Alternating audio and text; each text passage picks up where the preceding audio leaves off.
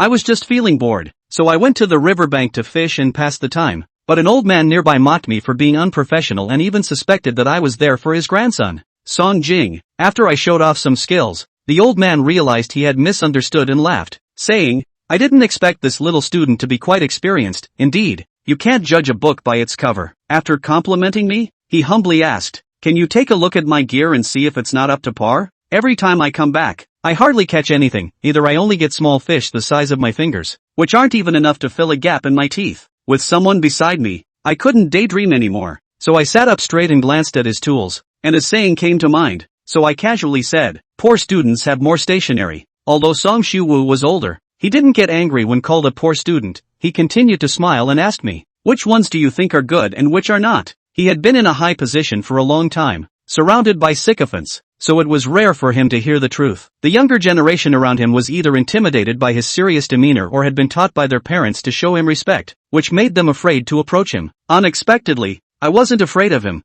and thinking of this made Song Shiwu show a look of appreciation in his eyes. I didn't hold back and told him which items were unnecessary, which needed to be purchased, and even recommended a few types of fish hooks, which Song Shiwu noted down one by one. Then, he voiced the question in his heart, you are so young, how do you know so much? I thought this was an activity that we old folks liked. I nestled back into my chair and replied, I used to watch some uncles and older men fishing, and after watching for a long time, I just remembered. Song Shiwu also cast his fishing rod and chatted with me casually, why didn't you invite your friends to come along? A young girl like you going out alone to a place like this, you need to be careful. Without thinking, I made up a lie, I'm a solitary person. I have no friends, and nobody likes to play with me. Song Shiwu was momentarily at a loss for words. How was he supposed to continue the conversation? Song Jing's car slowly stopped at the destination, and the driver quietly reminded him, young master, those two cars ahead seem to belong to the old master. Song Jing was looking down at the messages in the group chat, and upon hearing this, he looked up and indeed saw the old master's Bentley. The old master always drove this car when going fishing, claiming it was to keep a low profile. Although Song Jing didn't think it was low profile at all. Was it a coincidence? Song Jing glanced at the lakeside, put away his phone, and got out of the car. The old master's driver also saw Song Jing's car and,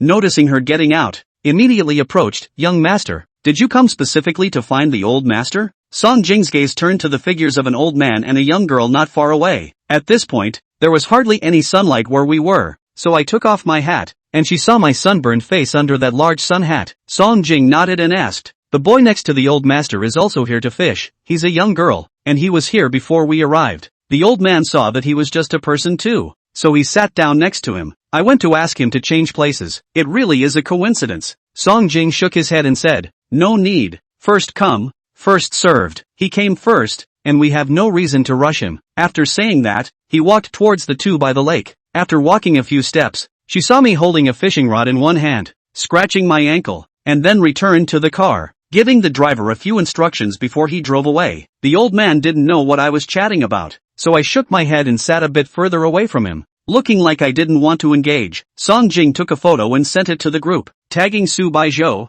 and simply said, your brother is at Moon Lake. Su Baizhou immediately replied, yes, that's my brother. How do you know him? How did you two end up together? And your old man is there too? Cheng Nuanyuan chimed in the group chat, sister, you is really fast. We haven't even met the parents yet, and you've already met them. Su Baizhou felt increasingly uneasy and, in a hurry, called directly. Song Jing was too lazy to explain and just said coincidence, sent them a location, and continued walking towards the two by the lake. I also don't understand why a perfectly good fishing lesson turned into a blind date corner. The old man across from me insisted on introducing his grandson to me after he learned that I was single. I repeatedly emphasized that I had just turned 18 and wasn't in a hurry to find a partner. To my surprise, he frowned and said, you're so young, why are your thoughts more conservative than mine? I didn't say you have to get married right now. Look, you're 18 now, you can date for 3 or 4 years, and then you'll be at the right age for marriage, right? I felt speechless. This sounded strange, but upon careful thought, it seemed to make some sense. The old man heard the sound of the car door closing, turned around, and saw that it was indeed true that Chow Chow had arrived. He chuckled and continued to promote, look, my granddaughter has really come. Just over there by the car. Should I call her over for you to take a look? I followed the old man's gaze and saw a Bentley parked not far away, but due to the backlight, I couldn't see the person's face clearly. I didn't expect to encounter such an awkward situation similar to a blind date right after finishing my college entrance exam, so I hurriedly waved my hand and said, no need. I don't like this kind of thing. I was already calculating how to slip away. And I even suspected that this old man was not a bully but rather a human trafficker. I swallowed hard, looked around, and saw that there were quite a few people. I was torn between whether to call the police or run away first. The old man was anxious. You haven't even met her. How can you say you don't like her? In such an awkward situation, saying I liked her would be abnormal. I really had no interest and was already starting to pull away. She really came over. It seems my granddaughter and I are on the same wavelength. I turned back to look again, and someone really got out of the car, looking a bit familiar. Seeing me in a daze, the old man smiled and said, I told you my granddaughter is famous for her beauty. A few years ago when she just came back, many friends came to inquire about her situation for their own children. At that time, she wasn't even of marriageable age yet, and there were so many boys who liked her that they could line up to go abroad. How could there be boys who didn't like her? But for some reason, my granddaughter doesn't fancy any of them, although she is only 19 years old now, which is not considered old. Those of the same age have changed boyfriends several times. Faced with so many pursuers, she doesn't fancy any of them at all. I really worry that my granddaughter will end up lonely for the rest of her life. Song Jing is tall and has long legs, walking with a unique aura. Even in backlight, I couldn't see her face clearly, but the more I looked at her, the more she resembled a male model from a nightclub, and the most expensive kind at that. My gossip instincts were instantly piqued, so I sat next to the old man and quietly asked, Is this grandson of yours a biological grandson? The old man clearly didn't understand the young people's thoughts, thinking I doubted he just found someone to fool me, and he patted his chest to assure me. Of course, this is my biological grandson, absolutely real. Seeing my skeptical expression, he asked, What's wrong? Doesn't he look like it? I'm old now, but when I was young, many people pursued me. I quickly shook my head and said, No. Then I added softly, He looks a bit like a male model. The old man didn't hear clearly. What model? I didn't expect him to hear me even when I spoke so softly. My eyelids twitched, and I started to make up a story, like a model. The old man knew what a model was. He proudly added, That's right, our Shao family's sons never look bad. My grandson has good genes too. As the person walked closer, I froze in place when I saw his face clearly. No wonder he looked familiar. It turned out to be Song Jing, a real acquaintance, even though I hadn't seen him for 3 years. Song Jing approached, not hearing what I said earlier, only catching the old man's word grandson, and glanced at him sideways. What bad things are you saying about me again, old man? The old man wasn't angry at his words, just snorted, I'm still your grandfather, and there are outsiders here. You should show me some respect. But how did you find your way here? I came to accompany you fishing. Isn't it surprising? I stared at Song Jing with my round almond-shaped eyes for a while. Brother Song Jing, is it really you? Song Jing glanced at me and said irritably, I thought you forgot me, but it turns out you still remember. I blinked and turned back to face the lake. Sorry, I mistook you for someone else. Song Jing walked to my side and ruffled my hair. You really don't lose out at all. I bought you so many ice creams before, and it was all for nothing if you say you don't know me. Still ignoring him, Tang Shining asked Song Shuwu next to him, Uncle, are you brother Song Jing's grandfather? She said why she felt familiar with this old man the first time she saw him. She had seen his family photo in Shitong Song Jing's room before, and this old man was sitting in the center. At that time, she even asked Song Jing who this person was. The old man was also stunned when he heard this. You guys really know each other? It's a coincidence. Song Jing didn't answer the old man's line, but reached out to run Tang Shining's broken hair from her forehead, then corrected her with a frown. Call Grandpa Song? Who taught you to call yourself uncle? The generations are all different. Tang Shining has been running behind the group of old professors in Shitong since she was a little girl, and at first she called them Grandpa and they were not happy, saying that they were calling them old. Then she learned the hard way and shouted at younger people when she saw them. The old man raised an eyebrow as he watched him being intimate with Tang Shining. Seeing Song Jing looking towards herself, she bristled again. Don't look at me. I didn't teach her. She called it blindly on her own. You know each other? The old man asked. Thanks to the fact that he had just tried to introduce him, it turned out that they had known each other for a long time. Song Jing introduced the old man. This is Su Yuan, his sister. Elder Su Yuan is recognized, the son of Su Yu of the Su family, with a big personality. Song Jing has played well with him since he returned from Shitong. The old man stared at Tang Shining again. Oh, I said, why do you look familiar? You're Su Yu's daughter, grown up so big? I even hugged you when you were little. Thanks. That was something Tang Shining didn't know how to take. Song Jing let out a light laugh. Alright, don't tease her. After saying that, he rushed at Tang Shining. Why don't you answer your brother's call? He called me? Only then did Tang Shining pull out her cell phone. And good lord, a dozen missed calls, all from Su Yuan. She dialed back, and as soon as she connected, Su Yuan's voice with anger came through. Tang Shining, where have you been? Why didn't you tell me when you went out? Why didn't you answer the phone? Where are you now? You really want to piss me off without saying a word. Tang Shining held the phone farther away and quietly waited for him to finish. She could hear from his tone that Suyuan was really anxious. These days Suyuan spoke softly to her in order to take care of her emotions and let her have everything at home. She knew that, but she didn't like it. At this moment, he crackled with output, and it made him a little nostalgic for the Suyuan of the other day. Suyuan output a large paragraph. The other party did not say anything. Anger once again rushed straight to his head. Speak! Tang Shining bit her lower lip, took a deep breath, and read in her heart that her brother was angry because he cared about her. Holding back this breath before speaking, I spoke to Aunt Lu on my way out. Suyuan's anger hadn't subsided after hearing this and yelled, Then you didn't know to tell me about it? Just called you and didn't answer. With outsiders around, Tang Shining didn't want to argue with him and continued to be silent. Suyuan continued to ramble on as if she had done something terribly wrong, but Aunt Lu was the only one in the house when she went out, and she told her where she was going. The cell phone is silent because she's fishing. How can she fish if it keeps ringing?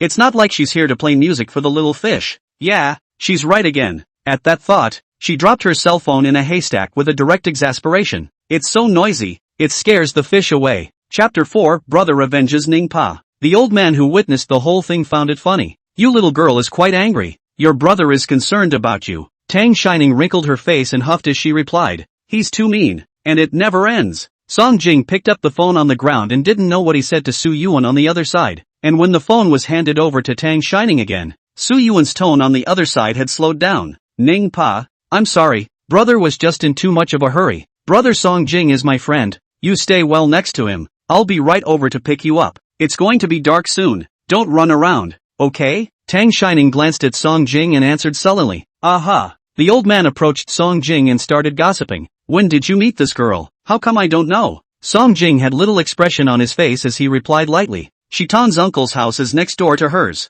The old man sniffed before nodding. So, it's quite a coincidence. Song Jing was very naughty when he was a kid. He was the bully of Jinghua and fought every day when he was in school. After graduating from elementary school, Song's mother sent him to Shitan's brother's house. Mother Song's brother and his wife were both professors at Shitan University, and she was thinking that with this kind of family atmosphere, Song Jing would be able to restrain himself a bit. Song Jing was still naughty during the time he first arrived in Shitan. Just a different place too. The first time he saw Tang Shining was the evening of his first day in Shitan. When his aunt and uncle took him to say hello to the neighbors, he was 12 years old then, and Tang Shining was 9, and was standing behind Mr. Tang with her eyes dripping at him. Tang Shining went to an ordinary elementary school at the time, and Song Jing went to Shitan University High School, so at first they didn't have much to do with each other. Song Jing's impression of her, aside from the first time they met, was that in the morning when he was gripped up by his uncle to go to school and go out the door, Tang Shining also rushed out of the house in a hurry and shouted anxiously with her mouth full.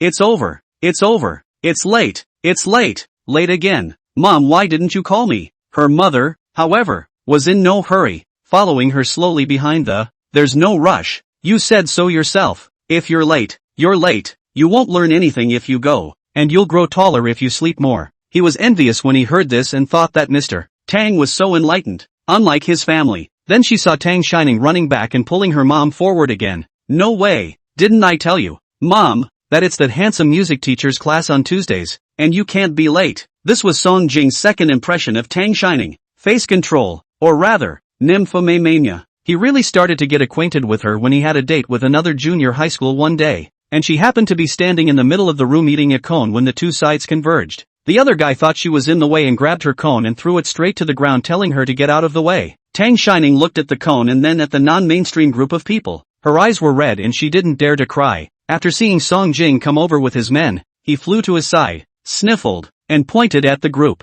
Brother Song Jing, they lost my cone. That was the first time Tang Shining had called out to him, and when she had first met him before, when Ms. Tang had asked her to call out to Brother Song Jing, she had only nodded behind her. Song Jing was more than a head taller than her. He looked down at her. The little girl's face hadn't yet lost her baby fat at that time. Her cheeks were round. Perhaps she felt aggrieved. Her eyes and the tip of her nose were red, and her mouth pouted. Like bunnies. He rubbed the bunny's head. Okay, brother will avenge Ningpa. That night, my aunt and uncle got a call from his teacher that he had gotten into another fight and started to reason with him again. The little girl knocked on the door and came over with the medicine and Ms. Dawn. She told her aunt and uncle about the day first, and hardened the date to the fact that he was avenging her before she came with medicine to put on him. After that day the little girl often pestered him to go to school to walk together. After school also immediately came to the house to look for him. He was not there. She also went around the place where he was often looking for. At first I thought it would be a hassle to take this little girl and fight, so I ignored her and tried to get her to know what she was doing. But it's hard to watch her as she dutifully follows behind and doesn't dare to get too close, her eyes shining brightly as she looks at you. After the high school entrance examination he went back to Beijing Harvest after the contact is less. He at that time also think that this little girl has no conscience, have new friends do not take care of him. As soon as they met, he felt nothing again after she shouted out the phrase Brother Song Jing. Maybe it's normal to be in high school and have heavy schoolwork and not have time for him. Song Jing's driver came over with a cup of milk tea and a box of plasters. He handed Tang Shining the drink, and the old man coughed when he saw that he didn't have his share. Tang Shining had the good sense to pass the milk tea over to the old man. Grandpa, do you drink? He doesn't drink. The milk tea returned to Song Jing's hand again. This time he opened it directly and handed it to Tang Shining's mouth. She took a sip before letting her take it. Your grandpa Song is too old to drink something so sweet. He also instructed the driver who had just come over, go to the car and get a bottle of water for the old man. The old man sat there breathlessly rolling his eyes. A true grandson. Song Jing ignored him,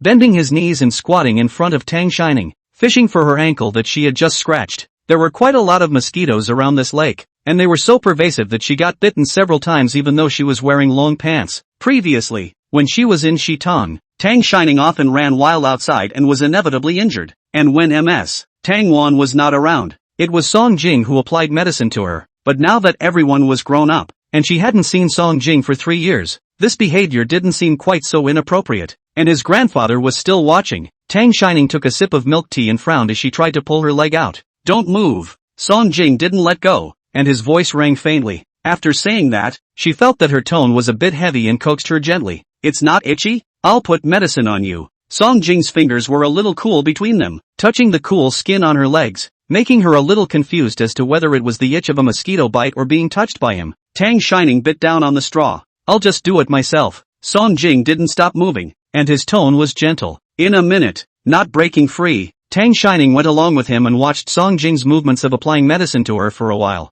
Song Jing's hands were beautiful. The knuckles were long and slender. Every inch of the bone's curvature was exceptionally delicate, and faint greenish-colored lines were faintly visible underneath the pure white skin. The line of sight finally landed on his face, with a high nose, delicate eyebrows, graceful jawline, profoundly handsome profile, and narrow peach blossom eyes that were currently staring intently at her ankles. 3 years wasn't too long, and Song Jing hadn't changed much from how she remembered him. Still with this inviting look, Tang Shining also went to Shitong University High School after graduating from elementary school, but she was in the middle school and Song Jing was in the high school. Song Jing's face was popular wherever she went, and since she was a neighbor and Song Jing went to school with her from time to time, people assumed that she was Song Jing's younger sister, and she even delivered love letters for certain classmates, but only once, because the only time Song Jing had gotten angry, Tang Shining had coaxed him for a long time by playing tricks and promising not to do it again before he got over it. Chapter 5. Do you like your brother like this? The old master looked at Song Jing's caretaker look rare, and thought he didn't like girls, but it turned out to be because the previous ones weren't to his liking. He spoke sourly.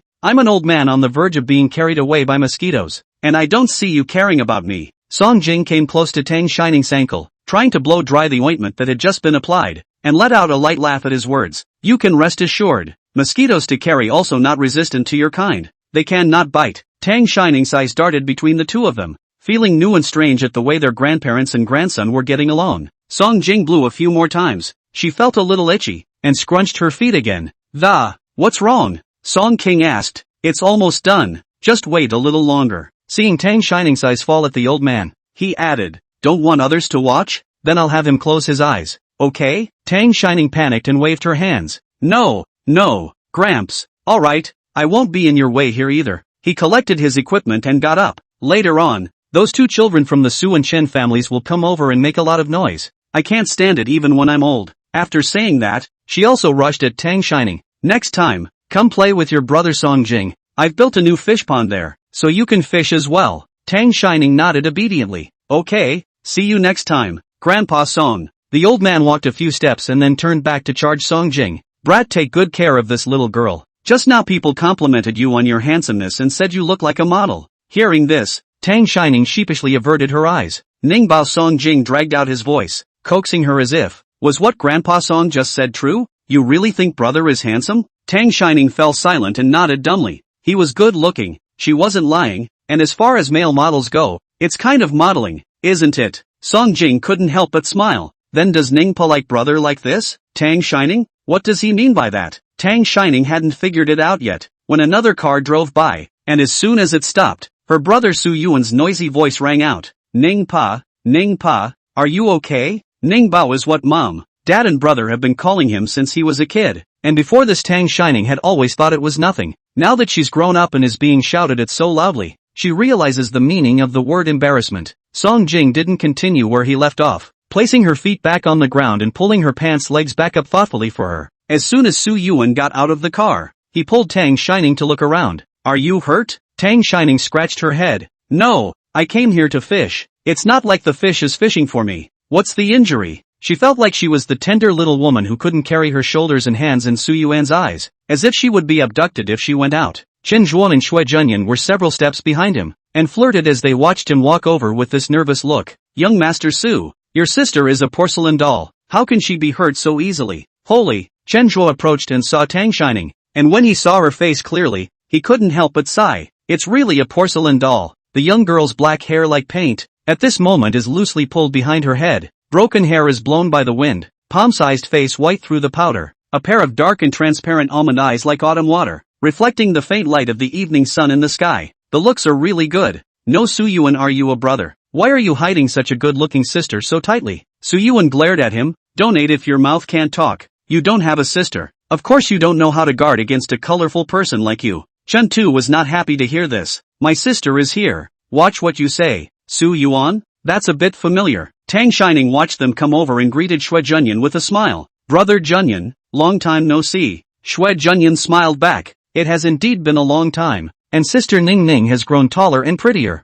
It's so sweet. The voice is sweet, and those light pear swirls are just sweet to the heart. Chen Taku watched with unblinking eyes. Coldly, he was kicked by Song Jing, who had instantly moved behind him at an unknown time. Gu, I'll go. Chen Tua covered his buttocks and looked at him. Young Master Song, did I upset you again? He didn't do anything. The corner of Song Jing's lips hooked, his smile widowed, and the words he spoke were even colder. You didn't say hello to me just now. Chan Tu? I don't understand, but do as I'm told. Good afternoon, young Master Song. Young Master Song is happy to see you today as well. Then looking at his face with a "Are you satisfied now?" expression on his face as he looked at Xue Zhenyan. You guys know each other? And Jing too. You all know your sister? After saying that, he yelled at Su Yuan. Good man. I'm the brother who grew up with you wearing the same pants. I'm the only one who doesn't know my sister, right? Su Yuan was confused as well. He looked at Song Jing and Xue Zhenyan, and then at Tang Shining. When did you guys meet? How come I don't know? Tang Shining, I treat you like my own sister. You treat me like a cousin, right? Not telling me anything? Xue Zhenyan began to unwind. Before in Shitong, Jing's uncle's house was next door to my sister's house, so I've been there a few times and got to know each other. Su Yuan was still a bit unconvinced. Really? Why haven't I heard you guys mention it before? It was too much of a coincidence that Song Jing had known his sister in Shitong, and then familiarized himself with him after returning to Jinghe. Fool you for what? I thought I didn't know that Ning Ning's sister was your real sister before. Su Yuan nodded suspiciously. Really? One of you is surnamed Su, the other is surnamed Tang. You don't even look alike, and you don't live together. So who would know that the two of you are siblings? Xue Zhenyan said, glancing at Song Jing. Also ha. Su Yuan nodded. Su Yu and Tang Wan divorced early. Tang Shining was only 6 years old when she followed Tang Wan and moved to Shitong, and now more than 10 years have passed. It was estimated that the only people who knew that Su Yuan had a sister were those relatives. Zhenzhua did not think so much. He looked around, found that this place is very remote, and began to persuade her. Sister, next time you go out it's better to ask your friends to join you. It's dangerous for good-looking little girls like you to go out. Tang Shining wilted a bit. I have no friends, no one to play with. Her friends were all in Shitong and had less contact after graduation, and one good friend had enrolled in Kyowa's university, but had to start school to come over. Su Yuan was not happy to hear this. Then you don't come when I say I'm going to bring you out to play with me every day. Tang Shining looked at him and shook her head. We're not the same age. We can't play together. When these words came out, Su Yuan hadn't said anything yet, but next to him, Chen Zhuo exploded first. Sister, we're only 3 years older than you, so we're not that old and there's not that big of a generation gap. Are we? He also did not know that one of them is only 22 years old. Junior young man is just like a flower like jade aged. How to her mouth became an old uncle. Xue Zhenyan was also happy to hear this. Why don't you tell us what you usually like to do, sister? Maybe we like it too. How come we can't play together? Tang Shining honestly replied. Fishing, playing chess, gawking. Shui Junyan wanted to say. This really can not quite play to a piece, ha. I don't know how Tang Shining was raised in Shitang City before, liking the net of the old man's retirement project. No wonder it was so coincidental that she could meet up with Elder Song. Chenjua didn't know how to take it, and could only change the topic, pointing at the fish Tang Shining had caught in surprise. Sister, you can really catch a fish. Quite impressive. What are you going to do with this fish? Release it or? After all, the guys didn't handle live fish, and there was no point in taking them home. Eat it, Tang Shining said rightfully. You know how to cook fish? Tang Shining shook her head. I won't. Then he took Song Jing's hand and raised it again. But brother Song Jing will. After saying that, his eyes shone brightly as he looked at Song Jing. Before Song Jing could say anything, the remaining three looked at him with faces full of surprise. You can cook/fish? Tang Shining nodded before him. Yes, and the cooking is superb. Even Shui Junyan couldn't help but spit out. I haven't even eaten any of your cooking after knowing you for over 10 years. Chen Tuo smiled and teased. Only my sister has eaten it. Oh. Tang Shining swept them around. You all haven't eaten before? A few people shook their heads. I thought she would be embarrassed, but who knew that in the next second? Tang Shining shook her head with a look of regret. Then you're all too ungrateful. Chapter 6, Returning My Abstinence. Song Jing. Brother Song Jing is amazing. He can braise fish, steam fish, and cook fish soup. Having said that she was hungry, Tang Shining lifted the fish and was about to walk towards the parking place. Come on, there's no oxygen and the fish won't be fresh when they die later. Song Jing also ignored their banter, followed Tang Shining, took the bucket of fish in her hand, and asked her, what kind of fish do you want to eat today? Braised? Tang Shining shook her head. No, I've been a bit on fire lately. Let's eat the steamed ones. On fire? Yeah, a blister on my mouth. Song Jing came closer. Let me see. Tang Shining peeled her lower lip back. There it is, a little blister. Song Jing looked and nodded. Yes, there is one. Did you sneak another chili bar? Shoo. Tang Shining directly went up to her hand and was about to cover Song Jing's mouth, and then sheepishly glanced at Su Yuan in the back. Keep your voice down. I hid in my room to sneak some food. My brother will hear me and tell me off again. Song Jing smiled. Okay, then you shouldn't eat it lately. Tang Shining nodded. Su Yu and several people followed them not far away. Chenjua began to inquire with Shui Junyan. Were you guys that good to Sister Ning Ning before in Shitang Jing? It couldn't be helped. He knew Song Jing from his freshman year. He was handsome and a lot of girls in school liked him, but he always looked like a stranger. The girls who confessed were like leaks, one after another, but all ended in failure, without exception. The last time I saw him being so nice to some girl, the other person was still Song Jing, his sister's kindergarten daughter. They were able to get to know Song Jing because they got together on a team for a certain basketball game, and then they also played together from time to time, and they got acquainted with each other over time. Chenjua looked at how well acquainted Song Jing and Tang Shining were, and then looked at Su Yuan, and couldn't help but touch Su Yuan's arm and lament. I think Brother Jing is more like Ning Ning's sister's own brother. Hey, don't you think so, cousin? After saying that, he was afraid of being silenced by Su Yuan and hurriedly ran forward. Su Yuan gritted her teeth and roared,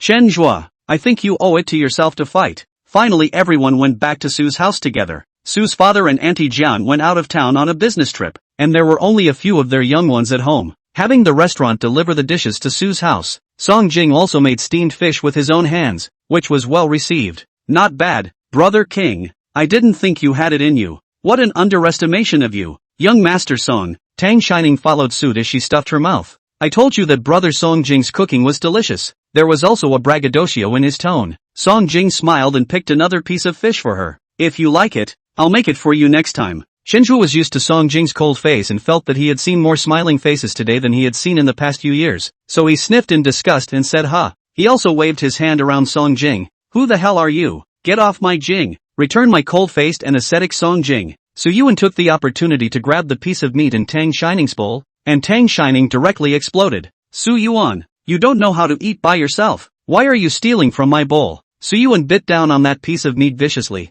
and made a move to knock her forehead. No big deal. I'm your own brother. Who gave you permission to call me by my first name? Tang Shining covered her forehead and came over next to Song Jing. I don't want to be your sister anymore. You're too mean and hit me with your hands. After saying this, he also added, from today onwards, we are severed. Well water does not offend river water. In the future, I walk my Yangwan road. You cross your one tree bridge as a stranger. Su Yuan swallowed the mouthful of fish in his mouth, just ate a piece of your meat and lightly touched you. As much as that? And why is it that you just take the sunny side of the road and I have to cross a one-way street? Tang Shining glared at him. Because I don't dare to walk on the one-wood bridge for fear of falling. Chen Zhuan and the others were also happy to hear it. Sister, I'll be your brother and promise to take you to eat fragrant food and drink spicy food every day. Xue Junyan also came to join in the fun. Sister Ning Ning, I definitely won't hit you with my hands anyway. Song Jing just looked at them and didn't say anything. Except that in Tang Shining's bowl, which no one had noticed, the fish had piled up into a small mountain. It was a lively meal. After the meal,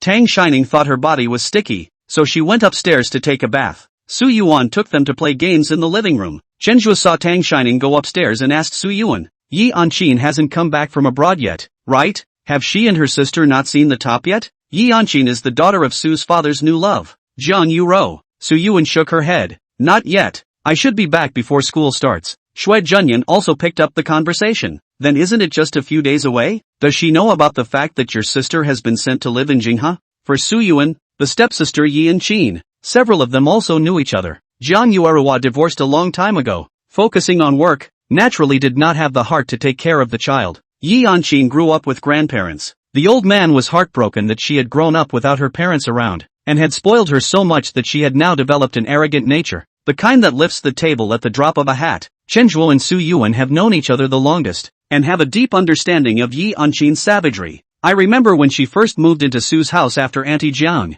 the slightest thing she did that she wasn't happy with, she would yell and scream like a crazy person. When eating, too, there is a dish she does not like. She put down the chopsticks. No one cares about her. She just lifted all the dishes on the table. All do not eat. Auntie Jiang was ashamed of her in her heart and couldn't bear to scold her too harshly. At that time, Yi Anqin was 17 years old, and Su's father, as the stepfather, could not control too much. In the end, it was Su Yuan who took advantage of the fact that her family was away when she went crazy again, and Su Yuan was furious and warned her with a cold face. Su Yuan was usually cheeky and smiling to everyone. That time the cold face probably scared Yi Anqin, and only after that did she get a little more honest. Chen Zhuo remembered that time he came to Su's house to rub the dinner, bumped into Yi Anqin, lifted the table. Feel now still goosebumps.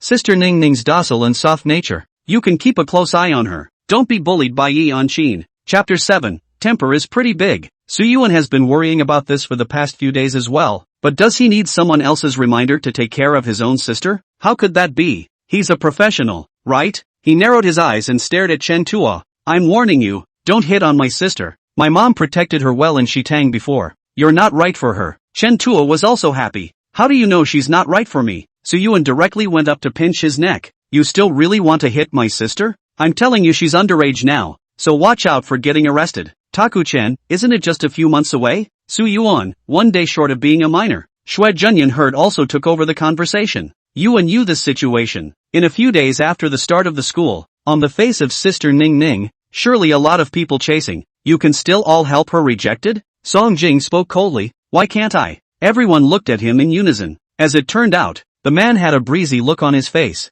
as if he hadn't said the words just now. Chen Tu continued. That's not necessarily true. What if my sister wants to fall in love herself? Can you still tell her not to? Su Yuan's face changed when she heard this. You guys are also in Beijing University. Help me keep an eye on it. Whatever yellow hairs and green hairs help Ning Bao stop it. Chen Tu bristled. Just now I was told to stay away from my sister. Seeing a murderous look over from Su Yuan, she immediately changed her face again. Don't worry. Your sister is my sister. If any yellow hair gets close to her, I'll beat the crap out of him. Su Yuan was satisfied. Seeing that Song Jing had been staring at his cell phone without saying anything, Xue Junyan asked, Young Master Song is in love? Chen Tu's attention was immediately drawn over. In love? What love? Who's in love? Song Jing disgustedly pushed Chen Tuo's head that came over and put away his cell phone. No, company stuff. Chen Tuo stared at him for a while and said in a conspiratorial manner, Young Master Song, how is this your sister in and your sister out of two faces? He had just smiled at his sister like she was something else, and now his face was cold like someone owed him money. Song Jing looked at him askance without much expression and snorted lightly. Can you compare yourself to your sister?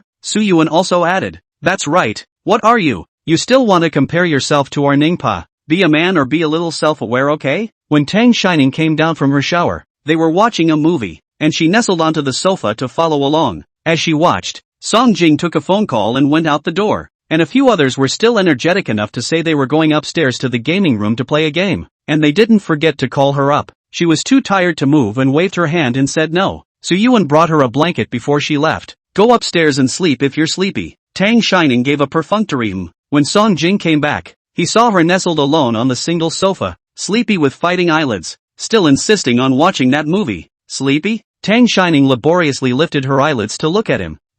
Brother Song Jing, I thought you left without saying hello again. Song Jing helped her tug the blanket around her body and replied softly. No, I went out to get something. But why again? When did I leave without saying hello? Tang Shining was too sleepy and simply closed her eyes up, her voice soft and sticky. It was when you left 3 years ago, that was it. You were gone by the time I got back and didn't even say goodbye to me. That's a very condescending thing to say. MS. Tang Wan was a university professor and had summer and winter vacations just like her, so she would take Tang Shining all over the world every summer and winter vacation. When Song Jing left, she was still abroad. She also brought Song Jing a gift when she returned home, but she didn't even see anyone. At that time, Tang Shining didn't have many friends, except for Fong Li, who was Song Jing. I didn't realize that she thought of people as one of her best friends and they didn't even tell her they were leaving. She was pissed off for days and saw Song Jing's messages to her and ignored him. Then I tried to talk to him again and saw the unanswered messages and didn't know what to do. After high school I got busy with school and met new friends and slowly forgot about it. Song Jing left in a hurry at the time. His cousin had a baby daughter full moon, and his family bought him a plane ticket to go home as soon as possible. Song Jing froze when he heard her say she didn't say goodbye. Didn't I ask my aunt and uncle to tell you? I also sent you a message on my cell phone. Didn't you see it? Tang Shining frowned, and her voice began to break. Song Jing leaned over and brought her ear closer to the, That's not the same. On a cell phone, goodbyes are not at all formal and. Song Jing was slow to wait for the next sentence, and when he looked up at her, her breathing had evened out. Are you asleep? Song Jing let out a light laugh and whispered. So you didn't reply to messages sent to you at that time because you were angry, right? He looked at Tang Shining curled up on the small sofa, all stretched out, and gently pinched her face. Go to your room and sleep. Tang Shining raised her hand and smacked the back of his hand, muttering, quiet, that's quite a temper. Song King pivoted her up against his arms and reached across the sockets of her knees. Tang Shining opened her eyes at the disturbance. What are you doing, brother Song Jing? I'm really sleepy. He picked the man up and walked slowly toward the stairway. Carry you up to bed. The person in her arms closed her eyes again at the words. The second room on the second floor to the right. Hard work, brother Song Jing. He even found a comfortable position in his arms when he finished, rubbing himself contentedly. Song Jing's body stiffened for a moment. Then he sighed lightly and continued walking upstairs. There were a total of 5 rooms on the second floor, the innermost being the master bedroom and study, and the 3 outside, with Tang Shining in the center. The room should have been decorated by Tang Shining before she came, and both the ornaments and bedding inside were girlish pink. He remembered that Tang Shining didn't like pink. She liked green, a color as vibrant as herself. After carefully carrying the person to the bed, Song Jing took out the medicine he had sent over. Bending her knees, she crouched at the side of the bed and removed a bit of it with a cotton swab before cupping her jaw and pulling her lower lip open a bit to see the small blister that had been there all afternoon. The sleeping person seemed to be aware of something and slightly opened her eyes to ask him, "What's wrong with brother Song Jing again?" Song Jing rubbed her jaw with his fingertips and coaxed her softly. "I'll put some medicine on your mouth, and you'll be fine tomorrow when you wake up from your nap." Tang Shining sobered up a bit, sniffing and breaking his hand also rolled over and turned her back to him. Her mouth perked up with words. "It will heal without it. The medicine is too bitter to apply. Once when she was a child, she had a very bad mouth ulcer, and MS. Tang Wan bought medicine from somewhere that was bitter and smelly, and she still remembers that smell now. She'd rather have her mouth rot than taste that medicine again." Song Jing probed over to coax her. "This medicine I bought isn't bitter." Tang Shining squinted her eyes a bit hesitantly. "Really?" In fact, she was a little afraid that her mouth would actually rot. Song Jing nodded. "Really? When have I ever lied to you? Okay then." She flipped back over, and dutifully lifted her chin. "That medicine goes on cool and has a sweet smell. It really is different." After Song Jing finished working to cover the quilt for her and turned up the air conditioning temperature a bit, he gently patted her. "And, well, you can sleep in peace." Chapter 8, Don't Meet This Kind of Scum. When Song Jing arrived at the gaming room on the 3rd floor, Shui Junyan and Chen Tua were playing high. Seeing him come in, Su Yuan threw the handle in his hand to him. "Where have you been going so slow? Thought you'd gone back before something happened." Song Jing steadily caught and sat down next to Su Yuan with a lazy expression. "Went out to get something." Su Yuan didn't think much about it, thinking of Tang Shining's drowsy look when she just went upstairs, and asked him, "Was Nimbus still watching TV when you came up?" Song Jing shook his head. "No, went back to his room to sleep." Su Yuan inclined her head to look at him as if something was wrong, but didn't have a clue. When Chen Tu and Shui Junyan finished their round, They saw that Song Jing had returned and asked him the same. Where were you just now, Jing? Song Jing laughed lightly. What? You missed me after not seeing me for such a short while? Chen Tu also pretended to cover her heart and threw a wink at him. Brother Song Jing, I've missed you. Get lost. Song Jing laughed and scolded. I think you want to die. Don't call me brother. It's disgusting. Chen Tu continued in a conspiratorial manner. Brother Song Jing is so double standard. That's not what you said when Ning Ning's sister called out to her brother. You call out to your brother one more time, and young Master Song will show you what it means to be a true double standard. Shui Junyan even moved to the side as he said this, moving away from Chunjua so as not to splash him with blood. Chen Tuo looked at Song Jing's grim smile and hurriedly stopped his mouth. Okay, just kidding. Say business. In a few days I set up a bureau. A lot of friends summer vacation 2 months have not seen. Everyone remember to come together to play the crowd lively. My girlfriend also called a lot of friends. Our beautiful women. At that time you look at whether there is a favorite. I will give you an introduction. At that, he paused, swept a glance at the other three, and TSK, that last sentence seems redundant haha, with just the three of them having their face value there. It's usually only the others who are up for it. Oh yeah, call Ning Ning's sister too. Didn't she say she didn't have any friends today? It would be good for her to get to know some of her peers in Jingha. Shui Junyan looked like he saw through it. What long time no see. Just want to show off your new girlfriend, right? Su Yuan nodded. I'll ask her when the time comes. But which one is this girlfriend of yours? The one from law school? Chen Jue shook his head towards Su Yuan. No, that one broke up at the end of last semester. Shui Junyan also smoothly picked up. That senior year schoolmate? Chen Tu shook his head again. No, that's all on the last one. So when did you talk to a new one? I just met her last month. An elementary school girl from the design school. She's very pretty. I'll bring her to you next time. A few people looked at him in disgust. Song Jing then suddenly spoke out towards Su Yuan. It's better to keep a close eye on your sister when she goes to college, so she doesn't meet this kind of scum. Su Yuan nodded his head very approvingly, patting Song Jing's shoulder, then Shui Junyan's, and finally raising his hand to Chenjua's side to corner and pat himself. You guys keep a close eye on me too. Don't let this yellow hair get close. Chantaku dyed his head red for the summer,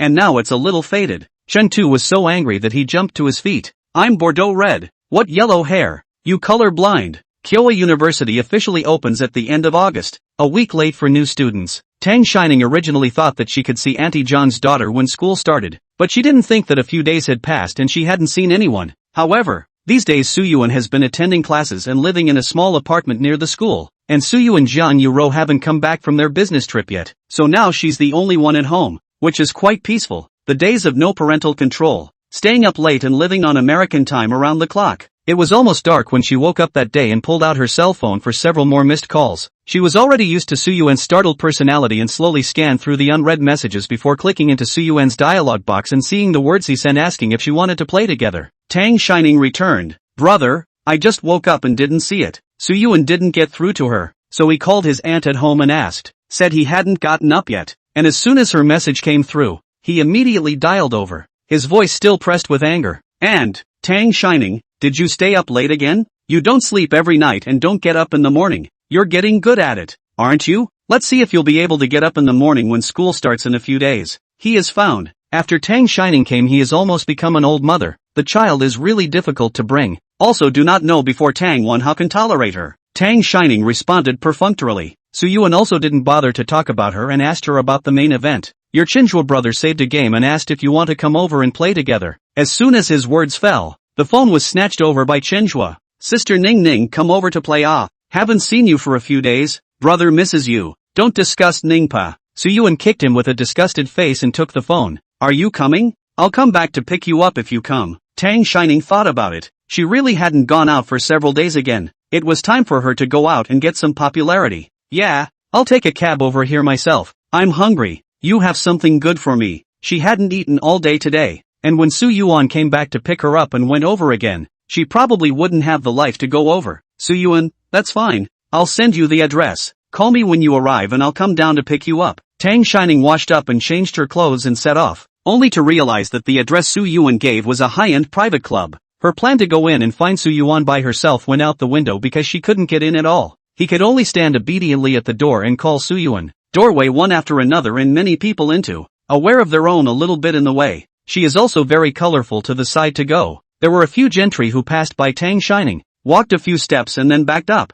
Little sister, want to go in and play? Do you want brother to take you in? Yes, little sister. How hot it is out here. And there are so many mosquitoes. Brothers take you in. Ah. They were holding cigarettes in their hands and mouths, so smoky that Tang Shining frowned and retreated several steps.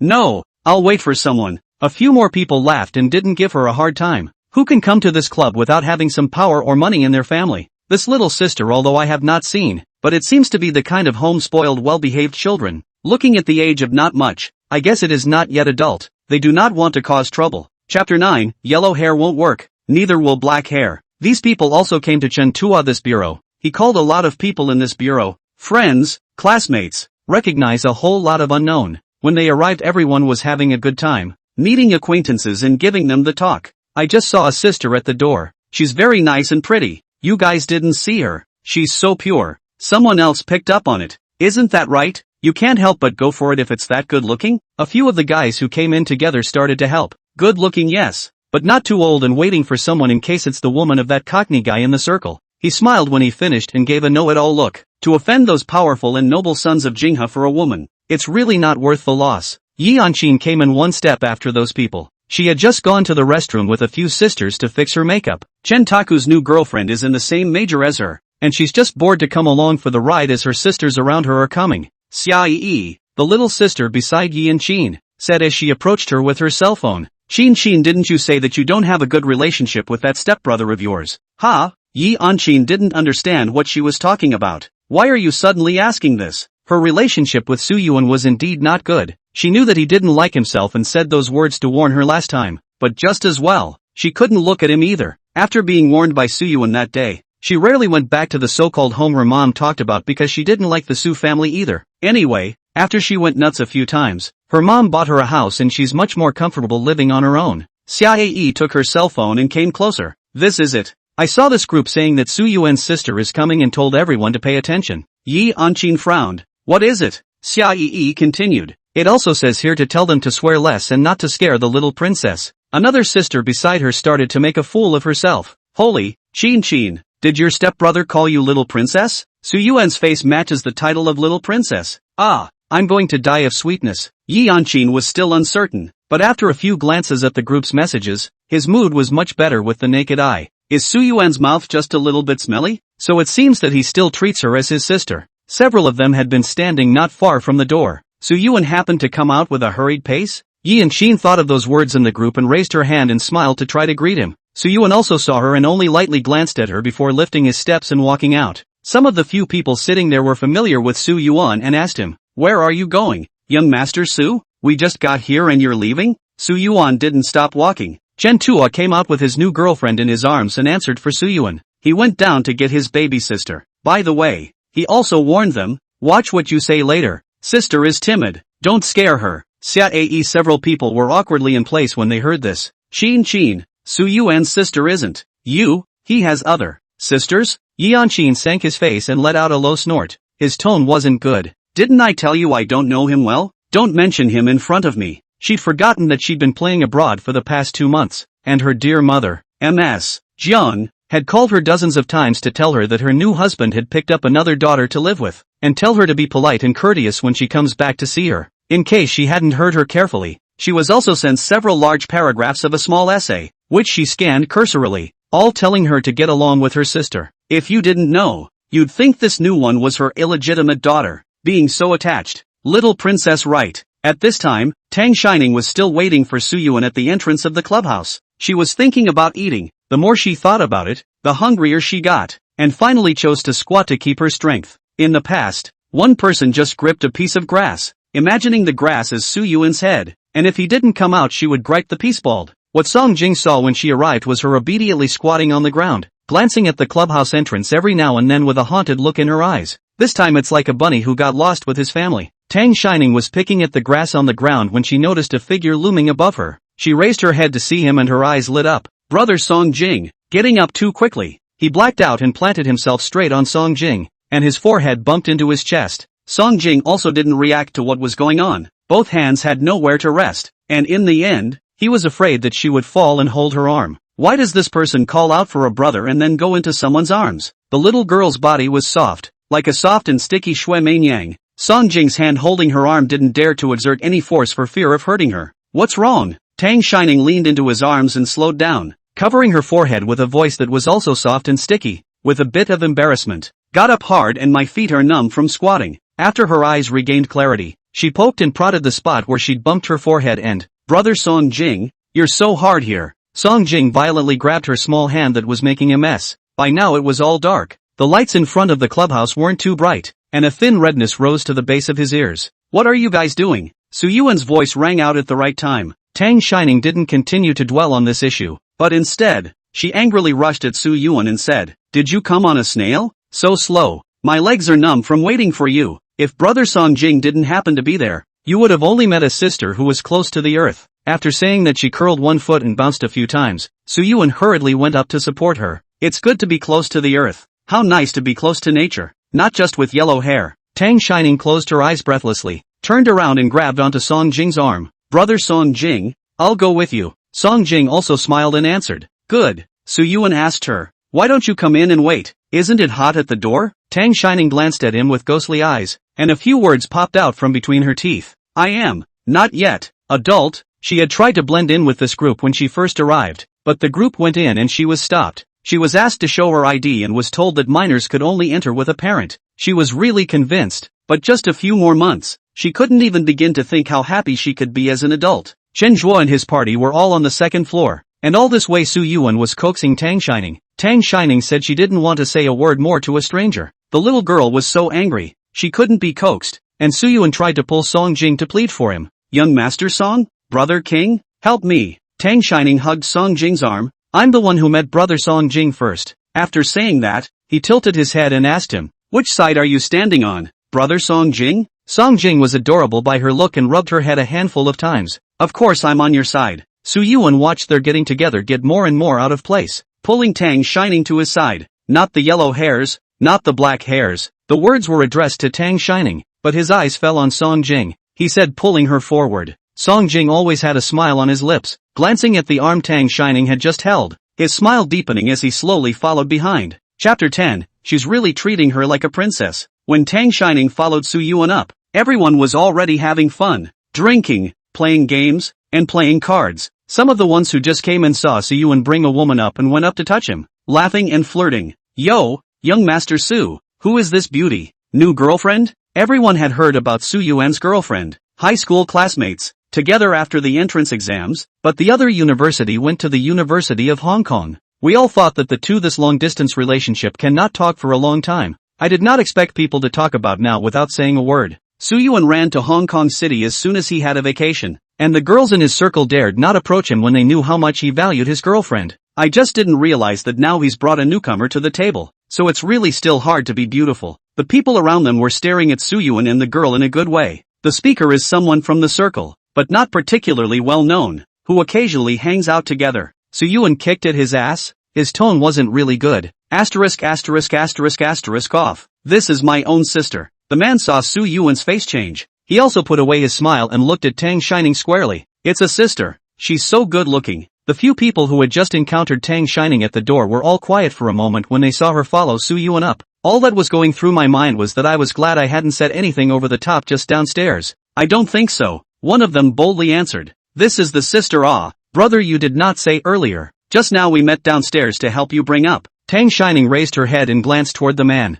the one who had just said downstairs that he would take her along. But they didn't do anything, so she didn't say anything. The guys were really relieved when they saw that their sister just looked at them and nothing more. There was silence at the doorway for another instant. Song Jing answered a call and came in, frowning when he saw Su Yuan and Tang Shining still standing there. Not hungry? Why don't you go eat? Tang Shining drooped her eyelids and spoke through clenched teeth. My brother probably wants to starve me to death and get an obedient and non-angry biological sister. Most of them who came here were here to have fun, and probably only Tang Shining was here for a proper meal. That's why Su Yuan purposely opened a small box to be quieter. Chen Taku came out of the inner box and greeted them with a smile. Come on sis, the food is served. A few people went inside and everyone was buzzing again. Holy, Song Jing actually came. Still so handsome. I remember that young Master Song doesn't seem to like to participate in this kind of crowded bureau. Why did he come today? I think it was Chen Tuo who shouted it. After they went to college, weren't a few of them close enough to get together and play every day? It should be the sister who was there. Su Yuan's sister is showing up for the first time,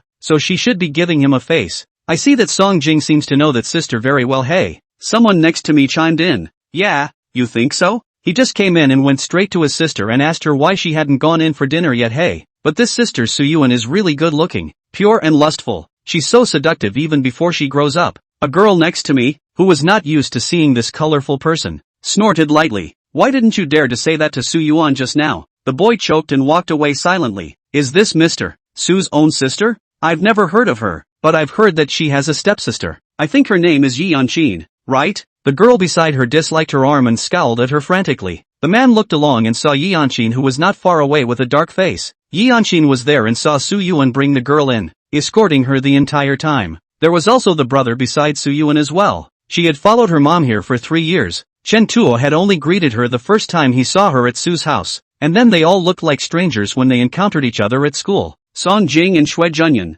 needless to say, hadn't even looked at her squarely. She didn't care before. She wasn't in the same circle anyway. Everyone had their own friends, but why are they so nice to that girl they just had? She had only been here for less than 2 months, and even if Chen Tuo was fine, Song Jing was so nice to her. Yi Yanchin sat there with his eyes staring at the box inside. His hand clutching the wine glass was white because of the force of his knuckles. Kinda treats her like a princess. Chen Tuo knew Song Jing didn't like too much noise. They were the only ones in the box, and even his girlfriend had gone out to play after Song Jing and the others came in. Tang Shining saw them kissing at the doorway. Her eyes glazed over, and was turned back with her head broken by Su Yuan. Eat well and don't look at those disgusting ones. Chen Tu walked back just in time to hear it, and once again, he exploded. Su Yuan, I'm still here. Su Yuan lightly glanced at him. Speaking ill of you, are you happy to hear it?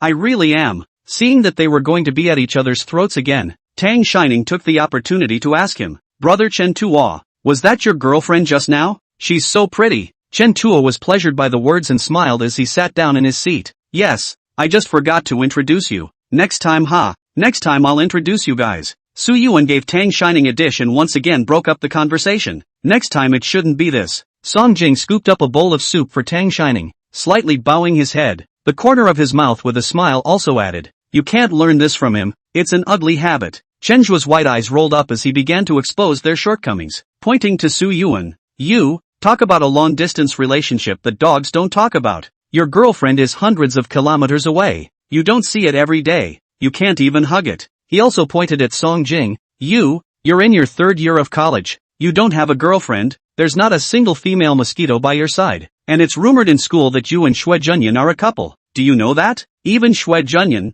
who didn't arrive, suffered. And that Xue Junyan, I don't even want to talk about him. How long has he been chasing after that schoolgirl? From his freshman year to his junior year now. And the schoolgirl is about to go out for an internship, and he still hasn't caught up with her. Tang Shining silently shut up. Her eyes didn't know where to go, and she couldn't wait to bury her head in the bowl. You can't curse her if you curse them. Oh, Song Jing patted her back. Eat well. Seeing that Chen Zhuo still looked as if she hadn't finished, she swept her eyes around and asked, Where's Brother Junyan? Isn't he coming? Chen Tuo poured them all a glass of wine. The school year started recently, and Xue Junyan is the president of the student union of Jinghe University, busy with the orientation. He took the last drink and asked his sister, Sister want some? She's underage. She doesn't drink. Su Yuan and Song Jing's voices sounded successively. Tang Shining's raised little hand was silently lowered again. Chen Tu touched his nose, and drank a mouthful of it. I know. I'll just tease her and see how anxious you are. Chapter 11, Sister is quite powerful. Su Yuan stared at Chen Tuo with unkind eyes and snorted lightly. You better. Young Master Su, I'm really joking. I definitely can't give my sister a drink. Chen Zhuo moved to the side, his mind spinning frantically. Hey, by the way, what major did Sister Ningning study? Tang Shining saw the word help in his eyes. She looked up with a smile and replied, Studying computers. Saving a life is better than building a 7th-floor pagoda. Computers are good. Chen Tuo smiled and winked at her. Tang Shining, do you want to listen to what you're saying? What? A computer? Chen Tuo's head turned this way. He thought Tang Shining girl well. Su family, that family background. Certainly learn the art class. What painting design this kind of burning money. Or study finance like they do. To make it easier to get into their own company later and hang out. Who knew she studied computer science? This sounds like the kind of major that is meant to be somewhat powerful and still practical. Tang Shining narrowed her eyes at him. Her tone ghostly. Brother Chen Zhuo, do you look down on the computer science major? That's certainly not true. Chen Tu shook his head and looked at Su Yuan again. You're still wary of your own brother here. What's going on in the computer department that you don't know? What's the situation? Tang Shining really didn't know. Her original plan was to take the computer science department of Shiton University, which was MS Tang Wan's alma mater and close to her home. But plans can't keep up with changes, and MS Tang Wan is worried that she won't be able to take care of herself on her own in Shitong, and tells her to change to Kingwei University instead. But the computer department is also one of the top 3 majors at Kyowa University, so I haven't heard of any other bad ones. Computer department, hey, Chen Tuo sounded excited. The famous monks department at Jingha University has a male to female ratio of 10-1, which means that if there are only 30 people in your class, 27 of them will be boys and 3 will be girls. Tang Shining thought it was something important. She said indifferently, so what? If there are more of them, then they are powerful? Don't underestimate us girls. No, sister, you are still young, you don't understand. Chenjue once again looked at Suyuan. No, young Master Su, you still don't understand if sister doesn't understand? Suyuan tisk sound, picked up the tissue box on the side and threw it over. What's going on with you tonight? Can you say something I'd like to hear? Of course Suyuan knows this. He actually hopes that she will study an easier profession and enter the company after graduation. The Su family is so big that they can't afford to support a little girl, but it can't be helped. She likes herself. Hey, you're really not talking to you. Seeing that Su Yuan didn't respond, Chenjue threw the tissue box in his hand over to Song Jing's side and started spitting at him again. Young Master Song, just tell me if what I just said makes sense. Tang Shining looked like she was well protected by Auntie Tang and good looking. And with so many wolves and so little meat in the computer department, she could be chewed to the bone. For that matter, Suyuan was still worried that their own brother was scourging his sister. Song Jing took the tissue box and pulled out one and handed it to Tang Shining, who had been staring, her expression unchanged. Well, you're right, the sister is pretty awesome. See, I told you. Seeing Song Jing nod his head, Chen Tuo was filled with smugness, then reacted. Hey, which is what I just said. Su Yuan's eyes strayed over from the other side and met Song Jing's gaze. The other person's tone was unmoved. What's wrong? It's nothing. Su Yuan shook his head. Smoking addiction. After saying that, he got up and kicked the stool next to Chen Tu. Going to the bathroom? Chen Tu put down the cup in his hand and frowned at him. What's wrong with you? You need company to go to the restroom? What? You don't know how to pee and you want me to hold it for you? Song Jing quickly covered Tang Shining's ears next to her. But it was obvious that she had already heard it, and was currently staring at the opposite duo with rounded eyes, not knowing whether she was frightened or shocked at how they could be so close. Song Jing helplessly went to cover her eyes again, brainwashing her in the process. Don't listen, don't look, forget. Tang Shining. Suyuan was also furious and dragged Shenjue out of the room, and gave him 2 very violent blows. Told you to cut the yellow talk when my sister's around and talk proper. You've spoiled her. Walking to the door and as if remembering something, he yanked Song Jing up from his position as well. Young Master Song together. Seeing that there was only one person left in the box, Tang Shining followed suit and got up, being pressed down by Su Yuan. We're big men going out for a smoke, so don't come along for the second-hand smoke and eat properly. So she was left alone in the box. They had been gone for a bit too long, and Tang Shining had eaten her fill, but no one had come in yet. She took out her phone and swiped through it to see that her best friend, Fong Li, had messaged her 10 minutes ago. It's a picture of a suitcase, and the sentence, bags packed. Tomorrow you can escape from parental control and live as free and unfettered as you want. Baby, wait for me. Using 3 idioms in a row. You can see how happy she is. Tang Shining smiled and gave her a congratulations. Fong Li is enrolled in the medical university, next door to the Beijing University, perhaps in order to divert the medical university to the start of the time set in the next 2 days.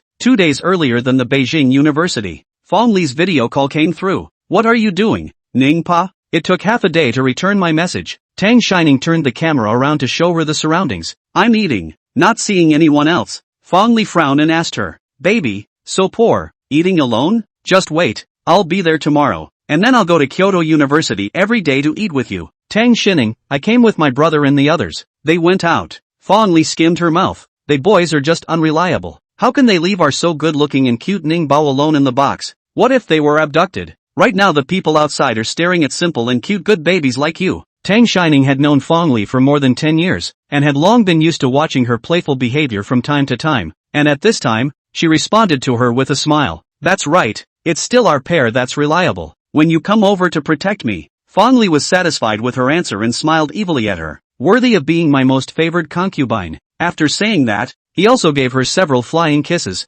That said, how about we take a trip to Linggu Temple in Burgundy Mountain in Jingha tomorrow? Ha, The topic changed so quickly Tang Shining didn't react for a moment. Why do you suddenly want to go to the temple? Fong Li's eyes flicked toward the door, sat upright a bit, and spoke somewhat sheepishly. I heard that Lingu Temple is especially spiritual. In a few days we are not going to have military training. I see the weather forecast of Jinghe these days. It's a sunny day. Let's go together to ask for rain. Tang Shining. She's generally not speechless unless the other person is really unusual. Do you want to hear what you were just talking about? Chapter 12. Do you want to talk to 8 or 10 people at once? Before Fong Li could say anything, another person came in from her side of the camera. It was her mom, Zhou Manhe. Zhou Manhwa and Tang Shining's mother, Ms. Tang Wan, grew up together in the orphanage. Not sisters, but more like sisters. Ms. Tang Wan's funeral was also organized by her. Quite a lot of people came on the day of the funeral. Besides some close family and friends, it was Ms. Tang Wan's students. Ms. Zhou Manhwa accompanied Tang Shining throughout that day,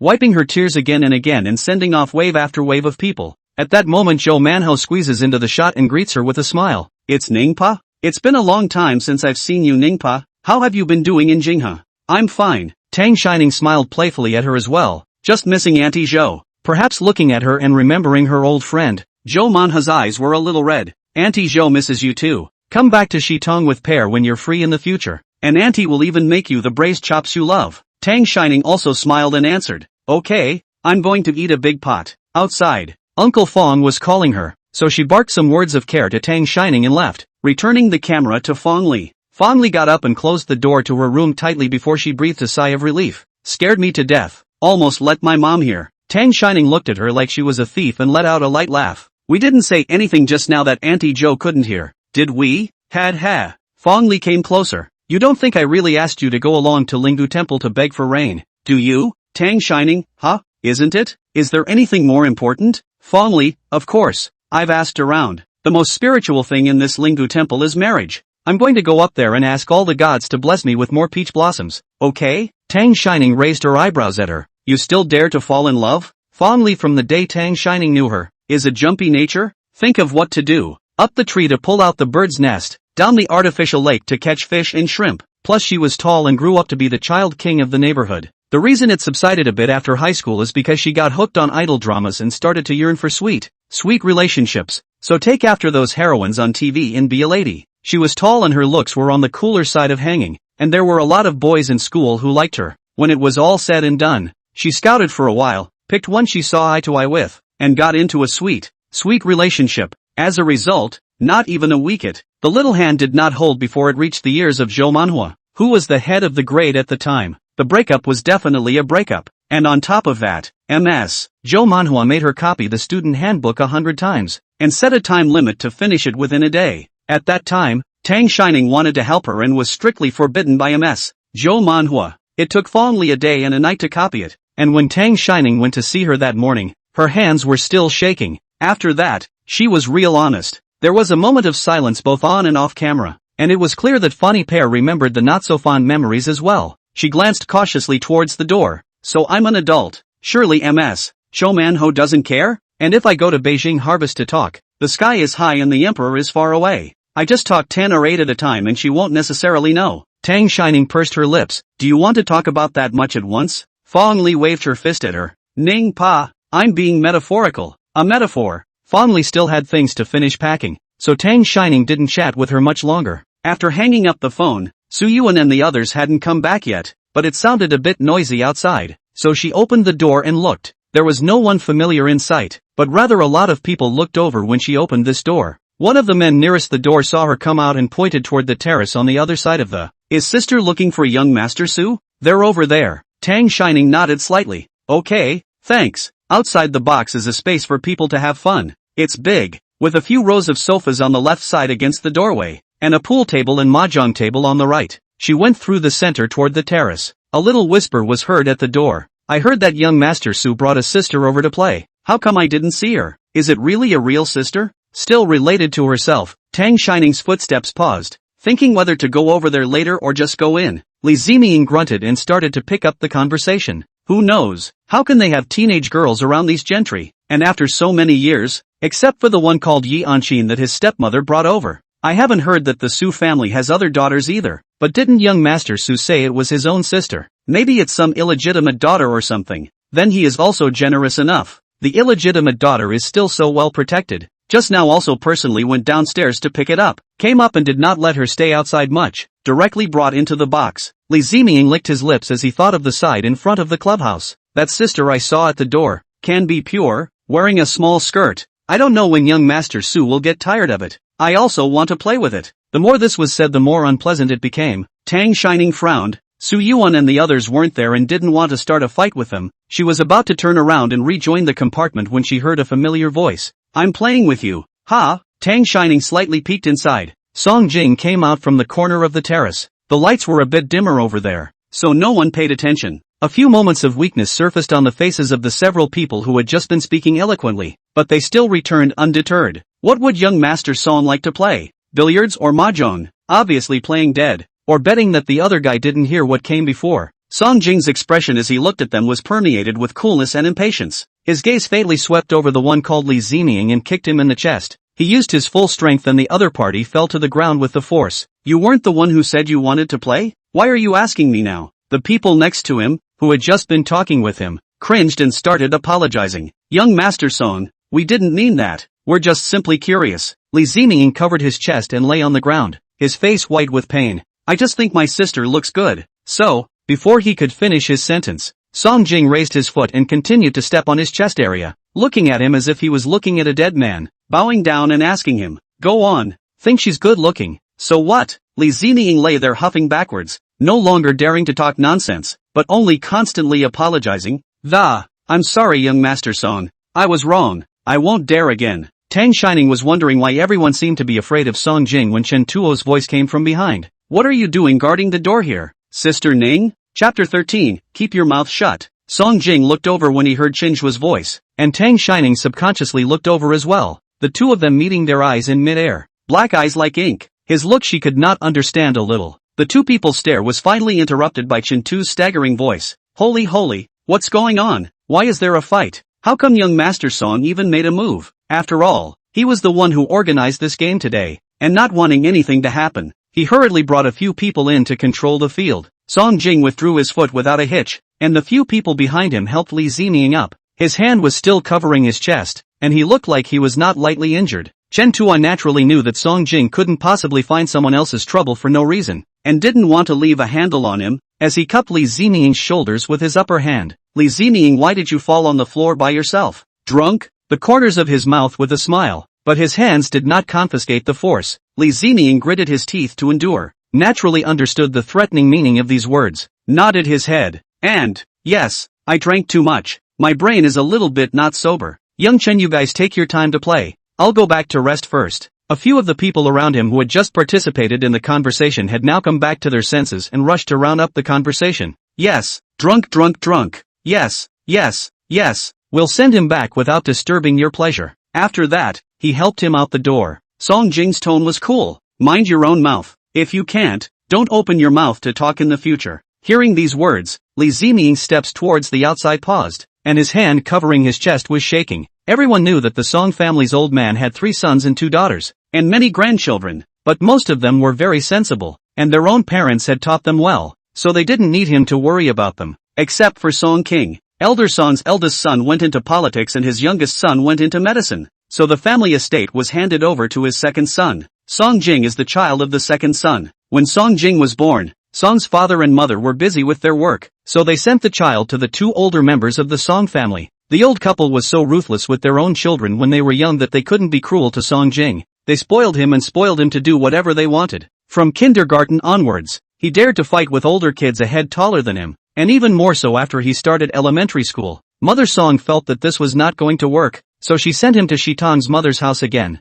Mother Song's family is a scholarly family, and although the 2 of them can't let go, they know that for the sake of the child's future, Song Jing really isn't fit to stay with the 2 of them anymore. It was 6 years before he was picked up the year he graduated from high school at the age of 18, but fortunately, with the bond from their childhood, Song Jing was still close to both of them, the 2 old men. To say that Song Jing and the Song family rank 3rd, above there is a cousin and cousin, 18 years old that year before being picked up back to the Beijing harvest, and do not like lively and messy occasions. It is reasonable to say that now the Beijing harvest a lot of people should not know him. When he was first picked up, Many uninformed people heard about this man and thought that he was the illegitimate son of one of Master Song's sons and didn't want the bloodline to stray, so they picked him up. And there were quite a few people who looked down on him behind his back. It wasn't until the day of his 18th birthday that Elder Song held a bar mitzvah for him, introducing Song Jing in a very high-profile manner. It was only when everyone realized that he was the second oldest member of the Song family, the son of the current man in charge, that the rumors of an illegitimate child were broken and a message was sent out that Song Jing was a grandson that the old man valued highly. All in all, can't afford to mess with it. Of course the Song family, even if they were really illegitimate, no one would dare to mess with them in the open.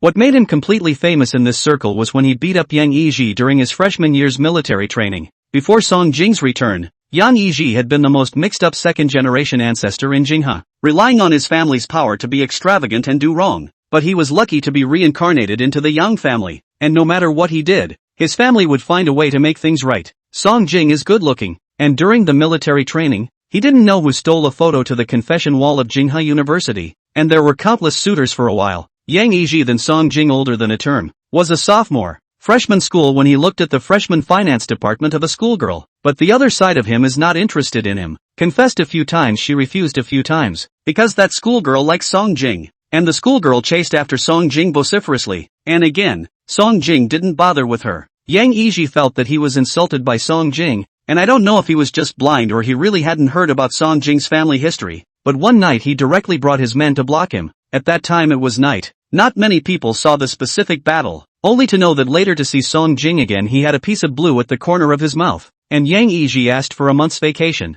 went back to school with a cast on his hand. Moreover, people in the circle learned from the parents' side that Song Jing had broken Yang Yiji's hand at that time, and in the end, it was the person in charge of the Yang family who went up to Song's family with a gift and Yang Yiji himself to apologize. Since then, Song Jing became famous in battle, and even fewer people dared to mess with him. Chen Zhuo also looked at Song Jing when he heard this. They knew each other from college. Song Jing usually had a casual and cold look, except for a few of them who played well. He couldn't give a straight face to anyone else. However, Chen Tuo had grown up in Jinghua, and was naturally familiar with the named powerful families in Jinghua, not to mention the Song family, which was at the top of the list. The Song family was originally kind of neck and neck with their native families, not saying who was more powerful. After all, the development is in different directions and industries, but all of them have a big industry that supports the family. But the current head of the Song family, Song Jing's father, seized the opportunity of internet development at the turn of the century. The internet has developed rapidly over the years, even popularized into everyday life, and with it the development of the Song family's industry. As for Song Jing, Chen Tu also knew a bit about it from the elders in his family. It is said that they were sent to Saiton because they were too naughty as children. He thought it would be a school bully, a punk-ass character like that. I didn't expect to find out after getting to know him that although he was occasionally a bit tuggy and uncaring, he still had those manners for the elders. The short answer is that if you're on good terms with him, he'll still give you fighting words. To be honest, Chen Tua, this is also the first time to see him hands. Freshman year that battle have heard, but did not see. Song Jing took a wet tissue from the waiter and wiped his hands slowly and methodically. Chen Tuo looked at him to say something. Song Jing gave him a sidelong glance and threw the used-up wipes into the trash can. Something? Taku-chen, not really. Just, Song Jing, are you going to say it or not? If you don't say it, go inside. With that said, he lifted his step and headed inside. Chen Tuo hurriedly followed. No, the rest is nothing. But, brother, can you at least explain to me why you did it? Wasn't Su Yuan and I fine when we left? The three of them came out of the box together, then went to the terrace to smoke a cigarette. Halfway through he and Su Yuan went to the toilet and came back to see the fight. Song Jing didn't have much expression on his face and lapped up the words. It's not a big deal. It's just that the clothes he's wearing today don't look right to me. Chan Tu, even if it's an excuse, can your old man make it up with a little care? Song Jing stopped walking. Dim sum? What snacks? Oh yeah, you go back first. I'll get an ice cream. Chan Taku? Chapter 14, Being the Best in the World with You. When Chen Tua led his men inside, the inside was blocked. Tang Shining couldn't see it, and was thinking whether to turn around and go back to the box or go in to watch the fun, when Su Yuan appeared behind her at an unknown time. See Song Jing make a move? He had just really gone to the restroom with Chen Tua, and came back just in time to see Song Jing kicking at Li Ziniying's kick. Tang Shining nodded honestly. Su Yuan continued. Scared? Tang Shining shook her head. She had seen Song Jing Junior High School fight in a group several times, and just this was a small scene, but she had seen the big world. However, it was indeed a bit out of her expectation that Song Jing would directly make a move just now. because as far as she could remember, after she was dead set on pestering Song Jing and running after him all day long, he rarely fought unless someone else really bullied him in the face, even less after high school. Moreover, in the past few days of contact with Song Jing, she also felt that he had changed quite a lot, although he still had that tugging look, but he seemed to be a bit gentler and felt more like a big brother. Maybe it's growing up. Su Yuan thought she was being tough-talking and pulled her towards the box. Don't be afraid. You're my sister. He definitely won't make a move against you if you don't touch his bottom line. But you can't find this kind of boyfriend in the future who can beat people up. And you can't find one who is taller than me and stronger than me. Or else I won't be able to fight if you get bullied in the future. He was still looking at Tang Shining as he spoke. This kind of guy is definitely great as a friend and can protect you. But forget about being a boyfriend. You still need to find the gentler kind. And this kind of punching love is usually violent and prone to domestic violence. So watch out. The more Tang Shining heard, the more wrong she was, looking at him with a puzzled expression. Isn't brother Song Jing gentle? Su Yuan pulled her into the box, sniffing and taking a deep breath. Who's gentle? Song Jing? Are you kidding me? Are you out of your mind? Did you not see that just now? But it was just for. No matter what it's about, fighting is always bad. We should be civilized and not rely on force to solve problems. Then, Tang Shining thought about it and asked in a different way. Then if someone bullies me, will you also sit down and reason with them like you do now? Who dares to bully you? I'll blow his head off. Su Yuan blurted out, then felt wrong. This is different. Tang Shining stared at Su Yuan for a moment and suddenly asked, aren't brother and brother Song Jing friends? She didn't quite understand why he didn't seem to like Song Jing very much since he was a friend from what she had just heard. She'd thought they were good friends and brothers. At least that's what she'd thought after watching them spend time together over the past few days. Yes, Su Yuan replied. Friends are met later, and I was your brother when you were born, so I was your brother before I was his friend. Although they were all in the finance department of Beijing University, several of them were actually in different classes. Shui Junyan was in class 1, Chen Zhuo was in class 2, and Su Yuan and Song Jing were both in class 4 instead. Song Jing was fighting with Yang Yizhi at the time, and he actually saw it. The class officers of each class hadn't been elected yet during the military training, and Su Yuan was chosen by the counselor to be the temporary class president at that time. And when Yang Yizhi brought someone to find Song Jing, some students in the class saw it and notified him. He rushed over just in time to see Yang Yizhi being hammered on the ground by Song Jing, and was actually reluctant to get on board and persuade him. After all, he had long since grown tired of seeing Yang Yizhi's disgusting face, but seeing the back for fear of something really happening, he still went up and pulled Song Jing away. When he first went up to yank Song Jing, the other man turned his head to look at him with a shadowy expression on his face that he now remembered. But that expression didn't last long, and after seeing clearly that it was him, Song Jing returned to that expressionless look. Yang Yizhi was sent to the hospital. Song Jing also had injuries on his body, and Su Yuan accompanied him to the infirmary for treatment. As for the matter of their fight, the news was suppressed to death. Not many people knew about it, and those who did were sealed off and only dared to talk about it in private. Su Yuan and Song Jing's relationship seemed to have gotten better from that day. People in this circle were complicated as hell, and Tang Shining was so simple, he didn't want her to be exposed to this too early. Song Jing's side he couldn't quite see right now. The man had a come-hither face, but none of the women who made advances on him had ever gotten a good word out of him. Mostly, he came up with a smile and got a look so cold it was scary. Su Yuan also couldn't see if Song Jing really treated her as a sister or had ulterior motives, but Su Yuan's heart was still clear. He didn't want his sister to get involved with Song Jing. Not only Song Jing, but anyone in the circle. He didn't want them to get involved with Tang Shining as a man or woman. Suddenly thinking of something, Tang Shining's eyes turned to Su Yuan. Is brother jealous? Su Yuan was contacting the driver to come and pick it up. When he heard the words, he froze. What stuff? What jealousy? Chen Tu pushed the door in from outside. What jealousy? Who's jealous of sister Ning Ning? Tang Shining silently pointed at Su Yuan. My brother clucked. He thinks I'm better with brother Song Jing than with him, and is jealous. Chen Tua gave Su Yuan a disgusted look. Are you idle? Asterisk asterisk asterisk asterisk off. Su Yuan gave Chen Zhuo a look in a bad humor, then looked at Tang Shining. So you went in one ear and out the other after all I just said, right? Also, why am I a brother and Song Jing is a brother? What makes him more of a brother than me? Ha? Tang Shining rounded her eyes and looked at him with an expression of you still say you're not jealous. You're clearly jealous. Su Yuan stalled blindness. Ah what ah? All call me brother. Tang Shining didn't understand but obeyed. Okay, brother.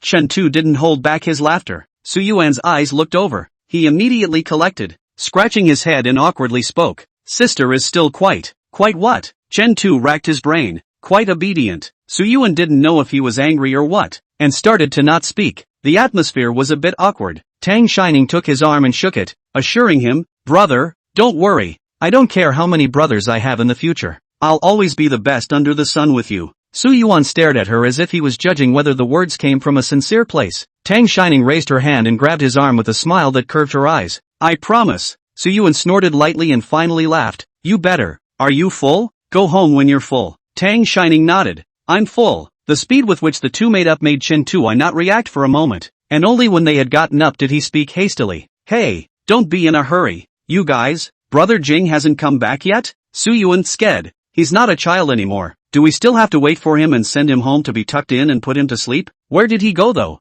Wasn't he with you just now?" Tang Shining also looked over. This is something she wanted to ask when Chen Zhua came in, but at that time, Su Yuan was still crusading against her, and for fear that he would be jealous again, she froze and held back from asking. It's so hard for her to have such a jealous brother. Chapter 15, Sweet Indeed. A few people went out of the box just in time to meet Song Jing, who had just returned with a delicate ice cream in his hand. Tang Shining simply couldn't avert her eyes when she saw it. She stole a glance at Su Yuan and swallowed, wanting to eat. She grew up loving ice cream and could show it off all day if she wouldn't get scolded. But Ms. Tang Wan said it's not good for girls to eat too much icy stuff, and she was given at most one a day, so she could only sneak one on her own on the way out of school every time and eat it while walking, and then eat another one when she got home. Maybe it was because when she and Song Jing first officially met, her cone just happened to be left on the ground, and then every time he finished a fight, he would buy her an ice cream as long as Tang Shining was around. She'd been defaulting to the idea that it was hush money from him. I didn't think he'd remember now. Su Yuan read her mind and coughed with his fist against his mouth. Cough. Tang Shining grunted a few times, her little face scrunching up as she forced herself not to look. Su Yuan spoke one step ahead of Song Jing. "Why do you, a big man, love to eat this sweet and greasy thing?" Then he pulled Tang Shining and left. "Alright, it's getting late. I'll take Ning Ba back first." Chen Tu and Song Jing followed them together. Song Jing's chin lifted in Su Yuan's direction. "What's wrong with him? I don't think he's offended him, is he?" Chen Tu shook his head. "I don't know. He was like this when I came back. He was in a temper tantrum with his sister. So I heard something about jealousy or something," he said, reaching out to reach the ice cream in Song Jing's hand. "Brother, aren't you going to eat it? If you don't, give it to me. I'm in the mood for something cold, and this looks quite tasty." Song Jing's hand lifted, avoiding his hand. "It's not for you. If you want to eat it, buy it yourself." When she reached the door, Su Yuan answered a phone call, and Tang Shining turned toward Song Jing and hurriedly opened her mouth. "Quick, quick, quick, Brother Song Jing, he's turned away, so I'll sneak a bite." "Sister, he doesn't give food to others. Stingy, I just..." Chen Tu hadn't even finished speaking when she saw Song Jing handing her the spoon in his hand. Chen Tuo looked at him, knowing that his sister is cute, but don't be so double standard. Tang Shining took it, scooped up a large spoonful, and quickly stuffed it into her mouth. "It was a little icy and fried in my mouth." Song Jing sidestepped for her to block Su Yuan's line of sight, his hand still reaching up to her chin to continue. "He's not looking this way. Take it easy." Tang Shining put down the spoon and pretended that nothing had happened. Her afterglow saw Su Yuan come over and wiped her mouth, asking Song Jing with her eyes, "Is there any more on my mouth?" He wiped a bit of the stained corner of her mouth with his fingertips. "Nope." Chen Tuo watched the whole thing from the sidelines, beginning to suspect that Su Yuan and Song Jing had hugged the wrong person back then. Song Jing should have been Ning Ning's sister's real brother. Su Yuan is definitely the table. Su Yuan came back and stuffed the faint-faced Tang Shining into the car, speaking towards the duo at the door. "Gone." Chen Tuo also smiled and waved at them. "See you tomorrow." Su Yuan frowned. "Why do we have to meet tomorrow? Who wants to meet with you big men every day?" Chen Tuo grasped the car door. "Didn't we agree that we would go to your house to hack together in the promotion match tomorrow?" Su Yuan looked at Song Jing seemingly, raised his hand and smacked down Chen Tu's hand. "Then again, there's not always time." After saying that and letting the driver drive, Chen Tuo's eyes widened. "What did you just say? What do you mean by that again?" "That's my promotion. Tomorrow I'll drag them to your house first thing in the morning, so you wait at home." Before he could finish his sentence, the car took off. Chen Tuo was about to spit out Su Yuan's impoliteness to Song Jing, when he saw the ice cream in his hand and thought of the scene just now. He looked at him for a moment in contemplation and came to a conclusion that, "You really do love Sister Ning Ning." Song Jing gave him a somewhat breathless look and got into his car. "Hey, I'll rub up against your car and go along." Chen Tu was about to follow up when the car door was ruthlessly shut. The window came down and Song Jing slowly spoke. "Are you forgetting someone?" Chen Zhuo looked at him with a puzzled face. "No, is not everyone in it?" Xue Junyan did not come to, before the car windows closed all the way. Song Jing left behind a sentence. "Think about it again." Chen Tuo looked at a car that had left him and muttered, "No, forget who." Then a tap on the head. "Holy, where's my girlfriend?" Song Jing sat in the back seat, still holding the cup of ice cream in his hand, rubbing his thumb and forefinger with his other hand, the touch of Tang Shining's pink and soft lips lingering in his mind. His eyes didn't focus until the ice cream in his hand melted and the cup dripped down his pants leg. He picked up the spoon and tasted the almost melted ice cream and murmured, "Sweet indeed." The next afternoon, not long after Song Jing and the others had arrived, Tang Shining received the news that Fong Li had arrived at her doorstep. She changed her shoes and greeted Su Yuan. "Brother, the pairs have arrived. I'll leave first." "Su Yuan, won't you let her come in and sit down?" Tang Shining looked at what Fong Li sent. "Urgent. Go out quickly." Shaking his head, "No need. She seems to be in quite a hurry. I'm leaving, bye brother." After saying that, he also rushed the remaining 3 people. Brother Song Jing. Cough, cough. A name hadn't even been finished yet. Su Yuan coughed very deliberately once again, and she instantly thought of what he said last night and hurriedly changed her words. "See you later, brother Song Jing. See you later, brother Chen Tuo. See you later, brother Junyan." Stomping his feet after saying that was a real tongue twister. "Well, go ahead." Su Yuan nodded in satisfaction. Tang Shining slipped away very quickly. When the people left, Song Jing looked at Su Yuan suspiciously. "What's wrong with you these days? Why are you coughing for no reason? Did you get sputum stuck at a young age?" Blah blah blah. Su Yuan didn't know why, but she looked at Song Jing with an unfavorable look. "Don't you curse me." Shui Junyan swept around and asked, "Aren't uncle and auntie home?" Su Yuan, "Ning Bao starts school the day after tomorrow. They said they would be back tonight." Chen Tu leaned on the window and watched Tang Shining go out. "Actually, I'm more curious as to what my sister is going for. Didn't she say she has no friends in Jingha? Nor did she bring a fishing rod?" Thinking about what she said about her hobbies last time, is it hard to go to the park and watch old men play chess? Su Yuan led the way to the upstairs audiovisual room. She said she was going to Linggu Temple. "What?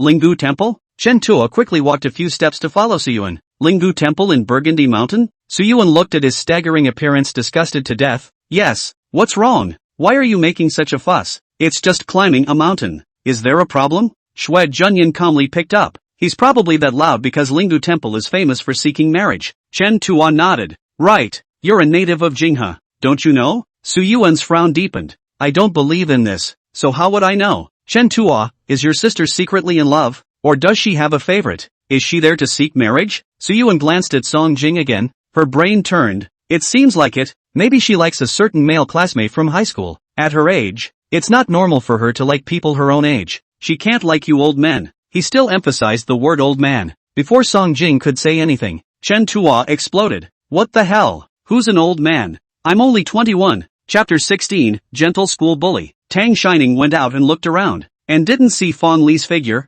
but did see a very tawdry car. She was wondering whose car belonged to one of the 3 just now when Fanny Pear poked her head out of the driver's seat and waved at her. "Nimbus, come here," and she made a point of getting out of the car, running to the passenger side, opening the door, smiling, raising her hand in invitation, and, "Princess, please get in the car." Tang Shining walked around the body inside heartily. "This car is so handsome, it goes well with you." These words were very flattering to Fong Li, who smiled and winked at Tang Shining. "My aunt gave it to me for graduation. Just went with my dad to her garage to pick it up." "Get in the car. Sister will take you for a ride." Fong Li took her driver's license during the winter break of the first semester of her senior year. She liked cars, and after her license arrived, she often drove around in her dad's car, and Tang Shining had already sat in it several times. After the car started, Fanny Pear looked backward with palpitating relief. "And, I'm telling you, I almost met up with Song Jing when I was parked in front of your house just now, and it scared me so much that I shrunk into a ball." Fong Li and Tang Shining knew each other earlier than Song Jing, and after she knew that Tang Shining and Song Jing were still on good terms, she would ask if Song Jing was in before she came to see her every time. She wouldn't have come if she was there. Once Song Jing came to her house to borrow something and Fong Li just arrived around the same time.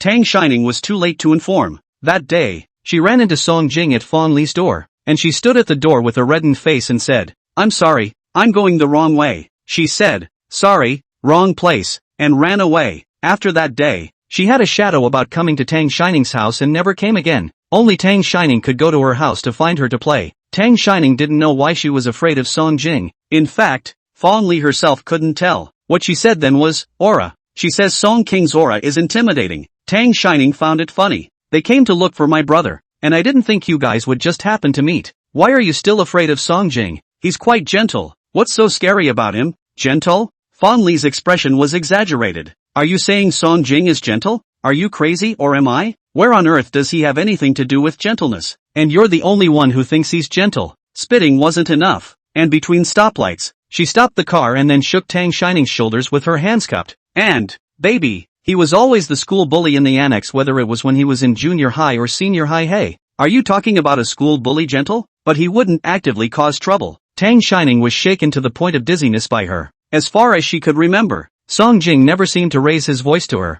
It wasn't like she hadn't heard about all his school bully exploits, but from her encounters with Song Jing, he really wasn't that scary either. No buts. Fan Li pinched Tang Shining's face and said, "Didn't I tell you? I've seen him fight. You don't even know how scary he is when he fights." To be precise, it wasn't a fight. It was Song Jing unilaterally punching someone. It was when they were just in their second year of junior high school. Friday after school, everyone went home. Fan Li homework left the school, and went back to the school to pick up a trip. She had just gone in when she heard a lot of noise over at the junior school building, and curiosity killed the cat, so she was too good to control her legs and went over to take a look. When she went over, she saw Song Jing beating up a certain boy from the junior high school, a guy she knew, a punk who usually likes to mess with girls and can't move when he sees a good-looking girl, and when the girl doesn't care about him, he makes up a rumor about the girl. Song Jing was from the senior high school, and she didn't know how he could suddenly make a move on a boy from the junior high school. That boy did deserve to die. And Song Jing was in such a state that she looked at him that she really wanted to beat him to death. Although Fan Li usually loved to tease cats and dogs, and would occasionally get into fights,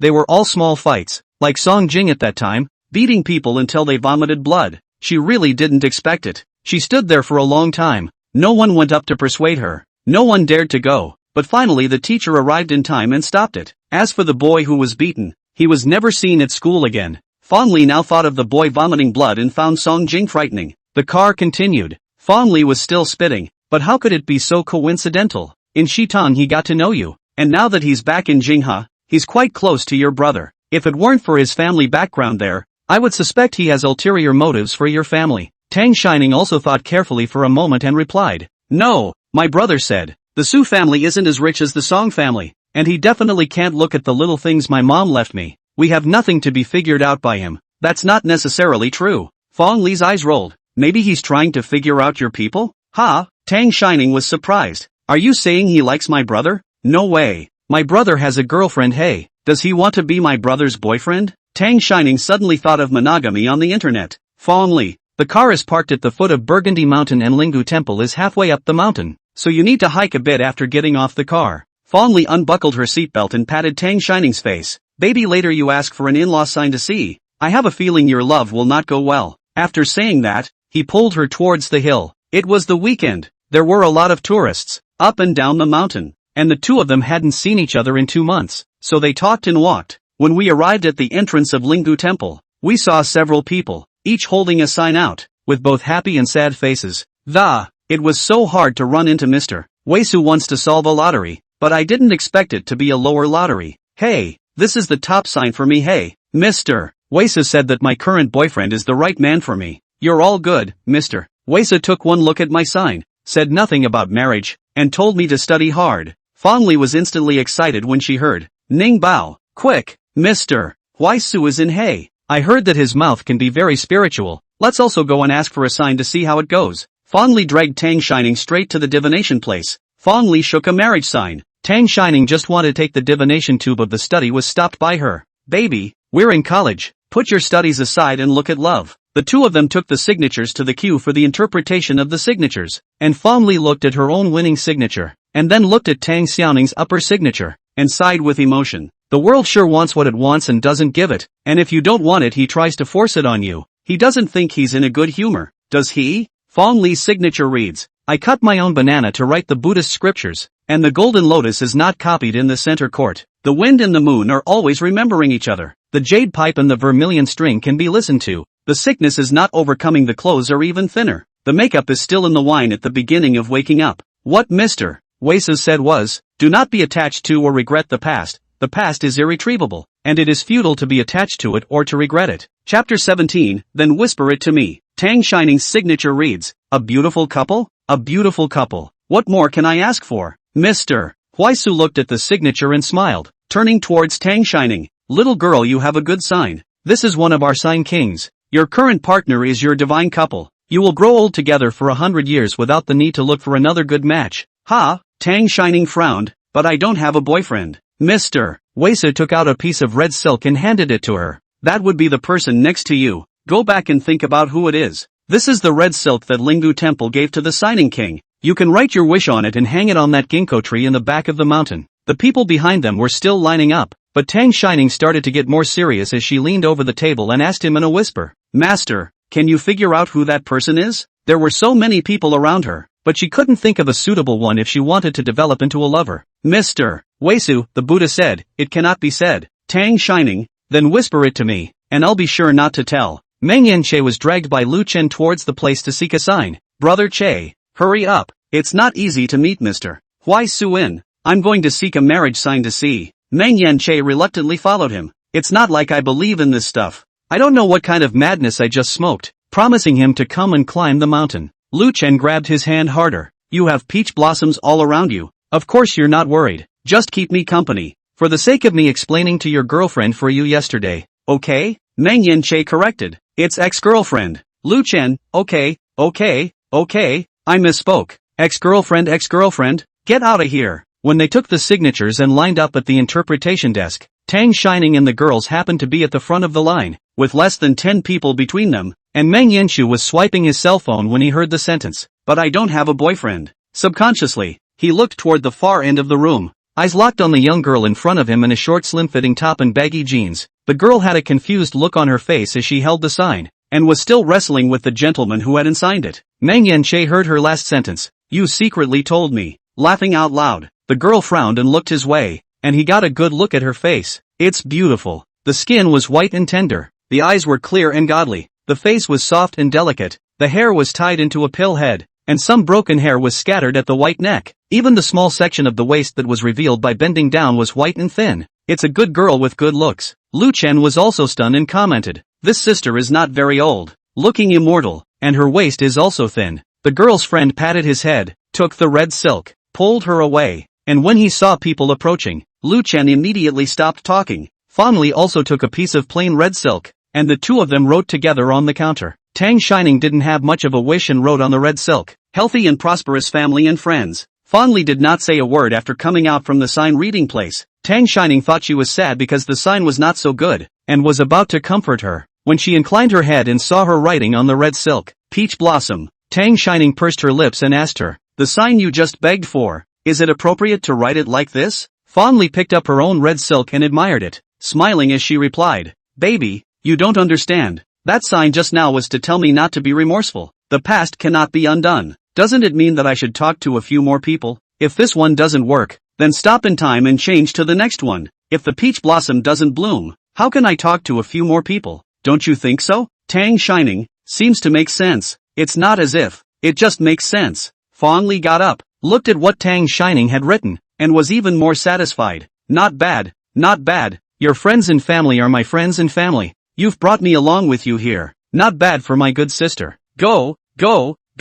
Let's hang together and take another picture to send to our friends. They had to go to the mall later and didn't stay on the hill long, leaving after hanging the red silk. When Meng Yanche and Lu Chen took the red silk to the back of the mountain, they were already gone. Lu Chen looked around and regretfully said, I thought the upper sign was going to be spiritual today, but I didn't realize that I was overthinking it. Finishing his sentence, he elbowed Meng Yanche, who was beside him. I don't know if I'll ever see that pretty sister again. Do you? Meng Yanche tied the red silk casually. I don't know what you're talking about. Lifting his steps, he walked outside. Lu Chen looked at him and spat in a small voice. I don't know who was just in such a hurry to come to this back mountain. At this time Su family, Chinchua several people even lost several games. Lost he doubted life. Through the phone not what's wrong with you guys? Show your usual form will you? This is my promotion. A few of the rest of the group put down their cell phones and leaned back on the couch to get some shut-eye. Shui Junyan replied back. I'm sorry, I've been too busy these past few days. I don't have much of a hand. Chenhua picked up his cell phone again. No, I have to look at today's yellow calendar. Is it inappropriate to play games? Just took the phone. The hand did not keep up with the rhythm of the brain. Directly opened the circle of friends. The first is Tang Shining's still hot circle of friends. Hey, Ning Ning's sister posted a friend circle. The text is, healthy and smooth. The picture was a 9-panel grid with 3 character photos and 6 views, of which one of the 3 character photos was of Tang Shining herself, and the other 2 were of her with another girl. Chen Tuo clicked on that personal photo, zoomed in to see the red silk behind her, and got a little excited. You see, I told you that my sister has a situation. You guys see what's written on the red silk behind the sister. Peach blossoms blooming. Hey, young Master Su, you can't defend a bit at all. Su Yuan also took out her cell phone to look at it and saw the words on the red silk and her face darkened. He had just made it up to see Song Jing's reaction, but he hadn't expected Tang Shining to get real with him. And peach blossoms bloom. Believe it or not, he cut down all the peach trees for her. Chen Zhua is still adding fuel to the fire.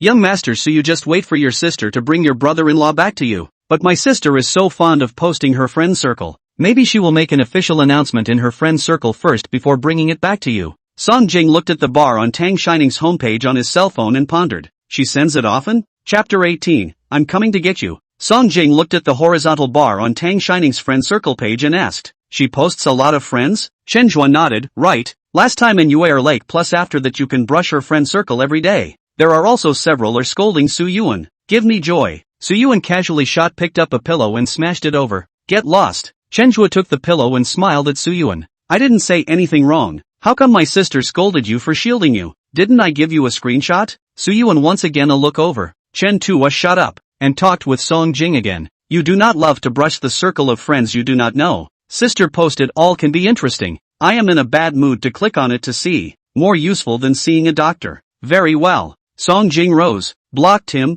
didn't you? What? Chen Tua didn't hear and asked him. Where are you going? Not playing? Song Jing waved his hand. I'm not playing anymore. I have to go beforehand. Xue Junyan followed suit and got up. Then I'll be going as well. School starts in 2 days and the student council has a bunch of things going on. Su Yuan was also in a general mood, always feeling that his own cabbage was going to be arched, and dragged Chen Zhua up as well. Well, you go too. My dad will be back later and see me playing games and get nagged again. Chen Tu was pushed by him and shivered as he thought of Su father's serious face. Your father is indeed scary. I'd better go, but why don't you move out? Didn't your dad buy you a suite in Zizuan? Why don't you live there? Without waiting for him to answer, Chen Tuo replied to himself, oh, you are accompanying your sister to live here, right? It's also true that, with Yi Anqin, that time bomb, my sister can't be assured of living here alone. After saying that, he also sighed with emotion. This touching heaven and earth scolding not to break up and fight not to break up brother and sister love is really enviable. Do you think I let my mom give me a sister now? How about it? Su Yuan frowned. Why are you talking so much today? Chen Tu, okay. When it's useful to say that I'll regulate the atmosphere, but when it's not useful to say that you hate me for talking too much, right? I'm going to cut you off for a day. I'm not even going to talk to you today. Who's happy to play with you grown men? I'm going to find my precious girlfriend. On the other hand, Tang Shining and Fawn Li arrived at the mall and went straight to the 4th floor clothing area. On the escalator, Fawn Li looked at Tang Shining and spat out. We've gone to college, so don't wear those good girl bubble sleeve suits all day long. My sister will pick something different for you. Almost all of Tang Shining's clothes were bought by Ms. Tang Wan, who raised Tang Shining as a little princess and bought clothes in a cute style. Fawn Li said and also pulled Tang Shining around. With this figure, you should wear small suspenders and heated pants. Expose your legs, and the good girl turns into a hot girl. The contrast doesn't know how many women and men can be charmed to death, and not so much trying to charm them. Tang Shining hugged herself tightly, and quietly moved to the other side. Fawn Li yanked her back into his arms. Don't hide, you won't escape today. It was like she had made some sort of determination today, dragging her all the way through the stores in the mall, and she had bought a few pieces herself, most of which Tang Shining was trying until she really couldn't walk in the back before finding a dessert store to sit down in. Fawn Li had agreed to go to her sister-in-law's house for tonight's dinner, and Tang Shining had received a message from Su Yuan telling her to go back early. Why did your brother call you back? Tang Shining swallowed the contents of her mouth. It says that my father and Auntie Jiang are coming back today, so they're going to have dinner together. Fawn Li, speaking of which, didn't you say that new wife of your dad's is quite nice? What about that daughter of hers? You haven't seen on? Shouldn't they have started school? Tang Shining, my brother said she didn't come to stay at home much in the first place, so I shouldn't think about it so much. Fawn Li nodded her head, pondering, if this is the case, it doesn't seem to be a good one to get along with, so be careful. If she bullies you, just call me. I'll be there as soon as I put my foot on the gas and help you beat her up. Tang Shining smiled. Don't worry, I won't be bullied. Fawn Li pinched her face. I can rest assured about everything else, but I can't let go of this matter. You're so thin-armed and thin-legged that you'll fall down when others push you. Also with a bit of tear incontinence body, quarrel not 2 sentences you have to fall tears, bullying you can be too easy. They had known each other since childhood. It was inevitable that there would be a little friction. Fong Li had not even begun to play it. Her eyes were red, tears were going to fall. For those who like her, it's just chutzpah and I feel sorry for her. But for those who don't, that point is an easy loss. Tang Shining rubbed her face and retorted. No, I'm grown up now and don't cry alright, I can hold it in. Ah yes, you're the best. Fong Li said perfunctorily, you're the best. The two had been chatting at the dessert store for a while when Tang Shining saw the message Song Jing had sent her. A screenshot as well as a sentence. You blocked me from your circle of friends? Tang Shining threw her cell phone on the table and lay down on the table, her head still knocking upwards. Over and out. Fanny looked up and put a hand under her forehead. What's wrong? Tang Shining pointed to her phone and said, I was too angry before Song Jing suddenly left without telling me in advance. I wanted to delete his green bubble to come, and wimped out. So I sneakily blocked my friend circle, and now he somehow found out. What to do? Fong Li came over to take a look. Now you put him out. Ask him rhetorically if he has a bad internet connection. Refresh it, and beat a dead horse. Good idea. Pair. Not bad. Tang Shining picked up her cell phone and gave it a whirl. He seemed convinced and asked her, where is it now? Tang Shining didn't think much of it, assuming they were coming over for dinner and sent the location over. She ignored her phone when Fong Li started showing her pictures of the handsome seniors she met at school today. When she picked up her phone again, she saw Song Jing had sent her, I'm coming over to pick you up. She was just about to send him back no when the other's message preceded her. On what floor? It's obviously arrived. She looked to Fanny Pair and said, my brother and the others might be coming over.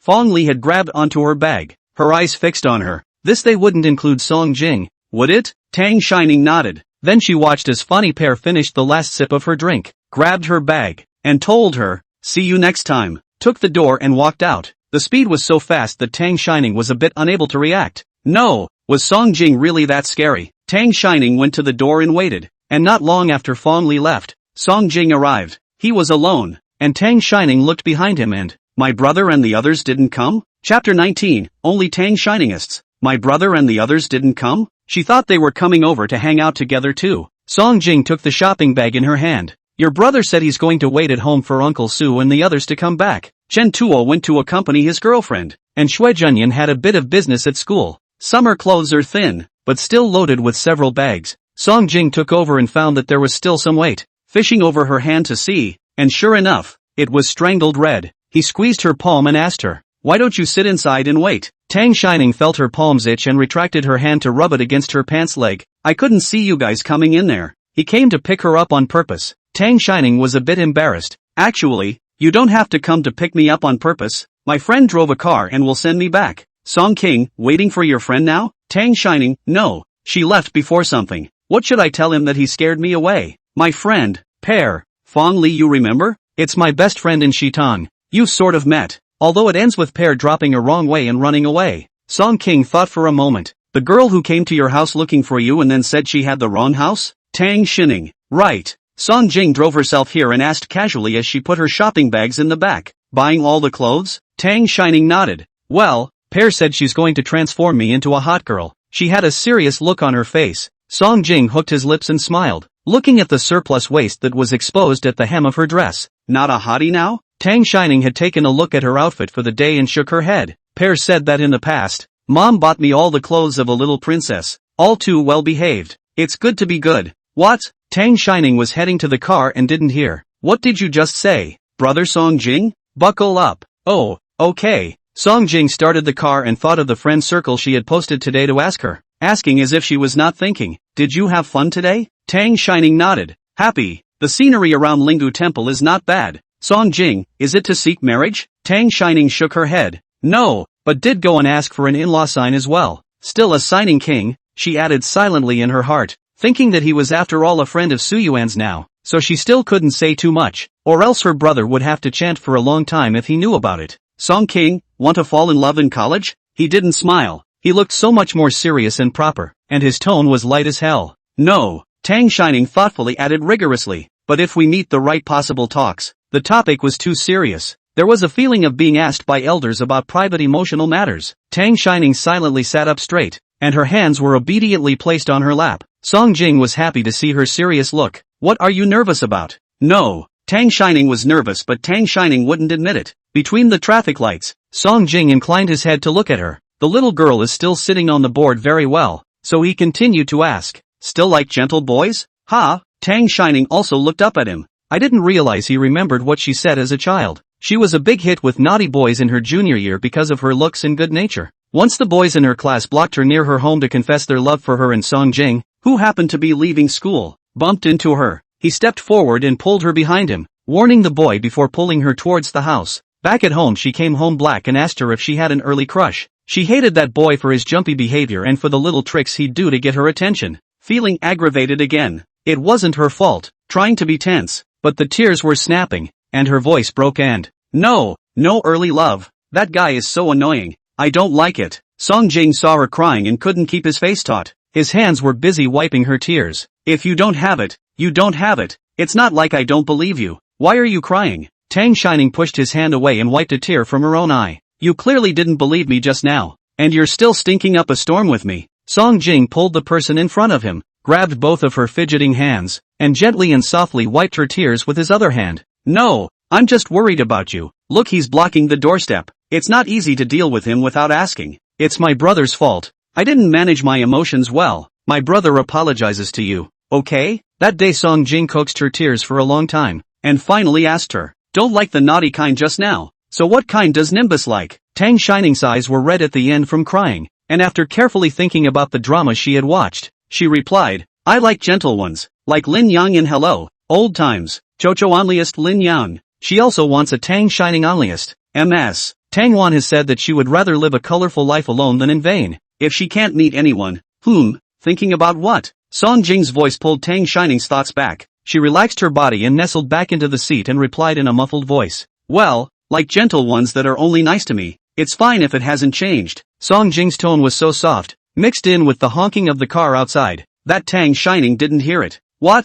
Nothing. You're home. The car was parked just outside Sue's house. Oh, okay. Tang Shining unbuckled her seatbelt and was about to get out of the car when Song Jing handed her a shopping bag and an apology gift for you. Tang Shining stopped her movements and looked at him with a puzzled expression. Why apologize? It's not like you've done anything to apologize to me. Is it hard to believe that he secretly did it behind the scenes? Tang Shining's eyes were fixed on him, cute as a button. Song Jing went up and pinched her somewhat loose pill head. Don't think too much. It's an apology for me going back to Beijing Harvest without telling you in advance before. It's 3 years late though. He looked at her with sincere eyes. I'm sorry, it won't happen again. Tang Shining, it's not like I'm angry. I've forgotten. The voice is getting smaller and smaller. Didn't forget. Actually, and spit it out to Fadi pair again today. Song King, really not angry? Tang Shining didn't look at him and inclined her head to look out the window, answering in a small voice. No. Song Jing let out a low laugh and took out his phone. Then how come you've been cursing me in your circle of friends for a month? Where's the month? It's clearly been a week of cursing. Tang Shining subconsciously retorted.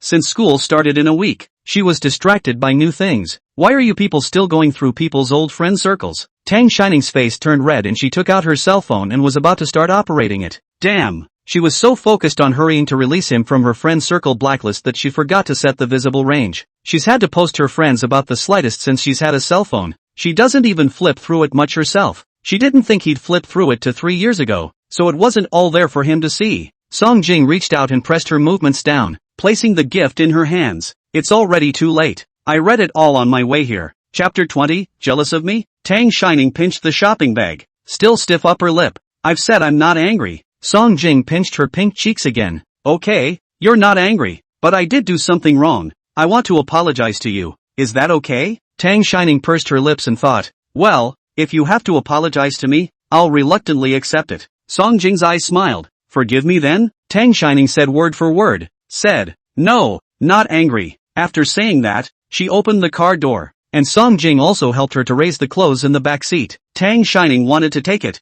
The other party waited and avoided her hand. It's quite heavy. I'll walk you in. No. She returned quickly, and Song Jing looked at her suspiciously. Tang Shining hurriedly explained, my brother is still jealous of you. If he sees that you're the one who sent me back, he'll blow up again. Eating me? Jealous? Tang Shining, yeah, he thinks I'm better with you than him. He's jealous and told me to play with you less. Only after she finished did she realize that she had sold Suyuan out, and hurriedly covered her mouth, glanced towards the house, and whispered, you don't say I told you that. After saying that, he held out his hand. Give it to me, I can do it. Song King handed her the shopping bag and asked, "So will you listen to your brother?" Tang Shining, huh? Song King, playing with me less? Tang Shining shook her head, her eyes sly. I will be masculine. Yeah, he had forgotten that she was the smartest, not letting her eat his ice cream. She was able to get into the hole where Su Yuan was on the phone to sneak a bite and not get caught. Let's go. See you next time. Brother Song Jing. Okay, see you next time. Tang Shining was happy today. Her pace was brisk and she arrived at the door of her house with a bounce. Just as she opened the door, she saw Su Yuan, whose face was a bit dark. She subconsciously glanced behind her and carefully greeted him.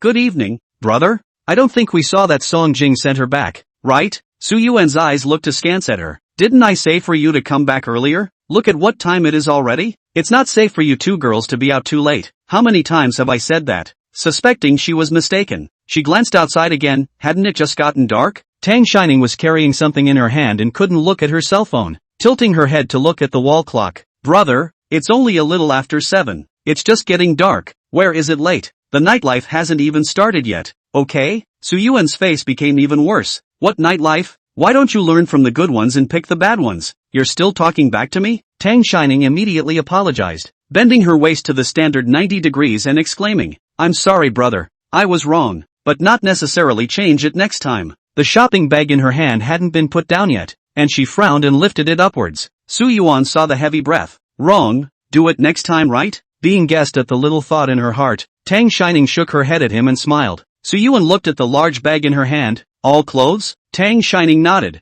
Yes, all the clothes pair picked out for me. And what's this? Su Yuan locked on to that gift from Song Jing with great precision. Tang Shining was drinking water, immediately put down her water cup and went over, wanting to snatch it.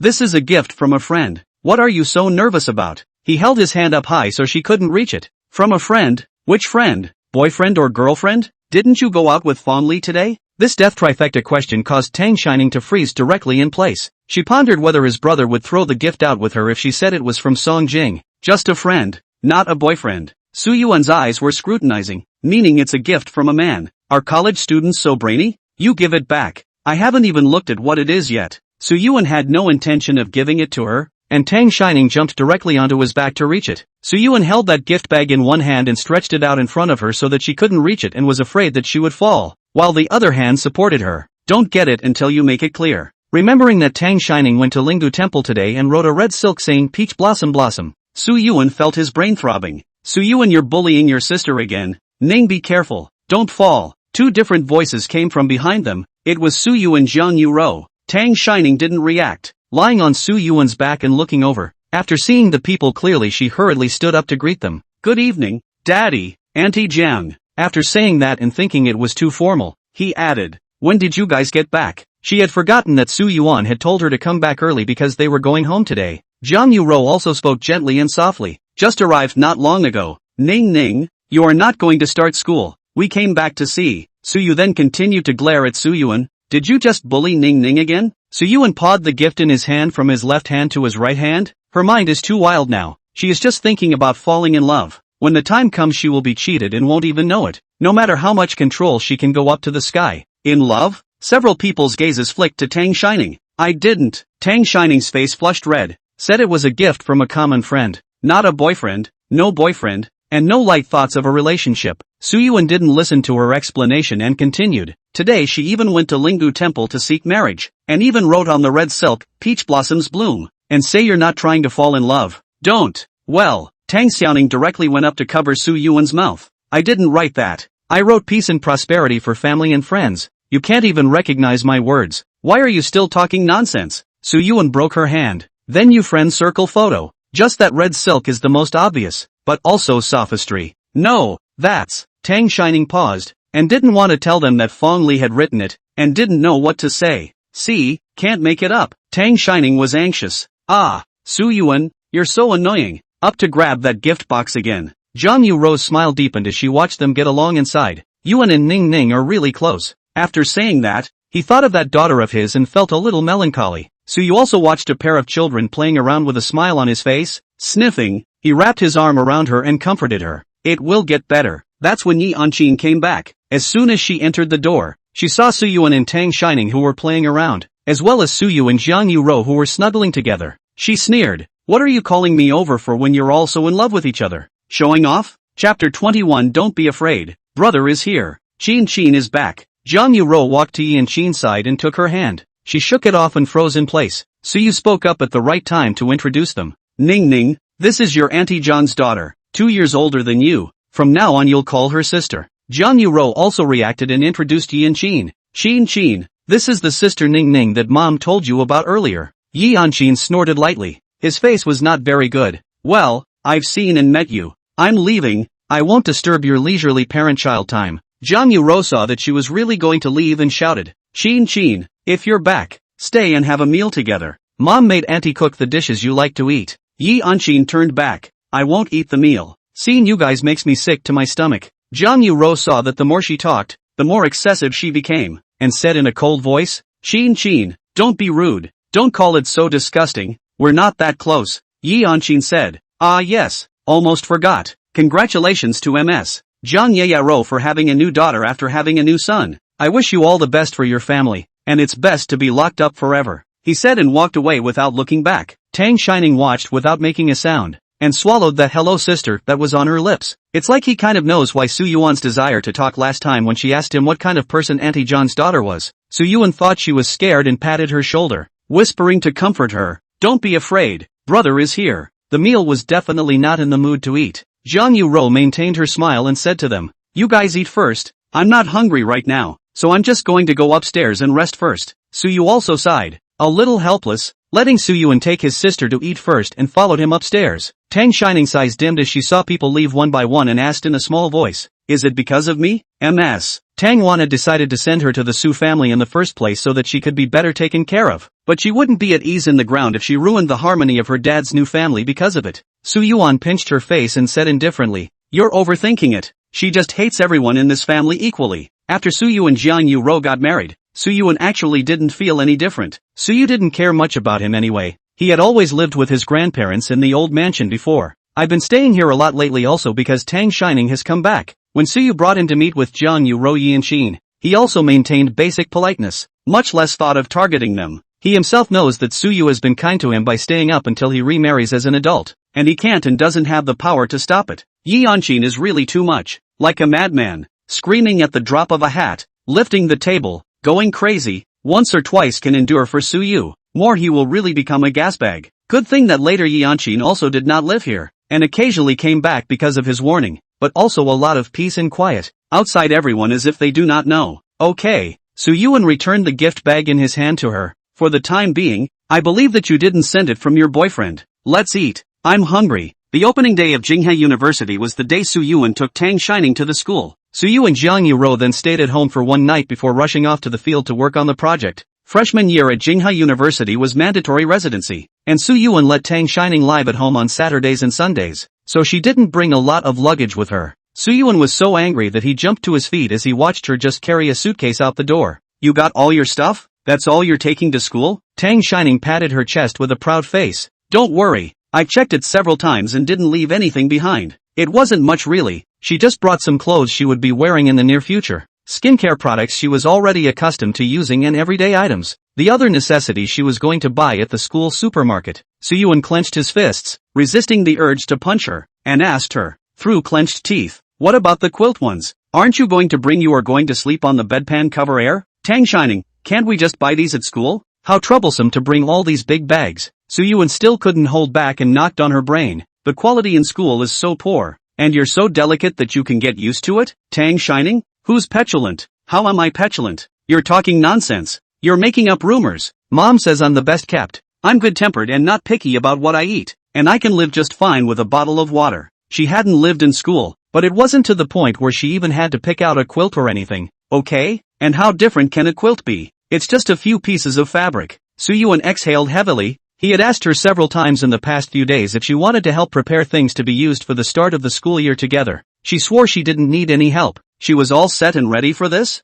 I don't know why I feel like raising a daughter at such a young age, or a disobedient rebellious daughter. He asked the family driver to take Auntie Lu with him on an urgent trip to repurchase a supply of household goods. This caused Tang Shining to report to school only in the afternoon. Chen Tua was right. The computer science major was a monk major, and she was placed in the third class, with only 6 girls in the class. Jinghe University is a 4-person dormitory. 6 girls are divided into 2 dormitories. Tang Shining went late and was assigned to a mixed dormitory with another girl. The other 2 girls in the dorm are still sophomores. So Yuan think Tang Shining is a limbless waste. Do not believe that she will make the bed those. He is a boy into the women's dormitory is not very convenient. Worried about her to raise themselves to death. Froze to let Aunt Lu followed on the dormitory. Aunt Lu had previously been taking care of Su Yuan in the old mansion since he was a child. And after he came back this way, his grandparents were uneasy about Su Yuan and felt that he couldn't take care of their precious grandson. So they asked her to follow them over as well. Aunt Lu was up there making the bed for her and hanging the tent, while Tang Shining was down there cleaning. Sisters are not in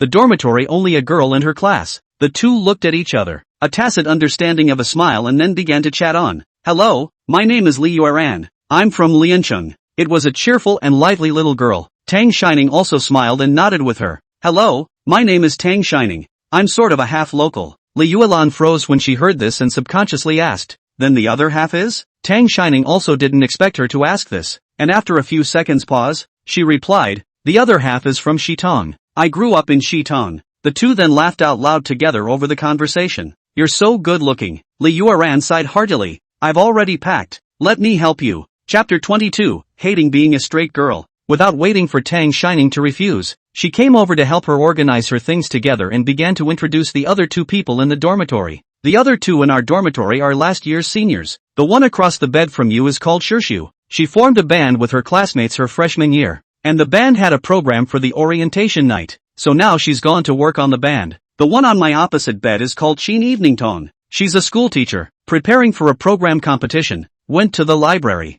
Today just heard that I came late. Not divided into the dormitory or a class. I can be sad. But then to the dormitory after the realization of the 2 older sister people are good. With these things they are first to help us scrub once. I have a friend who is in the first class. They are all in one class in that dormitory. And there is a thick layer of dust on the desks. And now she is still cleaning. Tang Shining, I said, why is this place so clean? So it's been cleaned. She had just assumed that the hostel manager at Kyowa University was so nice that he would even mention helping them clean up. They were chatting when a girl in the doorway probed and shouted, Li Yueran, are you ready to go eat? I'm starving. Li Yuelan went over and pulled her in, introducing Tang Shining to, this is Sun Want to Think, the friend from class 1 that I just told you about. Tang Shining reached out her hand and was about to introduce herself when the other party directly hugged her outstretched arm and came close to her, and also reached out and gently pressed her cheeks. You're beautiful. Your skin is also good. Beautiful sister can make a friend? Li Yueran took a lot of effort to tear Sun Shangtian off of Tang Shining, and she opened her mouth a little embarrassed.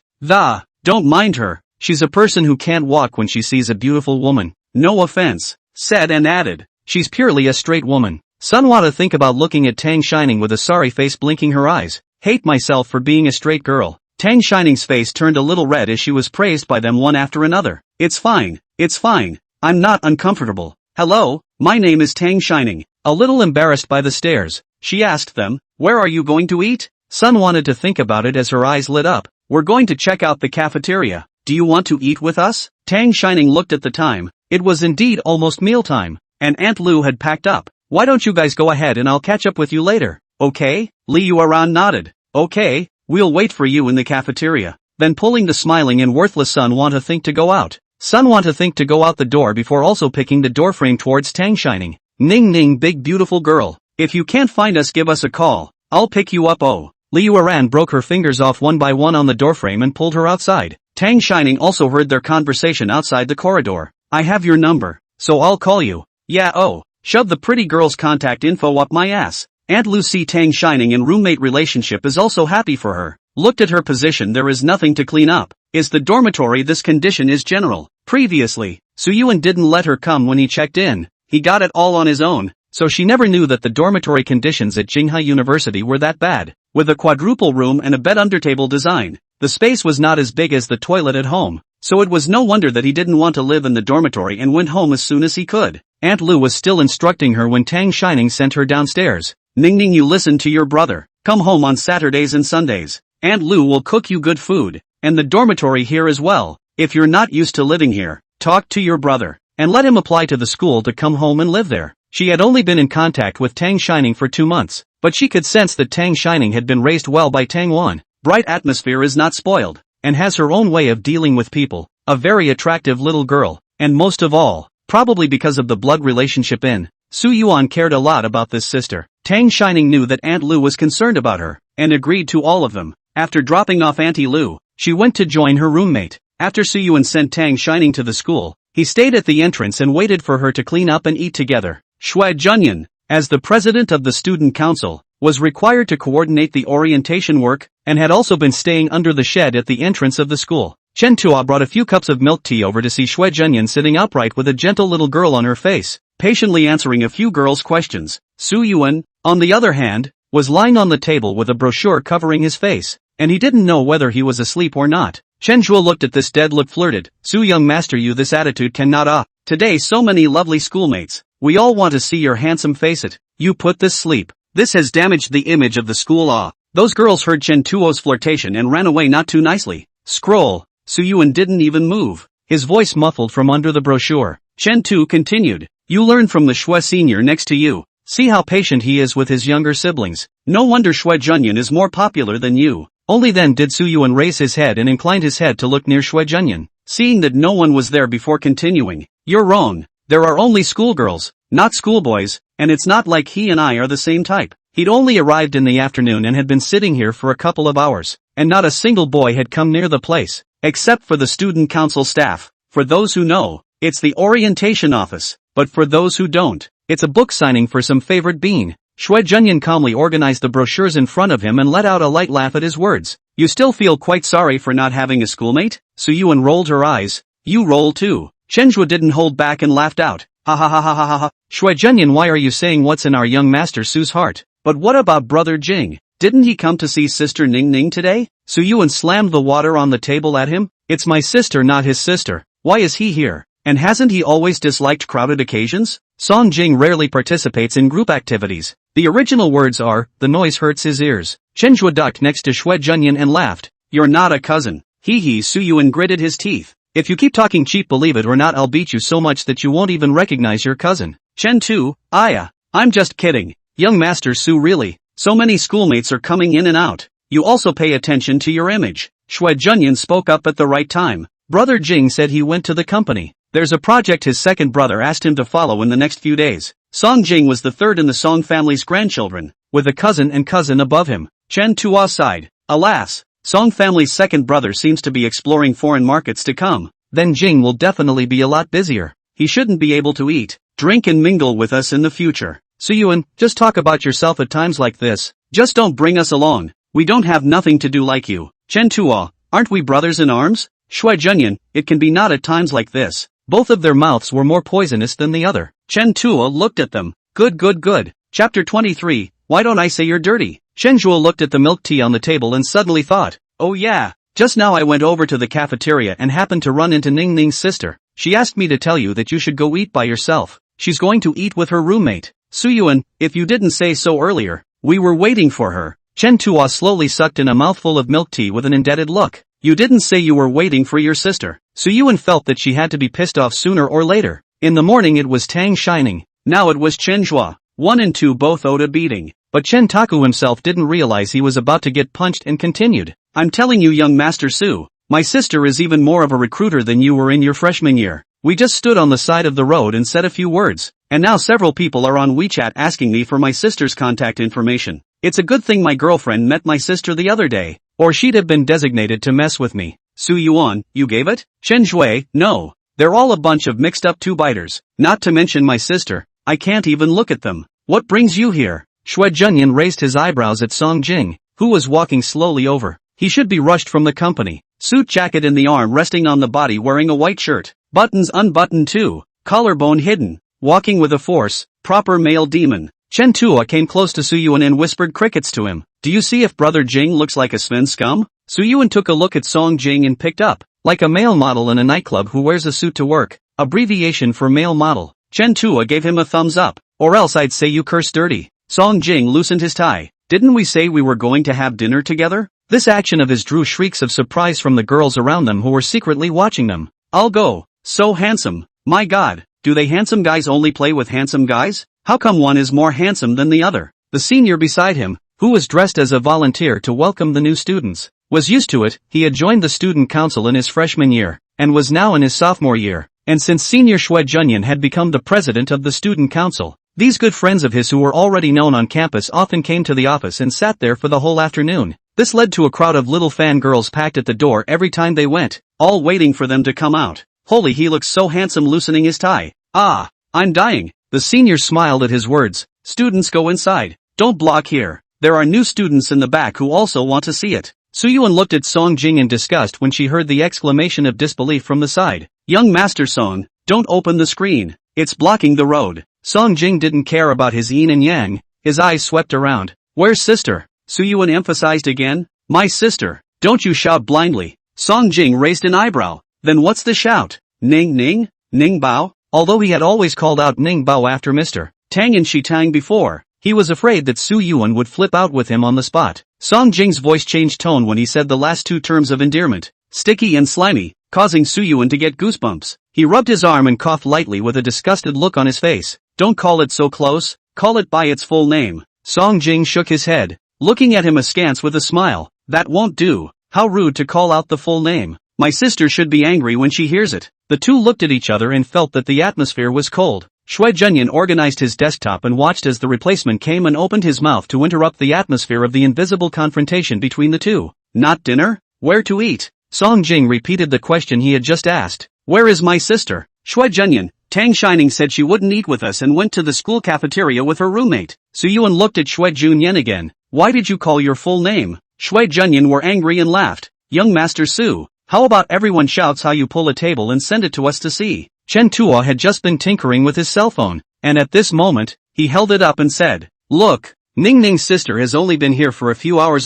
There are people fishing on the confession wall. I told you she could be recruiting. A few people came together to look at it. The photo casting the confession wall was taken when Tang Shining entered the school entrance. A simple white top with high-waisted baggy jeans, her hair tied up in a sideways twisted braid. In the photo, the girl's eyebrows are arched as if she has heard something happy. Soo-yuan looks at the scene. It should be when he was introducing her to the school talking about there being 3 cafeterias. She was happy and just happened to be caught on camera. And the most thoughtful part of the photo is that Soo-yuan is cropped out, leaving only a small hemline. He had purposely followed Tang Shining throughout the report today, just to show those unsuspecting people. He is still a little bit of influence in the Beijing Harvest University. Knowing that Tang Shining is covered by him, those people will not approach her. I did not expect. The contact deleted the photo. Junyan had the post deleted. Soo-yuan and Song Jing's voices sounded in turn. Shui Junyan laughed and flirted. Just now, they were not still at cross swords, but now they have a united front? Soo-yuan looked at Song Jing with obscure eyes, raised his hand and pointed towards the outside of the shed. A few words alone? Chen Tuo blushed and put down his cell phone and joked. Just say it here. You two still have a little secret behind my back and Junyan's back? Shui Junyan also took 2 steps forward. Didn't you say you were going to dinner? It was just that Soo-yuan didn't pay any attention to their words, his eyes staring at Song Jing since the beginning. Song Jing put away his loose smile and lifted his steps to the side. Chen Zhuo and Shui Junyan also felt that something was wrong and subconsciously wanted to follow. Soo-yuan had little expression on his face and pointed his index finger at the two of them. You guys just wait here. Soo-yuan stared at Song Jing's face for a moment and asked directly, what do you mean these days? Soo-yuan is not the kind of fledgling unloved cutie. He is not the kind of youngster who has never been in love. But he is the kind of youngster who has never been in love. Not to mention the other things. Just Chenjua's affair can be told for a day and a night. However, although Chenjua's slag, but people have their own principles. During the relationship absolutely loyal, do not like it is not dragging, and will give an objective breakup fee. He and those exes were mostly one and the same, and also did a peaceful breakup without disturbing each other. So Song Jing's perversity from the moment he met Tang Shining Soo-yuan wouldn't have failed to notice. And the guy didn't know if he'd sensed that he'd found out, but now he was starting to be explicitly flirty and not avoiding him. It was thanks to Tang Shining being a little slow in the emotional department and not realizing Song Jing's intentions. Otherwise it was expected that the two would have gotten together long ago. Chapter 24, I like her. Soo-yuan stared at Song Jing's face for a moment and asked directly, what do you mean by treating my sister like this these days? Song Jing's gaze didn't avoid falling on Soo-yuan. Just like you think. I like her. He had also thought about it, and sooner or later this matter would be known to Soo-yuan, giving Soo-yuan a precautionary shot before the two of them get together. It won't be too hard for him to accept it after they actually get together.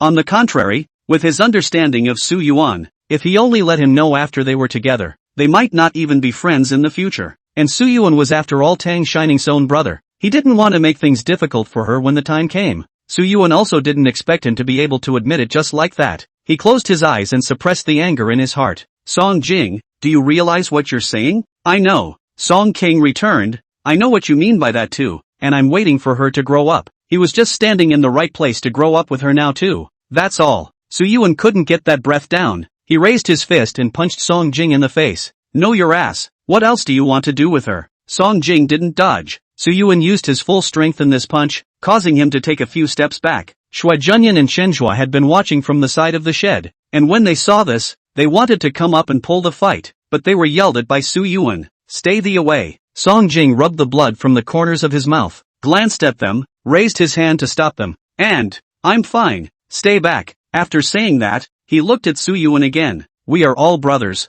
I don't want to hide it from you, but don't worry, I will definitely not do anything excessive before she reaches adulthood. Hearing this, Su Yuan became even more furious and went forward and grabbed him by the collar. Can you have some face, adult? It's only 2 or 3 months away, isn't it? Did I agree? Did I agree? Did she agree? You've got it all figured out. Song King, wouldn't she just agree? Su Yuan let go of his collar and said without hesitation, she's my sister. I won't agree to that. Don't even think about it. Song Jing slowly stroked the folds on it and smiled at him, his voice still quiet. Su Yuan, I'm not telling you this to ask for your permission. I just feel that it's necessary for you to know since you're my friend as well as Ning's brother. You're not getting enough beatings, are you? Su Yuan grabbed onto his collar once again and bent his knees to kick him in the abdomen. You still know I'm your friend. I treat you like a brother and you're trying to pick up my sister? Seeing Su Yuan make another move, the two people next to him didn't care about their warnings and went forward to pull him back. There's a lot of people in front of the school. Can we talk somewhere else? That's right. It wouldn't be good for my sister if this really got out. Only when she heard Tang Shining's name did Su Yuan stop, backing away and looking coldly at Song Jing. Song Jing rubbed his stomach and stood up straight towards Su Yuan. Going to the hollow mountain drop to continue? Since he had already said it, it was better to talk about it. It was not his style to talk a little and drag it out. Su Yuan lifted his steps to go first, and Chen Tu also waved with them and said, we'll go first. See you later. He followed Su Yuan and asked him, did Brother Jing make it clear to you? Su Yuan frowned at his words and asked back, you know, Chen Tu, big brother, do you really think my dozens of girlfriends are for nothing? That day at Yuer Lake he had noticed that Song Jing was treating Tang Shining differently, but at the time he had thought that Song Jing was treating Tang Shining well because of their Shitong interactions, treating her as a younger sister, coupled with Su Yuan's relationship, but after observing later, he realized that it wasn't quite right. Some of Song Jing's concerned details were too much. He, a slight clean freak and someone who particularly hated people touching him, had actually used his hand to help Tang Shining wipe the ice cream from the corner of her mouth that day in front of the clubhouse. Goodness, if this wasn't a favorite, then there was only one possibility, and that was that Su Yuan and Song Jing had hugged the wrong person back then, and Song Jing was Tang Shining's real brother. Su Yuan coldly grimaced, you 3-minute dog is still proud on it. Chen Tu smiled and didn't take this, but continued to ask, so you're agreeing that Brother Jing should be with your sister? If I say so, other than that, we all know about Jing's character, so it would be better for my sister to find someone we don't even know, rather than someone we know and are familiar with. Su Yuan's face was getting worse and worse as she listened to Chen Tuo's words. It's not like I'm the one he's after, so does it help if I say no? Chen Shui, that's also true, but I see my sister that way. She kinda likes Song Jing. Every time we meet brother Song Jing brother shouts sweetly. Su Yuan sneered. You're overthinking it. My sister hasn't gotten the hang of it yet. After Tang Shining and Li Yuelan and the girls ate in the cafeteria, they received another class notification that they were going to receive the military training uniforms that they would be wearing tomorrow. The order of pickup was by class, and most of the class was here when they arrived. The counselor's assistant for their class was a junior sister named Shuyu, who was counting the class at the moment. There weren't many girls in the class. The other 4 girls were all standing around senior sister Shu, and Li Yuelan pulled Tang Shining over as well. Li Yueran spoke with some embarrassment. I'm sorry school sister Shu, we were just eating in the cafeteria and didn't see the message. Shuyu smiled gently at her. It's fine. It's not our class turn yet. It's not too late. After saying that, she glanced at Tang Shining next to her, who had followed Li Yueran over without speaking, but because of her pretty appearance, she had already attracted the attention of the class just by standing there. She was impressed with this girl. Apart from her good looks, there was another reason. She was brought by Su Yuan, a junior in the finance department. When she reported for work today, they came late and the dormitory was only left with mixed dormitory. After Shu Yu gave her the dormitory access card, Su Yuan was still complaining, blaming her for dawdling too much before she was assigned to the class dormitory. As a result, Tang Shining looked like she was angry and walked forward in a muffled voice. and Su Yuan followed her again to apologize to her and coax her gently. Su Yuan, there should be no one in Jinghai University who doesn't recognize him, a rich second generation from a good family, surrounded by friends who are also non-rich and noble gentlemen. And he is not only handsome, but also very dedicated. There is a girlfriend is graduated from high school is together. The girl went to the University of Hong Kong.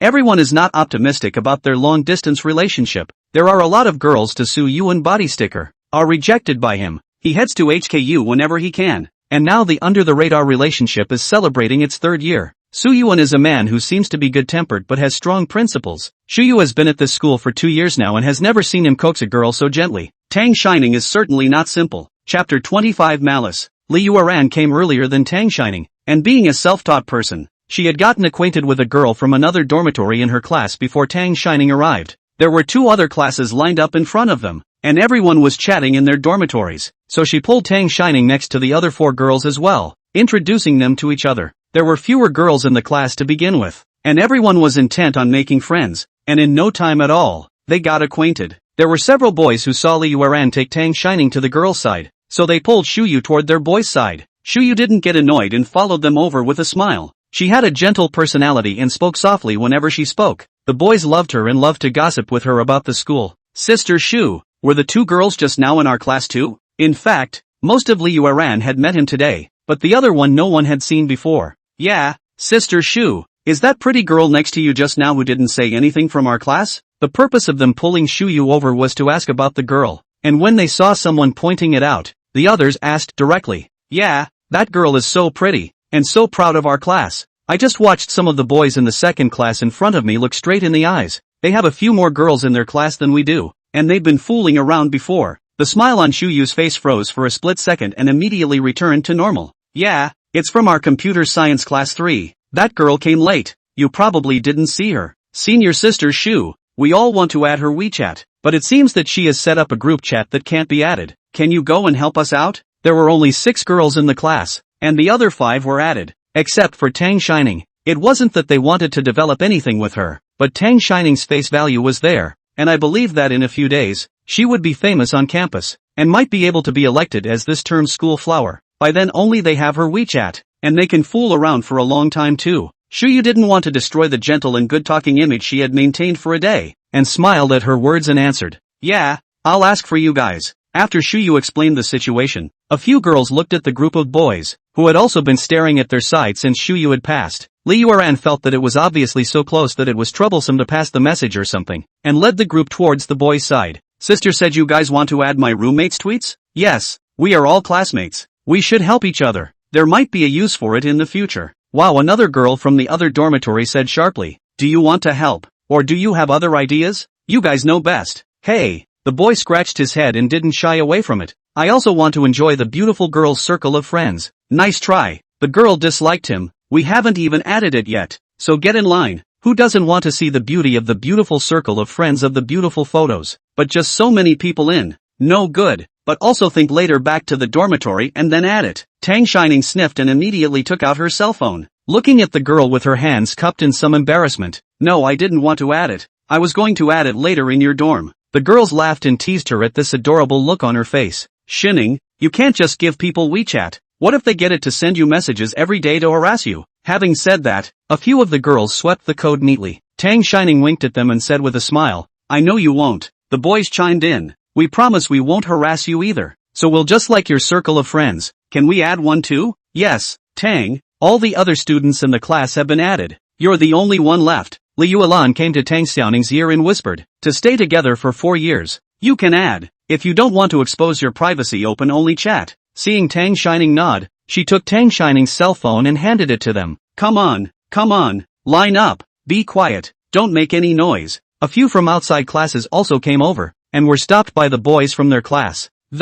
Hey, what are you doing? This is a girl from our class. What are you doing? Shu Yu watched the boys who had surrounded her now gather around Tang Shining, leaving her out to dry, her fingertips pinched into her palms. Maintaining a not-so-good-looking smile, he turned toward the group and said, everyone stop fooling around and get ready. It's time for our class to receive their costumes later. Tang Shining retrieved her cell phone and passed the friend verification one by one. when she heard Shu Yu's next sentence. Won't your boyfriend get mad when you add so many boys to Tang's classmates? Or is the handsome guy who sent you to school today not your boyfriend? It was a reminder that the boys also wanted to test Tang Shining and Su Yuan's relationship. Tang Shining looked up although she was a bit confused as to why the other party suddenly asked this, but still answered, "Oh, he's my." Halfway through her words, she was tugged on her sleeve by Li Yuelan, and Tang Shining looked at her, her eyes inquiring, "What's wrong?" Shu Yu's words made Li Yuelan uncomfortable. Tang Shining looked like a girl who had been well protected by her family and couldn't hear the temptation and offense in her words, but Li Yuelan sensed malice.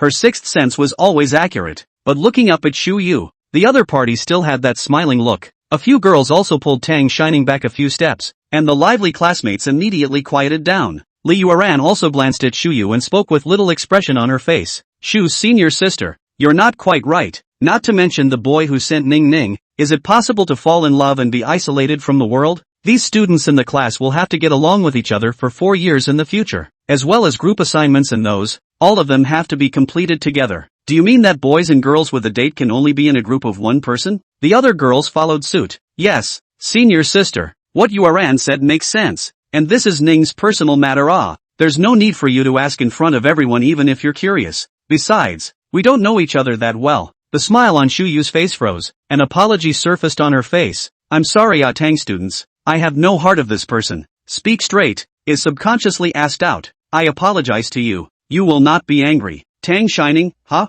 Although she still couldn't quite figure out what was going on all of a sudden, she still knew that Li Yueran and the others were speaking in her favor, so she'd better not talk nonsense. Before she could answer, a staff member inside called out, "Computer class 3 can come in now." Shu Yu breathed a sigh of relief and began to greet everyone. "Come on, let's all go inside." Everyone went back to the dormitory after receiving their military uniforms, and Tang Shining and Li Yuelan took out their military uniforms and tried them on. Li Yuelan's pants were long, and Tang Shining's clothes were a bit tight, so the two of them headed to another dormitory in the class to see if they could change. Chapter 26, Handsome and Godawful. Another dormitory has a girl who happened to take a larger size of clothes, pants just right, but clothes are really big. Tang Shining tried, wide and loose. She felt appropriate. The girl also tried on Tang Shining's, and it was just enough to fit. Then Ning Ning, "This one of yours is just right for me. Why don't we switch?" That was exactly what Tang Shining was planning to do. Good. The other girls in the dormitory sighed as they watched Tang Shining tie her clothes into the waist of her pants, which were still one size too big.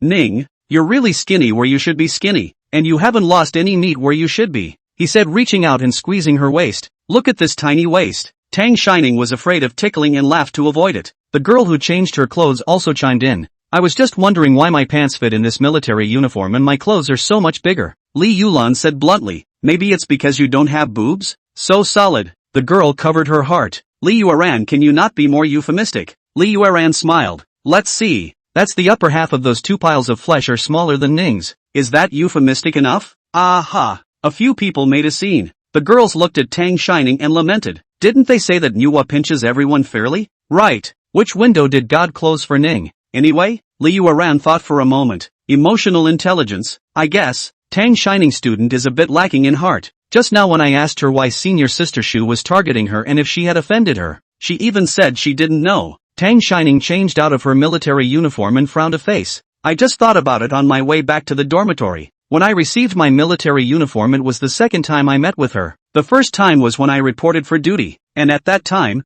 I took my access card and left. I didn't even say a few words. I really don't know." She continued with a sigh, suggesting another possibility. "Do you guys think she could have really not meant it? Just accidentally said it?" "No way." Several people replied at the same time. Li Yuran continued, "With my experience of watching Jin Huan biography no less than 10 times, she definitely did it on purpose. But because of what I don't know, I'll have to study it again." Another girl picked up. "Just like Tang Shining, she can't even survive one episode of Legend of Concubine Jin Huan, right? Do you guys think Ning looks a bit like that Nangong Chinya?" Tang Shining's eyes lit up when she heard this. "When I watched this cartoon when I was little, my mom said I looked like it too. She was super fond of Nangong Chinya, and at one point begged Ms. Tang Wan to rename her Tang Chinya, which she voted down." Li Yueran thought for a moment. Just that little Karami who thinks that touching heads and singing songs makes bad people better? Not much of a heart, and the silly bit does look like it. Tang Shining. Another girl continued.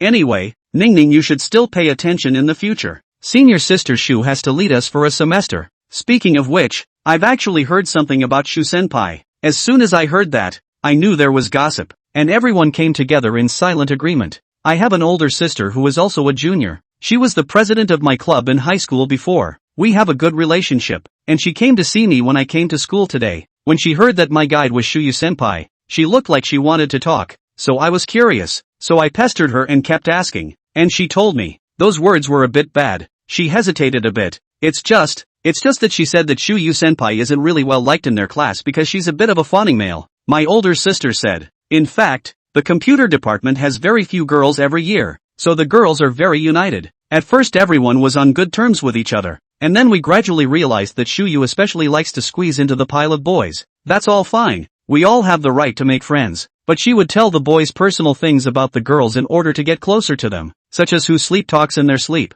who snores, and even once revealed to the boys that, reveal, Liu Aran, fully listening, leaned in close to her and whispered, reveal what? The girl gritted her teeth. Reveal what color the girls in their dorms wear in their underwear. Holy, I'll go. Ah, it's not that she's sick. It's not even a winnowing man anymore. It's nuts, isn't it her? Tang Shining also widened her eyes and asked, if this level of words, the girls didn't do anything to her when they found out? The girl returned, this is still the schoolmate's class president at the time told them, and then everyone looked for her to confront. Shuyu's schoolmate no they have no evidence, very arrogantly said she did not take pictures, just oral, made up cannot? People can't say anything, and this kind of thing, even if it's a big deal, it won't do any good, so we'll just have to leave it like this. But then Shuyu's roommate came together and told the instructor that it didn't fit with her personality and transferred her to another dormitory. People stopped contacting her afterward, and the dorm she went behind knew about it and messed with the guidance counselor, and now she seems to have moved off campus. The girl added cautiously at the end of her sentence, that's what I've heard from others, so we have a good idea in our own minds of exactly what kind of person she is. We can look at that later. Everyone nodded together. Liu Aran inclined her head towards Tang Shining. Ning Ning, you pay attention. Don't be sold and still help her count the money. Tang Shining, will she count the money to me even after she sold me? Everyone laughed into a ball again at her words. Ha ha ha. Ning, why are you so cute? Liu Aran touched her head. Go back and eat more pig hearts to replenish your heart size. Another girl picked up her cell phone and exclaimed, oh my god. What's up? More gossip? Maybe you guys know Su Yuan and Song King? Recognize. Before I came to the school I got to know all the handsome guys in the school. Su Yuan, Song Jing, 4th class of the finance department of the junior year, and Shui Junyan of the 1st class and Chen Tua of the 2nd class are good brothers. All of them are male sons from well-off families. And the main thing is that all 4 of them are handsome to the extent that people and gods can't stand it, to the extent that they all want to drool at the sight of them. Tang Shining silently took a bite of the apple she had taken from their dormitory. Before, when Su Yuan said that she would report his name if she ran into trouble at school, she thought it was bragging, but now it seemed that it might actually be useful in the case that the other party was his little fangirl. The girl with the cell phone waved her hand. None of this is important right now. What's important is that they just fought in front of the school, and the battle is said to be fierce. Chapter 27, The Sister of Love. What? This time it was Tang Shining who was anxious. Who fought? Su Yuan and Song Jing? That can't be right. Aren't they good brothers? Where did you see that? Any pictures? The girl shook her head. No. Supposedly the photos were asked to be deleted cleanly, and they said on their way out that they would be held legally responsible for the photos being sent out, with only dictation from those who were there. Liu Aran wasn't too bothered by this. What she was curious about was Tang Shining's attitude. She had just said so much about Shuyu, and she had listened impassively without much expression fluctuation, but now she was starting to get all startled. She stared at Tang Shining for a moment and asked, do you know them? Tang Shining pursed her lips, thought for a moment, and nodded. Actually, Su Yuan is my brother. She and Su Yuan were in the same school and they were roommates. They would definitely run into each other in the future, so it was better to make it clear. Otherwise, it would be like what Shuyu did today, misunderstanding that it was her boyfriend. Ha, I'll go. Liu Aran asked cautiously, also startled into silence for a moment. That is to say, we have a saying over there about calling your boyfriend your brother, and this brother of yours is? No. Tang Xiaoning said several no words in a row. It's a blood-related brother. That is, he's my mom and dad's biological son. Of course I'm also my mom and dad's biological daughter. That is, the kind of biological brother and sister of Nangong Chintian and Nangong Kenya. Except that I'm with my mom's last name, and he's with my dad's last name. Afraid that they would misunderstand, Tang Shining said a bunch of things. Several people heard this and were completely convinced. Liu Aran asked her, then when your brother fights, are you going to help? Yeah, I'll have to check it out. The dormitory was more anxious than she was, and as soon as she was pulled up from her position, Ning, go on, run up. If you don't hurry, maybe one of them will get cold. Yeah, I'd be heartbroken if any of the dudes got hurt. They live on their handsome faces. If they hurt their faces, how can they live in the future? Shouldn't be so unkind to greet it in the face. Tang Shining was also quite anxious because she really couldn't figure out why the two of them were fighting. Aren't we good friends and brothers? And she still didn't know where they were now. Suyuan and Song Jing had just made their move and didn't know if they'd return her message. And Chen Tua just didn't seem too reliable. So that only left Shui Junyan. She sent a message to Shui Junyan. Junyan, are you with my brother and the others? Where are you now? Shui Junyan replied after a while. We're at the empty mountain drop, the same clubhouse you came to last time. Do you want to come? I'll come over to pick you up. Tang Shining, okay, I'll just take a taxi here myself. Thank you, brother Junyan. Shui Junyan, okay, don't be in a hurry. Be safe on the road. After Song Jing returned the message, he put Shui Junyan's cell phone back to its original position, pulled out his own cell phone to take a look at it, and continued to rest his eyes with his eyes closed as he coldly opened his mouth to ask, why did she message you and not me? Do you know her well? Going to ask Suyuan, he endured it. After all, he was his own brother. But why Shui Junyan? Shui Junyan was driving his car, and he was happy to hear this. No way. Young Master Song, you're even jealous of this? Go back up through the chat logs yourself. I think that's the only verification message other than today's. As for contacting me, what else could it be for? I heard you got into a fight with her brother, so maybe I'll just ignore you from now on. Luckily I didn't fight back just now. Song Jing muttered. Shui Junyan was speechless, and glanced at him with his afterglow and asked, Sister Ning is coming over? He gave a lazy Shui Junyan continued, did you just make it clear to Suyuan? He agreed. Song Jing still had his eyes closed, his voice dripping with exhaustion. It's not like I'm asking for his permission by telling him. Shui Junyan laughed. That's right, young Master Song needs whoever's consent to fall in love. After thinking about it, he began to ease the relationship between the two. Ning is Suyuan's own sister after all. It's normal for him to be angry, so don't take it to heart. Song Jing changed his position and looked out the window. His voice was soft. In Shitong, I've also been protecting her for 6 years, and he's got a little bit of a blood advantage. Hearing this, Shui Junyan froze and returned. Don't envy this bloodline thing. If you take advantage of this, you can really be a real sister who can't be a love sister. Perhaps it was because Su Yuan had spoken to the attendant. This time Tang Shining didn't wait at the entrance of the clubhouse, but went straight in. Shui Junyan had just sent her the box number. It was on the second floor. The elevator was inside. Fortunately the floor wasn't high. She headed straight for the stairs. Just walked a section of the stairs. Then around the corner bumped into a small couple. The boy leaned against the wall staring at the girl in front of him, nothing to do. The girl gritted her teeth and blushed, tiptoe kissed up. Nonchalantly, Tang Shining quickly turned around, not noticing the green plant next to her, and was poked in the forehead by the pointed leaves. The pain made her suck in a breath of cold air and move a little further to the side. I was wondering if I should go over there hard or go honestly to the elevator. She heard the boy's words. It's crowded here. Let's go somewhere else. The tone contained a smile, like a flirtation. Tang Shining's eyes and nose were so wide that she couldn't bear to bury her head on the ground, waiting for someone to walk away before heading upstairs. Meng Yanche, who walked downstairs and hugged the girl, looked back and felt that the girl just now looked a bit familiar. They still didn't see the face. Tang Shining happened to run into Shui Junyan at the entrance of the box with a medical kit. She looked at those injuries and medicines, a heart lifted up again. Worried. Is it badly hurt? Shui Junyan pondered for a split second and handed her the medicine box. Just go in and take a look. Sister Ning, I still have some things to do at school. I'll leave the task of applying the medicine to you, he said as he opened the door to the compartment and pushed her in gently. A dim nightlight was turned on just inside the box, and Tang Shining was a bit nightblind and couldn't see much. Fumbling to find the switch, turning the lights all the way on only to find that Song Jing was the only one inside. At this time he was leaning back on the sofa. When the lights came on, he raised his hand to cover his eyes. His face was not in a good mood. What's the light for? The voice was also cold and scary. Tang Shining was so startled by him that the medical kit in her hand fell onto the carpet with a muffled thud. She stood still and thought a lot. Could it be that Su Yuan fought with him and he got angry so he didn't want to see her either? She held the medical kit and softly shouted, "Brother Song Jing," then began to explain. "I'm sorry, I didn't realize it was you in there. I thought it was my brother." Song Jing abruptly opened his eyes at the sound of her voice. Ning? Seeing that she stood timidly at the switch and didn't speak, he slowed his tone and walked towards her.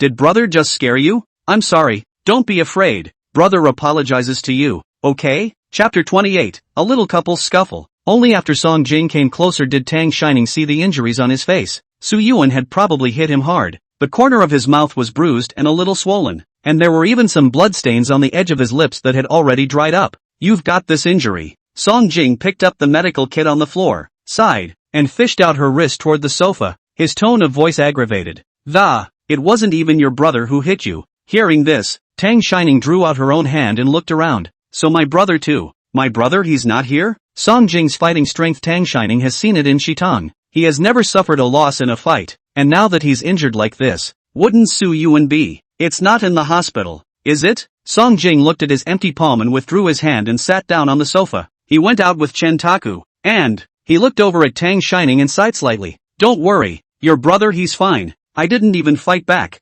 Ha? Tang Shining frowned as she sat next to him, very confused. Why? So it wasn't a fight at all, but Song Jing getting beat up unilaterally? She felt it was wrong to ask. Song Jing was the one who got beaten up. If she wanted to ask, she should ask Su Yuan, and he seems to be hurt pretty badly. Tang Shining opened the medical kit and drew a wet wipe close to him. Let me treat the injury on your face first. Song Jing didn't say anything, lowering his head and letting her move. As if she was afraid of hurting him, she pursed her lips tightly, her eyes serious, her fingertips pinching the wet wipes a little. The two were so close that her soft, shallow breath hit the left half of her face as well. The wound didn't really hurt much now, but it was itchy from her doing that. Song Jing raised his hand and held her hand in his palm, rubbing it haphazardly into the area she had just rubbed, telling her with his actions that, it doesn't hurt. You don't have to be so careful. Tang Shining didn't say anything, took a new wet wipe and wiped it again, then took an ice pack and put it on the left side of his face. This time Song Jing hissed. Tang Shining hurriedly took it away a bit.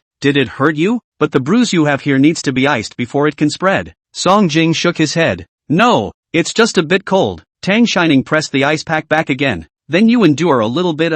The other hand held the other half of his face. This leaned even closer, so close that Song Jing could even make out her thick, curled eyelashes and his reflection in her dark pupils. There was another moment of silence. Tang Shining's eyes rested on the ice pack, and Song Jing's eyes fell on her full, rosy lips as he asked her, "You're having a bad day?" Tang Shining is a person with a strong desire to share. Before at school farts on the way home to tell him, and when he arrived home, he had to tell Mr. Tang again. Then you got a cell phone and had to send it to your friends all over again. She must have reported to school today. A lot must have happened and met new friends. If it was before, she would have already started describing it in colorful detail. But she didn't. And she was especially short on words tonight, which wasn't the case before. Though it's also possible that she's worrying because of his conflict with So Yuan. Tang Shining looked into Song Jing's eyes, then looked away again shortly after, shaking her head and, no, not in a bad mood. She really wasn't having a very good day. Although she should be happy with a new school and a new semester, she would always think of Ms.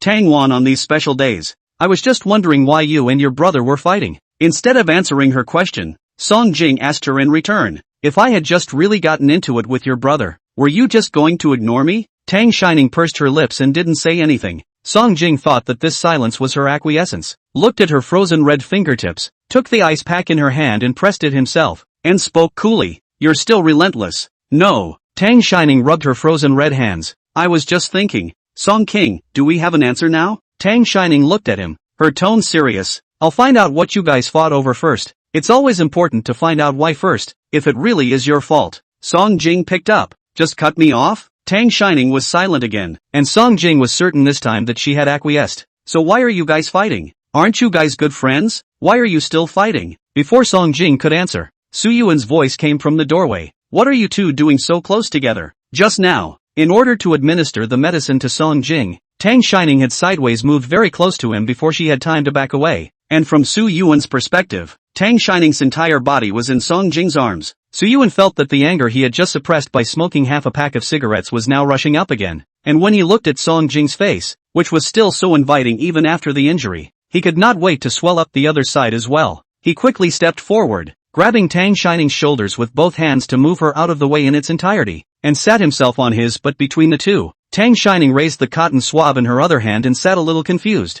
I'm rubbing him down. Her hands are that long, she can't reach them if she sits far away. Su Yuan didn't have the good sense to say, his own brother is not caring at all. How come I don't see you rubbing medicine for me? Tang Shining, you're hurt too, didn't you say? She looked past Su Yuan to Song Jing. Didn't he say he didn't fight back? Su Yuan blocked her line of sight. I'm injured, what are you looking at him for? No, I just thought it was strange. As she said this, She looked at Suyuan and looked back and forth several times, and it did seem like there were no injuries on his face. Did it hurt on the body? She went up to pull Suyuan's shirt again, but he dodged it. What are you doing? Even though I'm your brother, you need to be careful. Men and women are different. Don't move your hands. After saying that, he glanced at Song Jing and added with intent, it's even more important to avoid suspicion with other men. Tang Shining didn't pay attention to the other layer of meaning of his words, and only cared about one question. So where exactly did you hurt? Suyuan pointed to his heart. This, hurt here. Ha? Tang Shining looked at Suyuan and then Song Jing,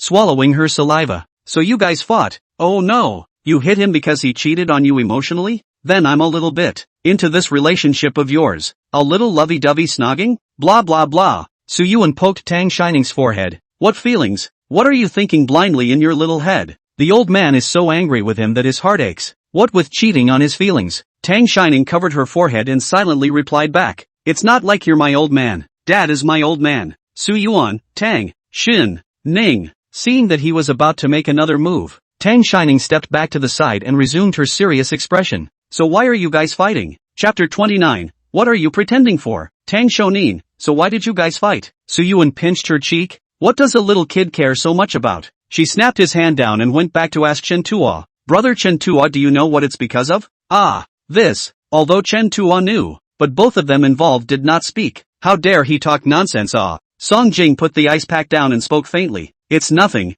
I'm messing around with your brother. He didn't want her to know his mind in this situation. Suyuan obviously didn't want to say anything more and picked up. Well, it's a joke. Chen Tuo saw that they had all made up their reasons, so he began to embellish them. Yeah, we were sitting there today bored and playing a game. Then your brother Song Jing lost and your brother won. And then, so, Tang Shining looked over at Suyuan, her brows furrowing slightly. You beat up brother Song Jing like this just for a game? Suyuan swung straight for the fences, looking lazy as he sat back against the sofa. Well, yes, if you play the game, you have to have the spirit of the game, and if he loses, he has to accept the loss. What's the matter? Why not? Tang Shining's afterglow saw Song Jing put the ice bag down and thumped back to Song Jing. She ran without warning, and Suyuan reached out and grabbed a lonesome, shouting through clenched teeth. Tang Shining, come here. Tang Shining, brother, I'm atoning for your sins. Suyuan, I'll settle my own matters myself. I don't need you to atone for my sins. Come here. She hugged the medical box and ducked behind Song Jing, and the other person also sidestepped Suyuan. Song Jing, you're wanting another fight, aren't you? Suyuan was so angry that she pushed him, and the other party fell directly on top of Tang Shining. Suyuan looked at her hand and clenched her fists in anger. I didn't even exert myself. What are you pretending? Brother, stop it. He's hurt. Tang Shining helped Song Jing's arm up. Suyuan, come here you. Tang Shining handed Suyuan the anti-bruising medicine and cotton swabs in her hand. That's fine. Then you can put medicine on him. You hit him anyway. He's dreaming. Suyuan sat with his chest clasped. I'll just beat him up again and beat his face symmetrical. Tang Shining, then you said so much. Song Jing was tall. He should be over 5 feet 5 inches. Tang Shining was only 6 feet 7 inches. So if he didn't bend down, she couldn't get on too well. So he changed his position and sat on his knees on the sofa, pinching a cotton swab and breaking it over Song Jing's injured side of his face, carefully applying medicine to him. Song Jing was still angry in his heart that she only cared about his brother, but when he saw how careful she was, he bowed down and moved his face toward her. Never mind. She was forgiven for preferring to rebel against his brother's hegemony by coming over and applying medicine to him. Zhenjue sat on the other single sofa, watching the show while getting high on melon seeds, and looking at Song Jing's worthless look. He couldn't help but feel that it was worth it for him to receive this injury. Coldly, he heard Suyuan's voice ring out again. Chen Tu, go and medicate Song Jing. He was unable to watch the two get closer and closer together. Song Jing pretend what just a little broken skin now also coated with medicine. Before the fight took him to the infirmary, the school nurse said to disinfect. He said no, after a few days we'll be fine, and now he's letting him mount it. But having him go and help him apply the medicine was obviously impossible. Just in time to see Zhenjue, who was watching the show from the side. Chen Tuo looked up and pointed his fingertips at himself. Me? Suyuan showed a threatening look on his face. If you don't go, brother has nothing to do. Chen Tuo got up, very reluctantly. Song Jing took the cotton swab in Tang Shining's hand. Alright, that's fine.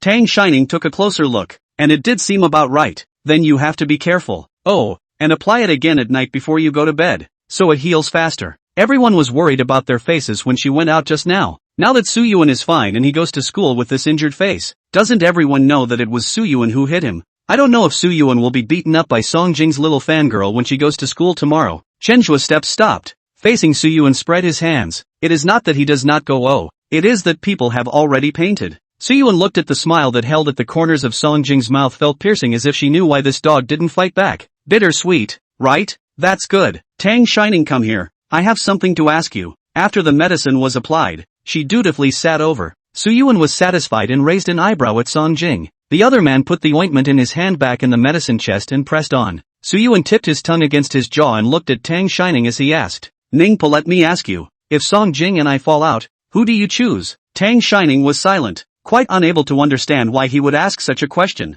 It's just as frustrating as being asked as a child by relatives who have no sense of propriety and talk too much. Do you like your dad or your mom? However, Tang Shining was in a special situation, and no one had asked this kind of question since she was 6 years old. After all, it really wasn't polite to ask a single mother's child this question. Speaking of her mother, she thought of Ms. Tang Wan again and really missed her, especially today, because every time a new semester started before, Ms. Tang Wan was the one who drove her to school, and every time she moved up a semester, Ms. Tang Wan would bring her camera to take a group photo with her at the school entrance. I should have shot a dozen or so by now, but they broke off this year. Ms. Donovan stayed the year she turned 17, but she wouldn't stay 17. So sad. Suyuan didn't know these thoughts in her heart. Seeing that she kept silent, she became even more angry. Tang Shining, I'm your own brother. Song Jing isn't even your cousin. Do you have to think about it for so long? Song Jing frowned at Suyuan's displeased face. Why are you yelling at her when you're just talking? Suyuan subconsciously returned.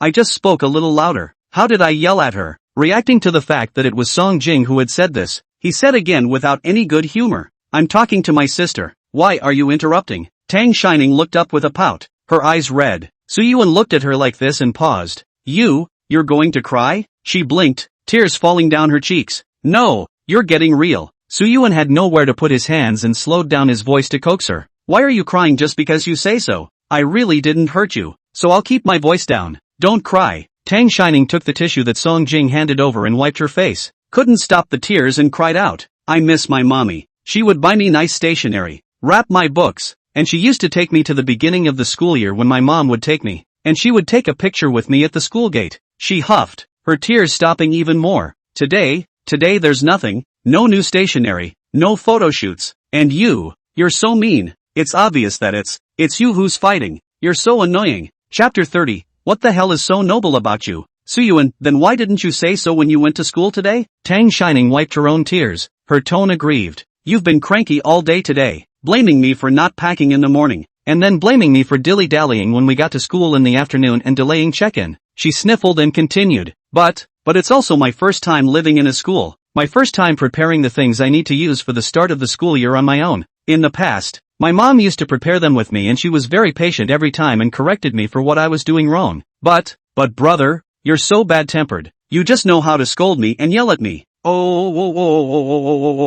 Tang Shining said more and more aggrieved, tears snapping and falling, not stopping at all. Suyuan was anxious. When did I scold you? How would I dare? Ningbao, you misunderstood. Brother is just talking a little louder. Don't cry. Brother, change, okay? The more he coaxed Tang Shining, the more she cried, and turning her head to see the sullen Song Jing didn't have the good sense to say the same. Why are you sitting there? What's going on? Come over here and make some noise. He even claimed to like her. He didn't even coax her when she cried and sat there like a log. Song King. So who the hell has been keeping him away and just had to stop a line to deliver a tissue? If it wasn't for the fear that the two of them would argue again and Tang Shining would cry even harder, Song Jing would have to talk to him. Suyuan looked at Chenjua, who was crackling and typing on his cell phone, and huffed as well. What's wrong with you? My sister is crying and you're still here having fun on your cell phone. Chenjua, at this time the cell phone page, a friend's sister was angry at a friend to cry how to coax? No way, he himself is the smallest of the family, at home only to be bullied. Although the childhood also have been bullied to cry experience.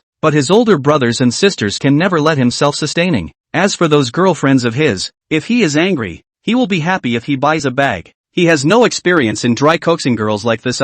He sat next to Suyuan with his cell phone and was about to tell him about the netizens' experience when the other party first smacked him. I told you to go coax people. Why are you sitting here with me? And look at your cell phone. Why don't you keep your eyes on your cell phone? No. Chen Tua frowned. What the hell are you being noble about? People are your sisters, right? You made her cry, didn't you? Now you're still mad at me. Believe it or not, I'll cry for you too. With his staggering temper, It felt as if a dog passing by would now have to be scolded. Suyuan heard this and argued with him again. Aren't you my brother? Isn't my sister your sister? Now you are trying to distinguish these have-nots with me, right? Chen Zhuo is also not willing to show weakness. Now I'm the one who wants to make a distinction. Obviously it was your own poor temper that made someone cry and couldn't be coaxed, and now you're taking it out on me? No wonder my sister is crying. It's me, I'm crying too. Suyuan, Chen Tua, Taku Chen, see, there you go again with the loud little voice. Just now you said you'd change it. Song Jing ignored the two of them as they exchanged schoolboy curses and sat down next to Tang Shining to gently and softly wipe her tears. If you want to take pictures, I'll send you back to school later, okay? MS. Tang definitely does not want you to be sad on the first day of school. She is not here. I will accompany you to take pictures. You can take as many pictures as you want. If you can't get the right one we won't sleep, okay? Ningbao, don't cry. Your brother is this character. He does talk a bit louder, but he cares about you. A few days ago he was inquiring about who your instructor is for this year's military training, wanting him to take care of you. Tang Shining stopped sobbing, her eyes red from crying so hard, and looked up at him and, Brother Song Jing, do you really think my brother is nice? Song Jing locked eyes with her and raised his hand to wipe the tear tracks on her face, and although he didn't know why she asked, he still answered softly, aha. Other than that, Suyuan was definitely good to Tang Shining, and their siblings hadn't seen each other for quite a long time. Tang Shining was still immersed in the sadness of Tang Wan's death when she was received in Jinghe, and didn't like to go out, staying in her room every day. Suyuan messaged Xue Junyan almost every day to ask for advice on how to get along with his sister, as Xue Junyan also had a younger sister who was in high school.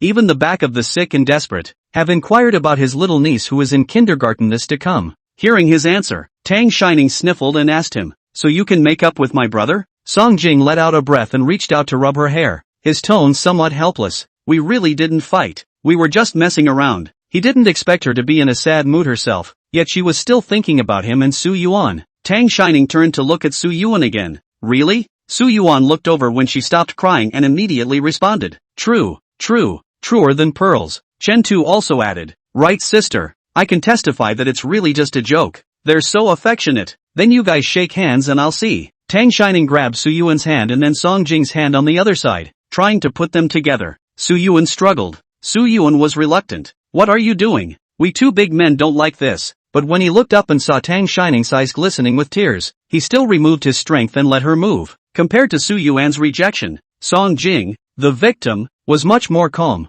and from the moment Tang Xiaoning grabbed his hand, his gaze was fixed on the hand he was grabbed with. The handshake was completed, but Su Yuan looked reluctant and she was still a little uneasy. She took a seat toward the inside of the couch, and the two of them became sitting face to face without her in the way. Tang Shining's voice was still muffled, with a nasal sound after crying. You guys hug again to solidify your friendship. Su Yuan stepped back in disgust. I don't want it. Song Jing still had that whatever it takes look. Tang Shining frowned at Su Yuan. Brother, you were the one who made the move in this matter today, and did it so hard. Brother Song Jing has forgiven you. How come you're not even willing to hug him? So did you just coax me to play? Said eyes misted over again. Su Yuan was furious and didn't dare to raise his voice. That's because you don't know why I hit him. Tang Shining was puzzled. Didn't you say it was a joke? Shenzhuo saw that she was about to cry again and pushed Su Yuan. It won't kill you to hug a little. As he said this, he stood up and pressed the two together. The two of them quickly separated after dipping a little, but Tang Shining was quite satisfied. Her emotions came and went quickly. Mainly she felt suffocated this day. Before she cried when she wanted to cry and laughed when she wanted to laugh beside Miss Tang Wan.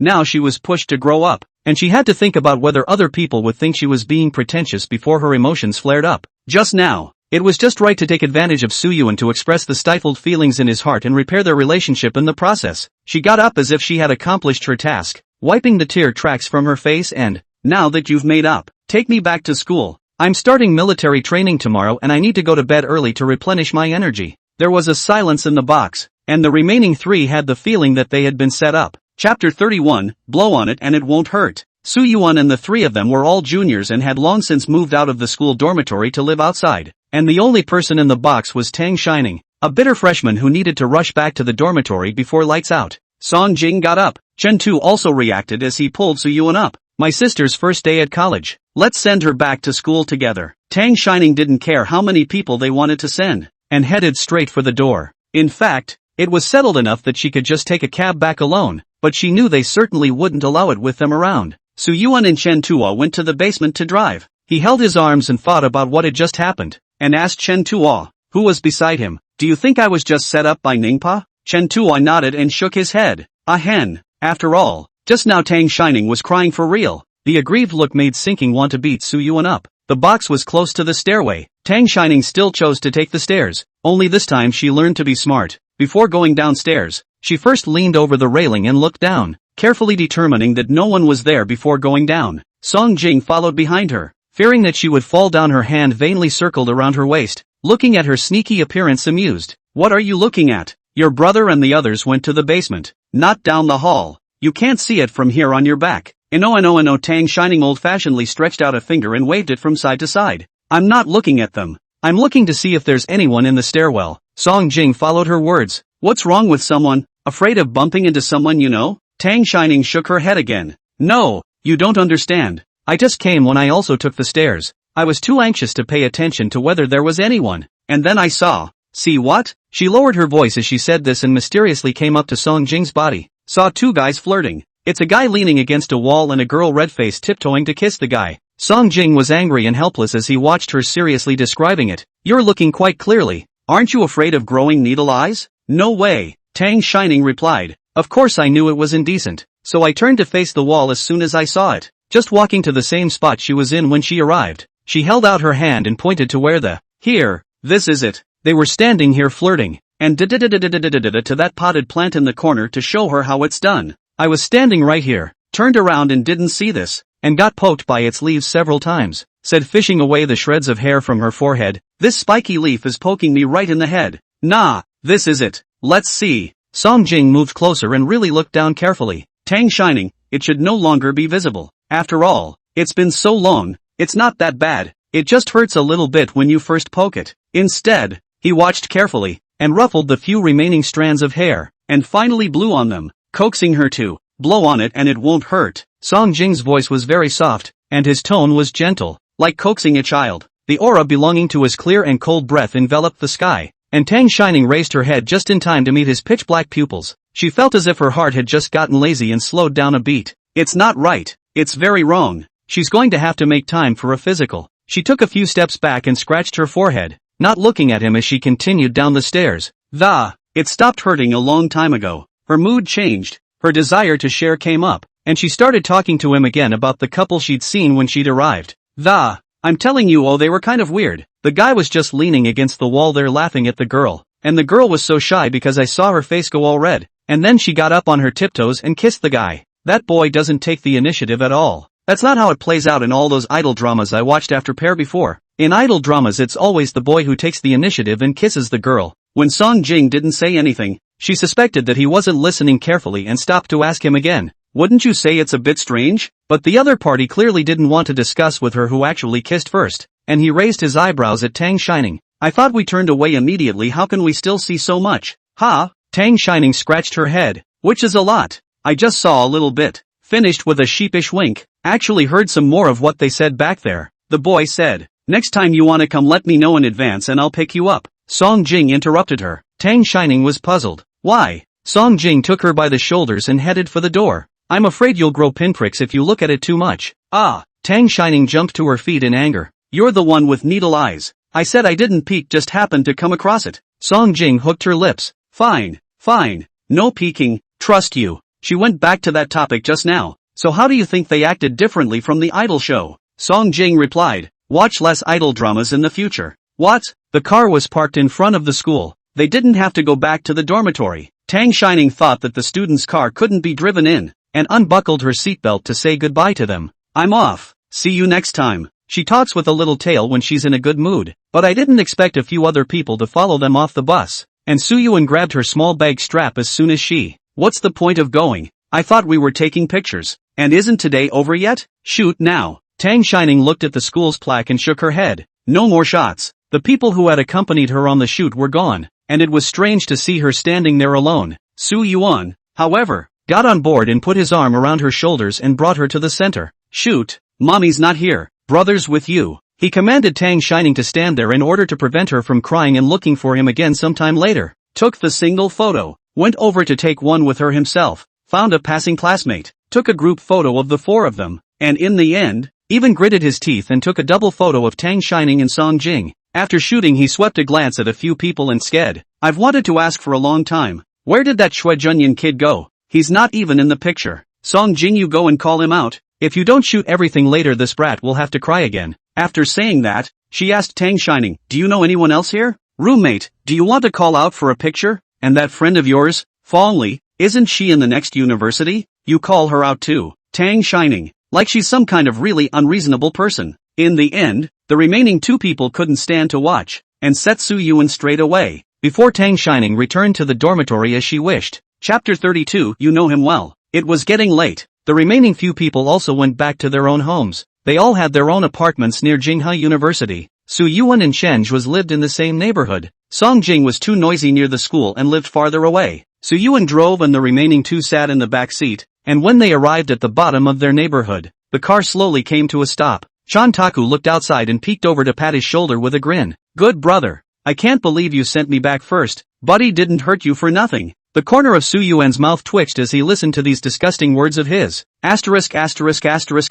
off. Don't I live here too? Ha! Chen Tu sat back in his seat and glanced at Song Jing. Aren't you going to send brother Jing back? Su Yuan turned off the engine and sat paralyzed in the seat. I'm not his driver. I don't want to drive. I'm tired. No? After saying that, the car keys were thrown to Song Jing in the back row. For the sake of former brotherhood, I'll lend you the car to drive back. Just drive it to school tomorrow. And then literally unbuckled his seatbelt and got out of the car. No. Chen Tu also followed down. You're serious? Don't around. You guys haven't made up yet? Song Jing followed suit and got out of the car, handing him back the keys in his hand. No need. Su Yuan looked at him askance. Don't pull back. Then call a car over to pick you up yourself. I won't send you anyway. As they walked towards the neighborhood, Song Jing followed, and Chen Tua found it strange that Brother King bought a condo in this neighborhood too? Song Jing slowly returned. No, Taku-chen, so what are you? Su Yuan also looked back at him strangely. I don't think we can be human beings who do one thing in front of our faces and one thing behind our backs. Song Jing looked at Su Yuan and hooked his lips. Su Yuan was creeped out by his laugh and stepped back. What do you mean by that?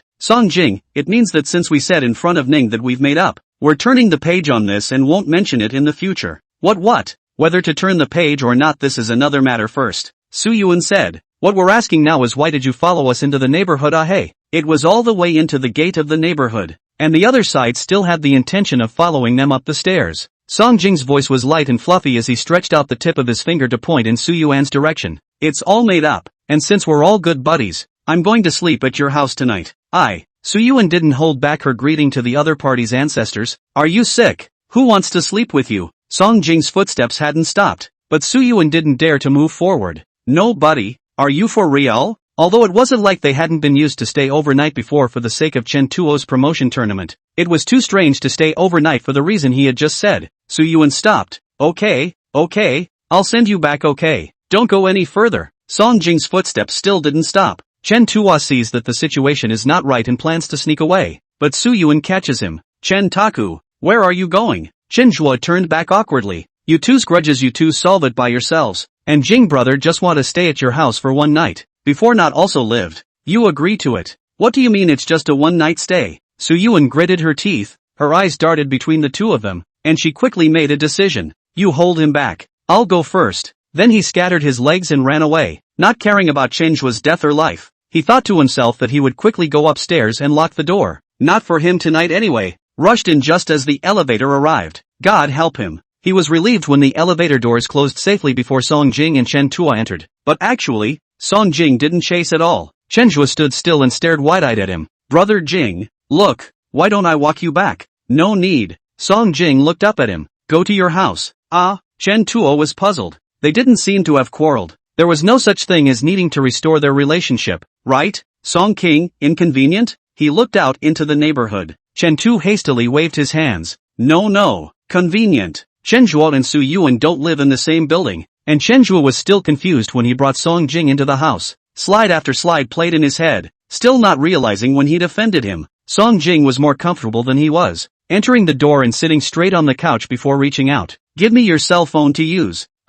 Chen Tu was confused, but Chen Tu did as he was told. Song Jing looked up after receiving it and asked him, there's nothing private in the album that can't be seen, right?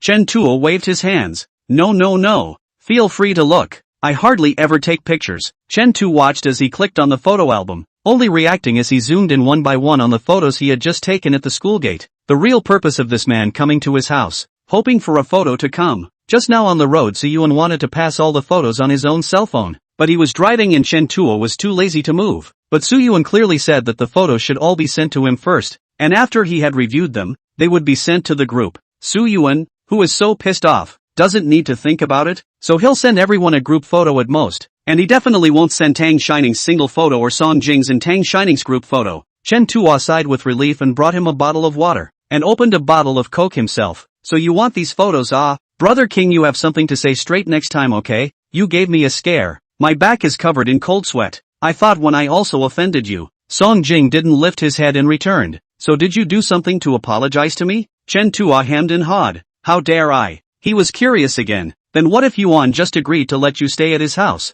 With his eyes still on the photos, Song Jing took the time to answer as he transferred every photo with Tang Shining in it to his cell phone. He won't say yes. Soo-yuan's temper. It might be possible after tomorrow, but tonight he wouldn't let him stay at home no matter what. Chen Tuo burped comfortably. So you just teased him downstairs. You know him pretty well then. After the photos were passed around, Song Jing got up. Let's go. Chen Tuo followed suit. It's so late. Don't you live here? Song Jing waved his hand. No, I recognize the bed. Chen Tuo thought about it, seems to be true. Before playing games together, no matter how late, Song Jing have to go back to their own home to live. Even if they really stay overnight is also directly overnight. And he stopped advising. Sending the person to the door, he said with a smile. Don't worry, I won't tell you about the photos you all got. Song King, it's okay if he knows. He got his hands on it anyway. Chapter 33, Beat You Up. When Tang Shining returned to the dormitory, everyone in the dormitory had arrived. Tokyo, who has his own band, was dressed in a punk style, with a black sleeveless top paired with black work pants with several chains dangling sporadically from them.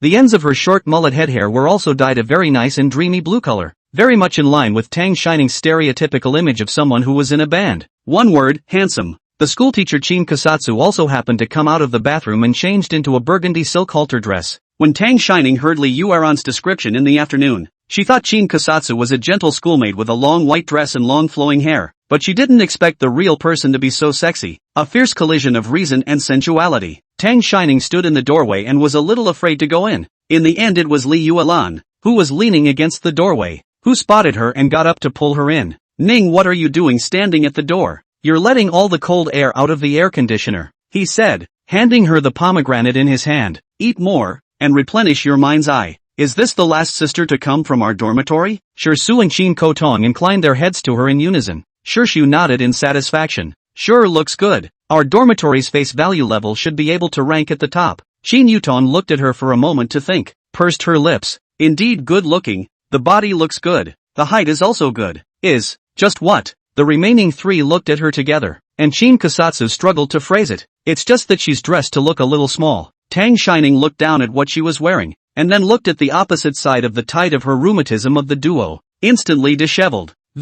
Sister, if you want to say I'm dressed in dirt you can just say so. It's not the first time someone has said that. I'm used to it. Sure. She was happy, stepped forward and pinched her face. You have a big heart. You even let her say it straight. The first time I met her, she also said I was dirt, and I almost fought with her, though she was wearing the requisite plaid shirt for engineering men and women, which was an aesthetic disaster when I think about it now. Li Yuelan was still peeling pomegranates and raised her hand when she sniffed. I was also told off, but after finishing her speech, Evening Tong's senior sister gave me 2 sets of clothes and sent me a couple of styles for me to buy clothes according to that in the future. Sure. Xiao took over the words. Yes, little friend, you don't care. Lei Tong is just a little bit poisonous mouth, but she is really good at it. My dressing style is also her help to find. She is in a good mood but also will help us to build a few sets. Evening Tong's mom is a designer, and she grew up with an ear to the ground and developed these fiery eyes. I'm not a little kid. I'm a college student now. Tang Shining rubbed her face, wondering why everyone liked to pinch her face. Okay,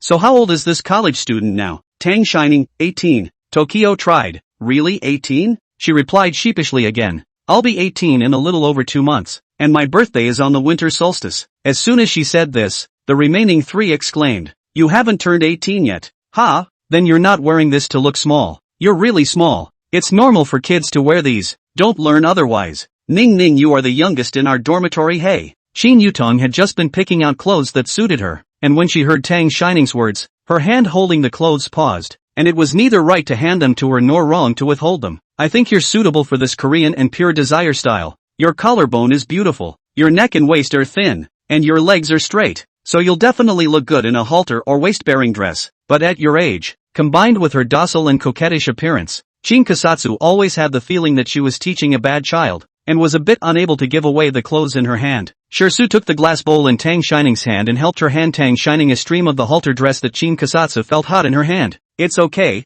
Ning Ning, you keep it first. It's not bad for these 2 months. We can wear whatever we want. Then he poured all the pomegranates that Li Yueran had peeled into her glass bowl. It's important to dress up, and it's important to mend your heart eyes. They just came back from the outside, has heard Li Yueran said their class that guide assistant Shuyu Thing. Originally think all went to college. Should be a little hard. Looking at Tang Shining, they felt that it was still not certain that she could be played to death by Shuyu with such feelings. The junior Shuyu, their session of sophomores, have heard of her. She offended her own classmates, and can only find their session to play, so they have heard of her. In a word, not a nice guy. The girls had all showered and started their pre-bedtime foot soak and skincare program, and Tang Shining sat in her seat dutifully eating a pomegranate while listening to them talk about Shuyu and the sophomore year. Seeing her dumbfounded look, Tokyo deliberately teased her. Ning's sister, you are the youngest, hey? Tang Shining nodded. Yes, so what? She looked at Chin Kasatsu and together they lamented. It's only 17, so it seems we're really old. Tang Shining was speechless. You're not just a year older than me, is that so? No.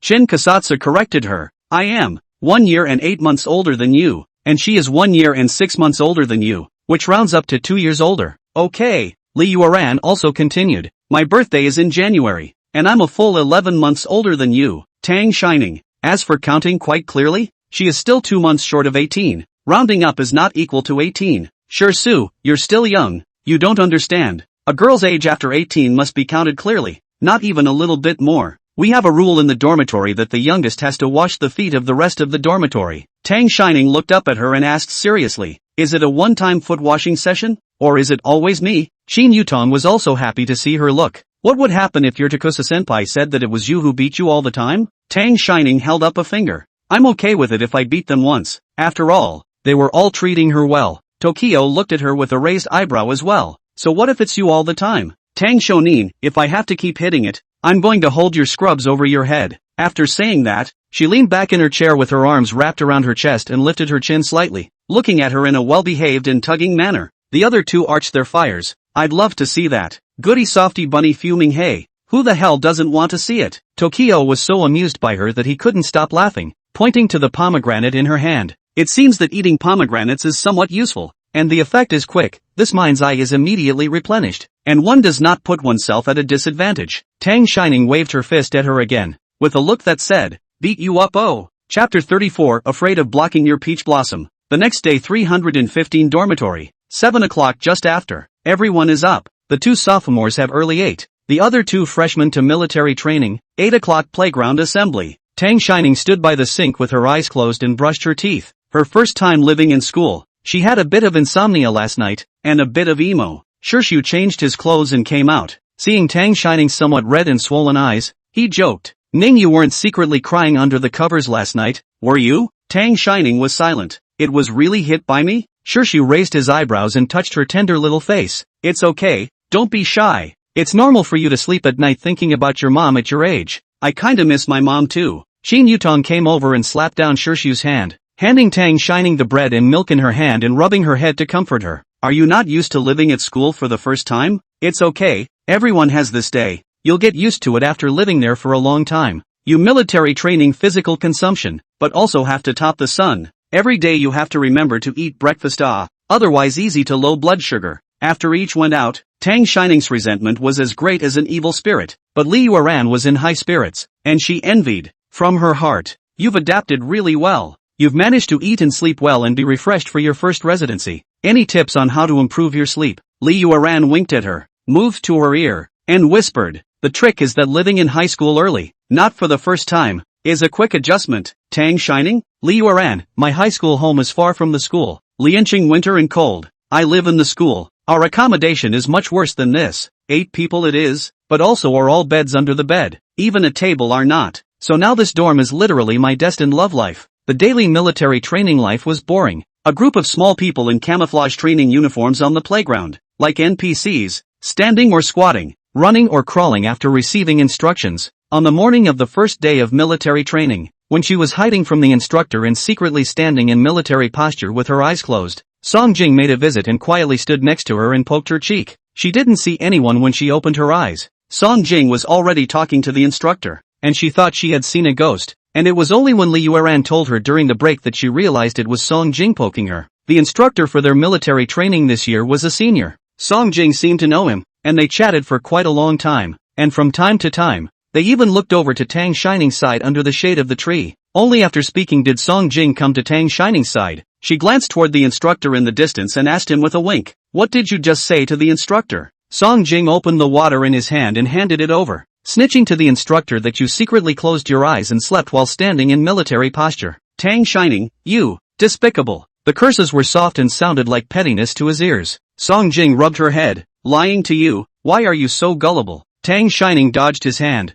Brother Song Jing, you've gotten worse. You'd better play less with Su Yuan. Song Jing retracted his hand, crying and laughing a little. Didn't you force me to make up with your brother yesterday? And today you're telling me to stop playing with him? Why do you have one idea a day? Tang Shining, that's different. Yesterday it was about repairing friendships. Today it's about getting the supposedly gentle teenager to lose his way and not become as beat up as Su Yuan. So tell me which has changed. Tang Shining stared at Song Jing for a while and concluded that, I don't know. Song Jing was happy. No? Tang Shining, yeah, it just feels like you're a little different from before. You wouldn't have lied to me before, and you just secretly poked me in the face in front of so many people. You're not stable at all. Steady? Song Jing withdrew his smile when he heard this, his eyes fixed on him. Why should I be steady? Tang Shining blinked and looked at him. Because you've always been the steady and knowledgeable big brother in my heart. He repeated word for word, knowing, big, brother? Tang Shining nodded seriously. The playground was now filled with small people in camouflage uniforms, and although Song Jing was only wearing a simple black tee and overalls, he had a fair complexion with deep features, and his slender figure was accompanied by a pair of peach blossom eyes that looked at dogs with deep affection. It's hard to ignore. He was in and talking to the instructor when everyone noticed him, resting at the moment, and there were several girls not far away who had gathered to look this way. Li Yueran and Sun Tianxiang from Class 1 had gone to the supermarket, and now only Tang Shining was next to him. He stopped talking after he heard her speak from the bottom of her lungs and wondered what he was thinking. Tang Shining silently moved to the side and was noticed by Song Jing. He looked askance at Tang Shining, his eyes unhappy. You dislike me? No, no, no. How dare she? Song King, so you just snuck to the side? Tang Shining bit her lip, contemplating a statement he could accept well. I'm afraid that being too close to you will affect your peach blossoms. In fact, she was afraid of being killed by the looks of those little fangirls of his. Song Jing looked at her suspiciously. Really? Tang Shining nodded heavily, her voice soft. Yeah. He raised his head to look around.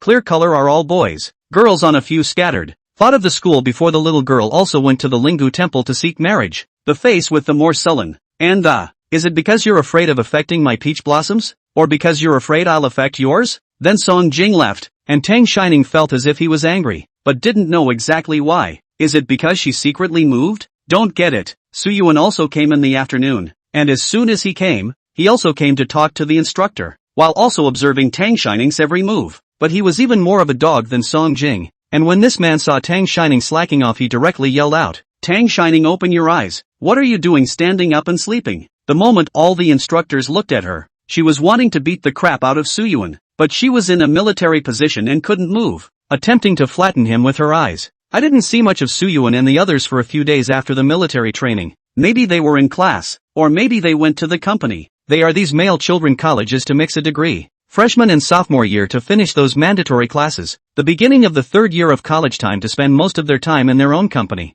It's mid-September in the city of Kyowa, and every day is filled with both the heat of summer and a bit of fall coolness. This kind of weather Tang Shining didn't hate, and she loved sunbathing. She always felt that standing under the sun could light up all the haze in her body and heart, and then kill those bad emotions. So daytime training for Tang Shining was just standing in the sun and gawking. Chapter 35, You're more important than all that. What was actually difficult for Tang Shining was the evening training. After dinner there was still 2 hours of training to be done. The instructors would have them stand in military posture for a period of time first, and the rest of the time was said to be free time, but they also needed to stay in line and sit still. Students who want a talent show go up and perform, sing, dance, rap, The multi-talented students did not want to miss the opportunity to showcase their talents. But Tang Shining wasn't interested in any of this. And the darndest thing was that she couldn't play with her cell phone, so she could only mingle in the line and doze off. And she is also a particularly attractive mosquito body. Every time after training back to the dormitory are several big bags. Shu Yu,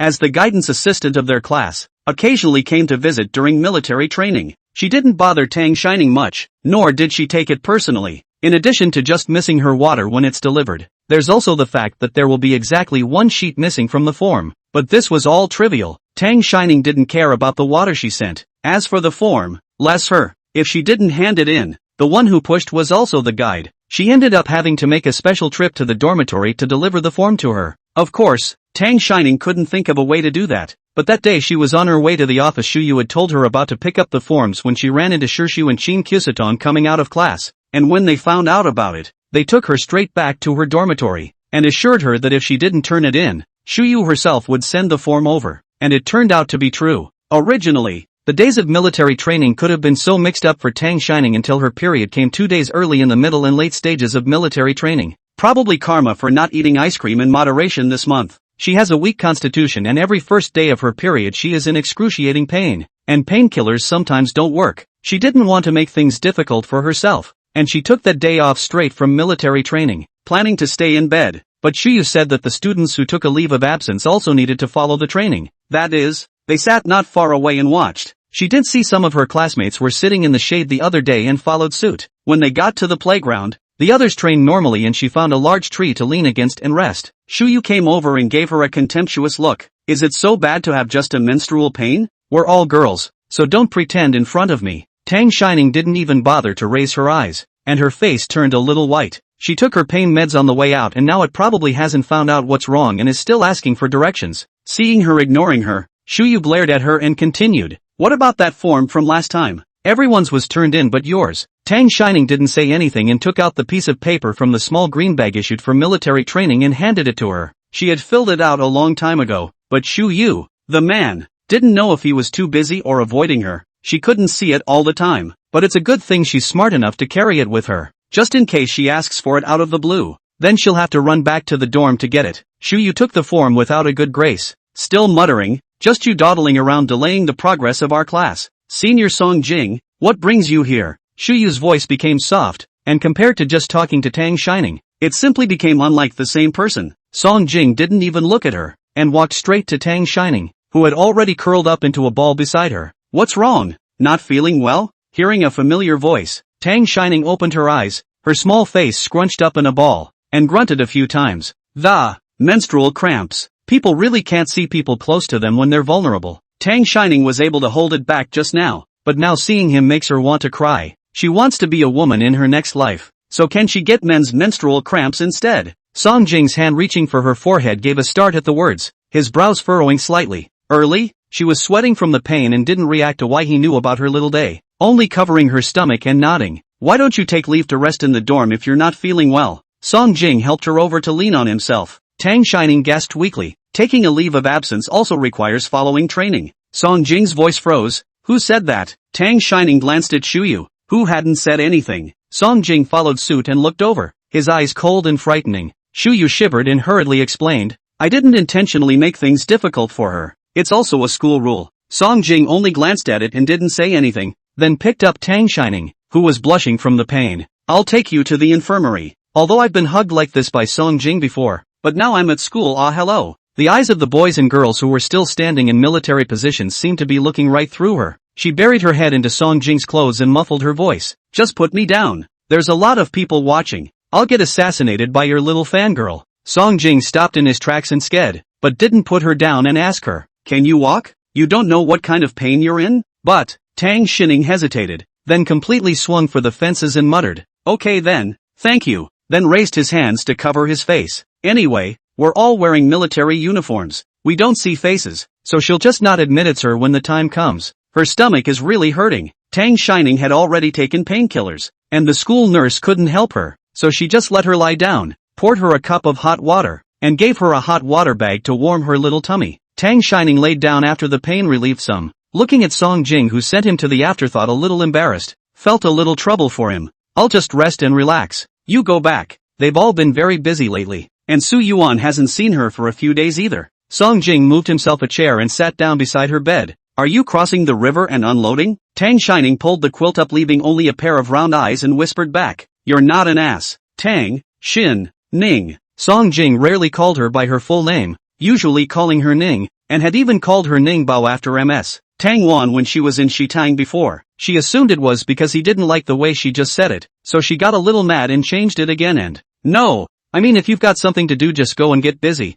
Haven't you all been busy lately? I'll be fine on my own. Song Jing pulled the quilt that covered her face down and returned. You're more important than any of those things. Ha? Song Jing sighed. That's how much you want to kick me out? Tang Shining shook her head, also a little angry that he always misunderstood her. Told you it wasn't that. She closed her eyes, not wanting to care about him. He was just about to speak when Tang Shining's cell phone rang with the caller ID. Brother, guess it's about what just happened. Picking up his cell phone, Song Jing just sat there and watched, with no intention at all to move away. Su Yuan's somewhat anxious voice rang out. Ning Bao, what's wrong with you? Not feeling well? Tang Shining felt strange and looked around. Did you send someone to follow me? Otherwise she really didn't know how to explain. She hadn't even been in this infirmary for half an hour yet. How did he know? Su Yuan, what are you thinking? Why am I following you? I heard about it. Tang Shining was persistent. Who did you hear that from? Song Jing hadn't taken his cell phone from the moment he carried her in, so could he have shared his brain with Song Jing? Su Yuan, don't worry about that. You first say what's wrong with you. Is it serious? I'm on a business trip out of town right now. If it's serious I'll have my grandparents come over to take you back. Need to hear from anyone else? The picture of Song Jing princess hugging Tang Shining had already spread to every group in the school. Although the girl's face was blocked from view, could he not tell who it was? Hearing her grandparents, Tang Shining immediately replied. It's not serious. It's just simple menstrual cramps. It'll be fine with rest. Su Yuan still wasn't quite at ease. Is Song Jing still there? You give him the phone. Tang Shining handed him his cell phone. My brother said he wants to talk to you. Chapter 36, Can't you have any sense of boundaries? Tang Shining handed her cell phone to Song Jing. My brother said he misses you and wants to talk to you. Su Yuan's side was heard yelling. Who misses him? Ning Bao. Don't spread the word blindly. Tang Shining puffed up one side of her face and looked at the ceiling, her eyes dribbling as she pretended not to hear. Song Jing didn't hold back from poking her face again, then hooked his lips and took the phone. Su Yuan, you're next to Ningpa now? Song Jing glanced at the girl who was lying on the bed and glaring at him with a puff of air and hummed. Well, my ass. Speak normally for your father. Don't get all hairy and gooey with old me. Su Yuan continued. You stand a little farther away, to where she can't hear you. Okay, say it. Su Yuan roared as Song Jing's footsteps stopped. Song Jing, you dog. Who told you to hug my sister? You're a dog. You're so foolish. You hugged her in school and were seen by so many people. Can't you have some sense of boundaries? Song Jing held the phone a little farther away and resumed his usual cool state. It's hugging your sister, not picking up your sister. Why are you so excited? Did a lot of people see it? That's great. Su Yuan, how dare you say you don't want to get laid? Song Jing, I don't dare. You know, I'm a timid person. Asterisk asterisk asterisk asterisk you big man. Su Yuan was so angry on the other end of the phone that his brain hurt. If you're timid Jing, he has no timid people. Then you'll have to ask my eldest mother. Song Jing stood by the windowsill, looking at Tang Shining, whose eyelids were fighting not far away, and lowered his voice. What's that? What dame? Su Yuan held the phone away from him a bit, suspecting that he wasn't talking to himself. Song Jing's tone was slow. Don't you want to my grandpa? My grandpa and my damsel seem to have a pretty good relationship, so you'll have to ask my damsel. Su Yuan was so angry with him that he couldn't come up for air. Dog thing, if not for the fact that I'm not in Jingha, I would definitely beat you up again. Aha, he said perfunctorily. You're good. Su Yuan took several deep breaths and suppressed his anger. I'm not in Jinghe. You help me keep an eye on my sister these days. She's not willing to go back to the old mansion side. Otherwise I'll let my grandmother take her back. Could he not realize how dangerous it was for Ningpa to stay by Song Jing's side? But there was no one more suitable. Although he didn't want to admit it, but he still trusted Song Jing's character. That day he told him that he wouldn't act excessively. He definitely wouldn't. But these days this dog probably thinks that it has already picked a fight with him. They all started to openly flirt. Something to Ning Bao's side. Really want to beat him up. Song King, aha. Tang Shining and the two old men of the Su family had heard her talk a little bit in Shitang before. The old professors in their neighborhood loved to take her to play with them at that time, and loved her as their own little granddaughter. Song King pokes fun at her, calling her an old man and woman killer. Tang Shining shook her head seriously. No, not all old men and women like me either. My own grandparents don't like me at all. They only like my brother. The two old men of the Su family couldn't see Tang Wan as an orphan daughter in the first place, feeling that she was no help to their son. When they got married, the two old men were also obstructive, but Su Yu and Tang Wan were so attached that they still got married under pressure. Tang Wan was not treated well by them even after the marriage, until Tang Wan gave birth to Su Yuan. The two old men still left behind the feudal thinking of the older generation, which favored sons over daughters, and Tang Shining was not valued by them after her birth. When Tang Wan and Su Yu divorced, even though Tang Shining was only 6 years old, she understood many things. Su Yuan couldn't stand Song Jing's cold attitude. What are you umming about? Can't you say a few more words? Song Jing came back to his senses, saw that Tang Shining was already asleep, and asked the person across from him, do you still have something to do? Su Yuan gritted her teeth and spoke, I'm going to kick your ass when I come back. No one can stop me. Song Jing said indifferently, well, I'll hang up before anything else. She's asleep, and then hung up without half a second's hesitation. Although Su Yuan was angry, she still didn't forget to send him several messages, all about Tang Shining. Of course, Ningpo's body is very weak during her physiological period, and she is especially prone to getting sick, so help me keep an eye on her, and don't let her touch the cold water and all that. Don't let her go to military training or anything. Give her a vacation, and the photos on the school forum you have someone delete. If this continues, everyone will misunderstand Ningpo's relationship with you. I didn't forget to scold him at the end. Dogs. Song Jing read through each line, and succinctly replied back, aha. Sitting back next to Tang Shining, she was already asleep, but her brows were still wrinkled, so she should still be a little uncomfortable. He reached under the covers and warmed his hand on the hot water bag first, rubbing her little tummy for her when it was the right temperature. Only when her brow eased and her breathing calmed did she return the hot water bag to its original position. Song Jing looked at her appearance as she slept, the corner of his lips slightly hooked up,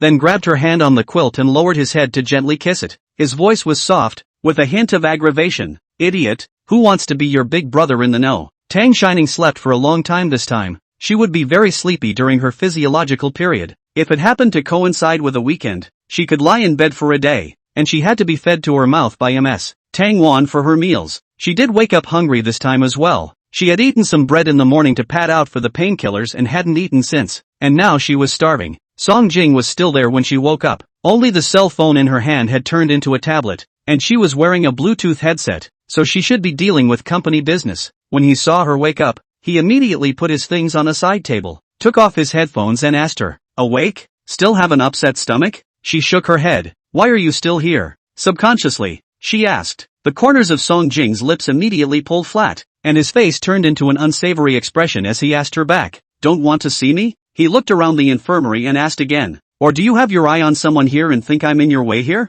No. His voice was confiscatory as he spoke, and Tang Shining was afraid that the others would hear him, anxiously trying to sew his mouth shut. I mean, you don't have to guard mine. I'll go back on my own when I wake up. I'm afraid I'll hold you up. Is that what it means? Song Jing's eyes looked askance at her. Tang Shining nodded. Song Jing brought over the lunchbox that she had just had her aunt at home send over. Then say it more clearly next time. I'm prone to misunderstanding what you mean. Misunderstanding that you dislike me. Ha? Tang Shining muttered. Why are you being weird lately? He didn't answer, opening the lunchbox and handing her the chopsticks. Not hungry? Eat first. Tang Shining pinched her chopsticks. It's just physiological period. It's not a big deal. It's a bit embarrassing to be taken care of like this. Actually, I'm fine now. I can eat in the cafeteria by myself. Chapter 37, where's the 18? There's really no need to treat her like a patient. He's making it look like she's too sick to get out of bed now. Song Jing's hand that opened the lunchbox gave a start. You're going to eat in the cafeteria?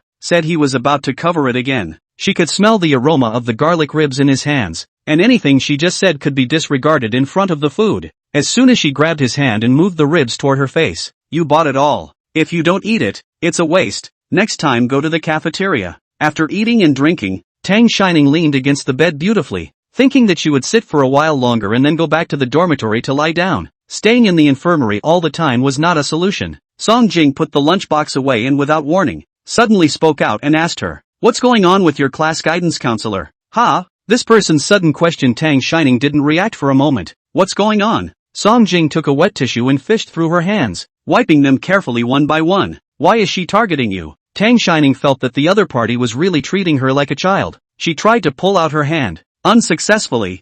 I'll do it myself. I'm not a kid anymore. I'm 18. Wipe your hands or you will. The girl's hand was small and soft. Song Jing pinched her palm. It's good to be a child. It's good to be a child who at least knows to complain when they're wronged. And where's 18, when it's clearly more than 2 months away? Tang Shining lowered her head and replied in a small voice. There's no aggression. And she didn't bully me much, so I can take care of it on my own. She didn't take any of those little fights seriously, and her roommates were very protective of her. Song Jing held her face so that she looked up and straight at him. You're sweating from a stomachache today, and you're sitting on the playground following a training session, and this is what you call being able to work it out on your own. Just after the training, Tang Shining's roommate came by and she was still asleep, so Song Jing didn't wake her up, but thinking about the scene he had seen on the playground, he called the man out to ask a question about that guide assistant in their class. It was only when I asked that I realized that this person had been targeting Tang Shining since the day school started. She took it without saying a word. Although listening to her is there to say are some small things, but he is just very uncomfortable.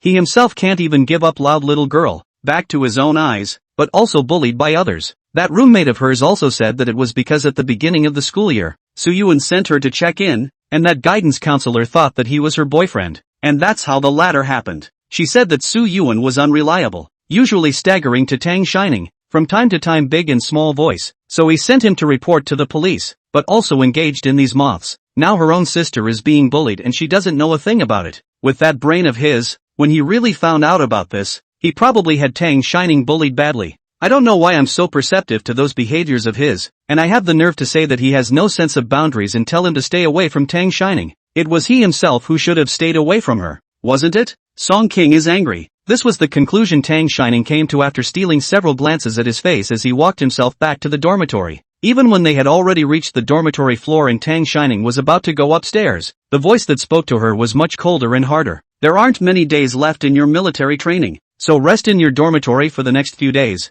Don't go to the playground, and I'll go talk to your guide on his side. Tang Shining looked at his face and replied in a small voice. I'm really fine. It's just that the first day will hurt a little bit, the following days are normal, and that little bit of exercise from military training is fine. Song Jing's air pressure was low around him, and his face became cold. Behave yourself and don't go. But I really like sunbathing. Staying in the dormitory all the time is also boring. She thought of a compromise. Why don't I sit next to me and follow the training, so I can sunbathe and not get bored at the same time? Do you think that's a good idea? Song Jing sighed slightly, raising his hand to flick the broken hair that had fallen onto her face to the side for her, and his tone eased a bit. Good. Then call me and let me know if you're not feeling well. Realizing that his mood had improved a bit, Tang Shining grabbed his wrist and shook it. Brother Song Jing, don't be angry. Next time there's something I definitely won't keep it to myself. I'll definitely be the first to tell you guys, okay? Naturally, she knew he was angry because he was worried about being bullied. It was just after 2 o'clock in the afternoon. The sun was in full bloom. Tang Shining looked a little better this time. Her cheeks took on some pink color, and when she raised her head to look at him, her beautiful eyes glowed slightly in the sunlight. The voice that spoke was also soft with a bit of a sticky end. Song Jing's breath hitched, and he stiffly averted his eyes, handing her the cupcake in his hand.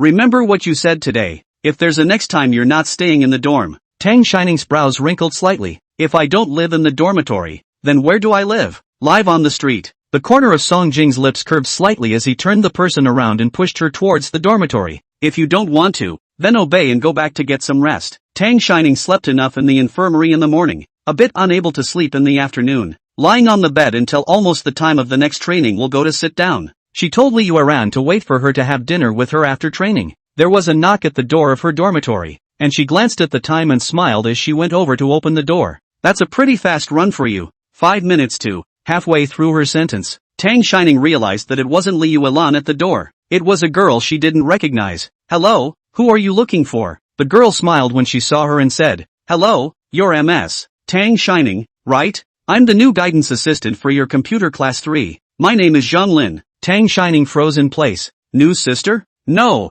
new guidance counselor? She was a bit confused. What had happened this afternoon? Is this some new kind of scam? What's the point of pretending to be an assistant? Zhang Lin saw that she was still dumbfounded and smiled, pointing to her phone. You can check in the class group. Your guide should have announced this just now. Tang Shining wrinkled her eyebrows and opened the class group, realizing that there was indeed a new message on it, but she didn't notice the welcome screen sent by her classmates. Computer Class 3 Original Guide Assistant Shu Yu due to personal reasons cannot continue the class-related work, by the school leadership research decision, by the junior sister Zhang Lin to take over the follow-up work. Look forward to students to cooperate with each other. Then it was the guide who pulled Zhang Lin into the group chat, and she sent a greeting. Hello everyone, I'm Zhang Lin. your guide assistant. The latter is followed by a welcome from the students in the group. After reading the message, Tang Shining looked at her again. Hello, senior sister Zhang. Are you here to find? Who? Zhang Lin lifted the large bag in her hand to display it. I heard you weren't feeling well, so I came to check on you and drop off some things for someone. Can I come in? Are you feeling better? Does your stomach still hurt? I'm telling you, girls need to be extra careful these days, or they'll catch cold easily. Tang Shining then reacted to the fact that she had been blocking the doorway, and hurriedly stepped aside. Excuse me, come in. Chapter 38, You'll Get Beaten Up. Zhang Lin carried her things inside as she surveyed the dormitory. You're even better looking in person than in the picture. Hey, it's true that our computer science department is full of beautiful women even though there are fewer girls. Photos? Tang Shining wondered. Zhang Lin put down the things in her hand one by one and replied with a smile. You were photographed on the confession wall at the beginning of the school year, but it wasn't posted for long before it was deleted. But the photos were saved by so many people. She really didn't know that was going on, but it was a little awkward to just meet and talk about that. And she asked, pointing to the large bag the other woman had brought in. It is? She doesn't have to be visited for menstrual cramps, does she? Zhang Lin took out the food box and an insulated soup tureen. This is what student Song Jing asked me to bring you, then uttered the line Song Jing had just explained to her. It's dinner and brown sugar water. The brown sugar water is a bit hot, so pay attention when you drink it. And then these were also given to me by him, and I don't know what they are. Tang Shining pulled open one of the shopping bags to take a look. Inside were some fruits and milk snacks. The other bag was interesting. It was full of tampons, and a good variety, day and night, even sleeping pants and pads. As soon as she closed the shopping bag, she awkwardly picked up the cup next to her. Zhang Lin pressed down on her hand and tested the temperature of the water in her water glass before letting go. The action did seem a little strange for the two of them who had just met, and she smiled awkwardly as she, I'll see if the water is cold. You'll have to stay out of cold water for a few days. I also have menstrual cramps during my physical period, and they get worse after I drink cold water. Just as he was embarrassed, Li Yueran rushed in through the door, shouting, Ning Ning, did you know that our class advisor has been replaced? That Shuyu was replaced by Zhang Lin. Do you know why? Li Yueran saw someone she didn't recognize in her dormitory, and retreated a few more steps back to the doorway to look at the door number. It's 315. Who are you? Why are you in our dorm? Tang Shining sat on a chair and poked her head out from behind Zhang Lin and introduced them. This is senior sister Zhang Lin. Zhang Lin greeted her as well. Hello, you're Li Yueran's classmate, right? In the spirit of conscientiousness, she'd already gone through their class profile. The boys didn't recognize all of them at the moment, but the 6 girls had memorized them. Li Yueran was instantly honest. Hello senior sister, I'm Li Yueran. All the people from their dormitory had returned, so Zhang Lin didn't continue to disturb them, and before she left, she completed Song Jing's task of advising Tang Shining. If you don't want to do military training tomorrow, you can just send me a message on your cell phone, and if you want to rest you can lie down in your dorm. It doesn't matter. Tang Shining nodded. Li Yueran silently raised her hand. Sister, can I do the same? Zhang Lin smiled and asked, are you on your period too? Li Yueran shook his head. That won't do. Zhang Lin exited the door of dormitory 315, slightly relieved. She had thought that Tang Shining was a pretentious young lady. After all, she could understand being uncomfortable for the first 2 days of her physiological period,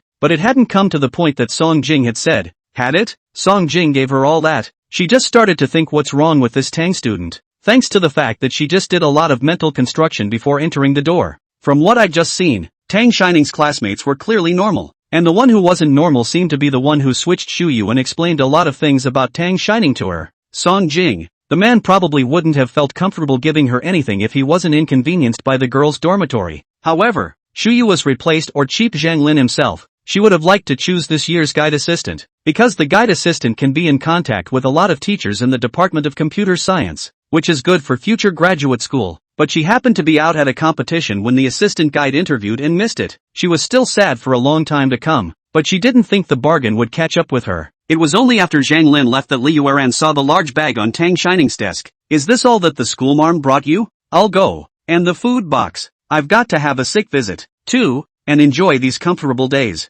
There's no way around it. She has normal periods, never had menstrual cramps. She can only get this if she's sick. Tang Shining shook her head. No, this is what someone else asked her to bring up. She distributed the snacks inside those to Li Yueran and put some on the table for the 2 schoolmates. When Li Yueran took the grapes on the table, she happened to see the tampon in the bag next to her. Whoa, who is this friend of yours? Pretty sweet, buying you tampons with such a wide variety. Tang Shining pursed her lips and looked at the bag. It was bought by Song Jing. She didn't know what to say. She knew herself that her relationship with Song Jing was actually almost as good as Su Yuan's, but she was afraid that she wouldn't believe her. Sure enough, Li Yuan choked on a grape. Who are you talking about? Is it Song Jing? The junior from which finance department? The location of their class's military training today was a bit far from the shade, plus their backs were still turned. So Li Yuan shouldn't have seen that it was Song Jing who carried her to the infirmary. She sipped her water and continued. Actually, I was curious before. What's your relationship with Song Jing? Is it really as simple as being a friend of your brother? Song Jing came to the playground 3 or 4 times in the past few days of military training, each time just standing and talking with the instructors, and then coming next to Tang Shining to talk to her during breaks. But Tang Shining herself might not be aware of it. After all, the authorities were obsessed, and they, the outsiders, could all see that Song Jing's eyes would never leave Tang Shining no matter who he was chatting with. It's that feeling of watching the other person's every move. She felt that if Tang Shining fainted, he might have rushed to her side before she even started to tilt, with only a closed eye. The breaks too, that wiping sweat, twisting bottle caps, shielding her from the sun, doing it without realizing how natural it was. Actually, Tang Shining said, I actually knew Song Jing before my brother. I knew him when I was in elementary school in Shitong, and it seems like my brother and the others didn't meet until college. Li Yuan was still waiting for a follow-up, and the other party seemed to have finished. And then what? Is now the time to say which one of you knows Song Jing early? Just after her words fell, Su and Qin Lianton pushed the door in. What morning? It's not early anymore. It's dark outside. Su brought Li Yuan a cup of herbal tea and handed Tang Shining a cup of milk tea, then pinched her face and, eating sweets during your physiological period doesn't make you gain weight, and your mood will change. Li Yuan looked at her herbal tea and then at the other's milk tea and crossed her arms. You guys are treating each other a little differently, aren't you? Why should I be herbal tea and she be milk tea and I don't deserve to be in a good mood? Su patted her head to coax her. Didn't you say yesterday that you want to lose weight, but also fire and acne? Herbal tea to lower the fire. Suitable for you. Li Yuan, don't be sophomoric. You guys just only love Ningning and not me. Xin Yuanton put her bag down and smiled. This is my friend's store. If you want to drink I can have him send it up now. After saying that, he added, but if you don't drink it when it's delivered, you'll get beaten up. Chapter 39, Sneaking a Hug. Tokyo shook his fist as well. Li Yuan immediately shut up and lowered her head to inhale the herbal tea. Excuse me, who said this herbal tea is bad? This herbal tea is fantastic. The herbal tea does suit me. Xin Yuanton took her clothes and went into the bathroom, and Shu continued with the topic from the very beginning. What did you guys just talk about? What morning? Li Yuan pulled Shu over and pointed to those things on Tang Shining's desk, and made a point of revealing the tampon and asking her, guess who sent these to Ning? Tokyo glanced over and took a bite out of a piece of peach. I don't know who it was, but it must have been a girl who sent it up. After all, the women's dormitory management at Jinghua University is notoriously strict, and no male student should even think about taking a step into the dormitory building. Li Yuan was speechless. You're not talking nonsense. I mean, guess who bought these? Shu, Ning has a suitor? It's only military training, and someone can't help but make a move? Usually, we don't wait for the end of the military training to start courting until we're all tanned. Tang Shining was curious. Why? Tokyo explained to her. Because people don't have the energy to put on makeup and dress up during military training. They can see each of them in their true makeup-free form. Tang Shining bristled. Then they're really shallow. No. Li Yuan tried to pull the topic back. We're discussing who bought this pile of stuff. Hey. Tokyo took another grape. It seems like there's still homework left to do. She made a gesture to leave. Li Yuan pulled her back. Sister, you're my own sister. I'm not selling out. Please listen again. You'll be interested. Su's chin lifted slightly, signaling her to continue. Li Yuan pointed at the tampon and said, do you know Senior Song Jing from the finance department in junior year? Shu nodded his head. There shouldn't be a few people at Jinghua University who didn't recognize this person. Is this from him? She really came to be interested, pulling out a chair and sitting down next to Tang Shining. Song Jing is really after you? Those posters aren't rumors? You know, although there are a lot of handsome men in Jinghua University, but the particularly handsome ones plus the ones with good family backgrounds are just a few in each grade, and that relationship status is updated in real time in the posting bar. Song Jing, this person, from freshman year until now. Although there were so many girls who had rumored with him, but almost all of them were later raked over the coals by everyone as being self-directed,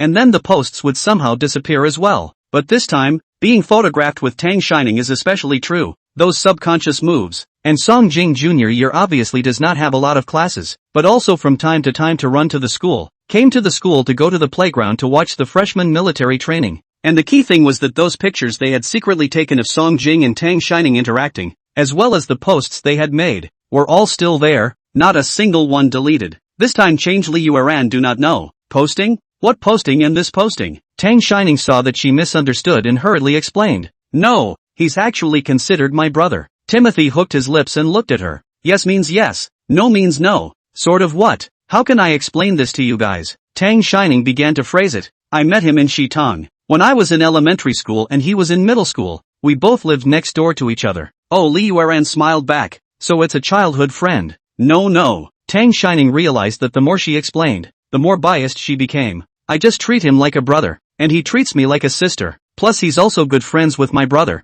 so he takes care of me a bit. Li Yueran, he doesn't necessarily see you as a sister. Shirshu took out the photo from today's posting and asked her. So the person Song Jing is hugging in this photo is you, right? Li Yueran excitedly went over to look at it. What photo? What hug? How come I don't know? She's obviously been with Tang Shining all along. When did she secretly hug without her knowledge? She looked at Tang Shining again. I said that today's military training we turned around to avoid the sun, and then when we turned back around you were gone. So it turned out that you were carried to the infirmary by Senior Song Jing. Geez, why didn't I see such an idolatrous scene? Right, Li Yueran continued. After I asked the instructor where you went, I even went to the infirmary to see you, and Senior Song Jing was there at that time, and I also saw. Song Jing was seen typing on his laptop with one hand, the other holding Tang Shining's exposed hand, his thumb still rubbing the back of her hand from time to time. That's not something a brother would do to his sister. She thought it wasn't simple when she saw it at the time, and when Song Jing released her naturally after he found her and then called Li Yueran outside to talk, she wondered again if she was overthinking it. Was it really just her being futile? Seeing that she couldn't hold in a fart for half a day,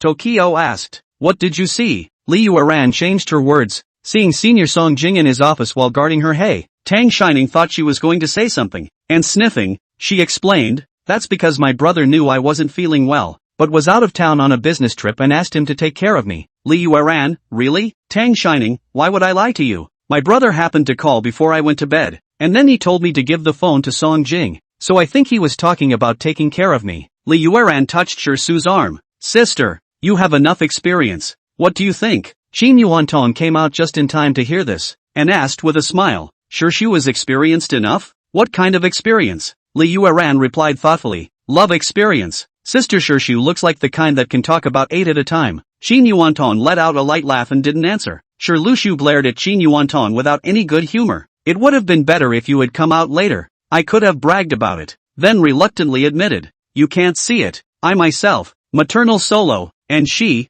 MS, Qin Evening Tong, has talked to no fewer than 8 between freshman year and now. Anyway, she'd run into more than 8 of them. Li Yueran, wow. Tang Shining, Sister Evening Tong is awesome. Qin Yuantong smoothed her long big wavy hair down and winked at them. When I have time to start a class for you guys, especially Ningning, I'm always worried that you'll be abducted by some wild dog. Then instead of continuing the conversation, he asked them, I heard that the guidance counselor in your class has changed? It's quite rare. I don't think I've ever heard of a new assistant guide at the beginning of the school year. Li Yuelan glanced at Tang Shining and spoke mysteriously. Actually, I can guess a little bit about why the switch. Shirsu and Qin Yuantong, why? Li Yuelan poked Tang Shining's shoulder. Because of her. Tang Shining, huh? Is it really Song Jing? She had just actually had a vague suspicion in her heart. After all, when she sent her back to the dormitory today, Song Jing still thought that she was angry about this, but she thought he knew that today she was physiological period. Shuyu also let her go to the playground to follow the training, and Shuyu also explained at that time that it was a school regulation, and nothing else seemed to be clear. Chapter 40, Don't Be Vengeful. Li Yueran continued,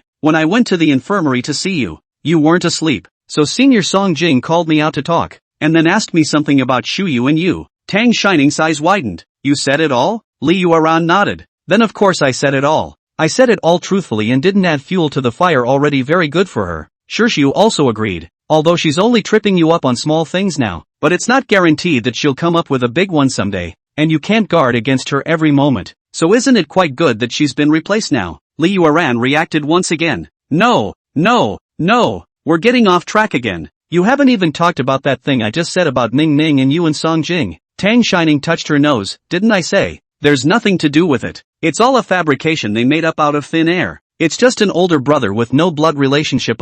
It's the same as my brother. After saying that I was afraid that Li Yueran would still hold on to it, I picked up my pajamas and ran towards the bathroom. I'm going to take a bath too. Shirshu looked at Tang Shining's flustered back and was happy. Ning Ning, what are you hiding for? Qin Yuantong also laughed. This child hasn't gotten the hang of it yet, and is truly treating Song Jing as his older brother. Li Yueran nodded in agreement. I think so. However, she continued, I have a feeling that senior Song Jing definitely doesn't think of Ning as a sister. Tokyo frowned at her with a puzzled look. Why? She had her suspicions. Of course, but Li Yueran spoke with such certainty that she was curious as to what she knew. Li Yueran chattered. Just a kind of intuition. A woman's sixth sense. Do you understand? Qin Yuantong got up, changed her bag, and said with a smile, Yueran, you're smarter than your senior sister Shirshu. Shirshu glared at her. Hey, chatting is chatting. Why the personal attacks? But where are you going this late at night? Are you coming back tonight? Qin Lantong mended her lipstick and bubbled a wink at them.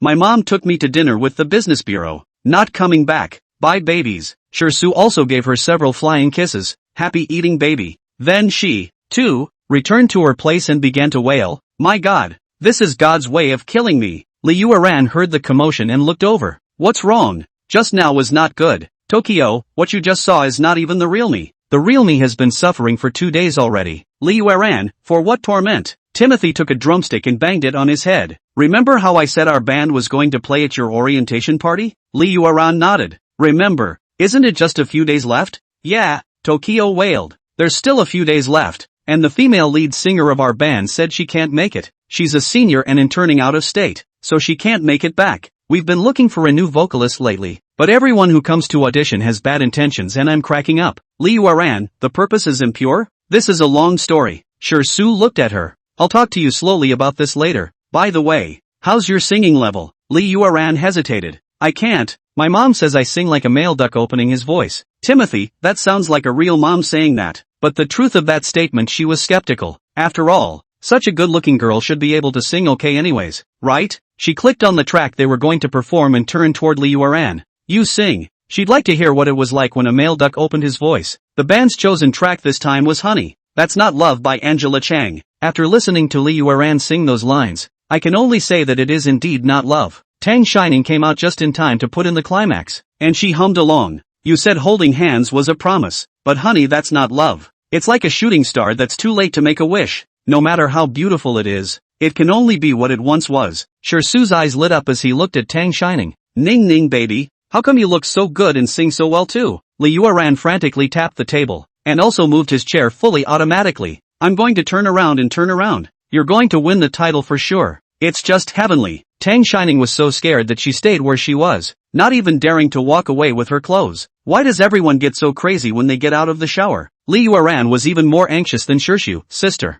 she's the one. I don't know how many people she'll mesmerize when she's on stage. She'll definitely increase your band's popularity. Shirshu also had this idea, looking at Tang Shining and winking, pretending to be a made-up bassoon. Baby, will you? Tang Shining, I don't know what you guys are asking, but I don't think I should want to. She realized what they had just meant, after Tokyo explained it to her. So, Sister Toku is trying to get me to fill in as your female lead singer? Tokyo winked at her. Or I'd be happier if you just joined our band. Why don't you look for someone else? It was true that Tang Shining wasn't too interested in music and all that, and this was still their band's official performance, and she, as an amateur, was afraid of messing it up for them. Ning Ning baby, Shirshu hugged her. If I could find someone I wouldn't be in this hellish state. The ones that want to come are all those that don't have a pure purpose. We don't even dare to use them for fear of messing up the reputation of our band. Again, the other guys don't think we have much of a reputation as a band and don't want to come. Just help me out. You don't have to join our band.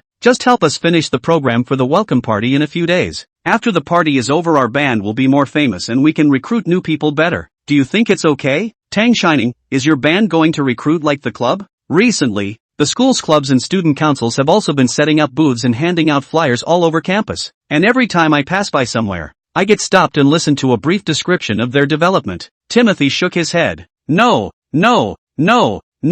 we should just need to find a female lead singer behind us. There's nothing to do with too many people. We mainly want to pick up commercial gigs and all that after we've made a name for ourselves. Li Yueran asked. There are still commercials to be taken at school? Shirshu smiled with a tight-lipped expression. There's none in the school. But the last thing that Jinghe University needs is a male son and a young lady. As long as they know about the existence of this band of ours, in the future, If they have an activity in their company or something, they can look for us, and we'll also be able to earn extra money. After finishing his speech, Shirshu began to pickpocket Tang Shining again. Please Ning Ning, help me. As long as you help our band get through this difficult time, I will definitely work as a cow for you in the future, and go up to the mountain of knives. Stop. Seeing her getting more and more outrageous, Tang Shining immediately interrupted. Alright, I can go and try, but I need military training these days, don't have time to train with you guys. Hey, it's okay, we also have to attend classes during the day. It's all about training at night. You don't happen to dislike military training at night? I'll go and talk to your assistant guide. She'll let people go. Seeing that she agreed, Shirsu held her face and was about to kiss her up. Tang Shining pushed her shoulders to keep her from getting closer. Don't you be gracious. Chapter 41, Can I call you if there's nothing wrong? Having resolved a major issue on his mind, Shirshu's mood was much better with the naked eye. She hummed a song and went to the bathroom to take a shower, and Liu Alan took out her cell phone and started hacking. Ning, come to put the game? No? I'll take you to score. Tang Shining shook her head. No, I'll go to bed and lie down. Liu Aran, oh yeah, I forgot about your physiological period. Take a good rest and yell at me if you need anything. Tang Shining, okay, thank you Yuaran, love you oh Yuaran. The girl thanked her in a soft tone. Her voice sounded like it had a little hook in it, which made Li Yuaran's ears go numb but she's straight girl. She was kind of questioning her sexuality. She couldn't have been broken so quickly. Scared, she pulled out a picture of her nativity and looked at it, and thankfully, she still loved him. Ning, you can't use such a well-behaved voice with boys in the future, or they should have ulterior motives for you, though she should be able to charm a lot of people by just not talking and standing there pretty and still. Not hearing her answer, Li Yuaran repeated, did you hear what you just said? Tang Shining picked up her cell phone and replied with a smile as she typed over and over again. Okay, I hear you in both ears. Good girl, it feels like raising a sweet little daughter, and painless motherhood belongs to yes. Li Yuaran rubbed her ears and directly turned on the game to divert her attention. On the other hand, after Song Jing handed his things over to Tang Shining's new assistant director, he went back to the office. It's almost the end of the month lately, and things have been a bit hectic at the office, and it was soon to be the National Day. He wanted to finish all his work matters so that the National Day could free up time to accompany Tang Shining. When his secretary brought in the dinner, he looked at the time. It was almost 7 o'clock. He took out his cell phone, ignoring the mess of push messages on the page, tapped on WeChat, and looked directly to the only one on top. No red spots. He sent her several large bags of stuff and didn't even receive a token thank you. He even questioned the speed of the internet, found the secretary across the room who was putting away food boxes on WeChat, and sent a punctuation mark over. Displays that the send was successful. His secretary, set out the meal, and when he got up, he heard a message beep and took out his cell phone to see that it was a period from his boss. He stiffened and glanced at the meal on the table, pondering if there was anything Song Jing didn't like to eat, and the answer was no. So what does the period mean? He couldn't figure it out and chose to ask directly. Chief Song, is the meal not to your liking? Song Jing was frowning at his phone and looked at him suspiciously at the words, then at the dishes. No. Secretary, he took the phone and turned the screen towards Song Jing and asked, this period is? The message will go out. Song Jing, it's nothing, you go eat. Secretary, he went out and touched his little heart. They still envy him for his high salary. This is all what he deserves, okay? Whose boss has no business posting a period for you to guess? Song Jing clicked on Tang Shining's dialogue box and glared at her avatar. Tang Shining's avatar was a small rabbit carrying a carrot-colored satchel, striding happily forward in the grass. A lot like her, but not as cute as she is in person. Song Jing poked her avatar and said in a bad mood, what a little heartless one. Then with a cold face he tapped down a line. Dinner and sugar water received? Eat your dinner while it's hot, and be careful with the sugar water. Once the message was sent, Song Jing got up and went to the sofa to start eating, his eyes glancing towards his phone screen every now and then. But until dinner was over, Tang Shining didn't return his messages. In the middle of the day, Xue Junyan asked him to go for a drink, and he replied, no time. Tang Shining's dialogue box, however, remained as quiet as ever. Are you asleep? But it's only 7 o'clock, and I slept so long in the infirmary in the morning. It's still normal to be a little drowsy during your physiological period. Though, after dinner, he was busy for another 2 hours, and when he picked up his cell phone again it was already past 9 o'clock, and Tang Shining still hadn't returned. It seems to be really asleep. He was sitting in the car on his way home when he received a reply from Tang Shining. I got it. Thank you, Mr. Song King. Is this not asleep or is it awake? Song Jing looked at her reply and not wanting to end the conversation there, continued to send her. Did you just fall asleep? This time Tang Shining was quick to reply. No, I was just chatting with my roommate. Song Jing slowly exhaled. So it's only been a few days and those roommates of hers are more important than him? What can you talk about for so long that you don't have time to look at your cell phone? He thought better of asking directly, but sent her instead. I'm going on a business trip tomorrow, so I might not have time to visit you at school in the next few days. So take care of yourself and call me if anything happens. He was thinking that he'd thrown the subject out there, so she'd always have something to say to him, right? If you can't, ask him where he's going on a business trip. As a result, not a moment later, Tang Shining returned a, okay. Song Jing felt his forehead twitch when he saw those two words. Why don't you get back to me with a receipt? The next second. Copy that. Song Jing felt like he was going to be pissed off at her sooner or later. He directly tapped his voice. Tang Shining, are you trying to piss me off? Tang Shining actually felt strange as hell. Why was this person strange? Su Yuan didn't even tell her when he went on a business trip. Why would he tell her about his trip? Was she supposed to drive him to the airport? She doesn't know how to drive, and she's got military training, so where is she going to get around? Also, he wasn't supposed to come to the playground every day, and she wasn't waiting for him, so she didn't have to make a point of telling her. And the last one is the most outrageous. Wasn't he the one who said he wanted her to recycle it? What's with all the talk of her pissing him off again? Whose period is it today anyway? Tang Shining pretended to be dead and didn't reply to the message, and Song Jing's call came directly. She was in the middle of asking Pear about the new guy she'd been talking to lately when the bell rang, startling her outright. She pressed the answer button. Hello. Song Jing paused and coughed. It's me, Tang Shining. I know. What's wrong with you? She's still anxious to gossip about Pear's new relationship. Song Jing was silent and returned somewhat conspiratorially. Can I call you if there's nothing to do? Ha? Tang Shining asked. But why did you call me if you were fine? Chapter 42. Are you even jealous of yourself? Song Jing suppressed the anger in his heart and gritted his teeth as he returned. Tang Shining, are you trying to piss me off? Tang Shining frowned. Why had she made him angry again? There was nothing wrong with what she had just said. It's just that there's nothing to call. It's not idle. She muttered in a small voice. But I didn't say anything to make people angry. How come you're even more angry than Su Yuan lately? You can't move. She even suspected that they had switched sides in that fight. Not wanting to exasperate himself to death, Song Jing changed the subject and, what were you just talking to your roommate about? Didn't even have time to check my cell phone messages. Tang Shining thought for a moment and replied, they were a bit curious about your relationship with me,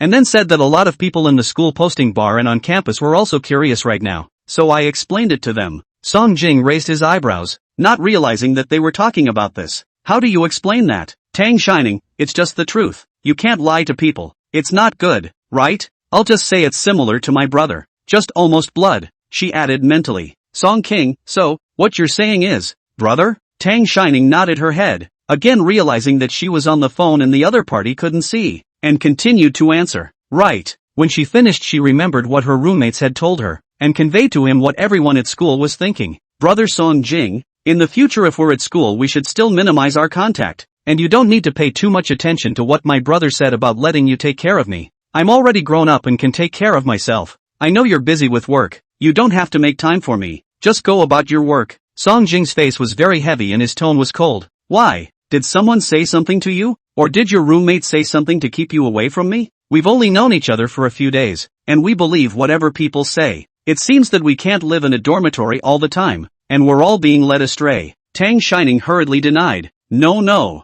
It wasn't the roommate who said that. It was my own thought. Song King asked again. Why? Did I upset you? Tang Shining tried to phrase her words so that the other party would try not to get angry. That's just it. I'm not a kid anymore. You're a boy and I'm a girl. There's a difference between men and women. If you're too nice to me, your girlfriend will be unhappy. What girlfriend? Song Jing asked. Who told you I have a girlfriend? He would like to have a girlfriend, but they are not open to the idea of treating him as a brother. It's so hard to be slightly more enlightened now that he's told to get the hell away from him. If you don't have one, Tang Shining muttered in a small voice, you'll have one in the future. You start getting used to keeping your distance from girls now, so she'll feel more at ease when you have a girlfriend in the future. Yo, she didn't know why a nice chat had turned into her teaching the other person to keep her distance from the opposite sex, but putting things in perspective, she would be jealous if her future boyfriend kept a friend's sister around and then he was still nice to her. Yes, she's that careful, and she should not become a stumbling block to Song Jing's future relationships. Song Jing's heart ached from her anger. When have I not kept my distance from girls? Or when have you seen me make contact with other girls besides you? Tang Shining, yes, that's good. So you and I need to keep our distance as well, even though we both know that the other doesn't mean it. You still need to pay attention for the sake of your future girlfriend. If she could, she would have liked to reward him with a little red flower from across the room. Tang, Shin, Ning. Song Jing called her name again, biting back the words. Is it her affirmation of his way of handling things that he needs? Tang Shining obediently replied, I was listening. Song Jing said, who said I didn't mean that? Ha, she kind of didn't understand what that meant. Song Jing repeated, who said I don't have that intention for you? And also, how do you know that my future girlfriend won't be you? Do you even want to be jealous of yourself? Ha, what do you mean? No. Her tone began to panic, like she didn't know what to say, and her breath went haywire. No, it won't work. You're my brother. Song King reminded. There's no blood relation. Tang Shining's face turned red. But I keep calling you brother. Then you won't call out to your brother in the future. Compared to her panic, Song Jing was obviously much calmer. Tang Shining was silent as she digested the information she had just received. She plopped down on the bed, her head buried in the pillow, grunting and trying to be an ostrich. Nay, the other party didn't give her this chance. Song Jing's voice came over again. Why don't you say something? Wasn't he a good talker when you just told him to leave her alone? Tang Shining picked up her cell phone again. Fong message just happened to send over. Hey, when you're done with military training bring it out for you to get to know it. I met it at the bar my cousin owns. I'll take you with me next time. It was in response to Tang Shining who had just asked her about her new date. Tang Shining suddenly thought of something and asked the person on the other end of the phone. Brother Song Jing, are you drunk? Or had he been taken over by something dirty? Otherwise she really couldn't figure out why he would suddenly say something like that. She'd sworn to her roommate just a few hours ago that they were just brother and sister. And now he was telling her this kind of thing. It was no less than a bolt from the blue. And the kind that struck her directly. She now felt nourished on the outside. Song Jing's side was also silent for a moment and asked her rhetorically, wouldn't you feel better if I said yes? Tang Shining blocked out the other words, her brain directly locking onto the word yes, and then sighed in relief. That's what she said. He's acting strange tonight. He was fine at lunch today. Turns out it was drunk. She quickly said, then you drink less. Rest early. I'm also sleepy. Go to bed first. Good night. Then hung up quickly, like some flood of animals would burrow out of the back of the phone. After extinguishing the phone, he slapped his forehead and started brainwashing himself. He's drunk. He's drunk. He's talking nonsense. He can't be taken seriously. Forget it right away. Forget it right away. Forget it right away. Tomorrow is another day. It was only when Shirshu came out of the bathroom that he saw Tang Shining slapping her forehead while mumbling something. She looked at her for a while and asked her, what are you doing? Ning? Doing magic? Mom! This cold cry from Tokyo startled her and, it's okay, I'm going to forget something. She covered her little heart. It had really suffered tonight. Forget what? Shirsu frowned at her face. Why is your face so red? Got a fever? Tang Shining touched her face. It was indeed hot, but she herself knew it wasn't a fever. She was frightened by Song Jing's words just now. She waved her hand. No. Just covered my head just now. I think I'm holding it in. Shirshu went up and touched her forehead. It was a normal temperature, and then he was relieved. It's true that it's not hot, so pay attention. Your body is very weak during physiological period. Be careful not to get sick. Song Jing sighed as he looked at the cell phone that hadn't moved again after the call ended. These were words he had intended to say to her after her birthday, but having just gotten so pissed off at her for all those words telling him to leave her alone, it all came out in a moment of uptightness. Never mind. It's good to finally say it, so she can have it in her mind. We can't rush it now. The rest will come later, and she'll have to get used to it. Chapter 43, Didn't we break up last night? Song Jing took a breather and retapped Tang Shining's dialogue box to send her one. Ning Pa, take good care of yourself. Come back from your business trip and brother will bring you a gift. Halfway through typing, I thought of the conversation I just had and deleted the word brother and replaced it with the word I before sending it out. Ning Pa, take good care of yourself. I'll bring you a gift when you come back from your trip. Nimbus, good night. After staring at the phone for a while, the other person still hadn't moved. It doesn't look like it's digested yet. Then he found Shui Junyan's phone number and dialed it. Where? Shui Junyan's side was a bit noisy, so he found a quieter place and teased. Yo little mister. Song isn't busy now? Sleepless night, coming? The man had just given him an unavailable reply in a very high-handed manner. The other person replied back succinctly. Be right there. He really needed some alcohol to numb himself right now. Hanging up the phone, he told the driver to turn around and go to sleepless night. The next day's military training Tang Shining still went to the playground. The whole person a little wilted, accounted for it can get a little sunshine under the shade of the tree sitting quietly. Li Yuan looked at her comfortable look and was furious. As soon as the rest time came, he sat down on his butt next to Tang Shining, and after slamming a large glass of water, he leaned weakly against her. Ning, it's so tiring. When can I live a comfortable life like yours? Tang Shining picked up the small fan next to her to fan her, and Zhang Lin just happened to bring over ice water to see their class. The class was seeing her for the first time and took the water while sizing her up. None of them were sure why the guide assistant had suddenly changed, or what kind of personality the new guide assistant had. Zhang Lin smiled at all of them in a friendly manner. Everyone take a good rest after receiving the water. Students who are uncomfortable remember to tell me about it. After saying that, he took a bottle of ice and another bottle of room temperature water to Tang Shining's side. The iced water was handed to Li Yuan, and the other took it and put it on her face and iced it, squinting contentedly. I'm sure it still has to be icy. Thank you, sister. Sister really saved my dog's life. Zhang Lin was amused by her and handed Tang Shining the remaining bottle in her hand again. You've been on your period lately. You can't drink ice. Tang Shining took it and thanked him nicely. The rest time was only 10 minutes, and although Li Yuan was 100,000 times unwilling in her heart, she finally cursed and went to gather. After Li Yuan left, Zhang Lin sat next to Tang Shining and asked her, Tokyo from your dorm told me you're going to their band practice tonight? Right, Tang Shining replied. Their band couldn't find a lead singer and asked me to save the day. Is it okay if I don't come to the late training? Zhang Lin waved her hand. That's fine. It's possible to take time off from work if you have a program for the orientation party. After she finished speaking, she glanced at Tang Shining again. Have you told Song? Have you told your family and friends?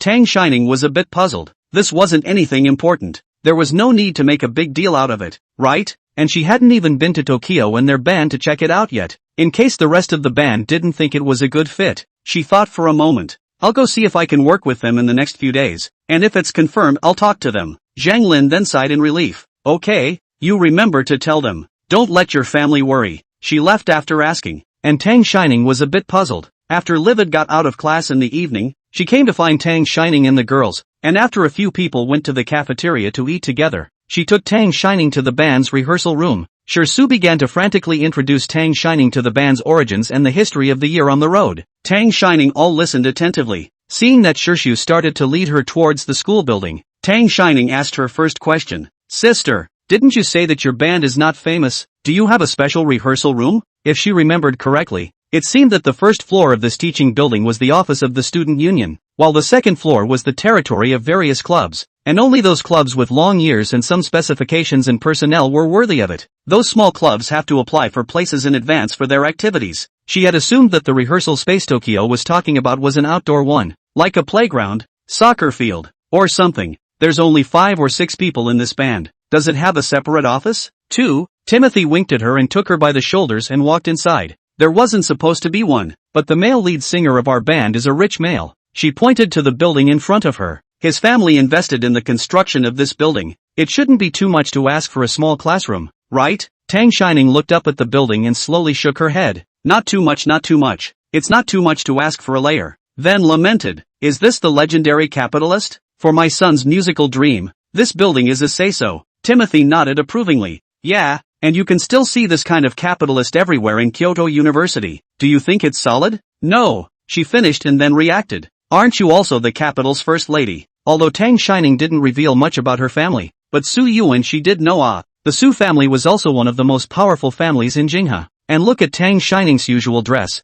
as well as talk about personality. It seems to be a big lady who was pampered by her family. I'm not. Tang Shining smiled at her. I'm just an ordinary college girl. It was a complicated thing to say, and Tang Shining didn't really want to talk about it much. Asking her, after coming out of the elevator with her, never asked what your band's name was. The band's rehearsal classroom was on the far side of the 3rd floor, and Shu led her that way, sniffing and excitedly introducing her. Our band name is Berry Trouble. Berries for strawberries, worries for worries. How's that sound? It took me a long time to come up with this. Tang Shining nodded. Not bad, quite memorable. So is your band's theme song the one that goes, trouble gets in my ears, shake your head, shake your troubles out, everybody, my name is No Trouble. She made motions as she spoke, making Tokyo laugh, and finally rubbed her face and, baby why are you so cute? The elevator came out and went a little ways, and then finally around the corner was the band rehearsal room, and they were both smiling and laughing as they headed that way, not realizing that there was someone around the corner. Thinking that it was some kind of child-unfriendly image, Shu subconsciously pulled Tang Shining behind him, and after seeing that it was someone from the band, he simply nodded to the other party and pulled her towards the classroom in front of him. with an air of habit. Tang Shining was blocked by Shirshu and didn't see the people. She saw a girl in a skirt, and there seemed to be a person standing opposite her. Judging by her height she should be a boy. As they passed by the two, the boy opened his mouth to address the girl. I thought we broke up last night. The words spoken with a smile were cold, and the voice was somewhat familiar. Chapter 44, I'm falling in love with you. Tang Shining looked up, saw that the boy was still a little uncertain, and moved her eyes back to the girl's face. The case is solved. It's the young couple she ran into in the stairwell of the clubhouse when she went to look for them on the day Su Yuan and Song Jing fought. It was the couple that didn't follow the formula she saw in idol dramas. At that time, the two of them were a bit shy at first, before they flirted sweetly, and this was less than half a month before they broke up, and she even bumped into them again. So speechless, Tang Shining inwardly sighed, her eyes immediately retracting. She was gossipy, but she could hold back her curiosity about people she didn't know, mainly because it was right next to them now. Close enough that she couldn't keep staring at them blatantly. She'd have to think she was some kind of pervert later. Shirshu was not surprised. She even gave Tang Shining a mouthful of the posters in front of the training room. Said she stayed up several all-nighters her freshman year making it. Tang Shining raised her head and admired the abstract style, which was a bit hard for her to read. Of course, Shirshu knew that his pure three-legged kung fu, not much level, and did not make things difficult for her. No one was inside the training room yet. And it was only after she went in that she explained to Tang Shining, that one is the male I just told you about, the one whose family donated this building. His name is Meng Yanche, a sophomore in the design school, and the lead singer of our band. The other one would be his girlfriend. Oh no, now it would be an ex-girlfriend. He switches girlfriends with the keyboard player in our band so often. We see that scene just now at least 2 or 3 times a month. We're used to it. After saying that and fearing that Tang Shining was afraid, he added, but don't worry. These few of our band may not be too good as boyfriends, but they are fine as friends, and they are very nice.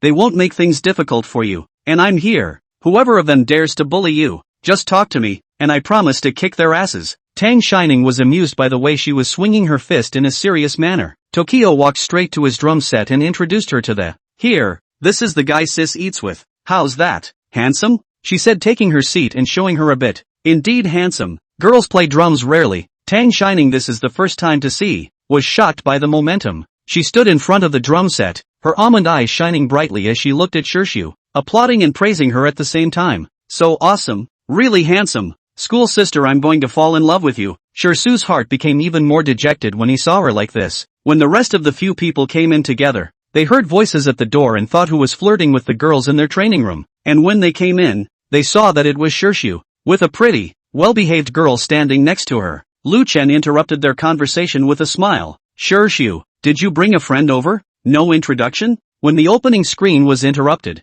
Tokio was a little upset, but it did come down to band practice time as well, so she couldn't say anything. She walked over to Tang Shining and introduced them. This is our dormitory's elementary school sister, Tang Shining. I've asked her to temporarily take over the female vocalist position of our Berry Trouble. Then he started to introduce the rest of the band. The one on the left is our band's keyboardist Lu Chen. The one on the right is the guitarist Su Zion, and the one in the back is the male vocalist Meng Yanche. All of them are sophomores, so if you don't remember their names, just call them seniors. Tang Shining nodded at them. Hello seniors. Su Zion looked at Shirshu with a face full of aggression. Wow, are we that unimportant that our names don't deserve to be remembered? Lu Chen also looked at Tang Shining with a smile. Elementary school girl looks really good. Which major is it? Sure, LV Sked. Lu Chen, you give me a proper point. This is my direct schoolmate from the computer department. I had a hard time getting her to agree to come over. Don't scare me away. Lu Chen touched his face. Shirshu, what you're saying, I'm at least one of the handsome guys in our school,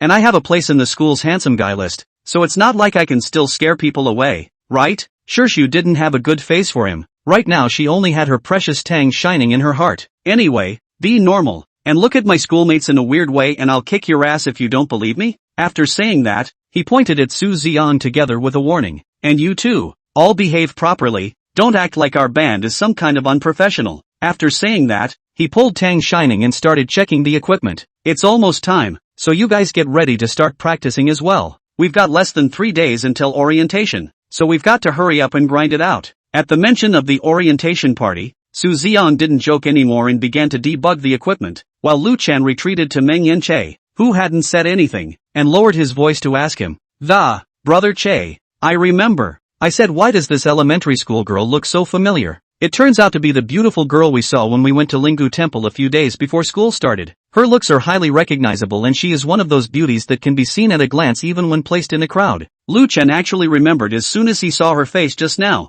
Meng Yanche raised his head and swept a glance at her. The other party was listening attentively to Shirshu. He remembers, she was the one who took an in-law sign and told that fortune teller that she didn't have a boyfriend. I didn't realize it was this freshman class. Lu Chen saw that he didn't say anything, and continued. I thought that the sea of people is vast, and Beijing harvest is so big that I won't be able to see it in this life, but I didn't expect that I would be so lucky to meet in this band. After saying that, he began to pity again. You said that if this elementary school girl had come 2 days earlier, it would have been good. Come 2 days earlier he would have chased her, but now he just talked to his current girlfriend for 2 days. Just cultivate some feelings, not yet eaten in the mouth. Let him break up. He really a little reluctant to give up. And this elementary school girl looks like the kind of good girl who is well protected by her family, not too good to chase, and not necessarily able to eat even after chasing. Hey, Chul, what's on your mind? Seeing that he was still lost in thought, Lu Chen raised his hand and waved it in front of his eyes. Meng Yanche retrieved his thoughts and spoke without much expression. Nothing, train. Chapter 45, I'm going to marry you tomorrow. Tang Shining took a year of music theory lessons specifically in junior high school. The city of Saitong organizes an annual national singers competition, allowing people from all walks of life in the community to participate. This competition is not like the school's cultural performances, walk of form, but a very formal competition. Because the city government to make this competition as one of the city's culture, every year invited judges are music festival some authority of the teacher. Ms. Tang Wan had a nemesis in the neighborhood where they lived, Auntie He, who was also a teacher at Shitong University, though she didn't have enough education to be graded as a professor, just a lecturer. Auntie Ho and Ms. Tang Wan are of similar age and teach computer-related courses, so they are always compared by the teachers and students in the school. Ms. Tang Wan didn't really care. After all, she was always the one being complimented. But Auntie Ho competes with her in everything, her career, her family, her life, and she climbs the ladder everywhere. Auntie He also has a daughter, 2 years older than Tang Shining, who has been attending interest classes since she was a child, learning dance, piano, music, calligraphy. I don't know how many, but anyway, every time Tang Shining saw her, she was either on her way to an interest class or had just come back from one of them, and would probably have to rush to the next one after a while. All of this was actually nothing, because Ms. Tang Wan had always had a put-upon attitude towards Tang Shining, and it was only when she said she was interested that she would take her to experience those interest classes. But in her first year, Auntie Ho's daughter, who was in her second year of junior high school, participated in that national singing competition and won an award of excellence. Participants come from all walks of life, and it's great just to participate, and that's something Tang Shoning knows. But Auntie He took the honorary certificate of that excellence award the next day and made a big show of it at the entrance of the district, and she even sarcastically said explicitly and implicitly about Ms. Tang Wan, saying that so what if she's a professor, and that her daughter isn't as good as her blah, blah, blah, blah. She was probably too pleased with herself and talking so loud that she just happened to be bumped into by the girls who had just come back from the supermarket. Tang Shining was angry when she heard it, unable to figure out what was so delectable about an award that anyone who participated could get.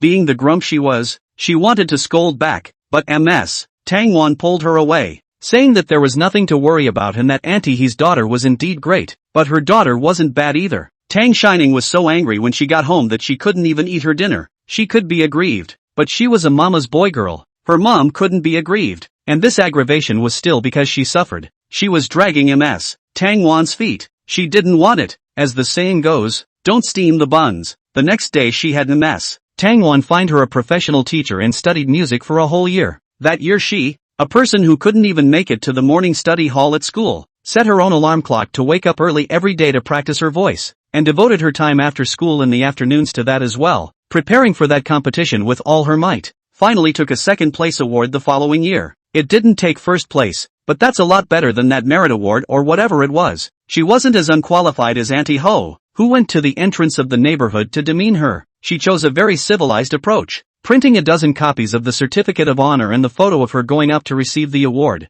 as well as the photo of her on the podium with Ms. Tang Wan, and posting them on every bulletin board in the neighborhood so that everyone passing by could see them. Although Ms. Tang Wan called her childish, she could feel that she was happy when they went to post those pictures together. So Tang Shining did study music for a year, and she could understand all that basic music theory, and she rubbed off on the guys in the band pretty well. In those latter days, Tang Shining followed Shirshu to the training room every day during the day for military training and at night. The day before the orientation party, everyone went back to rest after a few sessions in the training room in order to be in better shape. Before leaving, Luchan said to everyone, "Today, Brother Che is treating us to dinner. Do you all want to go together?" Before Tang Shining came, they used to have dinner dates together after training. It just depended on whether people had the time or not, and if they were free they would go together, and they would call out to some other friends. Su Xian student council had to leave beforehand. The time to live on these actually not very interested. Mainly she is not very good at drinking. Every time we go out together there is always not long-eyed with her drink. She does not drink but also has been persuaded.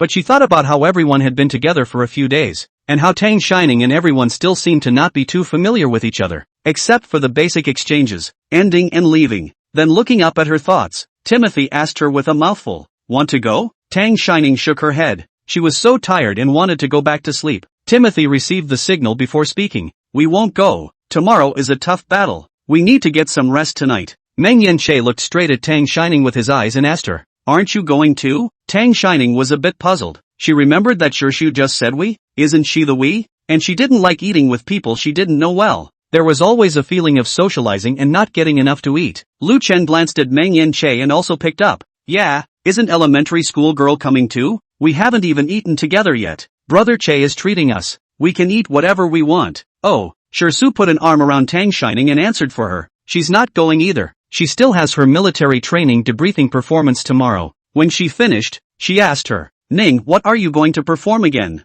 Before Tang Shining could say anything, she remembered first, "Oh yeah, military boxing. So she's busy tomorrow and won't be going. You guys go ahead." The whole time it was Shirshu who was helping her speak. This feeling of being protected Tang Shining felt very relieved, but the others were starting to get upset, and Lu Chen frowned at Shir Lushu. "Why don't you let the elementary school girl say a word? You're catching up to her spokesperson. It's so hard to hear her say a word." Shirshu also disliked back very nonchalantly. "It's been practicing all night. Ning singing all night. Are you deaf? Eat more pig ears tonight if you have bad ears. Eat wherever you want to make up for it, and eat some pig brains along the way." Lu Chen and Shirshu are high school classmates. Good relationship. Freshman year this band is the two of them opened up. Listening to Shirshu scolded him. He is not angry. Smiling answer. How can singing be the same as talking? And he sang "Honey, that's not love," and now he regrets it. But he chose the song himself. "I had just broken up with my last girlfriend and was a bit on top of things, so I picked it in a brainstorm. I should have known to choose it tomorrow. I want to marry you log good, but also to substitute a little. Tang Shining sing Tomorrow's Boys Must Fall." Timothy waved a hand at him.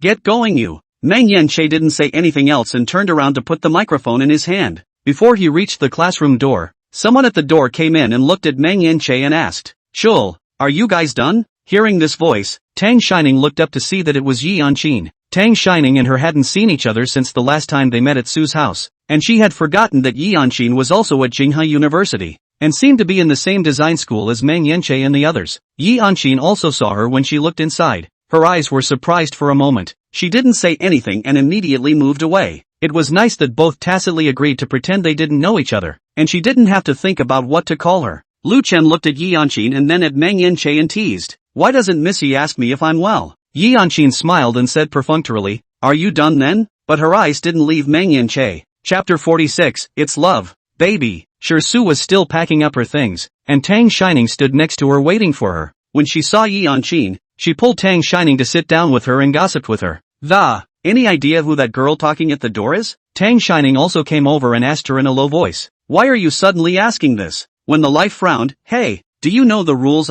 This is not gossip, must use the beginning well. You have to say, do not know. Who is it? You know?" Tang Shining cooperated. "I don't know. Who is it? Do you know?" Only then did Shirshu nod his head in satisfaction. "That girl is Meng Yanche's most loyal fangirl, but technically it's not a fangirl. I heard that they've known each other since they were little, and it's kind of like a childhood sweetheart, but the childhood sweetheart is intentional, and the bamboo horse has no love." Yi Yanchin always likes to follow Meng Yanche around. A lot of people in the school know that she likes him, and she even drove away a lot of suitors for Meng Yanche by virtue of this identity. But the women around Meng Yanche changed one after another, and it seems like they never considered Yi Yanchin. After finishing his speech, Shirshu glanced towards the door again and lamented, "You said that Meng Yanche is not only a little bit handsome and has a little bit of money in his family. What else is good about him? Amorous and philandering, changing girlfriends more often than my monthly period. Why is Yi Yanchin so desperate to like him?" She also poked Tang Shining's shoulder. "You can look for a boyfriend, but you have to keep your eyes peeled. Don't be too philandering. You're a white rabbit who can't play with others. Do you hear me? Tang Shining nodded her head blankly, although she didn't know how it could suddenly be brought onto her. But for some reason, when Shirshu said boyfriend, the face that floated in Tang Shining's mind was Song Jing's. She shook her head vigorously. She must have been affected by Song Jing's words that night. Tang Shining returned to her senses and gulped, not expecting Shirshu to open her mouth with such a big piece of gossip. Shirshu glanced toward the doorway again and asked Tang Shining, "Did you see anything in that girl's eyes?" Tang Shining sneaked a few glances, not quite understanding. "What? Pupils?" Tokio looked at her with a hateful expression. "It's love, baby." Tang Shining. Back to the dormitory. Dormitory 315 is fully staffed today. Li Yuelan was assigned to the dagger drill performance. She is showing Qin Evening Tong her dagger drill that she has learned quickly in the past 3 days. Tang Shining and Shirshu came back just in time to watch the second half. Shirshu shook her head and headed inside. I didn't even feel much of anything watching you guys train on the playground these past few days, even gloating a bit, and now that I've seen this dagger drill of yours, it instantly pulls my memories back to those miserable days of last year. Tang Shining was very puzzled. Why? Li Yueran also felt strange. Yes, this is the end of tomorrow. This dagger drill is also a small meaning back and forth on that a few small movements. How simple. The day after tomorrow to start, do not have to stand in the sun every day. Should not be happy? A somewhat contrived expression of pain surfaced on Tokio's face. Qin Yuantong smiled. Thinking of Shirshu at this time last year. Your sister Toku was assigned to walk the squares at first last year, and because of her lack of physical coordination and her inability to keep up with the rhythm, she was shoved into military boxing again. But then she couldn't memorize the movements, and ended up going to dagger drills. The final performance is not just 4 forms of it. If she dagger drill again cannot learn, can only go to the actual combat exercises, that carry a gun on the ground rolled around that. She did not want to go, so practicing dagger drill, stayed up several all-nighters Qin Yuantong glanced towards Shirshu and continued. You want to know if your movements are correct or not, you should ask your senior sister Shirshu. I reckon she would do it with her eyes just closed. Li Yueran was happy. Ha ha ha ha ha. Sister Shirshu, is this dagger drill so difficult? You still have to learn it all night. Shir feigns to wipe her tears. Evening Tong, you have a cruel heart. How dare you reveal my scars just like this? I'm angry, the kind that can't be coaxed. Then in that case, Qin Yuantong picked up a few bags from the table. I'll return the costumes for your band performance tomorrow. No. Shirshu stood up excitedly and took a few steps to walk next to Qin Evening Tong. You brought the clothes back? Let me see. Qin Yuantong smoothed her long wavy hair, hooked her lips and smiled. Didn't you just say you were angry with me? Who is angry? Shirshu said. How could I be angry with you? I love you the most, don't you know? Qin Yuantong also stopped teasing her and handed her a few bags. The one in the red bag is yours, the blue bag is Ning's, the black bag is the boys, and theirs are all packed together. Tang Shining also rushed up. Is there a band uniform? Tokio handed her the blue bag and patted her on the shoulder. Not before. Before it was all about wearing whatever you wanted to wear. But this year, in order to make it bigger and stronger, Mengyin Shu granted me funding 2 days ago. Tokio began to enjoy the bright future. I can even imagine how popular our band will be after this show. We'll definitely be able to get a lot of work. Qin Yuantong leaned back in her chair to interrupt her beauty sleep. Ningning, you go change into that dress and see if it fits. Tokio was in her usual style, only changed to a black and pink color scheme. A black sleeveless t-shirt with black and pink gradient work pants and a pink letter print on the t-shirt. Tang Shining's dress was a strappy black and pink color clashing camisole, and the lower half of her body was paired with a pink A-line cake skirt, and the legs under the short skirt were thin and long, and also dazzlingly white. Holy! Li Yueran covered her nose in a very exaggerated manner. Help! I feel like I'm getting a nosebleed. Let me see. Qin Yuantong helped Shirshu adjust her clothes and looked over. The dress fits. It's just, Ning and the matching leg/ring and stocking stuffers, why didn't you put them on together? Should I wear this too? The hosiery was fine with her. It was the leg/ring she had never really worn. It was weird. Yes. Shirshu was even more excited than her. A hand pressed Tang Shining into the chair. You don't understand. These are matching. Otherwise it's too monotonous on your legs. You have to trust Lei Tong. She'll wear whatever she tells you to wear. Li Yueran nodded along. Right. It is really good looking.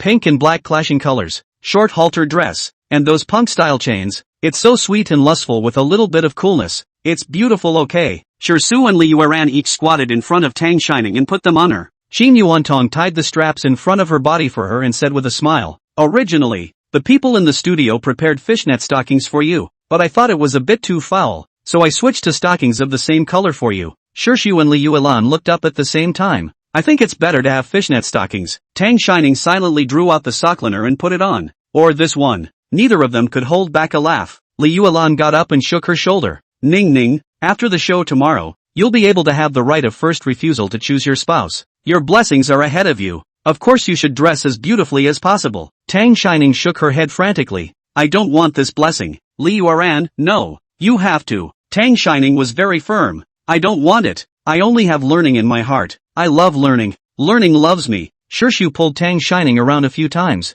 Not bad. Nice looking. After saying that, he hugged Qin Yuantong and kissed her again. Yuantong baby, you're really my big baby. Qin Yuantong disgustedly touched her face. Okay, got it. Next time don't be gracious. Chapter 47, Kick Your Ass. After a few people had finished messing around, Shirshu called Su Zion and asked him to come and get the boys' clothes. In case anything else comes up, it's still important to finalize the costume tonight, and if we have to change it, there's still time tomorrow. Su Ziong came quickly, and Shirshu sent the clothes down and came back with several tickets in his hand. She gave Tang Shining 5 of them. This is the tickets that the student council gave out to the performers. 5 per person. Ning Ning, you can ask your good friends to come and watch. Tang Shining was a bit puzzled as she held the tickets. Isn't the welcome party something everyone can go to? Time Life, what do you think? Welcome party in the school auditorium to do. That auditorium at most can accommodate less than 500 people. Cannot go to the auditorium crowded out. Usually a few tickets are given out per class and the performers split a few. And that's how it works every year. She finished winking at Tang Shining. Su Ziong mixed up a position in the Arts and Culture Department of the Student Council. Originally the performers had 2 tickets each. He got us a few extra. Let's keep it quiet. Don't tell anyone, haha. Li Yueran immediately raised her hand. I'm going. I want to go. Shirshu gave her 2. You have a friend in class 1. Take 1 for your friend too. Li Yueran was so happy that she wanted to jump up. Thank you Sister Shirshu. Then immediately ran to her friend's dormitory. Shirshu distributed another one to Qin Yuantong. Are you free tomorrow? Qin Yuantong took over. Ning Ning's first performance. I have to make time to go even if I'm not free. Hee your love has gone bad. Oh, you're radiating a maternal glow all over your body right now. After saying that, she went back to look at what was on her tablet. This wouldn't be a dress designed for Ning as well, would it? Qin Yuantong nodded. Such a perfect model. It's a shame not to use it. After saying that, she went back to creating. I told you should have enrolled in design school in the first place. Shirshu put the remaining ones on her table as well. You can have them all. I don't have many friends, and everyone in the band has tickets. Tang Shining was still gawking with those tickets, and Shirshu asked her, is it because you can't think of anyone to give them to, or is there not enough people who want to give them to too many people? Looking for friends and relatives to see. Tang Shining's first thought is the next school Fangli and Su Yuan them. She is also in the Beijing Harvest, just a few acquaintances. Just do not know. Tang Shining looked up and asked her, can an outside school come in? I have a good friend who's from the medical university next door. I'd like to ask her to come see it. Timothy nodded. It's fine. Just check in at the janitor's office. A few of the schools in our college town are quite friendly with each other. We can stroll around each other's campuses. Tang Shining's eyes lit up when she heard this. Yeah, then I'll call my best friend right away. Timothy, but you might not have time to pick her up tomorrow. Hey, you'll have to make an appointment with her to do that. Tang Shining, that's no problem. I'll have my brother pick it up. She immediately called Fangli. The medical university's military training ended yesterday. They started their national holiday today, and Fangli was dating her boyfriend. When she heard that Tang Shining wanted to perform, she immediately agreed and asked for an extra ticket, saying that she wanted to come with her boyfriend. Next up was Su Yuan. She dialed Su Yuan's number and spat before she could connect. Why do I get the feeling that when I was a kid there were programs at the arts festival for adults to come and see? Shirshu smiled. You just realized. When I gave you the tickets I almost said, little friend Ning Ning, tell your mom and dad to come over and watch your performance. Oh. Tang Shining glared at her without a good look, and Su Yuan answered the phone. Hey, Nimbus, looking for your brother? Tang Shining, I'm going to perform on stage at the welcome party tomorrow, and then the school sent out a few tickets. Do you want to come and watch? She frowned, really feeling like a schoolboy. Tokyo was snickering too. Tang Shining threw the doll in her hand at her and swung at her. Sandbags with big fists. Beat the out of you. Oh. Tokyo even winks at her provocatively. Su Yuan, go. Of course go. Ning Bao, why didn't you say so earlier? Brother didn't even prepare. Tang Shining pursed her lips and wondered.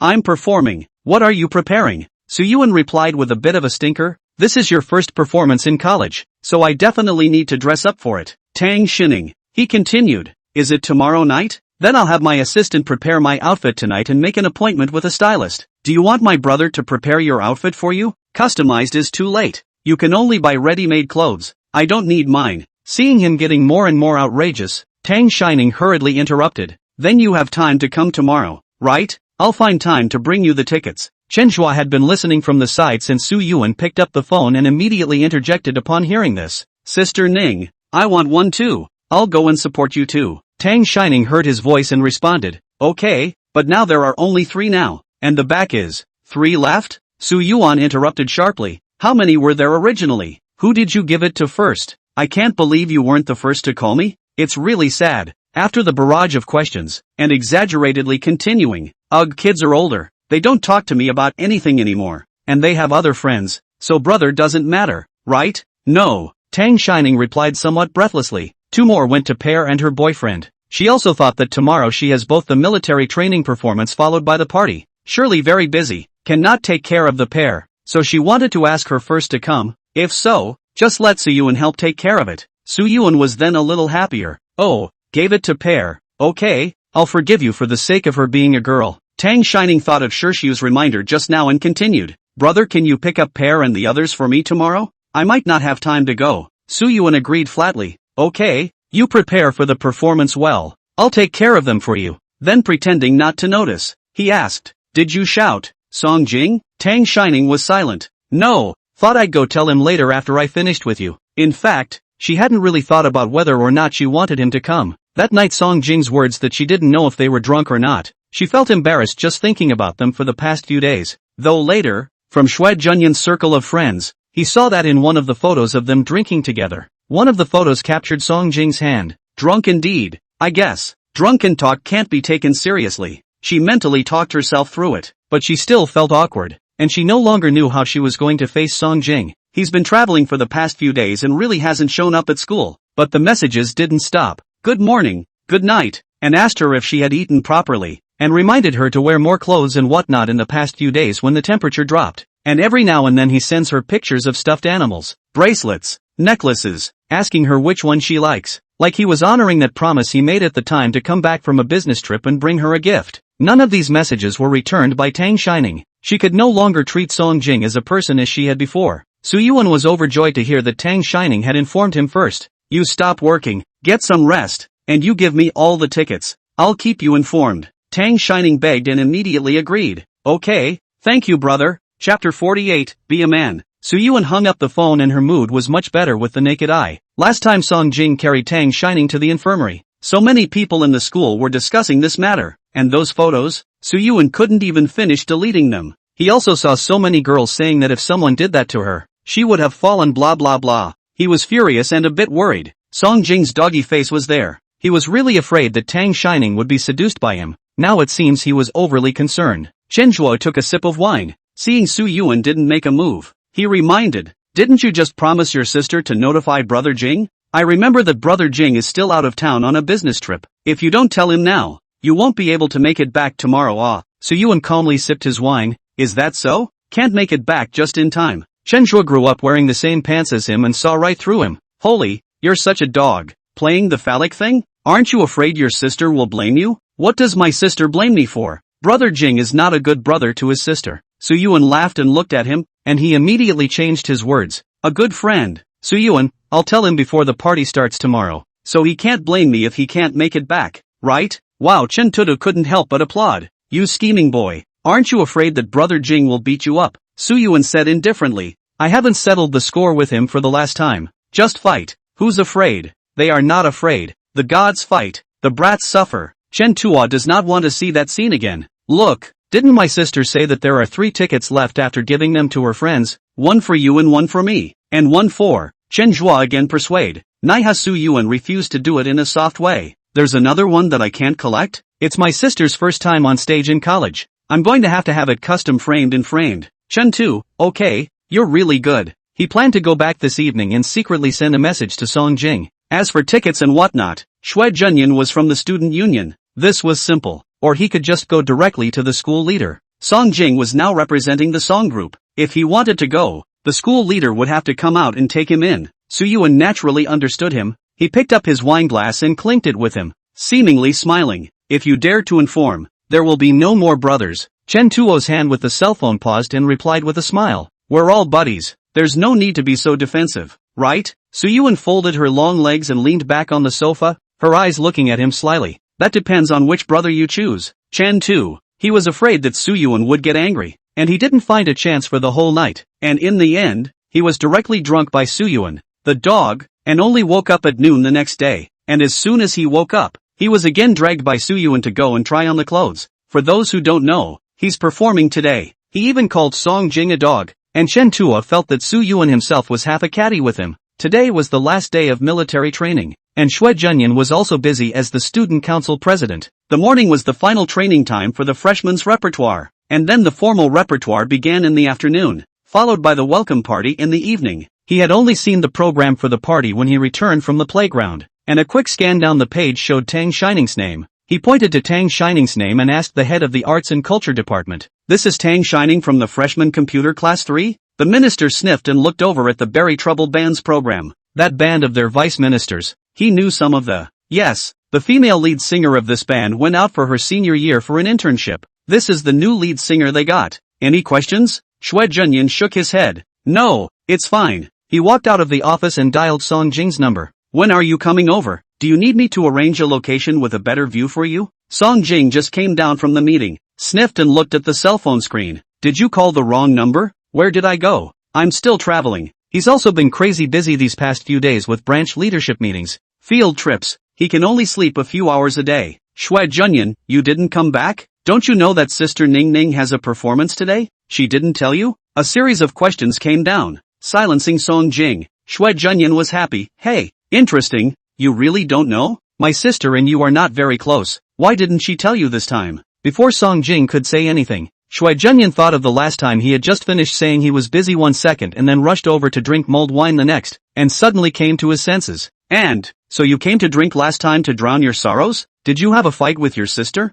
Or did you confess that your sister ignored you? In all the time we've known each other, we've never seen Song Jing suffer a loss on someone else. The last time Suyuan and he made a move, Song Jing didn't fight back. In fact, everyone knew clearly that it was because he was Tang Shining's brother. I didn't realize it was only a few days ago, but first he got beat up at his brother's place, and his sister ignored him again. If he wasn't so far away right now, Xue Junyan would really want to interview him about his recent feelings. Song Jing was silent for a moment, ignoring his teasing and asking him, what show? Time? Tonight's welcome party starts at 7 p.m. Xue Junyan took that program list and read it to him. The band is performing, and this performance program is quite interesting. Guess what song is it? He had just seen the title of the song and didn't feel anything, but after hearing Song Jing's defeat at Tang Shining's expense, he felt that this could be too appropriate, like it was specially chosen for Song Jing. Song Jing's voice was cool. What song? Dear, that's not love. Xue Junyan's tone carried a bit of gloating. Do you think your sister sang this song for you? He didn't answer that and continued. She sings alone? Xue Junyan, no. Is with a band. Sister is the female lead singer. There is a male lead singer is Meng Yanche. This person is not simple. Sister, this white rabbit will not be cheated by him, right? They also knew about the Meng family, and Meng Yanche should be the Meng family's second oldest. This Meng Yanche was very high profile when he enrolled as a freshman, and his girlfriend even changed more often than Chenhua. Song Jing heard Meng Yanche's name. Who else is in the band? Xue Junyan read them to him one by one. Lu Chun, Su Zion, Shirshu. Song Jing, Shirshu is Ning's roommate. She should be the one who told her to go. Should Xue Junyan laughed. Young Master Song is guessing. It seems that my sister doesn't tell you everything. Song Jing didn't answer and said to Hiu, who was following behind him, book the fastest flight back to Jinghe. Listening to the conversation between Song Jing and his secretary, Xue Junyan suddenly thought, it'll take you 3 or 4 hours to fly back from there, so you won't be able to watch the military drill in the afternoon, will you? My sister is performing military boxing. After Hiu checked the flights, he handed the tablet up to him. The fastest flight is at 1:30 p.m. If we book this one, we need to get to the airport now, and there's a wrap-up meeting this afternoon. It was now almost 12 o'clock, and Song Jing glanced at his watch. Have the driver bring the car around. I'm heading to the airport right now. You'll be hosting the wrap-up meeting this afternoon. Contact me if you have any questions. Hiu immediately answered. Okay, I'm crying in my heart, but the summary will be hey, he's coming? Will he come? Song Jing got on the elevator, and Xue Junyan continued. The 1:30 flight got here at 5 o'clock or 6 o'clock, so it looks like you won't be able to watch the rendezvous. Song Jing pondered for a moment. You find some professionals to record it for me. Shue Junyan couldn't help but burst out. No, you're sick. Do you know how many people are in each program's performance? They're standing in a playground, each wearing that eye-popping camouflage uniform. It's hard to recognize them. And you're asking me to record one of them. Be a person. It's not like I'm one of those starstruck station sisters with all those long shots. Song King, you still have time to find someone. It's in your hands. Don't let me down. Then without giving Shue Junyan another chance to scold him, he directly hung up the phone. Shue Junyan looked at his cell phone full of words that could not be broadcast. The head of arts and culture saw him finish his call and took a form for him to sign. Shue Junyan finished signing and asked him, "Do you know where I can find video recording equipment now? It needs to be the remote HD kind." Chapter 49, Beautiful Today. Tang Shining was busy on this day, starting early in the morning to attend the rehearsal for the closing ceremony of the military training, and was busy until she ate at noon, taking a moment to give the tickets to Su Yuan. In the afternoon is the official closing ceremony,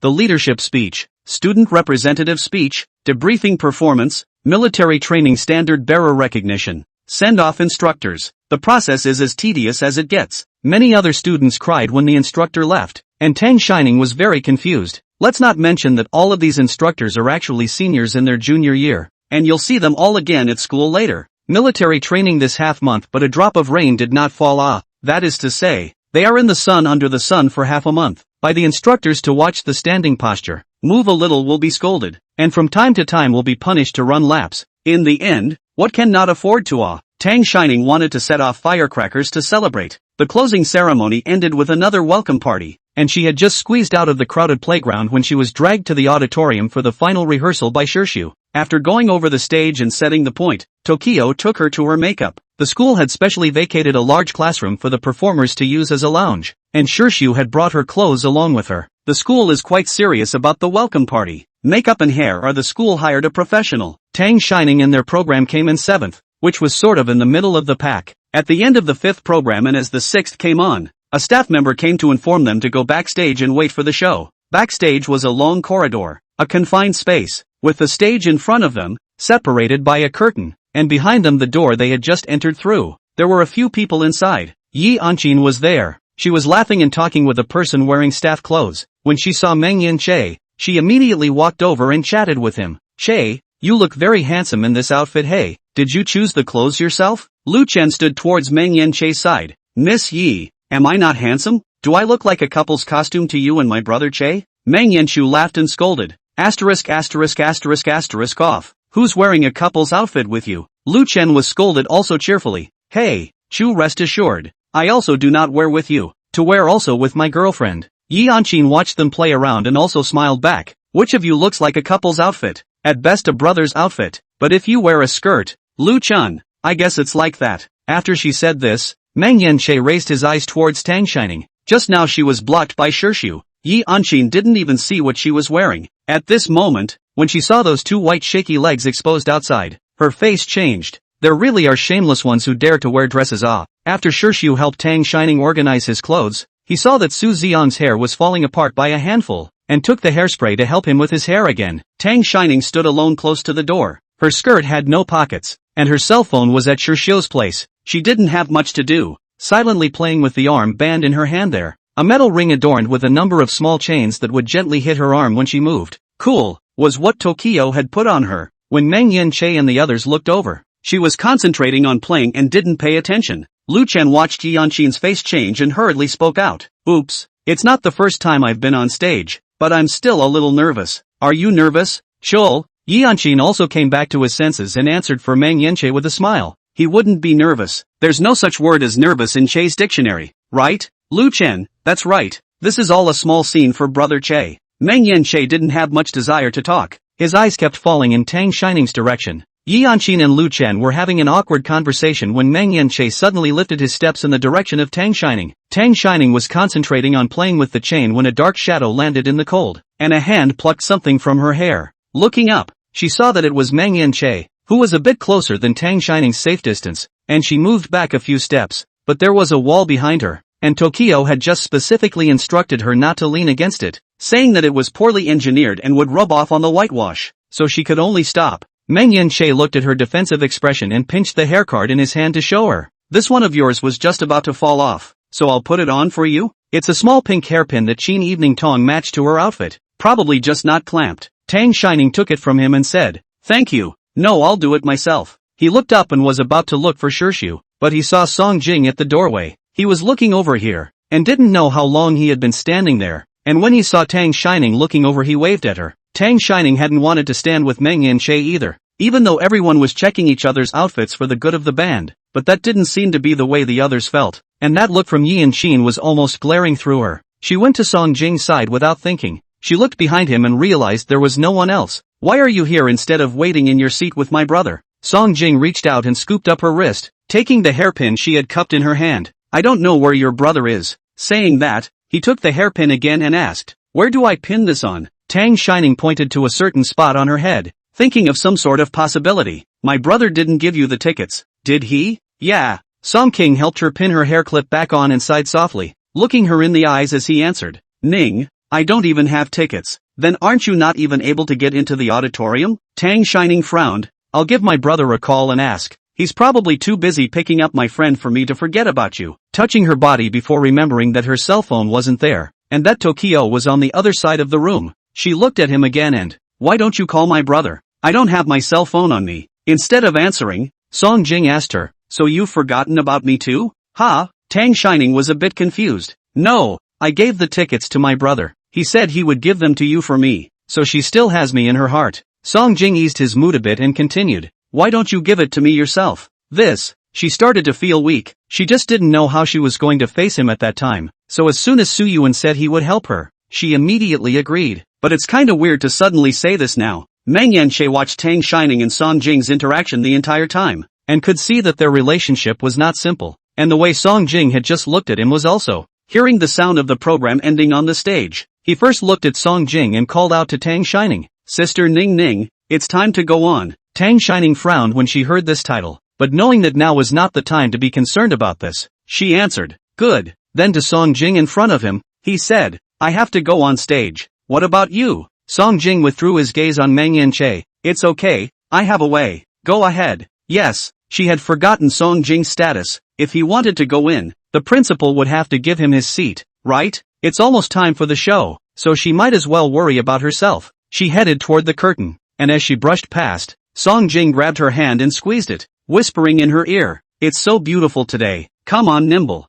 There was also a hint of teasing loveliness in his voice. Tang Shining's body stiffened for a moment, didn't look at him again, and continued to walk forward. The other hand scratched his palm and rubbed his ear again. Chapter 50, and how much you like it. I don't know if it was intentional or unintentional, but the position Xue Junyan had arranged for Song Jing was right in front of Su Yuan and the others. When he arrived, Tang Shining and the others were already on stage, debugging their equipment, and the host was still stringing out his words. It was the first time Su Yuan and the others had seen Tang Shining in this outfit, and they all called out beautifully when they saw it. Funny pair is the most exaggerated. She's holding a camera in one hand and frantically snapping pictures of her boyfriend's thighs with the other. Holy, it's so good looking. I'm going to die from Ning Po's beauty. Su Yuan had just seen Tang Shining come out and was still smug when she heard everyone praising her beauty, so she couldn't wait to get up on the stage and point at Tang Shining. This is the old sister. Lao, son, sister, sister, kiss, sister, sister. But the words of the people in the neighborhood got more and more out of place, especially the boys in a certain direction in the back, talking more and more off the mark. It's all normal at first. Wow, is this band changing female lead singers? Who is this pretty girl? So pretty. Yeah. Why haven't I seen that before? Is it a freshman? They are recognizable with a cell phone to come up. It's a freshman in the computer department. Class 3. Someone took a picture at the beginning of the school year, but it doesn't take long before it's deleted. Nay, looks too eye-catching. Deleted and someone else posted a new picture. I saved several. Holy, why does this military uniform look so good on her? Really thieves pure. I go. Those two legs look old me to nosebleed. She's so thin and white. I wonder if she has a boyfriend. Wouldn't it be great to be her boyfriend? The more he said, the more wrong. Su Yuan got up and swept a glance to the back with a black face. Chen Zhua immediately got up and pulled him, fearing that he would go up and make a move. He gave a warning to the boys. You're looking with your mouths, aren't you? Get yourselves out of here if you don't keep your mouths clean again. They might not know Tang Shining, but Su Yuan and Chen Zhua did, the class they couldn't afford to mess with. The moment Chen Tu's words came out, the ones around him quieted down, not daring to say another word. Suyuan sat down with a dark face and watched Mang Yanche get close to Tang Shining on stage to say something. His face darkened even more and he muttered in a small voice, focusing on defense against Song King. That man is just talking. What's he doing so close to Ningpa? Chenjue saw Mang Yanche on the stage and started to zap Suyuan's heart. Brother Jing, we all know his character at least, but that Mang Yanche on stage is not simple. Fondly was feeling that Tang Shining and that Mang Yanche were both wearing the same color clothes. Standing together was a strange match. Sniffing coldly asked, how is it not easy? Chenjue pondered for a while and spoke. How to say? A sentence or two can't say. Anyway, the girlfriend is changing quite often. Fondly cursed, that won't do. Wei Ningbao can't find one like that. She can't play with him. Several people nodded approvingly. Suyuan looked at the people on the stage and talked again. This Song Jing is also really, when you don't want to see it you can see it everywhere. And now that you need him to be there, the silhouette of the person is not even visible. The audience under this stage, especially the men, had eyes that were almost long on Tang Shining. Now if he was there, he could at least shield Tang Shining from the peach blossoms. Chen, people are out of town right now. Even if they sprouted wings, they'd have to fly for a while to get there, right? Suyuan bristled. Then wouldn't he inquire about it himself? Really doesn't care about my sister at all. He doesn't even know that my sister is going to perform, and he still says how much he likes it. Chen too. They were so absorbed in their conversation that they didn't even notice anyone coming, until fondly next to Suyuan somewhat stiffly pointed at the person who had just sat down in the front row and asked, are you guys talking about him? The two of them looked up together, and Suyuan didn't hold back cursing when he saw the person. Holy, why are you here? Chen Tua also exclaimed, I'll go. Brother Jing, you're not really growing wings, are you? Song Jing looked at Suyuan with little expression and spoke coolly. I just heard you say you missed me, so I came here without stopping. Suyuan leaned back in his chair away from him in disgust. Don't you flirt with me? Gross. Fondly looked at Song Jing and then at Suyuan with a look of being high on something. As the program began, Fanny Pair immediately returned to normal, holding her camera up to the stage, and incidentally reminding the person next to her that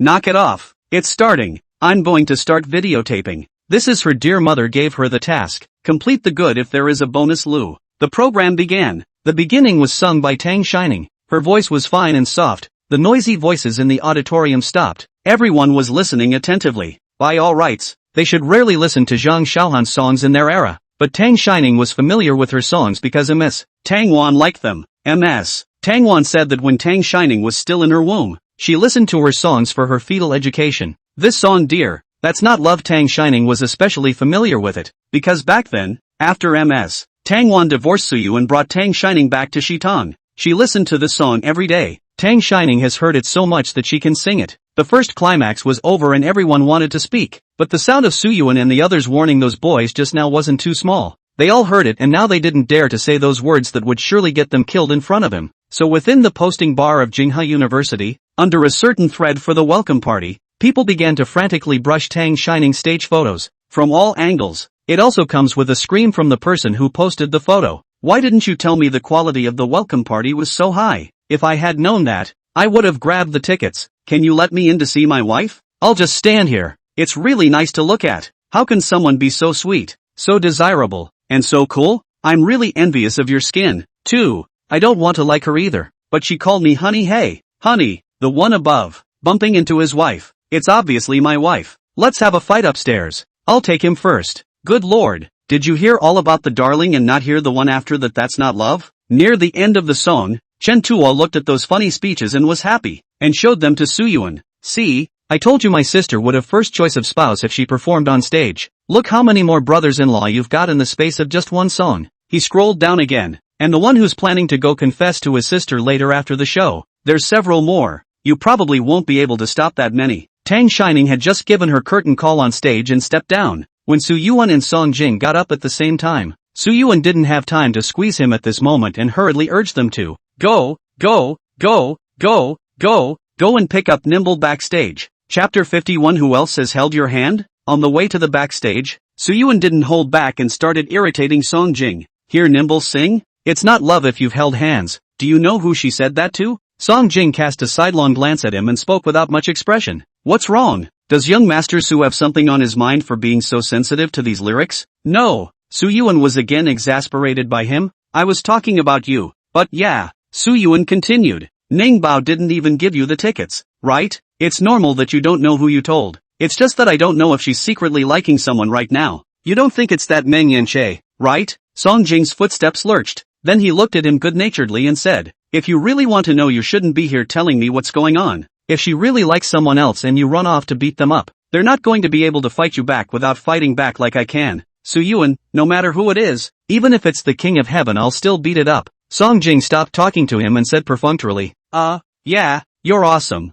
Su Yuan realized that she couldn't talk calmly with Song Jing anymore, so she didn't force the issue and just didn't walk together. Fan Li and her boyfriend didn't know what they said and had a tendency to argue. Su Yuan stopped not far away to watch. Ningpa had specifically instructed him to take good care of this friend of hers, so he would have to keep an eye on her. Chen Tu also stopped and got close to him and started gossiping. It feels like you're breaking up? Su Yuan, how do you know? Chen Tu replied with a smile. When you were just talking to Brother Jing, I listened beside them for a while. Song Jing didn't wait for them and went straight to the backstage, where he had just walked around in 7 different directions for a while. Tang Shining was helping Shirshu clean up, and when she saw Song Jing come over, she looked at the cleanup almost done and said to Shirshu, Sister Shirshu, my friend is here. I'm leaving first. Timothy nodded. Good. Meng Yanche looked at Song Jing, who was not far away, walked over to Tang Shining and asked, join us for dinner later? When he said this, not only did Tang Shining find it strange, the other few people in the band also looked up at him.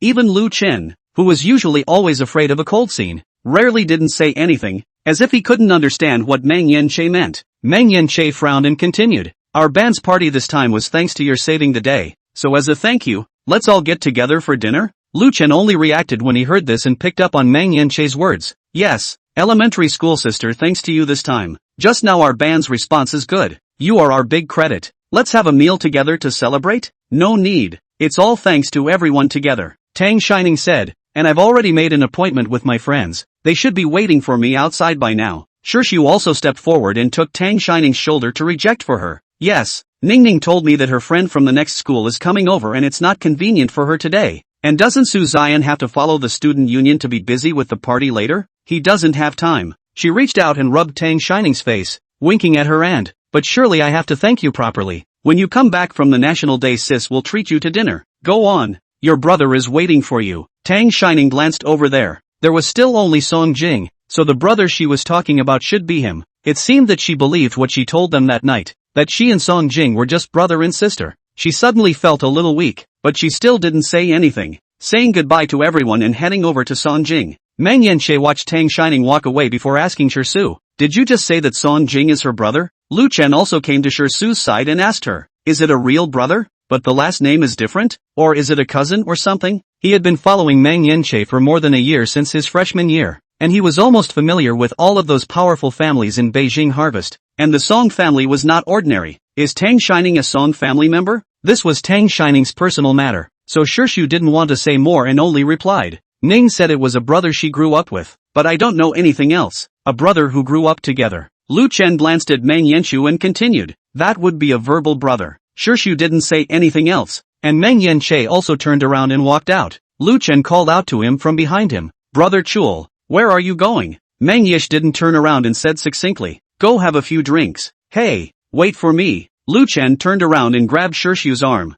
I'll leave the rest to you. I'll treat you to dinner next time. After saying that, he also followed Meng Yanche, leaving Shirshio and Su Zion to clean up. Shirshio hated it with a passion. Dogs that run faster than anything when they have to work. Tang Shining went to Song Jing's side and still didn't see Su Yuan and the others. What are you doing over here again? Song Jing took the bag containing the clothes in her hand, his eyes glancing past her to behind her, his tone diffident and intentional. What? Did I come at a bad time and disturb you? And deliberately biting the word you guys. Tang Shining didn't understand his sudden yin and yang and fell silent. Song Jing sighed helplessly and was about to open his mouth to speak when the sound of talking came from behind. They had just walked a short distance away, and this floor of the auditorium was full of empty classrooms used for club activities, so he took Tang Shining's shoulder and pushed open the door to one of the offices. It was the last night before the 4th of July, and not much was going on in the school, as people had either already left school or had gathered in the auditorium for the party. There were no lights on in the classroom, only some lights from the road outside the window and from the corridors shadowed in.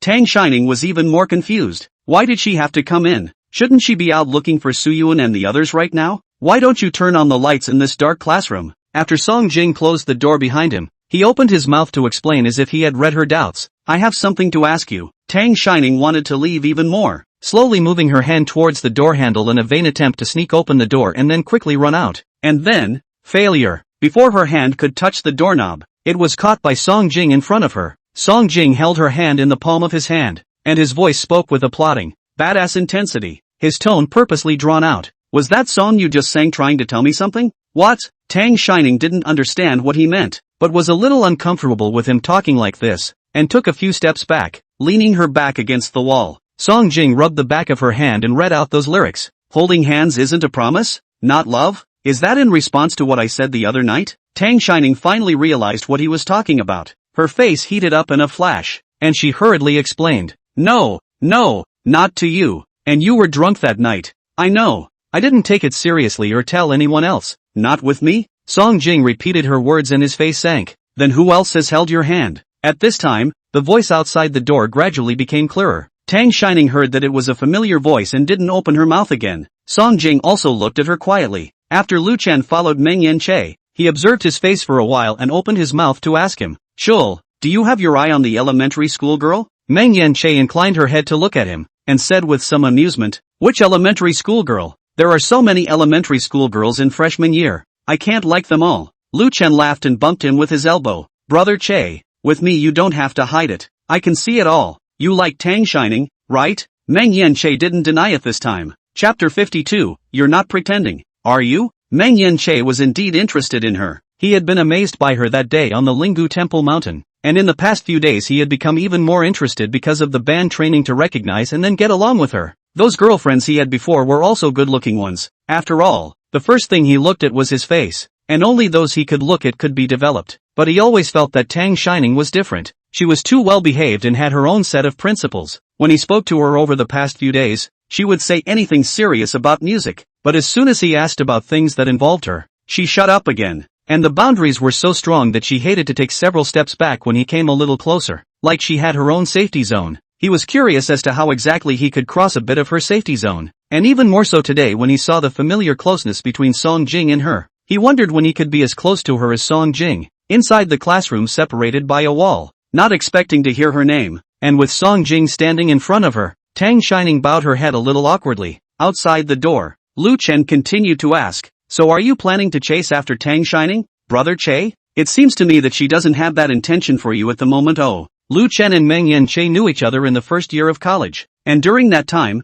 they also watched him change a lot of girlfriends. These people either looked at his face or his family's money. In short, there is a common point. They all take the initiative to stick up. Haven't seen him actively pursue a girl yet. The sound of the two men talking faded away, and not caring about the words between them, Tang Shining lowered her head to try and remove the chain from her arm, not really listening carefully, but Meng Yanche's reply was heard by Song Jing. Chase, why not? It's hard to meet someone who is interested. It's only fun to catch up on your own. Song Jing looked down at Tang Shining. Seeing that she couldn't dismantle it with one hand, he went up to help her, and in the meantime continued the words that had just been interrupted. So he was the one who held your hand? Who this he refers to is well known to each other. Tang Shining quickly shook her head. No, don't start rumors. I don't know him well. Oh, Song Jing continued. So there's someone else? Don't know each other well? He just said he liked her. What other people? She frowned at him. What exactly are you asking? He'd been shady and not talking properly, and she was getting a little angry,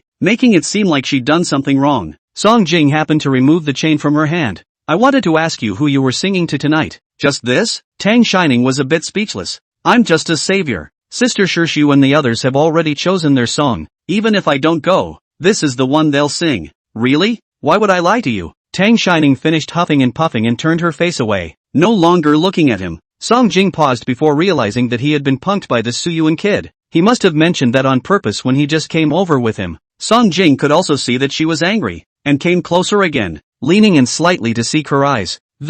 Angry? Tang Shining pushed his head away, puffed out her face, and didn't have the heart to say, no. Are you done asking? Can we go now? Song Jing got up a bit in line with her force and raised his hand to gently pat her head, wrapping both of her hands in his palms as he asked her, Ning, if holding hands isn't considered a promise and it's not love, what is considered love? He suddenly exerted force in his hand, pulling the person closer, his gaze first looking straight at her, then slowly flowing downward, and finally stopping on her lips. She had put on makeup and lip gloss tonight, and her lip color was a bit darker than usual. Song Jing's throat knots rolled, and her voice was flooded with muffled words as she continued. Does kissing only count? With a rumbling sound, Tang Shining felt the thunder from that night strike her again, and her entire body froze, a pair of almond eyes glaring round, and her face reddening. You, she responded, quickly pulling her own hand over her mouth to get away from him once she realized where he was looking, but there was no way to back out of it. You rascal! Nasty! You shameless! She now only felt that Ms. Tang Wan was still too strict in the beginning,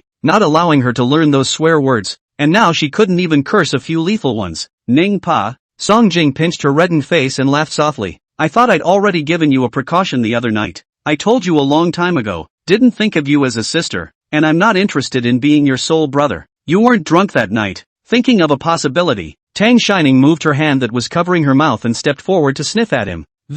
Are you drunk again? He was slightly bent over to match her height, and Tang Shining's nostrils fell onto him through the light shirt. This time, it was Song Jing who froze for a split second before returning to normal after hearing her question later. He thought she was going to do something too, and was actually vaguely looking forward to it. Ning, I wasn't drunk that night, and you're so good with languages. You shouldn't not understand what I meant by that. Tang Shining covered her face again vigilantly, leaving only a pair of eyes out to stare at him. But then I saw you in the circle of friends Junyin's brother posted about drinking. But, Song Jing smiled diffidently at the thought of that friend circle and asked her in a hooked tone. The friend circle Shui Junyin sent that day didn't take a picture of my face, only my hand. How did you know it was me? He stared into her eyes. Or rather, how did Ning recognize me by virtue of a hand? Everyone's hands are different. Tang Shining also knew that her explanation was a bit pale, because she herself didn't know why she saw the picture of that hand at the time and decided that it was him. She did seem to recognize Song Jing's hand, and there wasn't any particular markings,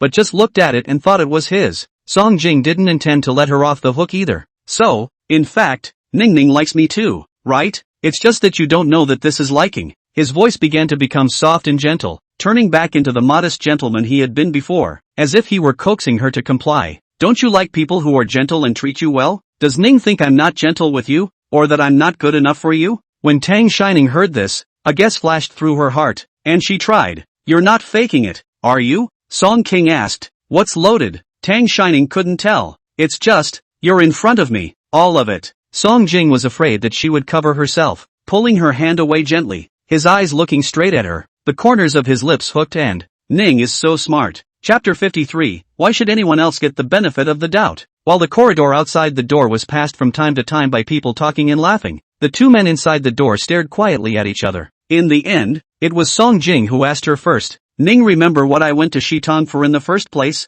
Tang Shining seems to have heard Ms. Tang Wan and Song Jing's aunt and uncle talk about me some when they were chatting. Yes, because of the fight? I remember as if he was too naughty and then his mom and dad were too busy working and didn't have time for him and his grandparents spoiled him unconditionally. They were afraid that Song Jing's path would go astray, so they sent him to his uncle's house, who was from a family of scholars, to cultivate him. Yeah, Song Jing stroked Tang Shining's hair one by one. I was thrown to Shitang back then because I fought everywhere. The word gentle doesn't go well with me at all. The gentleness was indeed feigned. When I heard you say that you liked the gentleness, and I was afraid that fighting all the time would frighten you, and you would ignore me. Song Jing did treat Tang Shining as a neighbor's little sister at first. After all, when they met, Tang Shining was still in elementary school and he wasn't that much of an animal. As to when thoughts changed and emotions began to sour, he didn't know. Anyway, when Tang Shining grew up and got prettier and prettier, with more and more suitors behind her, he was very upset, always feeling that his carefully taken care of cabbage was going to be arched by a pig. But he still didn't have any extra thoughts about her at that time. He just wondered if they didn't take him seriously. They were all under his cover, and someone else dared to mess with them. It would have been when they met again here that they really began to notice their thoughts about her. 3 years had passed and the little girl who loved to run after his but had grown up. At that time, when they met again at Heir Lake, Tang Shining had even softly called him Brother Song Jing, so sweetly that his heart melted. Later on, he even told the old man that he was handsome, and an idea popped into his head. He had spoiled her and protected her for so many years. Why should it be cheaper for other smelly men? She was going to fall in love and get married anyway, so why couldn't she talk to him? Besides, they weren't even related by blood in the first place, and he was only 3 years older than her. What's wrong with a man's third year? Tang Shining was truly shocked by his words. No wonder when she told Su Yuan and Fong Li earlier that she thought Song Jing was gentle, they thought she was sick. That's not true. It's Song Jing who's sick. What's he pretending to be? She swallowed. The two of them were too close together, and Tang Shining couldn't move because he was confined, and her eyes didn't know where to land. so why don't you just keep pretending, the way you are now? She hesitated to say anything. Song Jing raised his eyebrows at her. What's wrong with this now? Tang Shining, you, a bit scary, not like before. Ning Bao. Song Jing held Tang Shining's arm with both hands. The ends of his eyes rose lightly. His peach blossom eyes looked even more affectionate. And, I'm afraid if I keep pretending, you'll actually bring a boyfriend to me and make me call him brother-in-law. And then I might be even more intimidated. Tang Shining tried to avoid her gaze, leaning her head back and knocking it against the wall with a muffled thud. Hiss dash the pain made her suck in a breath of cold air. Song Jing blushed and reached out to touch the back of her head, asking softly, does it hurt? She was already feeling angry and aggravated after being blocked here by Song Jing, forced to listen to his inexplicable words, and not allowed to leave. At this moment, his head was still bumped, and his aggression was completely on, and his tears began to fall down uncontrollably. She didn't say anything either, just stood without saying a word and shed tears. Does it hurt? Song Jing rubbed the place where she'd hit her, with an extraordinarily gentle motion that carried some soothing hints of, Ning Pa, don't cry, I'll rub you and it won't hurt anymore. You're not allowed to call out nimble. Tang Shining avoided his hand. At the moment her eyes were moistened with tears, her eyelashes were rooted, the ends of her eyes were reddened, and her teardrops were still falling down one by one like she couldn't stop them. Song Jing felt his heart pumping as he watched her in this pitiful state. Ryoga sighed softly, slowly raising his hand and rubbing the back of it against the corner of her eye, asking softly, why can't I yell? Tang Shining choked and spoke brokenly, because Ning Bao is what mom and brother and the others shout. You are not allowed to shout from now on. Is this going to classify him as a common acquaintance? Song Jing continued to ask her. Then why is Fong Li allowed to shout? He hadn't heard Fong Li say Ning Bao to the left and Ning Bao to the right before, and every now and then he even gave her a kiss on the cheek. He's been very restrained. Tang Shining took a few deep breaths and calmed her emotions before answering. She's not like you. Song King, what's different? Tang Shonin, she's a girl, you're a boy, and you just said weird things that pair wouldn't have. Song Jing laughed. You're sexist, aren't you? That won't do. Not at all. Tang Shining was exasperated by him again. You're really, what are you going to call me this time? Song Jing picked it up for her. Rascal? Nasty? Shameless? Song Jing softened his voice, his tone ghostly, and the hand on her shoulder rubbed over the skin of her arm. Ning, do you think it would be too much of a loss for me not to do something shameless after all the scolding I've received? No way. Tang Shining quickly inclined her head. If my brother finds out, he'll definitely kick your ass. Song Jing smiled, his fingertips rubbing the tear tracks on her face little by little. Your brother has known for a long time. The last time he beat me up was because of this. Last time? She froze. Was it that time when school started? Right. Song King replied. That was the time. It turns out that Suyuan fought with him last time because of this, but she blamed him at that time, saying that he was being unreasonable. She was so sorry for him. Tang Shining wanted to cry even more. The cell phone rang. She sniffled. She was currently standing against the wall. Song Jing stood in front of her, circling her in his arms. She couldn't move and muffled her voice. My cell phone is ringing. I think it's my brother looking for me. Song Jing didn't move, but continued to ask her. Then what are we going to do about it? Tang Shining's face reddened once again. You don't say it like we have something. I said it. I've always treated you like a brother. Like Su Yuan. I've never thought about being with you. She didn't even want to mention the word relationship in front of him, feeling that it had tainted their relationship for so many years. She really never thought she'd develop that kind of relationship with him. She slowed her breathing and looked at him seriously. I'm sorry, it's not going to work out for me and you. I've just started college and want to do well. And you do well. Study and work. Song Jing's forehead twitched, not expecting this passage to be applied to himself. Chapter 54, next time, talk to a better looking guy. This art of refusal was still something Song Jing herself had taught her to say back then. The reason for this was that one time after school, he had gym class and got out of class early, so he went to the middle school to wait for Tang Shining to go home with him. The middle school had also been dismissed, and everyone was going home one after another. Song Jing waited under the school building, and when he hadn't waited for Tang Shining to come down, he went upstairs to look for her. At that time, Tang Shining was being stopped by some boy to confess her love, and after the boy finished saying that he liked it, she even smiled at the other person, and then brotherly patted the other person's shoulder and smiled with him. We're young now. It's better for us to be friends. It's okay to be brothers. Falling in love is for adults only. The boy probably didn't expect a confession that ended up being almost made into a bond by Tang Shining, and didn't care that much, thinking that he should still have hope, and was about to take Tang Shining's shoulder when Song Jing coughed out lightly. The boy saw that he was wearing a high school uniform and that Tang Shining had shouted, "Brother Song Jing," and thought he was Tang Shining's brother, so he ran away in fear. On the way back he started to educate Tang Shining that she can't fall in love early, she has to study hard, and she can't be happy when she rejects others in the future. She even asked why at the time. No early love she knows, but why shouldn't rejecting someone be joyful? It's not like it's a bitter relationship. What did Song Jing say back then? If you reject someone with a smile, they will feel like there is still hope for them. But if you are serious and then say that you are going to study hard, the other person will be too embarrassed to keep harassing you. I can't believe that after all these years, this boomerang has stuck him in his own body. Tang Shining took advantage of his inattention and slipped out from the side, picking up her cell phone and answering the call. It was indeed Su Yuan calling. His tone was a bit anxious. Nimbus, is it over on your end? Why don't you come out quickly? Your friend doesn't seem to be right. Tang Shining, pair? What happened to her? Su Yuan glanced at Fong Li, who was sitting alone by herself on the steps, holding her cell phone and not knowing what she was operating.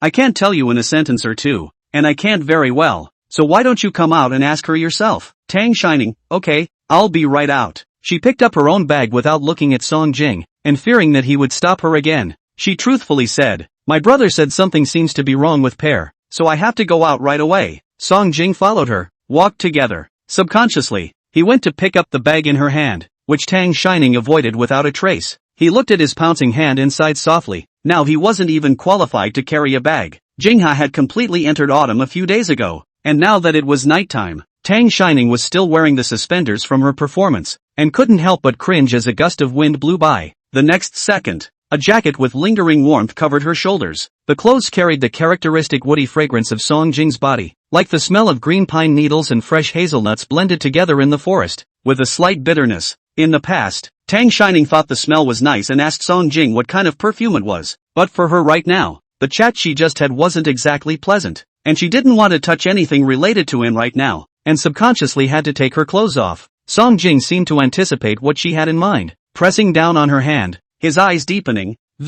No stripping. If you're not in a hurry, I don't mind taking you in to continue the conversation we just missed. A blatant threat, but Tang Shining knew he would really do as he was told. She glared up at him. You're so annoying. Finally feeling still angry, he lowered his head and came up towards his polished leather shoes, then gathered his jacket and ran towards the location Su Yuan said. With her little strength, she wouldn't be much of a killer even if she stood on his feet whole. Song Jing looked at that obvious mark on his foot and hooked his lips and smiled. He looked at her, hurried back and murmured, very good. You can play with my temper now, and you know how to scold me, so you shouldn't be treating me as a brother now, right? Tang Shining accidentally ran over her head until Fong Li stood up from the steps and shouted at her, Ning Pa, where are you going? Are you still coming back for dinner tonight? It was only then that she braked urgently. Su Yuan saw her coming and also came over from the other side with Chen Tuo. Tang Shining waited in place until Song Jingdu arrived without delay, and she still hadn't seen the person she'd been curious about. She approached Fong Li's side and asked her, where's your boyfriend? Has he gone back? When she was on stage, she noticed that Fong Li seemed to be sitting next to a boy. The stage was a bit far away from them. She didn't see what he looked like. Hearing her words, Fong Li hadn't had much of a reaction yet, but Chen Zhua coughed several times first, and Su Yuan kept making eyes at Tang Xiaoning. Cough cough cough, Ning Pa, don't ask about that first. You're hungry, right? Let's go eat first. Tang Shining frowned at him. Brother, what happened to your eyes? Got sand in it? Su Yuan, you guys don't need to be nervous. Fong Li waved her hand at them. It's just a breakup. What's wrong with that? She has long known her own marriage is bumpy. This is only divided into one. I do not know how many more in the future are avoided. That what is the point? She was still thinking of having a good talk with Tang Shining. Fong Li wrapped her arms around Tang Shining and said, this time it's a scummy guy who broke up just 10 minutes before. Luckily you didn't see it on. Otherwise this bad luck might stick to you. Next time, sis will talk about a more handsome one next time and bring it to you. Su Yuan, Chen Tuo, are all girls so big-hearted nowadays? Good. Tang Shining responded ignorantly. Su Yuan saw that she was looking at herself and wasn't cautious anymore, even starting to give Tang Shining lessons. Ning Bao, you need to learn from your friend's spunky energy. People can't hang themselves on one tree. Your future boyfriends you feel bad about, just split immediately. Don't hesitate. After saying that, he also glanced at Song Jing, who had been silent since coming over, and continued, after you sing tonight, you're sure to have a lot of suitors, so keep your eyes peeled, and if you can't decide, tell your brother, and I'll keep an eye out for you. You guys are young now. It's okay to talk about a few more. How do you know if it's appropriate or not if you don't get in touch with a few more, and talk about all kinds of things,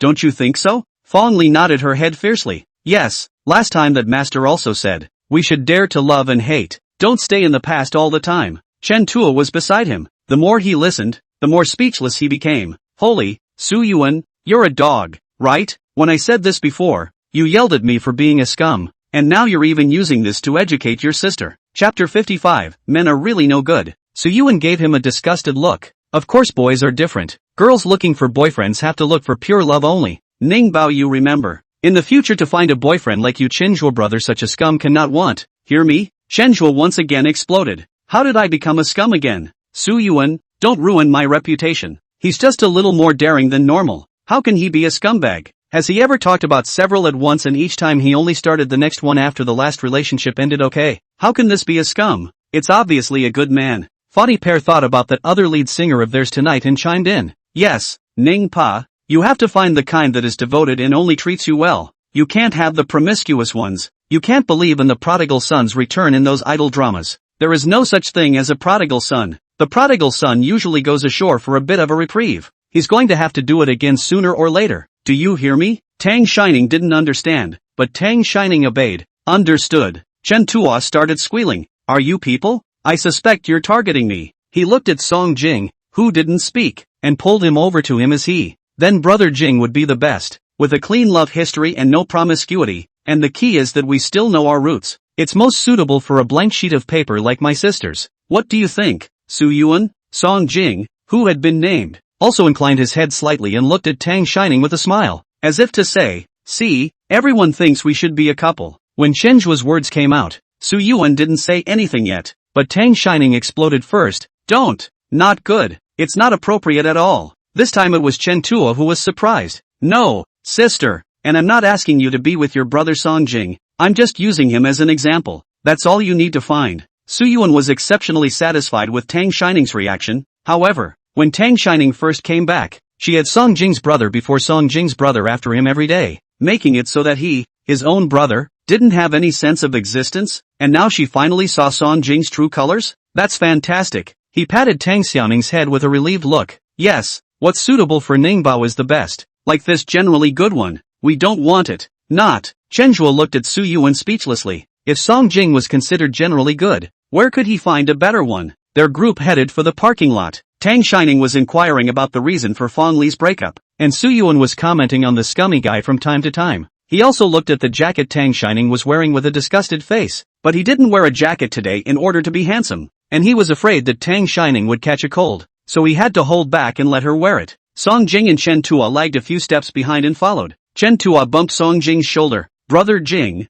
dude also wanted to try to set you and your sister up, but now it seems like your sister is even more difficult to deal with than Su Yuan. Song Jing narrowed his eyes at him. Who are you calling difficult? It's Sister Ning Ning. Didn't you hear what she just said? Chen Tu turned his head to see Song Jing's dangerous eyes and immediately changed his words. No, I'm difficult. I'm the most difficult. I mean Sister Ning Ning isn't too good to chase after. He was relieved when he saw Song Jing return to normal. Good lord, these 1 and 2 are not normal, are they? When did he become the bottom of the food chain? And why is this guy so protective before he even catches up? If he does catch up it's going to be a disaster. Song Jing slowly followed the girl, a smile on his lips and doting eyes. It would be nice to have me to chase. It was hard to say it in person, and the little girl looked less than happy and scolded, but it was finally a crucial step. Just take your time in the back. She's still young enough to have plenty of time anyway. Su Yuan drove himself here, and Tang Shining and Fan Li had something to talk about, so they sat directly in the back seat. Chen Tu winked at Song Jing and went to the passenger seat with great insight. Only Song Jing had just pulled open the backseat door, and Tang Shining took one look at him and immediately blocked it. I don't want to sit with you. Fan Li watched Song Jing still wimp out and sat down to the side, poking Tang Shining and whispering, It's okay Nimbus. It's not crowded. Let him up. She knew that Tang Shining and Song Jing were close, but she wimped out when she saw Song Jing, so she thought Tang Shining was afraid she was uncomfortable. Tang Shining patted Fan Li's hand, then met Song Jing's eyes with stubborn eyes and repeated again, I don't want to sit with you. Seeing the still slightly reddened ends of her eyes, Song Jing finally compromised. Better not make her cry a second time. Chen Tuo saw that Song Jing no longer insisted, and was saying, then, Brother Jing, you can drive yourself over. I'll send you the address. He saw the door of his side of the car being opened and the other man looking at him with little expression. No? Chen Tuo grimaced. Leaving me alone in a car by myself? Song Jing's hand was still on the car door, and the car keys were thrown to him with the obvious meaning that, I haven't slept much the last few days on business. Oh yeah, Shui Junyan said you came back specially to see your sister perform today, right? Chen Tu immediately got out of the car. Then you'd better not drive. Fatigue driving, dangerous. Tang Shining glanced at Song Jing sitting in front of her in the rearview mirror. He was rubbing his brow and looked as if he was really quite tired. Song Jing seemed to feel something, and when their gazes met in the rearview mirror, Tang Shining immediately looked down. Fani started talking about why she broke up with her boyfriend. Oh no, ex-boyfriend. When you went on stage I was not videoing you. That dog's cell phone kept ringing, and every time it rang he looked at me in a bit of a panic, and at that time I felt something was wrong, but I thought I had to record the video first so I didn't care about him. Then the show was over, and I took his cell phone when he wasn't looking, and sure enough. Speaking of which, Fawn Li clenched her fists with an expression of utter anger. That dog thing also asked someone to have a room at night. This side with me, honey, love you the most. Cell phone there with another person to say, you wash clean and wait for me. I'll be right there. Really ing disgusting. He's too much. Tang Shining scolded angrily. Why didn't you call me earlier to tell me?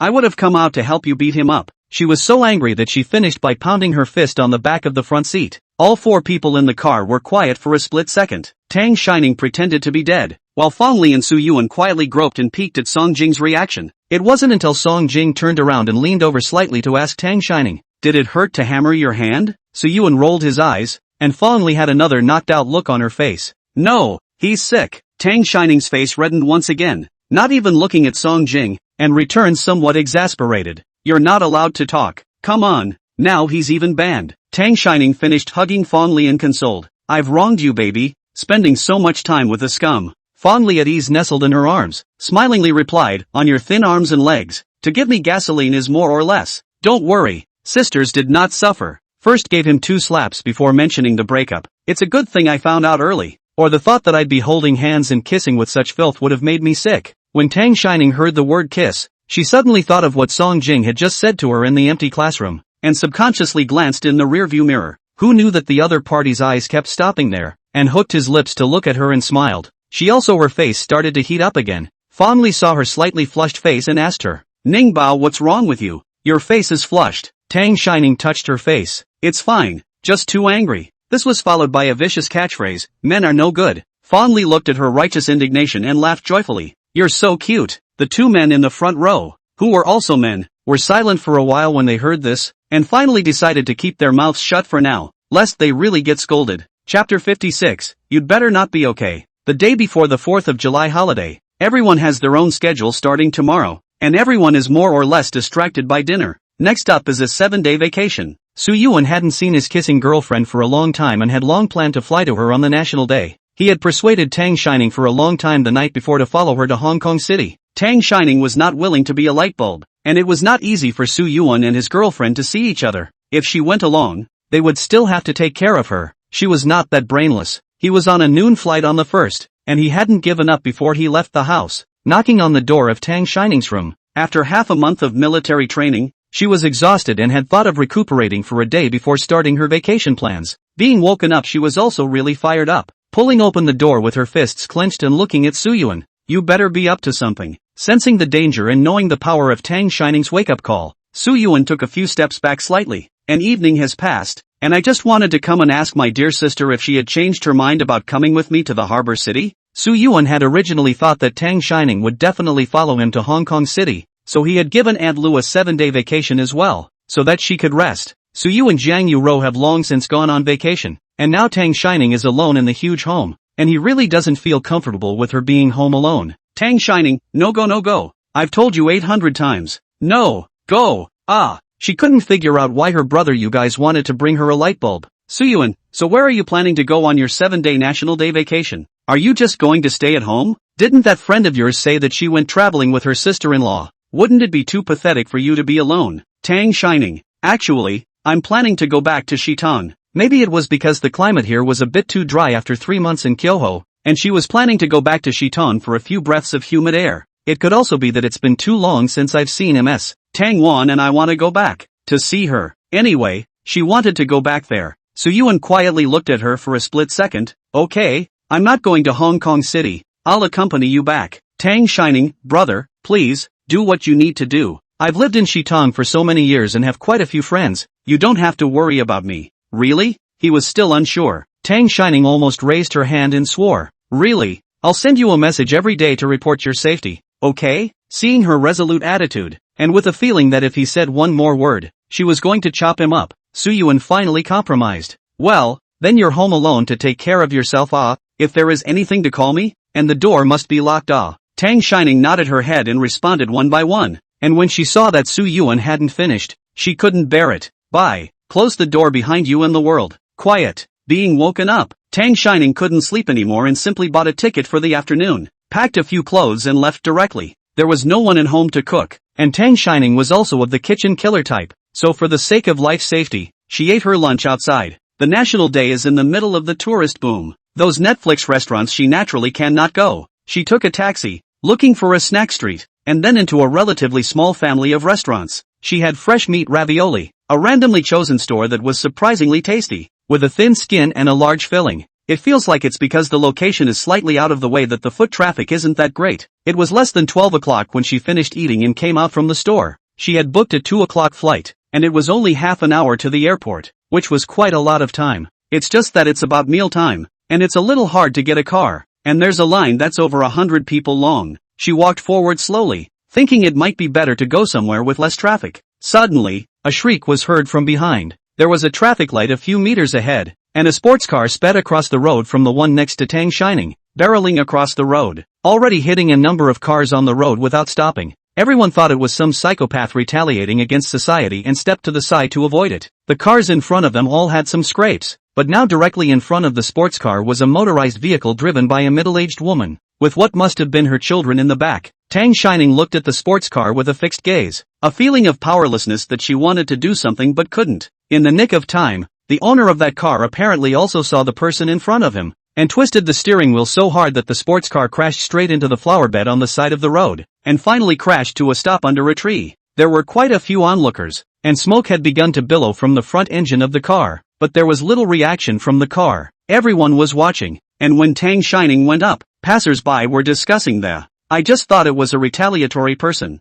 but now it looks like it's not. Hey, it feels like the brakes failed or it wouldn't have crashed so hard. I don't think it was on purpose, was it? I think he tried to avoid the car in front of him, and then he couldn't avoid it in the back, so he crashed into the flower bed. But will this kind of be touched? I am really scared by those news online. Tang Shining went up to observe the injured man and called out to him a few times. Hello, are you awake? Please, can you hear voices? The man didn't respond much, so she called the emergency services first, explained the situation, and then called the traffic police. Those on the sidelines, seeing that someone had made the first move, also crowded around and, well, is it serious? Should we all get together and get him out of the car first? A girl who was probably studying medicine also began to speak out. We don't know where he is injured yet. There is a hospital nearby and the ambulance should be here soon, so we'd better not move easily to avoid secondary injuries. Everyone, don't huddle together. The injured need fresh air. Spread out a bit. The hospital was not far away nearby and the ambulance came quickly. As the paramedics carried the injured man to the ambulance, they asked who made the call and then took Tang Shining along with them. She also didn't realize that the first time in her life she was in an ambulance was under these circumstances. The injured person was pushed into the operating room and the police arrived. Tang Shining still needed to make a statement, so she sat quietly in the chair, waiting for the police to finish notifying the family. The injured man's cell phone had a shattered screen, but it was still on. The police found a number and dialed it. Hello, is this the owner's family? Please come to the hospital now. The other side probably thought he was scamming and was a bit uncooperative. The policeman started rummaging around again, and Tang Shining handed him the ID card in his wallet, and he looked at it and continued. Is this Yang Yiji's family? He just had a car accident and is now in the 3rd People's Hospital of Jinghe City. Please come over as soon as possible. See Chapter 13 for details on Yang Yiji. Chapter 57. Are you going to hit me again? The police officer read back the specific information on the ID card, as well as the license plate number of the vehicle involved in the accident, and only then did the other party seem to believe that he was not a fraud. He hung up the phone and began to make basic inquiries of Tang Shining. After the transcript was completed, Tang Shining left. At the entrance of the hospital encountered several suits clustered around a noblewoman walked in. Looking at the posture should be just that injured person's family. Tang Shining's eyes locked for a moment as she brushed past the noblewoman, quickly moving away to continue walking out. It was just that the noblewoman behind her stopped in her tracks and even looked back at Tang Shining's back, until the bodyguard beside him pointed ahead. Madam, young master is on the 2nd floor. Only then did she withdraw her gaze and continue on. With this series of events, her plane had taken off and gone round and round, and she still had to go back to Shitan on the 2nd. She took a cab home, and in the car she saw a message Song Jing had sent her a few hours ago, probably starting when she ran into that runaway car, followed by several more and a few missed calls. Nimbus, what's going on? Want to hang out together? Are you staying home alone? Ignoring me? You're really ignoring me? Ning ning, take care of me. Okay, just ignore it, and send me a message back to let me know you're okay. Okay? Tang Shining looked at him in silence for a long time, and was struggling with how to get back to him, when his call came again. She hesitated for a moment and picked up the phone. Song Jing's tone was light, as if he was suppressing his emotions. Out with friends? What had just happened was a bit complicated, so Tang Shining was too lazy to explain and told a little lie. No, I'm at home. Tang Shining. Song Jing's voice was completely cold. You've even learned to lie, haven't you? I'm in front of your house now. If you don't come out from inside later, do you believe me? How are you? Tang Shining's voice was soft. Are you still going to hit me? The fire on Song Jing's head was stuck like this. You're just relying on the fact that I won't make a move on you, aren't you? Tang Shining, you still really want to hit me? Good. Song Jing laughed in exasperation. Where the hell is it? I'll call your brother and ask him if you don't. Tang Shining was anxious. It's not easy for him to make a trip to his girlfriend. Don't bother him. Song King, so where did you say you were now? Only then did Tang Shining honestly say, on my way back now. And fearing that he wouldn't believe me, he added, about 10 minutes or so before I get home. I'm not lying to you this time. Song Jing's side also eased his tone. Okay, I'll wait for you at the door. Tang Shining? When he got out of the car, he realized that Song Jing was really waiting at the door, carrying several bags of things in his hands and a large box at his feet. She was a bit puzzled as to what the other woman wanted and stood a few meters from the door without moving closer. Song Jing couldn't help but smile as he looked toward the little girl not far away whose eyes were staring at him but whose feet hadn't moved at all. 1 minute and 32 seconds late, still unmoving, Tang Shining returned to him. I said about 10 minutes. Left right. Which of course can be left or right, and she doesn't drive the roads or the cars, so how can she be that punctual? Oh, Song Jing hooked his lower lip. Okay, open the door. I forgive you. After saying that, he held up the big bag on his hand. Brought you food. Seeing that she hadn't made a move yet, she continued. You didn't really think I'd hit you, did you? Tang Shining was silent, but that silence managed to infuriate Song Jing. Again, do I look that violent?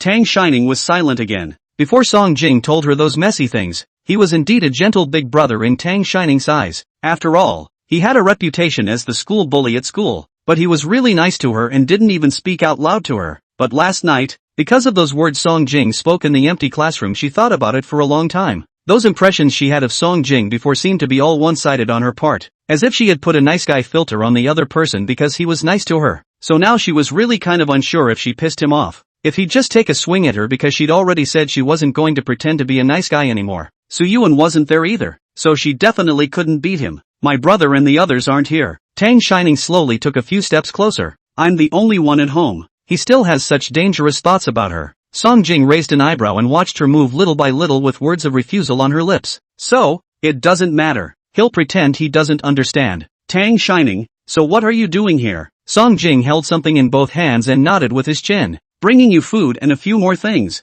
She went up to look at it. The cardboard box was sealed, not being able to see what was inside. Open the door, little ancestor. The food will be cold later. I'm not your ancestor. Tang Shining reluctantly opened the door. Song King pushed the door in and she stayed where she was looking at the box, contemplating whether or not she should help take it in. He fell back and pushed her in with him. It's too heavy for you to carry. Come in and eat first. I'll take it later. After a busy day, Song Jing unwrapped all those food one by one. I heard your aunt is on vacation too. I brought you dinner and fruit for dessert. So message me what you want to eat in the next few days and I'll bring it to you. Tang Shining sat down at the table, and seeing that he had finally sat down as well, she still couldn't hold back from asking, do you have any plans for the 4th of July?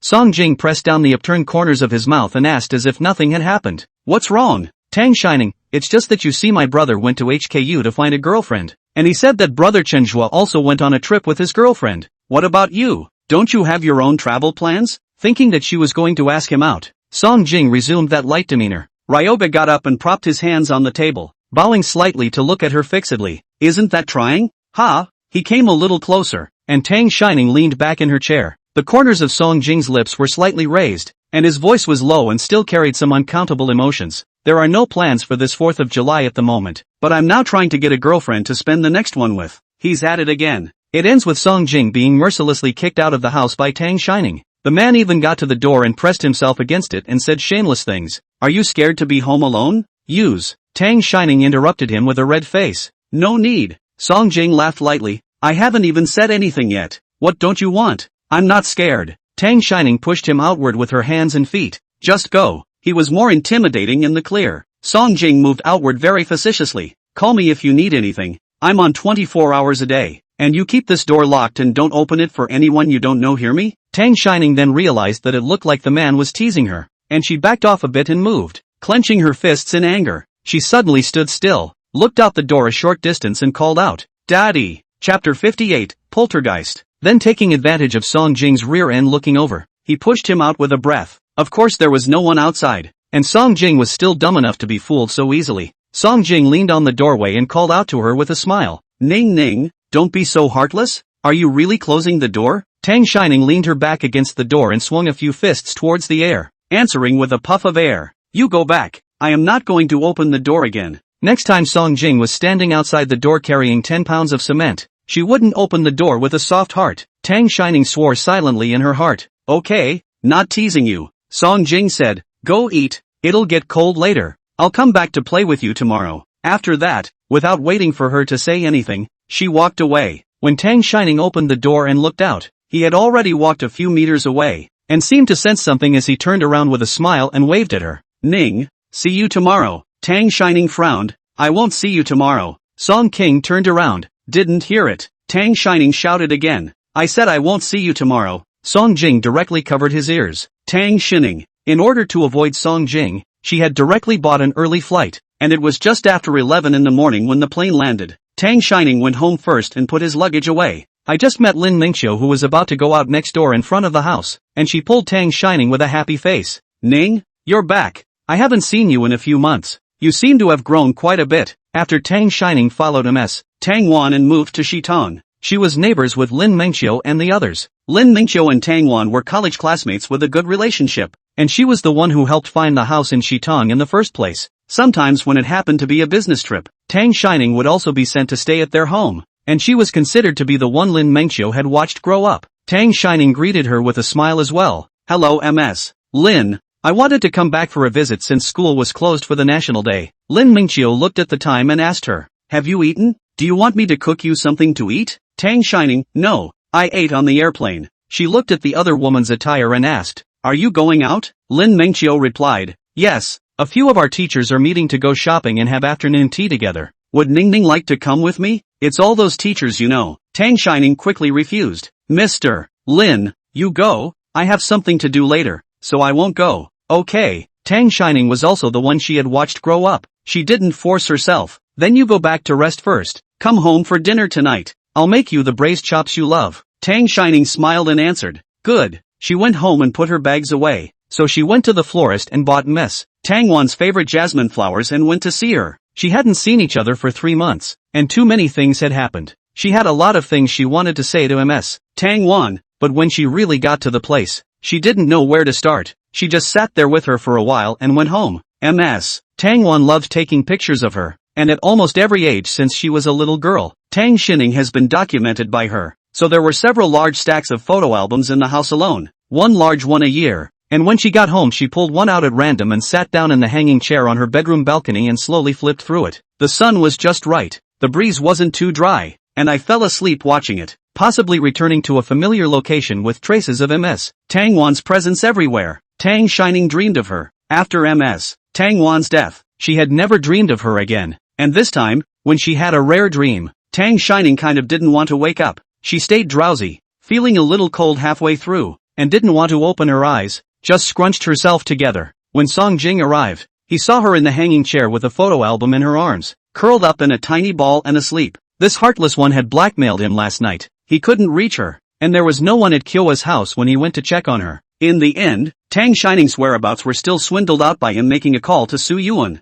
It's a good thing he doesn't have much of a brain, or else the world is so big and Tang Shining is deliberately avoiding him. He wouldn't even be able to find her. He had just gotten off the plane and learned from Lin Mingqiu that Tang Shining had gone out after she returned and had stayed home since then. First, he went next door and knocked on her door. There was no response. Song Jing was afraid that something had happened to her. He took the spare key and opened the door directly and came in. Once upon a time, when Tangwan was still around, both of their families had put their respective spare keys into each other's homes, so that the children in the family wouldn't be locked out when they didn't have their keys with them. Of course it's usually Tang Shining who throws things away. Song Jing squatted in front of her and looked at her for a moment, carefully pulling the album out of her arms and picking up Tang Shining, who had curled up into a ball. Into the bedroom. The four-piece set on the bed had obviously just been changed by Tang Shining, and it was her favorite light green color. Song Jing gently placed her on the bed and squatted in front of it, his slender fingers stroking over the ends of her moist eyes, his voice murmuring, "Why are you still hiding alone and crying in secret? I've been told you can find me for anything." Tucking Tang Shining in,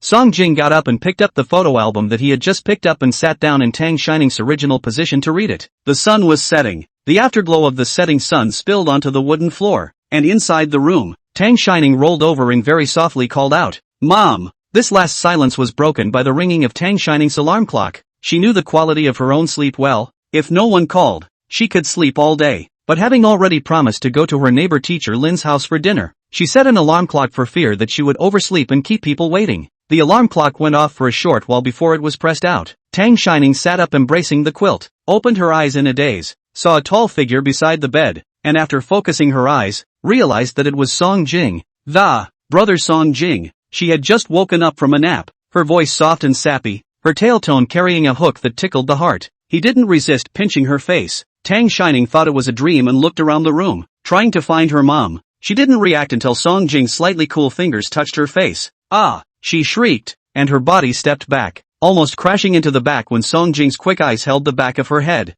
You're real." Tang Shining was all but stuttering in shock. Song Jing laughed lightly. "And you've seen a fake one?" She slapped Song Jing's hand away and asked, "No, why are you here? And hadn't she just been sitting on the balcony? How did she wake up in bed?" Song Jing put her phone back on the nightstand and spoke without changing her face. "Mr. Lin asked me to come over to see if you were asleep. Dinner will be ready soon." Tang Shining embraced the cup and rubbed her eyes. "I mean, why are you in Shitan? This guy is really a bit of a ghost. Yesterday he was at Kyoa's house, and now he's there when he wakes up." She was skeptical that the other woman was settling down in her place. Song Jing seemed to smile. "What? Shitan, you're the boss now, and I still have to give you a report when I come back?" Chapter 59, On Board a Pirate Ship. Song Jing straightened up. "Can't I come back to see my aunt and uncle?" "Of course, but," Tang Shining said softly, "how come you're back when I'm back too? It's too much of a coincidence. And why were you in my house when you came back?" She looked around. It was indeed her room all right, and with more confidence, she pointed to the ceiling and continued, "Still showing up in my room. Didn't I just say that?" Song Jing explained, "Teacher Lin asked me to come and see if you fell asleep again. It's time for dinner." Tang Shining looked at the time. It really wasn't that early. She had slept for hours and her head was a bit groggy. She muttered in a small voice, "Then just send me a message. Why did you come to my house all of a sudden? You scared me to death. Waking up to find a man standing next to your bed sounds like a horror story, doesn't it? I also wanted to send you a message." Song Jing stared at her with lowered eyes. "But didn't certain people pull the plug on me?" And purposely biting down on the word Leahy. Tang Shining's forehead twitched. She'd forgotten that Song Jing had been messaging her even after she left yesterday. Told her the contents of that suitcase were a gift he'd brought her on a business trip. Since she hadn't responded to his message asking what she liked at the time, he bought everything he saw that he thought she might like. They are the ones that were sent to her on WeChat and she didn't reply. So there's a whole big box. He also kept telling her about how things came to be and how he wanted to buy her anything he saw. Tang Shining's words about not wanting it looked like they were blocked by him. He was a line that he didn't see. And finally, as if to test her, there was a message. "Ning Ning, see which one you like. I'll buy it back for you next time, okay?" Tang Shining couldn't stand it, so she pulled the plug on him.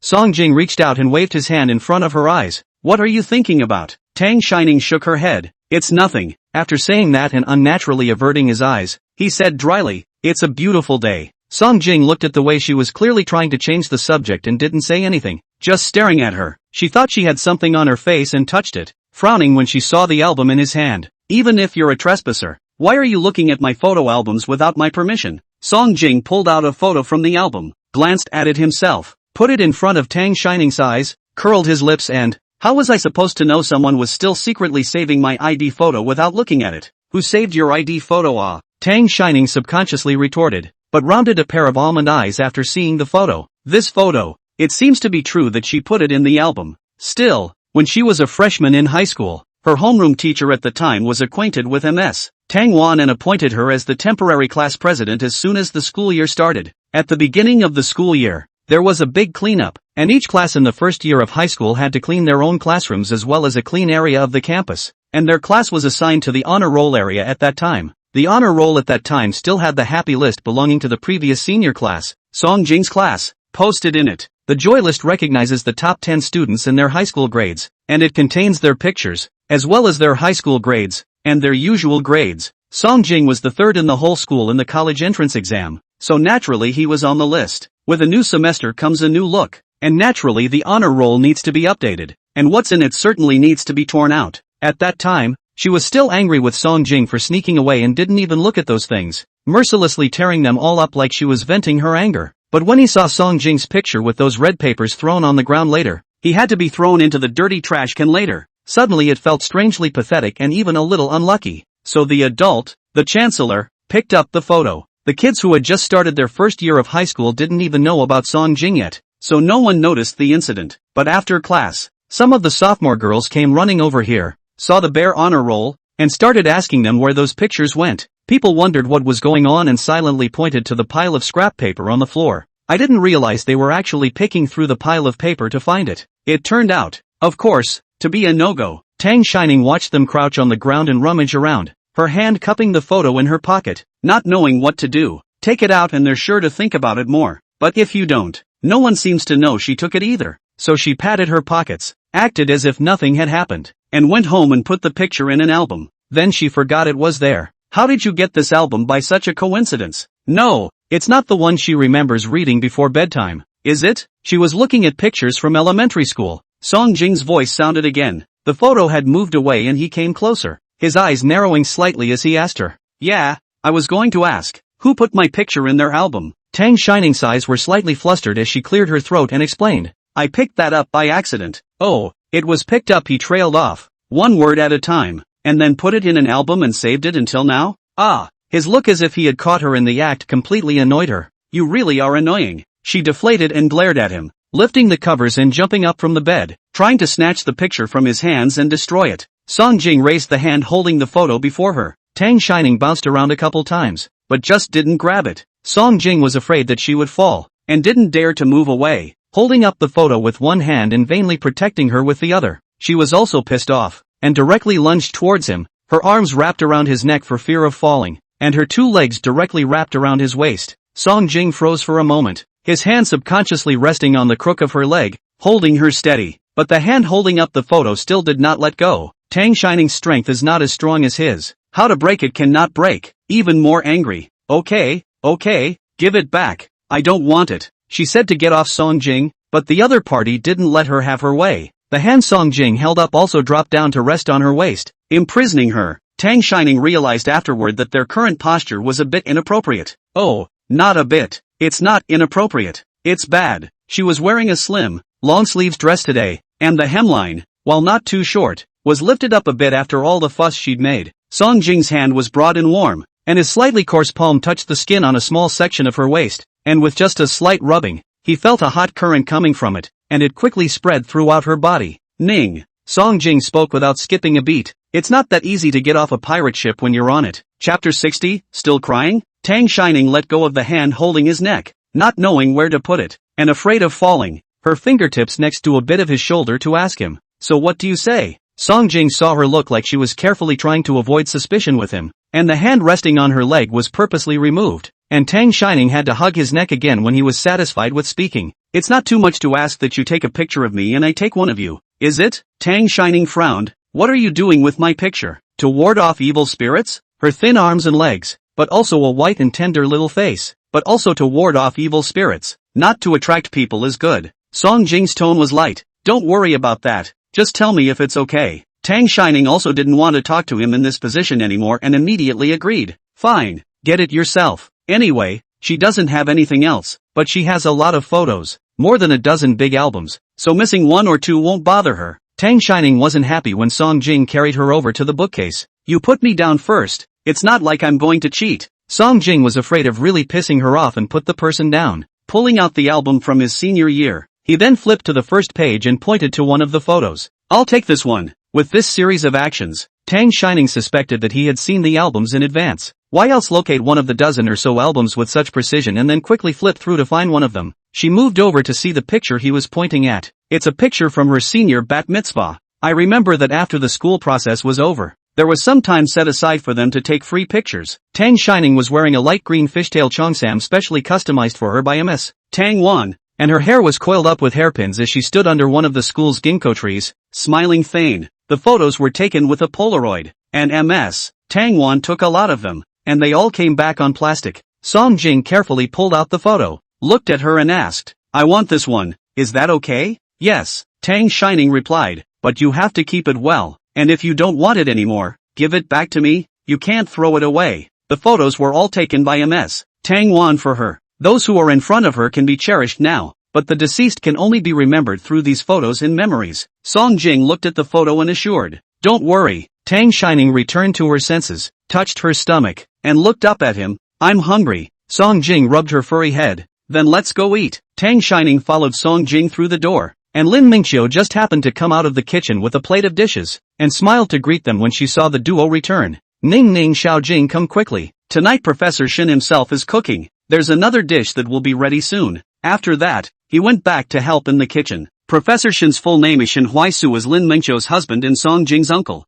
Feeling awkward staying with Song Jing alone, Tang Shining turned around and headed for the kitchen as well. "I'll help in the kitchen too." Being picked up by Song Jing by the back of his collar. "Just don't go. Have you forgotten your title of kitchen killer? Tang Shining, you're the killer." Song Jing looked at her good-naturedly. "I'm not going to almost blow up the kitchen by making an icy candy cane." "Tang Shining, you really are." Song Jing looked at her with raised eyebrows. "What's wrong with me?" Tang Shining still didn't hold back and punched him in the arm. "Donate if you don't want your mouth. There's not a word you say that I love to hear." Her little bit of strength was no different from scratching an itch, and in Song Jing's eyes it was just pampering. Song Jing bent closer and asked her with a smile, "So what do you like to hear?" Then he even deliberately teased her. "Ning is so pretty, so good-looking, with round eyes and a small mouth." Tang Shining stared at the kitchen. Seeing that he had no intention of stopping, and fearing that Lin Mingqiu and the others would come out and hear, she reached out to cover his mouth, lowering his voice. "Will you stop mouthing off?" She couldn't think of words to describe him for a moment. Lin Mingqiu came out with another dish. Tang Shining quickly withdrew her hand and glared at him, going over to take the dish she was holding. "Mr. Lin, I'll do it." Lin Mingqiu avoided her hand. "No, don't burn you. Sit down. Dinner is ready." Professor Shin also came out with the last dish, and Song Jing saw him flirting. "Professor Shin is having some kind of happy day today. He even cooked himself. It can't be to welcome me back, right?" Song Jing, after all, had been in Shitong for 6 years, and Shin Huaisu had long since gotten used to his hangdog look, and smiled at Tang Xiaoning after casting a sidelong glance at him. "It was not easy for Ning to make a trip back, so I am indeed happy, and your words are just a bit of Ning's blessing." Song Jing smiled and sat down slowly. "Then I'll have to eat more." Lin Mingqiu also summoned Tang Shining to sit down and gave her a small ribs.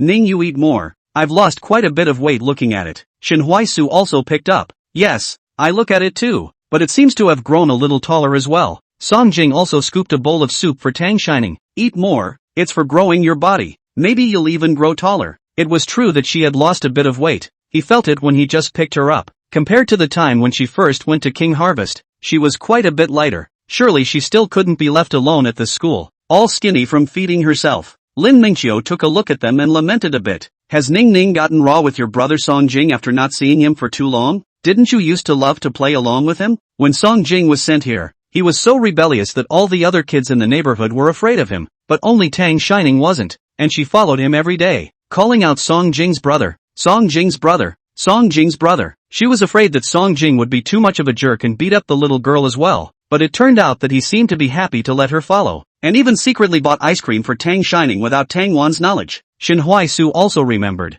said with a smile, "Yes, I remember Xiao Jing left in a hurry at that time. Ning Ning came back from abroad and cried when she heard that he was gone. It's true that we still need to see each other often in order to maintain our feelings." Song Jing looked at Tang Shining with smirking eyes and said word for word, still crying ah. Tang Shining hated to bury her head in the bowl and muttered, "It's been too long to remember. Maybe they remembered wrong." Lin Mingqiu also saw Tang Shining's embarrassment and bumped into Shin Huaishu's arm. "Indeed, it's been several years, and your Uncle Shin misremembered in his old age." Shin Huaisu wanted to argue the word older, and saw Lin Mingqiu's eyes quickly shut up. "Forget it. Old age is old age. Lin Mengxiu, right, since we're all back, why don't Ning come along to your Uncle Shen's birthday tomorrow? It'll be a lively crowd. Good, Tang Shining answered. Before, when Tang Wan was around, everyone would get together for dinner on every birthday, and now that she was back in Shitong, she definitely couldn't be absent. Hearing her promise, Song Jing inclined his head to look at her, not expecting her to agree so easily. He had just been thinking about how he would abduct her tomorrow. Shen Huaishu and Lin Mengxiu are heartbroken. Tang Shining, a meal down to ask about her situation in Beijing Harvest, learned that she adapted very well before resting assured. After the meal, Shen Huaisu and Lin Mengxiu took a walk as usual and wanted to call up Tang Xiaoning before leaving. She had the good sense to decline, not to be a light bulb. Auntie was cleaning, and Tang Shining and Song Jing sat wide-eyed for a while, thinking it was better to go back to their own home and be comfortable. So he got up and whispered, "I'm going home first." Chapter 61, Wants to Kiss. Song Jing also got up after her. "I'll see you off." Tang Shining looked at him with a "are you sick" look. "I don't understand, it's right next door. Not 2 steps away. What's the point of giving it away?" Song Jing was still smiling, his hands in his pockets as he tugged and said, "I'll go out for a walk to cool off too." "No?" Tang Shining raised her steps and walked out, not really wanting to pay attention to him. Walking to the doorway, it suddenly occurred to her that she hadn't prepared a gift for Professor Shen's birthday tomorrow. Before, all these things were prepared by Ms. Tang Wan, and she hadn't really paid attention to what was being given away. She poked her head out before closing the door and asked Song Jing, "Do you know what Professor Shen likes? I haven't prepared a birthday gift for him yet." Song Jing ground his teeth. This person was really heartless. He had given her so many things, and he hadn't seen her ask a single question about what he liked. "I don't know. Like to take classes, right?" Song Jing said indifferently. "Why do you ask?" Tang Shining tugged at the corner of her mouth, somewhat speechless. "He's your uncle. How dare you not even know what people like? So what are you getting him for his birthday tomorrow?" Song Jing suddenly thought of something and leaned on the doorframe, his voice lazy. "Really want to know?" Tang Shining nodded with an expectant face. Song Jing looked at her with her eyes wide open and still shining. Cute as hell. Didn't resist reaching out and rubbing her face. "Wanna know? Message me later and ask me. I don't want to talk with my mouth. I like to type." Tang Shining. This guy is really. What's wrong with you? Your mouth is so long that you don't talk. Is it an ornament? Or? Song Jing continued to tease her. "I'll tell you if you give me a kiss," he said and brought his face up and nodded one side of his face. Tang Shining clenched her fists, resisting the urge to slap him in the face.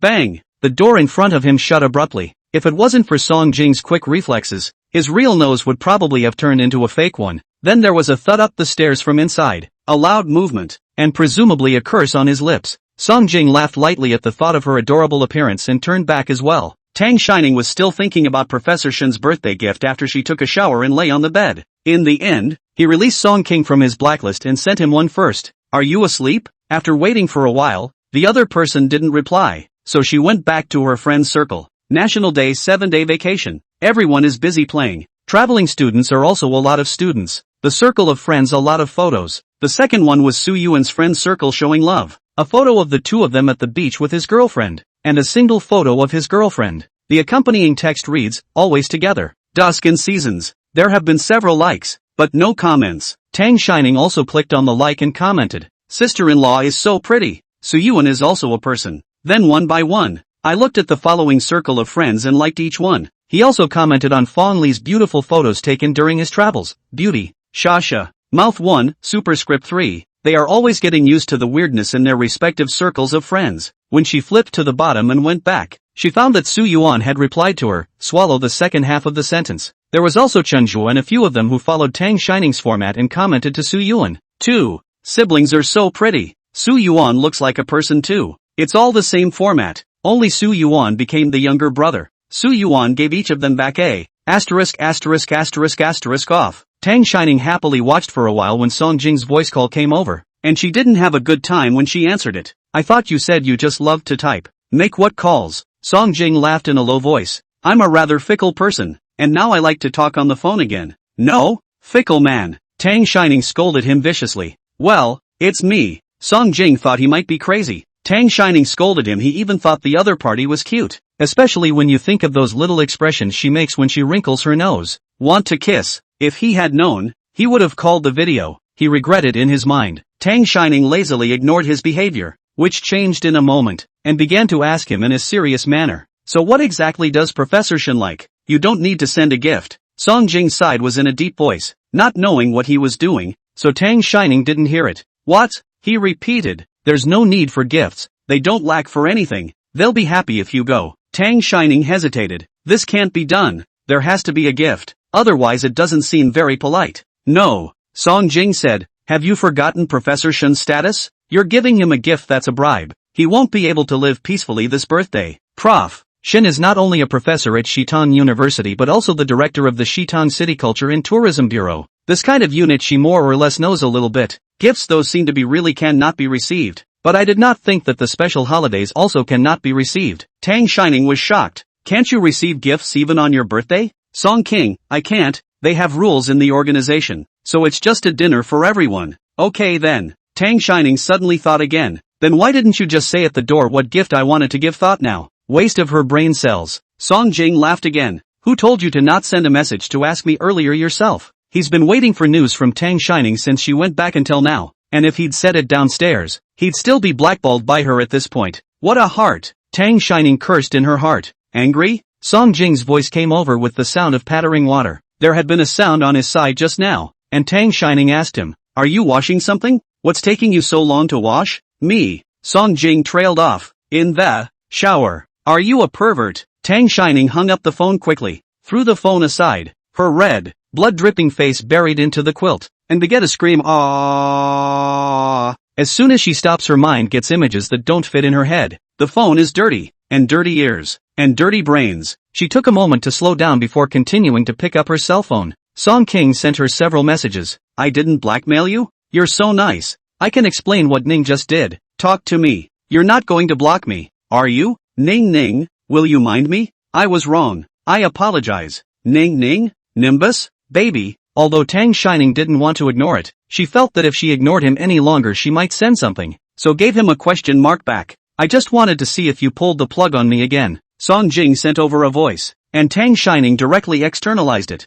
her low, magnetic voice echoing in the room with some laughter. Tang Shining didn't want to talk to him, and directly typed back to him, I just forgot, so I'll fulfill your wish now. Song Jing sent another voiceover, sounding a bit anxious. I think I can still salvage it. I can explain my behavior just now. Tang Shining, then you explain. Song Jing, I was going to take a shower, but I saw your message before I went in. My clothes were off, and I was afraid that if I didn't reply right away you'd pull the plug on me again, so I had to call you while I washed. As if he was afraid that she wouldn't believe him. He said this paragraph very sincerely, and Tang Shining even heard a hint of aggravation in his tone. She bit her lip uncomfortably. I'm not the kind of person who pulls a black man for no reason. Song Jing replied with a doting smile in his tone. Yes, of course you're not. It's me who's too indebted. Tang Shining didn't want to chat anymore. I'm sleepy. Bye. Song Jing, okay, good night Ning. See you tomorrow. Chapter 62, Afraid I'll Sell You? Tang Shining also arrived at the place the next day to realize that the original Professor Shen's birthdays is not just a get-together dinner.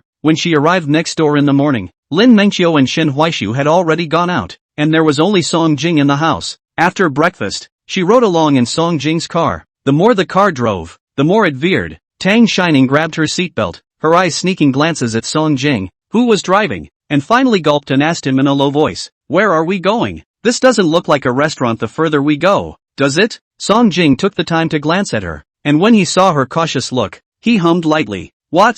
Ning is afraid I'll sell you out? Although she had just had this guess, but now that her little life was still in his hands after all, Tang Shining blinked at him and threw the question back to him. Would you? Of course Song Jing laughed softly. No, he can't even catch up himself, and he can't afford to sell it to someone else. Following this, he explained, the birthday banquet was held on Professor Shen's villa halfway up the mountain. Hearing this, Tang Shining felt that something wasn't quite right. It wasn't until the car stopped and she saw the one luxury car outside the villa area that she completely reacted to the, such a big birthday? Song Jing unbuckled his seatbelt. Not really, it's just a family banquet. Invited some friends and family. A family banquet? Tang Shining's small face wrinkled together. Why didn't you say so earlier? How is it appropriate for me to come to the family banquet? She glanced at the clock, grabbed her seatbelt and pouted as she looked at him pitifully. It's still early. Why don't you take me back again? I don't even know if I can get a cab in these wild mountains. Song Jing got out of the car and went around to the passenger side to open the door. We're all here. Why don't you go in?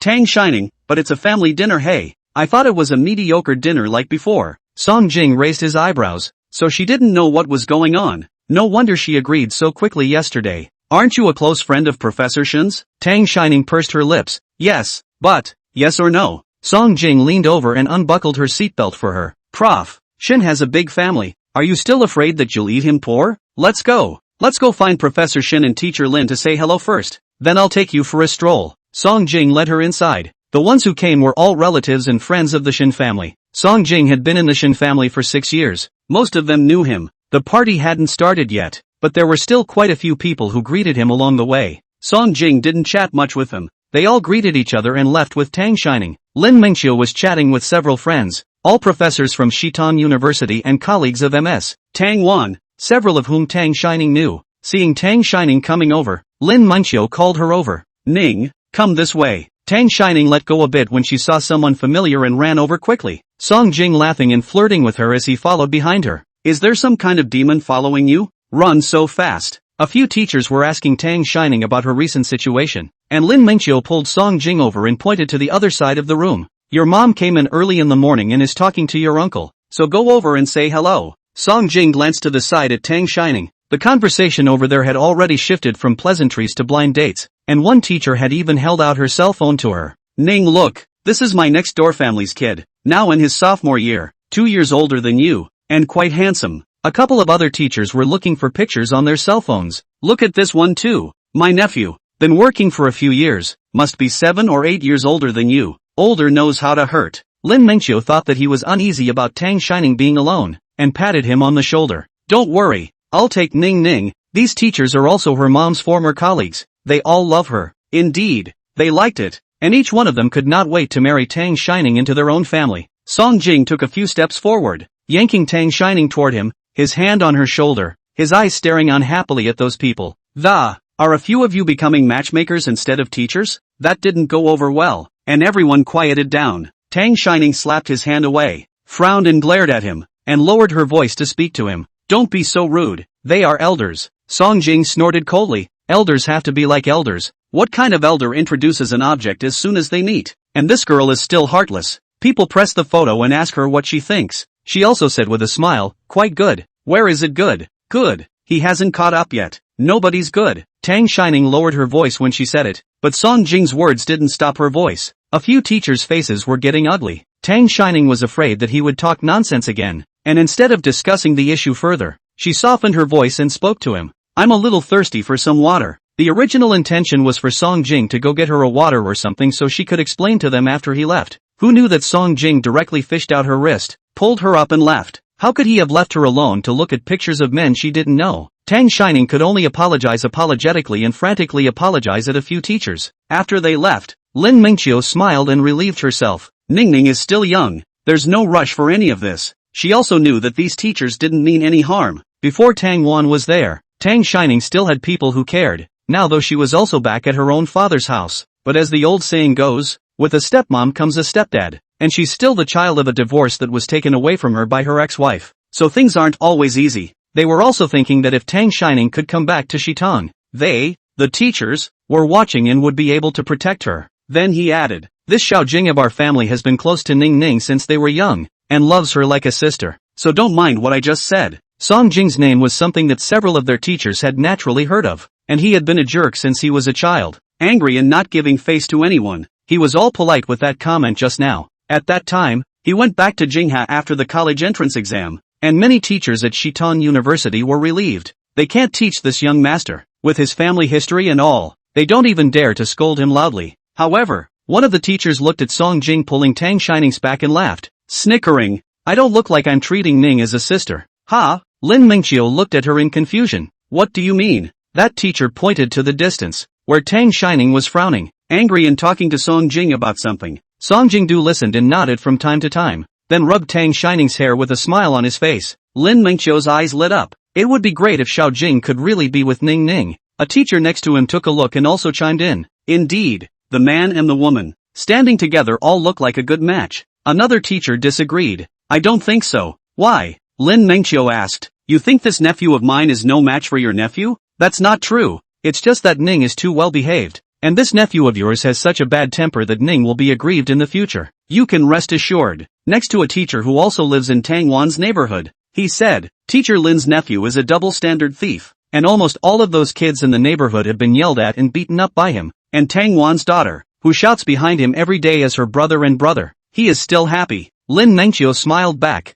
I also think there's a chance. It's just that I don't know if Ning can look at Xiao Jing. Chapter 63, Will you be angry? Walking a bit farther, Tang Shining drew her own hand to a stop. She was a bit angry and her expression became serious. Why are you talking about those teachers like that? He had just said that in such a nasty way that if it weren't for those teachers' good breeding, they would probably have gotten into a fight. Song Jing froze as he watched her blow up and put his hand on her head and rubbed it haphazardly, speaking in a hushed tone. They're going to introduce you to men and I can't be mad? Tang Shining felt that he was being a bit unreasonable and frowned. It's not like I'm introducing you to a man. Why are you mad? Song Jing looked her in the eyes. Then if someone else introduces me to someone, will you be angry? No. Tang Shining immediately replied. I will applaud and shout. One might even be a little thankful that he wouldn't say odd things to her anymore. Song Jing ground his teeth, not understanding why he was asking this question that would only make him angry. He raised his hand to pinch Tang Shining's face. You've donated this mouth together, and there's not a single thing you say that I love to hear. Tang Shining slapped his hand away in her hand. It was clearly you who had to ask. Song Jing, so you can't say something I like to hear? I even complimented you last time. Xiao Jing. Halfway through these words, she was interrupted by a female voice behind Tang Shining. Tang Shining noticed that the smile on Song Jing's face immediately retracted. Turning to look at the source of the voice, Shinshi was wearing a purple cheongsam with his long hair coiled behind his head, and he walked towards Song Jing's side without any haste, followed by a young girl wearing a light pink long dress. Neither of these two people Tang Shining recognized, and she moved her steps behind Song Jing. Sensing her constraint, Song Jing pulled her straight to his side and stood side by side. Shinshi swept the girl beside him forward. This is your father's friend Uncle Zhou's daughter, Miao Miao, who is also attending university in Jinghe. Came to Shitong to play on the national day. There are not many people of the same age here, so you take her with you. Song Jing's face sank even further when he heard Shinshi's words. He also didn't expect what he had just said blindly to come true so quickly. Wanted to slap myself for just saying something about introducing someone.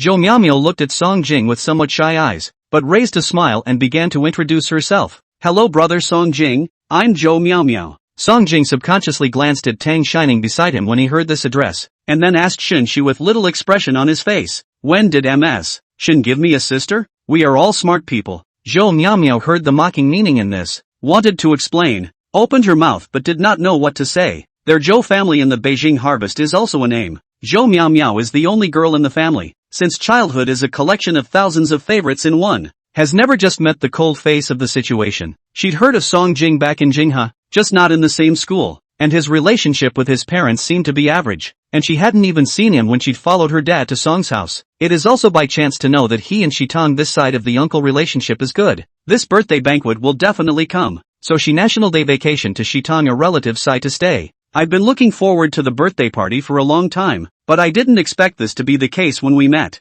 She suddenly regretted that she had just approached his mother. It was obvious that the mother and son had a normal relationship. Perhaps the situation would be different if she approached his aunt? Shinshi frowned at him. Song Jing. Then his eyes were full of apologies and he began to comfort Zhou Miaomio. He's a person who talks like this. His mouth is unforgiving, but he's a good person. Tang Shining also heard out that this noblewoman should be Song Jing's mother, and she did have a slight resemblance to Professor Shen. The girl next to him is supposed to be the girl his mom found for him in the right family. Knowing that it was inconvenient for her to be an outsider on such an occasion, she nodded politely at the person across from her before trying to walk away, but Song Jing pulled her back. Where to? Not thirsty? Drink water this way. Tang Shining quickly withdrew her hand. Shinshi and Zhou Miaomio both stared at her, and in the end it was Shinshi who asked first. Which girl is this? No introduction? Fearing that Song Jing would say something even worse, Tang Shining grabbed the opportunity to speak first. I'm Teacher Lin's neighbor's daughter. Hello auntie, take your time to chat, I'll leave you alone.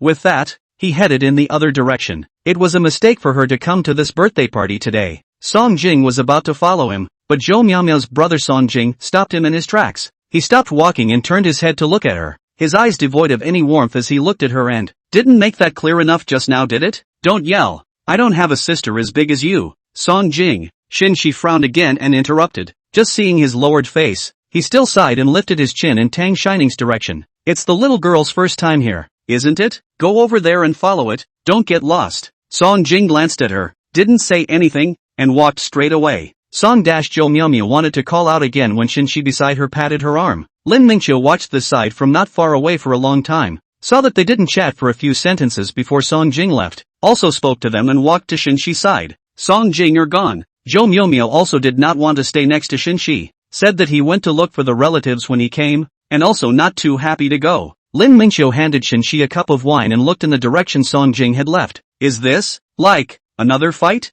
Shinxi took the wine cup and took a sip. I'm still happy if he argues with me. Now he doesn't even argue with me. He didn't even say 2 words. After saying that, he looked at Lin Mingqiu again and spoke sourly. Sister-in-law, why don't you let Song Jing call you mom in the future and call me auntie? I think you're more like his real mom. Shenxi is the youngest sister of Shin Huaishu. When Lin Mingqiu married Shin Huaishu, Shenxi was still in college. They spent several years together and had a good relationship. It's not even dinner yet. Why do you smell so jealous? Lin Mingqiu looked at Shinxi and laughed. The first time I heard a mother wanting her son to fight with her. You're also a strange one. Shenxi sighed softly. What can we do? It's better to argue than not talk, right? Just did another thing to annoy him. So I guess it's going to be another New Year's Eve before the kid sees it. Lin Mingqiu just saw it too. Just that girl just now? Which girl? Shinxi, the daughter of Song Wenxian's, Song Jing's dad, friend, of the Jinghe Zhou family. Lin Mingqiu nodded. The Jinghe Zhou family? That's a good family. What's the use of having a good gate? Shinxi said. Xiao Jing. He doesn't like it. Lin Mingqiu, why do you want to introduce a girl to Xiao Jing? Are you in a hurry to have a grandchild? He's still young. He's only 21. He's not in a hurry. Shinxi sighed again. It's not the 2 old men of the Song family. They were always chanting next to Song Wenxian during New Year's Eve, saying something about paying attention to Song Jing's personal situation and not always thinking about work. The old man might have been on the internet too much at that moment, and said that he was afraid Song Jing would bring him back a male granddaughter-in-law, so he asked us to pay more attention to it. Shinxi thought of the little girl who was just next to Song Jing and asked her, Sister-in-law, that little girl next to Xiao Jing just now said she was your neighbor? Which girl? Chapter 64, Trying to Make You Like Me. Ning Ning, ha, Lin Mingqiu replied, Tang Wan's daughter. What's wrong? The Tang Wan who divorced that Suyu of the Jinghe Su family? Shinxi asked. What's going on with her and Xiao Jing? Lin Mingqiu, I was about to talk to you about this. I feel like Xiao Jing likes people. Shinxi did just see it too. Seeing her silence, Lin Mingqiu teased. What's wrong? You don't like our Ning Ning? You don't think our Ning Ning is good enough for Xiao Jing? That's not true. Shinxi shook his head. I just took a look. The little girl looks good, and obedient and coquettish. Looking at it, there is not much heart. Tang Wan is really good at raising daughters. That's not true. Tang Wan is precious to this daughter. Shinxi nodded. That's because your Song family is a big family, and you're still thinking of letting Xiao Jing's marriage go to the next level? Shinxi shook his head again. Song Wenxian and I work so hard that we don't even have the time to take care of Xiao Jing. Isn't it because we want our children to have a better life and be able to make their own choices? Xiao Jing, he'll just marry the one he likes. And with his nature, even if he's told to marry the one he doesn't like, he won't listen. He'll just make the relationship more difficult. I've figured it all out. Soon after Song Jing was born, they were sent to the old master and old lady, and later to Shitan's side. They were barely there for him as mom and dad. So later on, after Song Jing was picked up at 18 and brought back to Beijing Harvest, he wasn't close to them,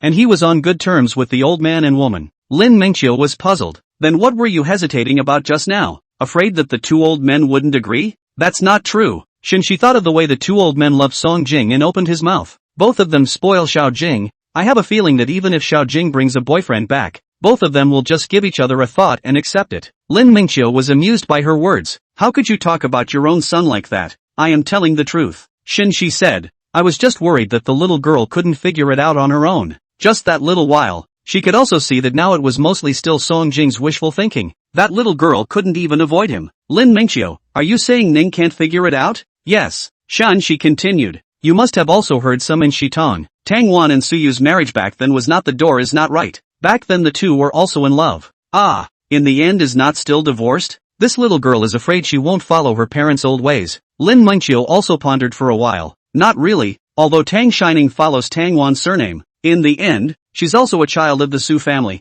And although the Su family isn't as good as the Song family, it's not much worse. Say so, Shinxi said. But didn't Suyu marry another Jiang family behind him? And those 2 old men in the Su family aren't good. Or else Tang Wan and Suyu wouldn't have gotten to the point of divorce in the first place. Lin Mingqiu nodded. That's true. She had also heard Tang Wan say something about the Su family later on. And Ning Ning, this child's temperament is just like Tang Wan's, both tenacious. Forget it. Shinxi retracted his gaze. Anyway, it's their own business, and the children are still young, so let them go. Lin Mingqiu raised her eyebrows at her. You're open-minded. You really don't care? Shinshi, I won't invite hatred. Don't get to the point where your grandson doesn't get it and your son doesn't recognize me as his mother. Tang Shining hadn't gone far before Song Jing caught up with her, and he bowed down to seek her eyes. What's wrong? Angry? Song Jing explained. I don't know that woman I just met, and I didn't let my mom introduce me to anyone. I didn't know about any of this before. They took it upon themselves. Tang Shining walked forward on her own,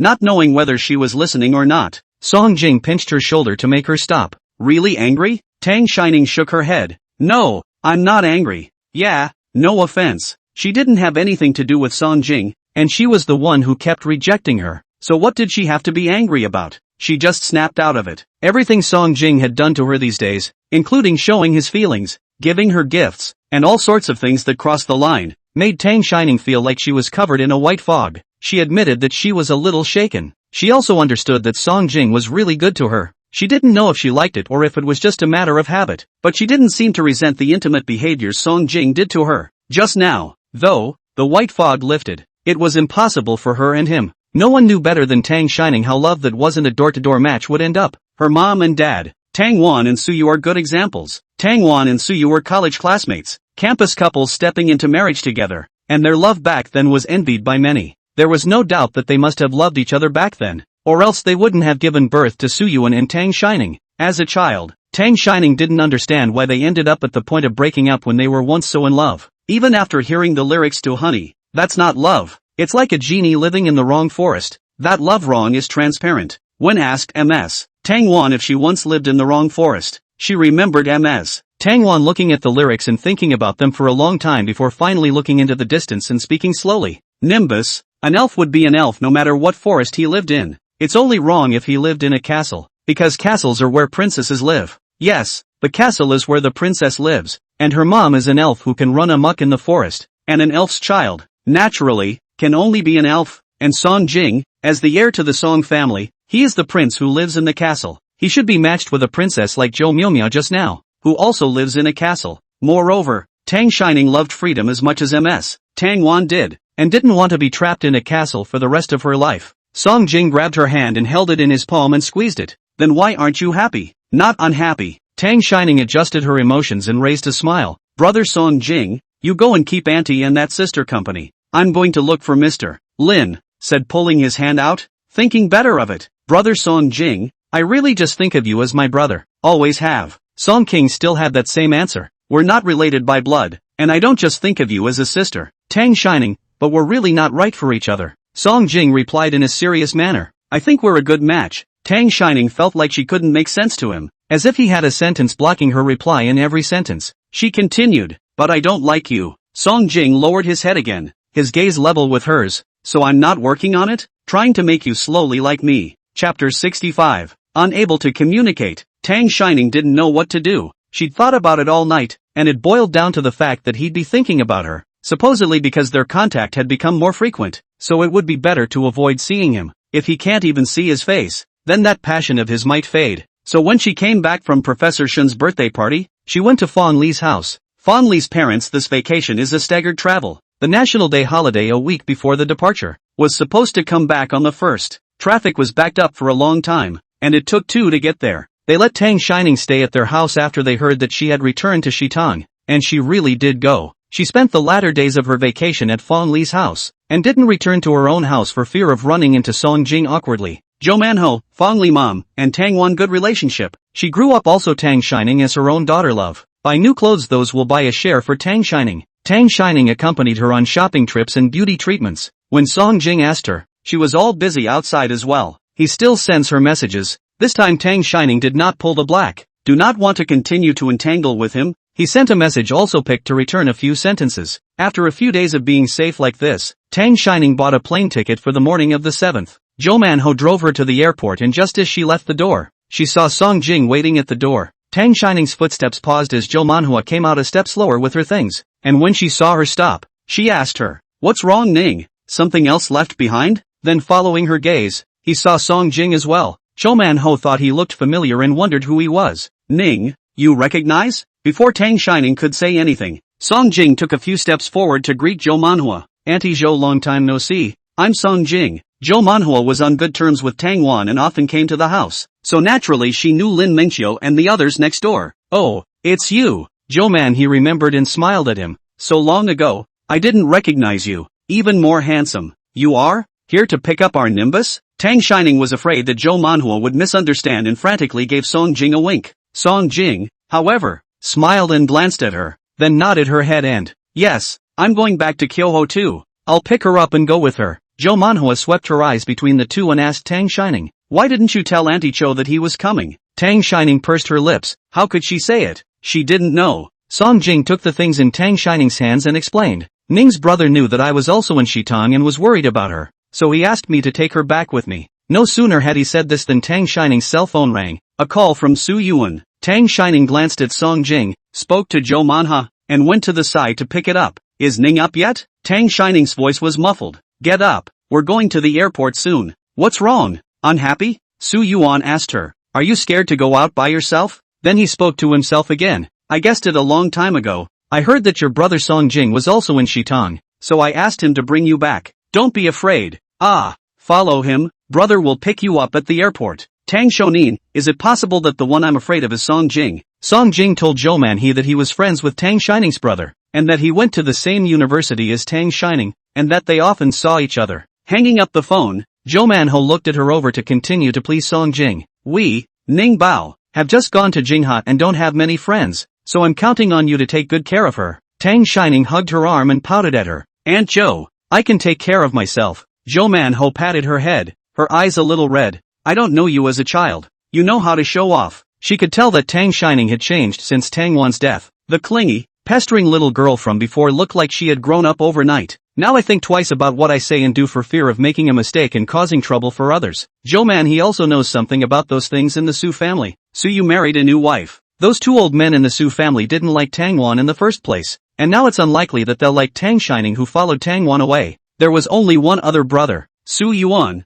who could protect her. Alright, go with your brother Song Jing. Don't miss your flight. Zhou Manhe said. Call Auntie Zhou more often. Come back to Shitong when you're free. Auntie will cook you good food. Tang Shining nodded her head as well. Okay, I'll come back with fondly when I'm on vacation. Tang Shining followed and got into Song Jing's car, speechless all the way. When she arrived at the airport, she was about to get out of the car when she realized the door wouldn't open. Song Jing looked at her steadily for a few seconds and asked, You've been avoiding me these past few days? After Professor Shen's birthday banquet, she stayed at Zhou Manhe's house as soon as she came back, and he stayed at home for a few days, going out and hanging around several times a day. But he didn't wait for her to come back. Messages too, the ones that came back were irrelevant. The tentative, ambiguous words he sent, it was like she blocked them out. The phone calls were even more unanswered, and the calls he made in the afternoon, she wouldn't return one to him until noon the next day. Sorry, fell asleep, didn't hear. Every time, Tang Shining pursed her lips, her hand clasped on the door. No I didn't hide from you. I accompanied Auntie Zhou for shopping every day, and followed her at home to make desserts. I'm very busy. Song Jing sighed softly and continued to ask her. Then is your excuse after you went back to school, you're busy with school classes and don't have time for me? Busy indeed. Tang Shining nodded. The class schedule was sent out during vacation. There are classes every day. And, Tang Shining. Song Jing interrupted her very irritably. I know you can't accept it for a while, so I can give you time to slowly adapt. But if you keep avoiding me like that, I can't guarantee I won't do something. Song Jing had little expression on his face, and there was danger in his tone. Tang Shining didn't dare to look at him, lowered her head and started clasping her hands. I've already said that then let's each take a step back. Song Jing didn't want to hear the word inappropriate from her again and compromised. Let's take a step back and be friends first, okay? Friend? Tang Shining looked up at him, not understanding what he meant by this again. Right, friends, Song Jing explained. Let's be good friends first, like you and Fong Li, is that okay? Tang Shining, aren't we supposed to be friends? Song Jing ground his teeth and held back his anger. So you don't return my messages and avoid me? Do you also do this to each other pair? Then Fong Li wouldn't have confessed to her somehow. This was something Tang Shining naturally didn't dare to say to his face. Chapter 66, that's a shame. She thought about it, and it wasn't impossible to be friends. Anyway, when she went back to school later, she was going to start classes and probably wouldn't be able to see them. Most of all, if she didn't say yes now, he had the intention of spending the whole time with her. When Tang Shining went back to school, freshman year classes officially began. She's studying computer science and really didn't have a lot of specialized classes her freshman year. Citing her classes, She'd stayed at school for the last couple of weekends and hadn't been back to Sue's house. Soo-yuan has been busy with the company's business lately, and has little time to care about her. That is, the recent cooling is strong, and sent her some thick clothes. Then I don't know if she gave Soo-yuan the illusion that she was fragile, but she also asked Aunt Lu at home to send her tonic soup several times. The end of October is the birthday of Tang Shining's roommate, Shiu. It just so happened to be Saturday, and Tokyo called up all the members of dormitory 315 as well as those friends from the band to celebrate his birthday. We all ate hot pot together, and when we were full the cake was pushed up and we all sang the birthday song and blew out the candles. There were so many people that after the hot pot came, someone suggested going to a karaoke bar. On the other hand, Chen Taku breaks up with her girlfriend and clamors for his brothers to come out and drink with him. Everyone also hadn't seen each other since they met before the National Day, and they were all more or less taking over some of the family company's business now, so naturally their time wasn't as free as it used to be. So as soon as Chen Tua called out, everyone arrived as well. The one who went there was still the empty mountain drop, where they had their exclusive box on the second floor, and where they usually chose for their gatherings. Chen Tua had arrived long ago and had already drunk several bottles himself. Shui Junyan was the second to arrive, and Su Yuan and Song Jing just happened to meet at the door and came in together. After a few rounds of Chen Taku's own drinks, he realized that everyone was busy with their own business, thinking about the gossip I heard the other day, and starting to strike up a conversation with them. I heard that Yang Yiji had a car accident on the National Day. It was quite serious. Do you guys know about this? These words were said while looking at Song Jing. Yang Yiji is a little older than them. The other few have no friendship with him, and they know each other because of the company and the exchange of favors. I've only met a few of them at a certain boss's second wedding reception and a certain family's child's full moon. This kind of banquet, but Song Jing was different. He had fought with Yang Yiji, and the fight was pretty intense. Yang Yiji's hand was broken and Song Jing was injured. Although the matter was later put to rest on the surface with the intervention of the parents of both families, their enmity was a real one. Song Jing looked wan and asked, "Dad?" The corner of Chen Tuo's mouth twitched. "That's not true. I was injured a bit." In his heart, he was secretly glad that he had become friends with Song Jing instead of being on the opposite side. "Song King, that's a shame." Chen Tu. Su Yuan took a look at him and spoke breathlessly. "You should only say this between us brothers.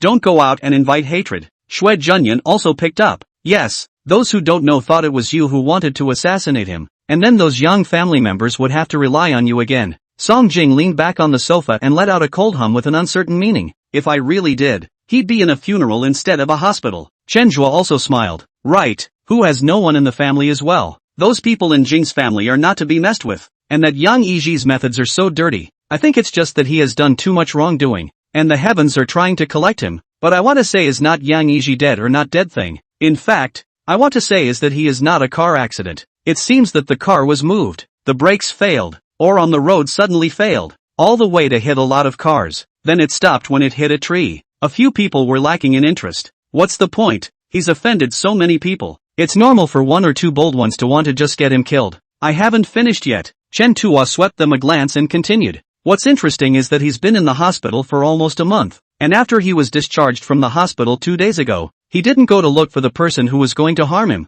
but rather, he went to look for a female. Su Yuan still didn't care. So what? You're sexist? Can't the one who victimized him be a woman? And he's not famous for his color. He's out of the hospital. He doesn't look for women. Is it hard to believe that you still want him to come to you? Hey, Su Yuan, you're looking for death, aren't you?" Chen Zhuo went up and pinched him. Su Yuan's eyes stopped him. Chen Zhuo's story is not yet finished. Also did not want to make trouble with him. I heard with him, a circle of people said. He was after the car hit the tree. Everyone was afraid. Not a person to go forward. Also did not call the police. He hit himself again so hard he was dazed and couldn't keep his eyes open. It was a girl in the back who went up to check on his injuries and ended up calling the police for him, and then also followed the ambulance to the hospital. Song Jing wasn't interested in Yang Yiji's business and closed his eyes to fake sleep. Su Yuan, on the other hand, was holding his cell phone as he was replying to the message. In the end, it was Shui Junyan who picked up his words. So what he's looking for is his savior. Right. Chen Taku brotherly patted Shui Junyan's shoulder.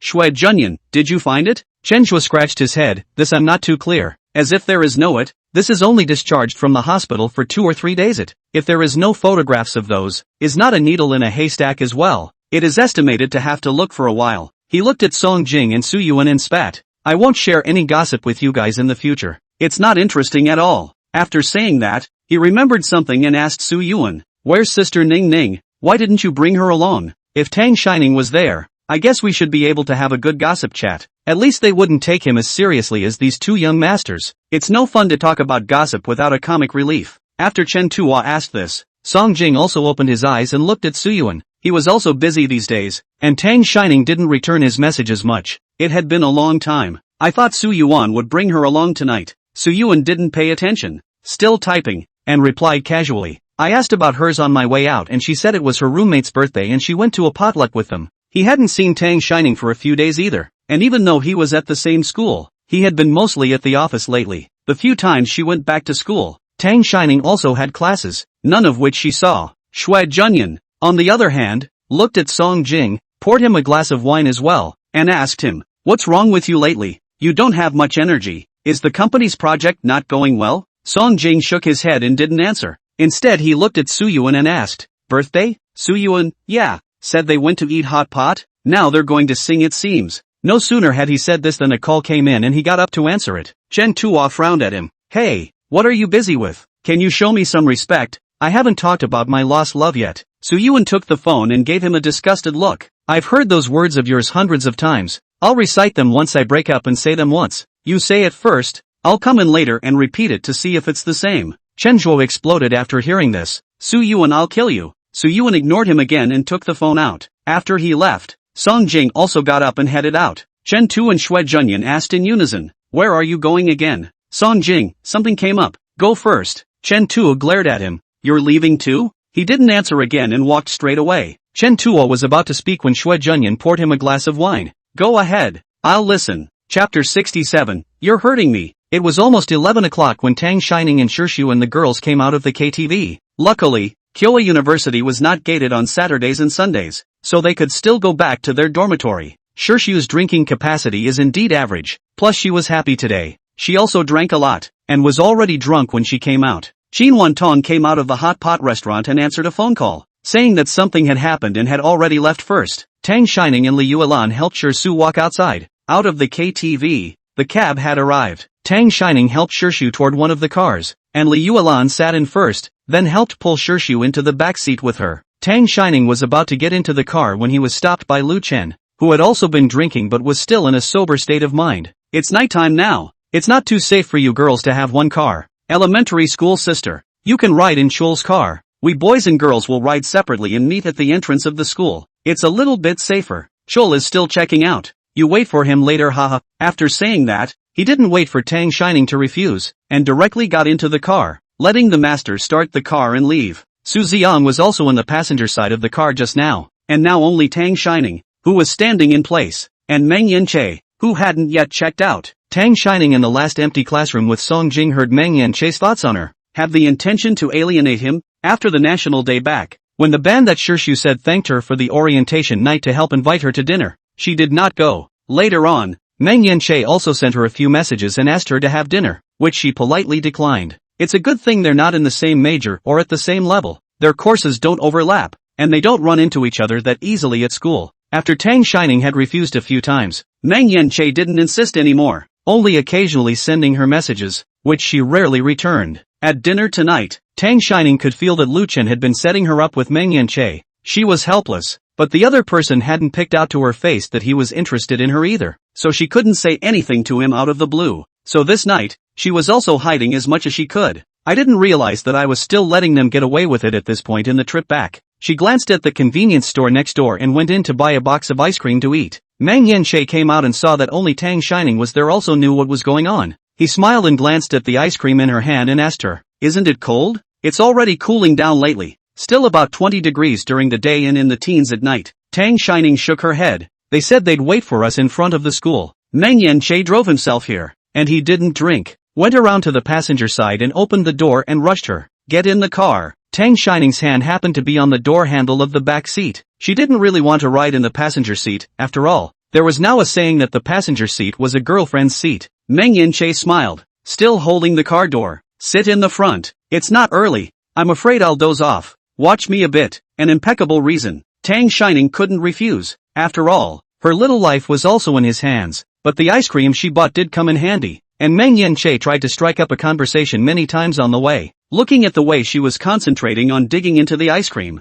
but didn't say a few words. The KTV is not far from the school, about a 20-minute drive. By the time she got to school, the ice cream in her hand had just about finished. When they arrived, Lu Chen was urging Li Yuelan and Shirshu to go back to the dormitory first, saying that Meng Yanche would send Tang Shining back to the dormitory, so that they could rest assured. But Li Yueran wasn't stupid. She also saw Lu Chen's ploy to set up Meng Yanche and Tang Shining tonight. She wasn't at ease and insisted on pulling Shirshu to wait. Shirshu's alcohol is not bad, except for some unsteadiness. There is no other reaction, and he will not make a fuss. So he quietly leaned against Li Yueran's shoulder and waited. Li Yueran and the girls were standing at the school entrance. Tang Shining got off the bus and was about to walk towards them when Meng Yanche pulled her wrist. Tang Shining, I have something to say to you. Tang Shining drew her hand out, pulling some distance away from him. Go ahead. It would be best if we could talk about it tonight. Meng Yanche watched this series of movements of hers, his eyes darkening as he continued to speak. I think you might be able to relate to some of my behavior lately.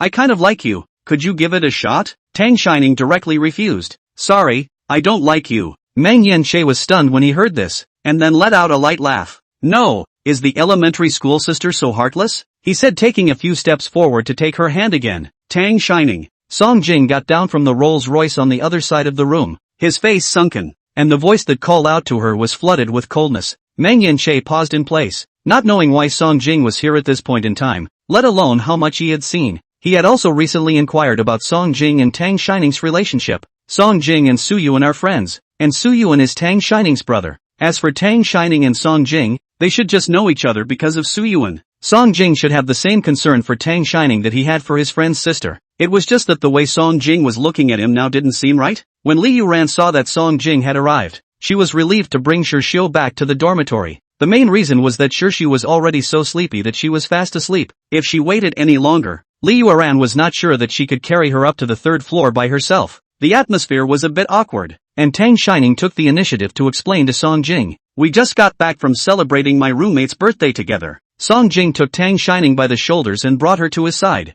I still have a few things to say to Ning, so you can go back first. This was of course said to Meng Yanche. In that situation just now, Tang Shining didn't want to walk with Meng Yanche either. It was weirdly awkward. She also turned towards Meng Yanche. You go on back. I'll leave later. Song Jing ignored him and pulled up the hand that had just been touched by Meng Yanche, frowning when he touched her fingertips. Why are your hands so cold? Are you cold? Go to the car and warm up. After saying that, he couldn't help but pull Tang Shining towards the car. She was still squeezing the ice cream box she just had in her hand, and she dropped it to the floor without noticing when he pulled. She struggled with the hand held by Song Jing and looked back. Song Jing thought she couldn't let go of Meng Yanche and clenched his hand tighter. Tang Shining's empty hand picked at Song Jing, her tone aggrieved. You're hurting me. She really couldn't figure out why Song Jing suddenly appeared and pulled her towards the car without saying a word. Her face still hard. Is it because she hasn't been hitting on him much lately? But she picked and chose his messages to return awe. Song Jing's expression remained indifferent, and he didn't let go of Tang Shining's hand. Only the force on his hand loosened a bit. He opened the backseat door and gestured for her to get in. Tang Shining stepped back a few steps and whispered, we can just talk about anything outside. I still have to. Later. Before the words left her mouth, she only felt a spinning of the sky and turned her head to be stuffed into the car with Song Jing in a half-around half-hug. Click dash and the car door locked. Chapter 68. Who else do you want to kiss besides me? The interior of the car was dimly lit, and the smell of pine wood after the snow belonging to Song Jing spread out to envelop her tightly. This look of Song Jing she hadn't seen before, and shrunk into her seat in some fear. Song Jing didn't say anything, probed and drew a wet towel, wiping the hand that Meng Yanche had just pulled carefully. One by one, slowly clean. Brother Song Jing, don't be like this. I'm scared if you don't talk. The Song Jing that Tang Shining saw every time had a faint smile on his face, and the occasional anger wouldn't be the grim expression he had now. Song Jing still didn't say anything. As the temperature inside the car came up, he tugged on his shirt and tie,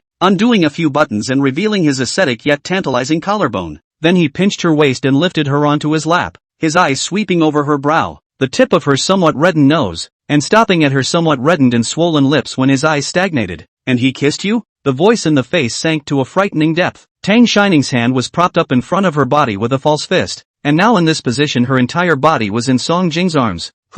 No. The distance was too close, completely beyond Tang Shining's safe distance, and her eyes reddened as she tried to get off of him. He reached up, rubbing her somewhat reddened lips, his eyes dark and what's with the lips? Tang Shining subconsciously licked her lips, tasting the sweetness of the ice cream she had just had, and replied somewhat sheepishly, I just ate a carton of ice cream. Yes? Song Jing forced himself to move away from the line of sight that fell on her lips, and took her hand in his to warm it. The hands frozen with ice cream too? Tang Shining nodded. Aha. She struggled again, trying to sit back down on her own, and Song Jing circled her waist with one of his empty hands. The Nimbus, don't move. Brother isn't in a good mood right now. Move again and I can't guarantee if I'll do something else. Tang Shining's body abruptly froze. Feeling that the glass of fruit wine she had just drank when she came out of the KTV was now starting to go to her head and her body was hot, she averted her eyes unnaturally and looked out the car window. Just tell me what's going on. I have to get back to my dorm. Ning ning. Song Jing asked her in a mute voice as he inclined his head to rest his jaw against her shoulder, his face buried in the crook of her neck. Was he just confessing to you? All of his warm breath hit Tang Shining's shoulders and neck, scalding her and making her cringe. Tang Shining muffled a Song Jing continued. So, did you promise? Of course not, Tang Shining replied. It's not like I like him. Song Jing buried himself in her neck and sniffed, looking up and asking her, have you been drinking? At the beginning of the school year, Su Yuan and the others told her that she should not drink when she went out to have dinner with her classmates. Tang Shining's eyes had been looking out the window, and at this point, she was a little vain at being asked, and inclined her head to explain to him, but she didn't expect him to suddenly lean forward, her lips brushing past the corner of his mouth. Both of them froze, and the air was quiet for a few seconds. Tang Shining's ears heated up, pursing her lips and looking at him with wide eyes, rubbing the back of her hand against the corner of his mouth in a somewhat bemused manner. I'm sorry, I didn't mean to. Song Jing's eyes had been on Tang Shining since the beginning, and the mood that had just been dull was now pleasant. He looked at Tang Shining's red, blood-dripping earlobes, and his voice trailed off. Did Ning just kiss me? No. Tang Shining looked chagrined. We were too close. I didn't know. So I accidentally bumped into it, and then, it happened so suddenly that she was a little incoherent, and finally hung her head and blushed. Sorry. Song Jing had a smile on his lips, cupping her chin to make her raise her head, his eyes fixed on her pink lips. Just one word of sorry? Ning Pa, this is my first kiss, and also my first kiss. Tang Shining opened her mouth somewhat feebly, but now was clearly not the time to talk about the first or not the first kiss, and she held up her hand and pinched her index finger and thumb together in an attempt to reason with him. It just touched a little bit. Technically it shouldn't be considered a kiss. It was just an accident, but it didn't seem like an accident to me. Song Jing stared at the chagrined look on her face and continued. You just took my first kiss. The tone was aggrieved as if she was some kind of flower picker who wanted his innocence and was not responsible for it. Tang Shining frowned. Song Jing's lowered voice sounded like coaxing as he continued to ask her. Ning, what do you say? Tang Shining felt like she could hear her own heartbeat, pounding, not getting tired of generally beating fast. She pursed her lips and spoke in a shaky voice.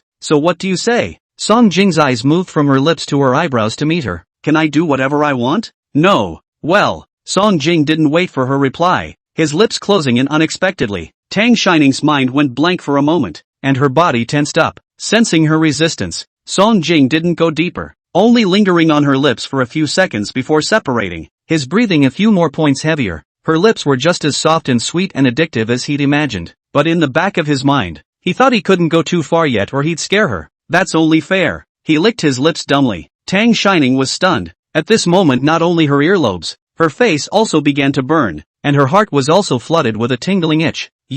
How did it come to this scene? She had obviously accidentally touched the corner of his mouth, or was it because he had to hold her? But she had to get off Song King's lap, and this time he didn't stop her and let her sit on the seat. Tang Shining looked at him, her brows furrowed. When you were on vacation, you clearly told me that you wanted to give me time and let me take it slowly, though the idea in her mind was that in time he'd given up when he realized she was soft. Song Jing hooked his lips and nodded. Yes, a month has passed. Isn't that long enough? Tang Shining. Which is a month? And what a month is a long time. Tang Shining continued. You also said you wanted to be friends with me first, but how can a friend do that? Song Jing thought of something and leaned forward, his warm hand resting on the back of Tang Shining's neck and rubbing it. Can't friends kiss on the mouth? Tang Shining stared at him with a shocked look on her eyes. How can a friend? What a statement that shocked her for 800 years. Song Jing laughed and pinched the back of her neck, deliberately dragging out the tone. Friends and family.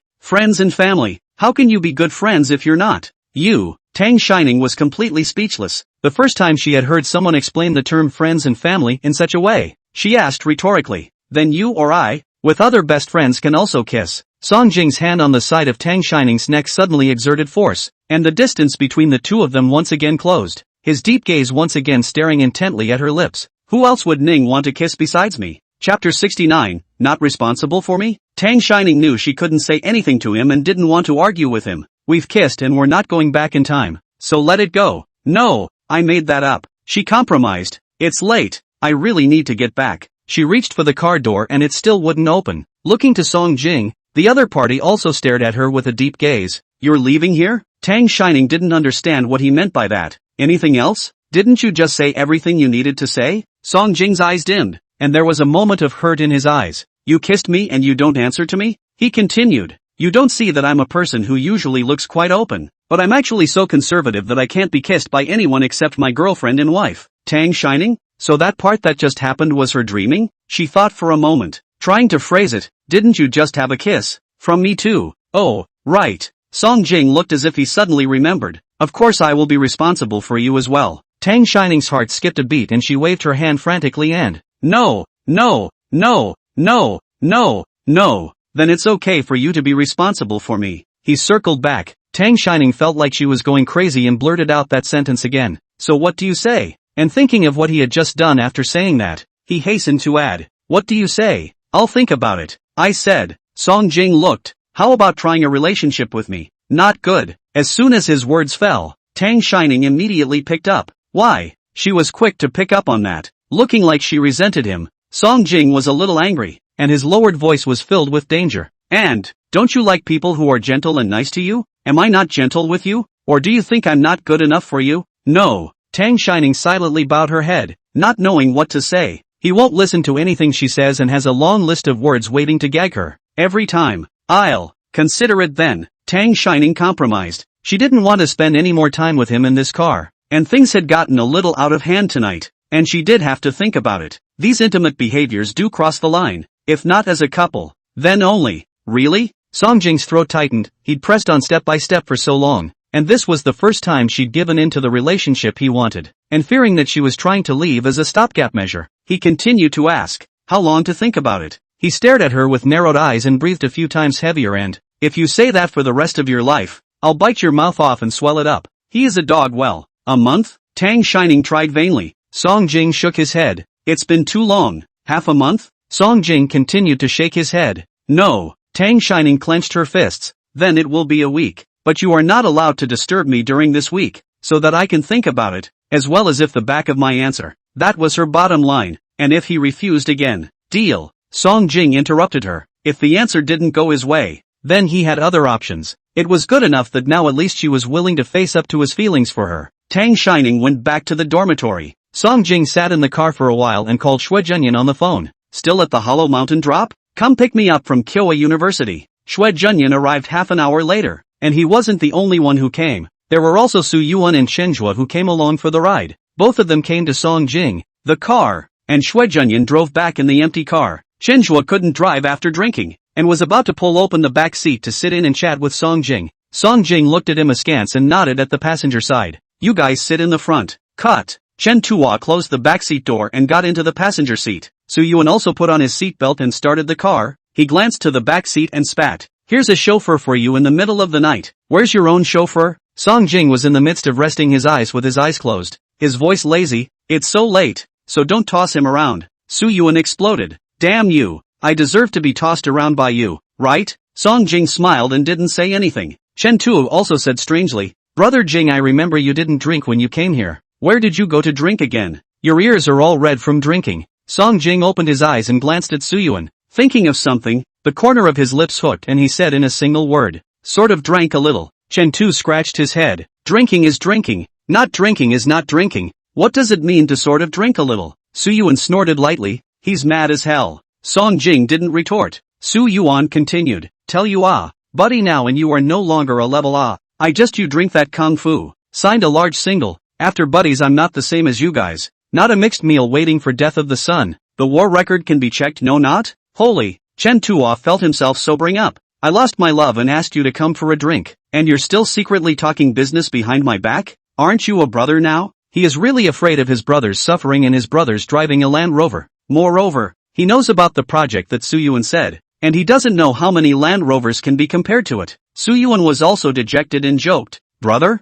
Not necessarily in the future. I'm afraid you'll pull me down. Shinjo began to curse.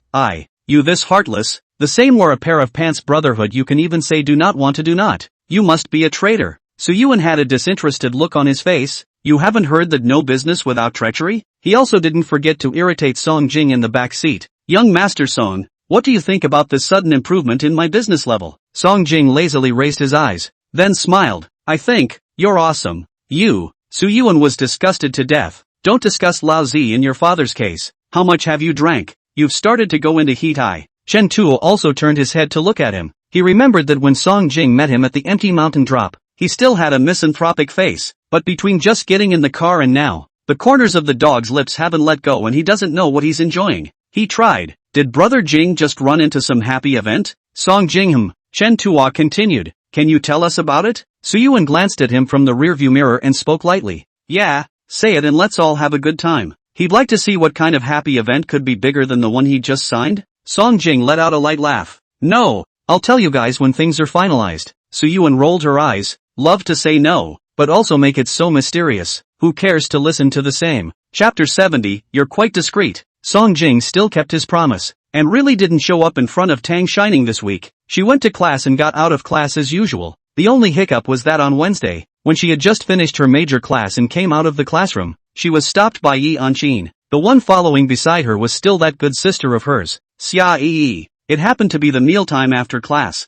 Everyone was rushing to the cafeteria, surrounded by noisy people. Yi Anqin frowned and looked at Tang Shining. I have something to ask you. Tang Shining took Li Yueran's arm, looked back and forth, and pointed at herself. Something? Ask me? She didn't understand. She didn't have much interaction with Yi Anqin. Last time she made a rare trip back to Su's house, the two of them didn't speak. She didn't understand what she was looking for her for now. Let her make up for the sister she didn't get to say? Yi Anqin closed his eyes and made a breathless sound. Xia Yi's temper exploded as she looked at Tang Shining and opened her mouth with nothing good in her face. What are you pretending for? Do you see anyone else here but you right now? The other side of the 8 have opened their mouths. Li Yueran also do not hold back. Are you blind? Can't you see all these people coming and going? You're all here to ask you something. Who knows who you are? Xia Yi, not talking to you? What are you interrupting? Li Yueran, you're allowed to interrupt, but no one else is allowed to help, right? You think you're the emperor and everyone has to listen to you? Gossiping was human nature,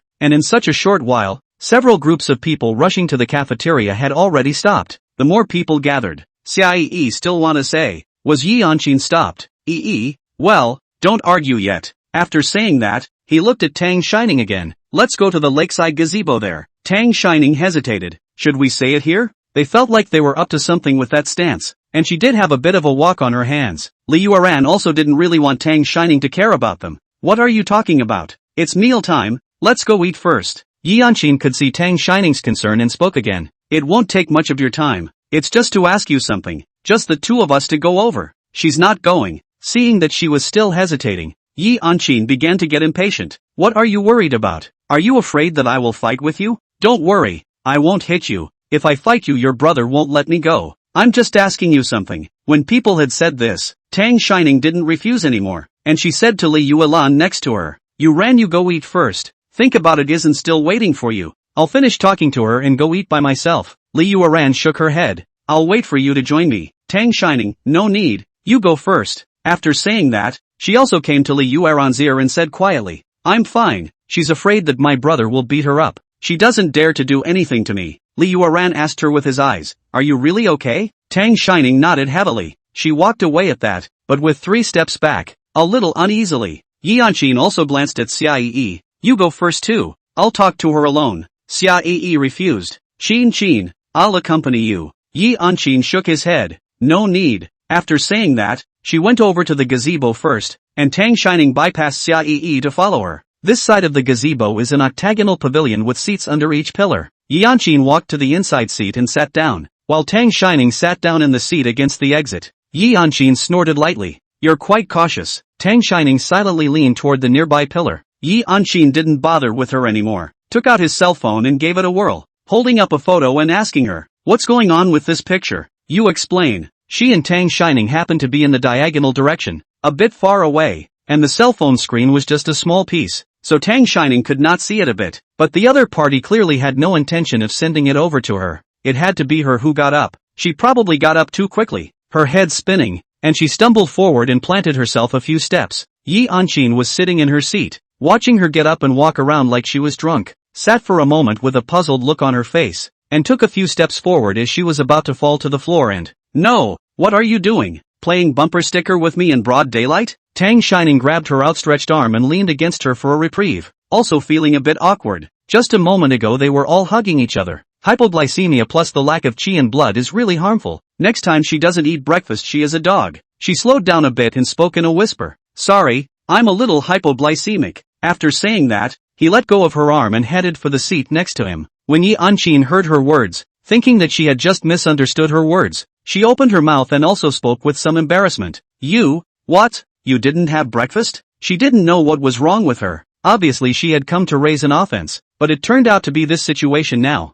making her feel uncomfortable. Tang Shining spoke a little embarrassed. "Today is early 8. Can't get up. Too late to go eat." "Okay." Seeing that things were getting sideways, Yi Anqin interrupted her. "I didn't come here to ask about this." "Oh." Tang Shining didn't take a bag today, and after rummaging through her pockets there wasn't much to eat, shriveling up. "I don't know if I'll be able to walk back to the dormitory on my own later. It's annoying." Tang Shining's expression would be seen later and people would think she was bullying her. "Stupid. Don't you know how to prepare breakfast the night before for morning classes?" Yi Anqin pulled out a bag in his own bag with a dark face, looked at her with a raw expression and took out a packet of chocolates and handed it to her. "Why don't you have a pat of this first?" Afraid that she would get up and fall again, she even got up and brought it to her. "And, stupid to skip breakfast when you know you have low blood sugar." Yi Anqin looked extremely pale and his gaze looked away, but he helped her open the chocolate package. Tang Shining raised a smile and took the chocolate, whispering to her, "Thank you." Yi Anqin listened to her soft voice and sat back with a black face and spat again.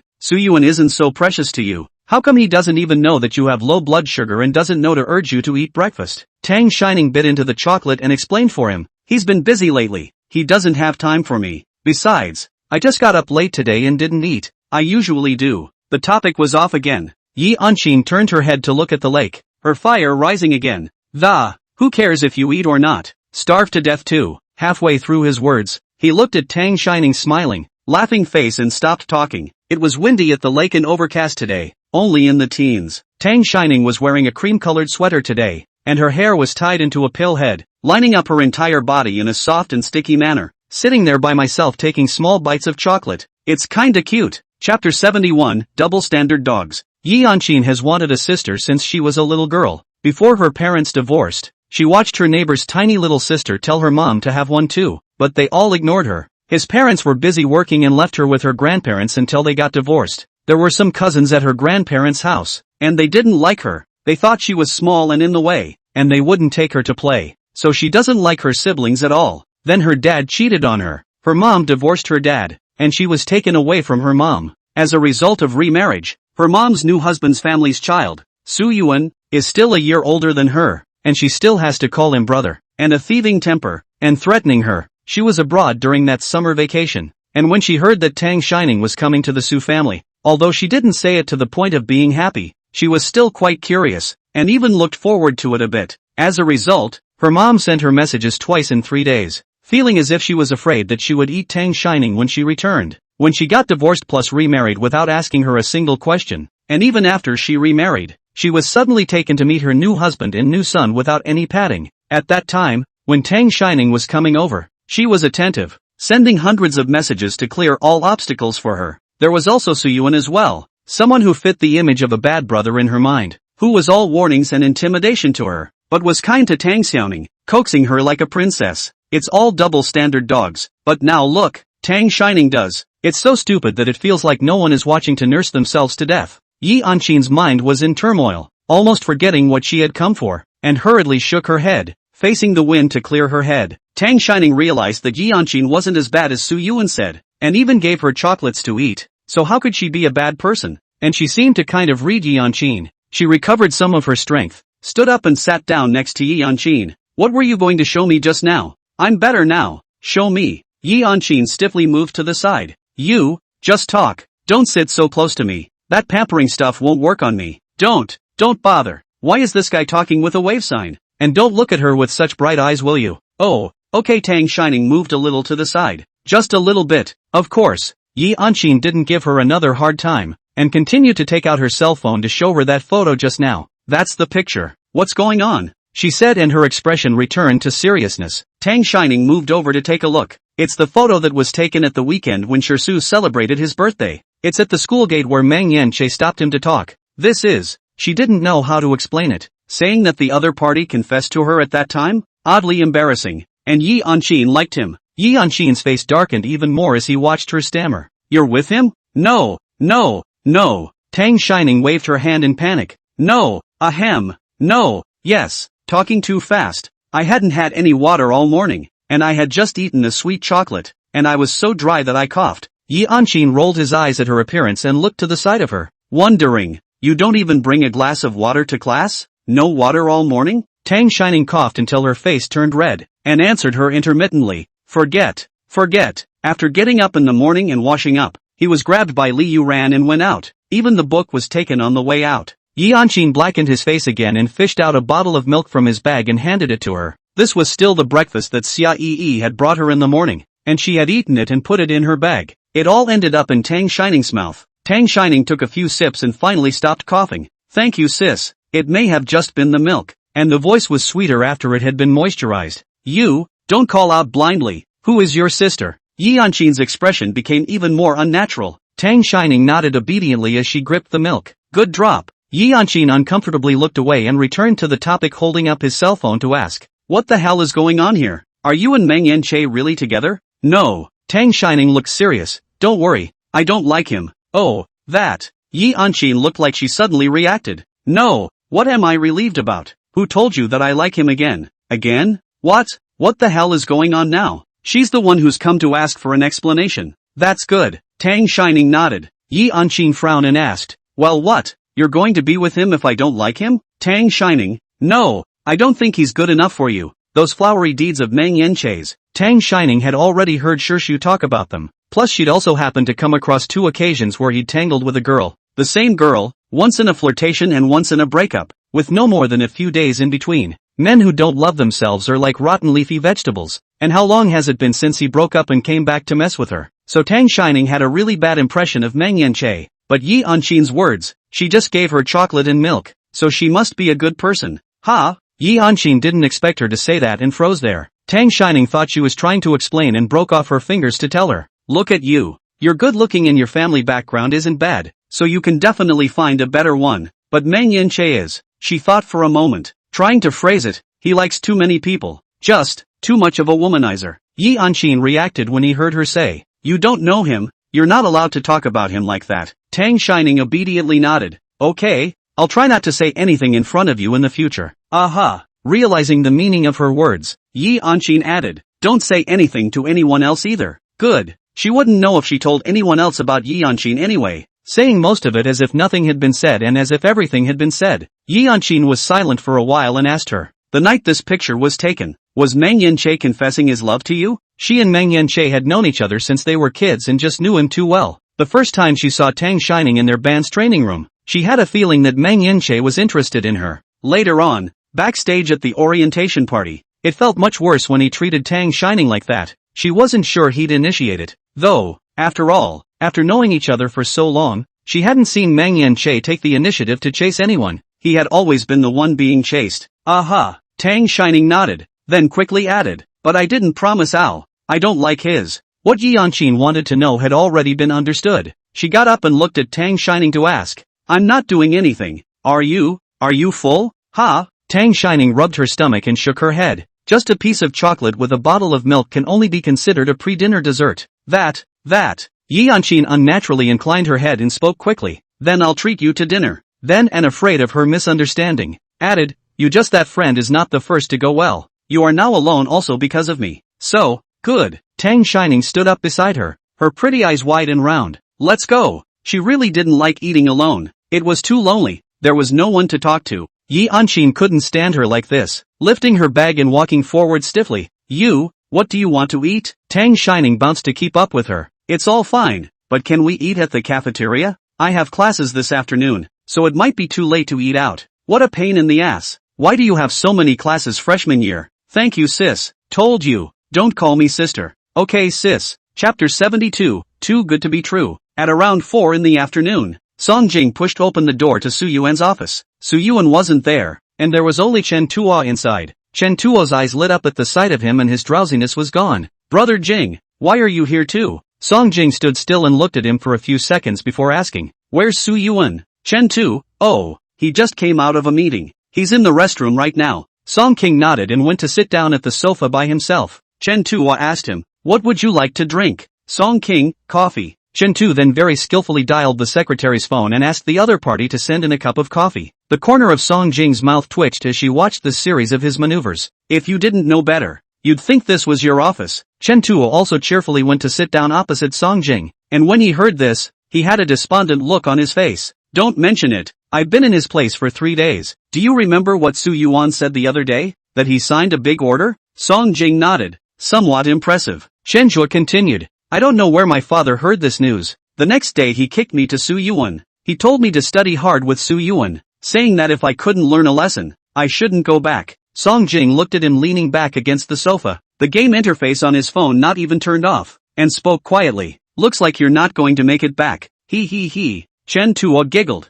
I stayed here for a few days and found that it's quite good. In my own company, I always have to be scolded by my father, but in Su Yuan's place, even though he also scolded me, I can scold him back, and there is food and drink. It's very comfortable. Song King, I think the aunt and uncle are still quite young, so grab a second child. This big number is kind of a waste. Chen Zhuan nodded along. Right, you also think it's not good to be an only child, right? Like Su Yuan, how nice to have a younger sister. Sweet little cotton coat. Sister? What sister? Su Yuan pushed the door in at just the right moment and frowned when he saw Song Jing. What are you doing here again? Your father also asked you to study with me? Song Jing raised an eyebrow. What is there that you know that I don't? Do you see anything I can learn from you? Su Yuan snorted lightly. You don't do as well as me on this point of modesty. Song Jing agreed. Being too good is like that. Su Yuan looked disgusted. What the hell are you doing here? You're not fooling around enough outside? Do you have to come in front of me? Song Jing restrained his smile and took out his cell phone and tapped out a photo. Look at this. Chen Zhuo also came over to look. This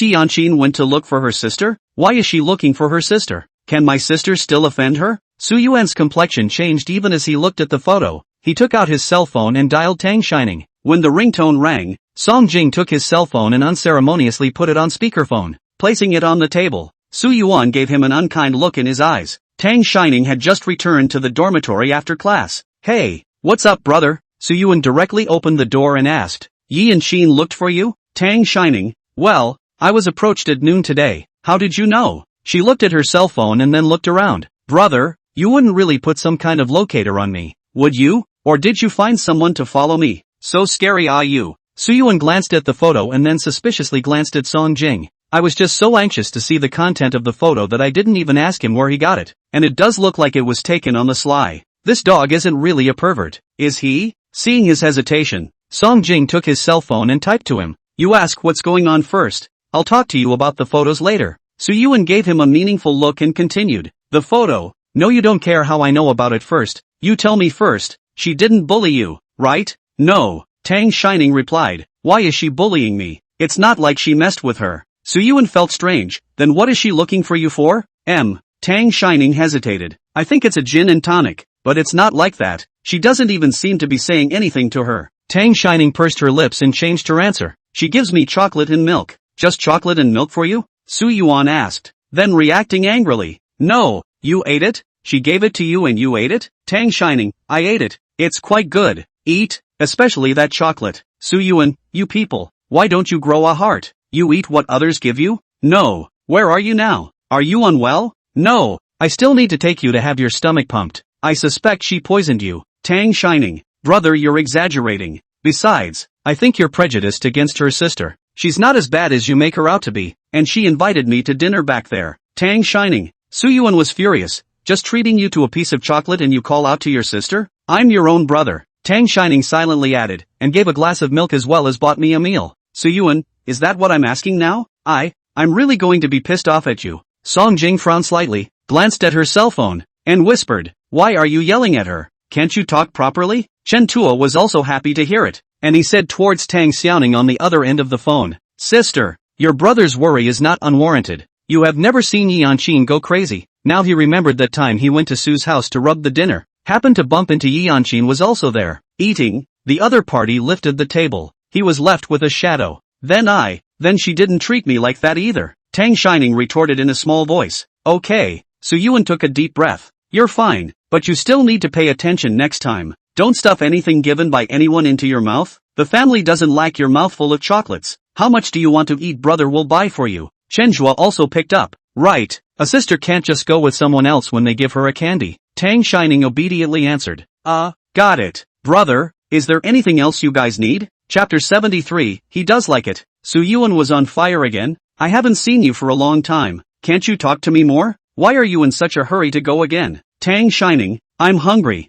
I'm going to eat. Why is it eating again? What else is in your head besides eating? Su Yuan didn't have the good sense to say. Brother, Tang Shining called him softly. Su Yuan, what for? Tang Shining, is our family already in this difficult situation? I even get scolded for eating on time. Shenhua He did not hold back laughter out loud. That is, now would have been almost mealtime. Sister eat a meal how? A few days ago signed such a big single. Rice are not allowed to eat sister ah? Su Yuan glared at him, realizing that she had just been too loud and moderated her tone. That's not what my brother meant. Well, there's nothing more to do. Go eat. Do you have enough money? Not enough to say brother to fight for you. After Tang Shining returned to the Su family, Su Yu gave her a card that she would put money into every month, but she didn't use the money in it. Ms. Tang Wan left everything she owned to Tang Shining. She used the money that had been left to her by Ms. Tang Wan. Tang Shining, enough, I'm hanging up then? Okay. Su Yuan suddenly remembered. Right, Grandma's birthday is this Saturday. I'll come over on Friday to pick you up and go back together. Tang Shining, good. She didn't really want to go, and she guessed that the two old men didn't really want to see her either. But it wasn't appropriate not to go on an occasion like this, when she was back living at Su's house. Adults are so annoying with their human behavior. Tang Shining's side had just hung up the phone when Su Yuan's transfer information popped up. She had just heard that Su Yuan had recently signed a big order, so she didn't be polite to his brother and just claimed it. Sent him back a loopy tilted head emoji. Thank you JPG. In fact, Tang Shining didn't have much else to spend money on other than this mouth that loved to eat a little. Although Su Yu doesn't pay much attention to her, but the money aspect didn't treat her poorly. She has checked that card, which regularly credits a sizable amount of money every month. Moreover, Su Yuan was really heartbroken for her and thought of her everywhere she went. When I went to Hong Kong City to play with my girlfriend on the National Day, in addition to bringing her back special gifts, I also brought her a few big bags of new clothes, thin and thick. Said he picked it out for his girlfriend while shopping with her, or have Auntie Lu wash and iron her at home and bring her to school. In Su Yuan's office, when he hung up the phone, he took his cell phone and operated it, then giggled at it. Shen Tu went over to see what he was laughing at. You're laughing like this when your sister sends you a cute emoticon? Su Yuan collected her cell phone and gave him a sidelong glance. Don't you think that this emoticon is especially similar to Ning Bao? Pink and tender and cute and adorable. That does look like it. Shenhua looked over at Song Jing, but what I'm more interested in right now is that brother Jing. You wouldn't really find someone to follow sister Ning Ning, would you? This brother of his isn't really a pervert, is he? A little worried about Ning's sister. Su Yuan also immediately put away his smile and looked at Song Jing. Tell me, young Master Song, if you don't give a reasonable explanation, I will really call the police. Song Jing took a sip of his coffee and spoke without hesitation. Don't any of you read the school posters? After Ning's orientation party she kept getting bumped into by people and posting it on the posting bar. I saw it today by accidentally looking at the posting bar. This is of course half true and half false. With so much going on in his company every day, he wasn't idle enough to keep an eye on the posters every day. However, he purposely asked the people in the school to keep an eye out for news about Tang Shining. Seeing Yi Anqin looking for Tang Shining, he felt something was wrong, but Tang Shining had also said for him not to look for her. He was afraid that she would end up using this as an excuse to cheat and come to Su Yuan. Seeing it on a posting bar, Su Yuan was half skeptical. Your company is going out of business? So idle? Song Jing let out a light laugh. Is it possible that I'm the one who cares about Ning Ning? Ba Su Yuan said in disgust. I'll care for my sister myself. I don't need you. If you like it so much, go back to your parents yourself and ask them to give you a sister. It's not too late for them to have another one. Don't keep caring about mine. Song Jing shrugged and didn't refute him. He did like it. Su Yuan stared at him for a while, then thought about the dog's recent behavior and tried. You had a fight with my sister? Song King, no. Su Yuan, then why don't I see you looking for her lately? This time, when you saw the photo, you also came to me first, and last time, you even told me that she didn't eat on time and lost weight, so I asked Aunt Lu to send her tonic soup. The more Su Yuan said, the more he felt he had guessed. Did you piss my sister off and she cut you off? I told you, You don't look at her usually silly, but in fact, she can be exquisite, and her temper is also very big. The moment she doesn't get along, she'll cut you off, just like a 3-year-old child. Song Jing continued to deny. No, we're on good terms, don't even think about it. There was a kiss the other day. Thinking of this, Song Jing subconsciously licked his lips. Su Yuan didn't believe it. Then why don't you go find her yourself? You have to go through it all again at my place. Song Jing, it's not like I'm trying to warm up your sibling relationship. And since both of these are your sisters today, it's not good for me to intervene. What 2 sisters? Su Yuan reacted. His face changed. Don't talk nonsense. I only have one sister. Ning Bao. Yi Yanqin is not my sister. He and Yi Yanqin belong to the kind of fire and water incompatibility. Personality are rushed, and do not serve soft not bowed. He did not take her as a sister. She did not take him as a brother. The kind of people who don't even say hello when they meet. Chen Tuo also interjected when he heard this. What do you guys think is going on with Yi Yanqin? Such a pugnacious person. How can she meet and give Ning Ning's sister chocolate milk and even invite her to dinner? He can't have a bit of a good face with us. And how long has he known his sister? And today he's all set to have dinner together. So strange. The more Su Yuan also thought about it, the more wrong it became. God damn it. This Yi Yanqin wouldn't see Ning Bao as cute. So she's trying to steal my sister from me. Ning Bao just called her sister. Chen Tu, you. This I really can't say you. He felt that Su Yuan's shells like this in Legend of Jinhuan would live for 10 minutes at most, and one more second would be disrespectful to the palace drama. Su Yuan narrowed her eyes and stared at him. What? Are you thinking that Ning Ning isn't cute? No. Chen Tuo began to conspire. I do think she can't be up to something, right? I don't know. Su Yuan shook his head. Let's look again. After saying that, he looked at Song Jing again. You don't like to keep an eye on the bar, so take a look more often and keep an eye on it for me. Chapter 74, Then I'll be an indifferent person from now on. On Saturday, Mrs. Su's birthday was held at the old Su residence. The old lady is 76 years old this year. Not a whole number of big birthday. Did not have a big organization, so most of the people who came are Su family familiar with the elders and friends. Tang Shining came in Su Yuan's car on Saturday morning. This birthday banquet was mainly organized by Su Yu and Jiang Yuro. They came early and when they arrived, not many people came. Tang Shining followed Su Yuan into the courtyard. She wasn't familiar with the Su family's old mansion. Her memories from before she was 6 years old were already long gone. She only remembered that when Tang Wan and Su Yu hadn't gotten divorced yet, she'd followed her around a few times during the New Year's festivals. Su Yuan took a few steps and stopped,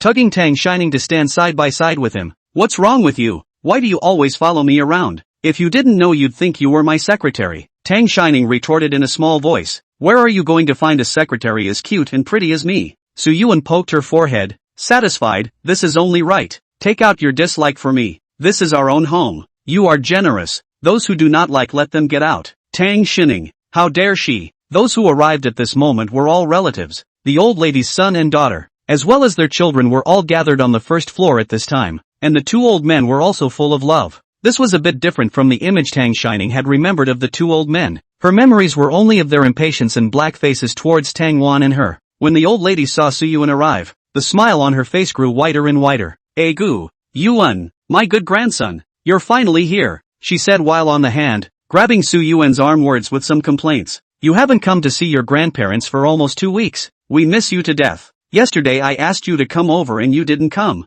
Are you forgetting us 2 old people? Su Yuan's relationship with them is also good. After all, it is also considered to follow them to grow up. He bent down and hugged the old lady, cheerfully opened his mouth. Grandma, I miss you too. It's not that I'm busy now that I've taken over some company matters. I'll definitely come back to see you when I have time. The old man also came up and sized him up for a few moments and opened his mouth. Thin. Yes, I'm looking at it too. The old lady looked towards Su Yu who was discussing something with Jiang Yuro. Yuan is still young. Don't leave everything to him just to steal a few moments for yourself. And give my good grandson all the tiredness and thinness he needs. Su Yu paused and inclined his head to look over. He has to go through it. It's good to learn more now. Elder Su glared at him. I didn't just shove everything in your head when you took over the company, did I? Su Yu didn't say anything. Jiang Yuro voiced out to solve the problem. You and this kid is capable and willing to work hard. Those backbones of the company are very optimistic about him. The old lady looked proud. Of course our Yuan is the best. Masters Su and Mrs. Su had 2 sons and 2 daughters, and there were actually not many grandchildren at their knees, but all the other grandchildren grew up around their parents, and Su Yuan's situation is a bit special.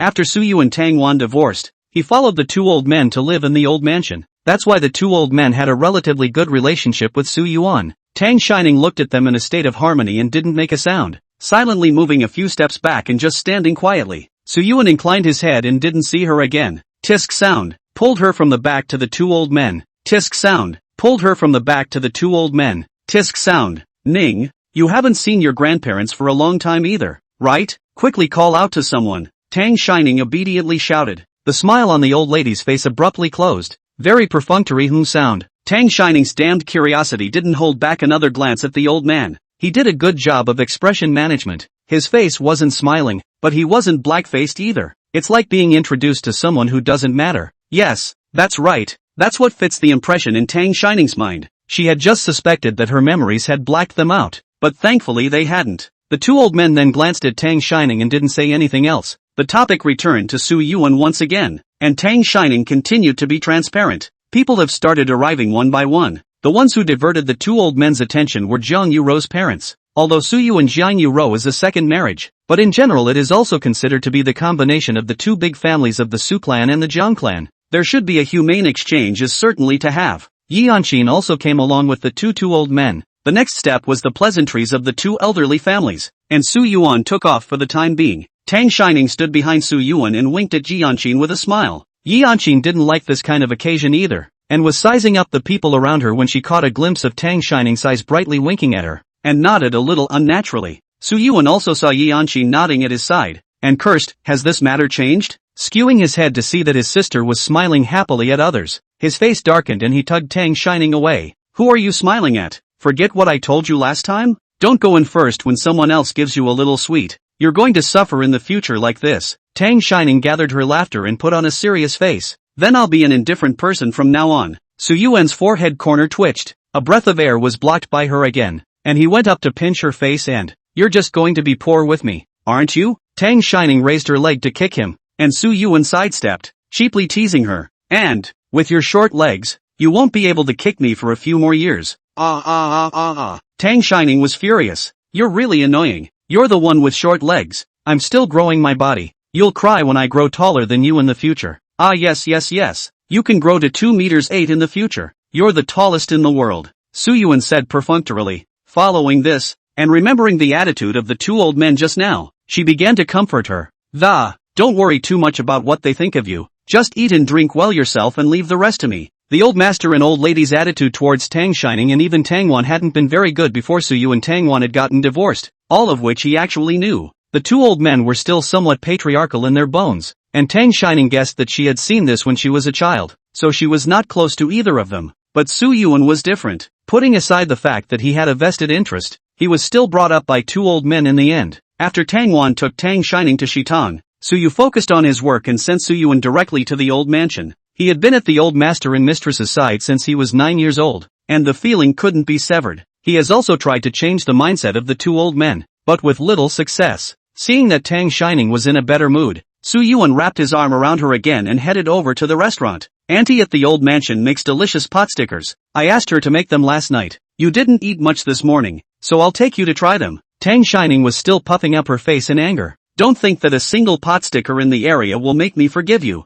Su Yuan, then add another taro cake, and red bean cake. Okay, all of them, and let your auntie make whatever you like. Auntie's craftsmanship was really good. The dim sum was made in an authentic way, and Tang Shining hid in the restaurant to eat and drink her fill before going out. Su Yuan was called away after eating half of the food. For this kind of occasion, he still had to represent the Su family to socialize and receive some of his peers of this generation. Although most of those who came were relatives of the Su family, Tang Shining hardly recognized any of them, and she wandered around the courtyard without seeing Su Yuan. She was about to call her brother when she heard the voices of Mr. and Mrs. Su. Chapter 75. You have a big heart. Tang Shining stood on this side of the pool. They didn't see her. Old lady, the daughter that I just watched Tangwan take away has grown so big, and now she's quite a pretty face. Old master, listening to you and, it seems that her last name is Tang now? Following Tangwan's last name. She really changed the child's last name after the divorce. Old lady, change it. Change it. A girl doll. Nothing useful, but that face is a hooker.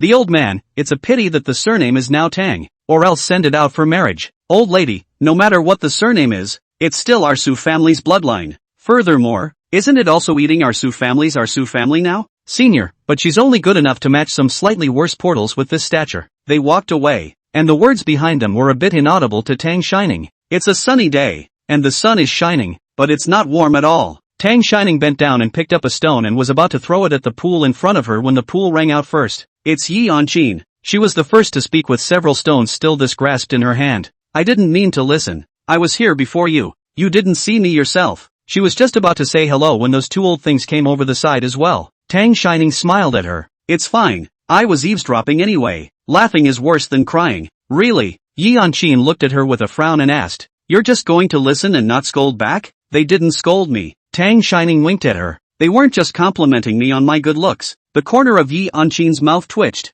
Your heart is really big. If it was me. Yi Anchin spoke again. Just now when I heard the first sentence I went out and stood in front of them and asked them if they were talking about me when they just said something so unpleasant. Anyway, the main one as long as she's not embarrassed. It's them who are embarrassed. Why do you have to hide here and shed tears in secret? But she seemed to do the same thing when she was a child. Hiding behind doors and listening to her cousins talk bad about her and then crying in secret. Tang Shining's nose was sore, but she still said from the bottom of her heart, I really envy you. If Ms. Tang Wan was still around, she wouldn't be hiding here. She'd be asking questions in their faces too. No, if Ms. Tang Wan was still around, she wouldn't have needed to come to this kind of occasion, and would still be nestled in the sun on the hanging chair on the balcony, with washed fruit snacks beside her. Someone to support the bottom, of course, can be unrestrained. No one to support the bottom of the words of aggression can only be secretly swallowed. Yi Anchin saw her slightly reddened eyes and panicked a bit. Hey, no, I didn't mean to say you were timid. She was carrying a small crossbody bag today, with a small capacity that could only hold a cell phone and a few small odds and ends. She dug around in there and with a twisted face pulled out a chocolate and shoved it at her. I thought it was said that a sweet mood could be changed. So you eat it. Last time I saw her she was quite fond of this chocolate and asked her where she got it. They are actually all brought back from summer vacations abroad and not always available at home. This chocolate in her bag was still suddenly remembered when she went out and went back to get it, but she didn't expect it to really come in handy. Tang Shining pinched the chocolate. Her nose became even more sour. It's true that sad people can't be coaxed. She sniffled and took a few steps forward to hug her. Thank you, sister. Yi Anchin froze in place, then annoyingly took out two more from her bag. That's all that's left. You couldn't have screamed any better. It's all yours. After saying that, he stuffed Tang Shining's hand with his brain. Tang Shining squatted on the ground and ate chocolate while Yi Anchin stood next to her and threw stones into the pool. Feeling bored after playing for a while, she kicked the side of Tang Shining's shoe and asked her, "Are you going to stay here the whole time?" Tang Shining bit into her chocolate and looked up at her. "Can we go?" "Yi Anchin, why not? Just show up and show your face. There are so many people coming. How would they know if one or two are missing?" She didn't want to come either, but was dragged by her grandparents who said it was bad not to come. Was just going to say hello and then leave. Yi Anchin also saw that she didn't want to go, or couldn't go. She said with some impatience, "What's going on with Suyuan? Where is he hiding and playing again? How come he's so unreliable? Not there when he's needed and wandering around when he's not?" Tang Shining silently explained to him, "Actually, he accompanied me for quite a long time, but there are some guests that he still needs to receive. Sister, if you have something to do, go ahead. I can do it alone. Don't worry." Tang Shining tilted her head to look at her, her eyes bright in the sunlight. Who cares about you?" Yi Anchin uncomfortably parted her hair and stiffened her mouth. Tang Shining deflated. "Oh, I made a fool of myself." Yi Anchin, "No, not really. Sister Ning Ning." Chen Tu's voice came from not far away. Yi Anchin had always been at odds with them, and seeing that someone had come to watch Tang Shining, she didn't stay here. Before leaving, he reached out and gently patted the top of Tang Shining's hair, dropping a sentence. "It's not self-serving. I'm off." After saying that, he didn't have the heart to look at the squatting Tang Shining's reaction again, and walked away at a fiery pace. Chen Tu came with Song Jing and Shui Junyan, and when Tang Shining saw Song Jing, she suddenly thought of something and instantly froze in place. "The last time I said I was thinking about it for a week. It seemed like it was today." She should have gone with Yi Anchin. Song Jing lightly glanced at her, probably forcing the crowd to say nothing. Chen Zhuo looked at Yi Anchin's back as she hurriedly walked away and asked Tang Xiaoning in a very exaggerated manner, "Sister Ning Ning, did I just see it right? Yi Anchin, did she just hit you on the head?" Tang Shining, Su Yuan originally followed them together. Halfway met a guest to chat a few words. The latter stepped to come, then heard Chen Tua this words. "What, Nimbus, did she just hit you?" he said and rolled up his sleeves to go and fight her. "She dared to make a move on you in broad daylight."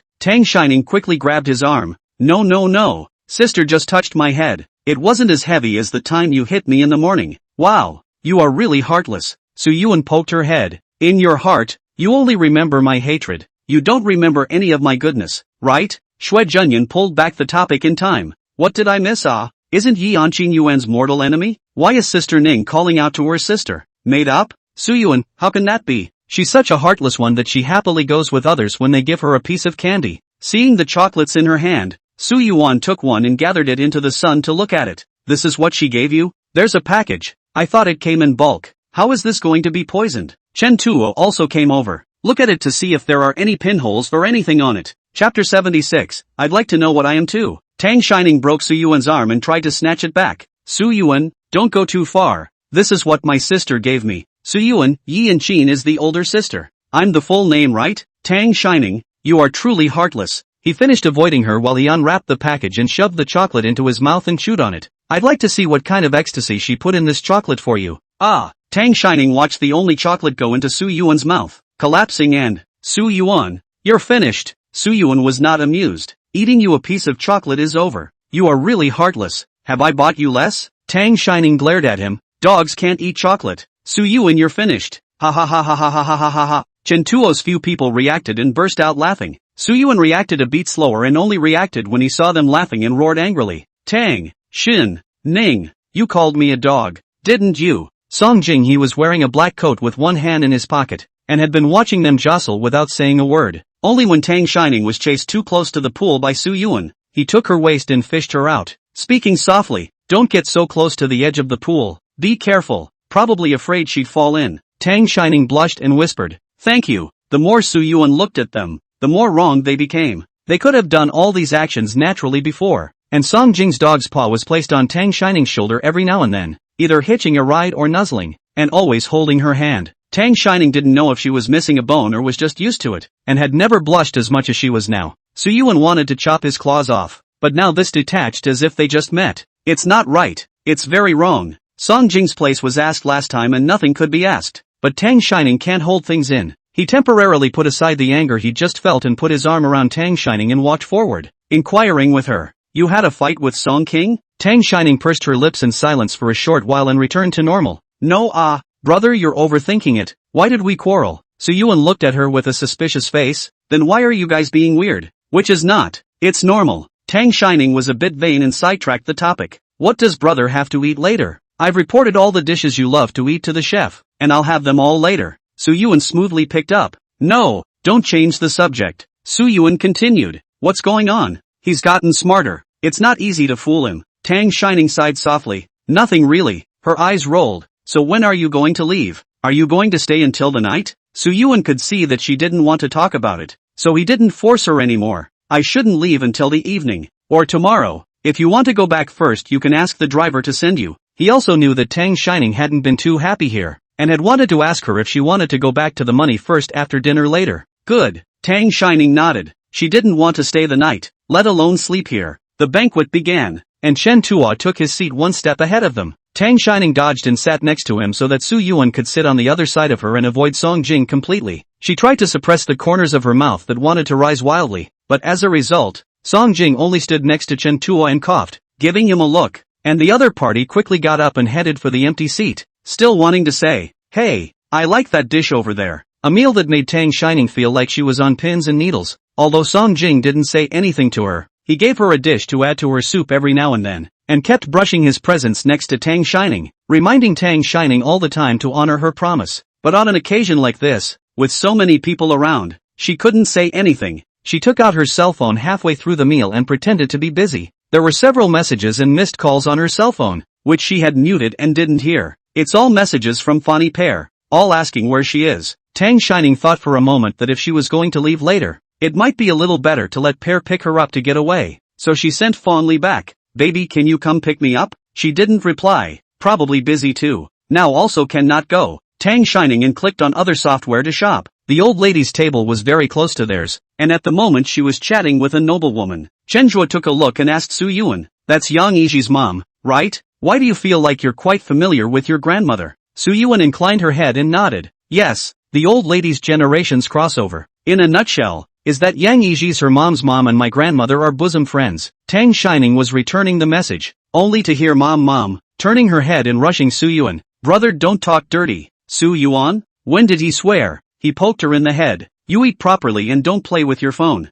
Song Jing vigorously slapped Su Yuan's hand. Can you stop doing it all the time? Su Yuan pulled Tang Shining to his side as he disliked him back with great displeasure. I'm talking to my sister. What are you? What's the point of interfering? Song Jing gave Tang Shining a cool look. Yeah, I also want to know what my status is. He's at it again. Tang Shining looked down, hating her face on the phone. Su Yuan gave Song Jing a disgusted look first. In the middle of the day. Less hair / asterisk asterisk asterisk asterisk to disgust us. Pulling Tang Shining's head up again. Are you getting that close to drill into it? Eat properly, and play with your cell phone later. Tang Shining didn't even know where to put her eyes, and replied in a small voice. Brother, I'm returning a message from Pear. Su Yuan didn't care about her anymore. Shenjua's side continued to ask. So is Yang E.G. here yet? It's been a long time since I've seen him. Mostly, I wanted to see if this one was missing an arm or a leg. Su Yuan shook his head. Not coming. For this kind of occasion. Unless his family is escorting him, he usually won't show up. Taku Chen, that's fine.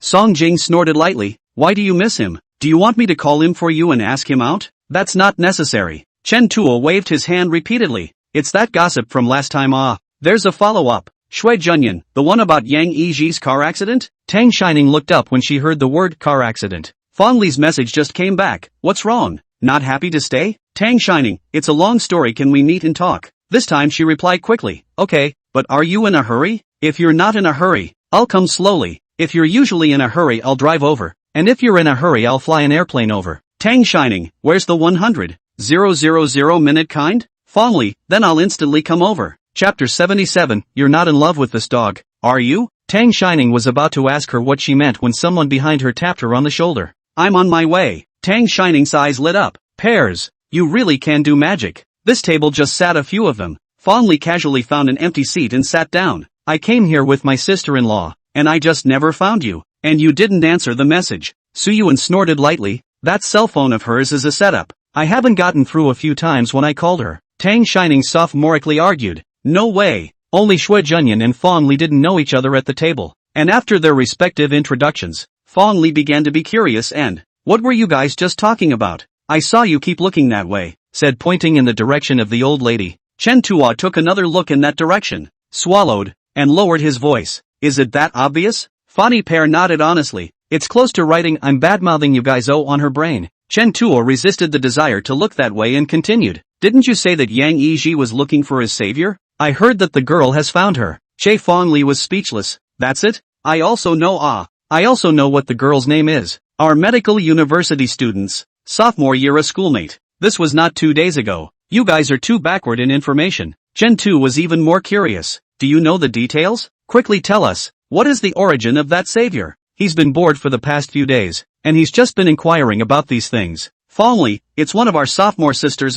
called Du Xin. Nothing to it. The family should be average. Before I ran into her to work in my cousin's bar to come. But what's that Jan guy's name? Chen Tu reminded. Yang Yiji, keep your voice down. Don't let them hear you. Yes, Yang Yiji. Fong Li lowered her voice and continued. He is quite good to that schoolmate. Now he brings her around every day. And spends money quite generously. I feel that now the schoolmate's whole temperament has changed. Completely like a new person. Chen Tuo continued to ask. Then do you know exactly what happened in that car accident? Fong Li thought for a moment. The version I heard was that on the first day of the National Day, near the snack street on Pingxi Road, Yang Yiji's sports car somehow lost its brakes and then crashed into a tree. Saying that at that time everyone was afraid that it was a bumper sticker, but Du Xian went over and helped him call an ambulance and alarm the police or something, and then saved him. Chen Zhuo tisk. It's really a beauty saving a hero. Shui Junyan gently knocked on the table, clenched his fist over his mouth and coughed out a reminder. Don't say it. I think they're looking over there. Tang Shining secretly turned to look, and Mrs. Yang over there, who was talking to the old lady, did look this way. The smile on Mrs. Yang's face also faded. Tang Shining felt that she had locked eyes with Mrs. Yang and turned back sheepishly. This person seems to really look like the noblewoman she saw when she left the hospital at that time. Fong Li and Chen Tuo were instantly silenced, bowing and pretending to be quails. Su Yuan Knight also felt not too good, and scolded Chen Zhuo in a low voice. Told you to keep your voice down. Taku Chen, holy, isn't that loud enough? They're having some kind of smooth ears, aren't they? Tang Shining just listened to the more and more familiar she felt, the same as what she experienced during the National Day. She came up next to Su Yuan and asked him in a low voice, Brother, where is Pinky Road? Su Yuan was embarrassed. Be quiet first. I'll tell you later. Song Jing gently pulled the person to his side and replied in a gentle tone. Pingxi Road is your home, out to the right to drive about half an hour location. There is a snack street. You've been there. Next time I'll take you with me. Tang Shining was silent for a moment. No need. She's already been there. They had just been talking as if it was really the same car accident she had been in. Suyuan stared at them for a while, suddenly thinking of a possibility. He coldly opened his mouth. Ning Pa, you're not in love with this dog, are you? Tang Shining was chewing something in her mouth. She choked on her words and coughed directly. Cough cough dash. Is this thread turning a little too fast? Song Jing smoothed her back with one hand and poured her a glass of water with the other. Take a drink. He also coldly glared at Suyuan. Can you stop being so startled and scaring her? Suyuan didn't treat him politely either. Snorting lightly. Your fickle look is even more frightening. Okay? He still hadn't let go of Tang Shining yet. Just say whether it's true or not. Don't play dead. He won't be able to sleep until he gets an answer today. Tang Shining's face turned red, not knowing whether she was coughing or ashamed. Brother, don't talk nonsense. No, not in love. Getting the desired answer. Suyuan was relieved. That's fine. I'm telling you, before you get into a relationship, the guy has to be brought to me so that I can check him out first. And you can only get into a relationship if I agree. You hear me? Tang Shining clasped her fingers together and nodded silently. I hear you. Suyuan lifted her head up and looked at Song Jing again as he continued. If you dare to secretly fall in love behind my back, I'll break your legs. After saying that, he added slyly, I'll break your boyfriend's legs too. Tang Shining touched her still alive leg, then looked at Song Jing's leg next to her, and nodded again. Fong Li's eyes darted between Song Jing and Tang Shining, as if she had missed something extraordinary, then began to frantically give Tang Shining a wink. Tang Shining also looked at her bitterly, then picked up her cell phone and messaged Fong Li. Pair, take me away. I really can't stay a moment longer. Fong Li, wait a minute. I want to think of a good excuse. I'll take you to elope later. Tang Shining, please. JPG. Fong Li stood up violently, dug in his pocket, and rushed Tang Shining. Ning Pa, when I helped the granny run the red light this morning, the granny forgot to return her dentures. Why don't you accompany me to return them? He said and actually pulled out what looked like a denture. Tang Shining. Ha? What kind of oddball could come up with such an excuse? And what's with carrying around dentures? Fong Li went straight to the side of Tang Shining and pulled her up with a hand. Come on. Granny can't eat without teeth. Tang Shining. Good. Before leaving, he also dully spoke to Suyuan. Brother, I'll leave first. I'll accompany Pair to return. False teeth. Fong Li didn't care if he agreed or not. Tang Shining was dragged away by her before her words even left her mouth. Fong Li was originally here to find Tang Shining, so she drove herself. It was only after getting into her car that Tang Shining felt alive and let out a long breath. Chapter 78. You're my favorite person right now. Fadi started the car and took the time to glance at her, laughing. What's wrong with this? You don't look like you've been to dinner. You look like you've just come out of a war. Tang Shining fastened her seatbelt and gripped the seat tightly. Almost there. The left-right kind of thing. She had been so focused on her classes the past few days that she hadn't even thought about that Song Jing thing. I was going to call Pair out yesterday and talk to her about it, but it turns out she had a full day of classes yesterday and even had a big one in the evening, so it dragged on until now. Fong Li is also curious. Hey, I also feel that the situation between you and Song Jing is a little bit not quite right. Oh, what is the situation? Quickly tell me. Tang Shining leaned back in disinterest. Find a place to talk slowly. It's really a long story. Okay. Fong Li nodded. Why don't we go to that bar my cousin owns? It's kind of fun. I wanted to take you there before. Yeah, she'd been curious about places to come to. But can I come in? Fong Li, oh yeah, you're still a month short. It's fine. I'll let him open a back door. It's not a big problem. She then suddenly thought, but you report to your brother first, or I'm afraid your brother will break my legs. Ha? Tang Shining wilted again. He definitely won't agree if I tell him. Fong Li also nodded. I also think, to no longer wait. Wait for the New Year's Day, I will take you again. At that time your birthday is also over. This time first to go to other places. No. Tang Shining sat up. Just go there. Curiosity had been piqued and she would keep thinking about it even if she didn't go today. Tang Shining took out her cell phone and first sent Suyuan, brother, then posted a bunny cute emoji. Try it first. On the other side after Tang Shining left, Chen Tuo pulled out his ears and asked in a bit of disbelief. Did I hear you right? My sister's friend just said, helping a grandmother run a red light? Xue Junyan added, and picked at someone's dentures. Song Jing snorted lightly. The little girl is not happy to play with you guys. Can't you see? No. Su Yuan took the cell phone, raised one finger and waved it from side to side. You guys are you guys and I'm me. Don't lump me in with you guys, okay? My sister just left here and messaged me and complimented me. he said, holding his cell phone up for them to see. As soon as his words fell, another message from Tang Shining was sent over. Tang Shining, brother, I think you're the best person. My favorite person right now is you. You're the best person in the world to me besides my mom. Song Jing's face grew darker and darker as he watched those messages she sent. So Yuan continued to fool around? You see, the bloodline thing is something that none of you can compare to, said Song Jing, fearing that he wouldn't be able to see it, and purposely waved it in front of his eyes. Song Jing's frown deepened as he blackened his face and Tang Shining's next message came in. Tang Shining, brother, can I go to the store owned by Cousin Pear to have some fun? What was sent? Su Yuan saw his face change, felt strange, took it over and laughed again. And, going out to play and still no to report to me. Look, how good my sister is and how she listens to me. As he said that, he gave her back a, go ahead, come home early. Oh, Song King, you let her go? Su Yuan, yeah, just going to my friend's brother's store to have some fun. What's wrong with that? I'm not the kind of parent who keeps their kids in captivity. Forget it, I don't blame you guys. You don't have a sister who doesn't understand. She's still in the rebellious stage now. She can't be controlled too tightly or she'll be prone to rebel. Chen Tu hissed, thinking, her friend's cousin. I think he just mentioned it in conversation, right? Owns what kind of store again? Song Jing said in a cold, word-for-word voice. Wine, bar. Su Yuan, what? Holy, this little brat is playing word games with me. What kind of store is a bar? Shui Junyan was also happy. Bars are also known as nightclubs. How can a nightclub not be considered a store? Su Yuan sent several messages over in a row, but Tang Shining stopped replying. He called her again, didn't answer. Chen Zhuo looked at him anxious, looked very incomprehensible. Sister, just go to a bar. You so anxious for what? Although the age is still small, but also went to college. You yourself just said,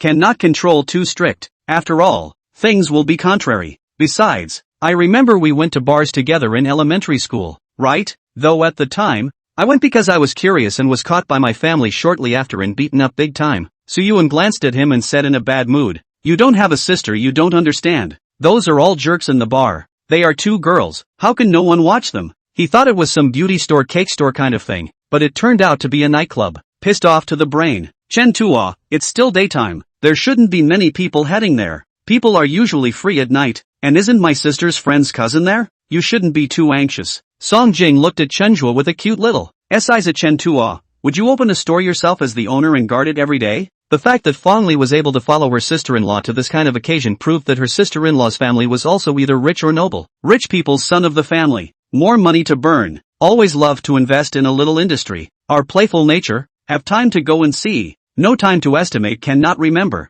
No one is going to sign in on time from 9 to 6 like a commuter. Chan Taku, makes sense. Song Jing asked Shui Junyan again, can you find out which bar it was? He knows more people and has more channels. Shui Junyan took out his cell phone. I'll ask. Tang Shining didn't look at her cell phone again after seeing Su Yuan's agreeable reply. At that time, if Su Yuan really knew that she went to a bar, she would show him the chat logs that he agreed to. As for what he said afterward, she didn't see it. Kudos for being resourceful. When Fanny heard that her brother had agreed, she drove straight to her cousin's bar. The name of the bar is Sleepless Night. The entrance was gilded, and the lights were on even though it was still dark, so it was obvious that the owner wasn't bad. The lights and greenery compared to the flower store next to it that had flowers of all colors and sizes. Tang Shining got out of the car and looked up for a moment to admire it, lamenting, is this the store run by a capitalist's child? It's rich just looking at it. There was no sound beside her, and Tang Shining turned to see that Fong Li was staring out at a car in the row behind her. Tang Shining went over and poked her in the arm.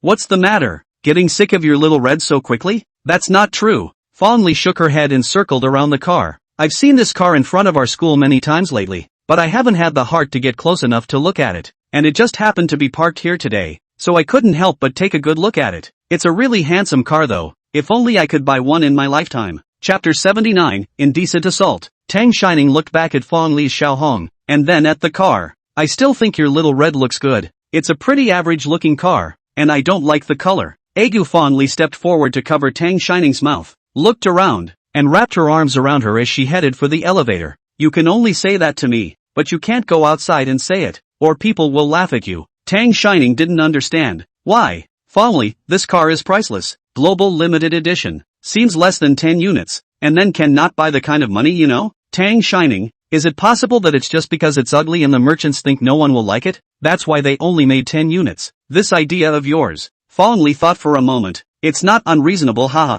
but just now that car is actually the one your brother and the others were talking about today. The one called Yang Yi. Lately he's been driving this car to pick up that schoolgirl called Du Xin. And just now I saw her head over to the car. Fong Li looked back again and added in a low voice. It feels like she even glanced at us. I guess she heard you say that car was ugly. Luckily we ran fast. Tang Shining didn't care, but spoke a little quieter and continued to mumble. It was already ugly, and even more expensive. The first floor of Sleepless Night is a dance floor deck and the second floor is a private room. Fong Li first took Tang Shining to sit over the bar for a while. Tang Shining looked at the men and women dancing close to each other on the dance floor, listened to the deafening music, and felt like television had shown into reality. It's just a lot of noise that hurts my brain. She turned her head back at the sight of some guy's hand already on a girl's hip, the girl smiling at him and her hand wrapping around the other's neck to start a passionate kiss. Non-respect. Fong Li also saw that the music was too loud. She approached Tang Shining's ear and smiled. In this place, it's all normal as long as it's consensual,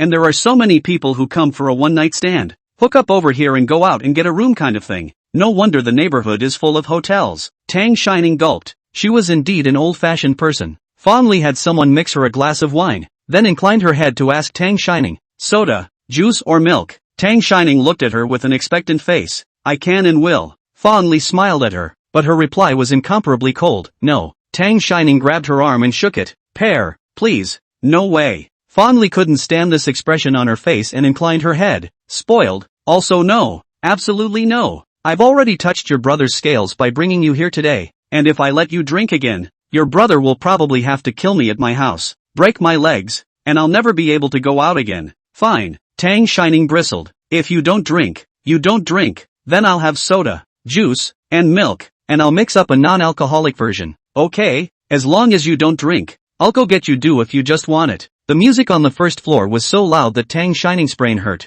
and Fong Li took her to the upstairs box. There's a box upstairs that my cousin keeps for himself. It's usually his friends, and they're not here today, so we'll go there and play. Tang Shining was still craving the glass of wine in Fong Li's hand. The color of that wine is beautifully blended, a gradient blue. The bottom of the glass says dark blue and gets lighter as you get further into the glass. It just looks so good. She stretched out a finger to negotiate with Fong Li. Pear, I'll just take a sip. If you don't say anything and I don't say anything, he definitely won't know. How do you think about this? Fong Li shook her head. No, paper can't wrap fire. My mom made me understand this from a young age. Tang Shining continued. Then can I just sip it and taste it? I've never even drank it before. I'm really curious. Please Pear. Someone in the corridor was coming from the opposite direction. Tang Shining was walking on her back, not paying attention, and Fong Li pulled her to the inside to shield her as she continued to shake her head. No. Waiting for the people to walk away, Fong Li came close to Tang Shining and whispered, I suspect that the one called Du Xin just now really heard you say that her gold master's car was ugly, and just kept looking at you when she passed by. Passing by? Tang Shining glanced back and saw a back. Is that the one just now? Fong Li followed suit and turned back, her chin lifting toward them. That big wave is Du Xin, and the one next to him in the burgundy shirt is Yang Yi. Maybe Du Xin told him off, and when he just passed by, he looked at you too. Tang Shining had been walking backwards, and with her attention on the glass of wine in Fong Li's hand, she hadn't seen their faces. Fong Li continued, scared the hell out of me. I thought they were just going to do it. Tang Shining frowned. No way. This little thing. They rich people should not be so careful, right? We all have different aesthetics. She can't stand in front of me and force me to say that the car is beautiful, right? But why the gold master and not the boyfriend? Their compartment was on the far side, and Fanny Pear let her in, explaining, anyway, that's what I heard them all say. Yang Yi didn't say if he was in a relationship or not, but he didn't lack anything for her either, and he's always bringing her around these days, like he's trying to bring her into the circle, and everyone just says he's the gold master. Oh right, Fong Li added. I've also heard that although this Yang Yiji's playing with women, it seems that he hasn't been heard of making girlfriends in a serious manner. They're all bedmates. She headed for the couch. I want to play with men too. I've been hooked on muscular men lately, but the ones around me are fine dogs. Tang Shining poked at her beautiful dream. If you dare to play with men, MS, Joe Manhwa will break your legs. Fong Li, that's right, so only serious relationships. Say, what's the deal with you and Song King? Being interrupted by Tang Shining, he almost forgot about the main event. It's a long story. Then take your time. Sis has all the time in the world. At the Su family's old mansion, Shui Junyan has found out Tang Shining's location, and Su Yuan is about to go to the bar to arrest her. Halfway there, the old lady stops me. Yuan, where are you going? The guests are still there. Su Yuan scratched his head with an annoyed expression. Grandma, I'm looking for Ning Ning for something. The smile on the old lady's face faded when she heard Tang Shining's name. Why are you looking for her? She's a grown-up and won't be lost. You stay here and stay well. Grandma's birthday, you're leaving so early. You don't take me seriously when you grow up, do you? Tang Shining is also really unintelligent. It's true that we didn't raise her on our own. There's no rules at all. She just leaves when she says she'll go. Grandma! Suyuan interrupted somewhat angrily as he saw her going further and further over the top. Fine. I won't say it. Say one sentence and you're protecting it like this. As she said this, she also greeted the rest of the group. Yuan, you and I will go and say hello to that mother-in-law over there. And you kids will also play here for a little longer. It's rare to come here. Suyuan sighed and compromised. Okay, you go over first, I'll come over later. Chapter 80, Familiar and Reliable. As soon as the old lady left, Suyuan hurriedly explained to Song Jing, you go and catch Tang Shining. If she doesn't want to come here, send her home. Chenjua silently spat with Shuejunyuan. Look at Suyuan, who usually always guards against brother Jing for fear of him abducting his sister. And now at a time like this, it's not like he's still asking for his help. And he's not even worried about us. Shuejunyuan pursed his lips, thought about it and still spoke. Is it possible that it's because although reliable but not familiar with my sister, not familiar with my sister and not reliable, only brother Jing, familiar with my sister and reliable. Chen Takuma ground his teeth and said angrily, why are you still personally attacking? Who is not reliable? I'm the most reliable. Okay. After retorting, he began to ask Suyuan, who had already finished explaining to Song Jing that he was leaving, do you think I'm reliable? Suyuan glanced at him without much expression. Don't you have any idea whether you are reliable or not? I don't even know what to say about you when you go out to play and lose your girlfriend. Chenjua was so angry at being exposed that he jumped to his feet. Suyuan, are you? What is it? Suyuan rolled up his sleeves and interrupted. Already annoyed and with no place to take it out, he continued, want to fight? Chenjua immediately changed his face when he saw that Song Jing and Shuejunyuan had already left, and there wasn't even anyone pulling the strings. Hey, how come? I was trying to tell you that I'll make sure to get my sister home safely, so don't worry. Suyuan snorted lightly, just don't help. With his soft ears, he can't stand up to a little pampering from Tang Shining when he's given the job to do, but this Song Jing doesn't seem to be able to hold up. Never mind, he at least has a sense of proportion. After Tang Shining and Fong Li finished talking about what had happened between them and Song Jing during this time, Fong Li looked at her with an I knew it look. I told you how Song Jing treats you differently. I felt he wasn't quite right before in Shitan. He was cold to everyone else, and only had a bit of a smile for you. She leaned in close and whispered. I had previously suspected that Song Jing was my Aunt Tang's illegitimate son and that you were his real sister. Ha! Tang Shining's brows furrowed. This brain circuit of yours is really mountainous. Fong Li cupped Tang Shining's face and rubbed it. So Ning Bao, Song Jing raised you as his daughter-in-law from a young age. Ha! I have to say he has a really good eye. You've really gotten more and more beautiful the older you've gotten. No, it's not. Tang Shining's face turned red at her words. They were all little kids before. How could they understand this thing? I feel like he just thinks I'm funny and teases me. Ning Pa. Fong Li sighed. It's true that you don't understand since you're a little kid, but Song Jing, he must have had some thoughts about you for a long time. And what do you mean by teasing you? You don't even know how likable you are. I don't know how many love letters I've received for you since I was a kid. Oh, right.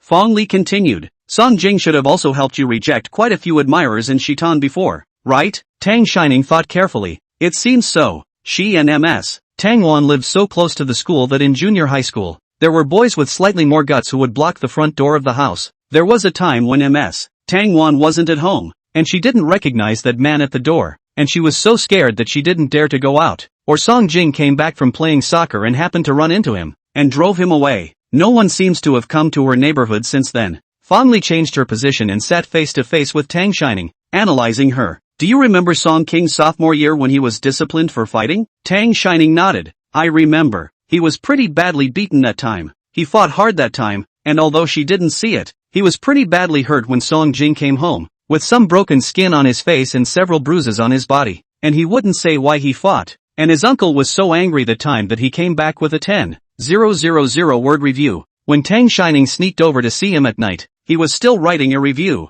and the injuries on his body hadn't been treated, so in the end it was Tang Shining who applied the medicine to him. Fong Li shook her head. Then it seems you don't know much. Did you say Song Jing was beaten badly? Tang Shining, yeah, he had injuries all over his face and body that time. Before Song Jing fought, even in group fights, he hadn't let himself get injured. Funny, but the other side were spitting blood from him, you know? No way. Fong Li's face was serious. It's true, I saw it with my own eyes. And come to think of it, that fight was probably because of you too. Tang Shining looked at her quizzically. Because of me? Why? Fong Li continued. That boy is a junior. Usually hang around. Always loved to provoke the girls. And then I went to inquire. He also played your idea. Just before you said that there is an unknown male. Thieves lewd. Auntie Tang is not in the time. Blocked to your house to go to the one. Seems to be him. When you think about it, are these two events close in time? Tang Shining thought for a while. It seems very close indeed. Fong Li had a look of realization. See, I was right,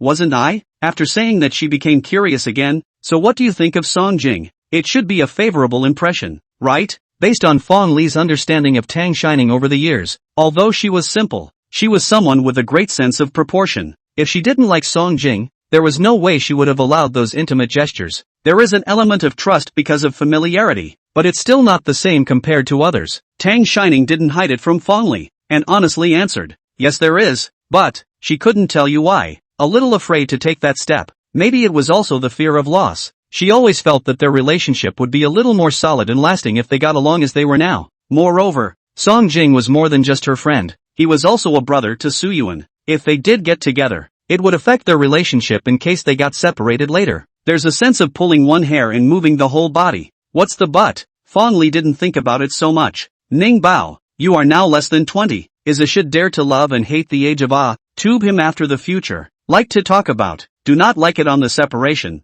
Meet a mutual like how not easy and not married you afraid of what? Even if it is married can also be separated Remember what Mr. Weisu said before school started. Don't be attached to or regret the past. The past is irretrievable. No matter how much you are attached to it or regret it, it's futile. Hearing this, Tang Shining couldn't help but think. So that's why you just broke up the day before the National Day. Went out on a trip and fell in love with another one. And came back and didn't break up again? Chapter 81 Changes. Fong Li started to be embarrassed. I'm talking about you. Why do you mention this to me? Besides, the man I met on the tour was too fine dog. I said I love muscular men lately. She quickly reacted and broke Tang Shining's face and asked, don't try to change the subject. When did you say you were planning to get together with your brother Song Jing? I'm still waiting for you to share your kissing experience. Think she started school until now. Boyfriend although already talked about too. But the largest scale is holding hands. Have not kissed it. Really thief curious. Tang Shining hesitated for a moment and asked her, didn't you and your boyfriends?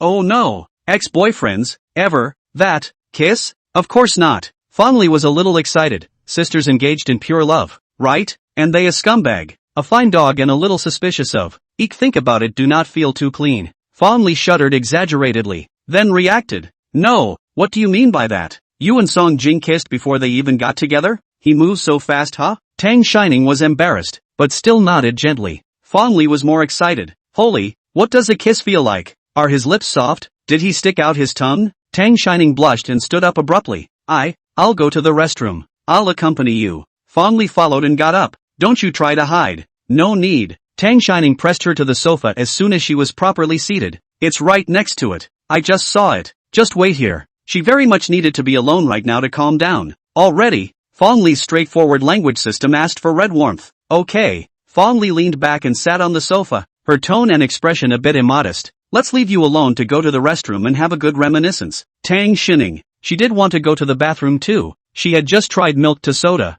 milk to juice, and soda to juice. The colors were a little strange, but it tasted fine. Now it feels like my stomach is full of water. There were a couple of girls in the doorway of the restroom touching up their makeup in the mirror, talking and laughing, so they should all be together. When Tang Shining came out of the restroom, there was only one person left outside. She washed her hands and was about to leave when the other man suddenly voiced, "It's been a long time." Tang Shining looked around. There was no one else, and only then did her gaze look at her. But this was someone she didn't recognize. "Are you talking to me?" The girl stared at her for a few seconds as if to see if she was faking. "You don't remember me?" Tang Shining looked at her again anew, still not impressed, and shook her head. "I'm sorry, do you have the wrong person?" The girl put down the bag in her hand, then pushed the slightly curled bangs to the front to block her forehead, and the big wavy long hair was also gathered together into a low ponytail. "So you can remember? We met on the first day of the 4th of July. Tang Shining carefully recognized it for a moment and spoke with some hesitation. "You're the girl who was studying medicine the other day, right?" The girl rearranged her hair and extended her hand towards her. "Hello, my name is Du Xin, a sophomore at Jinghe Medical University. Tang Shining also reached out to shake her hand and introduced herself. Hello, I'm a freshman at Kyowa University. Sorry, you've changed quite a bit. I didn't recognize you. She remembered that the girl was still a thick bangs, unpowdered look in a white tee with jeans, and now it was big waves in full makeup with a super short skirt. People, they sure are transient. If she hadn't greeted her just now, it was estimated that even if they ran into each other 100 times, Tang Shining wouldn't have connected the two together. Du Xian's face changed when she heard this, but she quickly returned to normal. You're a student of Jingha University? Then do you know Yang Yiji? Tang Shining, don't recognize it. The name had been mentioned a few times by Su Yuan and the others, but Tang Shining really didn't recognize it. Du Xian kept staring at Tang Shining's face and continued. He's the one you. No, I should say the one we saved on our national day. So, Tang Shining kind of disliked the look in her eyes. What are you trying to tell me? At first she was a bit unsure, thinking it was a coincidence that she met here, but now that she heard her mention all this, she did think that the other party had waited for her on purpose. Du Xian paused and continued to test her. Have you heard that Yang Yiji is looking for the person who took him to the hospital that day? Actually, if you want to say something or ask something, you can just say it, Tang Shining said directly. Fondly was still waiting for her alone in the box, and she didn't want to play word games here with someone she'd only met once. Du Xian re-swept her and smiled lightly. I'm trying to say that I'm now Yang Yiji's savior. Do you know what I mean? Tang Shining, if you're afraid that I'll run to him and expose you, then you can rest assured that I don't have that intention, and I have little interest in such things as being anyone's savior. She was only going up to save someone out of instinct, not thinking about what the person in the car would give her in the future. At the time, even if it was a cat or dog in the car, if it was a life, she would have lent a hand. And, Tang Shining continued, you did help out that day, too. Of course I know. Du Xian choked, and then her tone became a bit more assertive as well. So,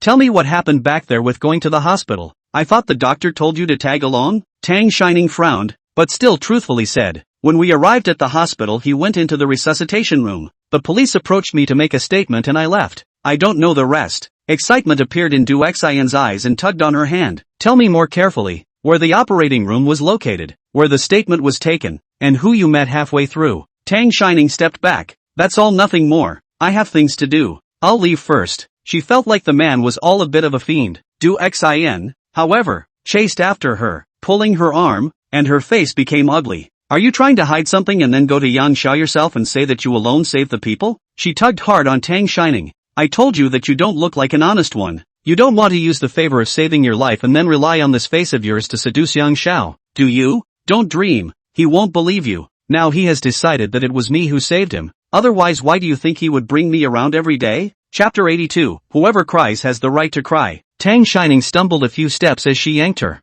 feeling a bit puzzled. That's your own idea. Don't force it on anyone else. And I'm under no obligation to tell you that. We're strangers who know names at best now. Don't even know which words are in each other's names. Not wanting to tangle with her any longer, she turned and walked away. Du Xian's afterglow saw several men and women come over in the corridor and rushed over to Tang Shining, whispering, you're the one who didn't know better first, so don't blame me, then grabbed her hand and screamed, what are you doing? Slammed himself into the wall of the hallway. Tang Shining's entire body was dumbfounded in place, not knowing what the current situation was. Until that group of men and women there are two girls rushed over, picking up Du Xian nervously. Xian, what's wrong with you? Sister Xian, your forehead is broken and bleeding. They then pointed the finger at Tang Shining. Why did you push her? Tang Shining stood back, still not quite understanding what exactly Du Xian was up to, but still calmly replied, he who claims, gives evidence. You first produce evidence that I pushed her. The girl who spoke visibly froze for a moment, and then responded with, before we came out, Xian was surrounded by only you. It wasn't you who pushed her, but also how else could she have fallen? Tang Shining, that's true, she hit herself. You're sick, who has nothing better to do than run themselves into a wall. It's not me who's sick. Tang Shining took out her cell phone. Since we all have our own reasons and can't break it up, let's just call the police. Du Xian's eyes flashed a trace of panic when she heard the word alarm. She didn't want to make too much of a fuss. She just wanted to teach her a lesson and let her know that she can't afford to be messed with in general right now. Tang Shining looked like a good girl, and she had just heard that it was the first time she had even come here, and that she had never drank a bartender, and she didn't recognize a luxury car. It meant the family was average, and she'd just give her some more money later and scare her into swallowing the 4th of July car accident in the meantime. Following Yang Yiji for the past few days, she always felt not quite at ease, afraid that this girl would suddenly come out and say that she was a fake. At that time at the scene of the accident she was actually very close to Yang Yiji, but the people around her were saying that it could be a bumper car, so she didn't quite dare to go forward. After all, if it was really bumper to bumper, that car of his didn't look cheap and she didn't have the money to pay for it. If she really wants to go through the legal process, she may not even be able to afford the legal fees. When she saw that someone had gone to the police first, and then one after another, she followed. Originally, she hadn't even taken this to heart, until I heard my roommate say that someone was looking for the person who was at the scene of the car accident on Pingxi Road, and that person was also a famous young master of a powerful family in Jingha. She moved because she needed the money, and she knew better than anyone how hard it was to live without it. Her roommate told her that this young master was not a good person and advised her to think twice. She didn't care. She was his savior and he sure as hell wasn't going to treat her poorly. When she really came to Yang Yiji, and he really gave her the one she wanted, she started to panic again, because the first one to come forward wasn't her. It was another person, the one now called Tang Shining, and she was afraid of her revealing it. It was hard to meet her today, so I wanted to solve this aftermath. It felt too good to become rich, and she didn't want to lose what she had now. But no police, that would be a pain in the ass. She winked at the two girls holding her up, and the girl in pink walked over to the two boys still watching and spoke pitifully. Brothers, aren't you going to help? Sister Xin is being bullied like this. If you guys don't care, then I'll go in and call for Yang to come out. The other girl in blue quickly stepped forward to try to grab Tang Shining's cell phone, which she avoided and pushed Tang Shining in annoyance. What are you doing? A female voice came from the doorway of the box not far away. Fong Li came over angrily, and pushed the blue dress with a forceful, "What the is wrong with you? What are you pushing her for?" Fong Li hadn't waited for Tang Shining to come back in the box, and fearing that she had gone to steal the wine and drink it herself, she thought to come out and look for it. As soon as she came out, she ended up seeing Tang Shining surrounded by several people, and one of the girls even made a move, and was so angry that she just used her full strength. The pink dress fell heavily directly to the floor. Fong Li pulled Tang Shining up and down and asked her with a frown, "No injuries?" Tang Shining shook her head. "It's just a little ways away. I can hear you when you yell. Why don't you yell me out?" Tang Shining held up her cell phone and waved it at her. "I was just about to call you." The two boys, seeing that they had made a move, also reacted and pointed at Tang Shining. "What are you doing? Obviously she pushed our sister Xin first. So, we do not hit the girls. You apologize, this matter is over." They were all only able to get into the circle and hook up with Yang Xiao through Du Xin in the past few days. If they don't protect Du Xin, if Yang Xiao finds out later, he probably won't bring them to play in the future. Pink Clothes got up from the ground and grimaced. "I want them to kneel and apologize." Hee Fong Li laughed softly. "How sister, if you out drinking forget to order peanuts, right? Can you find your home later if you drink like this? Turn right out of the door. Go ahead and there is a garbage station. That is your home. Don't go wrong." Tang Shining turned her back and silently gave her a thumbs up. She really admired Fong Li's mouth. Fong Li raised an eyebrow at her and continued, "I'm a person who doesn't pick people in a fight, no matter if it's a man or woman, or I can lay my hands on them. But apologizing for something we didn't do wrong is out of the question." Du Xin covered her forehead, her eyes brimming with tears. "Your friend has hurt me like this, and you're going to protect her indiscriminately?" Fong Li laughed again. "Your words are really funny. I don't protect her, do I protect you? Besides, if you say she did it, she did it? I also said you hit it yourself. Put away your penniless tears. This is not a world where whoever cries has the right to cry, and I won't be merciful when I beat you up later if you cry. You." Du Xin was cursed speechless. The two girls next to her started to rush the two boys. "Do it! What are you doing?" Fong Li carried Tang Shining backward and patted her on the shoulder. "You move back a little, don't hurt you." Tang Shining also instructed her. "Be careful." Fong Li disdainfully cut sound. "Rest assured, just these two thin arms and legs, and then 10 I can beat them down." Tang Shining stood to the side to prevent herself from dragging her down, giving Fong Li enough room to play. Fong Li's health was poor when she was a child, and she was sick with colds and flu, so her parents let her start practicing Muay Thai since she was a child in order to strengthen her body, and she learned it until her sophomore year of high school. School got more intense at the start of my senior year before I stopped going. Tang Shining also went along to practice for a few days, but she was afraid of pain, and after a few days of being beaten, she refused to go. Chapter 83, Will you turn around first? Those two boys were taken down by Fong Li in no time. Both of them were kicked and dropped to the ground, their faces white as they covered their stomachs. She rubbed her wrist and looked to the remaining three. So, are you guys on? If not, we're leaving." Seeing that the situation was not quite right, Pink Clothes stumbled and ran towards her compartment, and Du Xin couldn't even pull her back when she tried. She was afraid that Yang Yiji would recognize her when he saw Tang Shining. Fortunately, Fong Li wasn't one to get attached to a fight, and she pulled Tang Shining towards her own compartment. Fong Li's idea is that the girl also do not know whether to escape, or go to call someone. She is fine to have the ability to defend herself, but there are too many people are afraid of a real fight. There is no way to protect Tang Shining. On the other side of the corridor walked over a few people. It was Song Jing and the others, and one was Fong Li's cousin, Gao Gao, whom Tang Shining had seen a few times before in Shitong. Tang Shining held her breath as she swept past everyone's face, and after double-checking that there was no Su Yuan, she sighed in relief. It should be a coincidence. Maybe it's just a cousin who knows them and brought them along for the ride and isn't out to get her. The next second she saw the expressions of the 4 people in front of her change and, "Look out! Duck! Sister Ning, watch out behind you!" A few meters away, Song Jing rushed straight over and pulled Tang Shining into his arms, and she heard a muffled sound, and what sounded like a bottle breaking, as well as the wailing of one person. Tang Shining poked her head out of Song Jing's arms to look behind him. It was the 2 people who had just been knocked down by Fong Li, probably feeling humiliated plus unwilling, holding a bottle of wine that they didn't know where to get it from and trying to sneak up on them. Fong Li reacted by kicking one of them a few meters away, and then grabbed and kicked the one who had sneaked up on Tang Shining a few times, making sure that neither of them could get up before asking Tang Shining, "Nimbus, are you okay?" "I seem to be fine." Tang Shining looked at the shards of wine bottles on the ground and reached out to explore Song Jing's left arm. If she was right, it seemed to have smashed into this part of him. Song Jing frowned at the touch and his face went a few shades of white. Tang Shining quickly took her hand back. She froze in place, her eyes abruptly red, somewhat at a loss for words. "I'm sorry, how did you? It hurts, doesn't it?" What to do? They were clearly coming for her. It was supposed to hit her. "It's fine,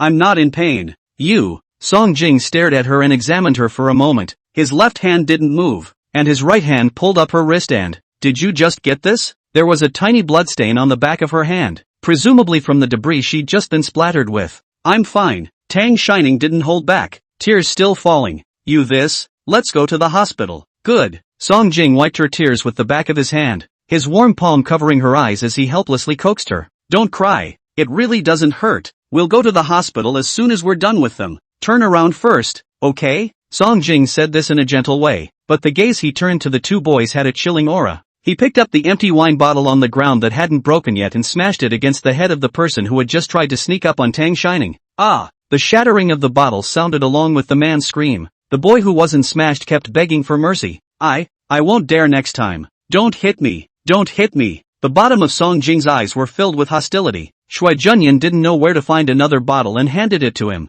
He raised his hand and smashed it again at the man begging for mercy. Both of those men covered their heads with pained expressions and screamed. Fong Li silently moved to Tang Shining's side and swallowed her saliva. "See, I told you he was a scary thief in a fight." She hadn't been in many fights, but she was used to fighting with her bare hands, and most of them had been small and had never seen blood. But Song Jing is different. He feels like he's putting people to death every time. Tang Shining didn't say anything and kept staring at Song Jing's left hand. After this operation, his left hand has not moved much. It seems that the injury is really quite serious. Du Xin and the girl in blue had been looking this way from a short distance away, and when she saw the 2 boys being irritated enough to try to sneak up with a bottle, she felt that things were starting to get out of control. She didn't want to make a big deal out of it so that if she couldn't solve it she would have to ask Yang Yiji to step in. Yang Yiji will definitely see Tang Shining. She only wanted to quietly silence Tang Shining's, but the 2 boys were moving too fast for her to stop them. Following that, a few more people appeared. The remaining 3 she didn't recognize,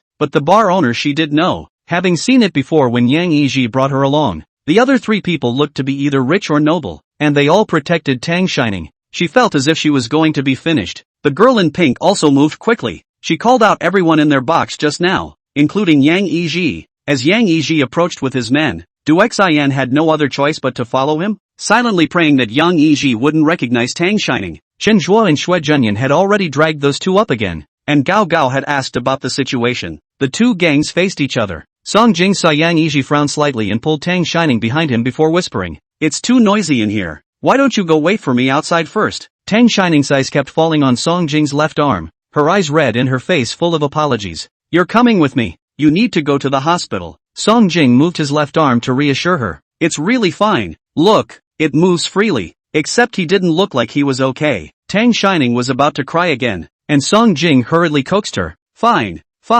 Let's go together later and settle this first." The girl in pink pointed at Tang Shining and complained to Yang Yiji. Yang, she's the one who pushed Sister Xin. The small wound on the back of Tang Shining's hand was still oozing blood. fondly noticed and drew a tissue to press it for Tang Shining, sniffing and about to retort for her. Tang Shining pressed her to shake her head at her. Song Jing didn't know what the condition of the injury on her arm was. There was no delay. She had to hurry to the hospital. She looked at Gao Gao and pointed to the surveillance road not far from the restroom. Cousin, can I trouble you to call up that CCTV? It should have captured it all just now. Whether I pushed her or she hit herself. We'll see. She and Gao Gao know each other. Before she went to Bang Ri's houses met a few times, always with Bang Ri called cousin. The crowd all looked over in the direction Tang Shining was pointing, and Du Xian's face went white. The reason why she blocked Tang Shining in the restroom was because she was afraid of being captured by the surveillance camera. But just now Tang Shining walked too fast. She chased her out to the corridor, and in the heat of the moment didn't think of the monitoring thing. Yang Yiji,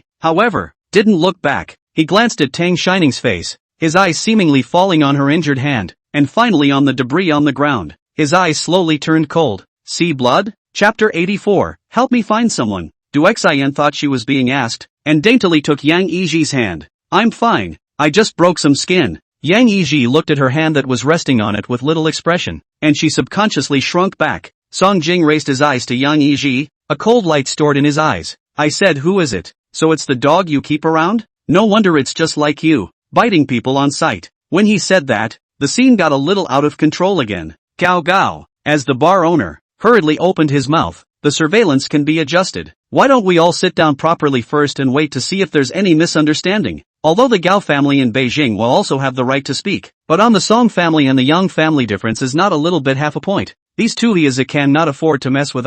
Although Gao Gao was a few years older than both of them, he had heard some of the feud between these two. He didn't care about it before. Although those second generation of Jing his bar were happy to come, Song Jing came less, but he didn't expect that he happened to bump into it today. More than that, I didn't expect it to still be in this condition. No need. Yang Yiji took a bottle of wine from the hands of the person behind him, and walked towards the two people who had just made a move, and were now sitting on the ground paralyzed and covering their heads. Did you guys just move? The two men, momentarily unsure of what the situation was, shivered and began to explain. Xin, say, they just bullied her. Yang Yiji didn't listen to their nonsense, and raised the bottle to smash at the hand of one of them. Song Jing sidestepped to block Tang Shining's line of sight. The man cried out in pain and curled up on the floor. The bottle didn't break, and Yang Yiji looked at the other man, who kept shrinking back in fear. And, Yang, I didn't touch them, let me go. Yang Yiji glanced behind him, and the ones who came out with him understood and also took a few steps forward to grab the man's hand. He smashed it again, and this time the bottle hit the floor and shattered. I don't know if it was intentional or not, but both times it hit the back of the hand position. Yang Yiji casually threw his hand away and took the wet wipes handed to him by the person beside him. His eyes crossed Song Jing's shoulders and landed on Tang Shining's. Well, are you satisfied with the outcome? Then he looked at Song Jing again. I was all in the box just now. I don't know about this, but it's really my people's problem, so I'll buy you guys a drink to apologize to you? Chen Zhuo gently touched Xue Junyan with his arm. What's wrong with this person? Shouldn't he be fighting? Has Yang Yiji changed his behavior? He lowered his sleeve down. He was ready to do battle. But it turned out that people didn't even want to fight? Shouldn't I? Xue Junyan inclined his head to look at Tang Shining. I don't know. Look again. Pink Clothes just saw Yang Yiji go over with a bottle of wine and also thought he was going to take it out for Du Xian. But what is it now? She opened her mouth somewhat undeterred. Yang, they started it. She took Du Xian's hand and lifted the broken hair on her forehead, revealing a red, swollen and blood-stained forehead. Look, Xian's forehead is hurt like this. Du Xian also showed a pitying look at the right time, silently shedding tears. Yang Yiji still looked at her with little expression, and his eyes were somewhat cold as he looked at the girl in pink. Just now my sister said that she hit herself. Are you guys deaf? The air was quiet for a moment, not only because of Yang Yiji's words, but also because of the sister he called out.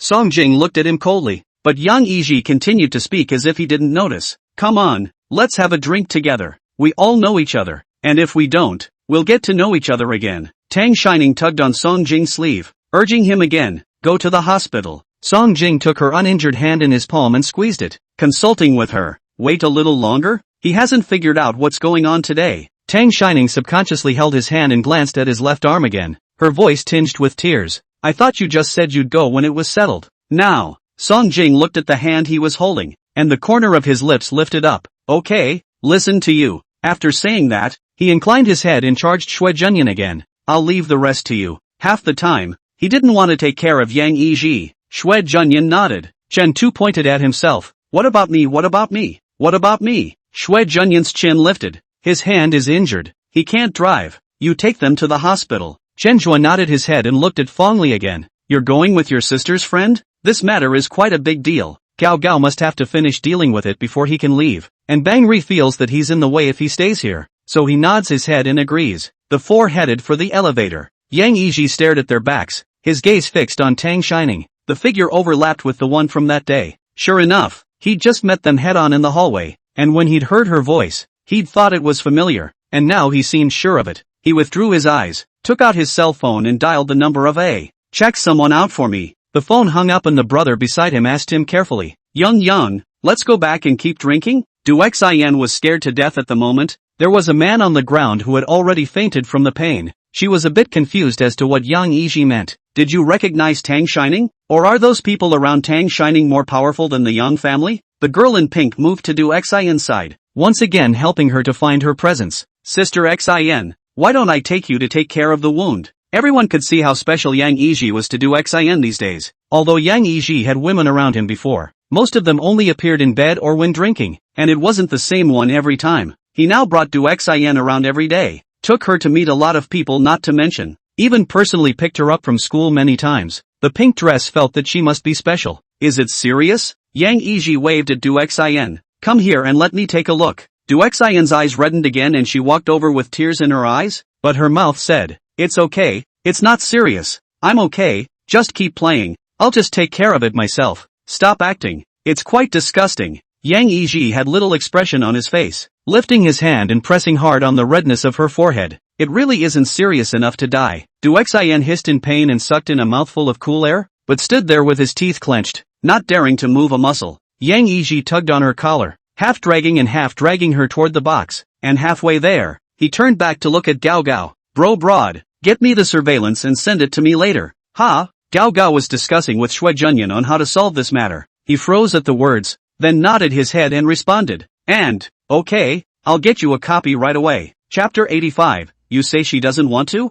Yang Yiji nodded towards Gao Gao. His eyes swept over the two girls in the pink and blue clothes. His tone grim. You two come in together too. Yes. They didn't dare to disobey him and shivered as they followed behind. Shue Junyan looked at Du Xin, who was finally sort of dragged into the box by Yang Yiji, and the doubts in his heart grew heavier and heavier. Isn't it a lifesaver? On the side, Gao Gao also lamented. It's really still cloudy. Just a few days ago he was taking it around, but now he's tired of it. Shue Junyan picked up his words. I also heard that this girl didn't say that she saved his life, and that Yang Yiji was treating her well? How come it's different from what I heard? Gakuk doesn't understand either. Maybe she thinks she's in big trouble with this today? Knowing that in previous years Yang Yiji himself fought with Song Jing and ended up being escorted to personally apologize to Song Jing, the people under his hand at this moment are still offending Song Jing without his knowledge, so I guess he's afraid of being told off by his family. Shue Junyan, maybe. Oh yeah. Bro, give me a copy of that surveillance as well. Let's keep a copy. Takakura nodded.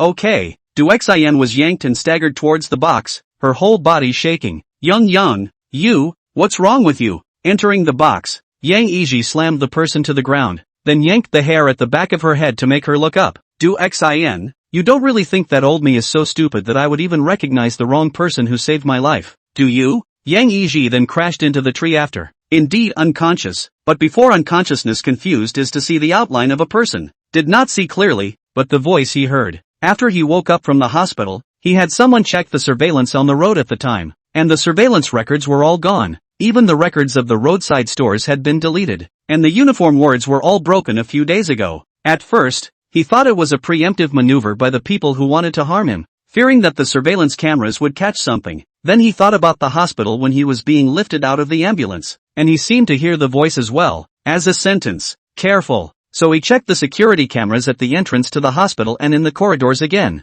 and he still hadn't seen who the man actually was. The one who could do all this and would go through with it. Yang Yiji certainly knew who it was. His mom who opened and closed her mouth for his sake, Menging. It made him more and more curious as to who the person who saved him was. What kind of person is it that MS Meng doesn't even want him to meet? That's why he purposely put out the word when he got out of the hospital to find the man who saved his life the day of the crash. Just then, Du Xin approached him. She could tell the situation that happened before and after the car, and could even describe in detail the situation when he was in the car. but Yang Yiji knew she wasn't the one. She may have been there at the time, but the first person to come up to his rescue, surely that one wasn't her. The voice wasn't right, and it didn't overlap with the blurry outline in his head, but he didn't reveal her, and deliberately led her on a flurry of activity. Sure enough, Ms. Menging, who was vacationing abroad, heard the news and flew directly back to China the next day, and came up to the door in a hurry, but she didn't say anything when she saw Du Xin, cared about him for a few moments, and then left directly. This made him even more certain that it wasn't Du Xin that day, and he became more and more curious about who that person was, so he still kept Du Xin with him, just thinking that if he encountered it one day, she must have seen that person before, and she could still recognize him then. I didn't expect to run into it today. He was now 100% certain that the girl who had just been there was the one who had saved him. Yang Yiji's eyes were cold as he looked at Du Xin on the ground. The irrelevant people in the box had already been cleared away by the people around Yang Yiji, and the ones left were all trustworthy. Du Xion's entire body shook even more at his low pressure. Yang, what do you mean by that? I don't understand. Don't understand? Yang Yiji casually took an already opened bottle of wine. Du Xian subconsciously raised her hand to block it. Don't hit me. Yang Yiji let out a light laugh, raised his hand to dislodge her hand, and slowly poured the bottle on her head with the mouth facing downwards. Don't worry, I'm not that rude and insulting to women. The bright red wine flowed down Du Xian's head, through her miserable face, and finally dripped onto her shoulder. Yang Yiji squeezed her shoulder's hand harder. Are you sober now? If you're not sober, I'll take you to the scene of the car accident at that time,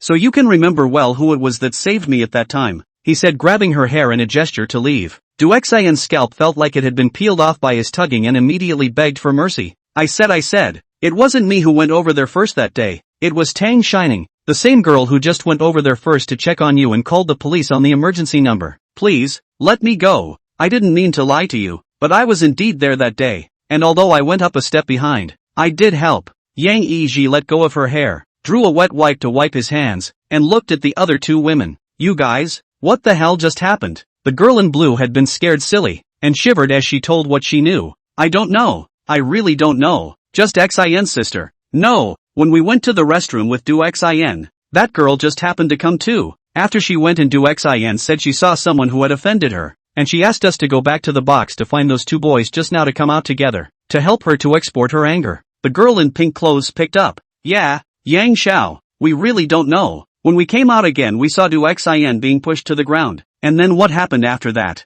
They also didn't expect that Du Xin was a fake, and the real owner was the girl they had just offended, the two who had been put on the spot. At the moment they couldn't wait to go up and give Du Xin 2 slaps on the back as well. Yang Yiji's eyes fell back to Du Xin and asked her, did she push? Then added somewhat impatiently, better, think carefully before answering, later when the surveillance is delivered. If it's different from what you said, you should know what your consequences will be. Du Xin shed silent tears. She didn't push me, I hit myself. Yang Yiji looked as if he had read her thoughts. You want to teach her a lesson, shut her up, and never appear in front of me? Du Xin closed her eyes, her fists propped up behind her clenched, still with that soft and weak look. Young, I didn't think so. I recognized her in the restroom, and was trying to persuade her to come with me to the box to meet you, but she didn't seem very willing. You're saying she's not willing? Yang Yiji's expression finally rippled a little. Chapter 86, just a friend's sister? Du Xin secretly sighed in relief. She had made the right bet, then continued. Yeah, I talked to her for a long time there in the restroom, saying that Yang you were looking for the person who had saved him at the scene of the car accident that day, but she said that she had heard about it and begged me not to tell her that the person who was at the scene that day was her, and it seemed like she was. Yang Yiji's eyes were fixed on her and asked, what does she seem to be? Du Xin reddened her eyes. She doesn't seem to be too keen on getting to know you. Seeing that Yang Yiji stopped talking, Du Xin spoke again. She came out of the restroom after she finished talking to me, but I knew that you wanted to find the person from that day, so I caught up with her, and then between the pulling and tugging, I accidentally hit the wall. The latter is just like what they just said. They came out just in time to see me on the ground and thought Tang Shining pushed me, so they wanted to take it out on me. Du Xin saw that his complexion had loosened up quite a bit again, straightened up a bit, and gently tugged at the corner of Yang Yiji's coat with her hand. Young, you were in a car accident at that time. Although I saw it later than Tang Shining, I also went over it the first time after I saw it. Evacuating the crowd as well as maintaining order before the police came were all things I was doing.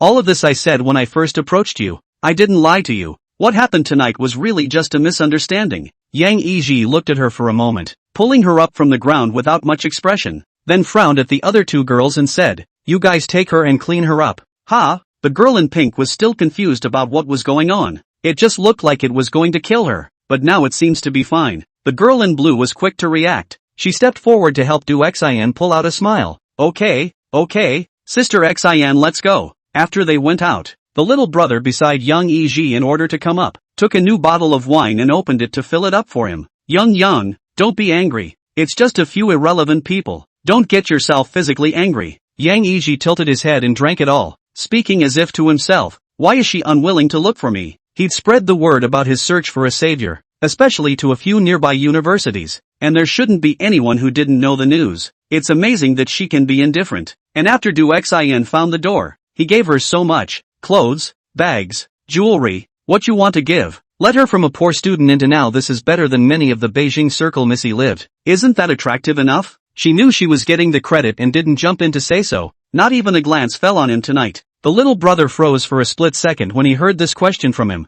and then carefully replied. Maybe they thought it was a show of hands and didn't take it too seriously? Another person replied, I just looked at the girl's dress. Looked not like in Du Xian. The same, ordinary people's children. I guess at that time to save you also did not think to return the favor, right? There is another possibility. The man hesitated to say. Yang Yiji's face was impatient. Speak. It's just that I see that girl is quite familiar with Song Jing and the others. And it's not like you've been feuding with Song Jing for a day or two. So I guess it's because they're telling her to stay away from you. When this came out, everyone began to agree, right? They feel especially good relationship. No chance of a bit of kinship. That sister looked at is also an obedient. The family brother have said not to let close to you. Surely they will not dare to recognize. Yang Yiji was silent for a moment. Is that so? It happened that the phone rang at that moment, and it was the person he had just asked to check Tang Shining's information. He headed for the box terrace. Find out? The man on the other end of the line didn't ink and started talking about the information he had found out. This Tang Shining is the daughter of Su Yu of the Su family in Jinghe.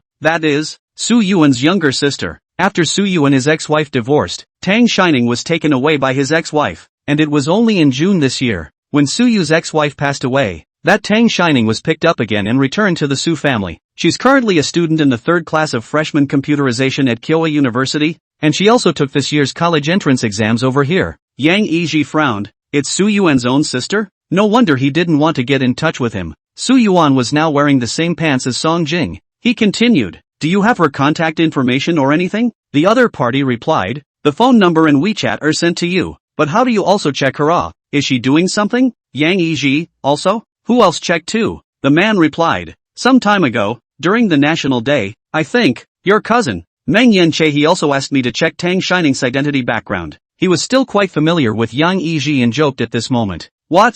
You two brothers can't be liking the same person, right? But this sister does look quite pure. Is too young, can only look and cannot eat. But your words, young? Yang Yiji interrupted. How old is she? The man looked at Tang Shining's enrollment information and said, December birthday yet? Let's see. This date just happens to be the winter solstice. This year's winter solstice is only 18. She seems to have skipped a grade in elementary school. Yang Yiji asked again. Why did Meng Yanche ask you to check on her before? I don't know. He didn't say, but I heard from his friends around him that he seems to be looking at it. But the girl has a boy around her who is very close to her, so he probably wants to know what kind of relationship the two of them have. Yang Yiji, that boy is Song Jing? Yes, that's him, the prince of Song family, the one who had a fight with you before, and that little girl's relationship is quite good. I see that the forum of Beijing Harvest University has a lot of people photographed the two of them together, and the photo is quite good. Send it to you to take a look at it? Yang Yiji continued. What is the relationship between Song Jing and Tang Shining? Do you know how they met?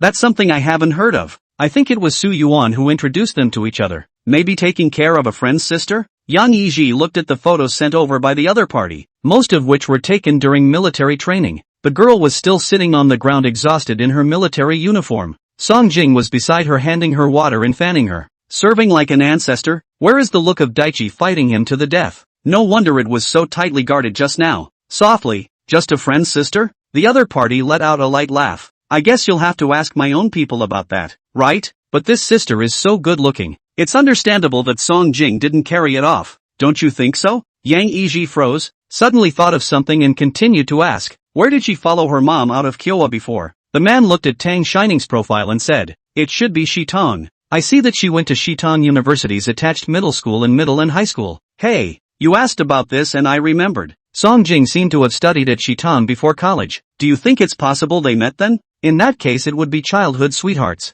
Yang Yiji interrupted him later. Is there anything else? That's all. Okay, hanging up. Chapter 87, I have experience. As Song Jing and the others came out of the bar and Chen Tuo drove over, Fan Li's eyes flicked over Tang Shining and Song Jing before she had the good sense to go to the passenger side. Tang Shining was nervous in her heart about the injury on Song Jing's arm and carefully helped Song Jing into the car. Song Jing looked at her hand holding his own and said, "Why is this so much like a girl serving her father?" Tang Shining moved and glared at him. After Song Jing frowned and sat down, he was about to move a bit inside, but she stopped him again. "You sit still and I'll go up the other side." Then and ran to the other side, opened the door and sat down. Chen Tuo watched some of her careful movements and joked as well. "Sister, you are indeed like taking care of your 80 or 90-year-old father who has trouble with his legs. Ah, who wouldn't look at you and compliment you on what a filial daughter you are?" Song Jing frowned and glared at him, and Chen Tuo immediately shut up. Tang Shining's eyes were still red at the moment, and when she heard Chen Zhuo's words, her heavy emotions recovered a bit. "This is what I should do. After all, brother Song Jing was injured because of me." Song Jing flexed his fingers and rubbed the ends of her eyes. "Comforting. I'm really fine. It's just a small injury. It'll be fine in a few days." Tang Shining nodded, but in her heart she knew it couldn't be a minor injury. Those two were beaten by Fan Li. The heart is to hold their anger. To them must be dead hand, and that bottle are broken Song Jing body. Fan Li spoke with some embarrassment in the front row. "It's all my fault. I should have known that I should have knocked them out before leaving." Chen Tuo asked with some surprise, "Did you inflict the injuries on them?" Before Song Jing made her move, Chen Tuo had noticed the bruises on the faces of those two men. He thought at the time that those two men were the kind of jerks, the kind who fought outside every day, but he didn't realize that she was the one who hit them. Fan Li pursed her lips and replied, "Well, it's kind of a small way of disciplining them. When she punched someone, she avoided the vitals, and although it hurt a little, if things got serious and had to be examined for injuries, it would be considered a minor injury at most, and then she would be considered self-defense at most. These are all tricks she's been learning for quite some time now." Those blows to the face were their own ungrateful attempts to come at her fists, and it wasn't her fault. When they arrived at the hospital, Tang Shining opened the car door and ran towards Song Jing's end. This time he drove the door down himself instead. Let's just say he doesn't have a fetish for being someone's dad, especially her dad. Tang Shining looked at the time and said to Fan Li, "Pair, don't you have to do group work with your classmates early tomorrow morning? Now that your dormitory is about to lock up, you should go back first. You won't be able to return if you're late." Song Jing sniffed and kicked Chen Zhuo as well. "You give her a ride. It's not too safe for her to be a girl in the middle of the night." Tang Shining also thought of this and turned her head to please him. "Brother Chen Tuo, please." Chen Tuo wasn't unwilling. It's just that with him gone, that left Tang Shining and Song Jing. "Can you two make it?" Tang Shining nodded, then went over and held Song Jing's arm. "Don't worry, I have experience." Before Tang Wan's body was so serious that she could only stay in bed for those few days. Everyone had a job and couldn't stay at the hospital all the time. Tang Wan wasn't allowed to inform Suyu and the others either, and everything was solved by Tang Shining alone. Song Jing was stunned for a moment, putting his hand on Tang Shining's shoulder and wrapping it around. "Go on, you won't make it later." Chen Tu then nodded. "Alright, then I'll send this sister back first and come back later." After Chen Tuo sent the person back to school, he thought about it and called Suyuan. Suyuan didn't know if he was busy or what he was doing. The ringtone rang for a long time before he answered it, sounding like he had just woken up. "No, dude, you started your pregnancy today? Sleeping in that early?" Suyuan was already annoyed at being woken up, and his voice was tinged with anger when he sniffed. "Yes, prepare to give you a father. You guys left the old man with those uncles and uncles drink until 7 o'clock in the evening. This is just more than 3 hours of sleep, and then you woke up." He got angrier and angrier. "Why the are you calling me at? You better have something important to ask me, or I'll beat the out of you and you'll never get pregnant." Chen Tuahihihi laughed a few times. "Nothing how I will call you. Is that we are not to go to the night sleepless to pick up the sister home well?" This side of the incident. Suyuan immediately got energized upon hearing this. "What is it? Is Ning Bao alright?" Chen Tuo told him the ones he knew and then picked up. "I guess I'll have to ask my sister about the rest. Do you want to come over?" "Okay." The sound of rustling out of bed came from Suyuan's side. "Where are you now? Come over and pick me up. The drivers at home have gone to see off the guests." Chen Tuo snorted lightly. "Each and every one of these are really treating me like a driver, aren't they?" Finished with a resigned, "Okay, be right there." On the hospital side, Tang Shining told Song Jing to sit and wait for her in the waiting hall, and went to register and get her number herself. Song Jing watched as Tang Shining first went to look at the map, and then began to very methodically busy herself with one thing after another. Suddenly thinking of what she had just said when she was at the hospital entrance, she had experience. When Ms. Tang was sick in June, she was also the one who was busy. I think. His eyes flushed with heat, then he got up and stood next to Tang Shining, fishing for her wrist with his uninjured hand. Tang Shining stared down at the two men's hands for a moment, then looked up and asked him, "Didn't I tell you to sit there and wait for me? It'll be done here in a minute." Song Jing stuffed her hands together into his pocket to warm them. Sitting alone is boring. Let's row together. In fact, the injury on his arm he felt wasn't a big problem, and he'd be fine in a few days after applying some medicine. But Tang Shining was uneasy and insisted on coming to the hospital to take a look. So in order to put her mind at ease and feel less guilty, he obediently came. In the end, I don't know which leader of the hospital recognized the Song family's crown prince, and a group of people came in vast numbers to give him the green light. Soon know the result. His injury in the shoulder a little below, look a little serious, but did not hurt the bone. The doctor gave medicine, followed by a few words of caution. In a small consultation room, doctors in white coats were administering medicine to Song Jing, and there were 7 or 8 people surrounding them, all of whom didn't dare to make a sound. Tang Shining, afraid that she would get in the way, hid in the corner, holding her cell phone and memorizing the precautions the doctor said. When Song Jing got dressed and got up, he walked through those people to Tang Shining, looked down at her cell phone for a few seconds, saw that she remembered to concentrate, and patted her on the head. "I told you it was nothing, right? Relieved now?" Chapter 88, Only for your sister? Tang Shining nodded, thinking of the somewhat swollen injury, and asked the doctor again, "Will it really heal with medicine? Will it be worse tomorrow?" The leaders in the room immediately rushed to the hospital when they heard that the Song family's crown prince was injured and came to the hospital at that time. This hospital was also a Song family property, and had been given to Song Jing's third uncle to take care of, but he happened to be away on an exchange trip recently. Just now everyone was so worried about his injury that they didn't even notice this little girl who accompanied him, and now that they heard her concern, one of the middle-aged men in a suit softly suggested, "How about hospitalization for observation?" "No need." "Yes." Tang Shining frowned at Song Jing. The middle-aged man, who didn't know who to listen to, asked in a small voice, "So is it a live-in or a live-out?" Tang Shining gently tugged at the corner of his shirt, and Song Jing sighed helplessly. Listen to her. When Su Yuan and Chen Zhuo arrived, Tang Shining was holding the medicine prescribed by the doctor and reading the instructions for use. "It's all topical ointment to reduce swelling and pain." "Ning Pa, how are you? Not hurt, right?" Su Yuan's anxious voice came in from the corridor. Chen Tu panted and wailed after him. "I've said it 800 times. Ning Ning's sister isn't hurt or injured. Did you forget your ears and brain at home and didn't bring them here?" Su Yuan pulled Tang Shining up and down to look at her before she felt relieved. "Just don't get hurt." When Tang Xiaoning heard Su Yuan's familiar voice, her heart flooded with another wave of aggression, but she couldn't cry when she saw his hairstyle. "Brother, your hair, did you get farted on the way here?" His hair was a mess now, and the back of his headpiece had blown right off. Chen Zhuo directly exploded with laughter when he heard Tang Shining's description. I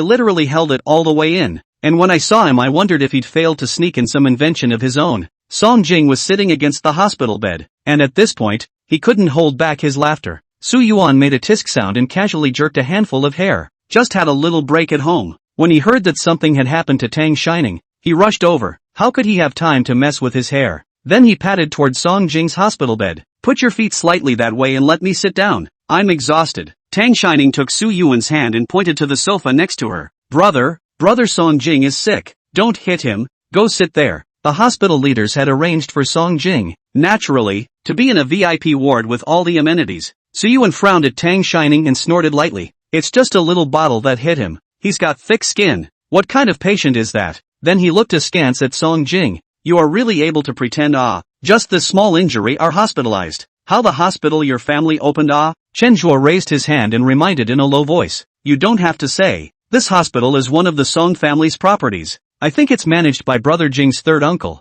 right?" Song Jing nodded. "Su Yuan, Tang Shining, brother Song Jing was injured to save me. Don't talk about him like that. I'm the one who said hospitalization as well. I'm afraid his injuries will be worse tomorrow." Stop. She said this in such a way that Su Yuan couldn't listen to her anymore. "Ning Bao, don't be fooled by him. He fought with someone during military training before. He bled. I said to bring him to the hospital to take a look. He just went to the school infirmary to get rid of a poison and said it was fine. He's fooling you. Tang Shining looked back at Song Jing, and the other party stared at her as well, as if trying to figure out what she was going to say. No, brother. Tang Shining went over and pointed at Song Jing's shoulder position. I saw it all just now when the doctor was applying the medicine. This place, it's swollen up. It's especially horrible. It's not faked. Suyuan glanced at the location and frowned. How do you put medicine on that location? Tang Shining didn't understand why he asked, but still said honestly, it's just undressing and then the doctor gives him. You're still staring at people when they're undressed? Suyuan felt his brain hurt again. You're staring at a grown man's naked body? Tang Shining, you're a girl. You have to avoid suspicion, do you understand? Chenju was also happy and asked Tang Shining with a smile. Did you see Brother Jing naked? Did you get a good look? Does Brother King have abs? How many? She had just been shocked by Song Jing's injuries, not expecting this layer, and after listening to Suyuan and Chenju's words, she began to red warm. No, didn't look, not naked, just took my top off. Song Jing watched the fun and humorously picked up the conversation. What else do you want to see taken off? Tang Shining turned her head and stared at him with a complicated look on her face. No, not trying to get off. Suyuan picked up an orange on the table and threw it over. Be normal, don't flirt, and don't scare my sister. It's not serious. Chen Tuo also stepped forward and tugged on Song Jing's collar. Brother Jing, I've never even seen you naked. No, I don't even know how your injuries are. Why don't you take it off and show me too? Song Jing laughed and scolded. Get lost. Chen Tuo smiled again and sat back down. Brother Jing is so petty. Only for my sister. Ha, Tang Shining added in a whisper. There were 7 or 8 other doctors who just looked at, as well. Suyuan leaned back on the sofa and pressed his brow. The girl, worried, so sad. Shui Zhenyan had also come over after handling the bar and raised an eyebrow when he saw Song Jing lying on the bed. That bad? Song Jing glanced at Tang Shining and asked him, how's it going? Shui Zhenyan realized, so he was coaxing his sister. It's taken care of, and I made a copy of the bar surveillance to keep in case it's useful later. He then looked at Tang Shining and asked about his doubts for the night. Does Sister Ningning know Yang Yiji? Tang Shining bowed her head and clasped her palms. Recognize and don't recognize. Song Jing lowered his eyes and quietly stared at Tang Shining. Suyuan was also anxious. No, what do you mean by that? How do you know him? Tang Shining, it's a long story. Suyuan pulled her over and pressed her to sit on the sofa, then speak slowly and carefully. In Jinghe, the last person Suyuan wanted her to get involved with was Yang Yiji. The reason for this, besides Yang Yiji's own complicated private life, is that none of those elders of the Yang family are oil lamps. Tang Shining pursed her lips and tried to phrase it. It's that Yang Yiji car accident you've been talking about lately. I actually helped him call the police for an ambulance,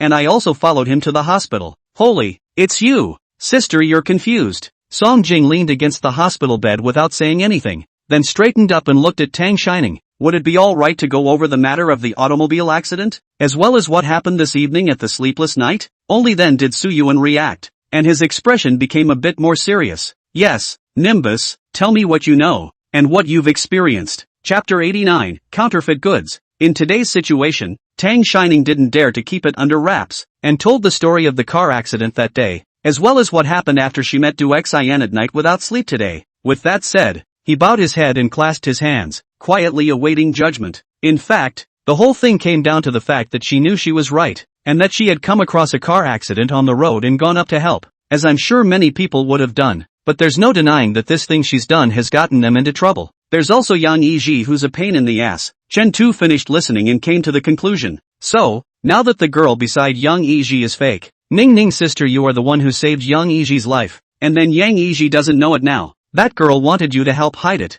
and then didn't talk about it before she became annoyed and took action against you. Is that what it means? Not? Tang Shining nodded. That's pretty much it. Suyuan slapped the armrest of the sofa hard. Ning Bao, why didn't you tell me about such a big thing before? Tang Shining shivered in shock. Brother, don't come so suddenly. You're scaring me. She almost thought Suyuan was going to hit her with his hands. That's to say, can you not be so startled at night? Chen Tu also covered his heart and rolled his eyes towards Suyuan. I thought there was an earthquake. Suyuan's own hand was numb from the shock, and she glared at Chen Tua at the words. You stay out of it. But the tone did slow down quite a bit. Ning Pe is such a big deal. How come I haven't heard you talk about it before? Tang Shining deflated her mouth, a face of aggrieved. I also only know who that person is today. And I don't know him. Is that the place where he got into a car accident just happened to be next to me? By the way, to call the police just, how do I have to think so much? Song Jing thought about what she said today at the old Su family mansion. So that's why you asked about Ping Shi Lu today? Right. Tang Shining nodded. When I heard Pear finish today, I thought it was a bit similar to what I experienced. So I asked, and I didn't realize it was really that car accident. Chentaku suddenly laughed, and several people in the ward looked at him strangely. Song Jing looked at him askance. Why don't I hook you up too? The man looks very sick. Chen Tuo waved his hand. No. I just think it's funny. You guys see that Yang Yiji is usually very smart. Now he can even recognize the wrong person who saved his life. And he even brought this fake product to flaunt. Don't you guys think it's funny? In that case, Su Yuan said. From what Ning Bao just said, Yang Yiji really doesn't know that person is her yet. And the woman who's by Yang Yiji's side right now definitely won't reveal herself either. Nimbus, have you told anyone else about this? No. Tang Shining shook her head. I didn't tell anyone, just you guys today. Mainly it's kind of weird to go around talking about it. Su Yuan spat out first. You have a tight mouth at this time. Tang Shining drummed her face and shook her head at him. Su Yuan, alright, you don't fool around. Don't tell anyone about this in the future. Our family doesn't like Yang Yiji's little favor, but when it comes to him, it's not that easy to get rid of him. Chen Zhuo also picked up. Right, sister, you better not get involved with Yang Yiji, he's not a very good person. Tang Shining nodded approvingly. I've heard them talk before, and because I've never seen them, I don't think it's anything, but today she was seeing the other side do it. Although Song Jing had also made a move, he had done it to take it out on her, and the two people who wanted to beat her up could be Yang Yiji's own people, and he even picked up the bottle and smashed it, without the slightest hesitation. It means the person doesn't take them seriously at all. And Du Xian's forehead was hurt like that and he didn't say a word of concern. People who didn't even protect their own people didn't look good to her either. Song Jing was silent and didn't say anything. Shui Zhenyan thought of Yang Yiji's attitude towards Du Xian after they left and spoke thoughtfully. I feel as if Yang Yiji knew that the one who saved him was Sister Ning. What? Several people looked at him at the same time. Shui Zhenyan continued. I don't know if you guys noticed, but after Yang Yiji came out of the box, he looked at Ning Ning's sister several times. Hey, this Chen Tu interrupted. Just that colorful man of his. It's normal to see a beautiful woman and not be able to walk. Su Yuan picked up a pillow and smashed it over. Speak civilized. Again, he said to Shui Zhenyan. Zhenyan, go on. Shui Zhenyan, also before he made a move on those two, he first looked at the injury on Ning Ning's sister's hand, and then smashed the hands of those two as well, and it was pretty much the same position on his right hand. Su Yuan, Ning Pei is injured? He glared at Chen Tuo again. I thought you said you weren't hurt? Chen Tuo scratched his head. No, wasn't that bottle blocked by Brother Jing? Was it before we came? Tang Shining paused slightly and slowly raised her right hand. It's just a little scratched by the debris. Her hand was white and slender with a band-aid on the tiger's mouth. Or Song Jing had just put it on her. In that case, Chen Tuo looked at the location of her injuries. Yang Yiji did seem to have smashed both of them at the location of those two men's tigers' mouths. At that time, he thought that Yang Yiji had drunk too much and his accuracy was not good. Tang Shining scratched her neck. No way. How did he know it was me? He was unconscious when I went over. Song Jing looked at her confused face and said towards Shui Zhenyan. Anything else? Shui Zhenyan, after you guys left, Yang Yiji practically dragged the one called Du Xian into the box. Not at all as protective as he said before. Holy, Chen Zhuo said. He's not taking it out on Sister Ning Ning, is he? Several people's icy eyes landed on him again. It's just my guess. Chen Taku made a zipper movement on his lips. I'll shut up. Okay, but sister, you remember well next time you go out you cannot blindly save people. Tang Shining had also heard them talk about those deeds of Yang Yiji during this period of time, and now she felt guilty as hell in her heart. Brother, am I giving you trouble? Although she didn't want to, but this thing is really because of him. Today also let Song Jing hurt. Ouch, ouch, agu. Several pillows slammed into Chen Tuo. If it wasn't for the fact that Tang Shining was still around right now, Su Yuan would have wanted to sew Chen Zhuo's mouth shut.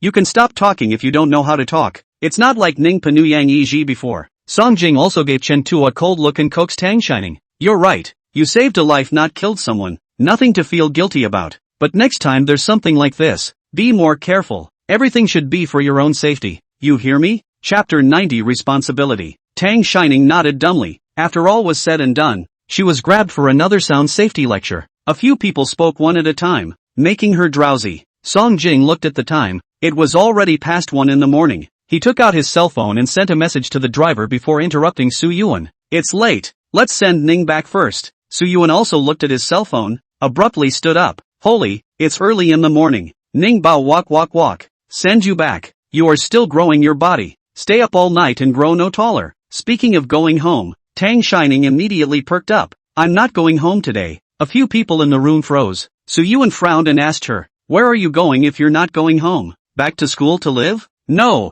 Tang Shining got up and headed over to Song Jing's hospital bed. "I have to take care of brother Song Jing here." The air was quiet again. "What did you say you were going to do?" Su Yuan's face darkened with anger, and her eyes turned cold as she looked at Song Jing. "You let her stay and take care of you?" It looked as if Song Jing could go up and strangle him with a slight nod of his head. Song Jing rubbed his nose, though he hadn't said this. He was inexplicably vain. Tang Shining answered for him, "No, brother Song Jing didn't say, but he was injured because of me, so I have to be responsible." "Responsible?" Chen Zhuo's eyes were meaningful. "Sister Ning Ning is responsible for brother Jing?" The corner of Su Yuan's mouth tugged as he rushed at Chen Zhuo's calf and kicked it. "Shut the hell up." Then he said to Tang Xiaoning, "He's neither dead nor disabled, so what responsibility do you need to take? Listen to your brother and obediently go home with him. There's only one bed in this ward, so if you really stay, you'll have to sleep on the couch." Song Jing would like to leave the bed for her to sleep in, but she probably wouldn't, so he had no intention of asking her to stay. "Ning, go back. I'm really fine. You're still considered a person." Su Yuan glanced at Song Jing and pulled Tang Shining. "Look, he said he doesn't need you. Go go go. We're going home." "Don't." Tang Shining was also stubborn. Originally, she had hospitalized Song Jing just to observe him for a bit longer, in case something really happened and there was no one around. How tragic. She broke away from Su Yuan's hand and put her hand behind her to hide it. Su Yuan was so angry that she closed her eyes and let out a heavy breath. Okay, you go back. I'll keep watch here. I'll be the caretaker for your brother Song Jing. Do you think that's okay?" He covered his chest and stumbled a few steps in a very exaggerated manner. "No, register me as well and add a bed for me next to Song Jing. I feel like my heart is hurting, my liver is hurting, and my brain is hurting." Tang Shining was very insightful and went up to hold him, saying with a small, serious face, "Then I'll stay and take care of you too." Song Jing had a smile on his lips and gently advised her, "You'll be better off if you go back to your brother. The driver is already waiting outside.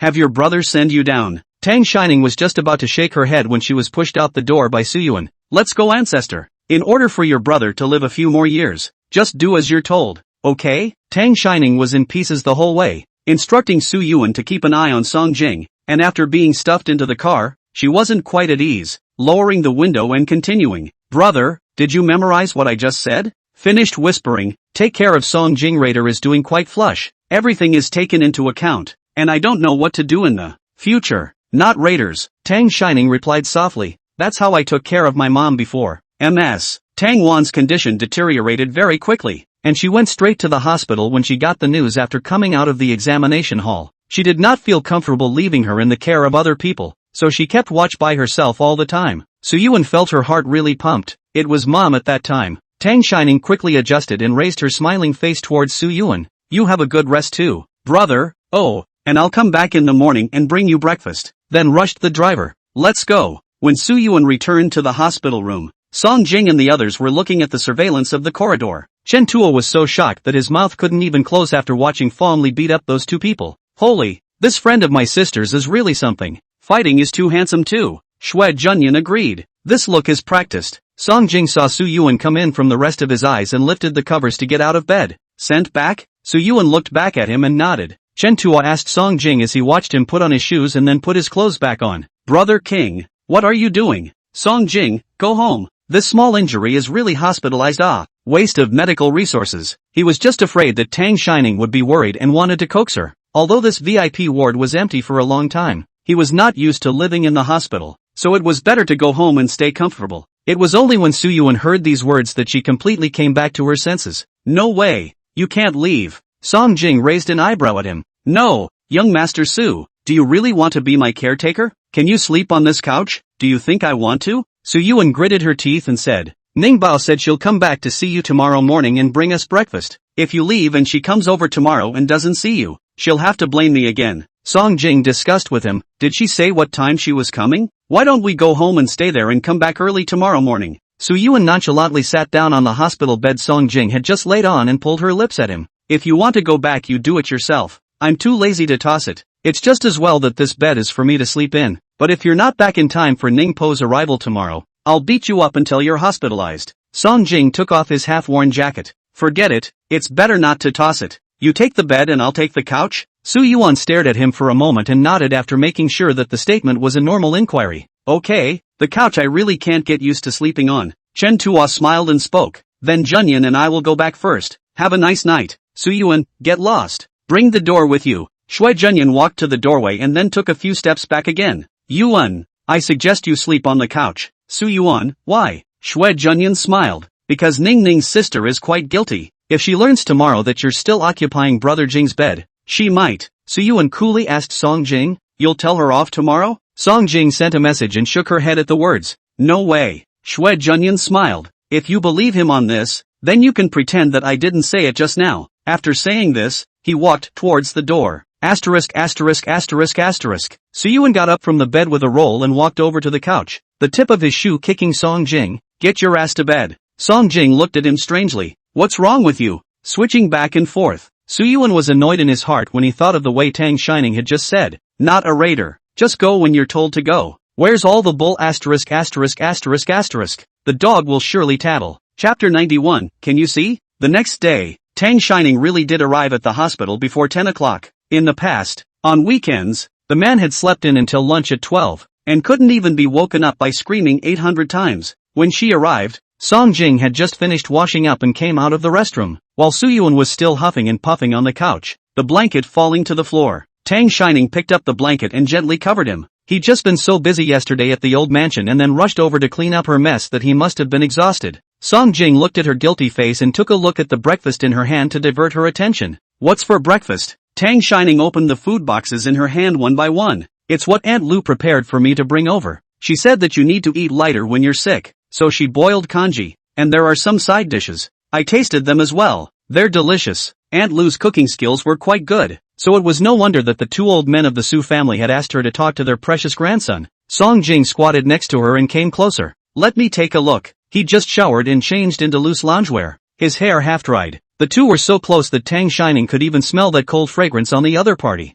So it's not perfume? Tang Shining's eyes skimmed over his collarbone and finally landed at his left arm, and her upper hand was about to pull his clothes. I'll see how you're doing with your injuries. Song Jing didn't make a move and looked as if he was watching her. Tang Shining, you're the girl. Get your paws off him. Suyuan had actually woken up a long time ago, but he was just too tired to get up. The couches in the VIP rooms of this hospital are average to sleep on, with a sore back. Hearing Tang Shining's words without any semblance of a sense of boundaries, he abruptly opened his eyes. Tang Shining retracted her hand and pouted, retorting in a small voice, I'm just checking to see if it's good or not. Song Jing laughed silently, his eyes full of favor. Suyuan glared at him and rushed Tang Shining again. Are you a doctor? You can read? Oh, just don't look. Tang Shining skimmed her mouth less willingly. While eating breakfast, Suyuan glanced at Tang Shining. From now on you're going to live at home, not at school. He had talked to Song Jing last night and thought about it all night. That man Yang Yiji was shifty and uncertain. If he really let him set his sights on him, Tang Shining would be in danger. At school he looks and can't see, and when he comes home to live he's always afraid to come into the house and rob people. Tang Shining froze. Why? I'm quite used to living at school.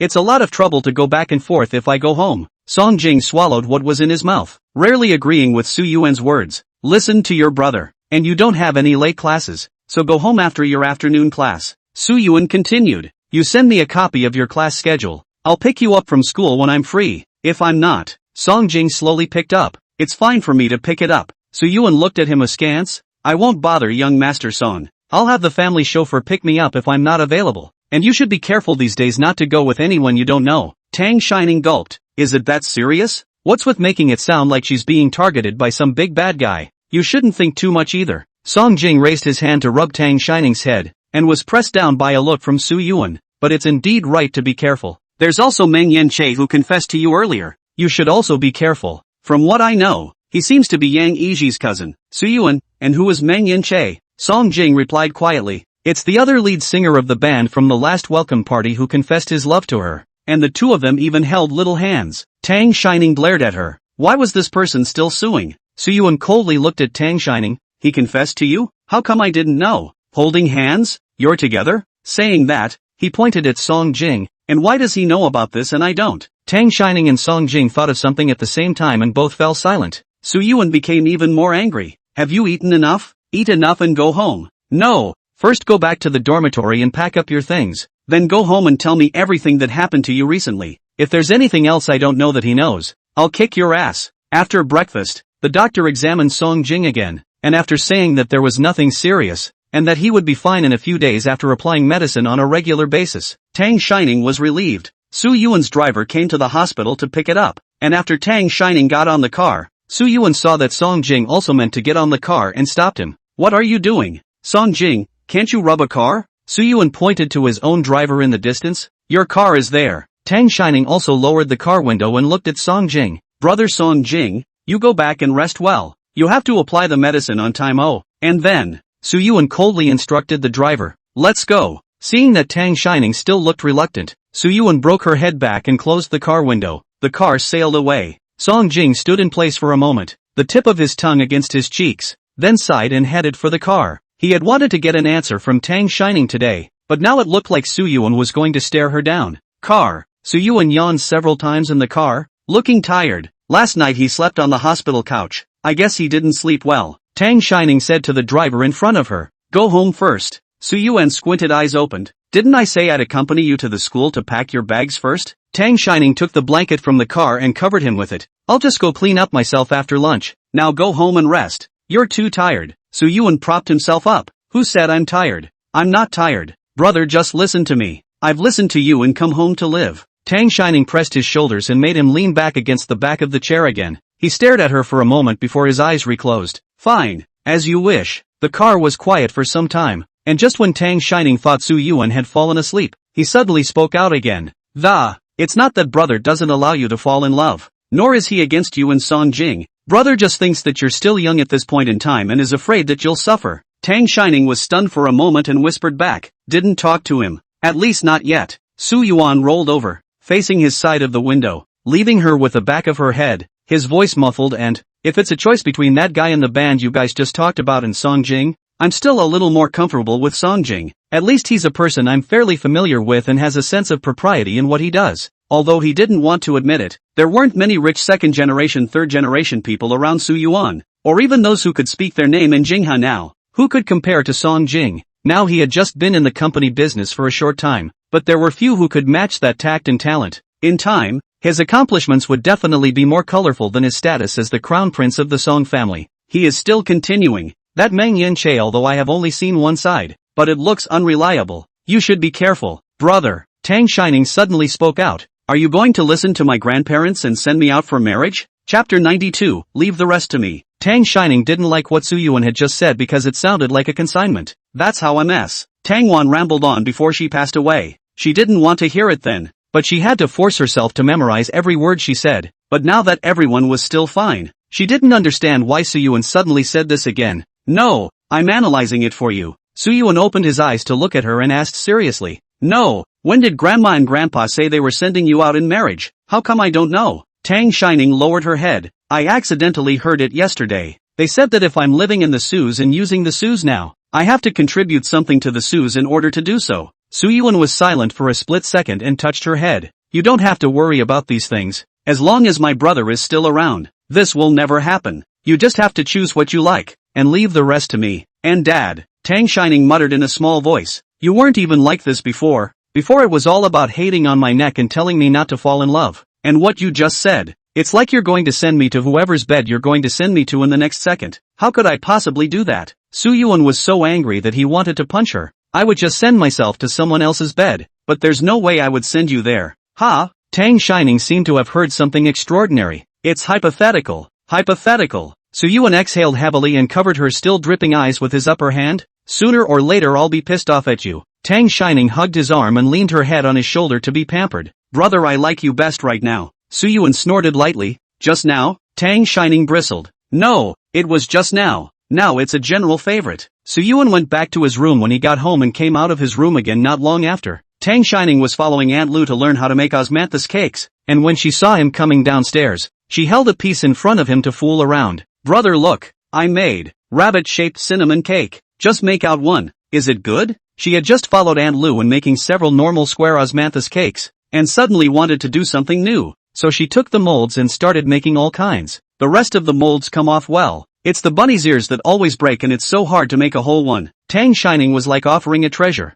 Her eyes curved as she held the piece of pastry with an expectant face, waiting for him to praise it. Su Yuan pinched the flattened rabbit and looked at it, then threw it into his mouth, and smashed his mouth after eating it. "Well, it's good. It's quite tasty." Tang Shining stared at her empty palm for a moment and crumbled. Ah, that's not for you to eat. I'm just showing you. I haven't even eaten it yet. It's just one. Suyuan chewed again. What then? I spit it out to you? He said and bent down and was about to come close to her hand. Tang Shining hurriedly retracted her hand and looked at him in disgust. You're disgusting. She looked at Suyuan dressed as if he was going out and asked him, where are you going? Didn't you say get some rest? Suyuan casually replied, nothing, go out a little thing. You guys eat lunch later without waiting for me. After eating you let the driver take you to the school to pack up a few things. Too many things to bring Auntie Lu together to help you. Tang Shining frowned and asked him, isn't today the weekend? Do you still have to go to the office? Suyuan pinched her shoulder and pushed her towards Aunt Lu. You child, just play with mud.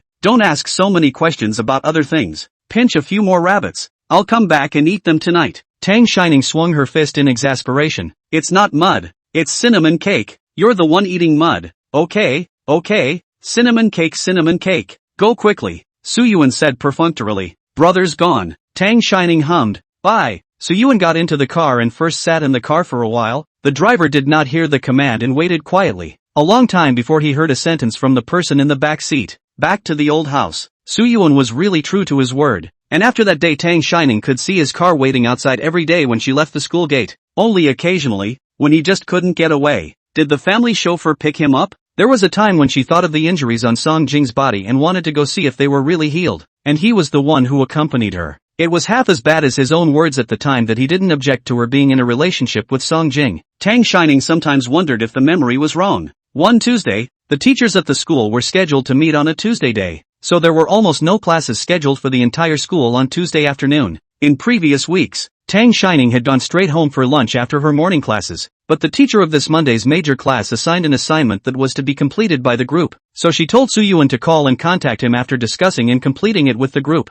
The group was drawn by lot, and Li Yueran wasn't grouped with her. There were 5 people in their group, and Tang Shining was the only girl. So they borrowed a study room to facilitate discussions together. It was only freshman year now, and the teacher wouldn't make it too difficult for them. And group work was a very simple programming for Tang Shining. She was probably influenced by MS Tang Wan as a child and was interested in the computer side of things, so she was slowly exposed to programming code and all that from the time she recognized words. But the other students in the group were new to the program, and it wasn't as if she would be able to do it alone. So in the end the group discussion turned into her explaining it to a few other students. It was almost 6 o'clock when it was over. Knowing that she was on this side of the study hall, Tokyo sent her a message just after 5 o'clock, entrusting her to go to their training room to see if the door was closed. The guys in their band were so sloppy that they often forgot to close the door, and every time Tokyo went to check and lock the door before he went back to his dormitory. She really didn't want to go out this afternoon when she didn't have class, and after hearing that she was going to be passing through there, she asked her to help her out and go check it out.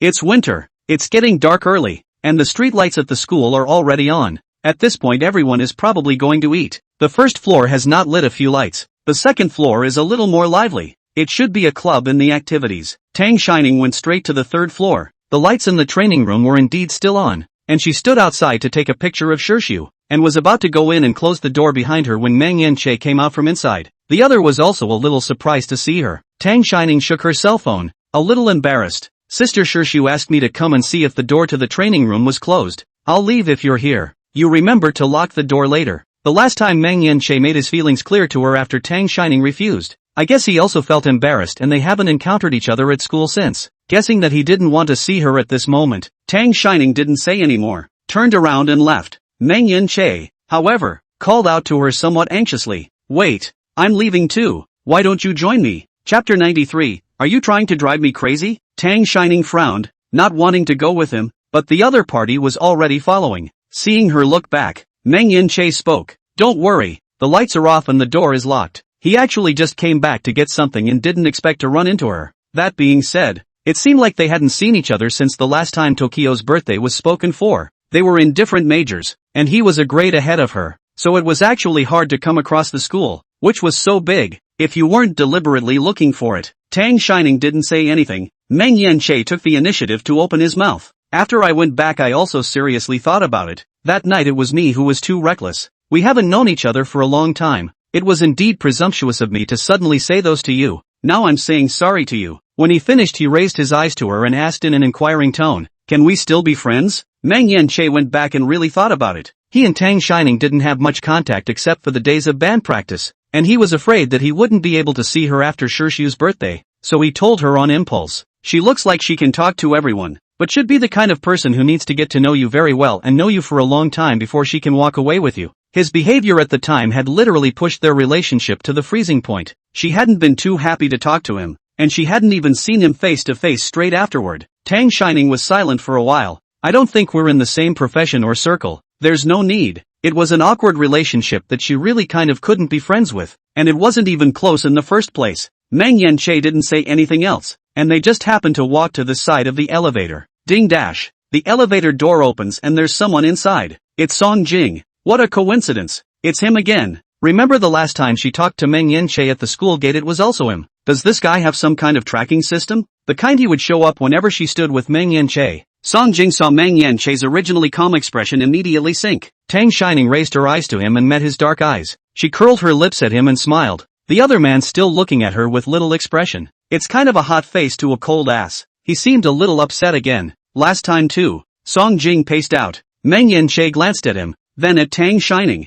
Me first? It's a question. Tang Shining also wanted to take the elevator down, but Song Jing clutched her wrist. Tang Shining could only punch Meng Yanchu. You go first. As the elevator door closed, Tang Shining drew out her own wrist and also put away her smile, asking him with a stern face, "What brings you here?" Since there was no feedback on her smile, he was not going to get a single good look from her. Song Jing should have come from the company, and at this time, he was only wearing a thin shirt, with his coat hanging in the crook of his arm. He put his jacket on Tang Shining, pulled up his shirt sleeves and pulled the person in front of him, and the gentleness that he usually had when facing her was gone from his eyes that seemed to be smiling, not laughing. Ning Pa, it seems like brother was too gentle with you before. Ha! It was obvious that she had just been talking and laughing with the boy who was interested in her, and now she was flipping him off. Tang Shining pursed her lips and didn't look at him, replying in a muffled voice, "I don't understand what you mean." Song Jing still didn't say anything, but he reached out and stroked her cheek. Thumbs rubbed over her lips before kissing her heavily and defenselessly. Tang Shining froze for a few seconds, only to feel the air thinning out and her breathing becoming rapid. She pushed somewhat helplessly against the man in front of her. Nay, her physical strength hung in the balance. Song Jing's lips separated for an instant. His eyes deepened dark as he asked her, "Did Ning forget what she told me last time?" Tang Shining's face was hot, breathing heavily, and her voice shook a little. Say what? None of the classrooms on the third floor had their lights on, and at this point there was only a faint light at the elevator. Song Jing unintentionally glanced to one side of the stairs, then controlled her wrist with one hand and pressed the back of her head with the other hand irresistibly and kissed her anew. This time it wasn't so much a simple touch between lips as it was accompanied by a strong sense of aggression, a strong push against her teeth and a long drive. Messy nostrils intertwined. Tang Shining was quickly out of breath, couldn't push him, and in desperation bit down heavily on his lips. The taste of blood instantly spread in her mouth. Song Jing let go of her. His tongue licked his bitten lips, and gasped softly against her forehead. "Remember now?" His breathing was slightly heavy, his eyes were tinted with lust, and his voice was muffled beyond words. Tang Shining's breath was misplaced, her face reddening, her hand touching her somewhat swollen lips, feeling that his anger had come inexplicably. Tears were falling down one by one, as the aggression came on. "How am I supposed to know which last time you're talking about? And how am I supposed to know which sentence you're talking about when you're saying so much?" Song Jing wiped her tears with his sleeve and wrapped the person into his arms, his face pressed against the side of her neck, his large, warm hands soothing her back with a single stroke. The afterglow saw that the person who had just been at the stairs was now gone. When Tang Shining slowed down a bit, Song Jing held her thin waist again, his fingers rubbing her watery lips, his voice low. "Baby, you really think of me as a big brother who knows what he's doing, don't you? Forgot how I used to beat up those little boys who wrote you love letters? Ha! You came here alone with that guy just now, knowing he was interested in you. You're trying to drive me crazy." It was only after hearing what he said that Tang Shining reacted to why he was angry, and while the ends of her eyes were still tinged with red, she raised her head to glare at him. "We just happened to run into each other. My roommate asked me to check to see if the lights were off in the training room when I was passing by, and he just happened to be there." Song Jing let out a light laugh and raised his hand to pinch her puffy face as he continued to ask, "Then you're still walking together, talking and laughing?" "No way." Tang Shining was going to be furious. "It's just a couple of words. He just happened to come to get something. The elevator is just this one. Can't it be that I'm going to jump straight downstairs from here just to avoid him?" Song Jing was silent. He just happened to run into Suyun socializing with a partner today, and knowing that he couldn't come to pick up Tang Shining, he came over. After taking some time to inquire, he knew that Tang Shining was here, and he had been waiting downstairs. But downstairs, they could just about see that there was just one classroom on the third floor with the lights on, and then two people came out from inside. One was Tang Shining, and the other was Meng Yin Che, and he came up. I didn't expect to come over and see the same sight I saw at the school gate then. Tang Shining took the opportunity to push him away and press the elevator button, not really wanting to bother with this person who got angry indiscriminately and kissed her. Song Jing hissed at her force, his left shoulder hitting the wall next to him. Tang Shining was stunned for a moment, frowning at him. Didn't we say we were done? How come it still hurts after just a light bump like this? You still remember that I'm hurt?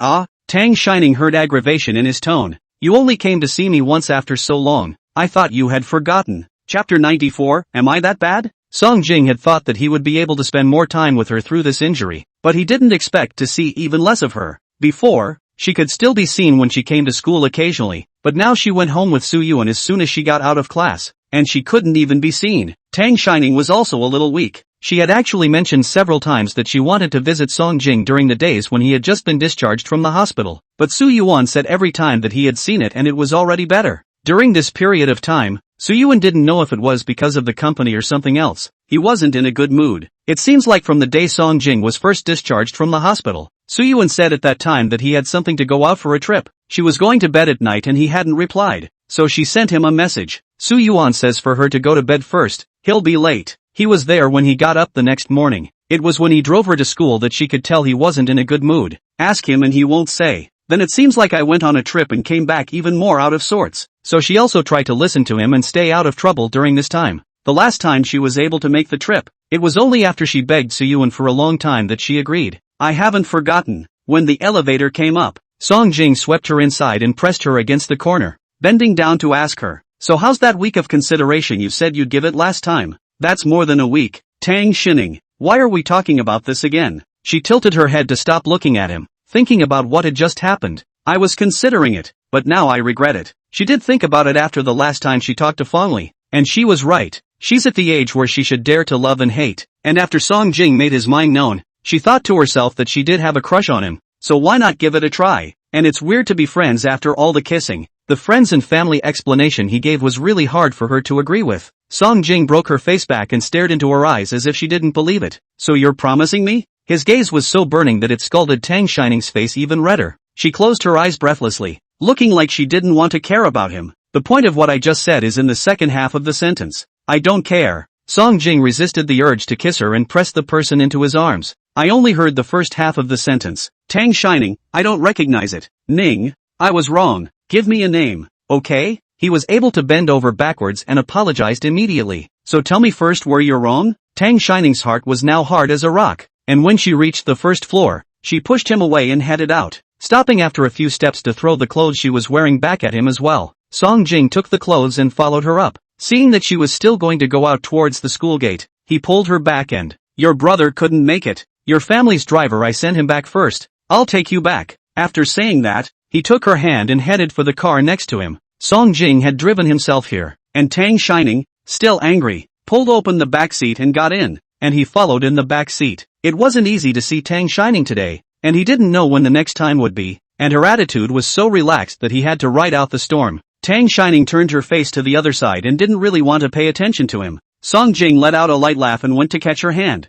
The other party didn't let him have his way and hid her hand behind her back. It looks like it's really pissed off. Song Jing pinched Tang Shining's waist and carried the person to sit on his lap. I was wrong to kiss you without your consent. I apologize. Or maybe I'll let you kiss me back, okay? Tang Shining was trying to get off his lap with a stern face, and when she heard these shameless words she forgot to move. You, how do you? You wish. Song Jing let out a light laugh. You're quite bossy. You don't even let me think about it? That's how bossy I am. Tang Shining tensed her face. Just go find someone else if you like not being overbearing. Anyway, we're not there yet either. No, I like you just the way you are. Song King interrupted her. He buried his face by the nape of her neck, his breath so hot Tang Shining couldn't help but cringe. She struggled again, and he pressed to keep from doing so. I miss you so much. Ning Ning. Song Jing's voice was low, and he even gently rubbed against her neck as he spoke in a resigned manner. Su Yuan is watching you so closely every day now that I can't even see a single side of you, and as soon as I came here today,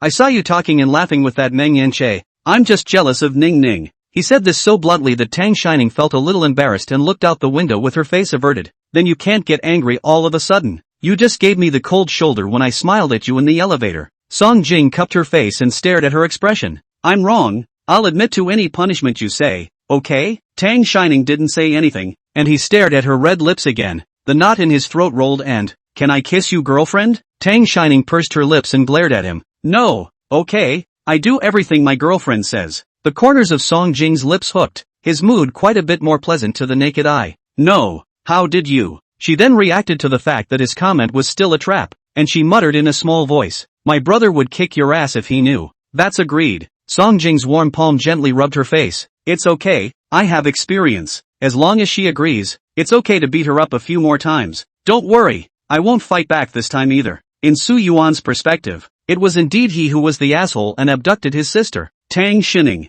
He's pretty optimistic, and is being beaten up by So Yuan something to be very proud of? On the way home, Tang Shining was unwilling to sit in the passenger seat. Song Jing was in a good mood tonight and followed her on everything, just glancing at her from time to time as he drove, like he was afraid she'd suddenly disappear. In the end, Tang Shining feared for her life and couldn't hold back her words. You drive properly. Song Jing only slightly reduced the frequency of looking at her a little. When they arrived outside the Su family villa, Song Jing stopped the car and then ran to the back seat. Tang Shining thought he was going to open the door for her, but who knew he got back into the car. I'm going home. You got something else? Song Jing had a smile on his lips as he stared at her closely. It's fine. I just want to see more of my girlfriend. Tang Shining moved to the other side somewhat breathlessly and was about to press the car door when she suddenly thought of something and turned back. She bowed her head, her cheeks reddening again. And, our business. Don't let my brother know yet. The corners of Song Jing's lips instantly flattened as he said quietly, am I that impossible to hold? No. Tang Shining paused.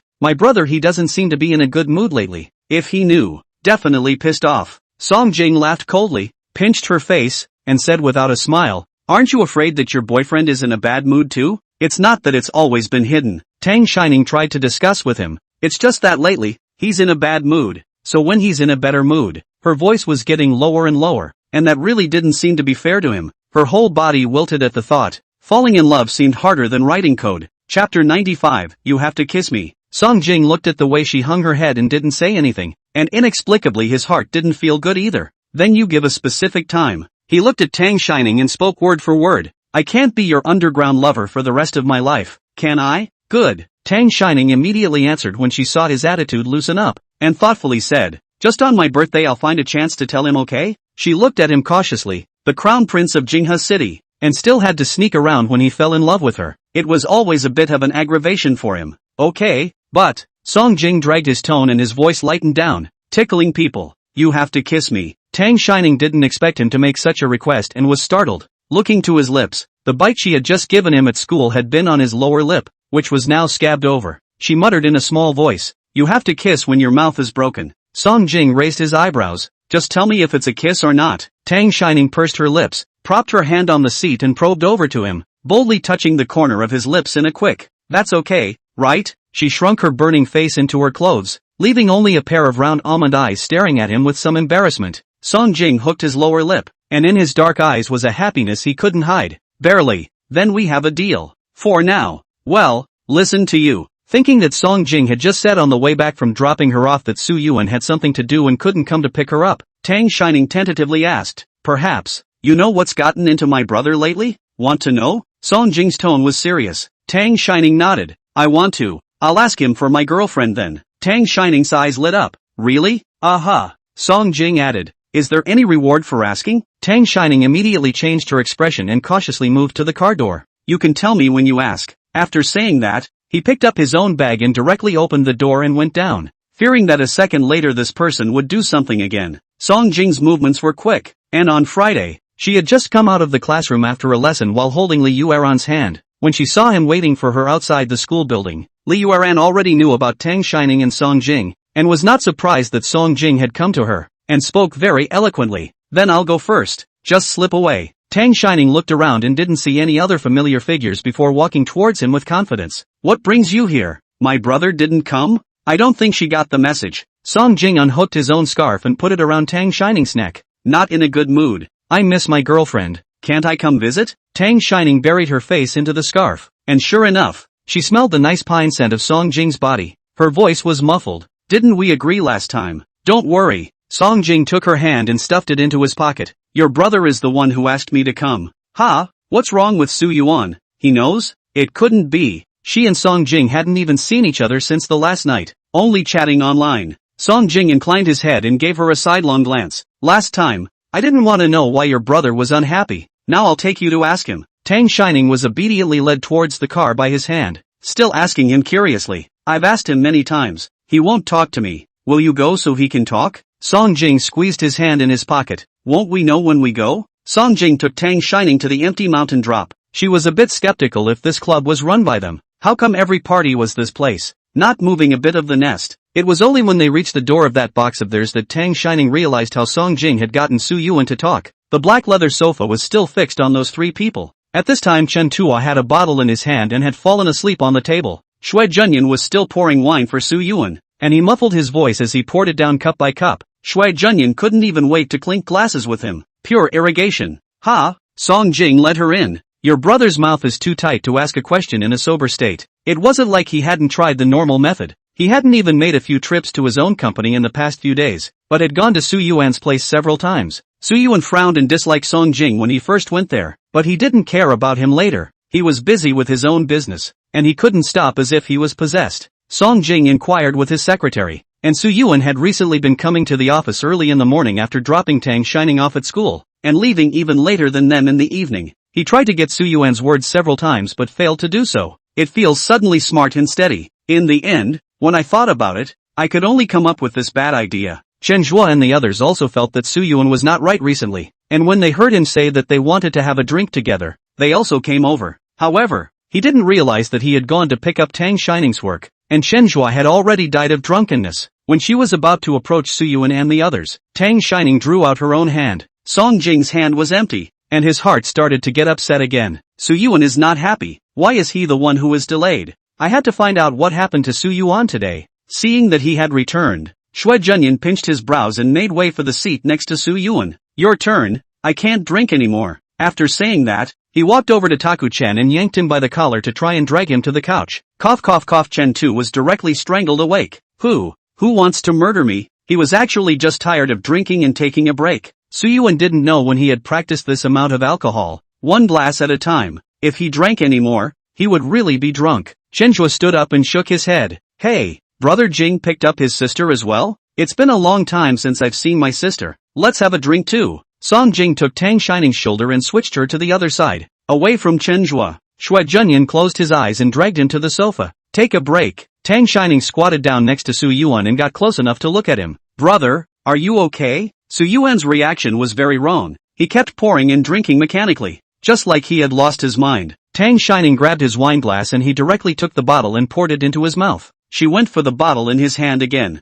Brother, stop drinking. The wine was all grabbed before Su Yuan turned his head to look at her, pulling out a relaxed smile as if he only just realized she was here. Nimbus is here? Brother's not in a good mood. You're on your own, haha. He looked again at the bottle and glass Tang Shining had clutched in her hand. Will you give the wine back to your brother? Tang Shining shook her head, her hand clenched tighter and, no, what's wrong, brother? Did Dad scold you recently? Or did something happen to the company? Or is the Su family going bankrupt? Why are you in a bad mood? It's been days and you didn't tell me. I was worried about you. He was usually heartless, so something big must have happened for him to be this upset. Su Yuan sighed softly, his eyes unfocused and falling somewhere. Ryoga whispered back, she broke up with me. Chapter 96, my sister has a short memory. That night after Su Yuan finished that sentence, she broke up with me. She was really drunk and died. The next day Tang Shining asked him again. He didn't say much, only said that it was because everyone's future plans were different, and separating would be good for each other. Chen Zhuo and their relationship remained the same, fighting and joking every day, and laughing and joking in the group. But they also saw Su Yuan's disheveled appearance that night and didn't dare to ask much about his breakup. Everyone knows how serious Su Yuan is about this relationship with him, and no one dares to easily reveal this scar of his. Tang Shining knew a lot of things about Su Yuan after she fell in love from Chen Tua, and combined with the ones she knew herself, she didn't quite understand why she would end up separating when she could clearly survive 3 years of long-distance love. But no one could know if Su Yuan didn't say anything. Chen Tua and Su Yuan's girlfriend were acquainted with each other, and he politely went to ask her about the exact reason after that day. The other party's reply was the same as Su Yuan's. After knowing the news of Su Yuan's breakup, Tang Shining became more cautious when it came to her relationship with Song Jing. She was afraid of irritating him again and this relationship of theirs turning completely online. Tang Shining had been running both ways at school and home for a long time, and Yang Yiji hadn't appeared in front of her. Instead, she felt a little tired. Su's house is not far from the school though, just under an hour's drive. But now it's getting colder and she can't get up.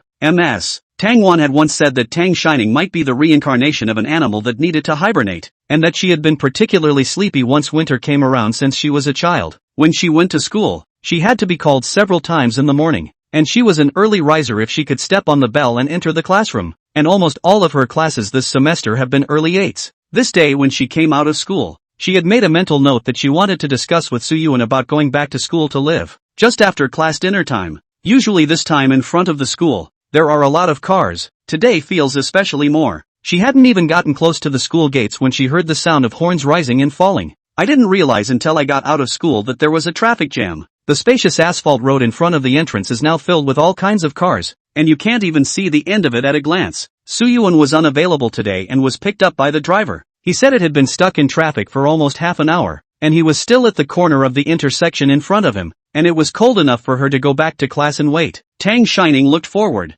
Indeed, she might not be able to leave for a while. She was in gym class this afternoon and was sweating a bit, and couldn't help but cringe when the wind blew over her at that moment. She was about to turn around when the car in front of her advanced a great deal and the car behind her followed closely, and suddenly there were two grown men in suits behind her. What a thought! The rear window of that car came down, revealing Yang Yiji's face. He stared at Tang Shining for a moment, laughed softly, and greeted her with a pleasant expression. It's been a long time, sister. Tang Shining took a few steps back and looked at him with a wary expression. We don't seem to know each other. At least not to the point where you can say hello or even stop to interact. Sister has a short memory. We met at the bar last time. Remember? Yang Yiji propped his elbow on the car window and tapped on the car door with a loose expression. The passenger window was also lowered, and inside sat Du Xin. The heavy makeup she wore on her face didn't hide the panicked and even a little scared look on her face. Yang Yiji continued. Sister should know her, right? She tried to frame you last time. Tang Shining was silent. She didn't understand what he meant by this now. Yang Yiji's fingertips pointed at the car door again. Then does sister still recognize this car? This is the same car that Yang Yiji had a car accident on the National Day. It was strange. Their young family surely didn't like this one car. When it was all broken down like that, it should have been scrapped straight away by all rights, even if he didn't lose it. He even fixed it and drove it out. And how Du Xin is also his female companion. How could he not embrace her in his arms? But instead he sat alone in the back seat and let her sit in the passenger seat. And saying all those weird things just now. Du Xin's expression was also strange. Tang Shining cupped her cell phone, swept the car and looked straight at him. Sorry, I'm not interested in cars, so I didn't look into it. Yang Yiji froze, as if he didn't expect her to answer like that. She knew exactly what he had just meant by that, and was obviously pretending not to understand. You don't want anything to do with him that badly? He was about to open the car door when someone next to him shouted, Tang Shining? Yi Yanqin glanced at the two black-clothed men not far away, and then at Yang Yiji in the car, and took Tang Xiaoning's hand and asked her, what are you doing standing here in the cold? Aren't you going home? Tang Shining subconsciously grabbed her hand. I'm waiting for the driver to come and pick me up. He's still stuck in front. Yi Yanqin symbolically looked forward. This is probably going to be jammed for quite a while. I'll go home as well and take you with me. After saying that, he didn't care about Yang Yiji's reaction and pulled her towards the car in front of him. Her car was not far ahead, a little farther away, before Yi Yanqin sighed in relief and opened the door to let Tang Shining up. Do you recognize the man who was just there? This is a bit complicated. Tang Shining thought about it or shook her head, ran into him a couple times, but didn't recognize him. Yi Yanqin turned up the heat in the car. Then avoid him next time you see him. He's crazy. Although she didn't have much contact with Yang Yiji, she still heard a lot of those rumors about him in her circle. It's weird though. He's a senior. He shouldn't have classes. Why is he still showing up on this side of the school? This road is pretty weird today too. I've been going to school here for 2 years and I haven't seen a traffic jam like this before. She had just been bored in traffic and her cell phone internet speed was poor, so she opened the window to take a look. Then he saw Tang Shining standing on the side of the road with what looked like a few bodyguards standing behind her. She had thought that Su Yuan had babied her like this and sent her bodyguards to school. After watching for a while and realizing that something wasn't quite right, Tang Shining looked as if she was nervous. Just get out of the car and look around. That car Yi Yanqin just happened to recognize is Yang Yiji's. Should be the beginning of the year that moment just mentioned. Those months often in the night sleepless door to see. I do see less of it these days. Yi Anshin grew up in the city of Jinghe. Yang Yiji, this person, she naturally knew. A white rabbit like Tang Shining couldn't do him any favors. Okay, I'll definitely stay far away from him. Thank you, sister. Tang Shining's body warmed up and she obediently answered. Yi Anshin was already immune to her calling her sister by that name. Her voice was soft and gentle, and her vocals were of a sweet and sticky kind that was only cute to the ears, but they hadn't been in a confined space like this together. It doesn't seem to be a relationship where you can say the things you just said. Chapter 97, Because I Like You. As soon as the talking stopped, Yi Anshin felt embarrassed again and started to look for words without words. Have you been staying at home lately? Tang Shining nodded. Well, lately it's all about going home after class, and my brother will come pick me up from school. When she finished thinking of something, she took out her cell phone and tapped on green bubbles, looking at her with an expectant look on her face. Sister, can I add your WeChat? She wanted to add it last time, but Su Yuan and the others came suddenly, and Yi Anshin didn't want to run into them in a hurry, and didn't even have a chance to open her mouth. This time she finally got her chance. Oh, Yi Anshin tapped on the QR code and handed it over, somewhat awkwardly. You can add it if you want. Without a moment's effort, the car in front started to move normally, and Yi Anshin also started the car. Tang Shining pointed to the front. Sister, just put me down at the intersection in front. She just had the driver waiting out front. Yi Anshin glanced toward the rearview mirror, wondering if Yang Yiji had left yet. I'll take you back. It's weirdly cold out here and I'm too lazy to park. Tang Shining subconsciously asked. Would it be too much trouble for you? No. Yi Anshin finished realizing what she had said and added with a stiff upper lip. I didn't mean to give you a ride. I just happened to be heading that way too. Tang Shining hemmed and hawed. I know. Yi Anshin was puzzled by her smile. She frowned and inclined her head to look at Tang Xiaoning. What do you know? The other party's eyes blinked and her tone was light. I know you just came over to help me on purpose. You're so nice. Sister. Yi Anshin stared tightly ahead, suppressing the corners of his mouth that wanted to rise, and muttered with a stern face. Be nice. Why are you suddenly sending me a nice guy card? Tang Shining said towards Yi Anshin with a serious face. Because I like you. Yi Anshin? Ha? No. I like men. I'm a straight woman. I can't bend a bit, and I'm your sister. It's not that kind of like. Seeing her misunderstanding, Tang Shining hurriedly explained. It's the kind of liking for a friend, for a relative, for a sister. Oh, so, that's fine. Almost she was about to kick someone out of the car. When they arrived at Su's house, Tang Shining was about to get out of the car when she was called by Yi Anshin. With another stern face and a serious look on her face, she took out a large bag of stuff from the small snack cabinet in the car and handed it to Tang Shining. My friend sent me chocolate from abroad. It's too sweet for me. I don't like it. It's a waste to put it away. So I'll give it to you. Tang Shining took it and thanked her with bright eyes. Thank you, sister, I really like it. She happily wanted to go up and give Yi Anshin a kiss, but held back. Her sister had just suspected that she was kind of into her, and now she couldn't wash her hands of it if she actually kissed her. Aha! Yi Anshin didn't look at her. His hands regained grip on the steering wheel. Hurry back. After Yang Yiji appeared that one time at Jinghe University that day, Tang Xiaoning didn't see him again either. She was a little unsure if that day was a chance encounter or a deliberate arrangement on his part, deliberately arranging nor knowing exactly what he was doing for. At that time Yang Yiji said those words to her. When Yi Anshin came to pull her away, if he didn't agree, the two tall bodyguards behind him could have stopped them, but he didn't. Tang Shining didn't know what this person was trying to do anymore. The city of Kyoa received its first early snowfall in mid-December. The snow started to fall in the evening, and when Tang Shining finished her bath and looked out from the balcony, there was already a thin layer of snow on the ground. Shitang is a seaside city where the temperature never goes below zero in winter, and it never snows. Tang Shining,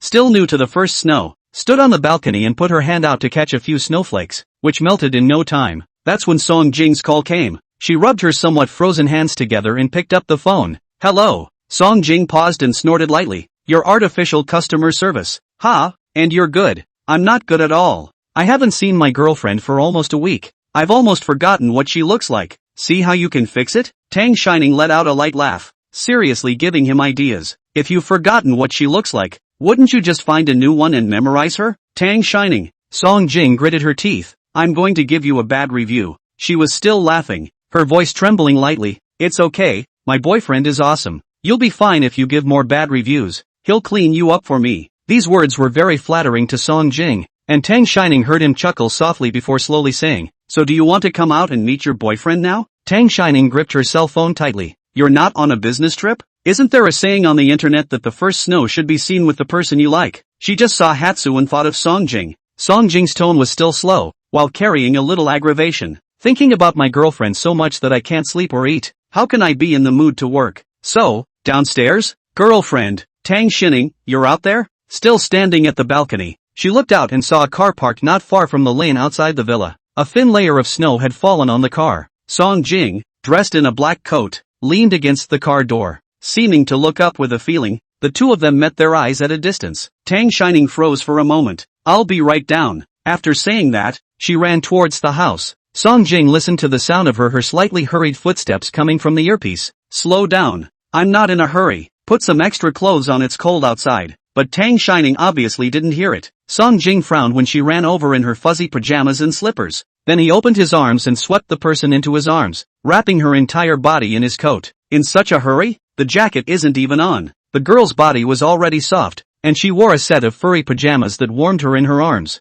To the car? Tang Shining shook her head. No, I need to go back right away or my brother will find out. There was no one downstairs when she just left the house, and Su Yuan didn't know where she had gone. Songjing snorted lightly and spat out. I am truly becoming your underground lover. Then added, think about me? Tang Shining wrapped her arms around his waist, her face buried into Songjing's chest, and softly said, I was thinking about you, just now, and then you called me. Songjing had a smile on his lips and hugged her a little tighter. Why are you so enthusiastic about me today? Before, when he coaxed her to say a few words of love, she had to get angry and scold him for being shameless. The fallout was such that he drifted a bit. It's just that I miss you. Tang Shining rubbed against his arms. We haven't seen each other in ages. In fact, it is because Pear talked to a new person at the beginning of this month. Her daily circle of friends are in the boy's photo. Every day with the boy to stick together. Cannot wait for 24 hours not to be separated. She said that's how it is when you're just in a relationship. During the heat of the moment everyone just wants to stick together. It's the likes of her and Songjing that's weird. And saying that Songjing is like an underground lover that she keeps. When you compare it like this, Songjing being in a relationship with her does seem a bit pathetic. You can't even meet face to face, and you have to sneak around to play videos. She felt a little sorry for him. Tang Shining tilted her head to look at him. Will you feel a little aggrieved to be in a relationship with me? Chapter 98, Throat Knots. Songjing didn't know what was going on in her head and looked down into her eyes. I'm happy that you agreed to be with me. Tang Shining, really? The knot in Songjing's throat rolled, and then he pecked her on her face, which was permeated with scarlet. Really? Will you be happier with kisses? Tang Shining lifted her face upward. If so, more kisses for you. Songjing held her face and stared at her. Are you holding back something bad again? It was really kind of perverse of her to be nice to him today. He was genuinely afraid that the next line would be to break up after the kiss. Which is not. Tang Shining's mouth puckered up as he squeezed it. I just wanted to make you happier. I thought you said you haven't been eating or sleeping well lately. A better mood would make everything better. Songjing spoke skeptically. Really? He had just been joking, but he really wanted her to, and didn't expect her to take it to heart. Tang Shining nodded. Songjing rested his chin on her shoulder, his nostrils filled with the sweet scent of the girl's body. Then you give me more hugs. Of course I'd be happier if I could put an end to this life of not being able to see or touch each day. Tang Shining didn't squeak, closing her eyes and leaning into his arms, activating her skill of playing dead. He hadn't known how long he'd been standing here, and she could still feel the chill on him when she was first taken into his arms. Tang Shining had just come out of the heated chamber, still carrying the warmth of the house with her, and as the two of them hugged, she could feel that he had slowly warmed up. Songjing got up from her and scrutinized her for a few seconds before speaking out. No? Tang Shining slowly nodded and shook his coat. Just wait a little longer, okay? Songjing had already predicted her answer and raised his eyebrows. So you won't coax me? Tang Shining frowned. Why did that sound so familiar? How do you coax just that one day at a time? Never mind. Let's just coax him. Seeing as she was the one who had wronged him, Tang Shining stood on her tiptoes and hooked onto his neck, about to kiss at the corner of his mouth like last time. But her attention was drawn to the knot in his throat. Her eyes rolled and she cocked her head slightly to kiss the knot of his throat. Songjing's body stiffened for a split second. His eyes tinted with a few points of helplessness, and he hoarsely said, Ning, a man's throat knot is not to be touched lightly. Oh, Tang Shining's face was a ginormous grin after getting away with her mischief. Why? Songjing stared at her with a sunken gaze. His right hand stroked her cheek, and he said in a muffled voice, It's easy to get into trouble. He stared at her for a few seconds and quickly kissed her on the lips, his breathing slowly becoming heavy but patient enough, pecking slowly and gently tracing the shape of her lips. Breaths intertwined and the air sizzled. The panting of the two men grew rapid. A sudden honk came from the distance, pulling Tang Shining's sanity back. Her body was a little soft and she gently pushed Song Jing. He separated for a moment and asked against her forehead, "Uncomfortable?" Tang Shining blushed and gasped in a small voice, "That's enough. I have to go back. Let me hold you for a while longer, okay?" Song Jing clasped the person into his arms and said softly in a muffled voice. Tang Shining had just entered the door when she saw Su Yuan coming down from upstairs. Her mind was spinning fast and she jumped ahead of him and asked him, "Brother, why did you come down from upstairs? I just looked everywhere for you and couldn't find you." Su Yuan looked at her for a moment and asked, "So?" Tang Shining pointed outside. "So I went out to look for you." Then started changing the subject. "It's snowing outside, hey." "Aha." Su Yuan gave her a sidelong glance. "So you're expecting me to come down from the sky?" Tang Shining. Her intelligence ran out. Su Yuan didn't give her a hard time and glanced at her again. "Next time you go out, wear more. Your mouth is freezing red." Tang Shining immediately covered her mouth sheepishly and nodded her head like a rattledrum. Yes, I'll wear a big coat next time." After the first snowfall, it was the winter solstice, and also Tang Shining's 18th birthday. Su Yuan is very serious about her adult birthday this time. Just after December, she started to ask her where she wants the venue to be set, and also asked her if she wants to organize it as a reception kind of thing, or some other kind of form. But after Tang Shining said that she could just have a hot pot with her friends, he stopped asking, because it's a waste of time to ask. Tang Shining didn't really feel much about birthdays, since Ms. Tang Wan had accompanied her on all previous birthdays. Now that she's gone, it seems like it's okay how to get by, or even skim. It seems like it's okay. The final location of the birthday, Su Yuding, was at an estate on the outskirts of the Su family. Tang Shining spent the first decade or so in Shitang, so she didn't know many people in Jinghe City, and she only called Fong Li and her roommates. The other guests were all Su Yuzhins, and he had long intended to introduce Tang Shining's identity. The last time she was the birthday girl for old Mrs. Su's birthday, she was not happy about it, and it was not good to let Tang Shining clamor for attention, so she just had to stop. This time her birthday was the perfect time, so very few of his peers came to this birthday party, mostly relatives, friends and partners who have dealings with the Su family. To make everyone comfortable, the birthday party was split into a luncheon and a dinner. The luncheon was for the elders and the dinner was all about good friends. As the luncheon began, Su Yuan brought Tang Shining to get to know those elders. In fact, it should have been something their dad, Su Yu, should have done, but Su Yu and Jiang Yuro had something to do and were still out of town and didn't make it back. Tang Shining didn't really want to go. She shook Su Yuan's arm and pouted with him. "Brother, can we not go?" She really didn't like the socializing. It was fake. "No." Su Yuan didn't half move, pulling her up and, "Just follow me around and scream whatever I tell you to scream, and leave the rest to me." What happened in the bar last time had left him with a bad taste in his mouth, and Tang Shining hadn't been in Jinghe for long. So many people didn't recognize her. Tang Shining's identity in the Su family was known by more people, and the next time before they tried to make things difficult for her, they would have to weigh whether or not they could carry the Su family's blows. In this circle, there are times when face is actually better than money. Su Yuan didn't know how he did it, inviting the two old men of the Su family as well, also talking to their grandparents' generation at this time. Su Yuan brought Tang Shining over, and the two old men began to introduce Tang Shining. After talking to them for a few minutes, they started walking towards another wave of people. Chen Tua and Xue Zhenyan had also called the elders of the family over, and Tang Shining obediently followed Su Yuan to greet them. While Su Yuan and them were chatting, Tang Shining looked around as if she didn't see Song Jing. "I don't know if he's coming or not." She was just thinking about it when movements sounded at the door. Chapter 99, I don't even have a name yet. Song Jing pulled his lips to support an old lady, and next to him, Elder Song's cane tapped on the ground next to him. "You heartless, you won't help me. An old man, will you?" Song Jing smiled and switched to the old lady's other side. "I see that you're stiff as a fiddle, so it's really not certain who's helping who." The two old men of the Song family have rarely appeared in the public eye in recent years, staying at the Song family's old mansion, and because of my oldest son's job,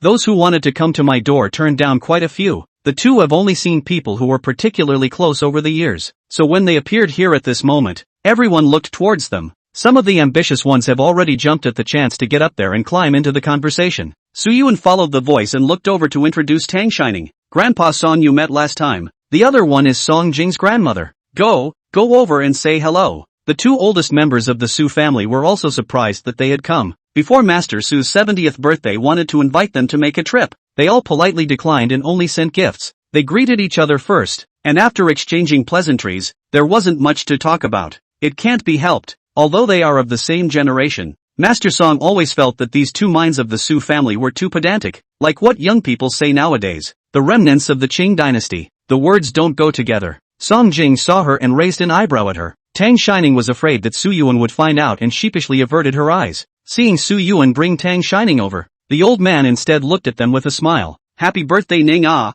you girl last time let you come to see me more. Promised well, but in the end did not come once. I can remember the revenge. Tang Shining smiled awkwardly. Isn't that word always a formality? Old Mrs. Song patted the old man's arm. You old man, no seriousness, the other little girl is still going to school. How can she have time to play fishing with you? Probably because Song Jing had explained something. Old Mrs. Song smiled and looked at her for a moment, stepped forward and pulled on Tang Xiaoning's hand. Come over and play when you're free after winter vacation. I won't let this old man out if I don't feel like seeing him. The old man started blowing his beard when he heard this. Am I that much of a pain in the ass? Then the old lady gave him a look over and he shut up. Tang Shining seemed to know who Song Jing's personality followed. Tang Shining had other people to get to know, and after talking to them for a while, the old lady tugged at the old man and, the Chen and Shui families seem to be here as well. Go over and talk. After taking a few steps he asked Song Jing who had been standing behind him without saying anything. Well, didn't embarrass you, did it? The old man began to sell himself. I think we did pretty well and didn't pressure the kids. The old lady looked back again. This little girl is really good looking and has a good personality. When will you bring your family over for dinner?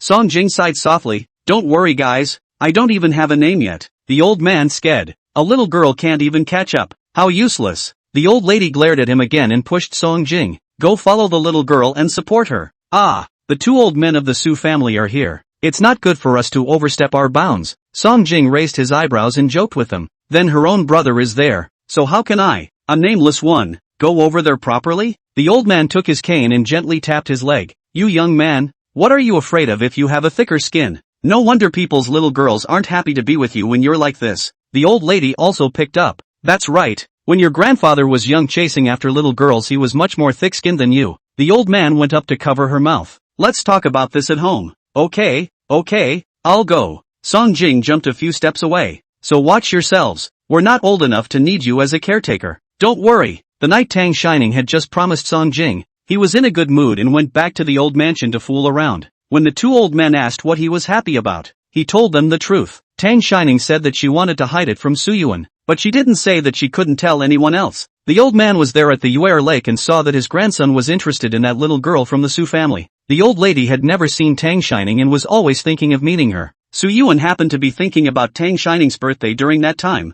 so he thought of having the two old men come and support her. The old lady was in a much better mood when she finally saw it today. When Song Jing paced over and followed Tang Shining, she stared in shock and frantically watched Su Yuan's face. But the other guy obviously didn't have that much energy for him. Tang Shining took advantage of the fact that Su Yuan was chatting with one of the Su family's longtime partners to come over to Song Jing's side and ask him in a lowered voice. Don't you have to stay with your grandparents? Song Jing smoothed her hair for her. They think I have a generation gap and tell me to annoy others. Tang Shining immediately stood up straight, moving away and warning him with her eyes not to make a move. The two old men of the Su family had been paying attention to Tang Shining's side. From a distance, he watched the two from the Song family talk to Tang Shining, and then watched Song Jing go to Tang Shining's side and follow. The old man looked curious for a while and said, It looks like this girl is still on good terms with that Song family kid. The old lady snorted coldly. It's useless to have a good relationship. If she had been raised in the Su family, she would still barely be a match. But who let that mother of hers take her away and change her last name? How could the Song family possibly want a daughter-in-law who has no point of use?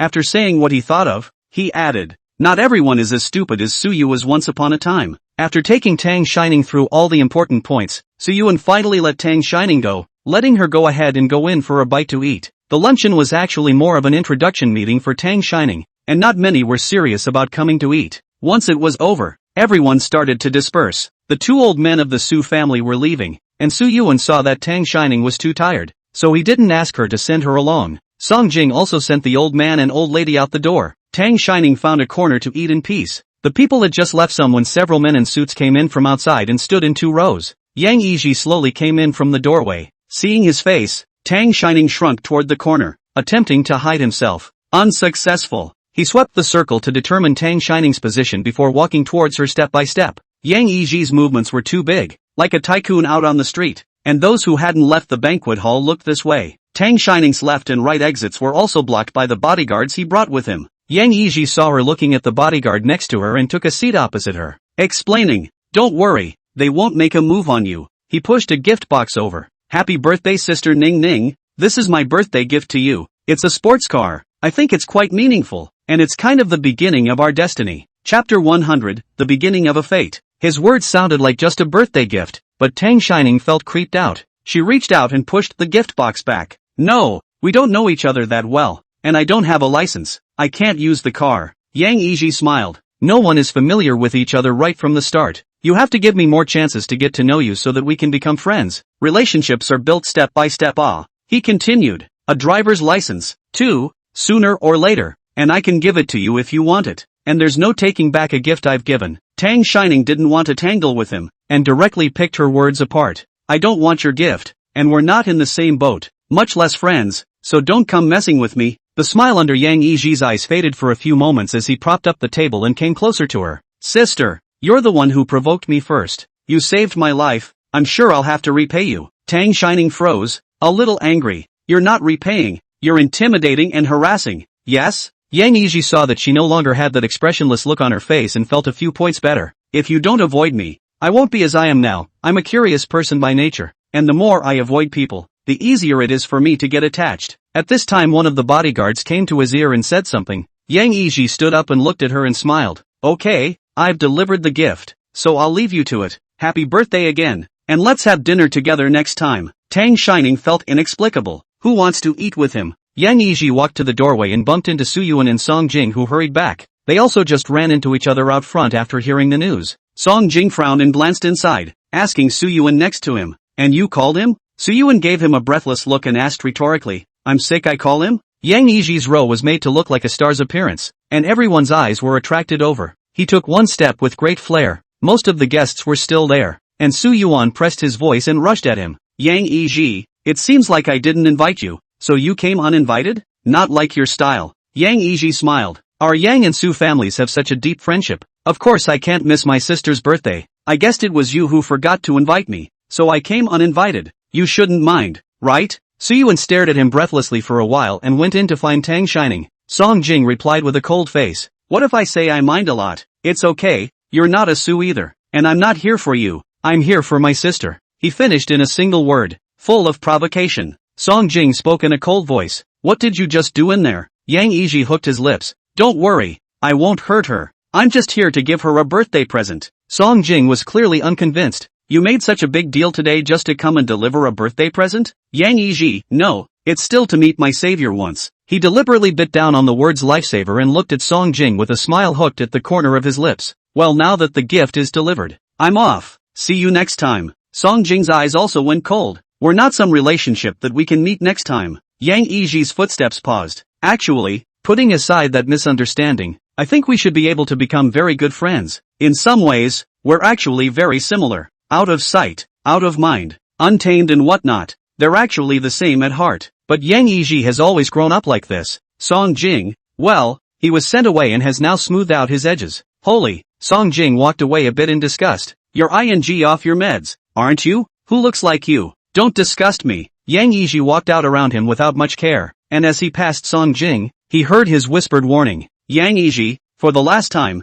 stay away from Tang Shining, or I don't mind beating you up again like I did 2 years ago." Yang Yiji's footsteps lurched, raising his eyes to look at him, snorting lightly, his eyes full of sneers. "Song Jing, 2 years ago it was my fault for not investigating the situation clearly, so my family asked me to apologize. I went. You don't really think that I'm the one who's afraid of you, that my Yang family is afraid of your Song family, do you? If you want to fight I'll definitely accompany you. As for Tang Shining, my destiny with her started. There's no stopping it, no one will be able to do anything about it." "Brother Song Jing." Tang Shining hurried over after hearing Yang Yiji and Song Jing meet at the door. Yang Yiji turned around and gave her a meaningful look, then swept a glance at Song Jing, said nothing more and walked straight away. Chen Zhuo was going to send his family back first, halfway heard the news that Yang Yiji came, and turned back to watch the fun. Once the car started to yell, "I heard that Yang Yiji is here. What's he doing here? Looking for a fight? What?" He ran head-on into Yang Yiji, who was about to leave surrounded by bodyguards, and he immediately changed his tone. "Hands, looking for a hitter? Hey, young mister, Yang, you're leaving already? Not staying for dinner?" Yang Yiji looked at him with little expression and ignored him. Chen Tu also playfully waved at him. Young Yan, you're really leaving? Then don't see me next time, and don't come to play when you're free. After saying that, he went back in to look for Su Yuan and the others. Hey, I just heard people on the road say that Yang Yiji came to give his sister a gift. What was the gift? All three sat without speaking. Tang Xiaoning felt that Yang Yiji was inexplicable, appearing a little bit every time and not doing anything, like he was here to brush his face. Song Jing was thinking about the meaning of Yang Yiji's words just now. Su Yuan, on the other hand, was worried about what to do if his baby sister got stuck with. No one cares. Chen Tua can sing the play all by himself. He saw the gift box in the middle of the table and opened it. Startled. Wow, he's so generous. A sports car? It's not the one outside, is it? Holy, that one is like customized. Hey, Song Jing sked. When did you become a car salesman? Chen Tu is still happy. Hey, I'm just asking. Su Yuan looked at Tang Xiaoning, who was still dazed, and didn't have the good sense to say so. Ask. So curious, now drive out yourself. Maybe even catch up with Yang Yiji and ask him in person. After scolding, he pulled up Tang Xiaoning. Don't think about this. Today is your birthday. Be happy. Aren't all those roommate friends of yours and whatnot coming to the dinner party? It's still early. I'll take you up to rest first. Su Yuan sent her to the door of her room, and before he was about to leave, he was stopped by Tang Xiaoning. Brother, I have something to tell you. Chapter 101, The Potential of a Standardized Woman. Tang Xiaoning was also tormented during this period of time. On the one hand, she felt that her brother was so good to her, but she secretly fell in love without his knowledge. On the other hand, she feels sorry for Song Jing. Everyone else is generous in their relationships, but she demands secrecy. It's just like what Pear said about talking about it like it's some kind of unseemly underground affair. She had planned to tell Su Yuan today. From today onwards she was an adult and could take responsibility for her actions. Su Yuan stopped his steps and looked up at her. What's wrong? Tang Xiaoning pursed her lips and lowered her head to pick at her fingers, not knowing where to begin. Seeing her look of embarrassment, Su Yuan thought she was still worried about Yang Yiji and patted her head to comfort her. Don't worry, I'll find someone to send that car back. What kind of car do you want? When you get your driver's license, brother will give it all to you. It's not that. Tang Xiaoning hesitated. What I want to say is, she gritted her teeth and said in one breath, Brother, I'm in love with Song Jing. After saying that, he closed his eyes and prepared to receive Su Yuan's education, and waited for half a day for the person in front of him to open his mouth. Tang Xiaoning opened one eye to peek. Su Yuan looked at her in silence for a moment and said, Aha, got it. Tang Xiaoning? This, how? With the reaction she had imagined. Not quite, just like that? Just she asked cautiously. Or what? Su Yuan was annoyed in her heart. I still have to buy you guys a firecracker to celebrate? Or do you want me to wish you 100 years of good luck and early children? He has to send a banner to thank the pig for his cabbage, right? Tang Xiaoning's head shook fast. No, no, no, you're too polite. Tang, Xin, Ning. Su Yuan called out to her through clenched teeth. She hurriedly explained. No, no, I mean this is a weird reaction from you. It's like you already knew. Su Yuan snorted lightly, then repeat it. I'll give you a startled reaction and then go down and beat the out of that dog. Is that satisfactory to you? He did know that already. The other day at the beginning of the snow knew. He went downstairs to drink water. Passing by Tang Xiaoning's room wanted to ask her if she ate a snack to come, but it turned out that this person was not there. He hadn't thought much of it at the time, assuming she'd gone to the third floor AV room to watch a movie. It was late at night. It was still so cold outside, and the door on her balcony was left open, so the cold wind was blowing in. Afraid she'd catch a cold at night, he went in and tried to close it for her. As a result, he saw Song Jing, that dog, on the balcony, holding Tang Xiaoning and talking not far from the doorway. He also held back for a long time before he didn't rush down and beat the crap out of Song Jing. No, no, no. Tang Xiaoning waved her hand. Then it's better to leave it at that. She tilted her head to look at Su Yuan's expression. Brother, you're not angry, right? Su Yuan slashed his face. What am I angry about? Anyway, you've grown up now. You'll be an adult from tomorrow. I can't control you anymore. You can do whatever you want. Brother, Tang Xiaoning hugged his arm tightly. Don't be like this. You don't want me as your sister when I'm an adult? If you don't care about me, who will care about me? You have to take care of me. Su Yuan inclined his head to look at her. Then you break up with Song Jing. Tang Xiaoning is silent. Su Yuan drew out his hand. Can't manage it, can't manage it. She grabbed the corner of his coat again and looked at him intently. Brother, I really like him. It's only after a long consideration that I got together with him. Don't be angry, okay? She thought of something and continued. Besides, I'm just in a relationship with him. We're both young now, and who can say what will happen in the future? What do you mean by that? Su Yuan interrupted her. Just falling in love? Tang Shining can't see that you're still a scum girl. Haven't you heard the saying? Any relationship that doesn't presuppose marriage is a hooliganism. Are you trying to be a hooligan? Tang Shining retorted. You are much older words. Now everyone is not like to be together. Do not like to be separated. It is not to say that if you are together, you will be tied up for life. Ah, she muttered in a small voice. And, whose side are you on, anyway? Su-yuan, which side do I stand on? Can't I stand in the middle?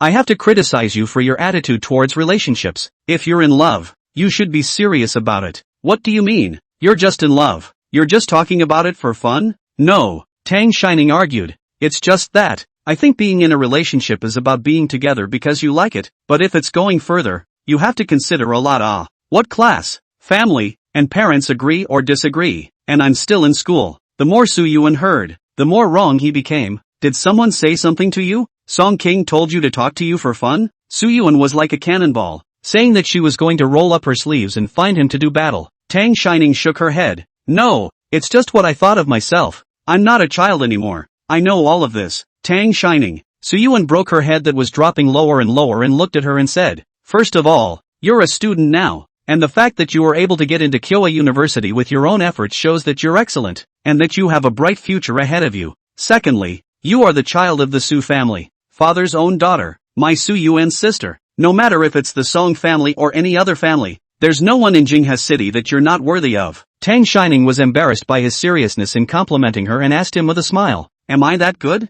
You really are. Su-yuan poked her forehead. I'm seriously educating you. Don't be playful. Tang Shining instantly withdrew her smile. Okay, Su-yuan continued. But if Song Jing or his family really said something to you, then you can also stop in time, lest you have to be wasted by them when you marry and later. We're in a good position, and you don't have a shortage of suitors, so we're not going to take that kind of heat. Tang Shining nodded heavily. Okay, when the time comes, I'll definitely listen to you and break up with him. Aha. Su-yuan wiped his hair in annoyance. In short, don't aggravate yourself. Put yourself first. Your own happiness is the most important thing. Do you hear me? These words made Tang Shining want to cry a little. She hugged Su-yuan and sniffled. Brother, you're so nice. Su-yuan rubbed her head and looked up towards the stairs, raising an eyebrow to ask her, so am I better or Song King? Tang Shining didn't think twice. Brother is the best. Chapter 102, able to bend and stretch. Aha! Someone made a noise. Tang Shining looked toward the source of the voice. Brother Song Jing, why are you up here? Fong Li appeared from behind Song Jing and winked at her. Happy birthday,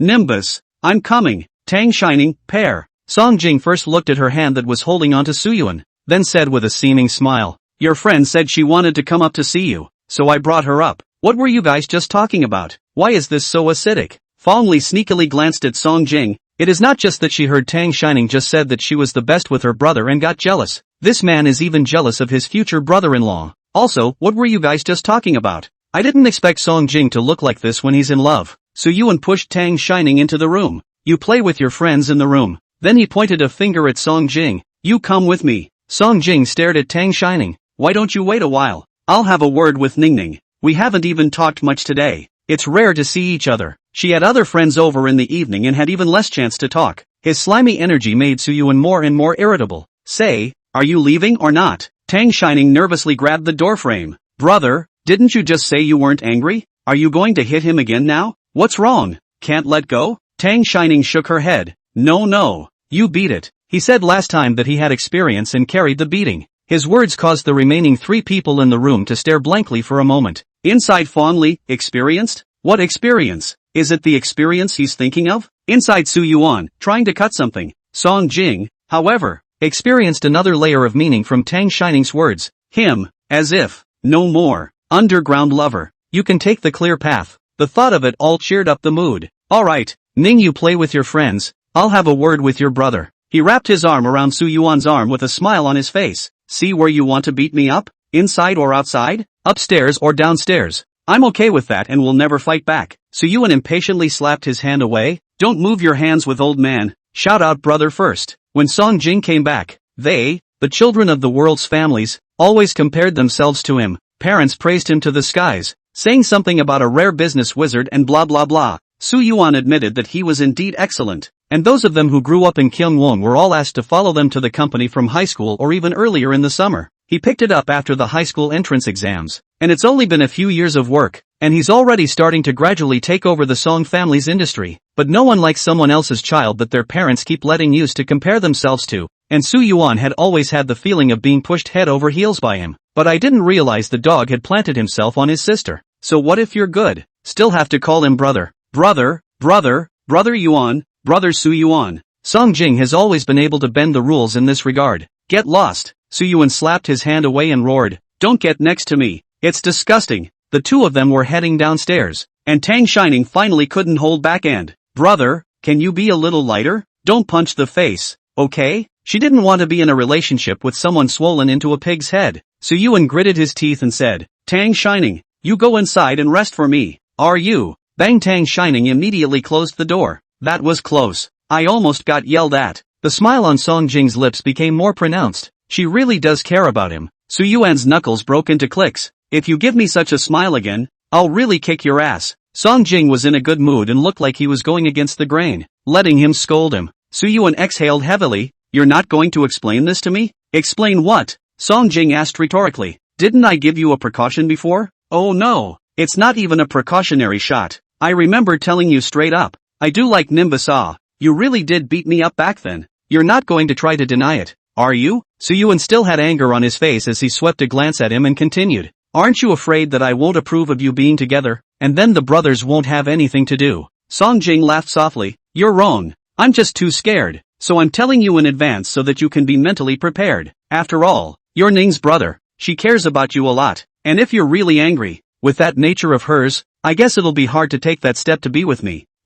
Mom. Su Yuan was silent for a long time and suddenly thought of a possibility. You didn't approach me on purpose freshman year and, being brothers with them. Song Jing was silent. Holy, Su Yuan's anger rose again. Song Jing, you're a dog. You're really scheming, playing such a big game of chess, all for the sake of hooking up with my sister. I was so wrong about you, with such dirty tricks. Tang Shining, this stupid white sweetie must not be played to death with him. They had already walked to the stairway on the first floor by now, and Shui Junyan and Shenhua had also come over when they heard the sound. What's the matter? So loud. What's all the ruckus about? Let me hear it from the beginning. Su Yuan glared at Chen Tua. Shut the hell up. Then he pulled him to stand next to him, and pointed to Song Jing, and, this dog thing Daichi approached us with an impure purpose. We were all fooled by him. We treated him like a brother. He treated us like a step. Chen Tu scratched his head, a bit confused.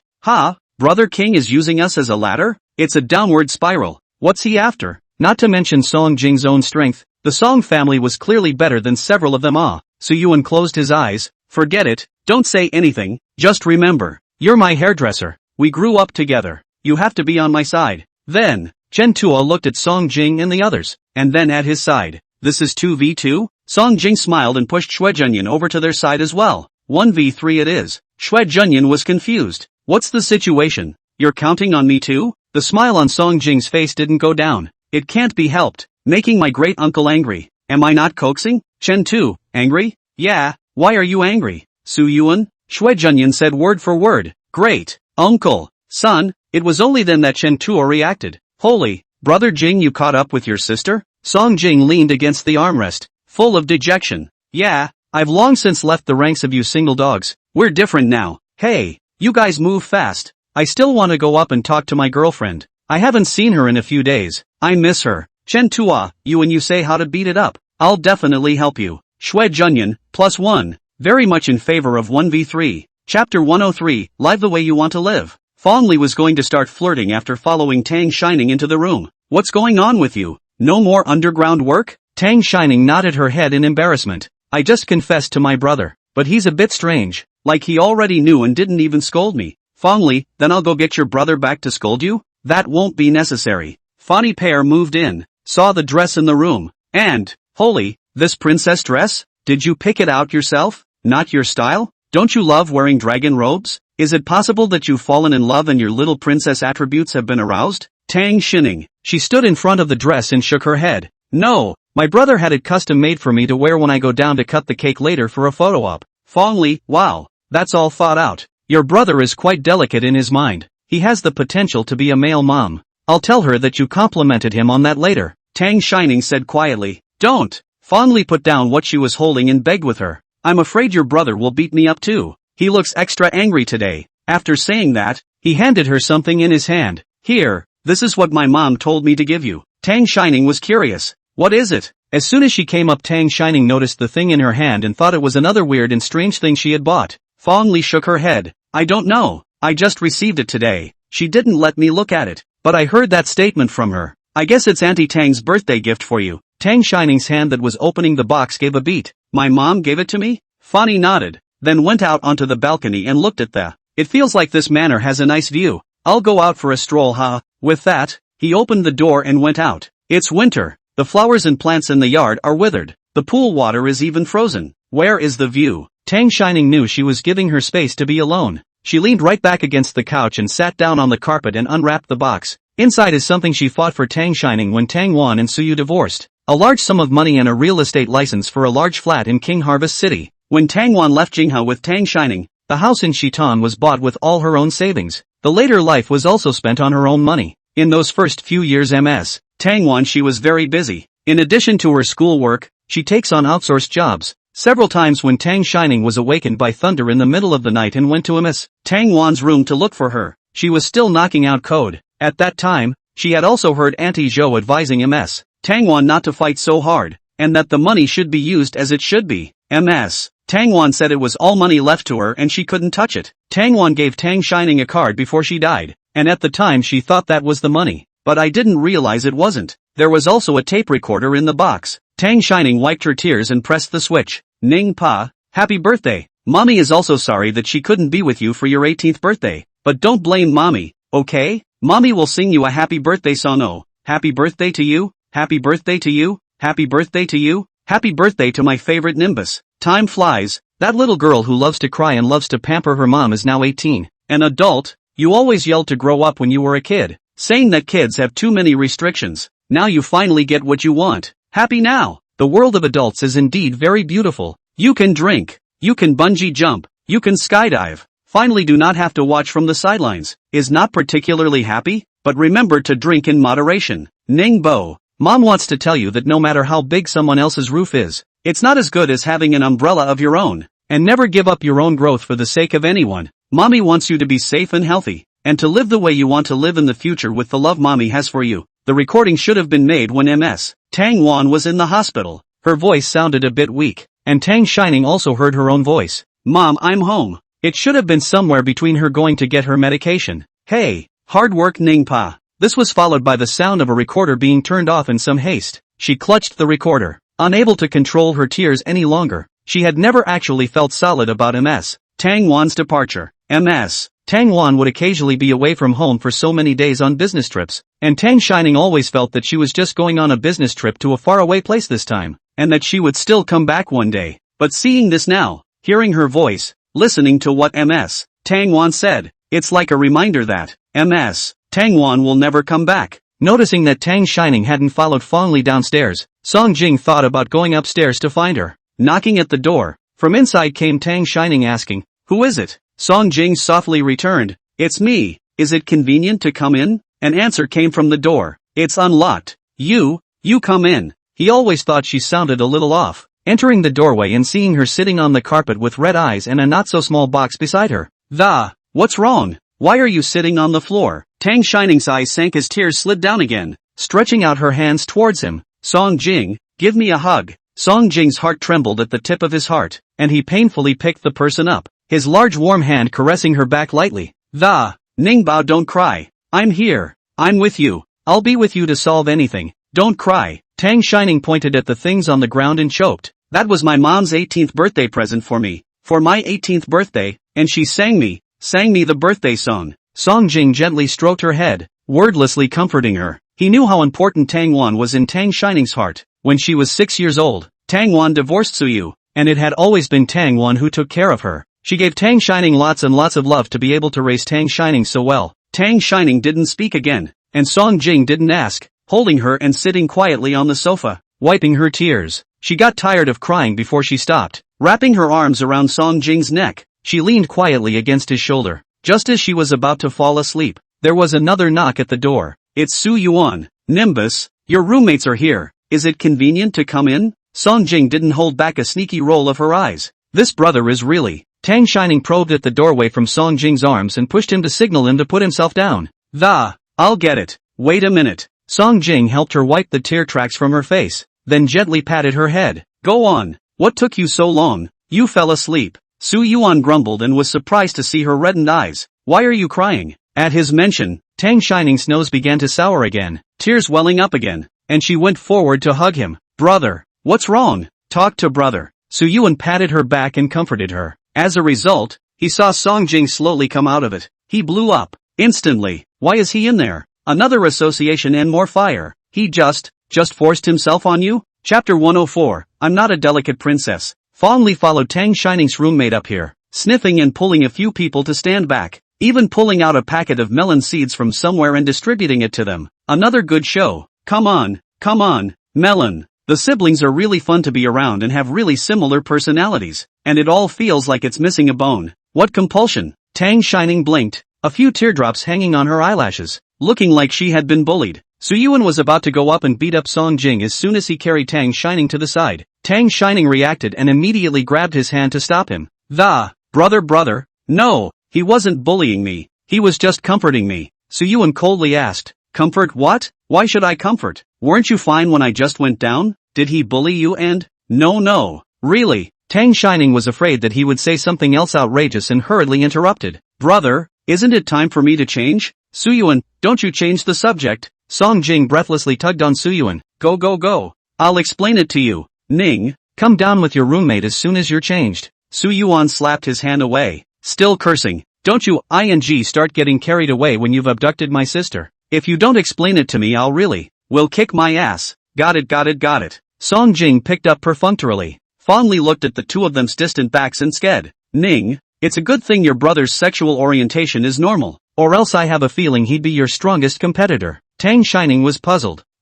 Tokyo picked up on that too. I think so, and to be honest, I'm kind of high on both of them. Li Yueran, CP can be cold but not evil, okay? I'm still high on Ning and Song Jing's senior. Xiaoan fondly replied at the same time. You don't understand. The evil ones are the good ones to get high. The two men looked at each other and shook hands excitedly. It's so good to see each other. Xin Yuanton laughed at their group of drama queens and lifted the makeup bag in her hand. Still wearing makeup? Su Yuan had originally hired a stylist for Tang Shining, but when she told her roommates in the dormitory group to come to the birthday party, Xin Yuanton said that she had recently learned a makeup look that was especially suitable for her, and the Shirshio girls were eager to try it. She had Su Yuan cancel the stylist. Shirshio snapped back. To be bound to dress Ning as the most beautiful princess in this world tonight. Fondly followed her through the door and sniffed back. No.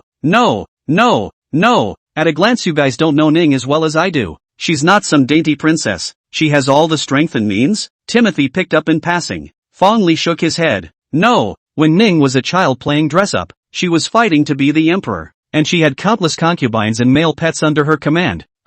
Several people looked at Tang Shining at the same time. At the moment, she was still red at the end of her eyes and the tip of her nose, so she looked like a delicate little princess anyways. Tang Shining licked her lips awkwardly. I'll go change first? Not really wanting to chat about playing dress-up a couple 100 years ago. She waved his hand. Go. Change your clothes later so you don't easily mess up your makeup. After saying that, she bumped Fawn Li's arm again. Tell us the story of Ning becoming emperor. Tang Shining. The princess dress Su Yuan prepared for Tang Shining was green, and he had someone come to measure her at the beginning of the month. At that time, he also asked her what color she liked and she said she liked green. Su Yuan but imagined that picture in his head. Wouldn't green be a bad color to wear on your birthday? How about pink? What Tang Shining said at the time was to listen to him. I don't know why he still said on green in the back. The green-colored skirt, embellished with many lifelike butterflies, was short in the front and long in the back, just enough to reveal her extremely well-proportioned legs. With Tang Shining's face, it looked like a forest princess who had mistakenly entered the earth, innocent and pure.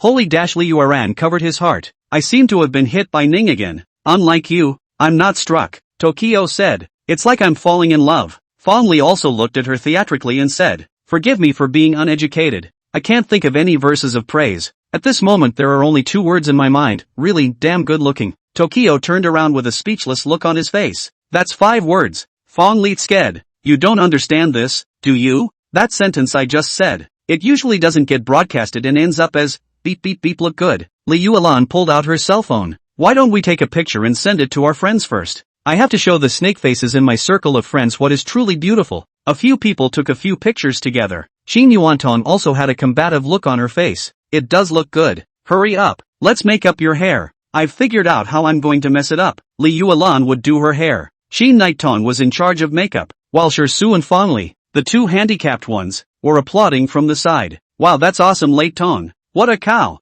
Yulan. It's kinda raining compliments on one person. In the end, Qin Yuantong couldn't stand it and gave them a big blank stare. Say one more word, and I'll draw a picture for you later. The two shut up instantly. Fanny pulled out her cell phone and started to send a friend circle. Xiao went over to look at her copy. No, you're posting it now. Don't you have a professional photographer to shoot it later? Don't you want to send it together? Fang Li hemmed and hawed. At a glance, you're not inwardly entertained, are you? Don't you know there's something called a departure chart? I have to whet their appetites first. Ah, Xiu was speechless. You've become Ning Ning's sister? Fang Li dejectedly skimmed her mouth. That's for sure. If our Ning Bao really debuts, I'll definitely be her most loyal fan. But there's another reason. I realized that my circle of friends likes me extra whenever I post a picture with Nimbus, and I just love showing off my pretty friends. Timothy nodded. This I also found out. The last time I had a birthday, posted a photo of us together. Mama, that number of likes, the highest ever, higher than the one I took of the occasional celebrity. I've even had several friends I don't know very well and haven't chatted with in 800 years message me asking for Ning's contact information.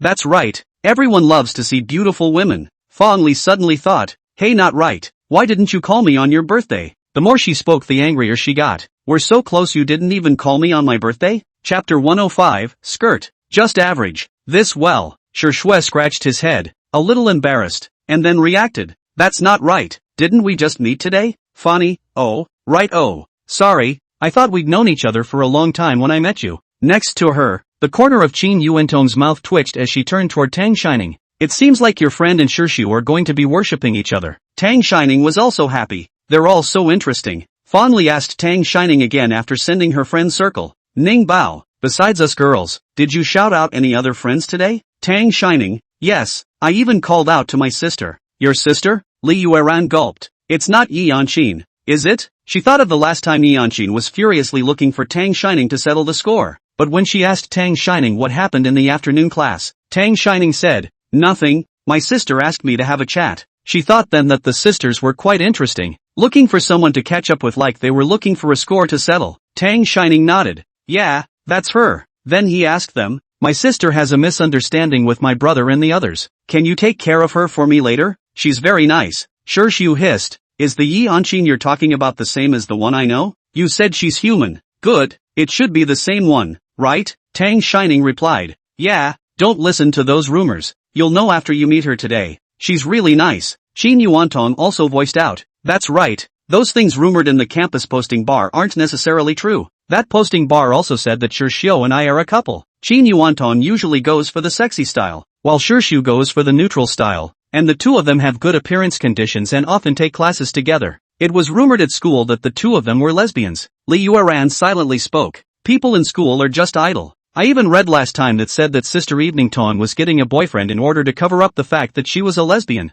Xiu heard this also bitterly opened his mouth. Marred. My days of this clear soup was rumored by them to the wind and water. My 20 years of men's hands have not been pulled on it. Into a lesbian. Funny, think of it another way. Even though you don't have a boyfriend, at least you have a pretty girlfriend in their eyes. Timothy, seems to make sense. Qin Yuantong held up her hands. Just to be clear, I'm not a lesbian. Ha ha ha ha ha ha. Everyone was amused. A few people put on their makeup and took several more pictures in the room before heading downstairs. Fang Li spat as she walked. If I say the circle of friends should also learn from Weibo and come out with an editing function, so that you only need to add pictures and don't have to rethink the copy. How nice. Timothy picked up. Think of what copywriting. I direct the first batch of photos, the second batch of photos. How provincial. And with Ningning and Evening Tong in the room, plus us who are slightly more attractive, everyone is so concerned about looking at beautiful women. Who's reading the paperwork? Funny, good idea. Steal it. Tonight's acquaintances bureau. The boys Su Yuan called out Song Jing, Shui Junyan and Shenzhuo and a few of them. The other friends Tang Shining did not know. Song Jing had been paying attention to this side of the stairs, and the first time Tang Shining came down he looked over. Fang Li came up next to Tang Shining and whispered, see? Song Jing froze in his tracks, mesmerized to death. Tang Shining looked up to meet Song Jing's gaze. The other man did look at her as well, and when he saw her looking over, he mouthed the words, that's pretty. The others also noticed them coming down, and Chen Tuo wowed. Young Master Su, your sister is really a princess. Su Yuan's face was dejected. Of course, I had this dress customized. Doesn't it look good? Chen Taku muttered in a low voice. If you didn't know, you'd think you did it. Okay, everyone's here. Let's take pictures. Tang Shining swept a glance and didn't see Yanshin. Nope, not all here yet. She just received a message upstairs that Yanshin said there was a bit of traffic jam and would be a bit late. As soon as the words fell, Yanshin followed the maid in from outside, and she handed her the gift in her hand. Happy birthday, it's a beautiful day. Chen Tua the chatterbox saw Yanshin come all quiet. He approached Su Yuan's ear and asked him, why is she here? Su Yuan didn't have a good expression either as he replied. Ning Bao shouted. Tang Shining had long ago told Su Yuan to call out Yanshin.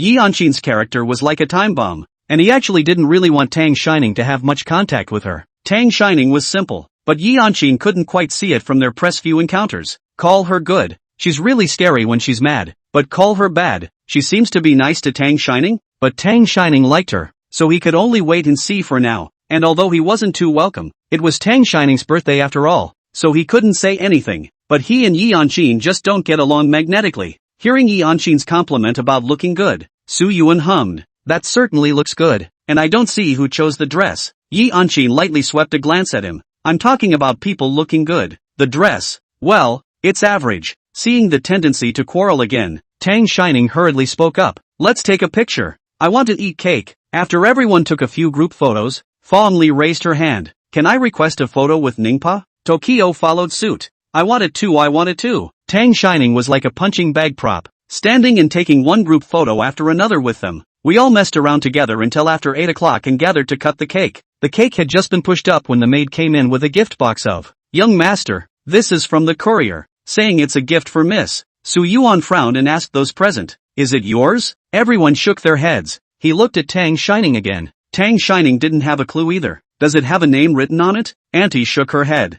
Shentaku's mind began to jump. Holy, I think I've seen this scene in a movie. It's usually filled with bombs. The crowd sucked in a breath of cold air. Song Jing kicked Chen Tua. No one will take you for a dummy if you don't speak. Yanshin was closest to her aunt. She walked over and was about to open the box. Tang Shining stopped her. Sister, it's better not to drive. What if it's dangerous? I recognize this box. It should be a certain brand of shoes. She didn't stop moving her hands. Opening it, there was indeed a pair of high heels inside, or high heels of the same color as Tang Shining's dress. She picked up the card and looked at it, frowned and, it's from Yang Yiji, says the shoes go with your dress. After saying that, he spat out, no, he's sick. He stopped you at the school gate last time, and now he's giving you shoes. Something's wrong with his brain. He visited you at school? Song King inclined his head to look at her. How does he not know? Looking at Su Yuan's reaction, he didn't blow up, so he should know. So just don't tell him? Even Yanshin knows, so he's treating him like an outsider. Tang Shining digressed. I really want to eat cake. Su Yuan hurriedly pulled everyone's attention back.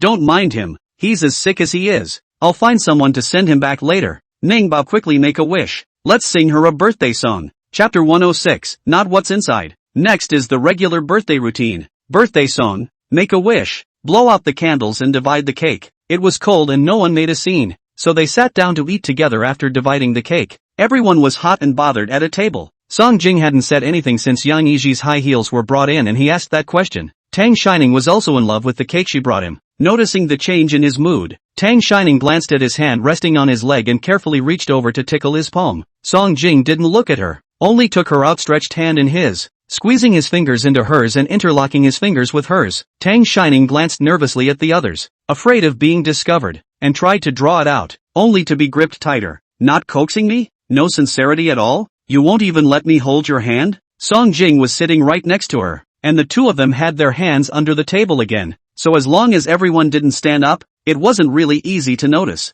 It was that they were all eating now, and Song Jing was still holding her right hand. She lowered her voice to ask him in a voice only he could hear. So how do you eat? Song Jing was on the other hand, looking like he was on cloud 9, using his left hand so smoothly that he even gave her food from time to time. Eat it with your mouth. Tang Shining. Everyone had a little bit of wine, and Chen Tuo was probably a little bit on top of his head. He looked at Yanshin across the table and straightened up. I'm actually kinda stressed about having dinner with you. Do you remember what happened the first and only time we had dinner together? Yanshin raised her eyes to look at him and replied coldly. I don't remember. We don't know each other well. Who remembers these things? Gentaku circled his fingers around the table and made a motion to lift the table. That time, when you lifted such a table, it all cast a shadow over me. The table went quiet. This is all in the past. Let's not mention it. Everyone has a little temper. Tang Shining began to round up the situation. Yi Anqin was the one she called. She didn't want her to be unhappy. Chen Tuo was still saying, this is not a small temper. Oh,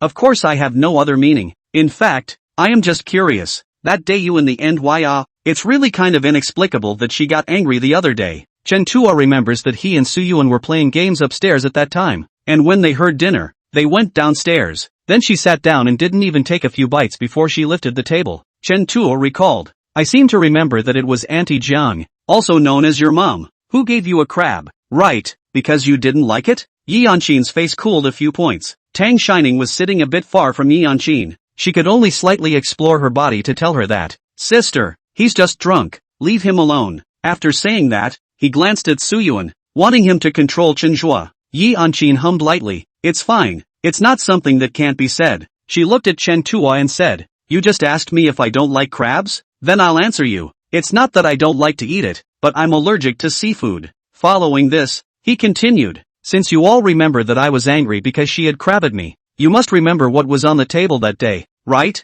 Chen Tu, crabs, and, Su Yuan said softly, all that was on the table that day was seafood. A friend of my dad's flew it back from overseas. Su Yu's friend, whom he met on one of his business trips to the beach, sends them once a year crabs in season as well as some other seafood. Chen Tuo Wine are awake. Holy, you seafood allergy. How your mom still give you crabs? Yi Anqin shrugged indifferently. She doesn't know. Or maybe, she tried to poison me. Who knows? Fong Li sat next to Yi Anqin and silently picked up the sentence. Then although your approach is a bit radical, there's nothing wrong with what you're doing. Seafood allergies can be deadly in severe cases. That person is still her own mother. It's too normal to be angry. If it was her, she'd have to tear the house down. Chen Tu scratched his head and poured himself a glass of wine. Then I've been misunderstanding you before. I apologize to you. I'll punish myself with 3 glasses. However, he really did not expect this to be the case. After all, Yi Anqin her mother Jiang Yuro did not look like such a person but Su Yu remarried, and he was poisoned by the fairy tale books he read as a child,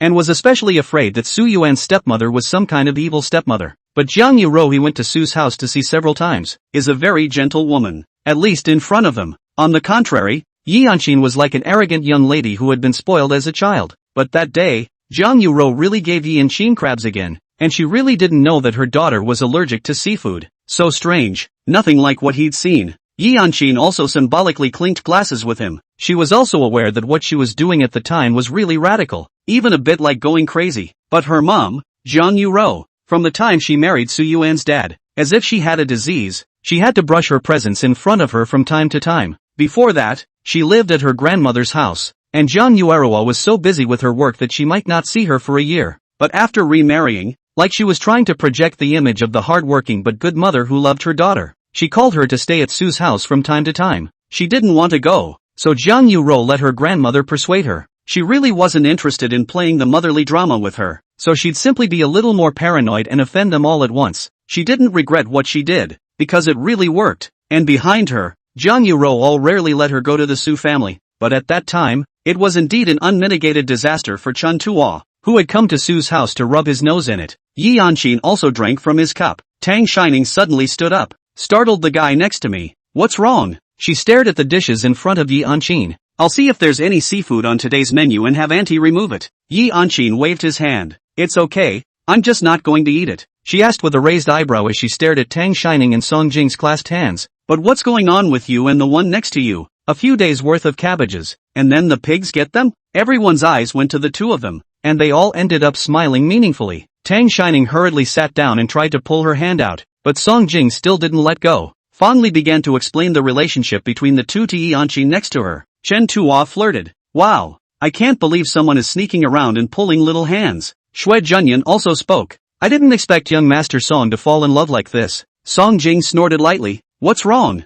I'm clingy and I love to hold hands with my girlfriend. Can't I? Chapter 107, I want to coax you. And now we're all in the same place. Tang Shining wanted to follow them as well, and was pinched hard on the palm of her hand by Song Jing. Instant honesty. Su Yuan's face went black. Can you stop being so disgusting? Eating? I can't even eat later. Song Jing also disliked without a good mood. Don't eat if you can't. Dog food will fill you up tonight. After Yanshin said that thing before, everyone's atmosphere was much better. Chen Zhua, Fong Li and Shirshu are all jumpy, and they all had a lively evening, and ended up playing a game. We all messed around together until the latter part of the night, when we all ended up resting at the manor. Tang Shining settled on the girls' side, while Su Yuan was in charge of the boys' side. The girls were actually okay. Everyone had a sense of proportion. They didn't drink much, they were all sober. On the boys' side, Chen Tua seemed drunk, Xue Junyan was sober, and Su Yuan wasn't drunk. It was Song Jing, who wasn't drunk either, but hadn't said much all night. Tang Shining settled the girls down, stood for a moment at the second to third floor stairway, and crouched down to send a message to Song Jing. Tang Shining, which room are you in? No sooner had she sent this message than she heard a message beep from around the corner, followed by Song Jing's voice slowly ringing out. It's not too cold to squat here? Tang Shining's eyes lit up. Why did you come up here? Song Jing lazily leaned against the wall and asked rhetorically. You sent out a notice that you can't just walk around? She had pretty much figured out Song Jing's nature by now. The man would be gloomy and dislike the sky and the earth whenever he was unhappy. You can't get tough with him at this point. She reached out towards Song Jing and softly pouted. Want a hug? Song Jing still had little expression on his face, but his hands were raised. Tang Shining hugged him tightly, her face buried at his chest, and muffled her voice. Will you stop being angry? He even rubbed himself in his arms when he finished. The knot in Song Jing's throat rolled, and he directly supported her legs to pick her up and head down the stairs. Tang Shining wrapped her arms around his neck and asked him, Where are you taking me? Song Jing propped her upwards. Didn't you ask which room I'm staying in? Take you to see. The boys were arranged on the second floor, and Song Jing's room was not far from the stairs. Tang Shining leaned over his shoulder and asked him, Aren't you even going to ask me why I asked you to be in that room? Song King, why? Tang Shining cupped his face and said seriously, You're not happy tonight. I want to coax you. Not a few steps away. Song Jing pushed the door open and entered, placing the person to sit on the cabinet in the doorway. Then you coax. Tang Shining's heart beat a lot faster when he stared at her like that. Didn't I just coax it? Just now? Song King asked. When did you coax? Tang Shining, I hugged you, and also touched your face. She said to herself, last time I met with Yang Yiji once in front of Jinghai University, that time it was a traffic jam. I don't know if it was a coincidence or what that I met him, and he didn't show up again after that, so I didn't tell you. Don't get mad, will you? I promise I'll tell you about him whenever I meet him in the future. Aha, he answered sullenly, still not looking too happy. But I was the one who hugged you just now. Song Jing corrected her. What kind of coaxing is that? Then I'll hug you again. She finished by wrapping her arms around Song Jing's neck again, her hands still patting him on the back. Don't be mad, Al. Song Jing laughed in anger. You're coaxing a child. I'll show you how to coax me. He said this while staring at her lips, and Tang Shining naturally knew what he meant. Before he could act, she gulped and asked abruptly, Is the next approach you teach more useful than pouting? Song Jing pressed against her forehead and patiently replied, Well, if you coax me like this next time, I'll definitely promise you everything. She licked her lips. Is it okay if I want all your money too? Could be. Lives are yours. In the next second, a large, warm hand brushed her cheek, and the familiar touch covered it again. Song Jing started the kiss slowly, pecking her lips gently and shallowly, full of lingering emotions. Then he took advantage of her inattention and clasped the back of her head, forcefully prying her teeth open and kissing her deeper. The room was silent with only the ambiguous ringing of kisses. It was only when Tang Shining was a bit dazed that the burning heat between her lips slowly withdrew and began to travel toward her neck. When she slowed down a bit, he pressed on again. The cycle goes back and forth several times. Finally Tang Shining softly leaned into his arms. Song Jing stroked her back and said in a mute voice, This is how you'll coax me from now on. Have you learned? Tang Shining's brain was dizzy and her eyes were watery, but she still obediently nodded her head. Learned? I don't believe you. Do it again and I'll see if I've really learned it. Tang Shining was still panting in small gulps, her voice soft. Don't. I'm so tired. Take a break. Song Jing sighed softly, to cry out of exhaustion after kissing for such a short time. What about in the future? Later. What's wrong? The voice of the person in his arms gradually lightened. Later on. It will be. When Song Jing looked down, she had already closed her eyes and her breathing was soft and shallow. Fell asleep. Song Jing laughed helplessly. She had been busy following Su Yuan all day today and seemed to be really exhausted. Song Jing hugged her up and headed for the bed, leaning down and moving gently to place Tang Shining on the bed. Tang Shining woke up a little and asked him with narrowed eyes, Is this my room? To go back to your own room? Song Jing's low voice carried a hint of compulsion. Didn't you just say you were going to come to my room to find me to sleep? No. Tang Shining's eyes were already too sleepy to open, and her voice was sticky. It's not sleep. It's coax. You. Song Jing lay down on Tang Shining's side, holding Tang Shining tightly in his arms wrapped around her waist, his voice soft, as if he were talking to himself. Coax me? Then let me cuddle you to sleep, okay? Tang Shining was already asleep. Song Jing buried himself into the nape of her neck, sniffing her scent, then squeezed and played with her fingers for a while before drifting off to sleep as well. It was the next morning when I woke up again. Tang Shining felt that the layout of this room didn't seem quite right, and opened her eyes to look at the ceiling for a moment. The memory ended up resting on the fact that after Song Jing kissed her, she seemed to have fallen asleep against his arms. Then here is Song King's room, but now Song Jing isn't there. Did Song Jing go to her room to sleep? Tang Shining bit her lip, and like an idle heroine on TV, she cautiously lifted the quilt to take a look. Luckily, the clothes are still there. She sighed in relief. She could have just turned 18, and she didn't want to be exposed to 18 forbidden so soon, or without her knowledge. But Song Jing wasn't like that either. Chapter 108, Tired Like This. Awake? Song Jing came out of the restroom and apparently saw her lifting the covers. This little cutie, you've been watching too many brain-dead dramas. If he was a real animal and did something to her, would she be so refreshed to get out of bed right now? He pulled his lips into a smile. What? Think I didn't change your clothes, so I'll change it for you next time? No no no. Tang Shining got off the bed and hurried outside, then thought of something and turned back to ask him, did you sleep here last night or? She was really too tired to sleep last night, but half asleep. It always felt hot behind her back, like a furnace was roasting against her, and as if she had loaded her locator. She backed off a bit and followed again. Song King approached and bowed to look at her. Where do you expect me to sleep? Who cares where you sleep? Forget it. She averted her eyes and turned to head out the door. I have to go to my room. My brother and the others will be up later. When they went out, Su Yuan did not meet them, but met Su and fondly at the stairway. The two of them looked at Tang Shining, then at Song Jing, who was leaning against the doorframe behind them. The smile was meaningful. Tang Shining didn't stop walking and continued to walk upstairs. The two of them followed, one on the left and one on the right as she made her way up the stairs. Fondly couldn't hold her tongue and asked her as she walked, Ning Pa, did I just see it right? You came out of Song Jing's room?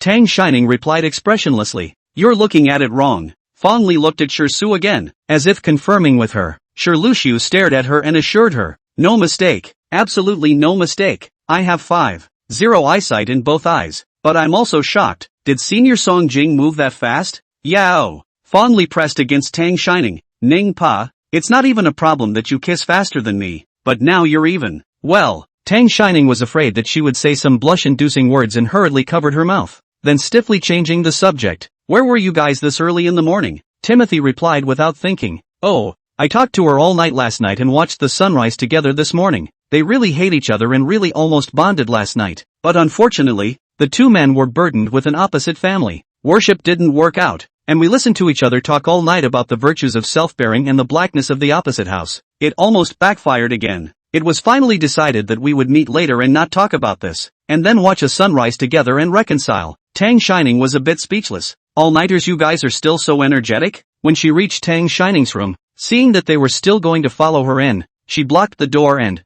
you guys go back to resting. I'm going to wash up. Fondly huddled by the door, still wanting to inquire about something specific. Ning Pa, tell me what happened last night. Tang Shining held her forehead. It's really nothing. I was too tired and fell asleep. Wow, they both looked at each other. Then they looked at each other and smiled. Tired like this? Ha! Song Jing can do it. Tang Shining didn't need to think to know what filth was in their heads. She forcefully broke Fong Li's hand away. If you really aren't sleepy, go back and listen to the heart-cleansing mantra a few more times to clear the dirty stuff in your head.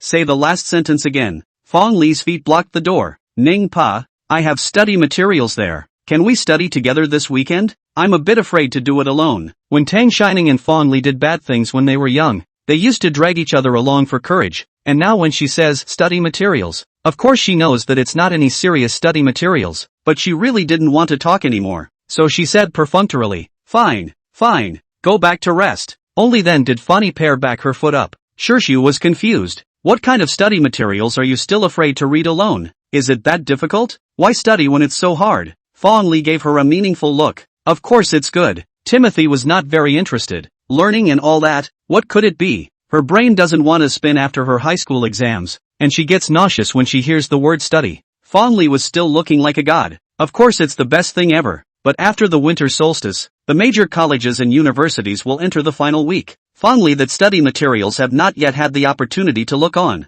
They began to intensely review. Bonnie Pear is still studying medicine, and the end of the semester worries her hair. And Tang Shining's textbook on computers Tangwan had shown her in high school, so the end of the semester was nothing difficult for her. It was early January by the time the final exams were finished. Tang Shining came out of the exam room and met MS, Tangwan's graduate advisor. The mentor's name is Sun Xiaoquan and he is now in his 60s. When Tang Shining was in junior high school, he went back to Shitong for a major surgery, and Tangwan took her to the hospital to see him several times, so she knew him. Tangwan was in Sun Xiaoquan's studio before she gave birth to Tang Xiaoning. His character wasn't as rigid as the usual ones who engaged in research, and when she followed Tangwan to the hospital at the time, he even told them about the embarrassment he had made after he had been put under general anesthesia. He had a team of his own, with his own studio, and was already well known in the industry, and Tangwan had followed him since her graduate school days. After marrying Su Yu, she didn't give up her job even though the two older members of the Su family wanted her to stay home and raise her children. Even before giving birth to Su Yuan, she was busy with one of the team's projects. It wasn't long after giving birth to Su Yuan that she returned to the studio either. However, when giving birth to Tang Shining, she suffered a hemorrhage that nearly killed her and she rested at home for a long time. When this stopped, the two older members of Su's family never let her work again. Although Ms. Tangwan didn't explicitly say so, Tang Shining felt that this might also be one of the reasons why she would divorce Su Yu. After her divorce, Ms. Tangwan had also wanted to return to Mr. Sun's studio, and Mr. Sun was eager for her to go back, but the year before, their team took a big order from abroad, which might require them to stay for a couple of years. Tang Shining was only 6 years old at that time, and there was no way she could leave her at home and go abroad herself. But if she took it abroad, Tang Shining would be receiving a foreign education from a young age, and on balance, she gave it up. Sun Xiaoquan was followed by the school's leader next to her, and the two of them didn't know what they were talking about, and when they saw her come out, the leader excused himself. Tang Shining vaguely guessed something and stood there for a moment before going forward. Hello Mr. Sun. Sun Xiaoquan also sized her up for a moment and withdrew his gaze. Finished the exam? Teacher invites you to dinner. Can you honor me? Tang Shining smiled. Of course I have time, but I should be the one to invite you. You little girl. Sun Xiaoquan frowned at her. Don't you me. I remember you are not this kind of nature. Chapter 109, Sun Xiaoquan. Sun Xiaoquan has been unmarried all his life and has little family. Tang Wan is the first graduate student he has taken in, and he treats her like his own child. After the surgery at that time, Tang Wan came to the hospital to see him every day. He would also bring Tang Shining with him on weekends. This little girl has a lot of skin and doesn't even think of him as a patient. At that time he was already much better. As soon as Tang Wan left she shoved the homework in her hand into his hand, and also took out a pen from her school bag and gave it to him, so that he could help write alone. Said it was too much to write and that I would have to check it the next day. Now it's time to respect him. Come on, I'll buy you. You're still a student. I can't afford to let you pay for my old face.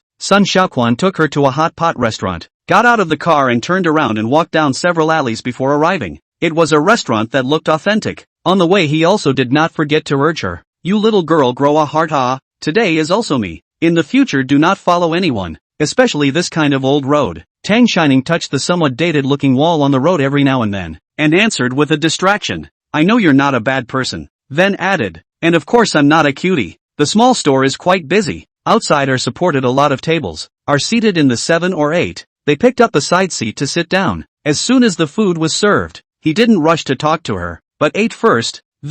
I'm waiting abroad thinking about this bite. Eat first, we'll catch up after we're full. Tang Shining also didn't politely talk to him, picking her favorite food and eating it. When she was almost done eating, Sun Xiaoquan wiped her mouth, looked up at her and, do you know why I'm looking for you? Tang Shining voiced her guess. Ms. Tangwan said that? Yes, it's her. Sun Xiaoquan nodded. Although Tangwan was his graduate student, he had actually known her for a long time. Tangwan participated in a programming competition when she was in high school, and Sun Xiaoquan was invited to be a judge at that time. At that time, Sun Xiaoquan had not yet been assessed the title, just a lecturer, but he had been paying attention to Tangwan as a person. The latter heard about her growing up in an orphanage and secretly sponsored her. Tangwan was highly talented in computers when she was in high school, and in college she even won big and small competitions and awards. The year of her junior year, Sun Xiaoquan was evaluated as a professor and had a postgraduate place, so he went to her and asked her to take his postgraduate exam. She didn't agree at the time, presumably with her own considerations, but the latter probably looked him up or something and agreed. Tangwan has always called him master. Sun Xiaoquan has no children of his own, and Tangwan is his first graduate student. He cultivated her as his own biological child. So when she gave up her career later on and chose to return to her family, he got angry, thought she was what young people call a relationship brain, and broke off contact with her. Contact was only resumed later, after realizing that she didn't do it of her own free will either, and that she had returned to the workplace after the divorce. He was also the one who pulled the strings when she went to teach at Sitang University. The latter didn't expect anything like this to happen. Tang Wan approached him shortly after her cancer diagnosis. Sun Xiaoquan continued, was going to come to you at the moment you start school, but that project abroad urged tight. These months have no time to go back to the country. A few days ago the first phase of the product landed, only to have a few days to spare. I think you should also have some understanding. Our team is mainly doing the piece of artificial intelligence. The next project is the piece of unmanned driving. I heard that you have been interested in this since high school, and at that time, you also participated in the artificial intelligence competition, and took a gold medal. That was when Tang Shining was in high school. During that time she was obsessed with a young starlet who just happened to be from Saitong City, and he revealed in one of his interviews that he always goes home to spend time with his parents after filming, shopping and so on. Tang Shining didn't dare to be a private student, so she honestly let Ms. Tang Wan drive her around the streets aimlessly just to bump into that little star. But more often than not Ms. Tang Wan is not happy, and she has a job and can't just hang out and not make money to support her family. She tried once if she took a taxi, and was lectured by that uncle, along the lines of studying hard and not doing all this nonsense. That uncle probably meant well, but spending money and having to listen to each other's lectures made it really annoying that she couldn't feel at ease with her search. At that time, Tang Shining wanted it to be the car itself that would go, so that she wouldn't have to move an inch because she didn't know how to drive. She also mentioned the idea when she complained to Ms. Tang Wan after she got home, and she thought about it for a while and said it wasn't unfeasible, then got her several books on the subject and told her to do her own research. In the back, Tang Shining she really did make a model out of it herself. However, with limited skills, the car program she made could only dodge walls that wouldn't move, stone piers of that type, once it was activated. When it comes to moving animals and people and whatnot, it'll just crash into them. It's actually more like artificial retardation than artificial intelligence. But she was competing in the junior division, and she was kind of awesome at that one, so she still got a gold medal. The competition is quite prestigious and is organized in cooperation with several prestigious universities at home and abroad. Originally, when she won the gold medal, she was able to directly guarantee admission to the computer science departments of several prestigious universities, but she was only a sophomore in high school, and she wouldn't have a full high school career if she went straight away, and she'd have to leave Ms. Donovan. She didn't think much of it and declined, choosing to take the entrance exam on her own merit. But in her senior year of high school, facing the endless homework and brushing up on problems every day, she did kinda want to go back and slap that self that said something about a full high school life a few times. Senior year is really too tiring and hard, and those who make it through are great people. I've seen that generation model and code of yours. It's really quite impressive at your age. So I came back this time to ask you if you'd like to work with me? Tang Shining was puzzled. But I'm still in school. Hey, your program is abroad. So am I just dropping out of school? Sun Xiaoquan sked. What are you talking about, this child? What are you going to do if you don't go to school at this age and don't get a diploma? Into the factory screws? Tang Shining scratched her head awkwardly. Hey, what do you mean otherwise? Sun Xiaoquan didn't answer directly, but asked her. You've been at this school for a semester now too. How are you feeling? Tell the truth? Sun Xiaoquan is such a mature and stable person, but he is going to be so angry with her that he rolls his eyes. Do you think I came all the way back from overseas to listen to your bull asterisk here? Tang Shining was silent for a moment, and replied truthfully, actually, I basically know all of these courses, and the university textbook Ms. Tang Wan showed me a long time ago. Chapter 110, can I go through the back door? Freshman year is mostly about some theoretical knowledge. Ms. Tang Wan said when she gave her the textbook at that time that once a person has figured out the theory, practicing it will be like playing an animation in your head that teaches you how to do it step by step.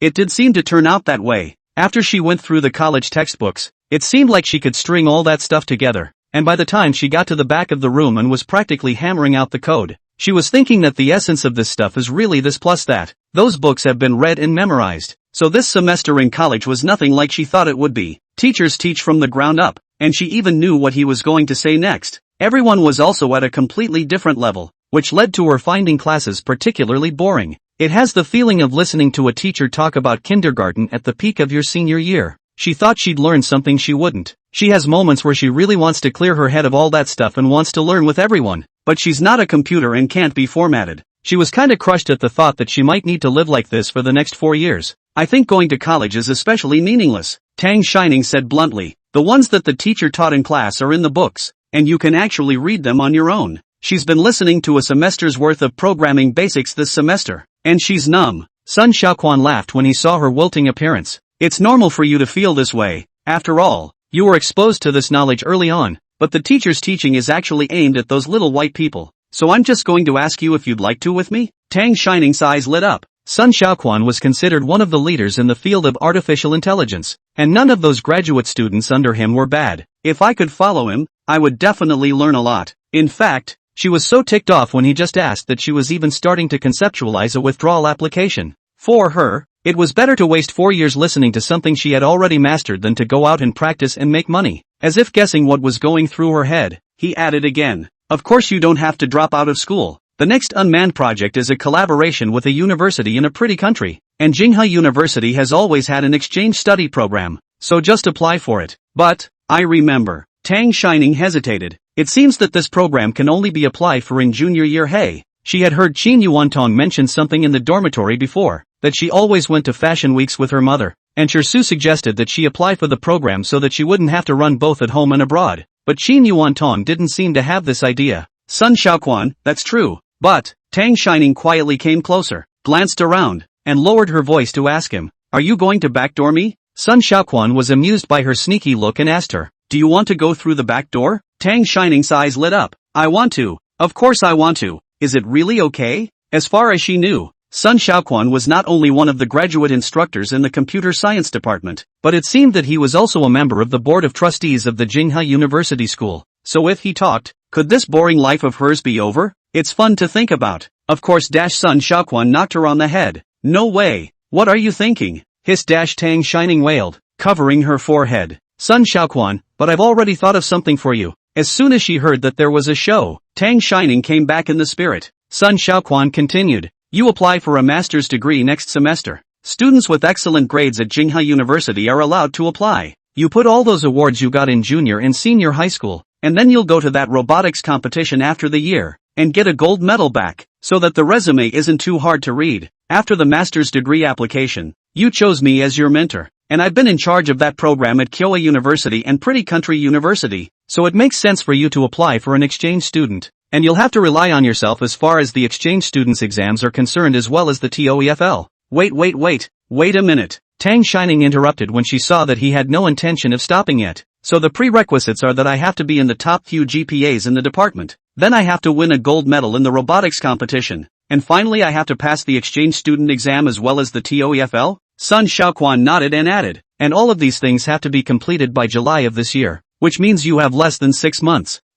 Tang Shining felt like she needed oxygen. Is it that urgent? I have a question. The final exam is already over. Hey, why didn't you tell me before the exam? What if I didn't do well this time? Sun Xiaoquan glanced at her and replied lightly. That only means that you don't have a destiny with that program, and if you can't pass this freshman year's basic exam, then there's no need for me to bring you over. Tang Shining. Sun Xiaoquan took out his cell phone and got up. Do I need to give you time to think about whether or not to go? How long will it take? 1 day? 3 days? A week? Tang Shining spoke without hesitation. I'll go. Sun Xiaoquan stopped moving and stared at her for a while. You can't regret if you agree. Don't you discuss it with your family and friends? And that boyfriend of yours, don't you ask him? You don't just walk into my program. And if you try to take 3 days off to go back home, I'm going to tell you to get lost. Tang Shining shook her head. Don't worry. I won't regret it, and it's my own future. I can make my own decisions. But didn't you say you've been busy with projects? Then how come you even know that I'm in love? Sun Xiaoquan shook the cell phone in his hand. Now that the network is so developed, what do you want to know to send a message to ask is not known. He didn't have time to go back home, but there was still time to take the time to ask those teachers of hers and whatnot. Tang Shining's boyfriend talked about this in such a high-profile way that the graduate students under him all knew about it and showed him pictures.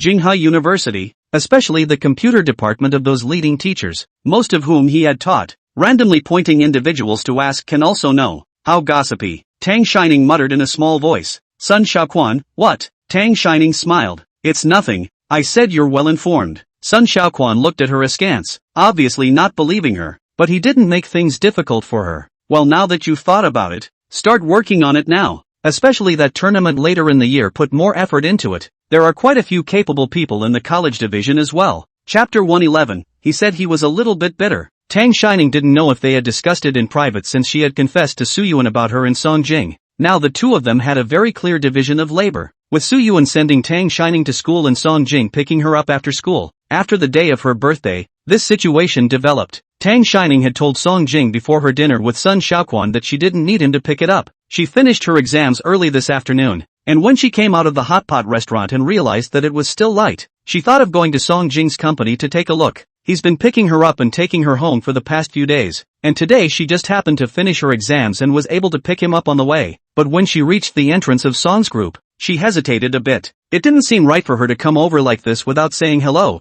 and she didn't know if Song Jing was at the office or not. She found a place to crouch not far from the door and sent a message to Song Jing. Tang Shining, are you in the company or not? Song Jing replied almost in seconds. Song Jing, in awe, the girlfriend does not want me to pick up, can only faithfully work overtime alone. Tang Shining didn't hold back a smile when she saw this reply from him. Tang Shining, then may I go to your company to look for my boyfriend? He said he's a little bitter. I'm so heartbroken. Oh. Song Jing's phone call came in the next second, and his tone couldn't hide his delight. You're coming over to me? There had been several times before when Tang Shining had gotten out of class early and he wanted to bring her to the office. She refused to come, saying she was afraid of delaying his work. I didn't realize she offered to come over today. Tang Shining, what's wrong? Are you busy? I won't. If I'm busy. Not busy. Song Jing interrupted her. Where are you? I'll come pick you up. Hey. Tang Shining smiled embarrassedly. Actually, I'm just downstairs from your company. The opposite side of the room was quiet for a split second, and Tang Shining heard Song Jing seemingly say,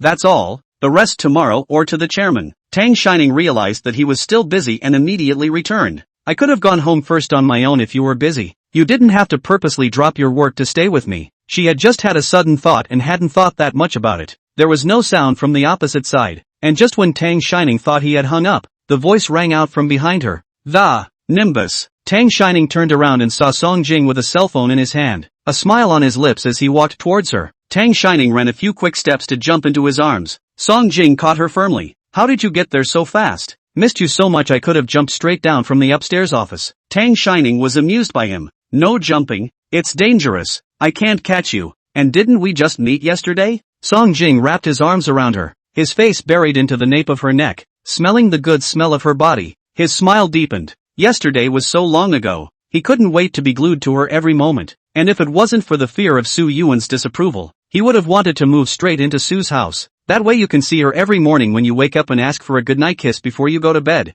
With a bit of luck, if she fell asleep again from exhaustion, she might even be able to cuddle her like last time. He thought he wasn't going to see it again today, and he wasn't even in the mood for the meeting just now. Touching the hand she had just reached for her cell phone and frowning. Why is it so icy? Didn't I tell you to wear more this morning? Song Jing gathered her hand into his palm and put it in his arms to warm it, and swept her inside the company. He also didn't forget to instruct her. Next time you come to see me, just come straight in. You don't have to wait outside. Just ask the receptionist to swipe the elevator for you. Tang Shining obediently followed him, tilting her head as she looked up at him and asked, is your company so unregulated that just anyone you don't know can get in? She went to the company once before to look for Su Yuan, was stopped by the receptionist, and only went up after Su Yuan's assistant came down to pick her up. Song Jing rubbed her head. Who's just anyone? You're their little boss lady, and they all know you. He didn't intentionally keep his voice down at that, and they just happened to walk down the hall where the guys at the front desk looked over. Tang Shining was so anxious that she went up to cover his mouth. Don't talk nonsense. Song Jing tugged her hand down, his expression somewhat uncertain.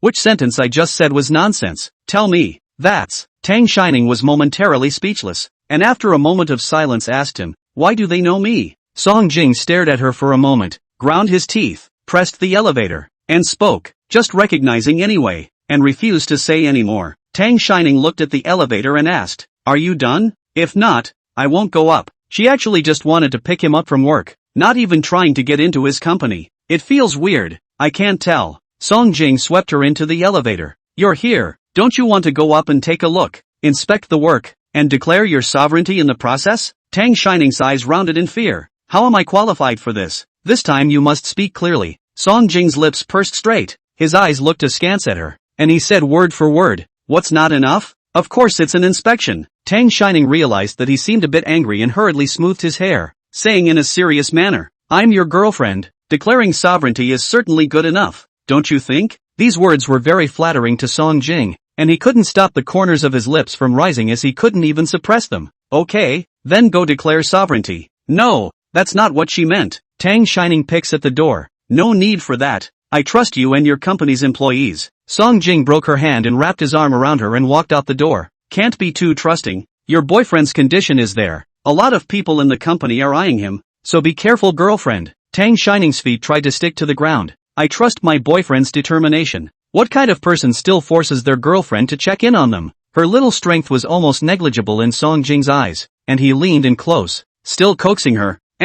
But you've got to kill the company too, right? Girlfriends are young, but their hearts are big. You still have to teach them slowly. Tang Shining deflated and pushed him. I really don't want to go. Song Jing thought for a moment and nodded. Okay, I'll take you to my office. Okay? This can be had, as long as it's not a blind stroll. Tang Shining hurriedly nodded her head. Song Jing led her through several large office areas, passing the pantry and taking a candy to unwrap for her and feed it to her mouth. It's not even 6 o'clock yet. It's not even off duty yet. She could even feel the glances the employees were casting at them as they passed through the office area. Tang Shining all awkwardly keyed a magic fairy castle and finally couldn't help but ask him, "Where's your office? Huh? Are you having trouble finding it?" Song Jing's lips curled into a smile as he took her hand and led her back to the elevator. Wrong way. My office is upstairs coming up. Tang Shining. She was so angry that she went to pinch Song Jing's waist, and the two of them made a scene in the elevator. Ding dash. The elevator door opened and there was a man standing outside. Chapter 112, 3-minute hothead scumbag. It was a well-maintained middle-aged man, probably the same age as Su Yu. At this point the face is serious and the air pressure is a bit low. Tang Shining immediately quieted down and obediently stood next to Song Jing. Sensing her nervousness, Song Jing fished out her hand and continued to hold it as he stood loudly in front of the man and introduced himself. Ning, this is Song Wenxian, now the chairman of the Song Group. Finished as if he just remembered and picked up again. Oh yeah, he's still my dad. Just call Uncle Song. It's okay if you don't. Tang Shining hadn't expected to see Song Jing's father in this situation, and the other party was clearly in a bad mood right now. She was so nervous that she shouted with a straight 90-degree bow. Hello Uncle Song. Just as she bent down she was fished out by Song Jing's shoulder, not forgetting to comfort her. It's not anyone important, so take it easy. Tang Shining actually knew more or less that the relationship between Song Jing and his parents didn't seem to be very good. He was brought up by Master Song and Mrs. Song when he was a child, and then he was sent to Uncle Shitong's house later on, so he didn't really have much contact with his parents. Song's father and mother would occasionally go to Shitong to see Song Jing, but presumably they were really busy with work, and each time they stayed for a short period of time. Song Jing was not happy to see them either. Tang Shining hasn't seen Song's father and mother face to face. They've all looked down from upstairs and seen their backs, but she had noticed then that Song Jing would get upset whenever Song father and Song mother came over. It may even stay low for a day or two. It was the first time she'd felt this tension between the two straight on. Song Wenxian's forehead twitched after hearing Song Jing's introduction. What do you mean? It's okay if you don't? What do you mean? It's okay if you don't? However, he still maintained his basic literacy, nodding slightly towards Tang Shining as a response. Then he looked at Song Jing and said, "Come with me to my office. I have something to ask you." Song Wenxian's office was upstairs, and he entered the elevator when he finished. Song Jing gently patted Tang Shining's head and pointed at the office next to him. "Why don't you go in first and wait for me, okay?" Tang Shining nodded, still unsure. He carried her towards the office and, "I had my assistant prepare snacks for you. You pick your favorite to eat, and there are the same books you usually read on the bookshelf, as well as." "Okay,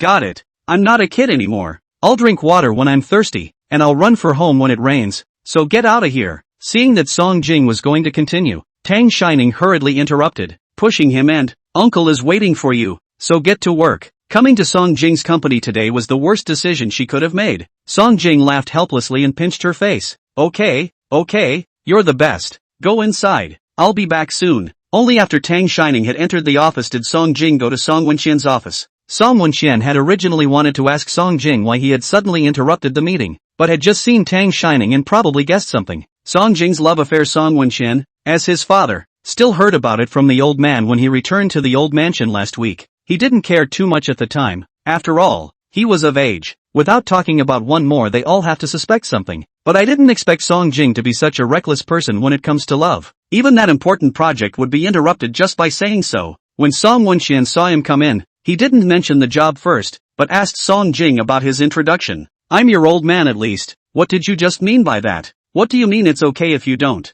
"Literally, Song Jing had little expression on his face and found himself a chair to sit down lazily. It's just as well that you have that relationship in place. Otherwise you shouldn't be able to sit across from me and talk to me right now with that cat and dog look you just gave me. Tang Shining is here for the first time today, and it's so hard to be willing to come to the company. If he's intimidated and doesn't dare to come in the future, he's going to have to come up and blow up his office. Song Wenxian was so angry that he slammed the document in his hand onto the table. Song Jing, what kind of words are you saying? How did he just know Song Jing? He was in the elevator with a little girl inside. He had gone down there in anger to try to find Song Jing to ask why the meeting had been interrupted. So it was hard not to grin and question him? That elevator door opens. He was already serious expression. Suddenly laugh. Scare that little girl. Let people think he is sick. How to do. It was not easy for this man to have a favorite girl. If he messed it up, not to mention Song Jing himself, the old man and old woman of the family would have to skin him first. Song Jing sidestepped the paper that flew at him. Almost okay.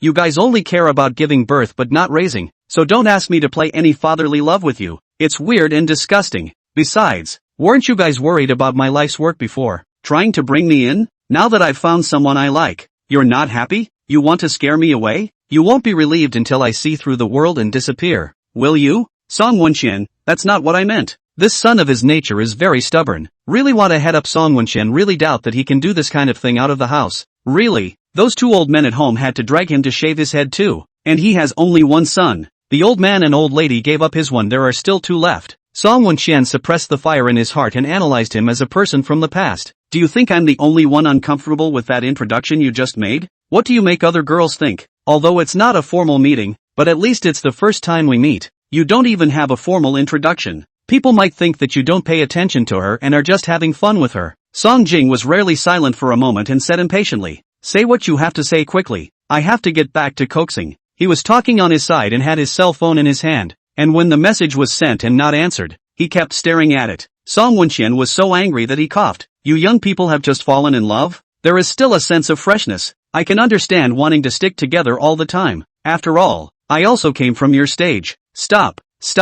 Song Jing interrupted unhappily. There's no need to say more nonsense. Save those sermons for your second child if you have the chance, and pick up the key points directly. Song Jing didn't hold back and rolled his eyes. What do you mean there's still freshness? This person can't talk. Make it sound like he's some kind of 3-minute slag. The papers in Song Wenxian's hand crumpled into a ball, and his face sank. Why was the program meeting just now suddenly interrupted? Don't tell me it was because you were going to fall in love. Song King hissed and said good-naturedly, I can't say I went to a relationship, so what else can I say? Song Jing. Song Wenxian's fire was still not suppressed. How can you treat the company's affairs like child's play and just leave when you say so? Is this how I've taught you all these years? Teach me? Song Jing tugged his lips meaningfully and asked rhetorically, when did you teach me? I remember I learned from Ergo when I joined the company, didn't I? What did you teach me? You tell me, and I will recall. Chapter 113, I wear myself out. Song Wenxian once again choked on him. For Song Jing's upbringing, Song Wenxian did owe him something. The year he was born, Song Wenxian had just fully taken over the company not long ago, and Song's group was facing a transition.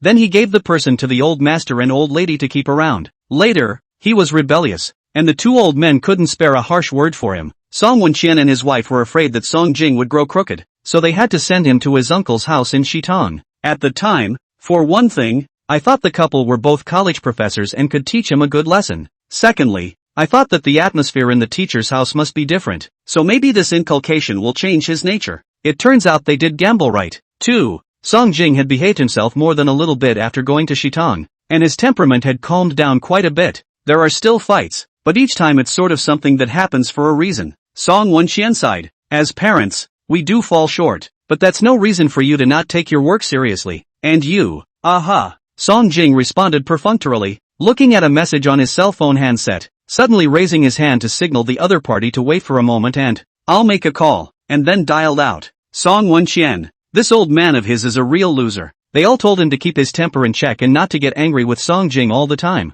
It's the other way around, isn't it? If he wasn't afraid that the two old men and his wife at home would get angry, he would have really wanted to beat up Song Jing. When the phone was connected, Song Jing didn't avoid Song Wenxian and directly talked to the other party. Wait for me, I'll give you a ride. What? Getting in the car? Whose car? Okay, send me a message when you get there.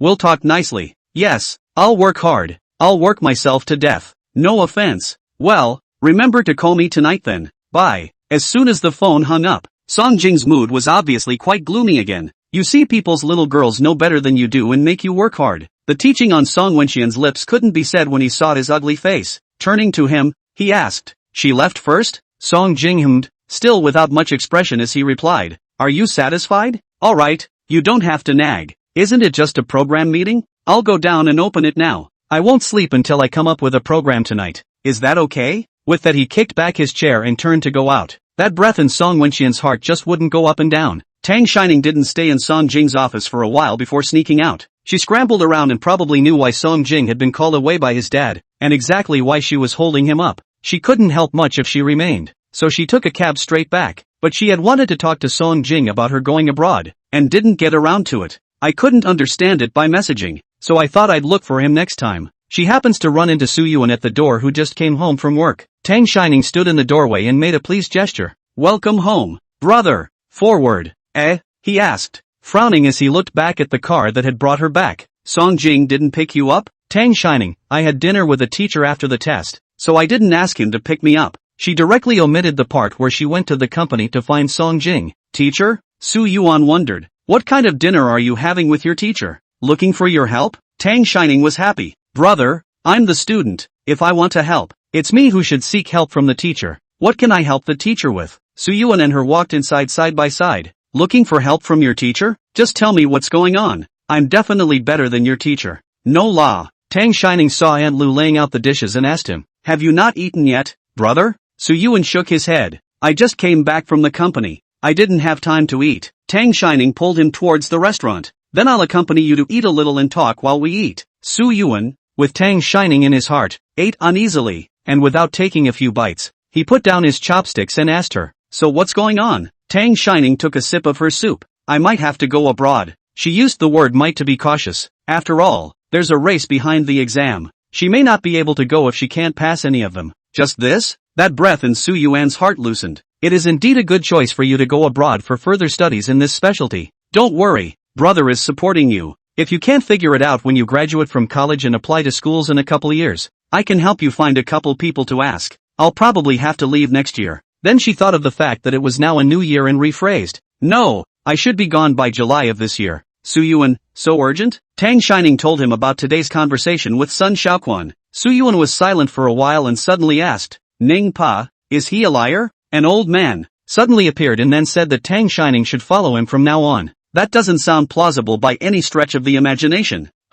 Tang Shining didn't expect him to have such a clear angle, but on reflection, it did seem like it wasn't too reliable in Su Yuan's perspective anymore. She told him again about earlier when Ms. Tang Wan was still around. Su Yuan responded with his mouth, but still looked skeptical. "Ning Bao, you are young. A lot of things do not understand. Nowadays there are a lot of people in society who like to kill, so this kind of we still need to be more cautious. Brother, first investigate the basic situation of this teacher you said. If I am sure that there is no problem, then you can make plans, okay? But, he's mom's teacher, hey. It won't be what you think." Tang Shining continued. Su Yuan, "Yes, I know, but I still need to check for safety reasons. What was that teacher's name?" Tang Shining understood that if he didn't care to do some investigating on his own, he probably wouldn't feel at ease, so he could only tell him truthfully. "His name is Sun Shaoquan. You may not recognize him, but he's kinda famous in the field of computers, especially artificial intelligence. Those who study computers should know."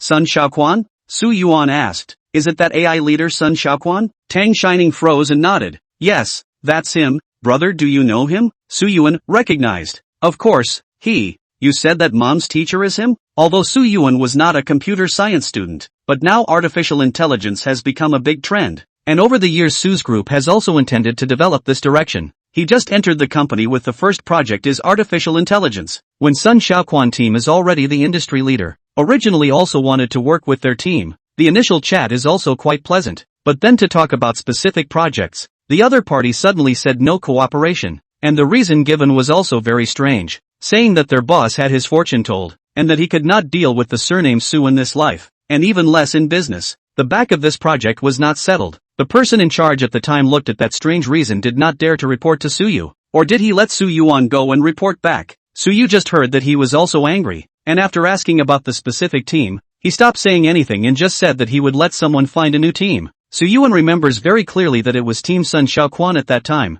so Sun Shaoquan was Tang Wan's master. Was he taking it out on Tang Wan at the time? Then it all makes sense. Chapter 114, we haven't kissed yet today. Brother? Brother? Su Yuan. Tang Shining called from the side for half a day, but he didn't respond. Ha? Su Yuan came back to her senses. I'm here. What's wrong? Tang Shining looked at him strangely. What's wrong with you? You just said Mr. Sun's name and then didn't say anything. Do you really know him? But you're not a computer science major either. So how do you know him? Su Yuan, well, I know. Before the company wanted to cooperate with him, I've seen his information. He made a special trip to see you just to get you out of the country? You're only a freshman now. How could this be the time? Mom told him before. Tang Shining fell silent and continued. His idea was that he wanted me to apply for the school's undergraduate program and then apply for an exchange student spot. And his next program just happened to be a partnership between KYU and Pretty Country University. Speaking of this, Tang Shining came back with fighting spirit. There's a competition after the year.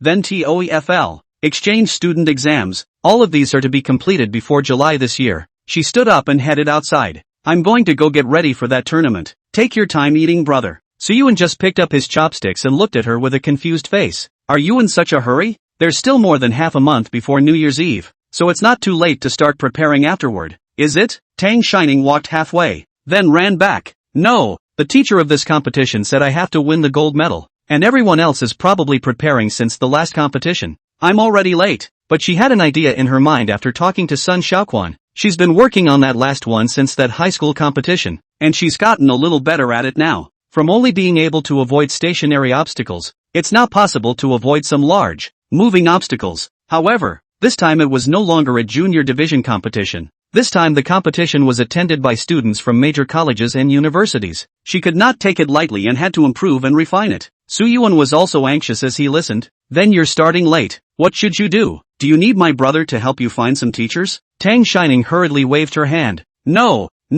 I can do it myself. Okay, then my brother will transfer you a sum of money for the competition, and then you can call me directly if you need anything. Good. Thank you, brother. She does need to buy a bunch of equipment. Su Yuan sked. You don't have to be so polite with your brother. You don't need to be too stressed about the competition. Just do your best. It doesn't matter if you don't get the award. You can't apply for the exchange student place. It's the same if you graduate and then go to study abroad. Tang Shining's pace stopped again. She narrowed her eyes and stared at Su Yuan for a moment, and said quietly, Are you not trusting me, brother? You don't have confidence in me? Think I can't do it? I am. Su Yuan choked. Tang Shining stared at him and then said, You just don't believe I can win the gold medal. Tang, Shin, Ning. Su Yuan said in a single word, If you don't win the gold medal in this competition, you'll forfeit your New Year's money. Yes, brother. She was only too happy to hear that before she proceeded to run upstairs and, Come along when I receive my award, brother, and we'll take a picture together, so you can get the glory too. Su Yuan. He sort of realized that he and Tang Shining just couldn't come to a bit of melodrama. This is a man who every time he goes off on a bit of a tangent and tries to say something insightful, she thinks he's sick.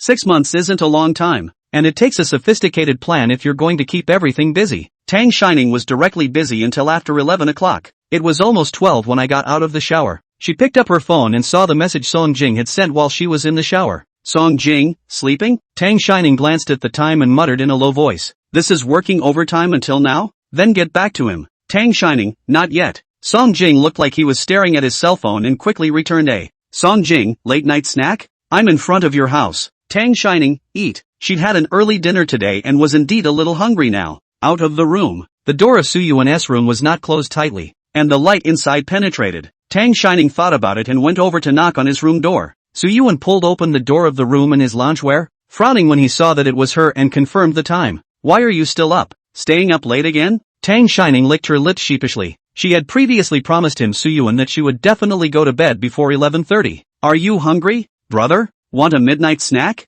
Hungry? Su Yuan asked. What do you want to eat? I'll have Aunt Lu make it for you, he said, taking out his cell phone and about to dial. Tang Shining hurriedly stopped him. Brother Song Jing is here. He brought delicious food. Su Yuan's face instantly sank. Don't eat. He turned to head inside, then turned again when he remembered something and barked. You eat and go to bed early and tell him to get lost early, and then continued on in, grumbling under his breath. It's the middle of the night, disturbing your sleep. I really don't know what to think. If he doesn't sleep, others don't sleep either. Tang Shining silently closed the door for him. Song Jing had brought all of Tang Shining's favorite foods. It was just that the amount was just a little too much. There's too much to eat. She gulped silently. Song Jing set up the food boxes one by one. You eat first. I'll fix what you can't finish. Tang Shining sat down across from him, and Song Jing got up and sat next to her. Tang Shining looked at him with a puzzled expression. Song Jing scooted her chair a little closer. Your dining table is too big. Sitting across from you is too far. Tang Shining, not quite sure where this little more than a meter is far away? Song Jing looked at her askance and said quietly, Are you cursing me in your heart? Tang Shining immediately shook her head. Why? I'm that kind of person. Song Jing clearly didn't believe her, pinching her waist and carrying her to sit on his lap. With this sudden movement of his, Tang Shining was afraid of falling and subconsciously wrapped her arms around his neck. Then looking carefully down toward the outside of the restaurant, he was reminded that my brother is still awake. Song Jing hooped her waist and lazily replied, Then ask him to come down and eat with us? I just asked. He said he doesn't eat. Tang Shining picked up. No, I mean it's not good for him to see us like this now. Song Jing cupped her face and pecked. Doesn't he know all about it? What's wrong with me hugging my girlfriend? He himself is a person from the past, and he definitely didn't hug less when he was in a relationship before. Tang Shining, no. I mean, we haven't kissed yet today. Song Jing took her lips again, blocking her later words. Very gentle kisses, sucking on her lips and kissing her face again. Tang Shining felt that her entire body was light and airy. Her hand clutched his collar tightly, her soft voice pouting. I'm hungry. Chapter 115, is it because you talk more? Good. Song Jing pecked her a few more times and continued to hoop her waist with his left hand while feeding her a shrimp with his right hand. Seeing that she was almost done eating, she scooped up another ravioli and fed it into her mouth. Tang Shining went up to grab his wrist, her cheeks flushed red and, I can eat it myself. I don't need you. Song Jing sked and pressed her hand down and, it's not like I haven't fed them before. I used to be able to feed them when I wasn't my boyfriend, and now I'm not allowed to? Then I'm not losing out. Tang Shining muttered. Where was it before? Song Jing pinched her face and laughed. Still not admitting it? When you had a fever in 6th grade and Mr. Tang was on a business trip, you said you didn't have the strength to hold the bowl, and I ended up feeding you one bite at a time, and your second year of junior hand accidentally injured that time. The morning teacher Tang is not available. Not always I send you to school, milk bottle cap or I give you to unscrew. You also trick let me carry you upstairs to come. Ow ow ow. Tang Shining reached out and tried to cover his mouth so that he wouldn't say that. How long ago was this? Can't you people remember anything useful? I think what's relevant to you is the most important. Song Jing smiled and avoided it. Then tell me if I'm telling the truth. Tang Shining pursed her lips to play dumb. Song King came over to look at her. Shy. Then I'll feed you more later so you can get used to it. Okay? Tang Shining. I can really eat by myself. She tries to struggle again. Song Jing won't allow it. Of course I know you can, but this is a couple's fling. Do you understand? I don't understand. It's not like I've ever talked about it. Tang Shining shook her head, then stared at him and, how do you know so much? Is it because it's talked about more? Song King, the girl's here waiting for him. Who talks a lot? Song Jing pinched the soft flesh on her waist. You're also my first love. Okay, didn't I say last time that my first kiss was taken by you? Don't deny it. Tang Shining was afraid of tickling, twisting her body to avoid his hand, and took the time to ask him, then how do you know so much? Song Jing put down the spoon in his hand and pinched her waist with both hands to prevent her from moving around. I'm smart. Can I be self-taught? You haven't seen a pig run yet, you haven't eaten pork. Then you're awesome. Tang Shining moved again and spoke coldly. Your belt is hurting me. Song Jing's face sank as he pressed her into his arms, his head resting on her shoulder with a light chuckle. Baby, where do you wear your leash at home? So, what's that? Tang Shining tried to get up from his arms to see, and was held tighter. Baby, don't move. It's easy to get into trouble if you move again. His voice muffled a bit, and his breathing sank quite a bit. Tang Shining realized something and stiffened her body, not daring to move a muscle. You, she's red in the face. Her hands don't even know where to put them. Shame on you. Ningpa Song Jing called out to her in a dragging voice. Did you not learn biology well? This is a normal physiological phenomenon, okay? The knot in Song Jing's throat rolled, and he bit the soft flesh of her neck not too gently, not too heavily. It's only normal that I like you and have feelings for you, but you this. I didn't even do anything, you just. Tang Shining bit her lip, so shy that she couldn't speak clearly. What haven't you done yet? Song King accuses. You've sat on me and brought it to my mouth, baby. No, Tang Shining said sharply. It was clearly you who carried me to sit up. You let go of me. I want to sit back down. Song Jing still didn't let go, his chin rubbing against the nape of her neck. Stop it. Just let me hold you for a while. I won't touch you, okay? He hadn't wanted to do anything to her. After all, his girlfriend was young and he was content to kiss and hug her. The need was definitely there at his age, but he could hold off until she was a bit older. Otherwise he'd be shameless. Tang Shining stiffened and let him hold her. It seemed like she really should be working with fondly on what she called study materials. Song Jing's lips wandered around Tang Shining's neck for a while, smelling her nice scent, and asked her, "Just took a shower?" Aha! Tang Shining was afraid that this person would dump on her again, and even her voice became hard, without any emotion at all. I took a shower after I got busy and was going to sleep when I saw your message," said Head, ducking back. "You, stay away. It tickles." Song Jing was afraid of scaring her in too much of a hurry, so he obediently didn't move anymore, only holding the person a little tighter. "Didn't you finish your exams today? What are you working on?" Tang Shining also found a comfortable position to lean against him. "I'm going to a tournament later in the year, and it's time to start preparing. Song King, can I help you?" "No need." Her face was buried in Song Jing's shirt, and her voice was muffled in a small mumble. "And it's not like you're studying this, you're not as good as me." Song Jing pinched her waist again. "Think I'm useless? Then I'll get a minor in computer science?" Tang Shining bristled. "You won't necessarily be able to catch up with me even if you go for a minor now." "That's right." Song Jing laughed. "How powerful Ning is. It's normal that I can't catch up." Thinking of what happened when she went to his company today, Tang Shining got up from his arms and looked at him and asked, "What do you think if I have to leave the country?" Song Jing didn't hesitate. "Then I'll go with you. Wherever you go I'll go anyway." Now that we're in the same city, it feels unbearable not to see Song Jing every day without living together. He spent every night trying to think of a suitable reason to move in with Sue.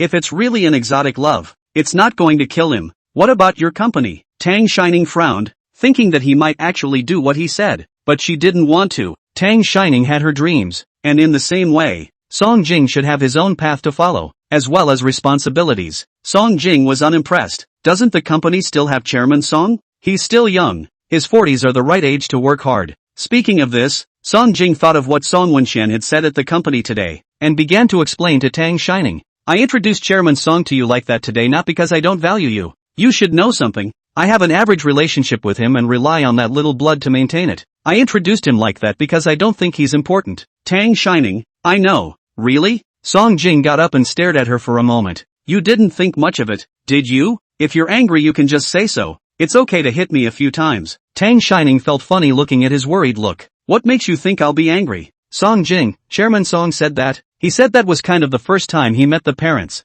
and I acted like I didn't take you seriously at all." Finishing with a light snort, "I told you he was unreliable. I thought he was coming through and listening to him." Chapter 116, "I'll lock you up if you don't listen to me." In fact, Song Jing knew that Tang Shining wouldn't think much about it. The girl's heart was so big that she probably wouldn't think of that layer. However, he thought about it. Tang Shining could not understand, but he could not let her suffer because she did not understand. So after working an extra shift at the office, he had this on his mind and came by anyway. Tang Shining moved her neck. Song Jing reached out and rubbed her. "Uncomfortable?" Tang Shining, "A little. Maybe it's because I've been keeping my head down for a long time." Song Jing slowly rubbed it for her. "I'm traveling tomorrow, and it might take me a week or so to get back. When I come back, I'll take you to the old mansion to see your grandpa and grandma Song, okay? After you saw them on your birthday last time, they've been chanting for me to take you over there to play." Compared to Song Wenxian, Song Jing still wanted Tang Shining to have more contact with the old master and mistress. They're the ones he cares about. Tang Shining bit her lip and thought about the time,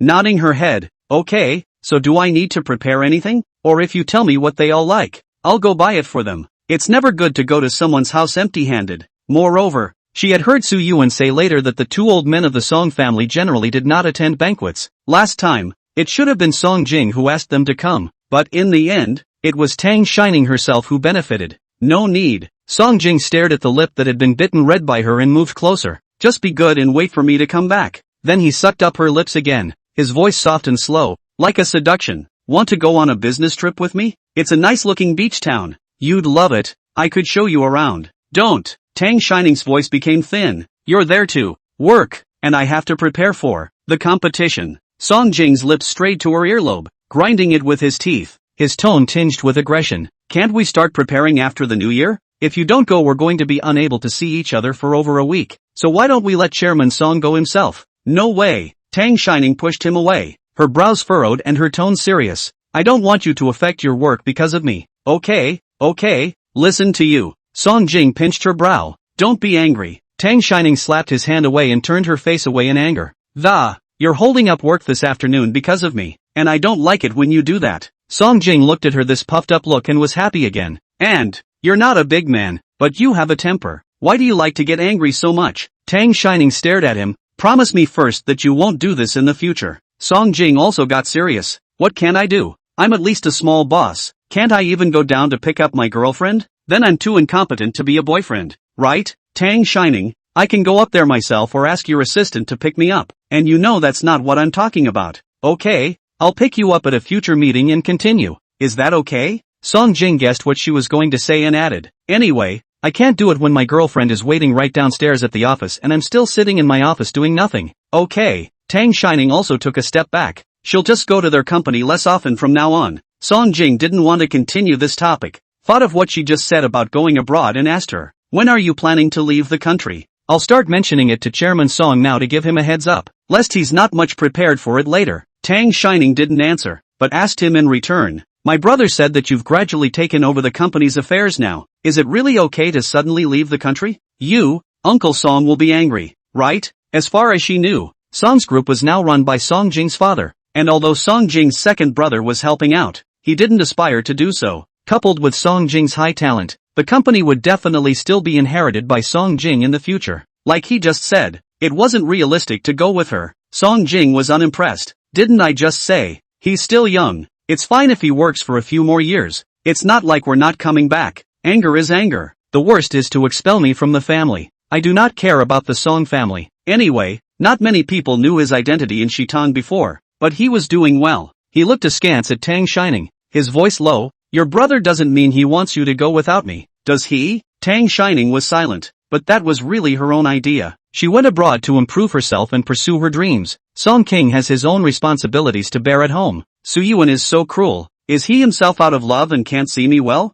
Song Jing hugged her a little tighter. I don't agree. I don't agree with you going alone. No matter where you go I have to follow. If you don't listen. Tang Shining leaned her face against his chest and asked, what will happen to you if you don't listen? Song Jing reached out and stroked her face. His voice was soft, like a murmur. I'll lock you up if you don't listen. Tang Shining looked at him with little expression on her face. Song Jing, you can't shut me down. I have legs and will run. Besides, I wouldn't like you if you did. Song Jing was stunned for a moment, squeezing her shoulder to meet her eyes, his tone dripping with some displeasure. Are you really going to leave without me? No. Tang Shining slowly shook her head. Won't leave you behind, and you don't have to accommodate me. We still have time to come up with a good compromise. She looked at Song Jing seriously. I also like you very much, and I can't bear to part with you. Song Jing coughed uncomfortably. Why are you suddenly confessing to me when you're fine? Tang Shining? This relationship of theirs had actually always been initiated by Song Jing, who sometimes couldn't figure out what was going on in Tang Shining's mind. Sometimes it even feels like she's too young to understand this and that she's guilty of lying to children. Tang Shining hadn't told him positively either, except for the last time she mentioned her liking when she told Su Yuan about their relationship. Just now when she was so serious, she coldly came to say that she liked him, and the depression in Song Jing's heart instantly dissipated. She said she likes him, and she sure as hell doesn't want to part with him. I really don't know what I was so angry about just now. Song Jing quickly talked himself out of it, rubbing her neck and coaxing her gently. I was wrong. Did I just scare you? Baby, I like you too. I just want to spend more time with you. Don't be mad, okay? I'll do whatever you want. Tang Shining was about to say something when footsteps came from outside. She moved quickly to get off Song Jing's lap and sit back in her seat, still carefully moving her chair outward, and finally touched his mouth sheepishly. He'd just been kissing for a long time, so I wondered if it would be obvious. Song Jing watched this series of movements of hers with his eyes downcast, and his mood started to get upset again. The man had just said he liked him, and now he hated being away from him. Chapter 117, Teach Me Later. Su Yuan very deliberately walked outside for a while, and purposely coughed a few times as he approached the restaurant. Tang Shining raised her voice and called out to him. Brother, are you hungry too? Hearing her words, Su Yuan paced in with a cup in his hand. Not hungry, just a little thirsty. Came down for a drink. She even took a token sip after that before asking her, are you full yet? Go to bed when you're full. It's almost 1 o'clock, and even though you're not in class anymore, you should still try not to stay up all night. Good. Tang Shining stood up abruptly. I'm full. Then brother, I'll go to bed first. Song Jing's face sank a few more points. It was so hard to have a little time alone. Why was this Su Yuan so blind? He had a business trip behind him, and the girl looked like she wouldn't miss him half as much. Tang Shining walked behind Song Jing and gently poked him. The other party didn't react much. She pursed her lips and thought for a while, pointing behind Su Yuan. Brother, What's that dark mass there? What? Su Yuan turned to look even though he felt she was inexplicable. Taking advantage of this gap, Tang Shining leaned over and darted in front of Song Jing, giving him a kiss on the cheek and whispering, "Good night." Before Su Yuan could turn around, Tang Shining thumped and trotted up. "Brother, I was wrong. A few hairs just hung on my eyelashes. I'm going to bed. Good night, brother." Su Yuan didn't get suspicious and raised his voice to admonish her. "Run slowly, don't fall." Song Jing looked at Tang Shining's back as she hurriedly left, and her mood improved again. "Forget it, don't be mad at her. At least it's improved a bit. They know how to coax him. The rest he would just teach slowly later. Can't be in too much of a hurry either." Su Yuan looked at him with that smile and was disgusted and wanted to splash him with the water in her hand. "Can't you be normal? Why are you still ing when everyone's gone?" Song Jing restrained his smile and familiarly went to the liquor cabinet to get a bottle of wine. Su Yuan just stood in place, watching him pour 2 cups, then stood up and handed him a cup, still not able to hold back his spit. "You're not the one who's sick, are you? Why are you holding a red wine glass with the white wine you're ing holding?" Song Jing ignored all of his attacks and only passed his wine glass forward again. You're not thirsty? I sought to fill this cup a little more." Su Yuan, he gritted his teeth and said, "Your family quenches your thirst for white." Ha! Song Jing knew Tang Shining. She hadn't been telling the truth about what she had just said about going abroad. But in that situation just now, if the two of them kept talking, Tang Shining would probably kick him out. So now he wanted to ask around from Su Yuan. He sat down again and took a sip of his own wine, with a despondent look of, "Ning just said she wants to go abroad and doesn't want to take me with her. I'm not in a good mood. Have a drink with me?" Hearing this reason, Su Yuan became interested. "This matter just now Ning Bao also told me about it." He took the glass, sat down across from Song Jing, and clinked glasses with him. "This is normal. Ning Bao is young. Her major is definitely better to go abroad for further study. 6 months is not a long time. You haven't taken over the whole company by then, and it's just in the critical period, not to mention Ning Bao, your father, and they certainly won't allow it."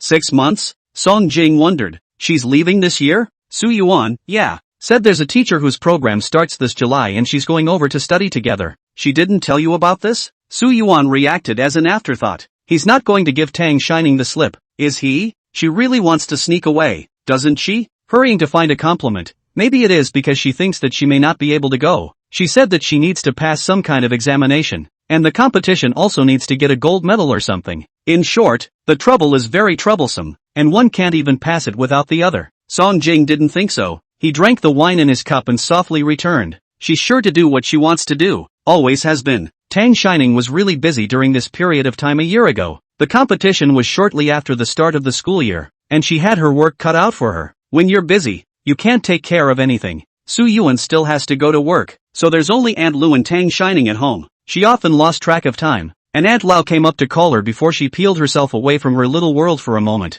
After dinner it was back to diving headfirst into the pile of code. Several times it was Aunt Lu who made the meal, but Tang Shining happened to have a little inspiration, so she didn't go down to eat right away, and then she was directly busy until the evening. Su Yuan came back. She was still studying in the room and was finally grabbed by him to go downstairs for dinner. This continued until the week before New Year's Eve. Su Yuan couldn't stand to watch and transferred another sum of money to Tang Shining, making her responsible for the New Year's goods for this year's New Year's Eve. Tang Shining's mind was full of code these days, and when she saw the money he transferred to her, all she could think of was the code for this program. Seeing her in this dumbfounded state, Su Yuan reinforced the idea of taking her out for a spin. He took Tang Shining's scarf and hat and put it on for her, pushing her toward the door. "I just happened to be going to the office. Give you a lift? You can't stay out. You need to get out and get popular or you're going to grow hair." Tang Shining pulled off the scarf covering her eyes and muttered under her breath, "But I haven't gone shopping for New Year's Eve alone. I don't know what to buy." "It doesn't matter." Su Yuan stuffed her into the car.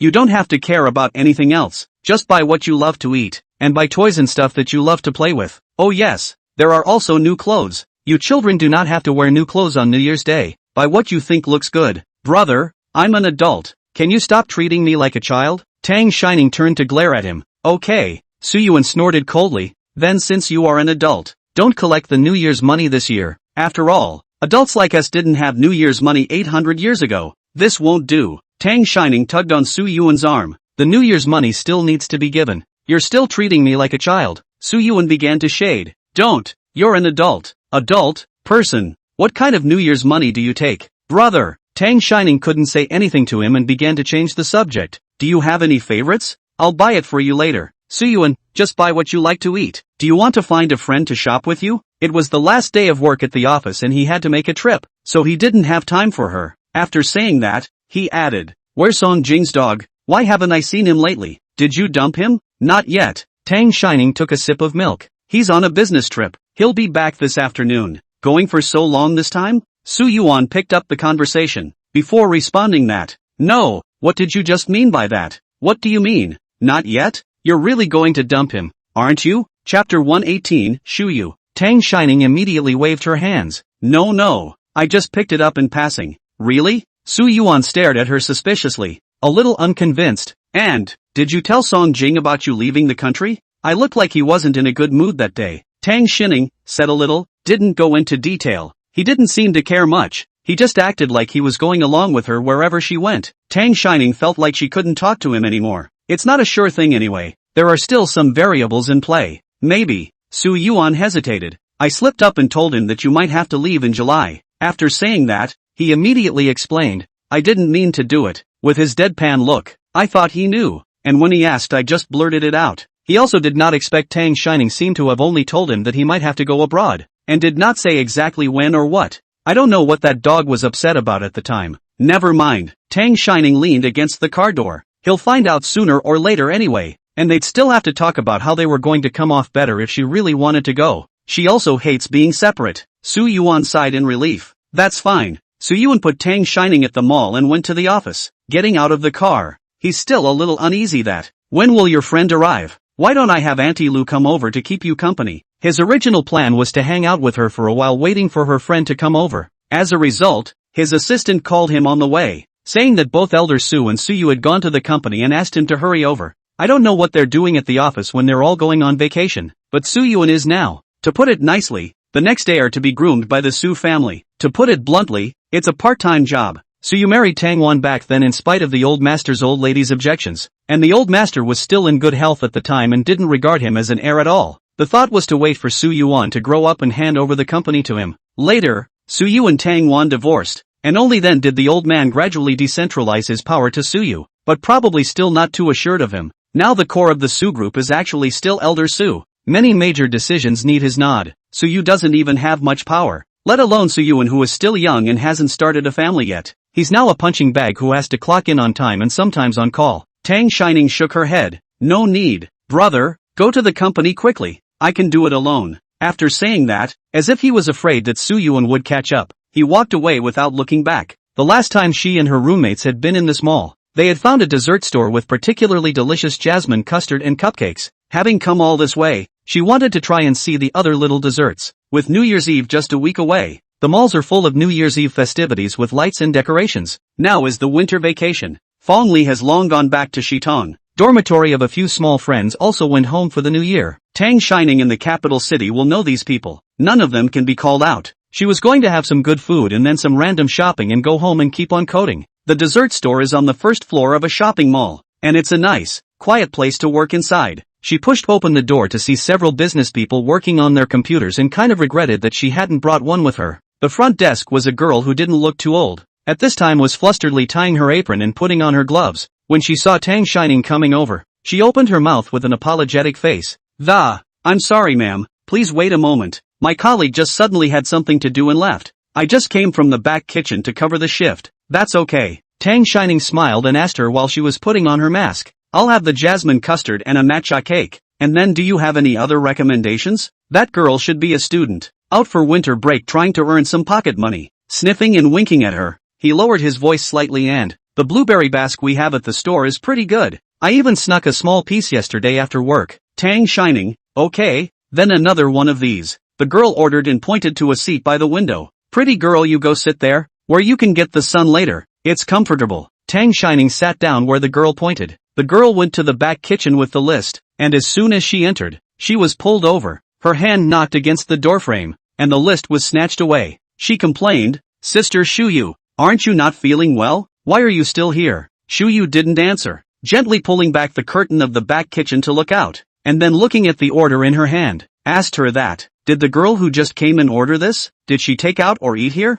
Eat here. The girl rolled her eyes, very much disliking the way she was looking at her. The girls had just come here part-time after winter break. while Shuyu had been here for almost a year. She's been doing this for a long time, and she always thinks of herself as a manager when it's clearly the same position. When the boss is away, she often sits and instructs the other new arrivals to do their work. The key is that she is also very good at talking, and every time the boss comes, she makes him very happy. So if nothing happens, the boss turns a blind eye. Shuyu slapped the order back into the girl's hands, her eyes looking as if she was trying to see someone through the curtains. Get on with it. The jasmine custard was to be made on the spot, and the girls were supposed to just be in the back room. The dessert store was on a shift system, and today it was Shuyu and the girls both during the day. When Shuyu came in, the girls had to take care of ordering and serving the food. She had thought that Shuyu would be in charge of the production, but she didn't realize that people didn't want to do anything, and she was a little angry. You're okay here too. I can't do all the work, can I? Shuyu took out her cell phone to send a message and gave her an impatient look. If I remember correctly, it seems like you've been working for less than a week, right?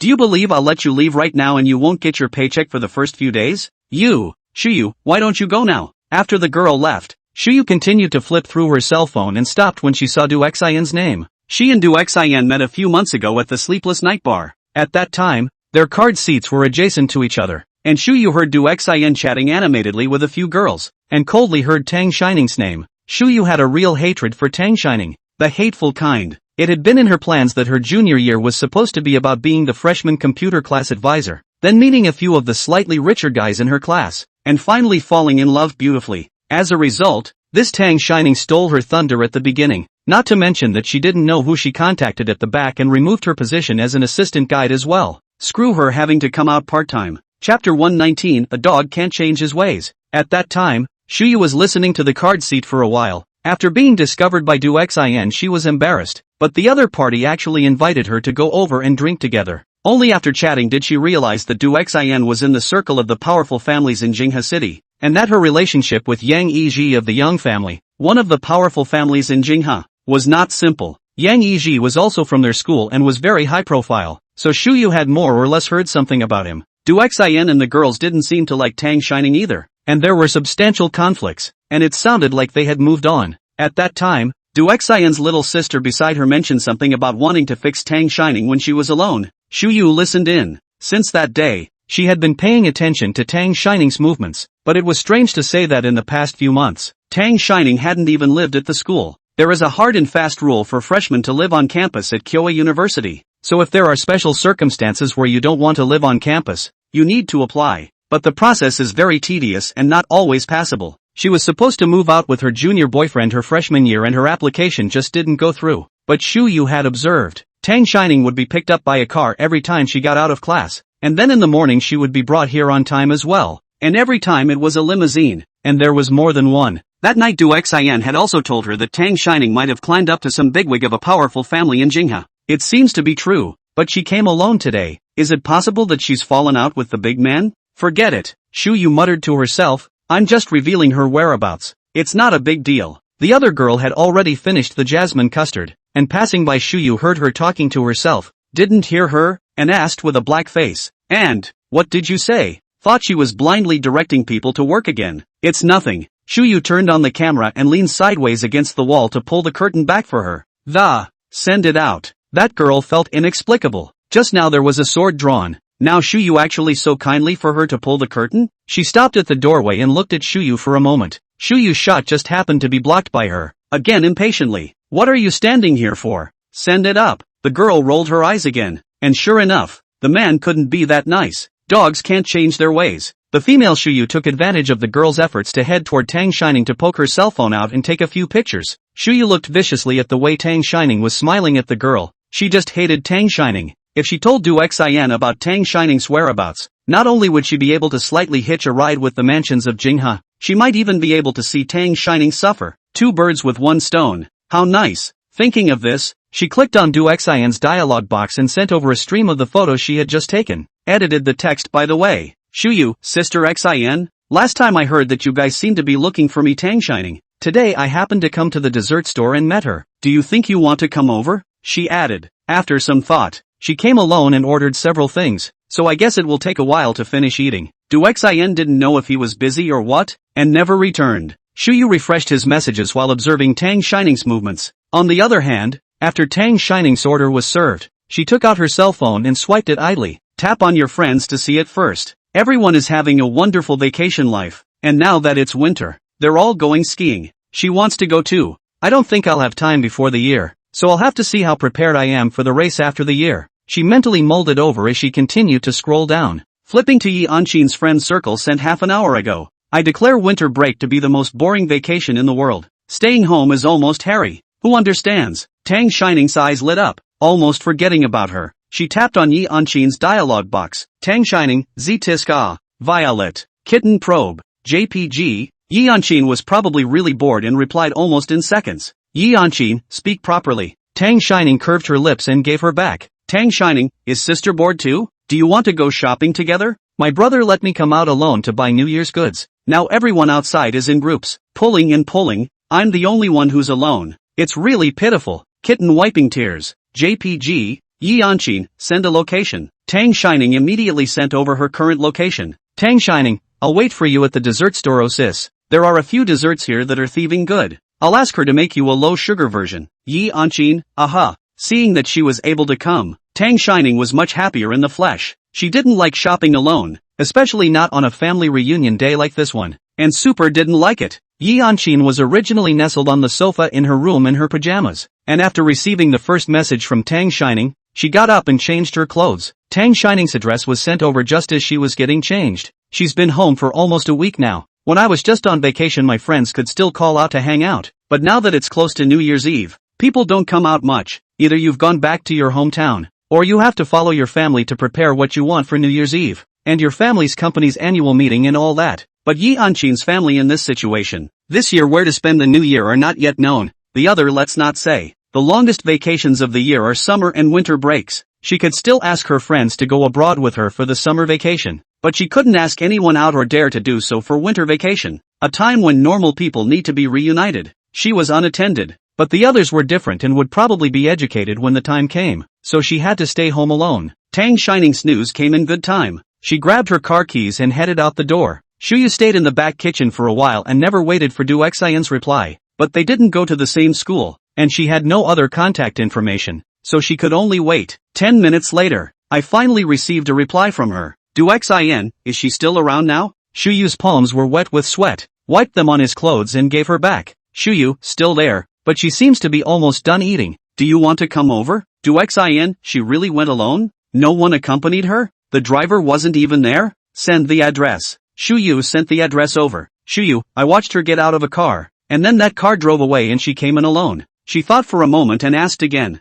Sister Xin, are you coming over now? Although she wanted to take revenge on Tang Shining, she didn't want to meet her head on. Du Xian had the Young family behind her, but she didn't. After Shuyu's last message was sent, Du Xian did not return for a long time. 5 or 6 minutes later, Du Xian's phone called. The address has been sent to her. What else does she want? Shuyu was puzzled, but she answered it anyway. The phone dialed, and before she had a chance to speak, she heard the person on the other end say, Young Master Yang has something to ask. Just answer truthfully. Chapter 120, Do you think I'm stupid? Du Xian was having a get-together with her co-workers when she received Shuyu's message. She was arranged by Yang Yiji to join Yang's group some time ago. Her position was his life secretary, and she was still in the learning stage. Du Xian studied clinical medicine, and her current job, although not in line with her specialty, offers a good salary. For her, the ultimate goal of work is to make money, so it doesn't matter what she does. Moreover, she was brought into the company by Yang Yiji himself, and the people in the company had heard something about her and Yang Yiji, and they were all very polite to her. She usually had a very free job, which only required her to make coffee, as well as accompany Yang Yiji in socializing with him. She's pretty happy with the job. Yesterday was the last day of work, and a few people from the secretariat are meeting today to have dinner together before the year. She got up to say goodbye to the others, after receiving the location from Shuyu. Sorry, I have some things to do. I have to go first. You guys take your time eating. It's my treat today. It's only been a short time, and everyone wants to keep her. Don't, Sister Xin. The food hasn't even been served yet. Just sit down for a while. Yes, Sister Xin. This is the first time we've eaten together. Sit down for a while longer. They weren't just coming out to eat today. They also wanted to inquire about Yang Yiji and Du Xian's specific relationship. No, I really have something. Du Xian took her things and smiled at them. I'll buy you guys a meal next time. I can't really do it today. They came to a barbecue restaurant and sat in a side seat next to the glass doors that looked out. A coworker leaning against the glass door looked at her in such a hurry and looked out to see a familiar car. It's the Cullinan that young Iji loves to drive these days, she joked. I said, why are you in such a hurry? So it's young Master Yang coming to pick up. The crowd had followed the man's gaze and, wow, it's really Mr. Yang, he's so sticky. AI, that's not right. I think young Yang is only clinging to our Xin sister. Since it's young Master Yang who's come to pick up, we won't keep you. Go on, don't make him wait. Several people's gazes fell on the Cullinan outside the door. Not noticing Du Xian's hand clenching her cell phone tightly as she looked out, she pulled her lips a little farcically and said nothing more. Du Xian walked stiffly to Yang Yiji's car. Yang Yiji was still sitting in the back seat. Seeing her coming over and lowering the window, he asked her with an indifferent expression, haven't you guys started eating yet? Where are you going with this? Du Xian's palms were sweating coldly, pulling out an equally stiff smile to look at him. My friend said he wanted to see me about something and asked me to come over. He then asked him, what brings you here? Young Yang, where did your friend ask you to go? Yang Yiji stared at Du Xian, his fingers tapping on the car door with a beat, and half-heartedly continued,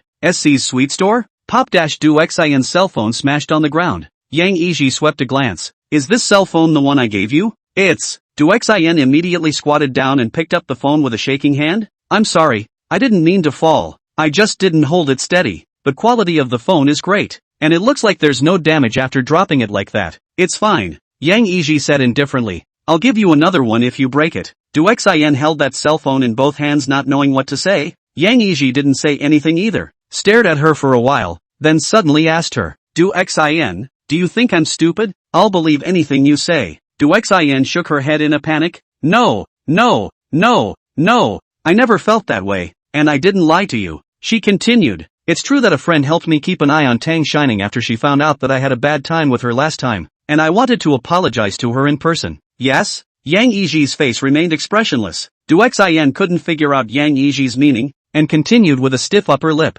Yes, I knew that you had unusual feelings for Tang Shining, so I thought to go over first to see if it was her, and then called you over after confirming it. Yang Yiji didn't know if he had listened. His eyes surveyed her from head to toe and asked, how do you think I treat you? You are very good to me. Du Xian immediately replied. After answering and feeling that it was too simple to say, he added, you took me along to various bureaus, various activities, met people in your circle, and bought me many things, all of which I could not have touched in my life if I had not met you. I am grateful to you, and I will repay you well in the future if I am able to. Yang Yiji, no need for later. You can repay me now. Get in the car. Du Xian stood still and hesitated. What did he just mean by that? What do you mean you can repay now? What does he want from me? Yang Yiji raised an eyebrow at her. What? Do you want me to come down and invite you? Du Xian immediately pulled open the passenger door. Yang Yiji patted the seat next to him in the back seat. His tone was not to be questioned. Come in the back and sit next to me. Du Xian had just sat down when Yang Yiji lifted his chin and,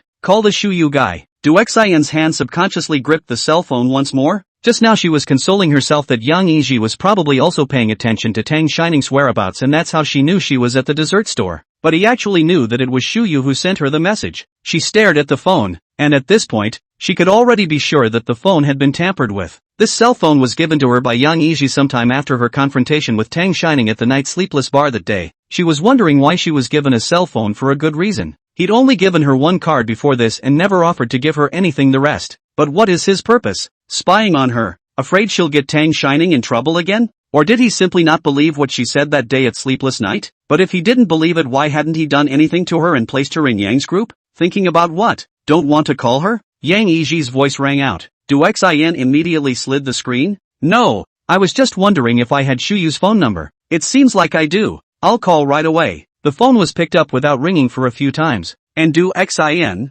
fearing that Shuyu would say something unfavorable to her, spoke first. Young Master Yang has something to ask. Just answer truthfully. Across the room, Shuyu was quiet for a second or two, and busied herself by returning. Okay, young you say. Yang Yiji glanced at Du Xian, didn't reveal her small mind, and asked Shuyu on the opposite side, is Tang Shining still there? Shuyu immediately told her the news she just asked from another girl. It's still there. She asked for another snack just like the one she's eating now. Said her sister was coming over later to hang out with her. Shuyu, yes. This sister she's talking about should be the one called Yeonchin. I saw them having dinner together before they didn't go on vacation. Chapter 121, Isn't it obvious enough that I like you? Shuyu had been silently paying attention to Tang Shining some time ago, and by now had already mapped out her network of relationships in the school. Tang Shining in school. Besides the 3 roommates in the dormitory, the one who was often together was Yi Anqin. Once she passed by, she happened to hear Tang Shining call out to Yi Anqin's sister. Yang Yiji,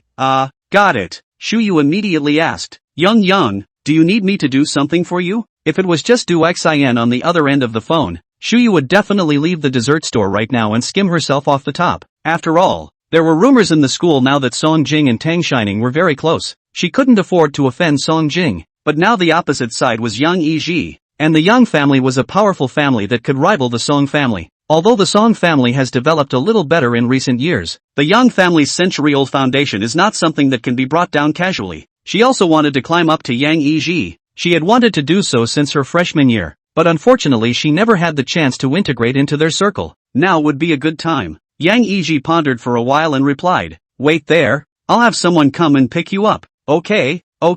Shu Yu immediately responded and asked him again. Young Master Yang, are you coming over now? Do you need me to help you stall Tang Shining? No need, Yang Yiji said. I'll invite her myself. Shu Yu was stunned for a moment. Good, what's wrong with that answer? What's the relationship between Yang Yiji and Tang Shining? I don't think I've heard anything. Yang Yiji hung up the phone and threw it back to Du Xin. Du Xin listened to him and Shu Yu the whole time, trembling in her heart. Young, I'd better not go to your meeting with Tang Shining. I have a little misunderstanding with her. It won't be good if she gets upset if I go. Yang Yiji dialed a phone and took the time to answer. No, you're going. I'm just going to clear up the misunderstanding for you guys. The phone was connected. You guys go to SC now and stop this woman in the photo and send her to the top floor restaurant. Just say that I'll bring Tang Shining with me later. Tang Shining was happily waiting for Yi Anqin to come over at the dessert store after her appointment, and gave her an order of the same dim sum wanting her to try it. Instead of waiting for Yi Anqin, he saw 2 people who looked like bodyguards come in and pick up a man from the back kitchen. The man looked back at Tang Shining as he went out the door, and she recognized that it was Shu Yu. The other was looking at her with a smug look on his face. Tang Shining was feeling strange when 4 more black-clothed men came in, a formation that reminded her of a certain strange person. The next second, this strange man came through the door. Sister Ning, long time no see. Yang Yiji's eyes contained a smile as he pulled out a chair and sat down. Tang Shining's face was full of defense. You have something? She took out her cell phone and tried to contact Suyuan, but was snatched by leaning over Yang Yiji. The 2 bodyguards behind Yang Yiji stood behind Tang Shining on the left and right, one with a hand pressed on her shoulder. She tried to get up and couldn't move. Yang Yiji frowned and glanced at the bodyguards behind her. Be gentle. Don't hurt Sister Ning. Only then did he look with good grace at the cell phone that Tang Shining had just unlocked, and directly tapped on WeChat. I thought your cell phone was broken. It's not fine, so why didn't you agree to my friend request? Yang Yiji got her microsignal from somewhere after her birthday that day and sent her friend requests every day. At first the verification message was, Sister Ning, this is Yang Yiji. Tang Shining directly ignored it, and he still insisted on sending it every day. And the verification message became, Sister Ning, let's have a meal together. She still pretended not to see it. Yang Yiji directly clicked on the sweep, and then took out his own cell phone and clicked on the QR code, and said after scanning the code to himself, since you're not willing to agree to my friend request, you can add me instead. Tang Shining's friend request popped up on his phone, and Yang Yiji stared at it for a moment before curving his lips and clicking yes. He was about to return Tang Shining's cell phone to her, but when he tapped return, he saw her top, and he paused to take a closer look. Tang Shining's notes didn't have those fancy ones, and they were all clear names. There were 4 people at the top, Tang Wan, Su Yuan, Fong Li, and Song Jing. At this moment, Song Jing's message was at the top, sent a few minutes ago. Tang Shining should not have seen it yet. Yang Yiji didn't have a penchant for prying into other people's privacy, but the last message was visible without clicking through. Song Jing, already busy. I'll be there at 2 p.m.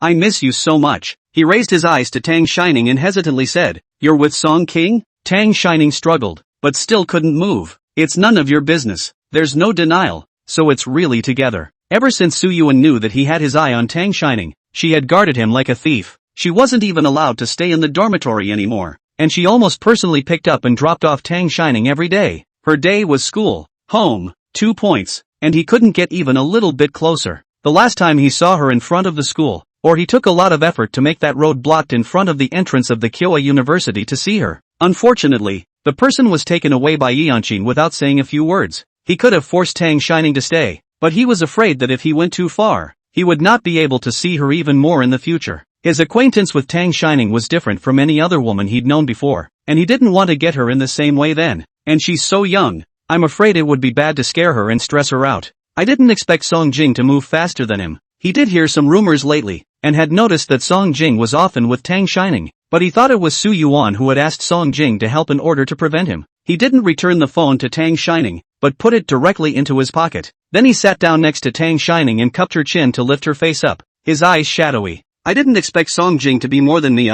Where have you progressed to? Holding hands, kissing, these must have done it, right? Then on bed? It has nothing to do with you. Tang Shining brushed her face away, still with that answer. How is it okay? Yang Yiji broke her head back to re-stroke her face. Isn't it obvious enough that I like you? I don't like you. Tang Shining's voice carried a slight tremor, yet she still asked tautly, what the hell are you doing? Yang Yiji still had to take her to dinner. He didn't want to make her cry. He let go of her face and let out a light laugh. What I want to do is not already told you? I wanted to invite you to dinner, but you didn't agree, so I had to do it myself. Didn't you say last time that we lacked understanding? Today is the right day to get to know each other, and I'll give you a gift on the way. Chapter 122. I don't have much patience for coaxing. Tang Shining's eyes were so red that she tried to hold back the tears from falling down. I'm not going. I'm waiting for someone. Waiting for someone? Yang Yiji asked. Let me guess. The person you're waiting for wouldn't be Yanchin, right? Tang Shining looked at him in surprise, wondering how he knew. You say coincidence. Yang Yiji stared straight at her.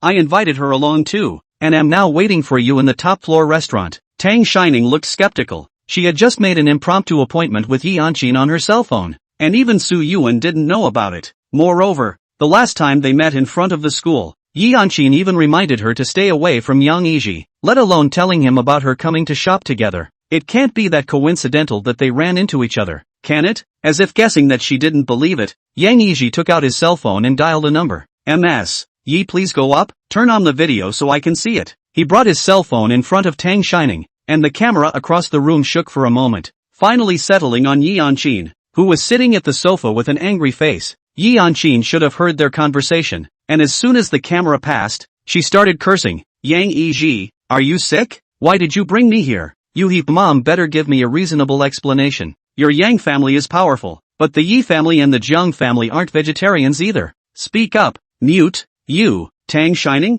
Seeing Tang Shining on the opposite side of the camera, and connecting it to what happened last time in front of Jinghai University and on Tang Shining's birthday, Yanchin could probably guess what this psycho was up to. Her cell phone had also been collected by the person who had just brought her up, so she could only talk to Tang Shining across the street. Don't mind me. Call your brother or Song Jing and ask them to go over and take you back. He wouldn't dare. It's better to say what you have to say when we meet. Yanchin hadn't even finished speaking when the video was cut off by Yang Yiji.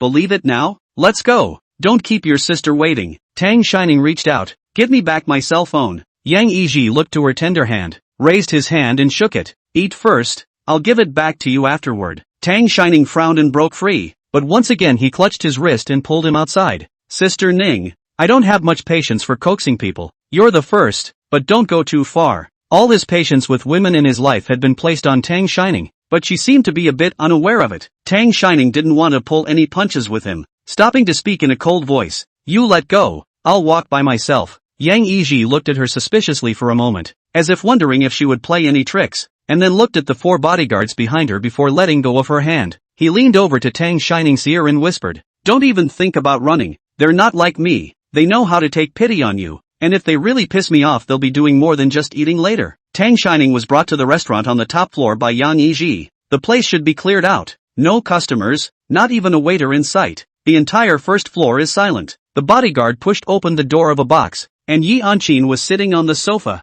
with 2 black-clothed men guarding beside him. Seeing Tang Shining come in, she frowned and then cursed at Yang Yiji. Yang Yiji, are you out of your mind? Do you know that she is a member of the Su family? Even if you don't care about the Su family, aren't you afraid of the Song family? If Song Jing finds out that you did this to her, it won't be as simple as a broken arm next time. Hearing this, Yang Yiji clenched his fists, then loosened them in the next instant and said to the bodyguard behind her, open another box next door for Miss Yi. Order her favorite dishes, and count it as me treating Miss Yi to dinner. Yuck. Yanchin spat. I want you to treat me. I can eat by myself. Your Yang family is capable of being patient lately. My Yi family Jiang family doesn't put it in their eyes even if it's not true. Now the Su family and even the Song family don't put it in their eyes. Do your parents know that you're offending people so much out there? Yang Yiji closed his eyes and yelled at the bodyguards behind her. Are you guys deaf? Those two men immediately carried Yeonjin outside with one arm each. Tang Shining watched as she was pulled away, herself imprisoned by the people behind her, unable to do anything.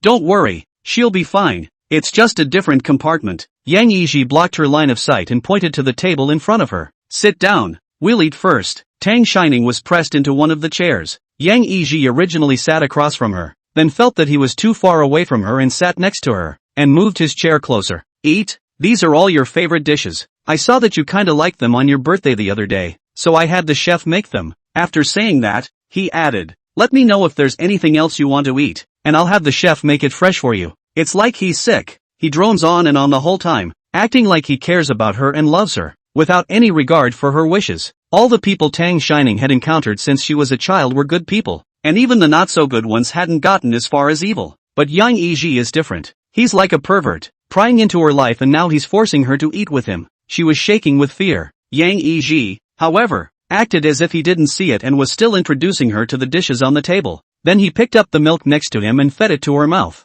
I don't know if you can drink ice, so I had someone prepare warm milk. Drink some. Tang Shining pursed her lips. Yang Yiji, however, didn't let her this time, but stared at her and said word for word, I just want to have a nice dinner with you. Is that so hard? You don't want anything to happen to your sister next door, do you? The tone was full of threats. He passed the milk toward her mouth again. Drink? Tang Shining tilted her head back and replied, I'm allergic to milk. Yang Yiji stared at her for a while. He had just clearly seen her eating jasmine milk jelly at the dessert store. How is it possible to have a milk allergy? Okay, no to that then. He set the glass down and asked her again. I'll have them serve more if you want anything. Juice? Aha. Afraid that he would threaten her with Yeonjin again, Tang Shining answered. Yang Yiji lowered his head to send a message, and Tang Shining just sat straight up. He glanced up at her midway through, then sent a message to whoever it was. Since you don't want to eat, let's collect the gifts first. Yang Yiji put away his cell phone and rushed to the doorway. Bring the men in. Chapter 123 Settlement of Accounts. Two more black-clothed men pushed open the door of the box, and Du Xin shivered and came in from the doorway. She had just heard it outside, and Yang Yiji said she was a gift. Combined with Yang Yiji's words of letting her repay now just before she came, she had a bad feeling. Tang Shining didn't know what was going on and only watched quietly. Yang Yiji lifted his chin at Du Xin and asked Tang Shining,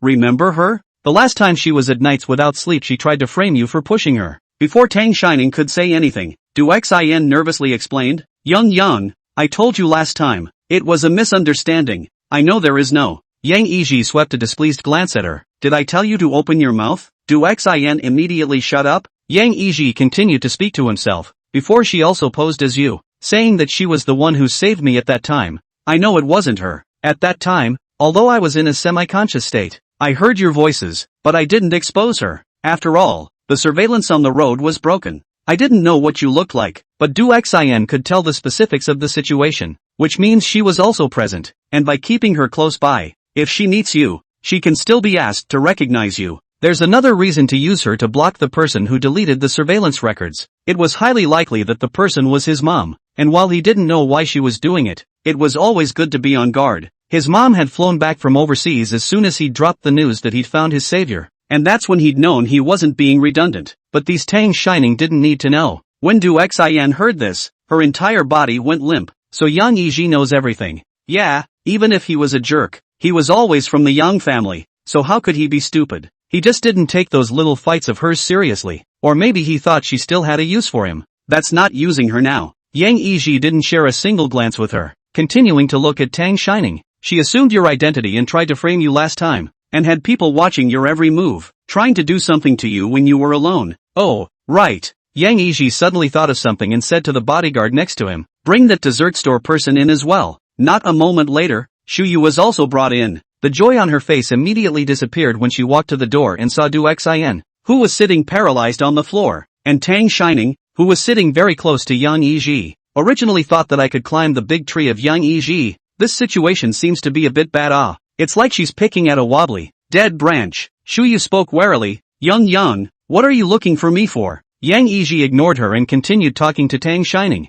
This person just happened to see you at the dessert store and then tipped off Du Xin. Du Xin was just going to go and settle the score with you, but I stopped him. Tang Shining didn't understand his intentions and remained silent. The other didn't care if she said anything or not. Still talking to herself. I checked. This person seemed to be your guidance assistant at the beginning of the school year, but she was replaced by Song Jing later. Did she do something bad to you? Shuyu was afraid that Tang Shining would say something unfavorable to her and immediately grabbed the answer. No, Yang. What's between me and student Tang Shining is all a misunderstanding, and I didn't do anything to her. Right, student Tang? Shuyu bitterly and pitifully looked at Tang Shining, wanting her to say something nice. Yang Yiji, this person is not too normal. Tang Shining, afraid of accidents, obedient to her words, should be down. Yes, she didn't do anything. Yang Yiji let out a light laugh and looked at Tang Shining. Kindness is a good thing. If she hadn't been kind, she wouldn't have been the first to come up and save him in the car accident that day, and they wouldn't have met. He continued, but you can't be merciful when dealing with bullies, or they'll be prone to give you an inch. You see how I do it and learn from it. But it's okay if you don't learn. It's okay if you let me handle it all for you from now on.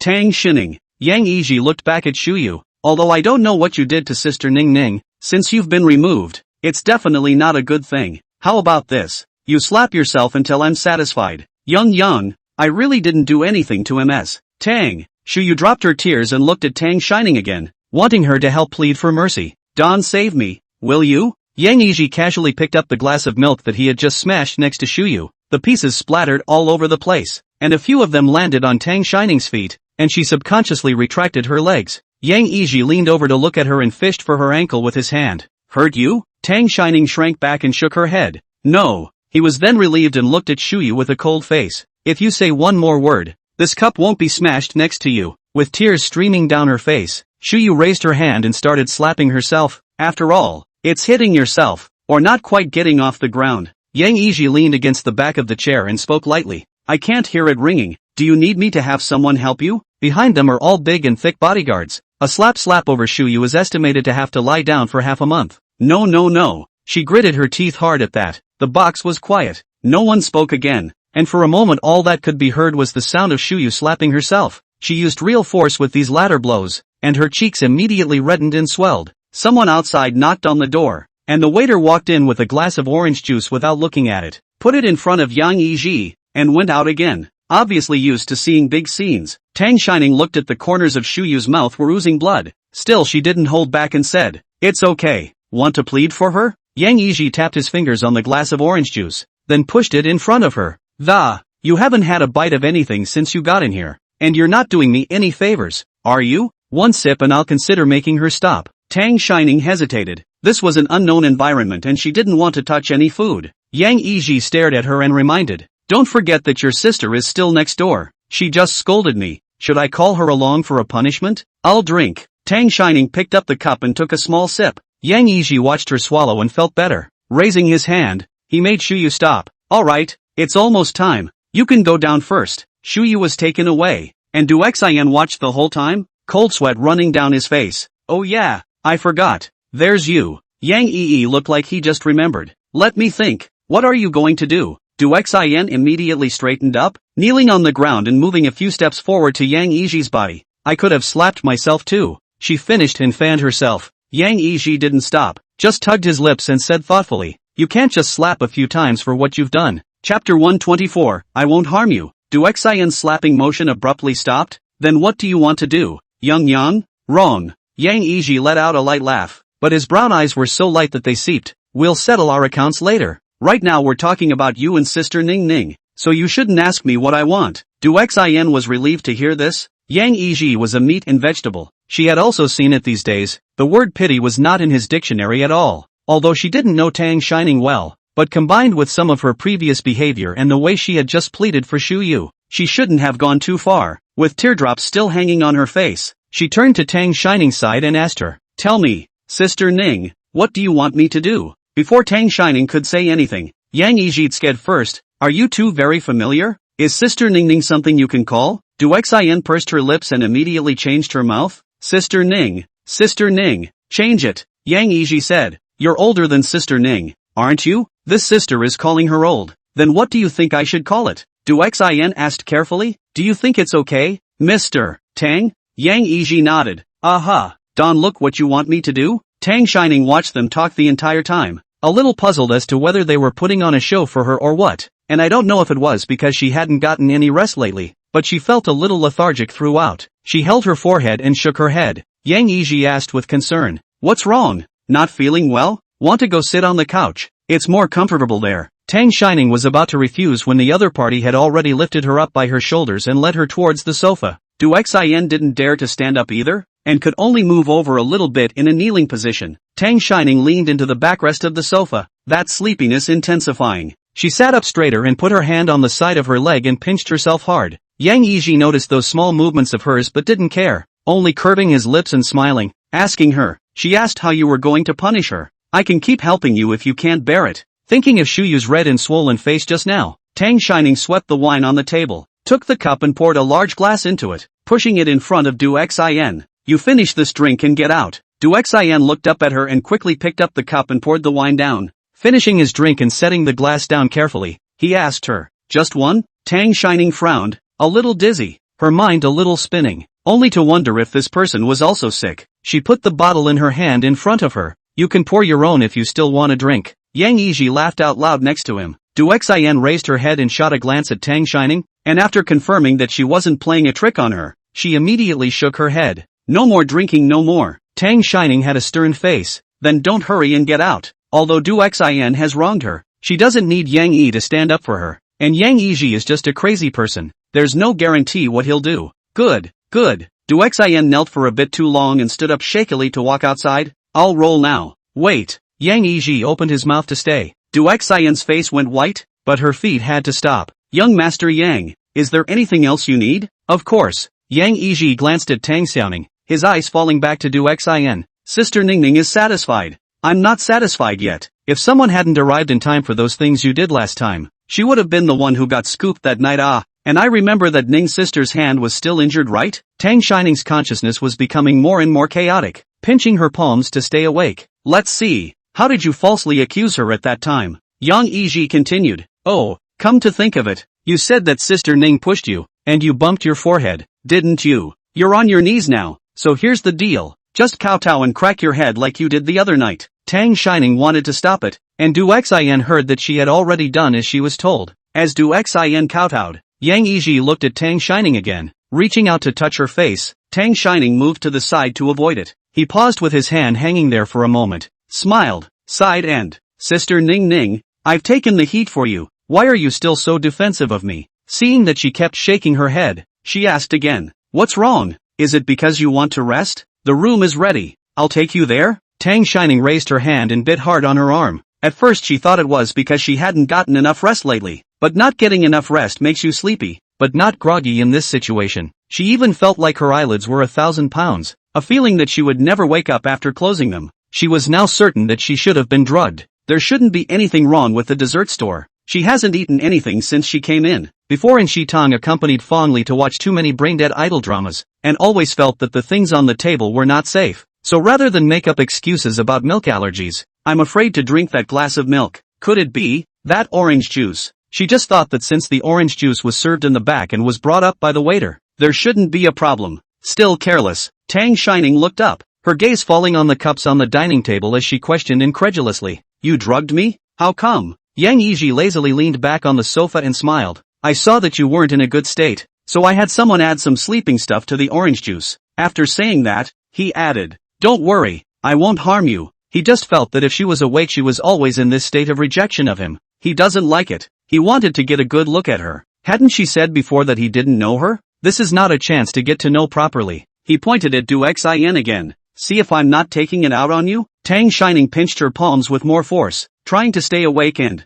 if you really want to take out your anger, shouldn't that be a grievance? Why don't you think about why she's targeting me? Why? Yang Yiji thought for a moment. It seems like it's because of me. Then I do have to be punished too. How do you want to punish me? Tang Shining didn't say anything. He swept the table, took the fruit knife from the fruit bowl and handed it to her. See what you have to do to get out of it, or if you can't stab me, I promise I won't blame you. After saying that, he broke her palm. Don't pinch yourself, it hurts me. He shoved the knife into her hand and sat forward. Do it. Tang Shining swept a glance inside the box. There were 4 bodyguards standing next to them, and there should be 4 more outside. Her entire body was now groggy and her feet were all floating. Hijacking Yang Yiji out was unrealistic. Maybe they flipped it over just as they stood up. Seeing that she didn't say anything, Yang Yiji thought that the medicine had taken effect and grabbed onto her arm and, tired? Let me take you to rest. Chapter 125, Don't You Touch Me. Tang Shining retreated to the corner, clutching the fruit knife in her hand, the blade pointed at herself against her neck. Don't you come any closer. Yang Yiji stared at the fruit knife without moving. Be careful, Sister Ning Ning. I'm asking you to stab me. You'll easily hurt yourself like this. He reached out to take the knife from her hand, and Tang Shining forced the blade a few more points closer to herself, growling in a shaky voice. Don't you touch me. The fruit knife was sharp, and by now beads of blood were slowly seeping out of her neck. Good.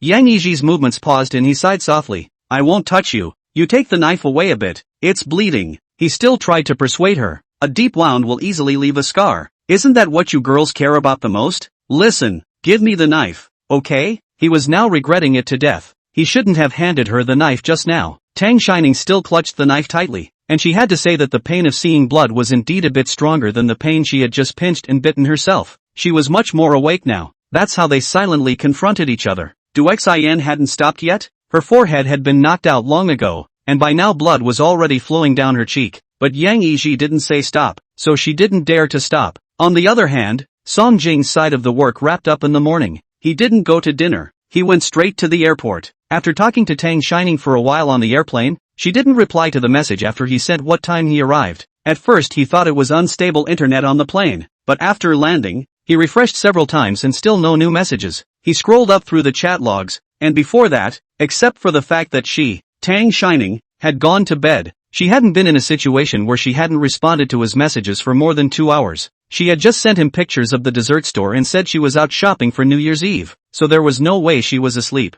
and she would have told him even if something had happened and she couldn't get back to him in time. It's weird. Song Jing called Tang Shining's phone a few more times, and no one answered. He dialed the phone to Su Yuan. Su Yuan's phone didn't ring a few times before it went through. I'm in the middle of a year-end wrap-up meeting. You better be up to something. Song Jing didn't say anything and asked him directly. Which mall did Ning go to? Just this thing? Su Yuan was angry. Wouldn't you ask her yourself? Song Jing's voice was dripping with coldness. I can't get through to her. The corner of Su Yuan's forehead jumped as he asked. The SC that went there, did you guys have a fight? I'll see if I can get through. With his other hand, he took the same cell phone he used for work and dialed Tang Shining's number as well. Song Jing didn't hang up either, so she waited for him quietly. The first one didn't go through. The second 3 didn't go through either. Su Yuan also panicked. Maybe I didn't pay attention to my cell phone when I was strolling up. It wasn't clear if that was comforting him or himself. The driver drove over and Song Jing got in the car and said to Su Yuan, the last time she messaged me she said she was at the dessert store.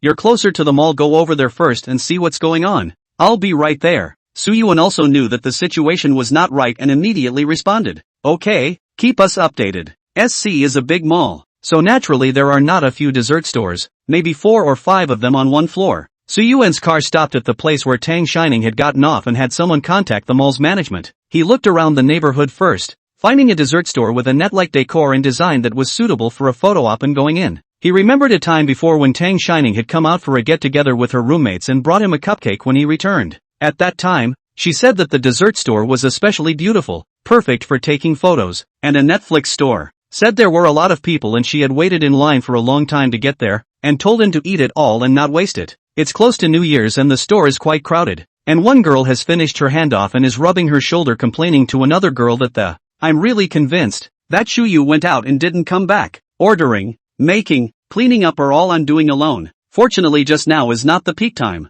otherwise I'll be exhausted. Su Yuan went up with her cell phone. Have you guys seen this girl? He was so well endowed with good looks that the eyes of several girls were instantly drawn to him, and they looked towards his cell phone, then shook their heads in unison. Only the girl rubbing her shoulder froze and answered excitedly. Seen it. She came in here a couple hours ago to sit for a while, and then later said her sister was coming over and ordered another dessert just like hers. She was good looking and dressed in what looked like non-rich clothes, but was easygoing and smiled at her, so she was impressed. And then what? Where is she? Su Yuan asked while picking up the phone call from Song Jing again. I sent you a couple pictures of a dessert picture Ning sent me. This might be a clue. Look for this dessert store. Su Yuan already found it. He turned toward the girl and said, go ahead. The girl shook her head. I don't know where she went. Hey, there was a new guest came. I went into the back kitchen to be busy. After coming out people left. The things are not eaten it. She also told me that those delicious to come. The girl suddenly thought about how Shuyu was hiding in the back kitchen after she entered the store, and how she looked like she was spying on her inside. And she hesitated to open her mouth as she looked at how anxious Su Yuan was.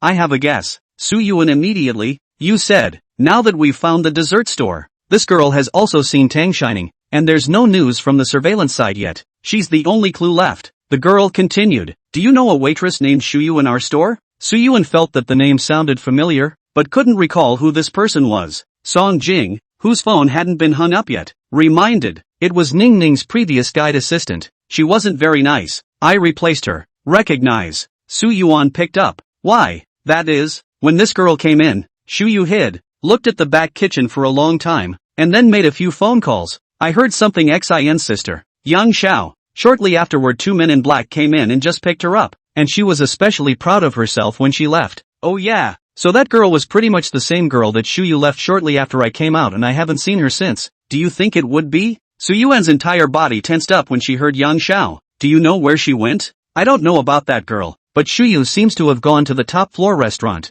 At that time, the black people came in. Shuyu was also very cautious, and asked where they were going. They said it was the top floor restaurant. The top floor restaurant is reservation only and not yet accessible to the general public. She probably thought it would be dignified to eat there, so she followed with great dejection. Okay, thanks. Su Yuan anxiously walked out the door, saying to Song Jing in passing, it sounds like Yang Yiji didn't come alone. I'll go up and take a look first. You bring some people along. Chapter 126, I'm scared. When Su Yuan arrived at the top floor restaurant, he didn't see a single staff member. The restaurants were all individual boxes, and he was about to contact the person in charge when he heard Yi Anqin's voice. Yi Anqin was caught in the next box. The people following her were obedient and served her a dozen dishes, but just wouldn't let her go out. One followed her and one guarded the door. She smashed everything in the house that she could, and they didn't move a bit, just watched her do it. She was worried about Tang Shining next door, so she stayed at the door and watched. Seeing Du Xin and Shuyu being brought in, then he saw Shuyu being brought out with red cheeks, and no one else came in or out of there. Then he saw Su Yuan.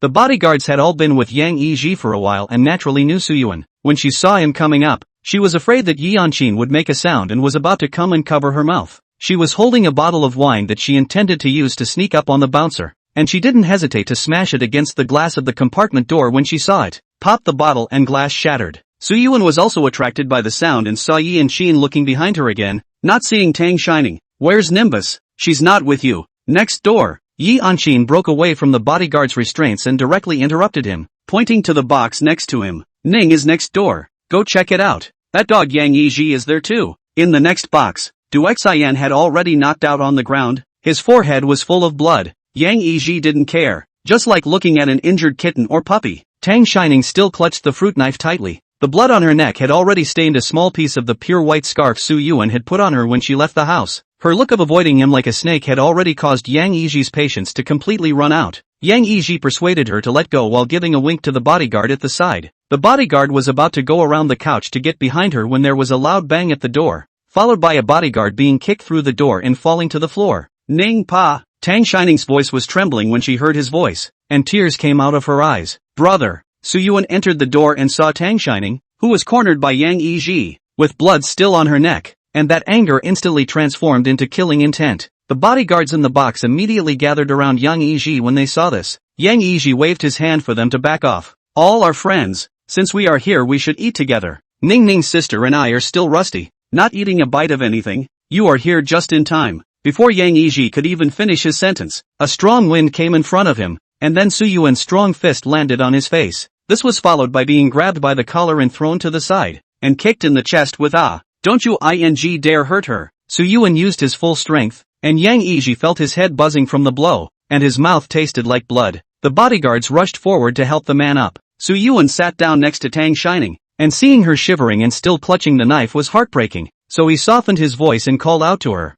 Ning Pa, it's brother. Brother is here. Don't be afraid. Give the knife to brother, okay? Tang Shining's gaze gathered on Su Yuan's face, and the strength in her hand loosened a bit. Su Yuan moved gently to remove the knife from her hand. Tang Xiaoning's hands were shaking and her neck was still oozing blood. Su Yuan took her in his arms, covering her wounds and calming her down. Don't be afraid, hey, brother is here. Brother, take you away. The bouncer next door heard the commotion and rushed over. Yi Anqin had no one to guard and followed. Seeing the blood on Tang Shining's body also startled her, and stepping forward to stand on her other side. Ning Yu, are you alright? You're bleeding a lot. Go to the hospital first. When Yang Yiji stood up and saw his movements, his mouth didn't stop and he laughed at himself. I just persuaded Sister Ning Ning for a long time but she refused to put down the knife. so I really did listen to you, her own brother. Su Yuan's veins rippled as he handed Tang Shining over to Yi Anqin. You take Nimble to the hospital. Yi Anqin, huh? Then you. The next moment he saw Su Yuan's expression. He also understood what he was going to do. She stopped making a sound and only picked up Tang Shining, wanting to take her outside. Tang Shining also read the meaning of Su Yuan's words just now. She was too weak to do so, but she clutched the corner of his coat as if she had just clutched a fruit knife. Brother, you come along. I'm scared. During the stalemate, the door to the box was pushed open once again, and Song Jing came in with someone in tow. The first thing he saw was the blinding red on Tang Shining's scarf. He felt his heart pumping and he couldn't breathe a bit. Tang Shining rushed to call out to him before he could do anything. Song King. Song Jing coldly swept a glance at Yang Yiji, striding over to Tang Shining and raising his hand to wipe the tears from her face. Su Yuan was still angry. Her mind only wanted to beat up Yang Yiji so badly that she couldn't wait to kill him. You're here just in time. You take Ning Bao to the hospital and leave the rest to me. Tang Shining still clutched Su Yuan's coat corner and wouldn't let go, repeating it all the time. Brother, come along. Your neck hurts, come along. She couldn't stop her tears and inclined her head to look at Song Jing again. You come along. I'm scared. The breath she had just been holding on to loosened when Su Yuan came in, and now Tang Shining couldn't even stand up, and she couldn't completely pass out. She was afraid that Su Yuan and Song Jing would kill Yang Yiji. They were both angry and prone to impulsivity, but she didn't want to have to see them in jail later. I don't know who called the police, and the police came. Song Jing didn't say a word the entire time, and when he saw the police come in, he bent down and picked up Tang Shining. Go to the hospital first. Hospitals. The wound on his neck wasn't too deep and didn't injure an artery, so the doctor disinfected it and did a bleeding stop. Tang Shining had drifted off to sleep on the way, and was awakened by the pain when the medicine was administered. Wake up and find someone. Only seeing Song Jing beside him when he panicked for a moment, he frowned and pushed the doctor's hand away, struggling up from Song Jing's arms to ask, "Where's my brother?" The police and ambulance came, and Du Xin fainted to death in the box, her forehead covered with blood. Yang Yiji was taken away by the police, and it was quite a big deal. Yi family also knows about this, probably inquired. Clearly Yi Anqin is being implicated. Do not want to wade through the muddy water. Send people over to pick her up. Su Yuan sent the person down, and when he came back, he heard Tang Shining looking for him, and hurriedly ran over, grabbing her other hand to calm her down. Brother is here. Brother hasn't left. Don't be afraid. Tang Shining was then relieved, and her consciousness began to lax again. The drug Yang Yiji gave Tang Shining is unknown, and she needs a full body checkup. Before entering the examination room, Tang Shining braced herself and, whatever the case may be, wait until I'm fully awake, and don't take any liberties, will you? Su Yuan, not to mention, if it wasn't for Tang Shining pulling her back, she would have fought with Yang Yiji for a round. And Song Jing, Tang Shining knew him. The quieter he was, the more abnormal he was. If he showed all his anger like Su Yuan did, Tang Shining was still a little more at ease. Neither of them spoke, and Tang Shining grabbed the door to the examination room and wouldn't let go of it. You guys promise me first, or I'm not going in. Good. Song Jing answered quickly. Su Yuan also Tang Shining was already bracing herself, and when she heard their reply, she completely fainted. She was wheeled into the examination room. Chapter 127. They came to the Song family's hospital, and the hospital's leaders rushed over when they heard that their little boss had arrived covered in blood. It was only after checking Tang Shining's injuries that he breathed a sigh of relief. Not too serious, just scary to look at. Song Jing stood right in front of the entrance to the examination room and waited. Su Yuan stood next to him, and both of them had such low air pressure that everyone didn't dare to get close. They had seen that girl before. She was the one who accompanied their little boss the last time he came. Song Jing listened to her very well, and at a glance, the relationship between the two was not simple. Seeing how tense Song Jing and the others were, they didn't dare to leave, so they stood far away and waited for the results together. Both Song Jing and Su Yuan's cell phones were ringing non-stop. Su Yuan annoyingly low muted his cell phone. Song Jing directly ignored it. He was looking out at the blood on his hands. It was just stained on the way here. All Tang Shining's blood. His gaze unfocused, he asked Su Yuan aside, what did Ning do to the wound on her neck? He arrived late and came over just in time to see Su Yuan and Yi Anqin supporting Tang Shining, and Yang Yiji being helped up, blood seeping from the corner of his mouth. Yang Yiji tried to touch her and she did it herself with a knife to her neck. Su Yuan sat down in the seat next to him, tilted his head back and closed his eyes, thinking of Tang Shining's desperate look when he first went in. Asterisk asterisk asterisk asterisk. I should have just killed him with that knife. Song Jing's eyelids fluttered and he didn't say another word, so he quietly waited for the results. Yang Yiji had just arrived at the police station, and before he could finish his statement, his mom, Meng Ying, arrived with her lawyer. Du Xian's injuries were not too serious, and after a simple bandage, he also came to the police station. In the end, Du Xian changed his story, claiming that the injuries on his body were all knocked out by himself and he was not forced. After a simple mediation, in less than an hour, Yang Yiji came out of the police station. At the entrance of the police station, Meng Ying said towards Yang Yiji with a look of hatred, "Can you settle down? If this gets caught by the media and they write a messy report that affects the company, you're done for, do you know that?" Yang Yiji lit a cigarette and didn't say anything. Meng Ying continued, "Just for the sake of a woman, you offended the Yi family, the Jiang family, the Su family, and even the Song family all at once. You're capable of it. Then what's so good about Tang Shining that it's a crime for you to go so out of your way just to have dinner with her?" Yang Yiji only looked at her when he heard this. "Aren't you clear about what good she is? Didn't you see the surveillance on the road and in the hospital at the time? You should know better than me what good she has. She saved his life, you know?" Meng Ying stared up at him. No wonder he went to Tang Shining's birthday with great fanfare last time, and the time he had people block that road in front of the entrance to Jinghai University. Turns out he knew. "You don't blame me either," Meng Ying said. "There were so many people on the road at the time, and we didn't know her background, so it wouldn't have been good if she had pestered you. I did it all for your own good." Yang Yiji snorted. "You really don't know or recognize her?" Although he didn't know why Meng Ying was hostile to Tang Shining, but judging from her various behaviors, it was impossible that she didn't know Tang Shining. Said don't know is don't know. Meng Ying suddenly agitated. "I don't like her foxy look when I look at her, and I'm afraid you'll get involved with her. That's why. I didn't think you'd find her after all. I really underestimated her. She's really powerful. She charmed that Song family boy like that, and now you're getting into trouble for her too. What a scourge." Yang Yiji's eyes went cold. "If you hadn't meddled in my affairs in the first place, I would have known Tang Shining long ago, and there wouldn't have been what happened today. If he had found Tang Shining when he woke up from the car accident, it wouldn't be Song Jing who was with her now." "Meng Ying, what are you talking about? Truth." Yang Yiji stubbed out his cigarette and headed for his car. Meng Ying stopped him. "Where are you going? Do you still want to go out and cause trouble? Come home with me. You don't go out much these days. Just stay home and meditate." "Go home?" Yang Yiji shook off her hand in disgust and asked her rhetorically. "Back to which home? The one you have in Green Park, or the one my father has in Green Bay?" "You." Meng Ying looked at him in shock. "How did you? How would I know?" Yang Yiji sneered. "Both of you are playing so flowery. It's hard for me not to know, right?" Meng Ying continued to pull on his arm. "My situation with your father is a bit complicated. I'll talk to you about this later. You come back with me first. Follow me." Yang Yiji once again shrugged off, hooking his lips but no smile under his eyes. "Ms. Meng is too double standard, isn't she? Can't have you dashing around with my dad and leaving me alone in peace, can you? Let's just play our own games like before, not bothering each other, and just leave it all alone too. You can't pretend with me about images like a mother's kindness and a son's filial piety.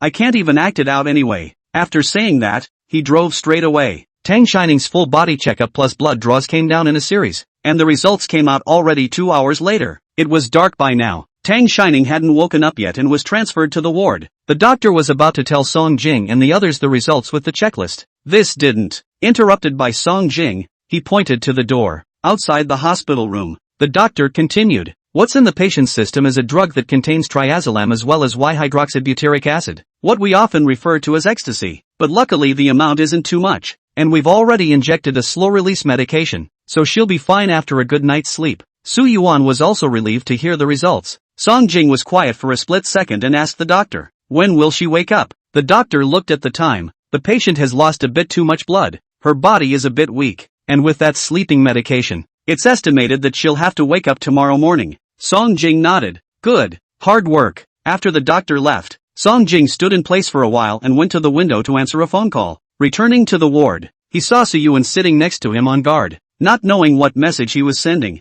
not even noticing him going in. Song Jing raised his hand and slapped him, and Su Yuan almost dropped his cell phone on the floor when he was nervous. "Why do you people walk without sound? Scared me to death." Song Jing didn't have much of an expression on his face. "I have something to go out for. Keep an eye on Ning Ning." After saying that and not waiting for him to reply, he glanced at the sleeping Tang Shining and turned to walk away. When they arrived downstairs at the hospital, the driver was still waiting there, and Song Jing opened the driver's door. "Go ahead and leave work. I'll drive myself." Just as he got into the car, the passenger door was also opened and closed, and Su Yuan very consciously fastened his seatbelt. Song Jing froze in place without making a move. "What are you doing up here?" Su Yuan looked at him. "I'll go wherever you go. Chapter 128, Breaking Up Because of Me? Song Jing was silent for a moment before speaking. Ning said for you to wait until she wakes up. Su Yuan looked at him. She said we, which also includes you, and I'm the older brother, so why should I listen to her? Song Jing didn't look at him. His hands clenched tightly on the steering wheel, his voice flooded with chills. You guard Ning at the hospital.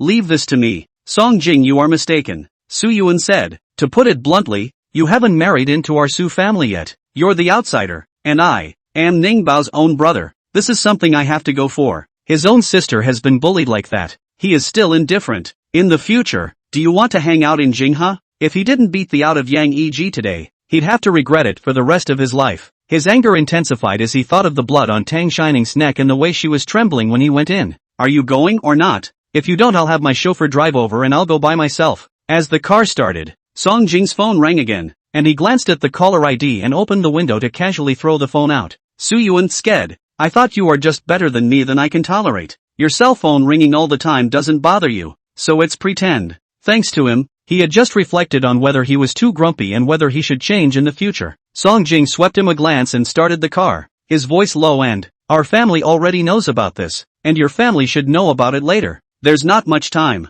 As for what time it is, we know each other in our hearts. Su Yuan's face also became serious for a few moments, taking out his cell phone to read the news he had just inquired about. An hour or so ago, Yang Yiji's mom fished Yang Yiji out. He went home and changed his clothes, and now he's gone to nightless. Aha! The car stopped in front of the Sleepless Night bar. Su Yuan unbuckled his seatbelt and was about to go down when Song Jing tugged on him and urged him again. My thinking is that one of us has to be healthy and sober in order to take care of Ning. Song Jing. Su Yuan looked at him and said word for word. I won't say anything else. I'll give you back what you just said, and ask you to stay in the car for good. Don't go in. Are you willing to do that? Song Jing let go of his hand, unbuckled his seatbelt and got out of the car. Be safe. Su Yuan, you're the same. Tang Shining was awakened by the sound of thunder at 1 in the morning. Winter thunder is very unusual, combined with the temperatures of the past few days. It's expected to snow again, and it should be a big one. A little confused, she lay in the hospital bed and looked at the ceiling for a moment to let go and connect all the dots.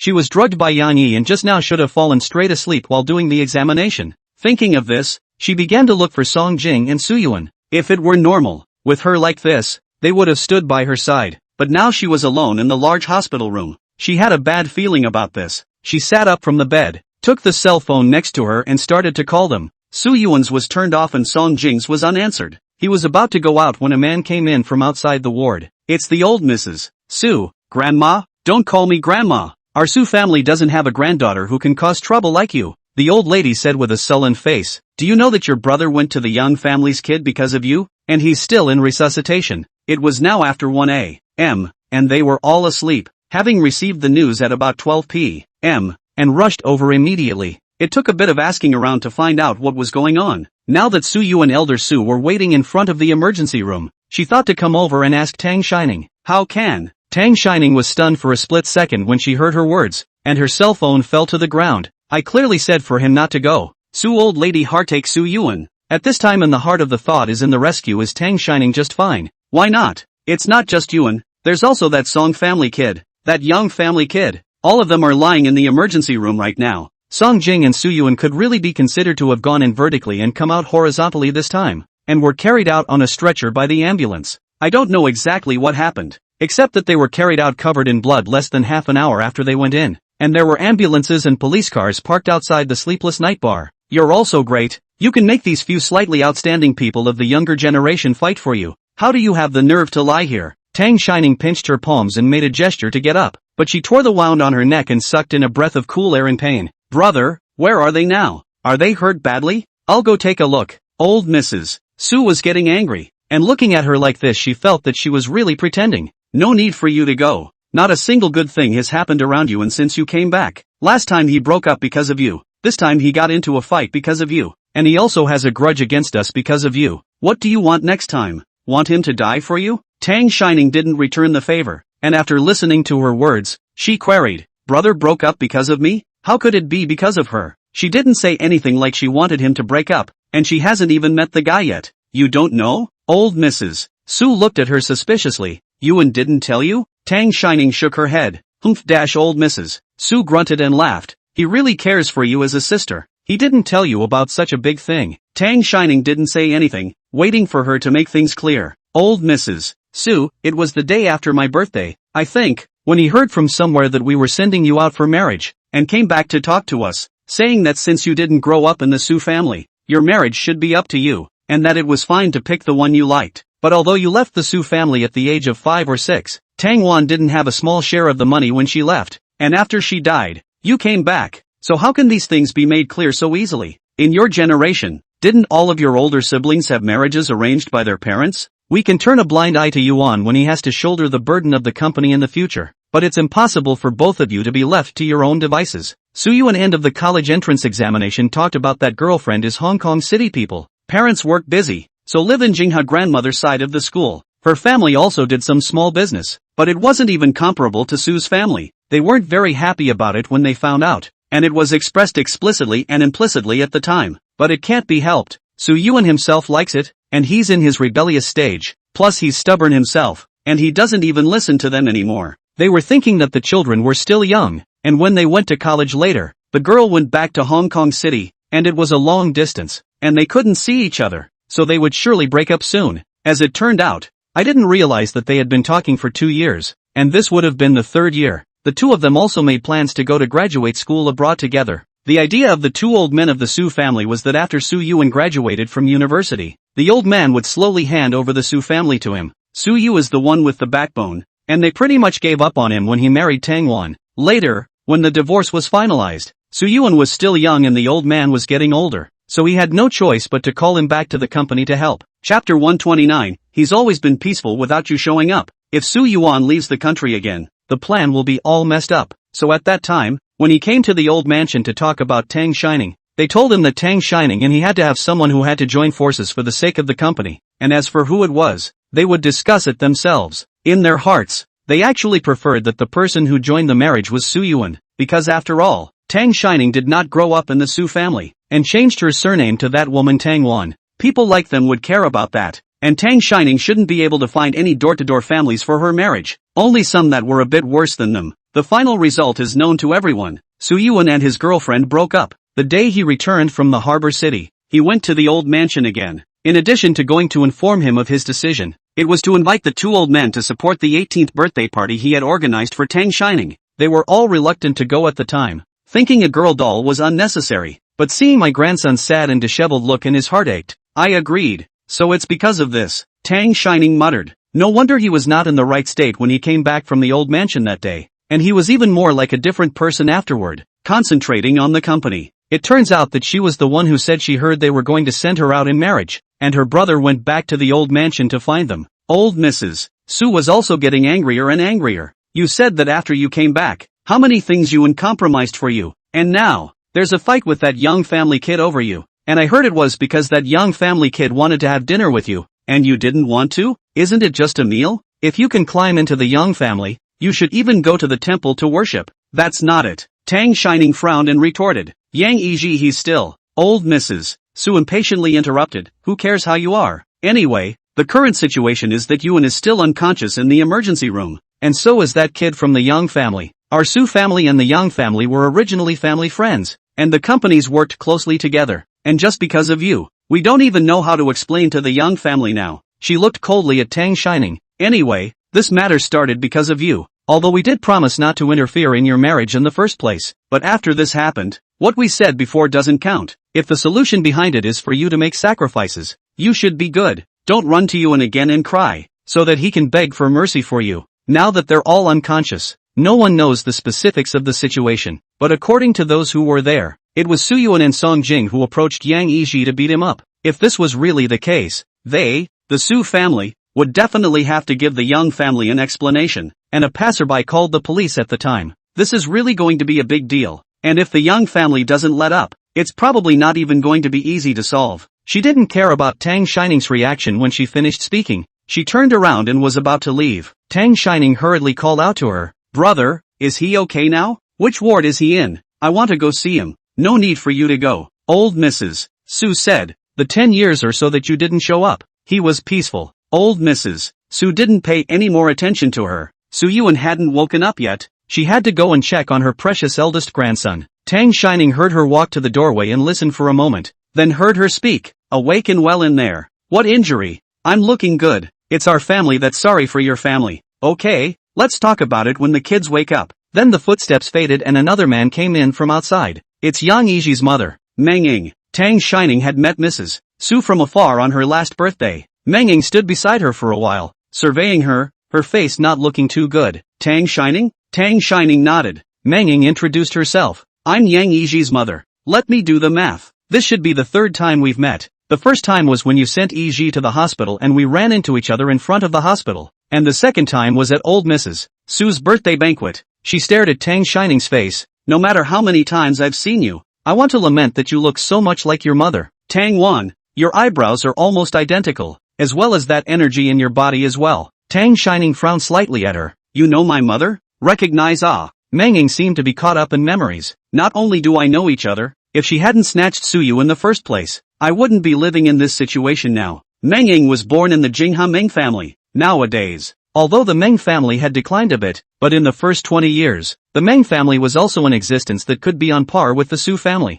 Their families have always been unable to decide on their own marriages, and Meng Ying's marriage partner was Su Yu. Old Mrs. Su and old Mrs. Meng were bosom friends, and Meng Ying was also watched by old Mrs. Su as she grew up. Meng Ying and Su Yu are also considered childhood friends. The two men were getting older and both had plans to become in-laws. Meng Ying is also fond of Su Yu, who was the schoolboy when he was young and has a gentle and easygoing personality that attracts girls. She was happy for a long time then to hear that the two families were planning to tie the knot. However, Su Yu isn't opinionated. He did not accept the arrangements of the family, and even went so far as to fall out with his family. The university is directly to the south of the Shitan University. It was there that he met Tang Wan, and the two of them met and fell in love, and finally got a marriage license without the knowledge of Su's family. After they got married, Su's family was angry, but there was nothing they could do, and in the end the marriage with the Meng family had to be called off. In the end, Meng Ying married Yang Hui, the third son of the Yang family, who was also Yang Yiji's father.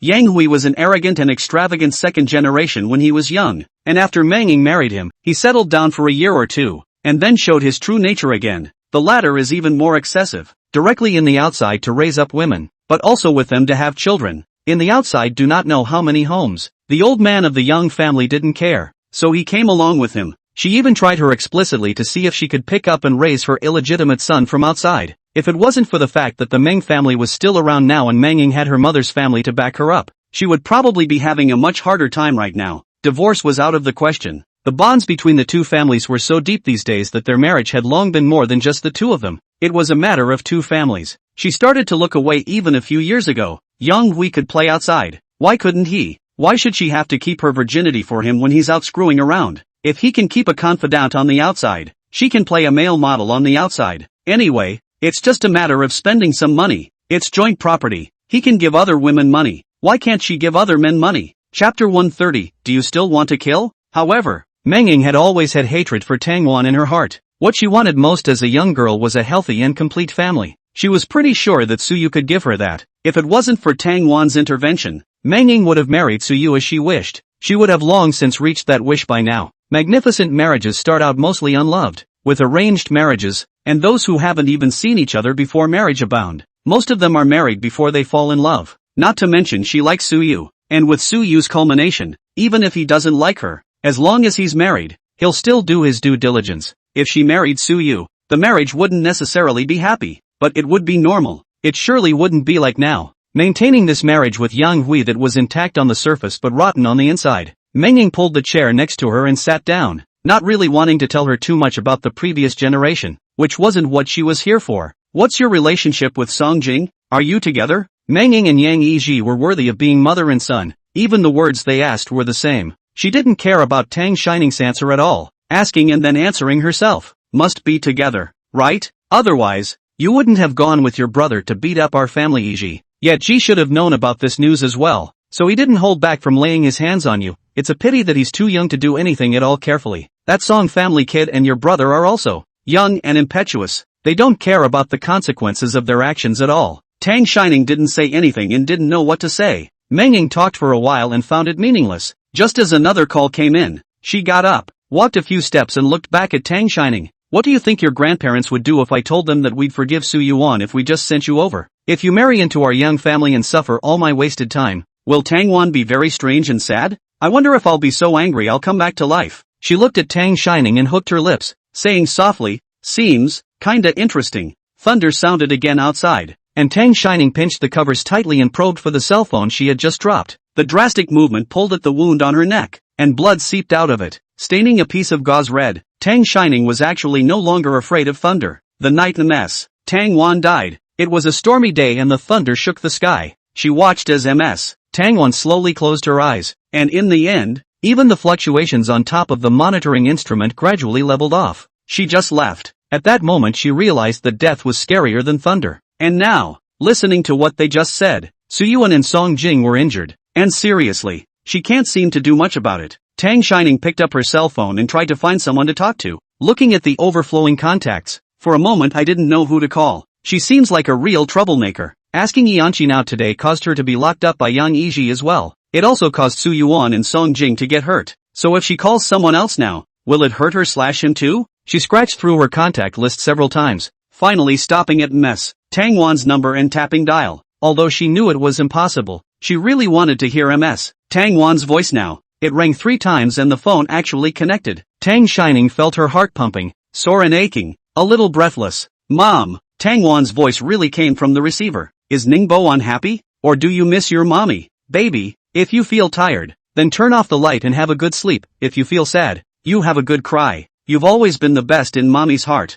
and mommy will always support you in all the decisions you make. Mommy wants you to be happy, and even though mommy is not with you now, her love will always be there. It should be a small program designed by MS. Tang Wan. Tang Shining's tightly taut thread completely snapped at this moment, and her tears broke the levee. Mom, why are they all blaming me when I'm clearly not the one at fault? Obviously I'm the one who's a victim. If I hadn't gone near that crash scene that day and just walked away, nothing would have happened, right? I shouldn't have minded my own business. I should have seen it through, right? But it's not right at all. Mom, if only you were still around. Song King woke up at 2:21 a.m. With a pale face, and it took him a moment to realize he was in the hospital after his eyes focused. He remembered that Yang Yi was drinking alone in the box at that time, but there were still several bodyguards guarding outside. After the fight, Yang Yiji should have held a grudge against him for injuring his hand before and specialized in smashing Song Jing's hand, so he now has a thick bandage on his left arm and a bit of a headache, presumably from the bottle. The observing nurse immediately called for a doctor when she saw him wake up, and it was only after another checkup that he was sent to the general ward. Song Wenqian was listening to Song Jing's condition at the doctor's office and rushed over immediately after learning that he had woken up. Pushing open the door, he saw Song Jing properly half lying on the hospital bed,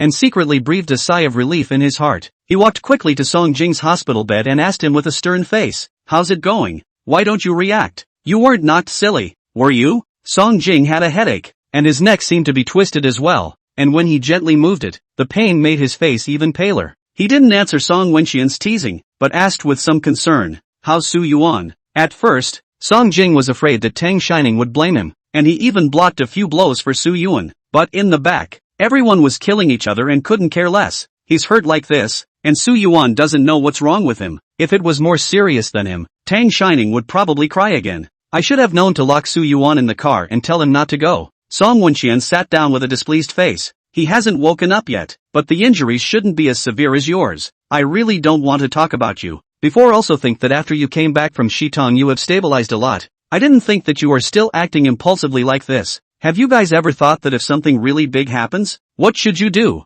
Big deal? What's the big deal? Song Jing scratched his ear without sobriety. Yang Yiji's death? Song Wenqian, no, but he was injured more seriously than all of you, with several stitches in his head, and he's still lying in the intensive care unit. Song Jing regretfully said, "That's a shame, Song Jing." Song Wenqian stood up in anger when he heard this and, "What do you mean it's a shame? Do you still want to kill people?" Song Wenqian had already inquired about the cause and effect of the incident while Song Jing was in a coma. This matter is indeed Yang Yiji's fault. Yang Yiji, this person has indeed been raised badly by the Yang family, and many families in Beijing Harvest should know about him, but that's the way it is in the Yang family. The old man of the Yang family, as well as Yang Yiji's father, the oldest member of the Yang family, were all of this nature when they were young, and they don't seem to be much more honest now, but these were their Yang family's business, and he couldn't even care less. The family business of the Yang family was passed down from the hands of the Yang family's oldest brother, And the current head of the family was the young family's oldest brother. Maybe it's because of the thinness of the children and grandchildren. The eldest of the young family is a woman, has long been married. The second young family has only 2 daughters. Yang Yiji's generation only had him as a male child. Of course they were talking about the children that could be put on a pedestal. As for those illegitimate children and whatnot, they weren't too sure. Chapter 131, I miss you so much. Song Jing asked rhetorically. Doesn't Yang Yiji deserve to die? Song Jing, where is your brain? Song Wenxian pressed his fire and snapped. There are 100 ways you can deal with Yang Yiji, both openly and secretly. Borrowing the Song family's means and resources, spending some time, and even being godless. But there's no need for you to put yourself on the hook as well. What do you mean by making this scene today? To die with him? Have you thought about us? Yes, you have a grudge against us. You're not close to us, but have you thought about your grandparents? Today I received a call in the middle of the night, saying that you were armed and hurt people. I didn't dare to inform them for fear that they would be worried. Do you want them to be sent to their deaths in vain? Even if you don't think about any of this, have you thought about that girl Tang Shining?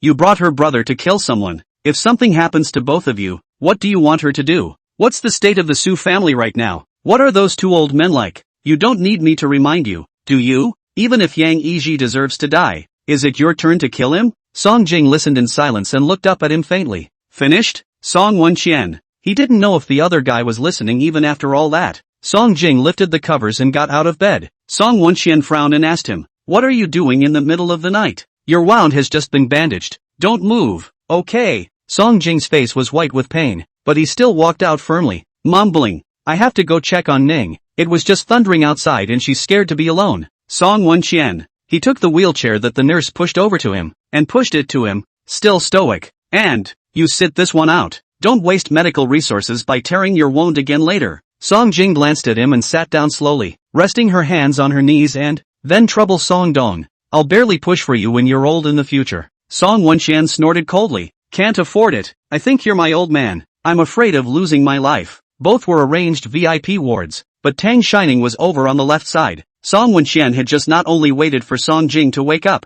but at the same time, he had also inquired about the status of the Su family and the Yang family brats. After learning that the Yang kid was pretty badly hurt, he even went to check on him. Yang family came to Yang Yiji, his mother. Song Wenxian passed her not much good face. He did not go to touch the bad luck, explained the guarded hospital leaders a few words, and left. I also ran into the old lady of the Su family on the way. Song Wenxian listened to Song Jing's instructions and went to the ward where Tang Shining was, and when he arrived at the door of the ward, he pushed the door and asked before, and the girl's ward is this? Song Jing nodded. Yeah, what's wrong? Song Wenxian, I think the old lady of the Su family came here. She didn't look good at the time. Yang Yiji's mom also came over here. Whether she went to her ward or not I don't know. He slowed down his tone and said again, you guys did get impulsive about this one. After saying this, he let go of his hand. Go in by yourself. I have to go see how the young kid is doing. In the end, this matter was Song Jing and Su Yuan who made the first move. And now the 2 old men of the Yang family probably don't know yet. And if they knew, they wouldn't be as calm as they are now. He still had to think of a response. Song Jing pushed open the door and entered. The ward was quiet and the windows were open. It was supposed to be snowing outside and the cold wind was only blowing inside. Song Jing went to pull the windows and curtains closed first before looking at Tang Shining. At the moment she was curled up in the hospital bed, a tiny little ball, and the covers were only half covered. Song King approached her and pulled the covers upward, frowned as he touched her cold hand. He took both of her hands in his and warmed them, ruffling the hair that had fallen out of her face before he realized the tear tracks on her face. After wiping her face and warming his hands a bit, he put them back under the covers. Tang Shining didn't sleep soundly, and she didn't know if she was having a nightmare. Her brows kept furrowing together and she was murmuring. Song Jing gently stroked her back, patting it every now and then, and when he stroked her face again, Tang Shining grabbed his hand. Say something very, very softly. Song King came up to her mouth to hear it. He looked at the injury on Tang Shining's neck, his face sinking further and further, stayed with her for a while longer and exited the hospital room. Outside the hospital room, he dialed a phone. The people he brought to Tang Shining today were partly hands-on and partly forensic. The contents of the dining room table under the chaos, and the photos inside, were captured. He turned it over to his attorney, and at that point is when he called him and told him he could get started. Although he and Su Yuan both wanted Yang Yi's death, but in a society with the rule of law, their hands were measured and they wouldn't really beat him to death. After all, if they really died, they wouldn't be able to get away with it. But it's too cheap to just beat him up. Song King is going to send him in for some good state reform and rehabilitation. From the moment Yang Yiji started to take notice of Tang Shining, Song Jing had started to gather evidence. Yang Yiji, this person, meat and vegetables, guilty of a lot of things, every time the Yang family either by money, or by power to solve the problem. Just like this time, Du Xin and Shu Yu, the money smashed down. The blood on the forehead is flowing like this, but in the end, it is not to change their words, saying that they knocked themselves out. But what the Yang family has, so does the Song family. He'll never get away with suppression this time. Tang Shining was already weak and fell asleep while crying. It was as if someone in a trance had put her hand under the covers, wiped her face gently, and finally tucked her in. Seeing that she was sleeping uneasily, she also patted her back and coaxed her gently. Tang Shining's eyelids wanted to be glued shut, and in a daze, she grabbed the man's hand and put it on her face and rubbed it against her face, murmuring softly, "Mommy, my neck hurts, I miss you so much." It was slightly light when I woke up again. She picked up her cell phone and looked at the time. Less than 7 o'clock. She was still the only one in the hospital room, and I wondered if she was dreaming about the man who put her to sleep yesterday. Old Mrs. Su feels that it's all because of her that Su Yuan has harmed her and doesn't want to see her. On Song Jing's side, the Song family probably didn't want to see her either. She looked out the window and it was already white outside. The second snowfall of this winter, falling silently just after the thunder stopped last night. Chapter 132, It's Not Her Fault. Su Yuan woke up shortly after Song Jing did. Su Yu was not there, and there were only the 2 old men of the Su family in the ward. Su Yuan had broken a rib and could only lie in bed at this time. He seemed to be trying to get out of bed for something, and was stopped by Mrs. So, Agu, good grandson, don't toss and turn, lie down properly, let me and your grandfather worry less. Elder Su, on the other hand, had a stern look on his face as he admonished him. You've really grown up, picking fights at the door and injuring people with a weapon. Is this how your grandparents have taught you all these years? The older you get, the more you don't know. One of the 2 men is singing black and the other is singing white. So you quietly lay still and didn't say anything. Master Su had to continue. Why don't you say anything? Are you dumb now? Weren't you quite capable in the fight just now? Old Mrs. Su tugged at the old man's sleeve. Okay.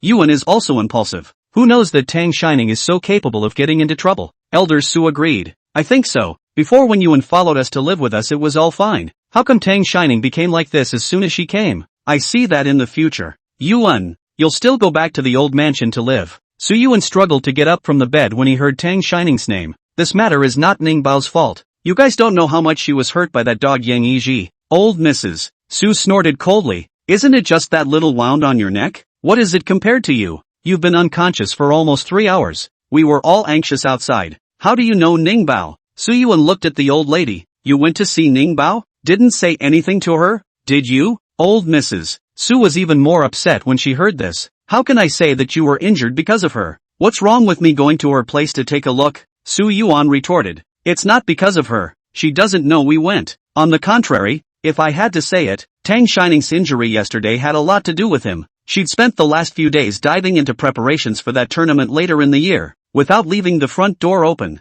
If he hadn't seen her stay at home for too long for fear of her suffocating, and had to pull her out so she could go shopping for New Year's goods, she wouldn't have been touched by Yang Yiji, and there would be no later. Thinking about it made him feel more and more guilty. Grandma, you really just went to check on her. You didn't give her a hard time, did you? Su Yuan, Elder Su exasperatedly said. How can I say that your grandmother is also your elder? Is this the attitude you speak with? I see that you are getting more and more unruly. The old lady didn't want to see them fight and hurriedly stopped them. Alright, old man, you don't have to be so angry. Yuan is still injured. He also advised Su Yuan. I didn't do anything to her. Don't worry. Didn't you advise me before that Tang Shining is also a child of our Su family and asked me to be nicer to her? How come now that I've gone to see her, you're still upset? The main thing was that now was not the time to do anything to Tang Shining. The Yang kid hasn't woken up yet, and they're definitely going to give the Yang family a piece of their mind about that incident last night. Just now, when she came out of Tang Shining's hospital room, she happened to run into Yang Yiji's mom, Meng Ying.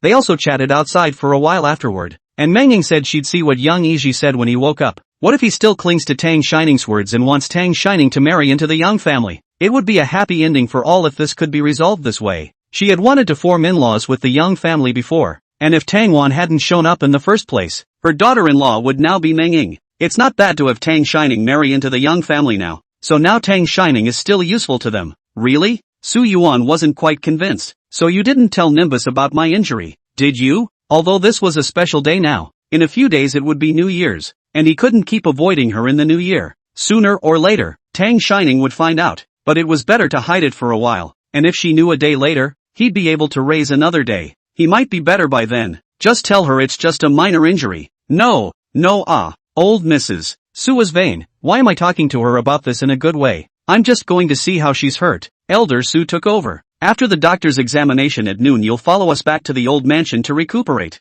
You'll be there for the New Year's Eve. And don't run around. Everything will wait until your injuries are healed. Good. Su Yuan also knew that this was them being heartbroken and obediently answered. And then thought, then Ning Bao should be picked up together as well. I don't feel comfortable with her being alone. Tang Shining, can you take care of your own injuries first? Old Mrs. Su gasped. Instead, the old man responded, okay, come along. Then a look was given toward the old lady, and she understood instantly. Before the outcome of this young family matter came out, Tang Shining still had to then watch. Don't start something else. Forget it. It was Su Yuan's turn to backtrack. Ning Bao isn't going. She'll go back to my dad's place. Tang Shining didn't like going back to the old mansion, as he had found out the first few times he went there. But it's also true that the old man and old lady have this attitude, and it's only a ghost if they like to go back. She's still comfortable in her own home and it's easy to prepare her for that race. Su Yuan, just have dad bring it back for a reunion dinner on New Year's Day. Old lady, that's fine. Just decide. They didn't care that much about this either. Right now all they could think about was getting Su Yuan's injuries better. After Song Wenxian sent Song Jing to Tang Shining's hospital room, he went to Yang Yiji's side. Yang Yiji woke up when it was almost dawn. He was injured a bit more severely than Song Jing and Su Yuan. In addition to a dozen stitches on his head, he had large and small injuries on his shoulders as well as his legs. The doctor examined it and there was nothing serious before it was transferred to the general ward. After being transferred to the general ward, Song Wenxian went in to take a look. Although Meng Ying was now angry with the Song family, Song Wenxian was after all the person in charge of the Song group now, and with the power as well as the aura on her body. She didn't say anything, but after taking a phone call, her attitude changed completely. Meng Ying hung up the phone and looked at Song Wenxian with an incredulous expression. Considering that Yang Yiji's current injury should not be agitated, she said to Song Wenxian, Dong Song, let's take a step to talk. Outside the hospital room, Meng Ying was just starting to have a seizure. Song Wenxian, I still haven't settled the score with you for my son's injury, but now you're messing with my son instead. Do you really think that there's no one left in our Yang family? For their family to have developed so far, they must have more or less some connections in various industries. She had just received word that the Song family's lawyer had gone to the police station to report a crime. She only had one son, Yang Yiji, and she was already angry at being hurt like this. If it wasn't for the fact that the other party was the Song and Su families, she would have gotten someone to do it. I just didn't expect the other side to fall back on her before she could say anything. Song Wenxian was confused. What's wrong? In the end, this matter was Song Jing and Su Yuan seeking revenge, and they made the first move. He was thinking of waiting for everyone to wake up and then conferring on what to do. He thought of something and turned around to head towards Song Jing's hospital room, and on the way, he also received a call from his own company, learning about what Song Jing had arranged for his lawyer to do. Meng Ying probably guessed it and followed him to Song Jing's ward. Song Jing arranged everything before returning to the hospital room. Just as he was about to lie down, Song Wenxian returned, followed by Meng Ying who had an angry face. Song Jing, you really think my young family has no one, don't you? Chapter 133, he deserved it. Song Jing didn't take her seriously at all, and even pulled the covers upwards. What has it got to do with me whether you have anyone in the young family or not? If I were you, I would guard my son now and not move an inch. Otherwise in a few days when I go in, I will have to apply in advance to see him, and I may not be able to see him. Song Wenxian, and he's going to send people in? He used to be blind to think that Song Jing had stabilized quite a bit after returning from Shitang, right? The boy is still as lawless as when he was a child. He dislikes those he doesn't like, whether they are elders or not. What did you say? Meng Ying also said incredulously, you still want to send Yiji in? Song Jing snorted lightly. How many bad things has your son done? Do I need to list them all for you? That one by one. It's cheap to say that he was sent in for rehabilitation, right? He even sighed softly. Too bad it's against the law to kill in our country, or he'd have enough to die several times over. Song Jing, Meng Ying said angrily, you really think there's no one in our Yang family, don't you? Believe it or not, if you send our Yiji in 1 second, we'll let you and Su Yuan go in with him in the next second too. With the Song family's tactics, she believed that she could send Yang Yiji in if she really tore her face off, but that didn't mean that they, the Yang family, and the Meng family were vegetarians. Don't forget about last night's incident. It was you and Su Yuan who started the fight, and if you examine the injuries, he was considered seriously injured then, right? Do you think you guys will be able to escape? I am indifferent. Song Jing raised his eyebrows. Go in for a few years and come out and I'll still be alive. But Yang Yiji is different. With that beaten up look of his, he'll probably cause trouble even if he goes in. You'd better worry about him more. Besides, if I go in together, I'll have to beat him up a few more times. Song Jing. Song Wenqian interrupted. Fine. Meng Ying was so angry that she took a few deep breaths and turned to walk out. Then we'll see. Yang Hui does not know which woman died again. Now this scene cannot be hidden from the old man of the Young family. She must hurry to give him a call to see what he said. Yang Yiji is still young and will have to take over the Young family in the future, so he can't really be sent in. Song Jing didn't have much expression on his face and said in a faint voice, I'll trouble you to tell Yang Yiji that it's best for him to stay away from Tang Shining in the future, or else he won't be able to wake up so easily next time. You as elders also good discipline. After all, our Song family my generation above, but there are older brothers and sisters. The following also have younger siblings, but your Yang family, just him a male, right? Meng Ying looked back at him, saw that he didn't look like he was joking, and squeezed her hand on the phone harder, but didn't say anything else. After Meng Ying left, Song Wenqian spoke in a grave tone. Did you mean what you just said? You're going to put yourself on the line for a piece of trash? Song Jing's eyes fell to the ceiling. Your ears aren't doing too well either? Do you want to take this opportunity to have it checked out? Song Jing. Song Wenqian said angrily, are you stupid? Since you've already thought of collecting evidence against Yang Yiji and sending him in, why did you make a move on him last night and get yourself involved? He had originally thought that last night they were young and angry, and wanted to take it out for Tang Shining, so they were that impulsive. But Song Jing left a backhand. He couldn't figure out what Song Jing was thinking again now. Song Jing, I have my own thoughts, you don't have to care. Anyway, I didn't care much before. This time you just pretend you don't know. Those evidences in his hand are all cleaned by the Young family before,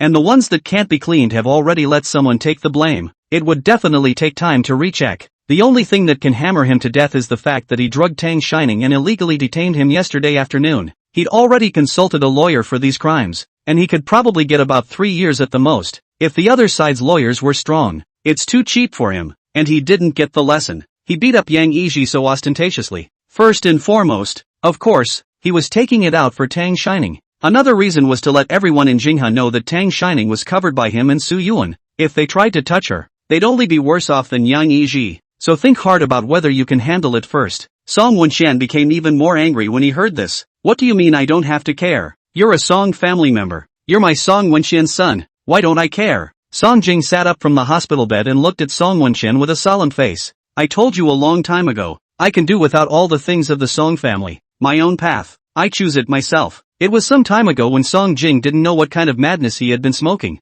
and suddenly told Song Wenqian that he wanted to go abroad and told him to work hard. The latter also said that he and Lin Mengqiu should work hard to have a second child to inherit the Song family business. Song Wenqian froze and sighed heavily. Song Jing, you're only 21 years old. You're indeed too young. You still lack experience. Have you ever thought that? Not to mention the rest. Without the Song family's connections and contacts, the case you just went to report would even be suppressed like those things the Young family committed before. And the ward you're staying in now, the medical resources you're enjoying, which one isn't relying on the Song family's connections? It's not that I don't believe that you can have great achievements after leaving the Song family, but that all takes time. Ordinary people who devote their lives to nothing abound. Do you have that time? If you break away from the Song family, can you protect Tang Shining? People like Yang Yiji would only be more unscrupulous then. Song Jing was silent. He really hadn't thought that far ahead. He didn't necessarily want to be rich and famous. He could accept an ordinary life. And during those years in Shitong, with Tang Shining by his side,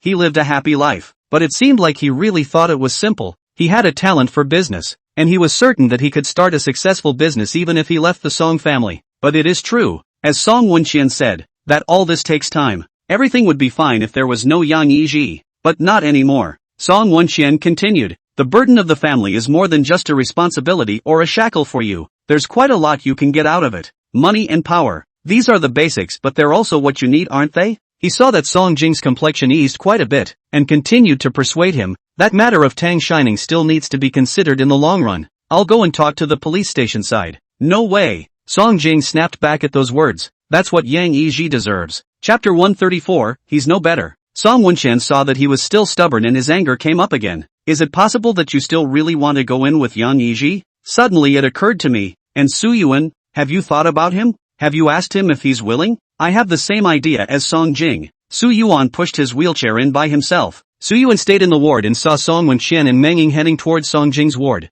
Feeling that something wasn't quite right, she followed over. After staying up all night, Master Su went back to rest, and it was originally old Mrs. Su who pushed him over. After listening outside for a while, I probably knew what was going on. Just now, Menging was angry and left, and the old lady wanted to find out what she meant on her side, so she went to look for her. Song Wenqian held his forehead, not expecting him to come over. Song Jing has grown up to be a bit more introverted and a lot more stable, but this Su kid is even more reckless than Song Jing, but he's also a little more simple-minded and can try to persuade. Su Yuan first looked Song Jing up and down and finally stared at his hand and laughed. That dog Yang Yiji really hit your men hard. Surely he remembers your last revenge? Song Jing hummed lightly. He's certainly not much better. Yuan. Song Wenqian called out to him. If you and Song Jing both go in, what about your sister? Are you relieved that she's alone? Su Yuan thought for a moment and replied, Uncle Song, don't worry about this. We went in, and so did that dog Yang Yiji. Ningbao is safe and sound outside. He then looked at Song Jing and said, but I think Uncle Song has a point.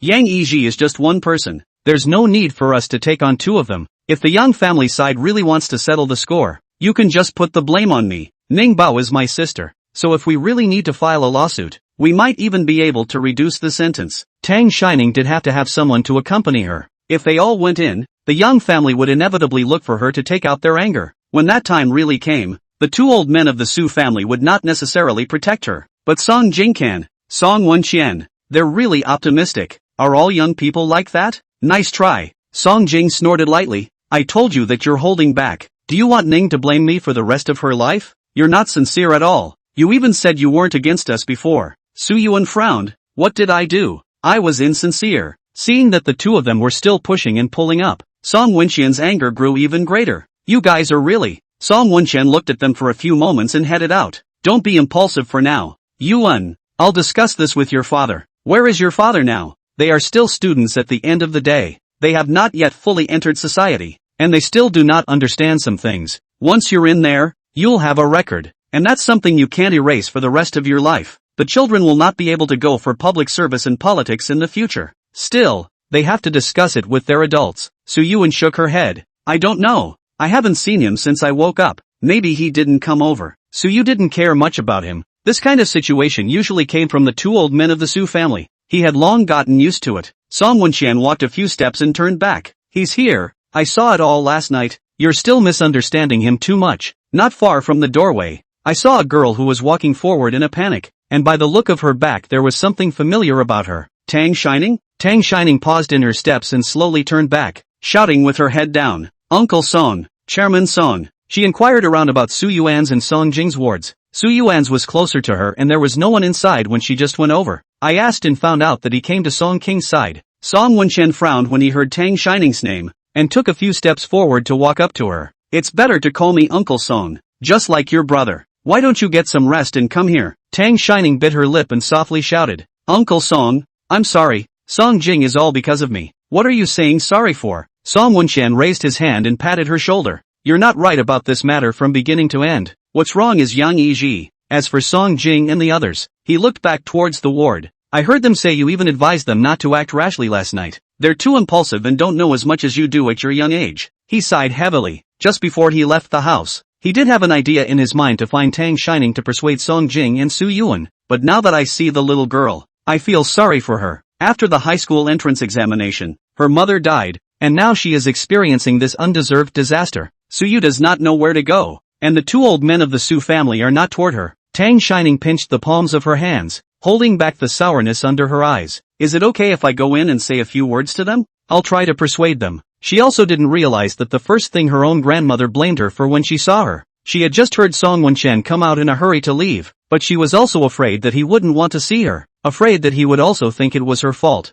Unexpectedly, Song Wenqian asked, hear all that? Tang Shining nodded. Song Wenqian sighed again and sidestepped slightly. Go inside. They might listen better if you talk. I'll talk to your dad about it again. After all, Song Jing was his only son, and he certainly didn't want him to have a record. Tang Shining took a few deep breaths and gently knocked on the ward door. Who is it? Su Yuan had a rib injury and wasn't quite able to move, only inclining his head in small increments to look toward the doorway. Then suddenly remembering that this was Song Jing's hospital room, he asked him, who else did you notify of your injury? Song Jing shook his head. No, I'm idle. Seeing Tang Shining come in, both of them panicked for a while. Song Jing was already half lying on the bed, and at this moment, he subconsciously pulled the covers in an attempt to hide himself. Su Yuan also tried to pull the covers over him, but when she moved only slightly, she only inhaled in pain. Hiss, ah, holy, that hurts. However, he still endured the pain and pulled the Song King quilt down. We'll die together.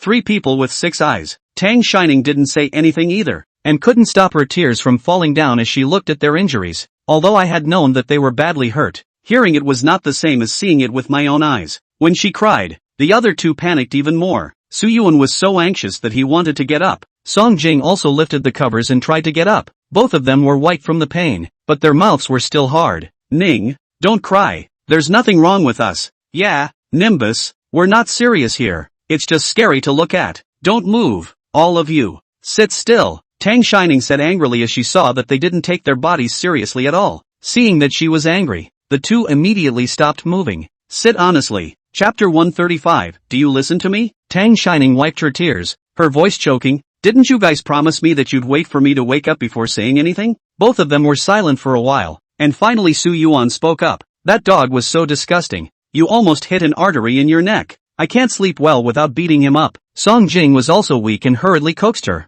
Ning, this time it's true that we were wrong. We'll definitely listen to you next time. Don't cry. All listen to me? Tang Shining slowed down and asked them. Yes.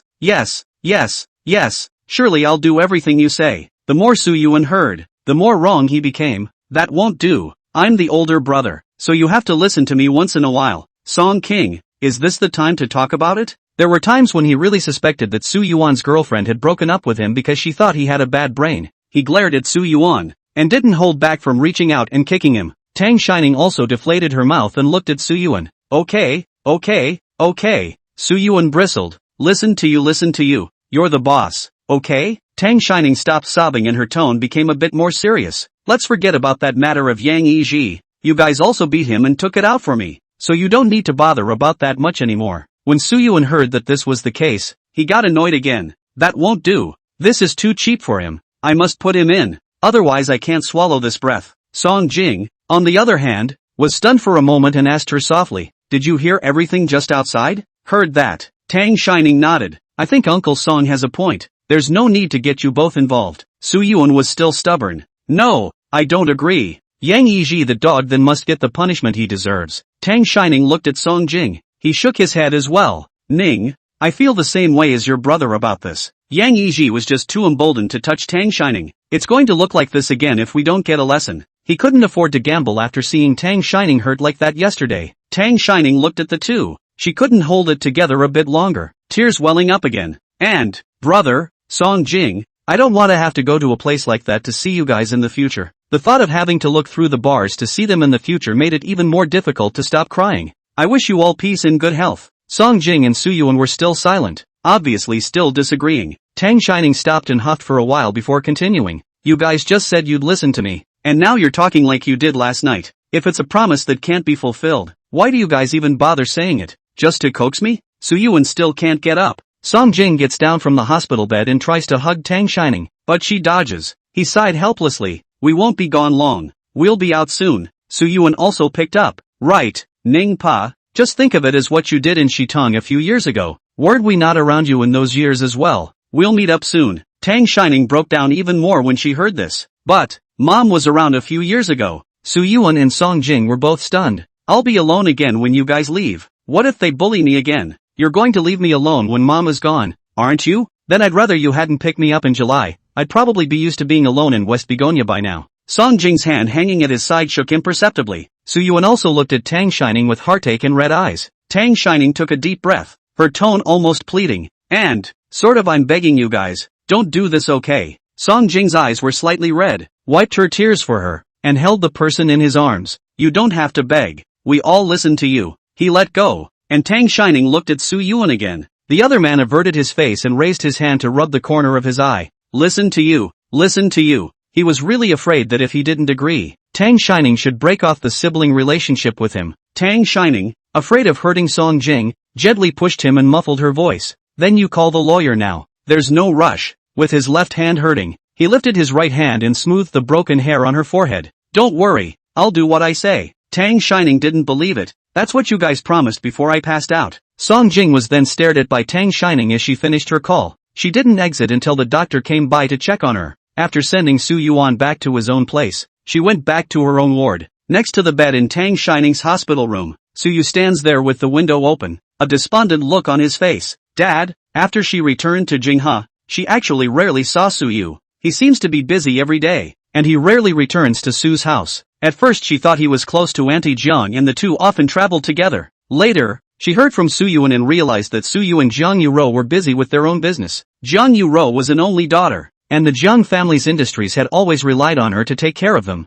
They then only get together for occasions when they have to appear together. It's usually each to their own. Seeing her come back, Su Yu hurriedly closed the window and, "Back? You're wounded yourself. Don't run around. Get into bed and lie down." Tang Shining hurriedly lay back on the bed. Su Yu pulled out a chair and sat down, and didn't say anything, just quietly looking at her. Tang Shining clutched the corner of the quilt and looked up at him as well, swallowing her saliva. "Dad, if you have something to say, just say it." That's how he looked, like he had something to tell her. Su Yu slowly opened his mouth, saying something unimportant. "I heard from your brother that you've been preparing for a competition recently. Are you looking to further your education abroad?" Tang Shining didn't understand why he brought this up, but still nodded her head and replied, "Yes, but I'm not sure I can go yet. I still need to pass a couple exams." Ning Bao. Su Yu looked at her with a serious expression and said word for word, "Will Daddy send you abroad now?" Tang Shining pursed her lips, her heart once again flooded with a burst of sourness. She tried her best to hold back and asked him,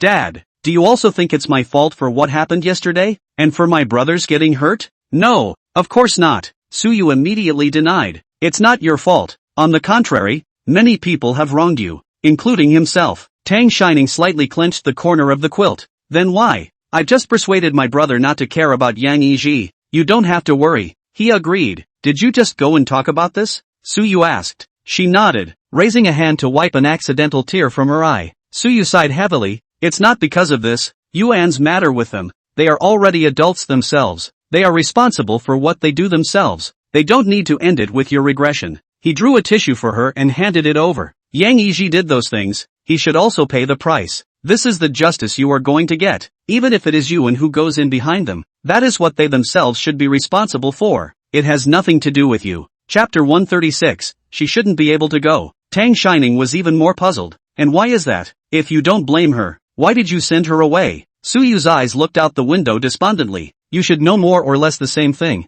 The Su family is still run by your grandparents. Dad doesn't have much real power. Your grandparents, they might beat you up in order to keep the Su family. Actually, it's not possible. It's already planned." Su Yu heard the conversation between Meng Ying and old Mrs. Su last night. They want Tang Shining to marry. He knows exactly what the Yang family is like, and if Tang Shining really marries there, her life will be over. Su Yu has become Elder Su's outcast after marrying Tang Wan. Later on, when Su Yuan was born, they even raised Su Yuan directly. So Su Yu is not very worried about Su Yuan. First of all, whether he will go in or not is another story. And secondly, even if he really goes in and stays for a year or two, there are still two old men in the Su family to plan for him. He won't suffer in the Su family. But Tang Shining is different. It's easy to hide from a gun in the open and hard to guard against an arrow in the dark. But it's not like there's no other way. If she didn't want to leave the country, he could certainly send her bodyguards to protect her 24 hours a day. But it would greatly limit her freedom in life. And as she had only turned 18 and was just stepping into the world of adulthood, it would be cruel to her. Tang Shining was brought up by Tang Wan, and Su Yu knew that she wouldn't want to. Like Tang Wan, she loved freedom and yearned for it. Wouldn't want to be a caged bird, even if that cage was made of gold. It was all just a prison to restrict her freedom. This was what he had promised Tang Wan in the first place. Don't trap Tang Shining. Give her a wide blue sky. Tang Xiaoning wasn't stupid. Hearing Su Yu's words and then associating them with what Meng Ying had said to her before she left last night, she instantly understood. "When do we leave?" Su Yu looked out the window. "The snow has stopped." Tang Shining nodded her head with tears in her eyes. "Okay, Dad, I'll listen to you." Su Yu got up. "I've already made arrangements on the foreign side. I've already asked Aunt Lu to pack your luggage for you. Later on, your grandparents and I will go to send you back to the old mansion, and your Aunt Jiang will take you to the airport." Tang Shining pulled a smile. Good. She had just heard Song Wenchan say that he had seen Su Yu at the hospital last night. Turns out he was there to set her back up. She understood Su Yu's intention of letting her go as soon as possible. For one thing, now that old Mrs. Su and old Master Su are both concerned about Su Yuan's injuries.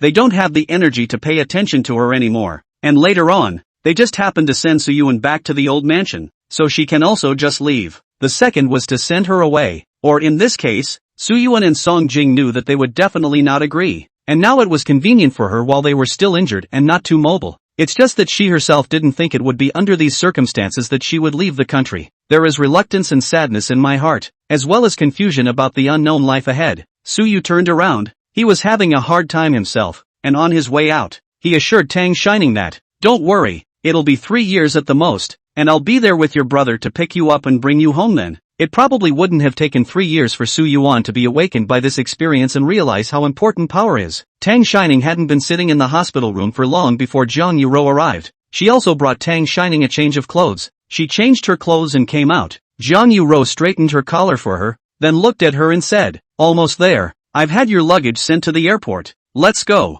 They took the stairs and ran into Elder Song, who had just rushed over. At the hospital entrance, he looked worried. Thinking that he was worried about Song Jing, she was trying to avoid it, and just as she was about to turn her head, the other saw her first and, "Ning Ning, what's wrong with you? Do you dislike me as an old man? You don't even greet me, and you want to turn around and leave?" Tang Shining turned her half-turned head back, smiled awkwardly, and pretended that she had just seen him. "Hello Grandpa Song, I didn't see it just now, you better be." Elder Song pretended to be angry, seeing the injury on her neck and the reddened eyes and then heartbroken. He said, "Aggrieved it, you can rest assured that your Grandpa Song stand on your side. I definitely have to break up with that old man of the Young family. Grandson are not good, how not directly dead forget it." When Tang Shining heard that she wanted to cry again, Elder Song patted her head and, "It's fine, it's all in the past, you're going back to recuperate then, so go back first, I have to go see your brother Song Jing as well." "Good." He walked a few steps and back, exhorting her,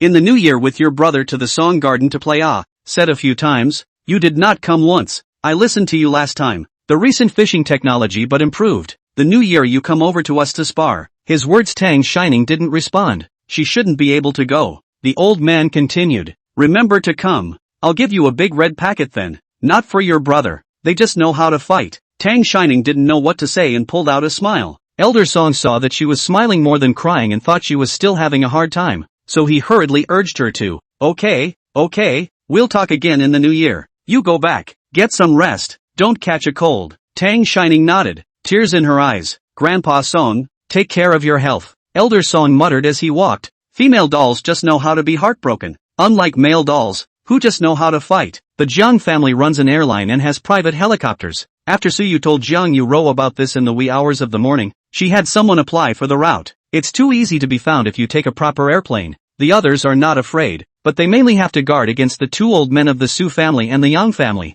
Before going up, Jiang Yaya urged her to take some precautions. "Don't be afraid. Someone will pick you up as soon as you land later. A trusted friend of Auntie's. Be safe out there on your own too and take care of yourself." Probably thinking of her own daughter who was about the same age, Jiang Yuro also reddened her eyes. "And don't blame your dad. He was worried all night last night and this was the best solution he could come up with. Fear of Su too old people to find. Foreign contact friends are also Jiang Yuro's friends for many years, and Su-yu face have not seen." "I know," Tang Shining replied softly. Then he looked into the distance and withdrew his gaze to bid farewell to Jiang Yuro. "Bye Auntie Jiang." Jiang Yuro waved at her as well. "Bye. Take good care of yourself." The only person on the private jet besides the staff was Tang Shining. The application's departure time hadn't arrived yet, and Tang Shining leaned against the window to look out. The snow has stopped, the sun should be coming out, and the sky is now clean and clear. Compared to Shitong City, where she grew up, Tang Shining was actually unfamiliar with Jinghe City. Aside from the scattered memories from my childhood that I haven't forgotten, the rest is what happened just shortly after the end of June to here. She didn't really have much of a sense of belonging when she first arrived here, and even though it was her dad and brother's home,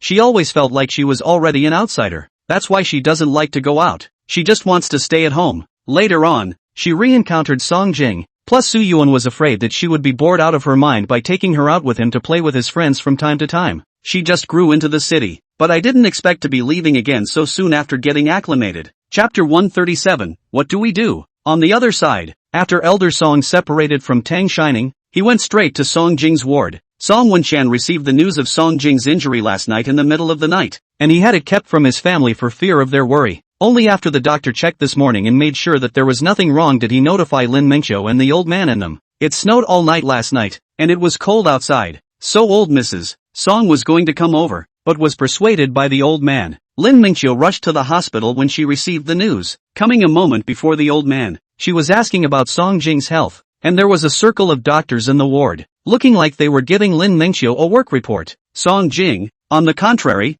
treated both Song Wenqian and Lin Mingqiu in the same manner, and at this time, he was half lying on the hospital bed with an unhappy expression. He only looked better when Elder Song came in, but he still scared. Who is it? Such an ear-announcing god that it has startled your old man as well. The old man walked in, and Lin Mingqiu called out, "Dad," leading the doctors out. He approached Song Jing's hospital bed and lifted the covers off the bed with the leading crutch in his hand. "Just a hand? Nothing to your brain?" Song Jing skimmed his crutches away and recovered the quilt. "I've disappointed you. There's nothing wrong with my brain. I broke a bit of skin. I'm still your big, top smart grandson." Elder Song snorted lightly. "Looks like it didn't hurt his brain, and skin that thick can't hurt it. Last time you were so foolish that you broke someone's hand. Now you've got your comeuppance, right?" Song Jing sneered. "A hand for him to lie in a hospital bed for half a year. It's worth it. This time you guys were impulsive." The old man sat down on the sofa next to him, and his tone became serious. "You guys aren't kids anymore. It's not the time when everything can be solved by a fight.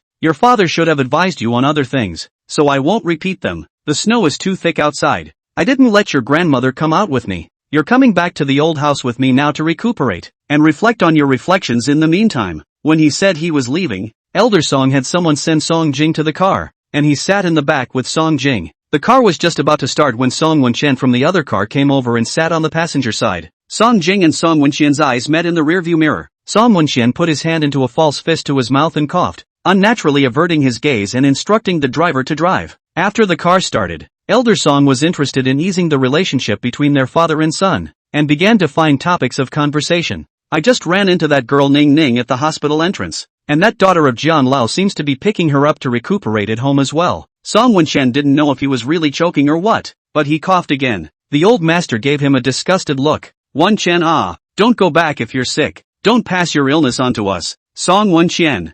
Song Jing raised his eyes and quietly glanced at Song Wenqian before picking up on the old man's words. "You ran into Ning? Where did she go back to? Did you ask?" The old man thought for a moment, seems to have forgotten. "But it shouldn't be the Su family's old mansion. I just got off the bus and saw Su Yu driving away with his old lady and Su Yuan, and Ning Ning was with that Jian Yu Ro. She doesn't look like she's in a good mood. I've asked her to come to Song Garden for the new year. I'll give her a big red packet then." "You asked her to come and play and she agreed?" The more Song Jing thought about it, the more wrong it became. "No, you said Su Yuan left with his dad on his own, without Tang Shining? They still left back and forth?" Even if Tang Shining didn't go back to the old mansion together, Su Yuan's worrywart nature would have arranged for her to go home first before leaving herself. He wouldn't leave first by himself and leave Tang Shining alone in the hospital. Song Jing and Song Wenqian's gazes met again. "Stop the car." The driver glanced at Song Wenqian in the passenger seat. Song Jing yelled again. "Did you hear me when I said stop the car?" Song Wenqian sighed. "Pull over and stop."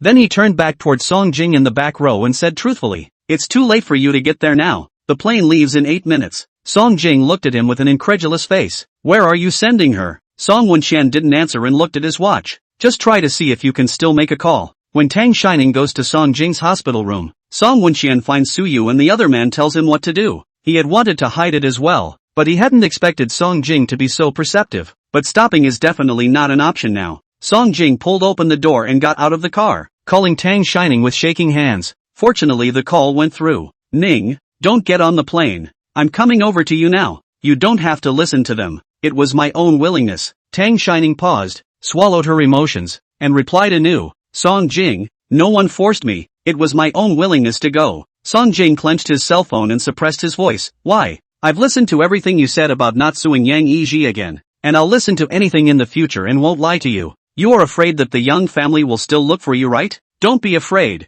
I will protect you well. In the future I will take you to school every day. I will take you shopping. I will take you for everything. I'll accompany you if you want to go abroad. Don't go alone. Don't leave me behind. Okay?" Song Jing's eyes were slightly red and his voice was low. Tang Shining was silent for a moment, her heart astringent. "Song Jing, but that's not the life I want. You should know that." During the time after Yang Yiji appeared, Su Yuan made her move back home and transported her to and from school. She didn't say anything because she knew it was because they cared about her and wanted to protect her, but she didn't like it. She needed to be free, not this feeling like she was being watched all the time. And Song Jing shouldn't have everything revolve around her. We all need to be individuals first so that we can better love others. It may be true, as the elders say, that they are still too young and prone to impulsiveness and recklessness. Tang Shining. Song Jing called her name word for word. What will I do if you leave? What about us? I thought about it. Tang Shining replied softly. Song King, let's split up. She had been gone for an unknown number of years, and now she didn't even know her destination.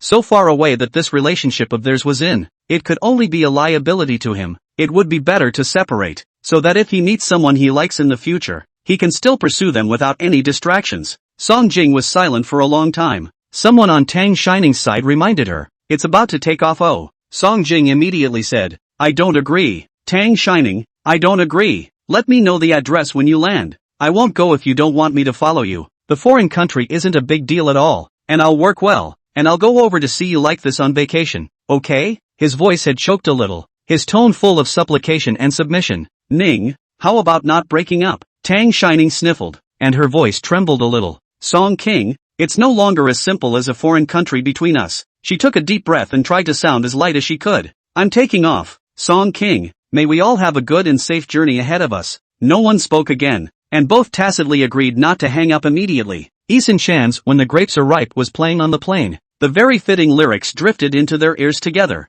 When shall the grapes be ripe, and thou shalt tarry and tarry again. Chapter 138, she said she didn't want me. Song Wenxian and Elder Song both stayed in the car, and Elder Song looked at Song Jing in that state of heartache, and asked Song Wenxian, how did this come to this? Is the Su family sending that girl Ning Ning out to avoid trouble? Song Wenxian also looked at Song Jing's figure inside. It wasn't the Su family, it was Suyu who sent Tang Shining away, and now Elder Su and the others shouldn't even know yet. The old man was about to ask again when Song Jing got into the car with the shattered cell phone and reached out towards him and, give me your cell phone. He had just smashed his cell phone in anger, and now he was afraid that Tang Shining would have to contact him to get in touch. What if she regrets it again? Don't act like I'm your grandson. The old man grumbled with his mouth, but still handed him his cell phone. Song Jing's vision was blurred by tears, and he couldn't pick out the cell phone card no matter how hard he tried. The old man scared and took the cell phone from him again and, why are you crying? Isn't it just going abroad? It's not like you won't come back. You can go abroad to see her too.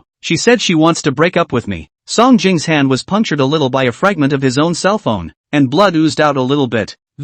She said she didn't want me. Elder Song's hand also gave a beat. This girl has such a cruel heart. Then go where now? If you can't let go, then you should stalk her and follow her there. What's the point of being a big man and crying here? The few times they met, he saw that the girl Tang Shining also liked Song Jing, or else she wouldn't have agreed to be with him. Song Jing was lost in thought as she pressed the wound on her hand. I don't know. She didn't say. Then repeated. She doesn't want me. Grandpa. She says she doesn't want me. Song Jing has been with the old man since he was very young, and he didn't even cry or fuss when he was sent to Shitang after graduating from elementary school, and now he's crying with a handful of snot and tears. He also reddened. Grandpa will find out for you, and when he does you'll chase after him. Song Wenxian looked at the old man half a day did not get the phone. Back to bring the phone over again. It's not that she won't tell you. She herself doesn't know where she's going. Only Suyu and Jian Yuro know. Suyu says it was Tang Shining herself who told him not to talk about the destination, presumably for fear of accidentally spilling the beans. The less people know about this situation now, the better,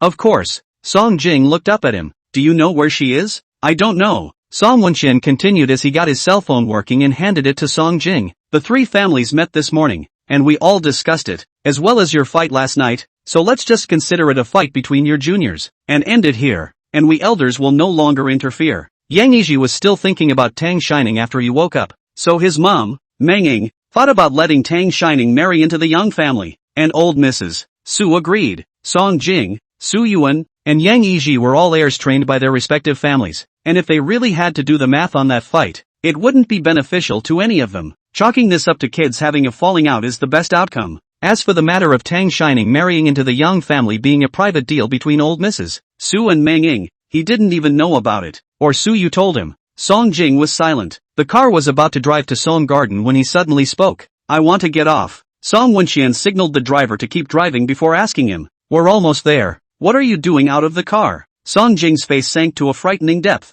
I'm going to get Yang Yiji killed. Song Wenxian was so angry that he scolded him. What kind of gangster are you? Every day you just know how to fight and kill. I told you to be calm when things go wrong, but you're all in your left ear and out your right ear, aren't you? Wasn't it your impulsiveness that got you into this mess this time? Haven't you learned your lesson yet? From the time he woke up until now, Song Wenxian had preached so much, telling him that he needed to be calm and not impulsive in everything he did. They take it as a fart, and the first thing they do when they have a problem is to find someone to fight with. Song Wenxian thought that he was because he was sad and still had injuries on his body, took a deep breath and changed his tone to speak again. I also know about you and Tang Shining. What I mean is that we can let Tang Shining and you get engaged first. This is still a risk, but it's a guarantee for her. The main thing was that Yang Yiji was a mixed-up person, and he really didn't necessarily not know that Tang Shining was Song Jing's girlfriend when he took a shot at her this time. Secular morality can't limit him at all. Song Wenxian continued. Suyu said that it was Tang Shining herself who chose the option of leaving the country. She didn't want to be trapped. She said she wanted freedom.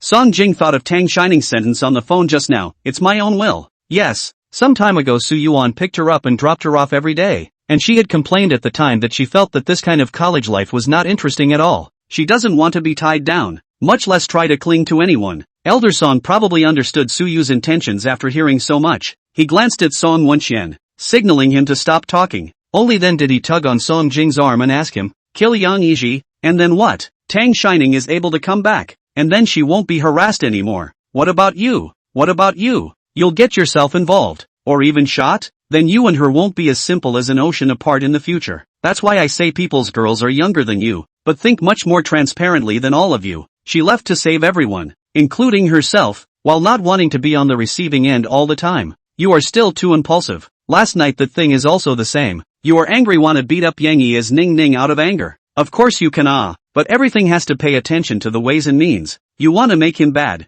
There are hundreds of ways to keep yourself out of the way. Even if you look for someone to set a sack to beat him up, and then take yourself clean So you sent Tang Shining out to hide from not you, but one more person knows about it is a little more uncertainty. You know about it, are thinking of going over to look for her. Yang Yiji knows about it, can he be indifferent? So what do you say? Grandpa, I like her and don't want to break up with her. Song Jing's gaze was unfocused, and his entire body was disheveled. You still haven't figured out your claim. The old man patted his shoulder. You don't want to separate from Tang Shining. The biggest hidden danger at the moment is Yang Yiji. In a society of law and order, you can't kill him directly, but you can start from other aspects. Hold him down so he can never turn over. Then he can't make waves. Song Wenxian didn't hold back a glance at the old man, trying to persuade him to speak more politely, and was rewarded with a blank stare from the old man. After the old man glared at him, he continued to analyze Song Jing. The Yang family is pivotal in the city of Beijing Harvest. It's definitely not simple to make him collapse easily. It's probably hard to do so without a few decades, but you can start from other aspects. Besides, right now, Suyu is only trying to keep Tang Shining, temporarily sending her abroad to take shelter. It's not like she won't be coming back. After you settle Yang Yiji, then go pick her up again, so it's not good? He also asked Song Wenxian in the front row. Did Suyu say how many years he was going? Song Wenxian replied. What he and Tang Shining said was that it would be 3 years at the most, and that he would go over to pick her up once things were settled over here. The old man patted Song Jing's shoulder to comfort him. 3 years will soon pass. Back then, your father was cruel enough to take you away from me and send you to Shitong for more than 6 years, but didn't I also bring you back? Moreover, if you settle Yang Yiji earlier, you can also pick him up earlier. Song Wenxian. Chapter 139, She's out of the country. The car slowly stopped and the butler pushed in a wheelchair to pick Song Jing up. The old lady also came out when she heard the sound and saw Song Jing's injuries with heartache in her eyes. Xiao Jing, how did you get hurt like this? Song Jing nodded back at the old lady and headed for her room. The old lady looked at him with little anger and asked with a frown, "What's wrong with him?" The old master sighed as he looked at his back and instructed the butler, "Have him watched, get well, and not leave without my permission. I don't know if the kid is listening or not, so it's better to play it safe and let him think it over again." The old lady was shocked. "What's going on here?" The old man led her inside. "I'll tell you about it slowly later. There are 6 days to go before the Lunar New Year, the day of family reunion, and everyone is bustling with buying New Year's goods. Suyuan is taken back to the old mansion to recuperate, and Suyu confiscates his cell phone and other communication devices on the pretext of letting him recuperate and reflect. And thanks for the visit. Saying it's recuperating is actually a disguised form of confinement. Suyuan didn't say anything either. They just didn't have to go blaming Tang Shining. He could take all of this. The 2 old men of the Su family also agree. This time he is really impulsive. Impunity cannot grow a lesson. The day before New Year's Eve, Chen Tuo looked for Su Yuan for several days, and when he didn't return messages or answer phone calls, he found his way to the old mansion. It was only the day after Tang Shining's accident that he learned about Su Yuan and Song Jing beating up Yang Yiji. When he went to the hospital, they were both discharged. I was supposed to visit the old house and was stopped. Song Jing's side is also in a state of declining visits. There was nothing much going on before the year, so he came to the Su family's old mansion almost every day to take a look around. And finally on the day before New Year's Eve, he happened to run into Su Yuan, who was going out to let off some steam. They say they are going out, but they are actually being followed around the door a few times, and they don't get very far. Master Su and old Mrs. Su went out to drink tea. Su Yuan brought the person in, and the servants in the house did not dare to stop. Chen Tu entered Su Yuan's room before he started talking. Wow, why don't you answer my messages and calls? Are you guys really locked up? Is it that strict? The cell phone was confiscated. Su Yuan spread his hands. The computer, iPad, and everything that can be contacted has been confiscated, and now a whole lot of them have become primitive. Only then did he react. No, did you just say you guys? Who else? He's been off the grid for the past few days and has no idea what's going on out there. Chen Tua found himself a place to sit down. Yeah,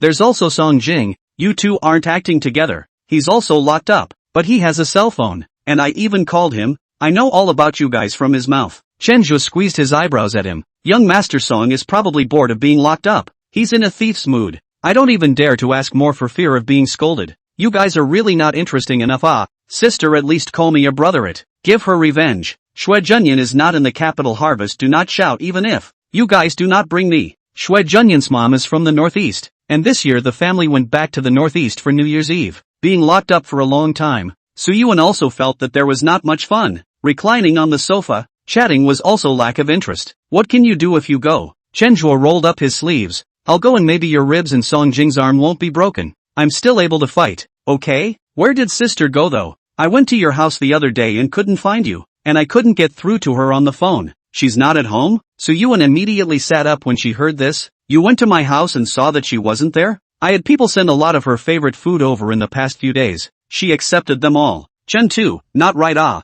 You accident the next day. I went to the hospital, did not look at you. Went to your home to look for your family. A person is not. Even Aunt Lu are not in. He went there that day when it was just the mealtime, and thought of rubbing a meal there, but it turned out to be a meal, but it was a closed door, not top full. He suddenly felt something was wrong. No, what do you mean by that? My sister didn't come back here? I had the driver send her home before I went back to the old mansion. Su Yuan said. She doesn't like to come back here. I had planned to pick her up tomorrow for the reunion dinner. He said that he wanted to call Tang Shining before remembering that he didn't have a cell phone. Give me your cell phone to use. Chen Tua handed it over, adding in a whisper. I've called. It's off just like yours. That's why he thought that she had gone back to the old mansion with Su Yuan. Sure enough, Su Yuan called and it was still off as before. Su Yuan logged into his WeChat and called Aunt Lu at home. The other party said that she went back home on vacation the day Su Yuan returned to the old mansion, and she was not sure about the other things. He thought about it and called Elder Su again.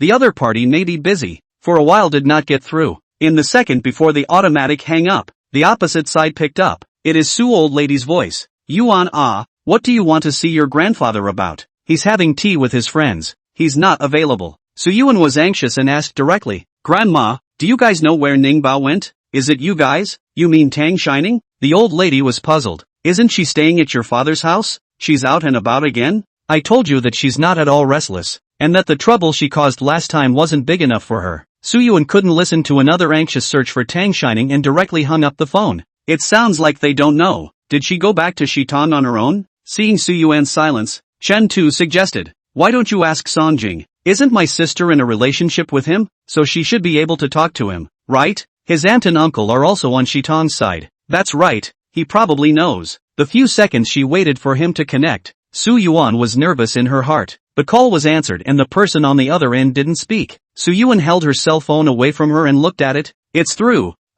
Song Jing? The other man hummed. Su Yuan immediately asked, do you know where Ningbao went? She couldn't get through on the phone and wasn't home. Did she say anything to you? Song Jing asked. You don't know? Su Yuan impatiently said. I wouldn't ask you if I knew. Song Jing was silent for a moment before answering. She left the country. Chapter 140, Engagement. Going abroad? Su Yuan stood up in shock at this answer. How did I not know? And why do you know and still not tell me? Chen Tu hurriedly pressed him down. Don't get excited. You're still injured. Su Yuan brushed aside his hand and continued. Why did she suddenly leave the country? Did you send her away? She's my sister. What gives you the right to take matters into your own hands without my consent? It wasn't me. Song King interrupted. It was your father who decided. My dad? Su Yuan thought of something and dropped onto the sofa. When was that? How come I don't know? And how do you know? There was a long silence on both sides. Song Jing's tone was no longer choppy when he spoke again. The day they picked you up and took you back to the old mansion. Su Yuan thought about what happened the day he came back. Before he left, he had planned to have the driver send Tang Shining home first, but then Jiang Yuro came and Su Yu said to have Auntie Jiang send her back. He was watching Jiang Yuro take Tang Shining away. So it's a setup from here on out? No wonder Su Yu didn't show up all night. And when he was about to go home, he suddenly arrived at his hospital room, and finally drove them back in person. So it was to send Tang Shining away? He was also happily counting the days to the new year, thinking that he would be able to see Tang Shining in the new year, and wondering if she had recovered from her injuries. Turns out she's long out of the country? Su Yuan continued to ask him, you know why you didn't stop it? It would have been fine for you to tell me. You just stood by and watched her get sent away? How old is she? She's going so far away and doesn't know a single person. What kind of boyfriend are you? I should never have agreed to her being with you. You're so not reliable at all. I thought you knew about this. And she was already getting on a plane when I found out. Song King's tone was light, dripping with bereavement, and, also, she broke up with me. It's no use him agreeing. He's not her boyfriend anymore. She doesn't want him. Su Yuan's cell phone was on speakerphone, and when he said this, Chen Tu and both of him were stunned. No wonder he wasn't happy when he called Song Jing a few days ago to inquire about that day's battle. He heard his voice was muffled like he had been crying at the time. So it's a breakup. Chen Chua tugged at Su Yuan's clothes, frantically giving him a wink. He's out of love. So speak politely and don't irritate him. Then you, she, Su Yuan also frowned, not knowing what to say. Forget it. I'll give my dad a call first to ask for clarification. Song Jing hung up the phone with a Su Yuan dials Su Yu's phone and crackles with a bunch of questions thrown out. The other man said only 3 words. Speak at night. But Su Yuan can't wait a moment. He inquires about Su Yu's location and has Chen Tua drive him there. The car stopped in front of Su's group. Chen Tu looked at the cold and quiet building and lamented. Uncle is really working hard. It's New Year's tomorrow and he's still staying at the office. Su Yuan did not say anything. Get off the car and walk straight to the company. Chen Tua followed in the back, did not forget to shout at him. You're still hurt. Slow down. Will you? The company was on vacation and the whole building was quiet. Su Yu's office was upstairs, and Su Yuan had just exited the elevator when she heard the sound of arguing in the office. Listening to it was the voices of the 2 old men of the Su family and Su Yu. Chen Tuo's foot that stepped out from inside the elevator retracted again. I'd better go wait for you downstairs.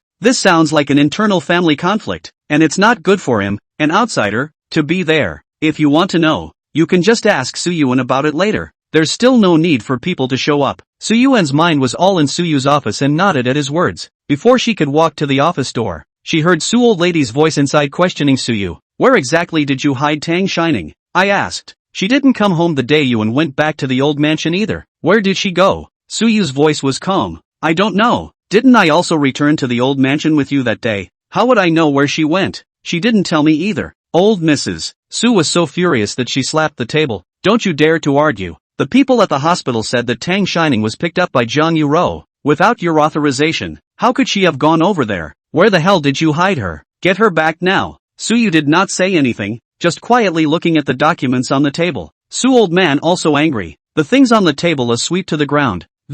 What did you do long ago? Now you're pretending. Quickly tell me where you took Tang Shining. If you don't want to go pick her up and come back, I'll send someone to pick her up. So you still had those 3 words. I don't know. The old man was so angry that he wanted to make a move, and the old lady hurriedly stopped it. Su Yu, a person who eats soft food but not hard food. She smoothed out her breath and changed her tone to ask him. Fabian, we were just too anxious and spoke harshly, but we were also concerned about the child. You know that child Yuan attaches great importance to that girl Tang Shining. Just now he called me to ask me where Tang Shining had gone. Now if I tell him that she's gone, he won't lift the sky. He's still hurt. He's your own son. Can you bear to let him be sad? Su Yu, whether you're concerned about Ning Ning, or you're playing something else, you guys know it in your own hearts. Asshole. Elder Su grabbed something on the table and slammed it over. Is this how you speak to your parents? In that case, let's make it clear. We've already discussed the marriage between Tang Shining and Yang Yiji with the Yang family. She's still in school at her young age now. The 5th day of the first month of next month would be a good day for the 2 families to get together once and get them engaged first, and the wedding will be held after Tang Shining graduates. They spent the last few days discussing the matter with Yang Yiji's mom, Menging, and finally reached a consensus, do it as soon as possible. Next month, although Yang Yiji's injuries are still not fully healed, he will definitely be able to get out of bed, and the engagement ceremony will not be too tedious, so he should be able to participate. It's mostly all about the fear of a long night. On the Yang family's side, what Yang Yiji did this time ended up reaching Yang Hui and the Yang family's old man, who were already a bit disappointed in Yang Yiji. Usually those troubles he got into were minor, but this time he had offended several families at once, not to mention the Song family. Yi Anqin is the only child of the Zheng family's generation, and she still has half of the Yi family's blood flowing through her. There is also the Su family, although the two old men of the Su family are friends with the Yang family, but after all, they are also old, and in the future the family business will definitely be handed over to the younger generation. When the time comes, if we talk about today's incident, it will be the Yang family that suffers, but it would be different if the two families were married. Meng Ying felt that Tang Shining was a hidden danger. Instead of letting Yang Yiji do something bad again, she should just marry her, as Yang Yiji wished, and he could cause less trouble in the future. The two old men of the Su family, for one thing, felt that this time it was Su Yuan who made the first move, fearing that it would affect the relationship between the Yang and Su families, and that Tang Shining marrying into the Yang family would have been a high climb, and would have cemented the relationship between the two families, so they all listened to her. There is also the fear that Su Yuan does not agree. Now Su Yuan is locked up in confinement, and there is less than a week before the first 5 days of next month, and he has no cell phone and does not allow people to come over. By the time the engagement ceremony was over, it would be too late for what he wanted to do. Chapter 141, we won't go that far. The old man's cane tapped on the ground. This matter has been decided. You quickly tell us Tang Shining's whereabouts, otherwise how are we going to explain to the Yang family? Engaged? Despite having known this before, Su Yu's eyes were still filled with disappointment. Have you guys asked Ning what she wants? Have you asked her if she's willing to marry someone like that? The old man, whether she is willing or not is not important. Since ancient times, marriage is the order of parents and matchmakers. Besides marrying the Yang family, it is still considered that she climbed high. Su Yu grunted and laughed. You guys also say it's a parent's order. I'm Ning's father. I don't agree with marrying her off to the Yang family. What qualifications do you have to say this? The old man said angrily. Su Yu, don't forget, when you insisted on marrying Tangwan, you were kicked out of the Su family. Now I'm the one in charge of the Su family, so of course you listen to me. Su Yu, but Ning has long since ceased to be a member of the Su family. She is now surnamed Tang, called Tang Shining. Old master, so what? In any case, it's the Su family's blood that flows in her body, and having enjoyed the Su family's resources, she should contribute to the Su family. This time Yuan offended the Yang family and it's because of her, so she should be responsible. Su Yu looked at them somewhat powerlessly. What Su family resources has she enjoyed? Tangwan took her with her after the divorce. It was Tangwan who raised her all these years. What did the Su family give her? As for this Yang Yiji thing this time, it was Su Yuan and Song Jing who were too impulsive. They acted without regard for the consequences themselves. So why do they need Ning to take care of the aftermath for them? The old master knocked on the ground again. Don't you tell me about this. Wasn't she in the Su family after she was born? And in the months after Tangwan died and you picked her up? Wasn't it the Su family's money that she used? Even if we don't count these, what about the ones Tangwan took from you when she divorced you? Aren't they all from the Su family? Su Yu clutched the folder in his hand tightly, and at this moment, he also slapped it on the table angrily. The things I gave Tangwan during the divorce were all my own. I wasn't even in the Su group then. Those were the things I gave them, not the Su family. After Su Yu graduated from university, he was unwilling to accept the arrangement of the Su family and started his own business. He studied finance and opened an investment company, which was small but ate the dividends of the nascent internet and made a lot of money. Later, the old man is too old to be busy, and Su Yuan is still young, so I guess he also saw Su Yu has some ability, so he called him back to his own company. Su Yu's company was opened in partnership with someone, and after he returned to Su Group, the company was handed over to his partners to take care of, and he occasionally participated in some big decisions. When he divorced Tangwan, Tangwan didn't want anything in the first place. The two old men of the Su family treated her that way, and she was probably afraid that she wouldn't be able to break it up later, and she was capable of raising Tang Shining on her own. Su Yu then didn't give her anything from the Su family, but he still gave them all the money he earned before entering the Su group, as well as a property in his name. Su Yu continues, and what did she get after Ning Ning was born? You guys see, she's a girl who didn't even want to do the 100th day banquet. In the end it was Tangwan and I who did it, and what Ning Ning has spent in the last few months has all been money left to her by Tangwan, and she hasn't even touched the card I gave her. So you also plan to send Tang Shining away that night, wanting to transfer a sum of money to Tang Shining's card. When he ghostly checked the balance and found that there wasn't a penny missing inside, after he gave the card to Tang Shining, he had his assistant put a payment into it every month, which was considered her living expenses. She hasn't spent a dime. Back then, when Tangwan and Su Yu divorced, one of the major reasons was the old master and old lady's blatant patriarchal mindset. Suyuan was loved by everyone at birth and none of them were worried. Tang Shining was the one she had fought so hard to give birth to. She might not have understood it when she was young, but she was definitely going to be affected when she grew up. And Tang Wan didn't want her baby girl to live in such a shadow all the time. The old master and the old lady were dumbfounded by his words, but they still had a stiff upper lip. Who knows if you're telling the truth? And besides, how can you break up money? Anyway, we've agreed to the Yang family. So tell us where Tang Shining is. Suyu remained the same. I don't know. And Ning's marriage is up to her. She doesn't owe the Su family. Suyu. This time the old lady couldn't sit still either. She roared. The Yang family is a big family. Can you still lose out on Tang Shining? You always say marriage is autonomous. Marriage is autonomous. Aren't you and Tang Wan in free love? And in the end they still got divorced? These words directly poked at Suyu's heart, and he exerted his fingertips until they turned white. But in the end, he still unloaded his strength and said in a tone that wasn't light or heavy, if it wasn't for you guys, she and I wouldn't have gotten to the point of divorce. Fine fine. The old man was so angry that he paced in place. It's fine if you don't say anything. I'll find out myself. And since you've decided that you'll be better off without us, then you shouldn't rely on the Su family in the future. And you shouldn't come to the Su group. Yuan is almost the same age, and he's more talented than you, so he can carry things, and you should hand over all of your current work to Yuan after the year is up, so you shouldn't come back in the future. Good. Suyu replied without half a moment's hesitation. He was thinking that he did enjoy the resources of the Su family at first, so when the old master asked him to come back and manage the company, he agreed. To leave now would be to return to the days before. After saying this, the two of them huffed and puffed their way out. Yuan didn't have time to dodge and met them head-on. The old lady resumed that loving face. Yuan, why are you here? You still have injuries. Didn't you say to rest? Yuan didn't show anything on his face, so he answered normally. I came to ask my dad something, and asked them, grandparents, didn't you go for tea? Why are you here? They were still angry and didn't want to say more. Something came over here.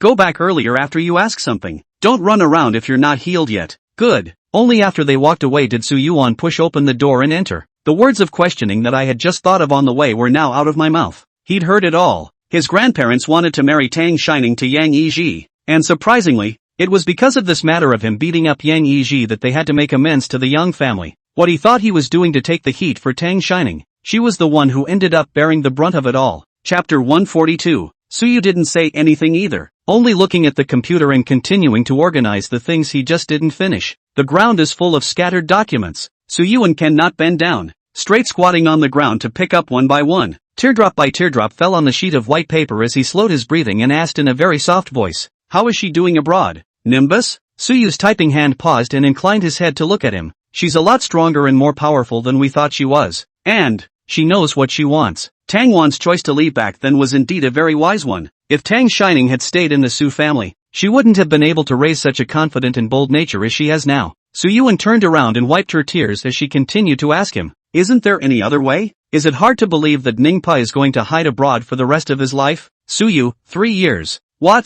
Suyuan asked in confusion. What 3 years? Suyu replied. What I told her was that within 3 years we'll go together to get her back. And you just heard. I didn't send her away just because of Yang Yiji. If your grandparents want to do something, the current me, or you can't stop them, and you don't want her to really be sent to Yang Yiji's bed by them, right? So sending her abroad is the best option at the moment. He looked at Suyuan. As for what to do in the future, you should have a number in your heart now. Suyuan was silent for a long time and asked him as he put the documents in his hand on the desktop. Can you tell me where she went? I'm not quite sure and would like to check on her. She's still so young and hasn't been away from adults on her own. All alone abroad. Tang Shining grew up being spoiled by Tang Wan, and after coming to Jingha and having him to cover her, she didn't even know if she could take care of herself alone outside. Suyu raised his eyes to look at him and was about to refuse when Suyuan dismissed the idea he had just had. Forget it, you'd better not tell me. I'm afraid that if I spill the beans, they'll surely try to get in on my side as well, and if I go to see her, I might expose her whereabouts.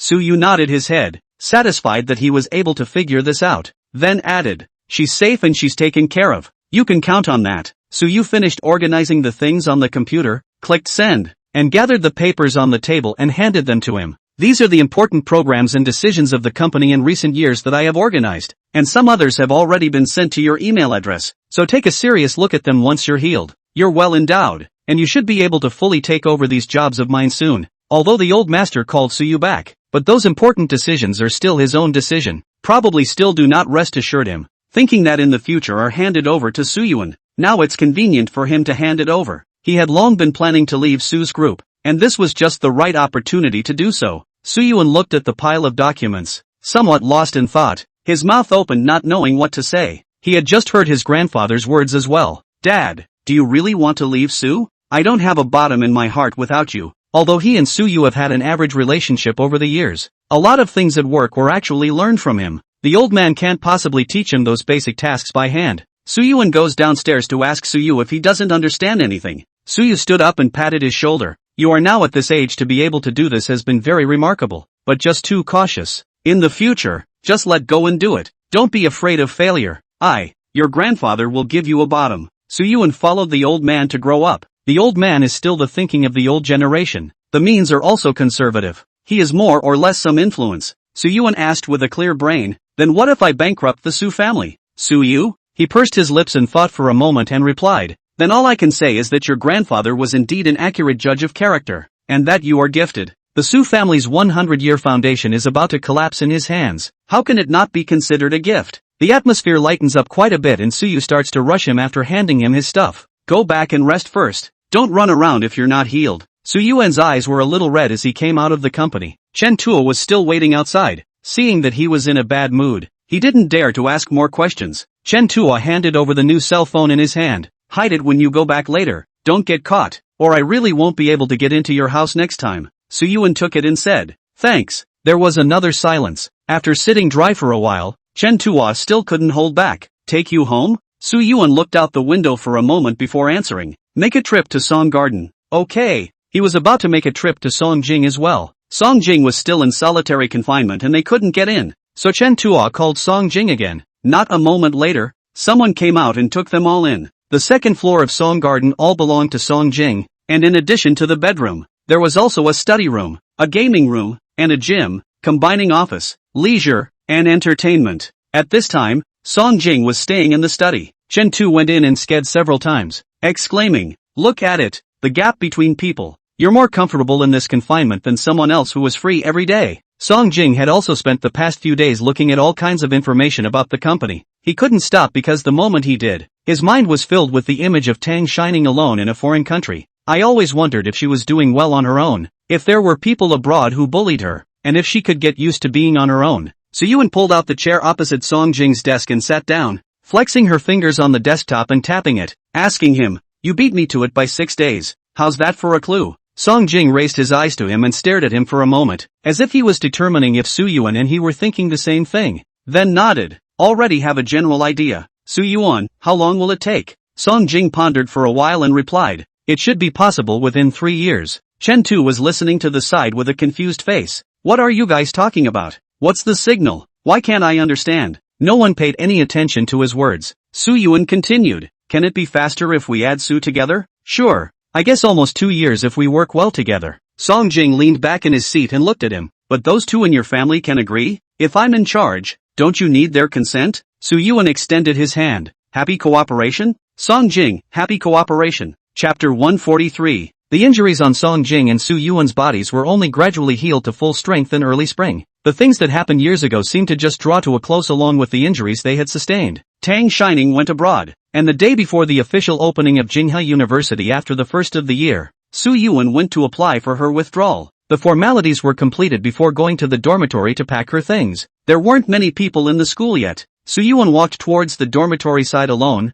thinking that on the day of the new student registration he also sent Tang Shining in the same way, but now he was the only one. His heart was straight sour. I don't know how Tang Shining is doing abroad now. I didn't expect to run into Songjing in front of the dormitory. The little bit of hard feelings in Soo-yuan's heart instantly disappeared when she saw him, and then looked around to ask him, how did you know I was coming? You wouldn't have someone follow me, would you? Songjing shook the key in his hand and gestured for him to follow. I have the contact information for Ning's counselor. She told me. He and Tang Shining hadn't been together for long, and during that time she had even made him an underground lover for a while in order to take care of Soo-yuan's emotions. So they don't spend much time together. It's more of an online exchange. These days he lived off of his previous chats with Tang Shining. He rushed over after hearing that Soo-yuan was going to do Tang Shining's withdrawal. He wanted to come to her dormitory to take a look at where she had lived and pick up a few of her favorite little things on the way. Tang Shining didn't have a lot of things in the dormitory. Most of them had already been moved back when Soo-yuan asked her to go home and live there. leaving behind only a few scattered small things that you wouldn't necessarily be able to use on a regular basis. Jinghua University dormitories are all 4-person dormitories with a bed-on-bed design, and Tang Shining's desktop has a lot of cute and cuddly knickknacks. Song King saw each one and thought of how cute she looked when she looked at them. Every single one of them I want to bring back. Su Yuan had originally turned a blind eye, thinking that it might have been a gift from him and wanted to take it back. Still, he couldn't help himself as he watched him almost empty the table. No, you're such a big boss. You still ask for what you gave away back. Are you shameless? What? Song Jing looked back with a Nangong Chinya ornament. These aren't from me. Ning said she was super fond of Nangong Chias and wondered if she could buy them abroad. Song Jing did send her quite a few things as well, only there were hardly any in the dormitory, so I guess they should have been put at home. She left in such a hurry that she shouldn't have had time to drop it. Then what the hell are you taking? Su Yuan snatched back what he was holding and put it in the box. These are Ning Bao's things. I have to keep them safe, or she'll have to cry to me again when she comes back without them. At the mention of the word come back, the two fell silent again. Song Jing snatched back the ornament. I can keep it for her too. Don't worry, I'm sure I won't break it. No. Su Yuan closed her eyes and stared at him, saying, don't you forget, you're broken up. And do you know what broken up means? It means you don't matter anymore. He pointed to himself again. And I, her own brother, we have the same blood in us, a kinship that can't be broken no matter what. Do you understand? When Chen Zhuo and Shui Junyan arrived, what they heard was Su Yuan's words. Song Jing looked shattered at those words and froze in place. Chen Zhuo and the two of them both stopped at the door, momentarily unsure whether to go in or not. In the end, it was Chen Tua who stepped in first and slapped Su Yuan on the shoulder. Okay, can you speak politely? When you broke up when we take care of your emotions more now you also do personal okay? Don't fart and take care of my emotions. Su Yuan looked at him askance and pointed at Song Jing. This dog, he hooked up with my sister while I was breaking up, and he called my sister out to cuddle in the middle of the night in the snow. He also pointed at Chen Tua, you, who also cooperated with Song Jing to fill me with alcohol. None of you are good. All of you are trying to take advantage of my breakup and take my life. Chen Tu retorted. No, I was afraid that you couldn't get out of the shadow of the breakup and suffocated yourself. Okay? Isn't there a saying about drinking away your sorrows? Su Yuan pulled her lips and replied quietly. Then do you know that the second half of the sentence is more sorrowful? The water flows even more when you draw a knife to break it, and you raise a glass to dispel your sorrows. Shui Junyan didn't hold back from rolling his eyes as he listened to their left sentence break up and right sentence break up. Okay, hurry up and clean up. The hostess is still waiting downstairs. Only then did the two stop. Su Yuan was still staring at Song Jing. Don't you dare take a single thing from under my nose. Chen Zhuo came over to Su Yuan's side to persuade him. Don't be like this. You also know how Song Jing treats his sister. They are just ruthlessly separated now. They might even get together in the future. And you've seen that bird of a Song Jing these days, so consider it pity for him and give him a few trinkets to keep in mind. Su Yuan was annoyed by his noise and pushed him out and directly closed the door, only to come back and throw the small Nangong Chinya ornament that had just been thrown back into Song Jing's hands. After her body heals, Su Yuan officially takes over Su Yu's previous job and gets busier by the day. Song Jing was no longer the same as before, when he had been relying on his talent to fish for 3 days and sunbathe for 2 days, and he had never said anything like he didn't need everything from the Song family again. He began to listen to Song Wenxian and took over Song's work fully. People seemed to stay the same and seemed to change. What hadn't changed was that after Tang Shining left, they were still all the same people in their circle. What has changed is that before it was the configuration of Su Yuan Chen Tua, Song Jing Shui Junyan, and since Tang Shining left, Su Yuan and Song Jing have become regular hitchhikers. Su Yuan's temperament had also stabilized a lot, and before he was able to get into a fight with Song Jing when he disliked him a few times, but now he was able to talk to him properly. It's just that the two often get together and don't know what they're talking about. At every party, the two talk in the corner. Chen Tu thus couldn't help but complain to Shui Junyan. We're like that disgraced concubine. They don't want us anymore. Now it's just us keeping each other warm. Shui Junyan thought something in his heart as he looked at them,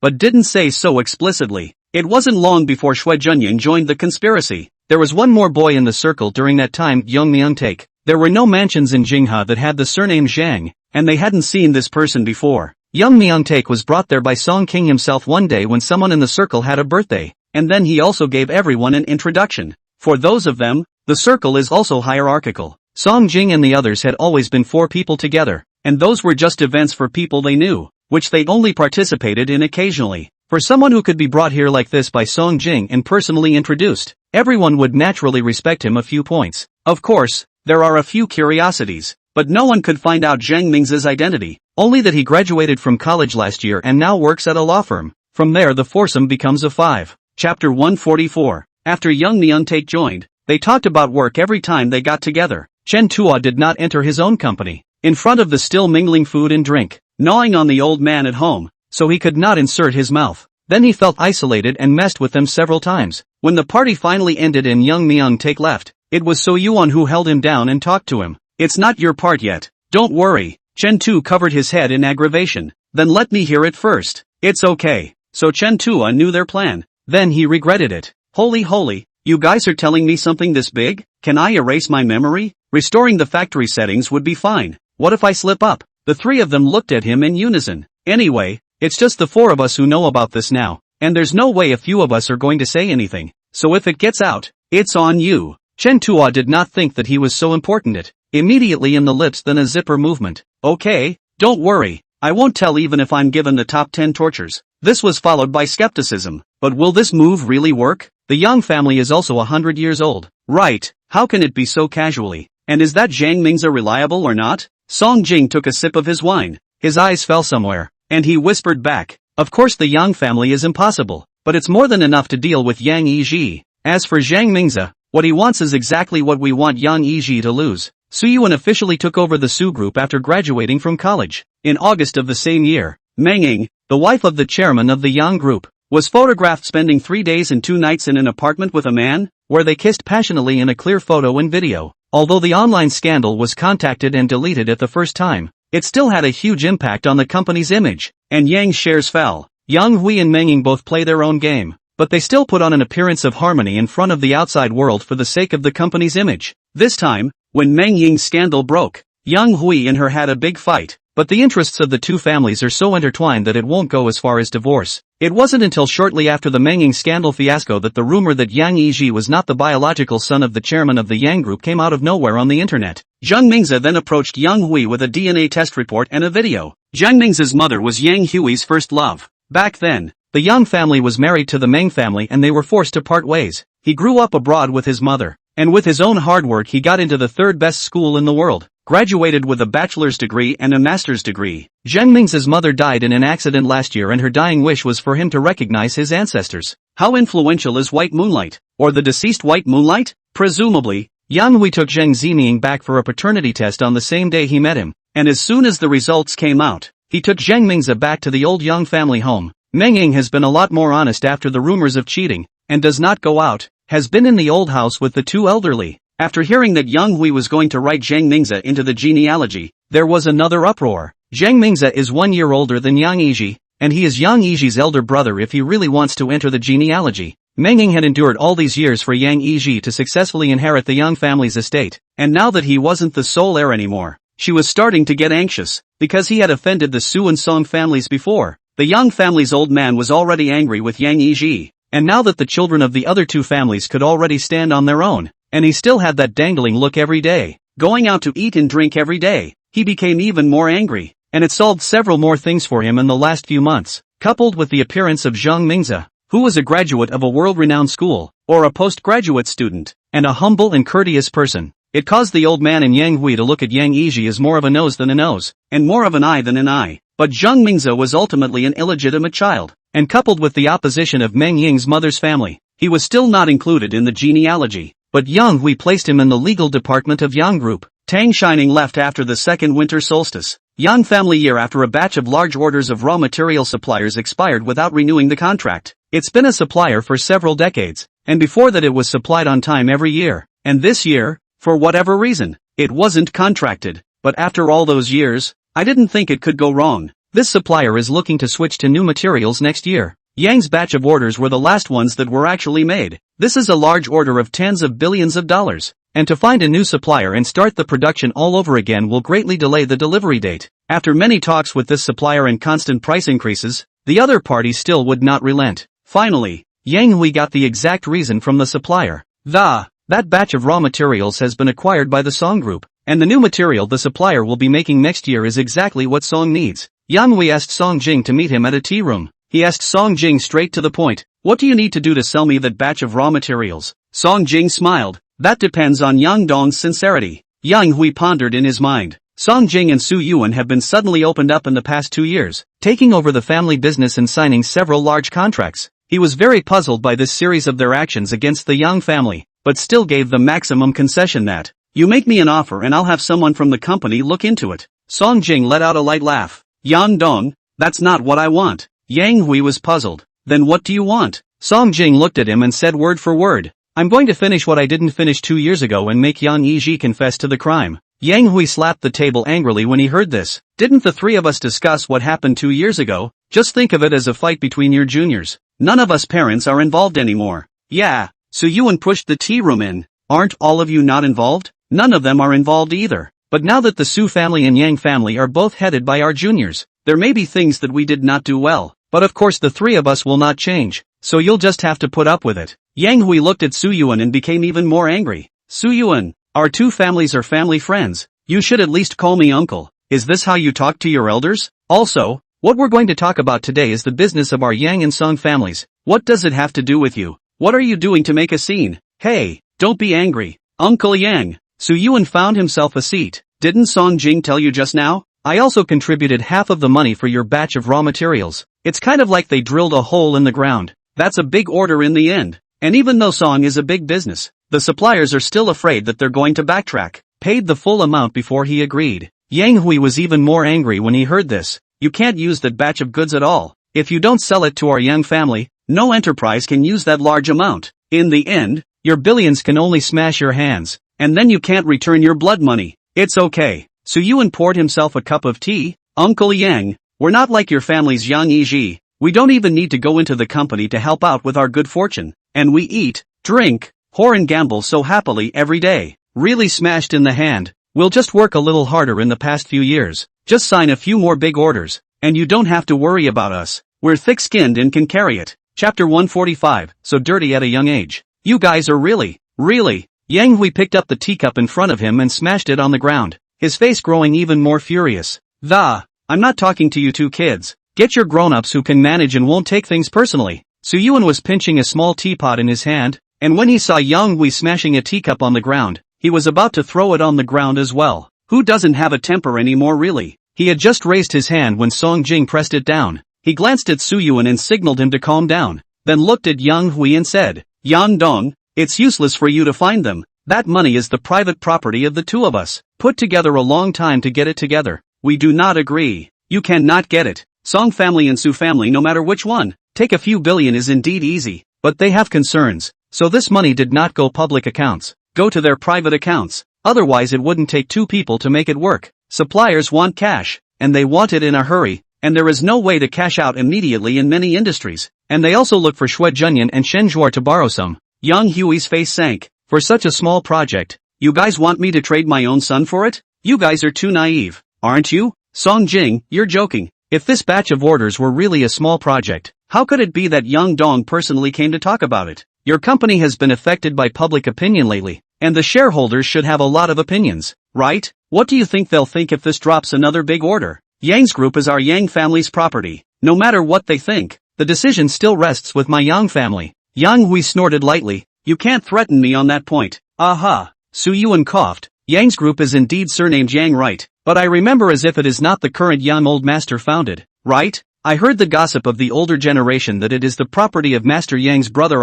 I heard that Grandpa Yang's brother also has a daughter that you call sister, or a doctorate in finance. How come it didn't pass on to her? He deliberately approached Yang Hui and inquired, "Uncle Yang, what's going on here? Why don't you tell me?" Yang Hui's face changed when he heard this. "How do you know all this? Who told you?" Su Yuan leaned back into his seat again and raised his eyebrows. "I've already said it's what I heard, so don't get too excited, Uncle Yang." These were actually things he heard when he was very young. At that time, old Mrs. Su liked to call those noble women in her circle over for tea, and among them, of course, was her favorite, Meng. People get together and talk about other family gossip. That day Meng had something to do and didn't go. A gossipy noblewoman chatted about the Yang family. At first it was just a test. After all, old Mrs. Su liked Meng, and they were afraid of her anger. Only after seeing the old lady's acquiescence did the conversation drift. At that time, Su Yuan was small. The old lady did not let him go out and run around, and he also mostly played in the yard and happened to hear it. That's when she heard about Yang Hui and her first love.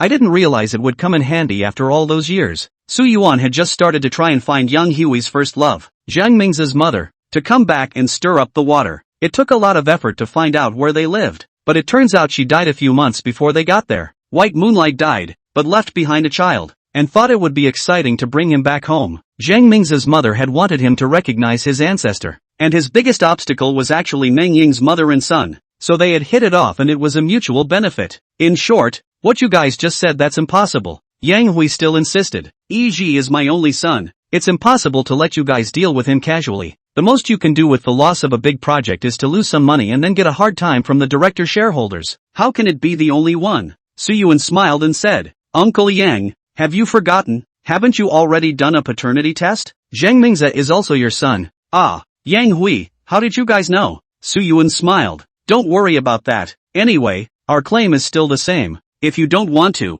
we can continue to spend time. Yang Hui rose resolutely. Then let's spend it. He was about to head out when Song Jing's words came over lightly. Dong Yang, you're so emboldened because right now the company's anger is on your wife, Meng Ying, because she's the one who cheated on you. So everyone's blaming her, and the Meng family is guilty of you. And you're in the role of the victim, aren't you? And what if you're caught on camera too? You haven't been back to that home of yours in Green Bay in a while, have you? And I really didn't see that Elder Yang is also old and strong. Do you think that when they weigh the two, they will bring back the daughter of the former Yang elder to inherit the family business? After all, this family business wasn't very honorable for you guys to get in the first place. Yang Hui and Meng Ying's relationship is actually well known to everyone, or that's how most of the mansion marriages are. As long as it doesn't come out in the open, everyone is fine. Meng Ying was photographed, so the fault lies with her. After all, the two families are deeply connected, and it is impossible to explode Yang Hui's without tearing their faces apart. It's your own family that loses out this way. You? Yang Hui stared back at him angrily. Such dirty tactics at a young age? Aren't you afraid that others will use this trick against you in the future? I don't care. Feel free to check. Song Jing spread his hands, then his face became gloomy. There was a real chance you guys could have gotten something on camera, but my girlfriend was forced out of the country by you guys. When these words came out, not only did Jiang Hui listen in a daze, even Su Yuan choked and reminded, now an ex-girlfriend. Song Jing glanced at him with nothing to show for it and looked at Yang Hui again. Yeah, and broke up with me. At the mention of the breakup, Song Jing became gloomy as a whole. In the end, only Su Yuan could take over the conversation. Uncle Yang, I call you uncle. Surely I can't lie to you. You just have to agree to my conditions. The goods we sell to you at the original price. As for those private matters of yours, we surely keep our mouths shut. So think about it. Song Jing was not in the mood and walked out first. Oh right. Su Yuan walked to the door as if he suddenly remembered. A few days ago it was rumored that Yang Yiji wasn't your biological son. I didn't expect you to treat him so well, but he's not honest with you at all. Jiang Mingze, his mother's death. It seems like he had his hand in it. Why don't you go back and ask him? Yang Hui's eyes widened when he heard this, as if he didn't believe it. How can that be? I have always sent people. Su Yuan smiled. Yes, it's also your own fault that you didn't do things cleanly and he found out, right? Chapter 146, Ning's absence. A few days later, Yang Hui asked Song Jing and Su Yuan to meet again. He looked a lot more haggard this time than he did last time, presumably having found out something. Yang Hui looked at them and opened his mouth, his eyes cold. I agree with your last proposal. Our Yang family will no longer meddle in Yang Yiji's affairs, and you will keep your promise to hand over that batch of goods to us as soon as possible. And those pictures you took, you're not allowed to pass them out either. Song Jing hooked his lips and smiled. Of course, we'll do what we say, and those messages definitely won't get out from us. As for the others, they couldn't care less. In the spring of the third year after Tang Shining's departure, Yang Hui, chairman of the Yang Group, divorced his wife, Meng Ying. Yang Yiji was arrested and jailed on suspicion of unlawful detention and intentional assault. For a while Yang's group was once again pushed to the tip of the storm. At 8 o'clock in the morning on the second day of Yang Yiji's imprisonment, the official microblogging of Yang's group released a notice that Yang Yiji is not the Yang family's biological bloodline, and is not related to Yang Hui, and apologized for not teaching Yang Yiji well. It was also announced that the biological child, Young Mi-eun-taek, was recovered. Young Mi-eun-taek changed his name to Yang Mi-eun-taek. After his incarceration, Yang Yiji was reported by enthusiastic members of the public to have been involved in a number of criminal cases involving the rape of women by violence, coercion or other means. After the court trial, the crimes were combined and Yang Yiji was sentenced to 11 years imprisonment. After Yang Yiji's official sentencing, Song Jing and a few of them got together once. Everyone is to blame for this one going so well. Su Yuan raised his glass in thanks. Thank you all this time. Shui Junyan, they're all brothers. You're welcome. Chen Tuo held his wine glass and toasted with him. No need to thank you. Just give me that out-of-print autographed CD you have at home. Su Yuan graciously said. Okay, really? Chen Tua just casually mentioned it, knowing how precious that thing was to him. He didn't expect him to really agree to it. Su Yuan nodded. Right. Then added. For you to touch. Chen Tu, asterisk asterisk asterisk asterisk. I knew it. Cheap bastard. Everyone was happy to have solved that scourge of Yang Yiji, and Song Jing was the only one sitting alone and drinking mulled wine. Xue Junyan glanced at him and asked Su Yuan, when do you plan to go pick up your sister? Chen Zhuo sniffing also picked up. Right. Yang Yiji has already gone in, and when he came out behind him the Yang family sent him abroad for exile. Don't worry about it. Quickly pick up your sister. It's strange and pitiful to be alone outside. Su Yuan was in a good mood today and drank the wine in his cup and answered cheerfully. I've got it all figured out, and I'll pick her up on Arbor Day in a couple days. Xue Junyan looked puzzled. Why? Chen Tua picked up. Arbor Day? Is that relevant? This you guys don't understand, right? Su Yuan gave them a sidelong glance. Song Jing said his first words of the night, because Ning likes the color green. Su Yuan nodded frantically at him in approval. Right, right, right. Xue Junyan. Chen Tua, who can have your abstraction? Su Yuan then added. Not bad for an ex-boyfriend. Song King, that latter sentence could have been left out. After Tang Shining left, Su Yuan kept the words ex-boyfriend on her lips, irritating Song Jing whenever she caught a chance. At first, Xue Junyan and Shen Zhuo would worry that Song Jing wouldn't be able to think straight and go stop Su Yuan and cover his mouth. Even they are immune now. Song Jing would blacken his face every time he heard those three words, but this time, he was rare in not getting angry, but instead slowly poured himself another glass of wine and lightly disgusted Su Yuan. Don't worry brother, I'll get my sister back. Get lost. Su Yuan felt goosebumps and roared at him. You'd better tighten up, don't gross my sister out. In the end, they still didn't wait for Arbor Day, and after the party that day, Su Yuan asked Su Yu to get the address, and set off the next day to pick up Tang Shining, and it's 4 people going together. Su Yuan sat in the waiting room, looking at the remaining 3 with a speechless face. I'm going to pick up my sister. What are you guys following me for? Xue Junyan frowned. When you asked us for help a while ago you said that your sister is our sister. Now that the favor is done, you've become your sister alone again? Chen Tua also looked at him exaggeratedly. I told you that this person is unreliable. Right, and we had to go together. Otherwise he would have designated me to take all the credit on himself. Su Yuan rolled her eyes and finally looked at Song Jing, poking him in the heart again. I can put up with all of them, but it's not a good idea for an ex-boyfriend like you to tag along, is it? What if Ning sees you, thinks of your not-so-great relationship, and is afraid to go back and touch things, and then doesn't go back with me? I know. Song Jing, in a rare moment of agreeing with him, added, expressionlessly, I won't show up, I'll watch from afar, and I won't be on the same flight as you when I come back. He missed her so much he wanted to see her sooner. From a distance would be fine. You this. He was so sensible that he made Su Yuan kinda embarrassed. Just to be clear, I'm not isolating you on purpose, but it's who you are. You know what I mean? Song Jing nodded. He gets it. But none of them had seen Tang Shining this time over. Back then, Zhang Yaya was handing Tang Shining over to one of her friends in the UK. It's a non-marriageist Anglo-Chinese lady named Sue. When they arrived, Ms. Sue was returning from walking her dog, saw them scowling for a moment, and asked, You're here for Ning? Su Yuan stepped forward and introduced himself. Hello Auntie Sue. I'm Su Yuan, Ning's older brother. Can we meet her? Ms. Sue pursed her lips and thought for a moment. Go in and talk? Then open the door and invite them in. Song Jing was about to turn around and leave when Ms. Sue stopped her. Aren't you coming in? Song Jing glanced toward the house and hooked his lips in a bitter smile. I won't go in. She probably doesn't want to see me. Come in together. Ms. Sue said. Ning is not here. Song Jing paused in his steps, then followed along into the house. Ms. Sue entered the room and asked them, what to drink? Is coffee okay? Auntie, don't be busy. We'll just drink water. Su Yuan hurriedly picked up. Ning, is she out? Ms. Sue was silent for a moment and replied, Ning just stayed with me for about 5 months and then left. What? Gone? And where did she go do you know? Ms. Sue, I don't know. She didn't say, but she's safe. You can rest assured of that. She guessed that you were coming for her and left you a message that she would be back at the right time and that you needn't worry about her. Chapter 147, I miss her. Tang Shining just disappeared. No one knows where she went. It wasn't until the fall of her 4th year away that the industry got the inside scoop that the city of Kyowa City was going to be included in a smart driving pilot. Along with this news came the news that Sun Shachuan's team at Kyowa University had collaborated with a university in Los Angeles to launch Auto, the world's first intelligent driving system. And Sun Shachuan's team has Tang Shining's name on their list. This was still discovered by Su Yuan when he was at the Chamber of Commerce in Jinghua City. The head of the government is speaking about the smart driving pilot tender. When he heard Sun Xiaochuan's name, he thought of what Tang Shining had told him earlier and had a premonition in his heart, then went to inquire about who was on his team. As expected, Tang Shining was inside. Su Yuan was excited and thrilled to see Tang Shining's name in his heart.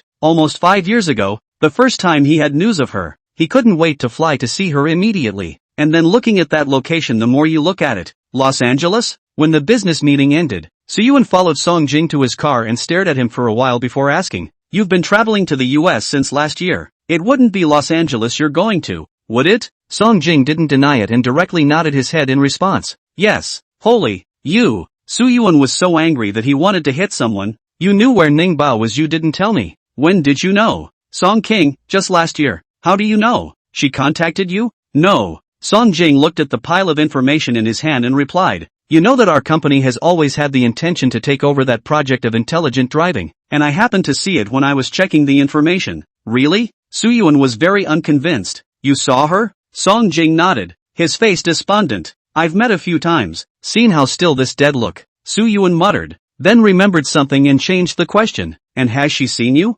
"No." Sure enough, Tang Shining's news wasn't actually something Song Jing had read from some smart driving information. It was something he had found out after checking the list of colleges and universities abroad one by one. Tang Shining had talked to Song Jing about going abroad before, but at the time, he was so preoccupied with the idea that he would follow her wherever she went that she didn't go into detail. At first he thought she would be at some university in Europe, just checked all the college lists and haven't heard from her. Only then did it expand to universities around the world, which led to her. Su Yuan was speechless. "Then what are you doing running to Los Angeles whenever you are free? Contributing to the domestic aviation industry?" "I miss her." Song Jing looked out the window and replied softly, "Just want to see her." He wasn't sure the other man wanted to see her, and she'd said she didn't want them to go looking for her. He was afraid she'd see him go over to her and she'd get angry again. As long as he could see her from afar, he was content to know she was doing well. Song Jing's words caused Su Yuan's body to get goosebumps. He rubbed his arms and leaned towards his side of the car door with a disgusted look on his face. "Dude, it's really not what I'm talking about. You're really kinda like a pervert that way. What if my sister is being targeted by a pervert? Waiting online, pretty urgent." When he didn't say anything, Su Yuan touched his nose and asked him, "Then you just know where Ning Bao lives now? You send me the address." Only then did Song Jing raise her eyes to look at him. "What do you want?" "Go to Los Angeles to see her," Su Yuan rightfully said. "Almost 5 years, hey. I haven't seen her for 5 years, and I don't know how she's been doing all these years. Taller or fatter. It must be very hard, and there's not much to rely on abroad. Yet she still made it into the Sun Xiaoquan team by virtue of her own endeavors." He said to himself, Ning Bao was preparing for that competition just to get an exchange student spot to go abroad. "I didn't expect to end up going around in circles in the end. My dad was right. She always knew what she wanted. Grew a bit taller and thinner." Song Jing nodded in remembrance. "Yes, she's better than us. Tang Shining has always been a goal-oriented person, and her life has always been 6 words. Want, work hard, get. Unlike them, you have to lose something to realize what you really want." Su Yuan also followed the melancholy for a while. "Remember to send me the address. I'll go see her." "Song Jing, don't go. Didn't she say she'd be back? We'd better not bother her." "Su Yuan? Come on, I'm her real brother, hey. I'm from the same mother as her. Blood is thicker than water and my heart is in the right place. I'm just going to check on her. It's not like I'm going to forcefully bring her back. How is that a disturbance?" Song Jing was silent for a while and replied, "After all, the reason she left the country back then, aside from hiding from Yang Yiji and the others, there was also a reason because we were too impulsive, and she was also taking the consequences for us." Holy, Su Yuan instantly became disheveled. "You don't just stab people in the heart, okay? Then I don't know how long it will be until she's willing to come back. She's an engineer now. What if she never comes back for the rest of her life?" Song Jing frowned at him. "Didn't you listen in the meeting just now?" Su Yuan snorted lightly. "Every year, it's all about listening to the various bosses blowing their might, and then listening to the leaders say those cartwheels back and forth. What's so great about it?" Song Jing, the leader in charge of intelligent driving, said that Sun Xiaochuan's team will all be back by the end of October or at the latest the beginning of November.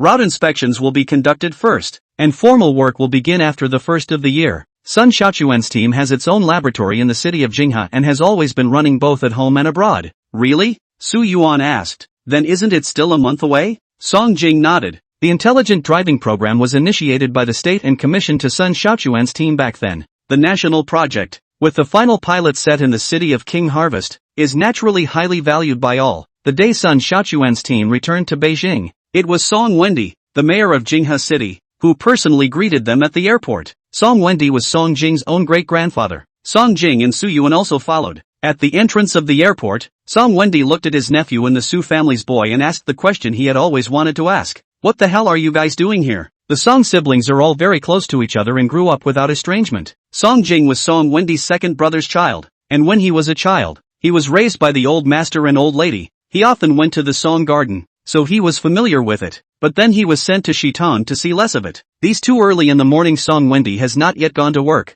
They waited in front of the house. The plane landed in the afternoon. They followed him to the unit, rubbed a working meal, and then also followed to the airport. Song Jing's eyes were fixed on the exit, and he seriously babbled. I've always wanted to get to know Professor Sun Xiaoquan, and since Song didn't take on this project of intelligent driving, it would be beneficial for me to come over here now to make a good relationship with them for the sake of subsequent cooperation. Sungwen, do you need to come in person for something like this? Song Jing looked at him askance. Didn't you come to pick it up yourself as well? What about you? Song Wendi asked Su Yuan. Aren't you Su's busy? Su Yuan, busy, but you can't miss the opportunity to learn from you even if you are busy. Don't you think so? Wendi Song. Forget it, it's useless to ask. The boys are a lot steadier now, and their speech is slippery. Chapter 148, not so impulsive, right? It's coming out.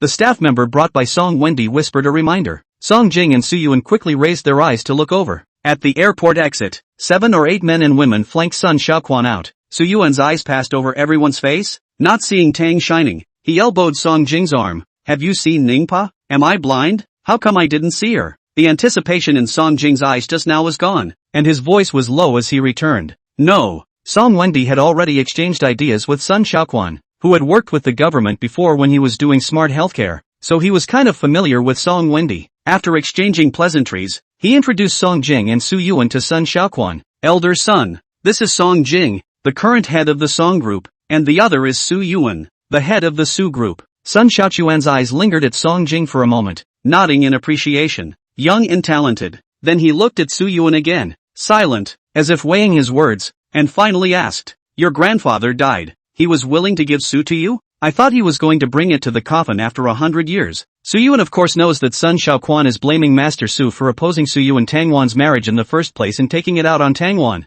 Vaguely, I didn't know better before. Maybe I figured it out now that I'm older. Then staring at those behind him, he asked, Elder son, are there any people from your team left abroad? Sun Xiaoquan knew who they were here for and deliberately pretended not to understand. No, they're all here. That's all. Turning his head again, he said to Song Wendi, they're all tired after such a long flight. Let's not chat for now. I'll take them back to rest first. Song Wendi smiled and nodded. Okay, everyone get on the bus. Everyone led them to the car, and Song Wendi's staff whispered a reminder as they passed Su Yuan and the others. The main engineer of Sun Lao's team for this intelligent driving hasn't graduated yet, and will only return to China after completing his graduation design, and it is estimated that he will only be back next spring when the project is officially underway.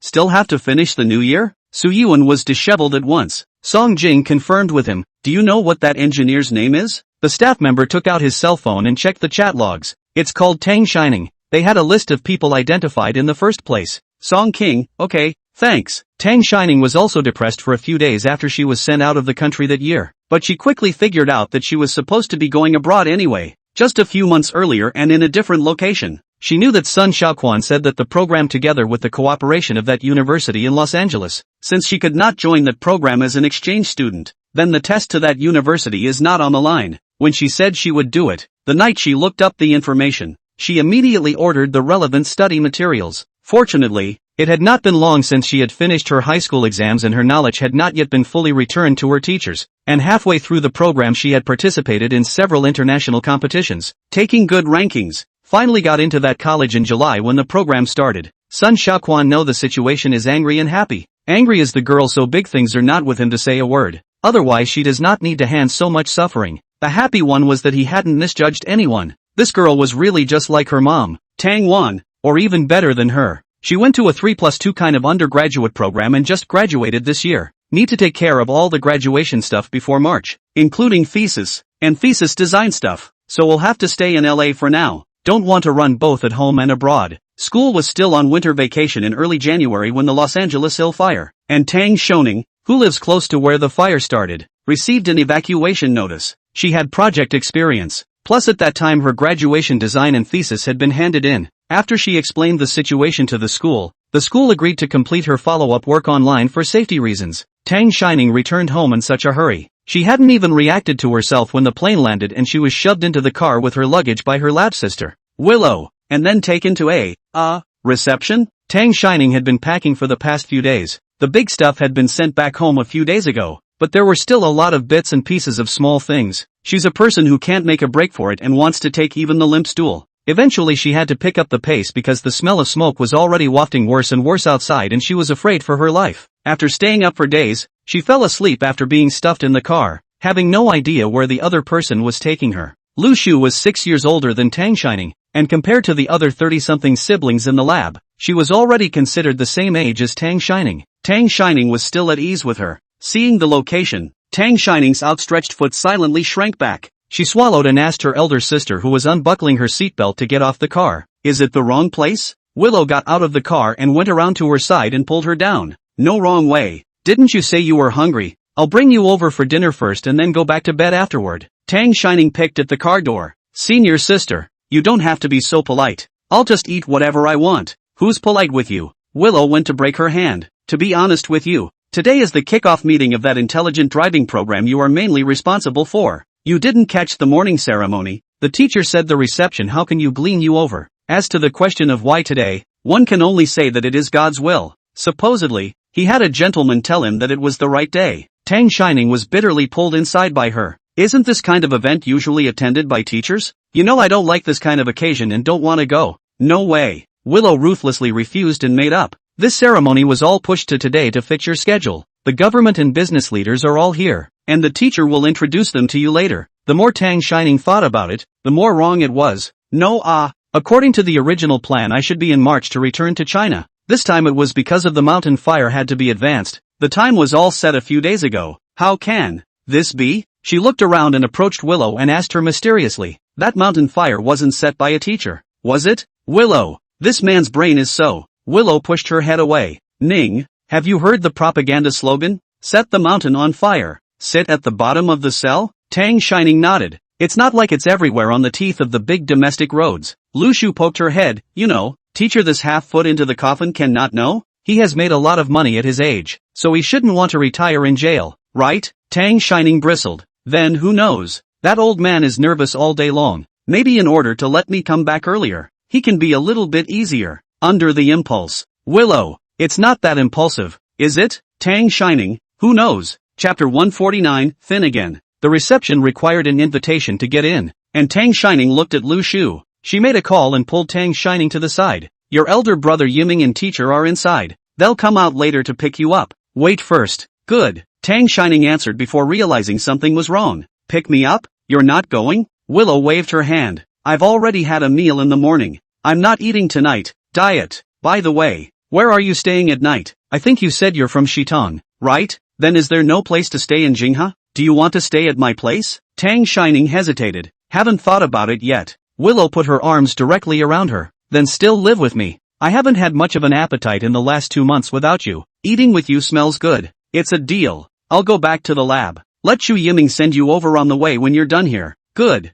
As they were talking, another car came over outside the hotel. The door opened, and before Tang Shining could see who was coming down from the car, she was yanked over by Lu Shu and turned her head. What's wrong? You still have enemies in the country?" Lu Shu made a silent movement and replied in a low voice. "If it were really an enemy it would be good. I could still take my big knife to cut him. But this is the boss of this cooperative enterprise. Good looking but with a thief's temper. In the past few days I went to the company with my senior brother to find him to but in and I haven't seen a single smiling face from him. And every time I go to report to their company with my senior brother, I have to wear one more. In the future, you remember to wear more as well. I feel like I'm freezing to death by his aura. And I feel like the employees of their company are quite afraid of him as well. Holy, why are they still coming this way?" They waited outside and deliberately found a corner to stay in order not to be saluted. But this person came straight over. Lu Shu turned back to steal a glances and Song Jing on the eyes. Forced to take, Tang Shining turned around, put on a smile to snatch the first to speak. "What a coincidence.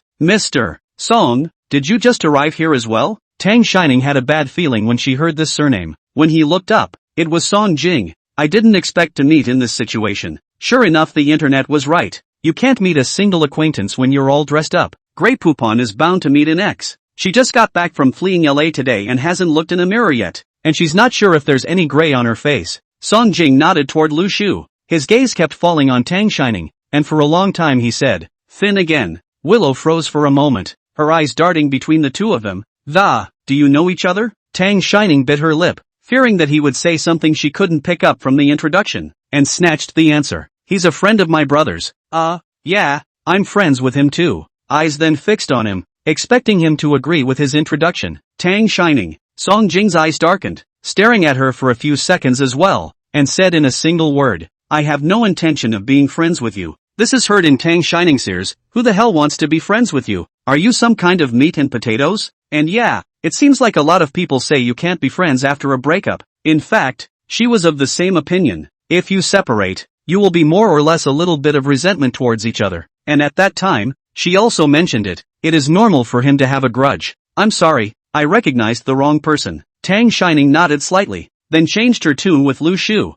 I don't know him either." "Willow, what's going on?" "Junior sister." Chu Yiming came out from inside and called out to Tang Shining with a smile. "Go inside. You're not hungry." Lu Shu saw that Chu Yiming had arrived and no longer dwelled on the little episode they had just had. After all, now this song always that grievances enough evil sword fairy have to be propped up, or small life is important. She lifted her chin at her senior brother as a form of greeting before saying goodbye to Song Jing. Tang Shining stood in place for a moment, choosing the latter between saying goodbye and just walking away. After all, people just said friends can't even be friends. Song Jing stood still and watched her go, sighed heavily and followed suit. Chu Yiming was inquiring with Tang Shining about the Los Angeles fire, and after hearing that, he patted his chest. "It's a good thing we moved back early or we'd be eating ashes for months again." "Are you ending up staying at your senior sister Willow Wushu's place later?" "I'm close to her, so I'll send you there later." Tang Shining replied with a smile. "Okay, thank you, senior brother." Song Jing followed behind him, his face as black as charcoal. "You smile like a flower with everyone else,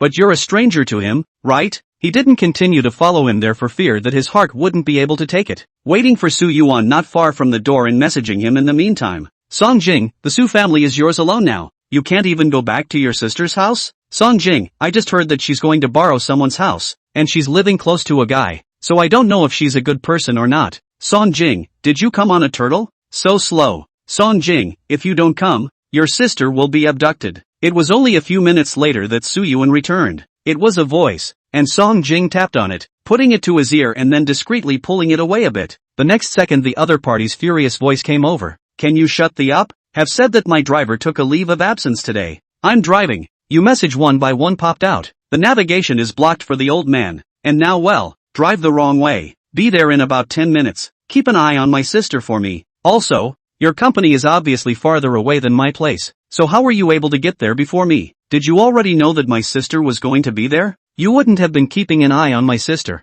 would you? You dead pervert." "Song Jing, drive properly." "Su Yuan, I can't believe you didn't deny it." Song Jing calmly put her phone back into her pocket and didn't return his message. He had been paying attention to the news from Los Angeles, and even went there once after knowing that the fire was near where Tang Shining lived. Stayed there for 2 days to see her get all her stuff together before catching a flight back one flight ahead of her. Then wait at the airport for her plane to land. Then followed their car to this side of the reception. Except he didn't stop and had the driver make a detour before coming back. As a result, I just got too mistaken and don't recognize. Who wants to be friends with her? And how could he be introduced as Su Yuan's friend? His friend's brother? He obviously met her first. Tang Shining was led by Chu Yiming to meet Sun Xiaoquan first. He was chatting with Song Wendy at the moment. Teacher. With outsiders around, Tang Shining had always been the polite and well-behaved child. Sun Xiaoquan looked at her askance and lightly opened his mouth to ask her, "Did you just badmouth me to your senior sister? How did you know?" Tang Shining covered her mouth. "You wouldn't have planted surveillance on elder sister's car,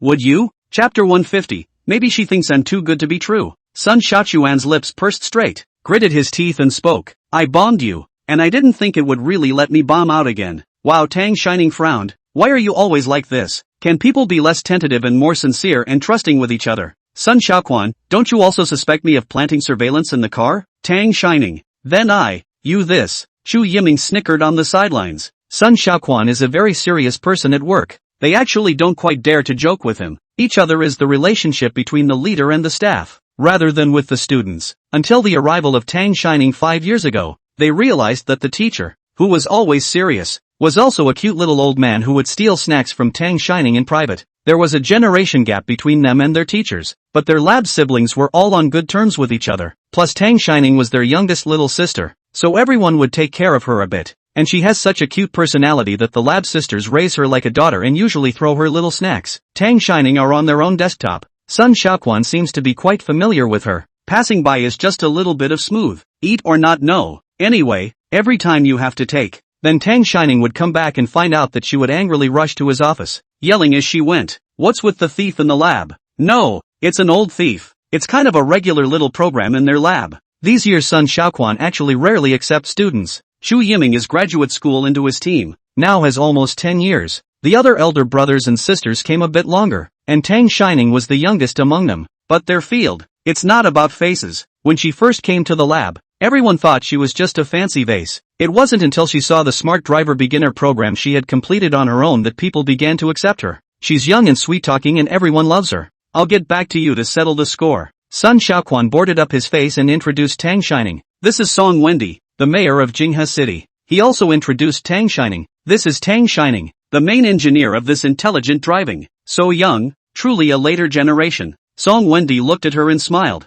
then inquired, "Is worker Tang from Jinghe City? Have we met somewhere before?" He had just thought she looked familiar when he watched her fight with Sun Xiaoquan from the side. Tang Shining suppressed the corners of her mouth when she heard the title Tanggong and nodded repeatedly. "I also think you look familiar. It has the feel of an adult wearing a child's clothes." Sun Xiaoquan also stifled a laugh and approached Tang Shining's ear to whisper a reminder. "He's your ex-boyfriend Song Jing's dad's brother, Song Jing's grandpa." In the meantime, Song Wendy asked, "Do you and my nephew Song Jing know each other?" The only one around him who was her age was Song Jing. The smile on Tang Shining's face stiffened for a moment, shaking her head in embarrassment. "Never seen. Don't recognize. Maybe I'm a popular face." Sun Xiaoquan didn't hold back his laughter as he turned around. Tang Shining glared at him without a good look. Song Wendy was still puzzled. "Little girl, this face of yours can't be a popular face. Where on earth have I seen it before?" He just couldn't remember. "Ning Bao." Su Yuan hurriedly approached, his eyes reddening, pulling Tang Shining up and down,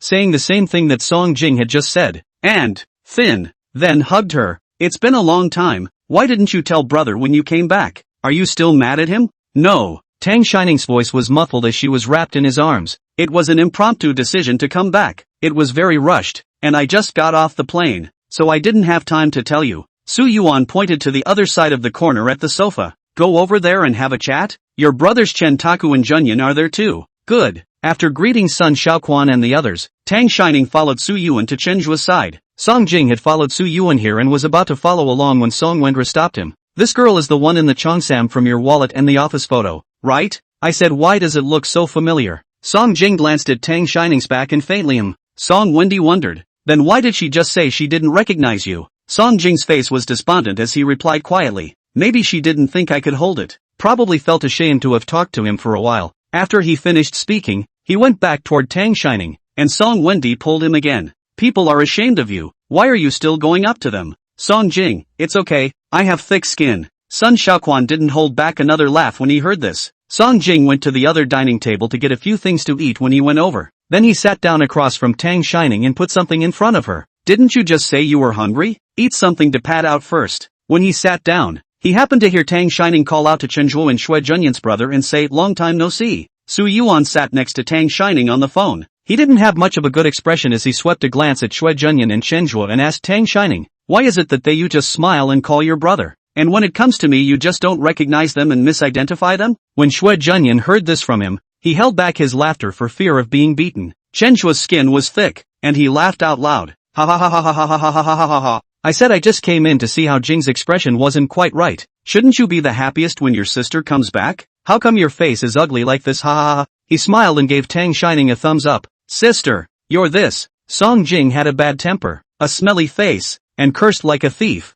And after gradually taking over the Song family's industry, no one could make him suffer. Turns out it's not that there's no one, it's that this guy's abroad. Tang Shining shrank to Su Yuan's side and muttered in a low voice, "You're the one who said you don't care to be friends with me." "Song King, did I just say that?" Tang Shining nodded with a firm face. Song Jing held his forehead. Where did he mean that? Shui Junyan stopped laughing and curiously said, "Tell me, sister, what were his original words just now?" Tang Shining thought for a moment, cleared her throat, and followed his tone of voice just now, repeating word for word. When he said, "I have no intention of being friends with you," doesn't that mean he wants to cut me off? It isn't. Who said it meant that? Song Jing sighed. Think about it again. Where did I mean that with this statement? After hearing this, Shui Junyan rushed Song Jing and said, "It's your own pot. You can't talk properly when you have something to say. You have to be gloomy." That's right, Chen Tuo reminded him, covering his stomach that hurt from laughing. It's not like you don't know that your sister is already lacking a bone. Tang Shining, huh? Should she recuse herself? I'm complimenting you for being straightforward. Chen Tuo winked at her and said to Song Jing again, "You too, don't be too anxious. I can just see a guy beside my sister. Maybe." Chapter 151, What's the point of living? Song Jing's face became even more ugly. He just saw it too. An old man. But that personality looked like something Tang Shining would like. Just don't know. Su Yuan finished his phone call and heard this from Chen Tuo and asked Tang Shining as well. I was just going to ask you the same thing. Besides Mr. Sun, who's the other one? Tang Shining swallowed what was in her mouth as Song Jing handed her the freshly opened juice in his hand. Orange juice, the kind with fruit pieces. She picked at her fingers, hesitant to answer, and she muttered in a small voice. Growing up, my mom taught me not to eat from strangers. Tang, Shin, Ning. Song Jing's brain hurt from her anger. What are you yelling at her for? Su Yuan took the orange juice before handing it to Tang Shining. Brother gave it to you. Don't worry about drinking it. Tang Shining then took a small sip. Song King, what's the point of living?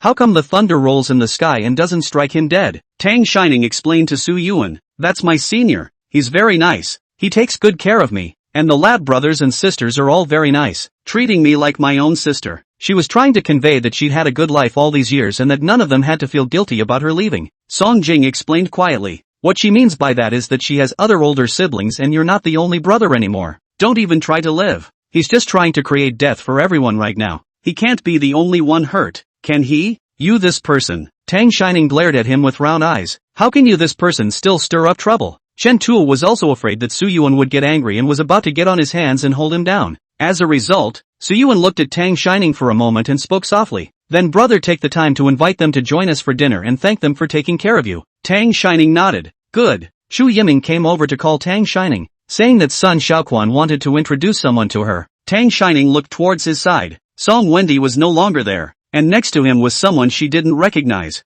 Then brother, I'll go over first. Oh, Tang Shining said. Okay, go. Su Yuan nodded, then added, brother will wait for you to finish your work and go home together. Your room Aunt Lu cleans it every day. Go home and live there, okay? Tang Shining thought for a while. Good. If she didn't come home to stay, Su Yuan would definitely think more. And living at home saves a lot of trouble. And Auntie Lu's cooking is delicious. Sun Xiaoquan introduced several leaders and his friends to Tang Shining. Su Yuan just quietly watched for a while and lamented. She has really grown up. Before I wanted to introduce her to people to meet, she was reluctant, and I even coaxed her for a long time before she was willing to follow me to meet them, and now she will take the initiative to communicate. Indeed. Chen Zhuo changed his position and sat next to Su Yuan, patting him on the shoulder. You've grown up as well. In the past, if you had heard Sister Ningning say who was very good or who was like a brother, you would have exploded long ago, and would have had to grab your sister and say who was better in order to give up. Just now when my sister finished, I was afraid that you would rush next to her senior brother, but I didn't expect you to be able to lightly say that you'd buy them dinner in the future. Shui Junyan picked up.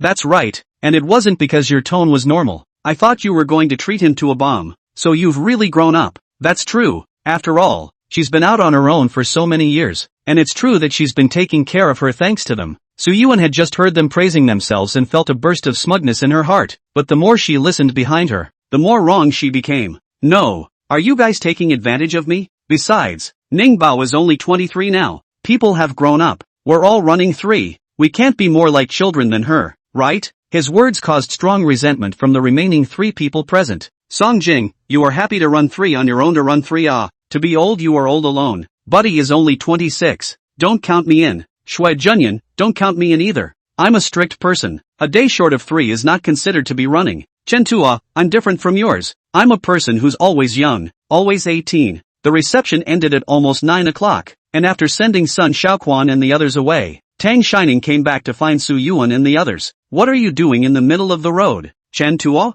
Shopping? Come over here quickly. Holy, is the opposite side open? I feel like I'm going to lose this game again. I've told you not to focus on your work. You have to take care of the game too, okay? Suyuan and Shenjue Shui Junyan were playing a game. Without engaging them, Song Jing sat quietly on the sofa with his eyes closed. Just as she approached, the other woman's eyes opened and she frowned at the sight of the glass in her hand. They let you drink? Or is it white? The three people in the game also looked over when they heard this, and Su Yuan dropped her cell phone. Who poured it for you? I happen to not have had any yet, so I'll buy him a few more drinks tonight. No, Tang Shining hurriedly replied. It's not white. She simply handed it directly to Su Yuan. Smell it, it's plain water, Tang Shining excitedly introduced. This was secretly poured for me by my teacher, who said that I, a little girl, shouldn't drink with smelly men. Su Yuan took it. Still warm? He tasted it straight away and it was water. Yeah, elder brother said that over the years there have been a lot of big fires in the winter over in Los Angeles, so he told me to drink more water when I come back,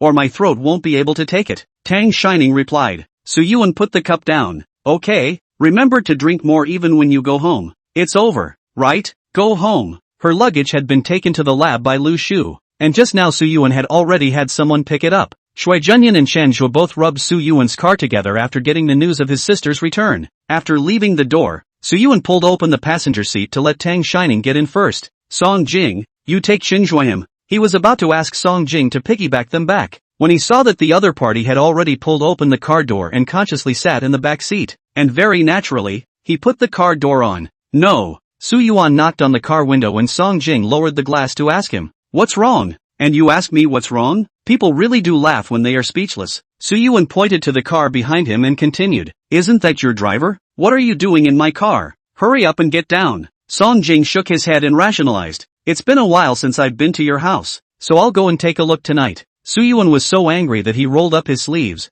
I haven't beaten you up for a long time either. Come on, you come down. Let's fight. Song Jing's eyes glanced down the front row and said quietly, you beat me up last time because I said I liked your sister, and now that your sister has dumped me, you still beat me up? Tang Shining, who had been silently eating melon in the front row, it's none of her business, then shrank back in an attempt to hide. Song Jing looked over sideways and said directly, don't hide Tang Shining, it's you who are being talked about. Su Yuan blocked his line of sight, tugging his lips nonchalantly, with this dead look of yours, you're thankful that Ningpa didn't slap you. Chapter 152, it's not like I haven't coaxed you before. Shui Junyan see another fight, quickly rounded off. Hey, you do not say, we really have not been together for a long time. Just now Chenjue game is not yet played to the fullest? Let's go play some more. Chen Tu also had the good sense to pick up. Right, let's go. It's not easy to get together once. He said that he was going to pull the car door. Brother Jing, sit inside. Song Jing didn't have the slightest intention of moving and pointed to the car behind him. 3 is too crowded. You guys go to the car in the back. Junyan Shui, Taku Chen. I should have let Su Yuan beat him up just now. Shenjue pulled Su Yuan to the other side of the car door. No, the weather is so cold. Everyone squeeze a warmer, and it's been a long time since I saw my sister. We need to talk to my sister. So a group of gentlemen who didn't know how many cars they had at home all crowded into Su Yuan's car. Back at Su's house, Tang Shining was going upstairs to rest after a day's airplane ride. It was prudent to ask a question. Brother, is my room still the same as before? Su Yuan, of course, or do you want to live in mine? The light in mine isn't as good as yours but if you like it, I'll change it with you, or if you pick a favorite I'll have Aunt Lu pack it out for you. No change. Tang Shining waved her hands back and forth. Then brother, you guys take your time playing, I'll go rest first. Song Jing and Tang Shining hadn't spoken to each other since they came back from the reception there. All he could see in the car was the back of her head, and when he got out of the car he followed her without the other man looking at him. It was as if she really thought of him as a stranger, not sharing a single glance. Seeing her go upstairs, he subconsciously followed, but he forgot that he was in Su's house at this time, or under the eyes of someone's brother. Hey, Su Yuan called out to him, where are you going? Tang Shining thought she was called, and turned around to see Song Jing following not far behind her. Su Yuan softened his tone, Ning Bao, not you, you go up. Then he looked at Song Jing with a sullen face. You've really become a pervert. My sister said she's going to rest. Why are you following her? Are you going to put her to sleep? Song Jing's inner OS, it's not like he hasn't coaxed them. His mouth was smart enough not to piss him off. I'm going up to talk to her and I'll be right down. Su Yuan, what is there to say that you didn't say in the car just now and had to follow to the room to say? Shui Junyan and Chen Tua pulled Su Yuan towards the elevator. It's not like you don't know what he's been like these past few years. It's not easy for his sister to come back. so let him chat with her for a few minutes. Let's go to the third floor and play the game first. Suyuan was dragged forward and turned her head to warn him. Don't you move your hands and feet up. Have something to say outside to finish. Give you 10 minutes. If you don't come up in 10 minutes, you'll be on my family's blacklist from now on. He reminded Tang Shining again. Ning Bao, if he tries to bully you, or if you find him annoying, just howl, ah, and brother will come down immediately. Tang Shining heard their conversation, but didn't stop, still stifling her head as she walked forward. After all, just now in front of the hotel, he was the one who first said he wasn't a friend, and embarrassed her in front of her senior sister. They were separated at that time as not the situation forced it. She did not say he is a boyfriend. No, so many years, separated even friends cannot do it. It's not like it's some deep hatred like killing your father. But everyone changes more or less over the course of 5 years, but not to the point of becoming outright strangers, right? The more she thought about it, the faster she walked, pushing the door open, and ignoring Song Jing who was following behind. He tried to just close the door. Before the door closed, Song Jing quickly put his foot against it and softened his voice through the doorway to coax her. Ning, I just want to say a few words to you. Don't close it, okay? If you don't want to come out and see me, it's fine to leave this crack where you can hear. His hand was also stuck at the doorway, and Tang Shining unloaded the force of pushing the door. Song Jing watched through the 3-finger-wide doorway as the hem of the girl's white coat touched the hem of his black coat, inexplicably feeling at peace. She's finally back. Finally. I don't have to fly to LA to sneak a peek at her. I'm sorry Ning. I was wrong. They've missed a lot between them. And Song King doesn't want to both meet up and have the two of them leave questions for the night. Tang Shining didn't expect him to apologize the moment he opened his mouth and muttered in a small voice. Be nice. Why are you suddenly telling me you're sorry? Song Jing looked at the hem of her shirt and continued. I shouldn't have spoken to you in a shady manner in front of the hotel today. I should have spoken properly. I'm sorry, but I didn't mean what you think I meant when I said didn't intend to be friends with you. Tang Shining pulled the door straight open and looked at him and asked, then what do you mean? Song Jing stared at her for a few seconds with obscure eyes, not answering directly, but saying what he had been trying to say for the past 5 years. Ning, I didn't agree to the breakup you brought up in the first place, so in my case you're still my girlfriend, and we're not just a plain brother's friend kind of relationship, but saying this now I'm not trying to force you to give me another name. I know there's a 5-year gap between us and it's normal for you to have concerns in your mind.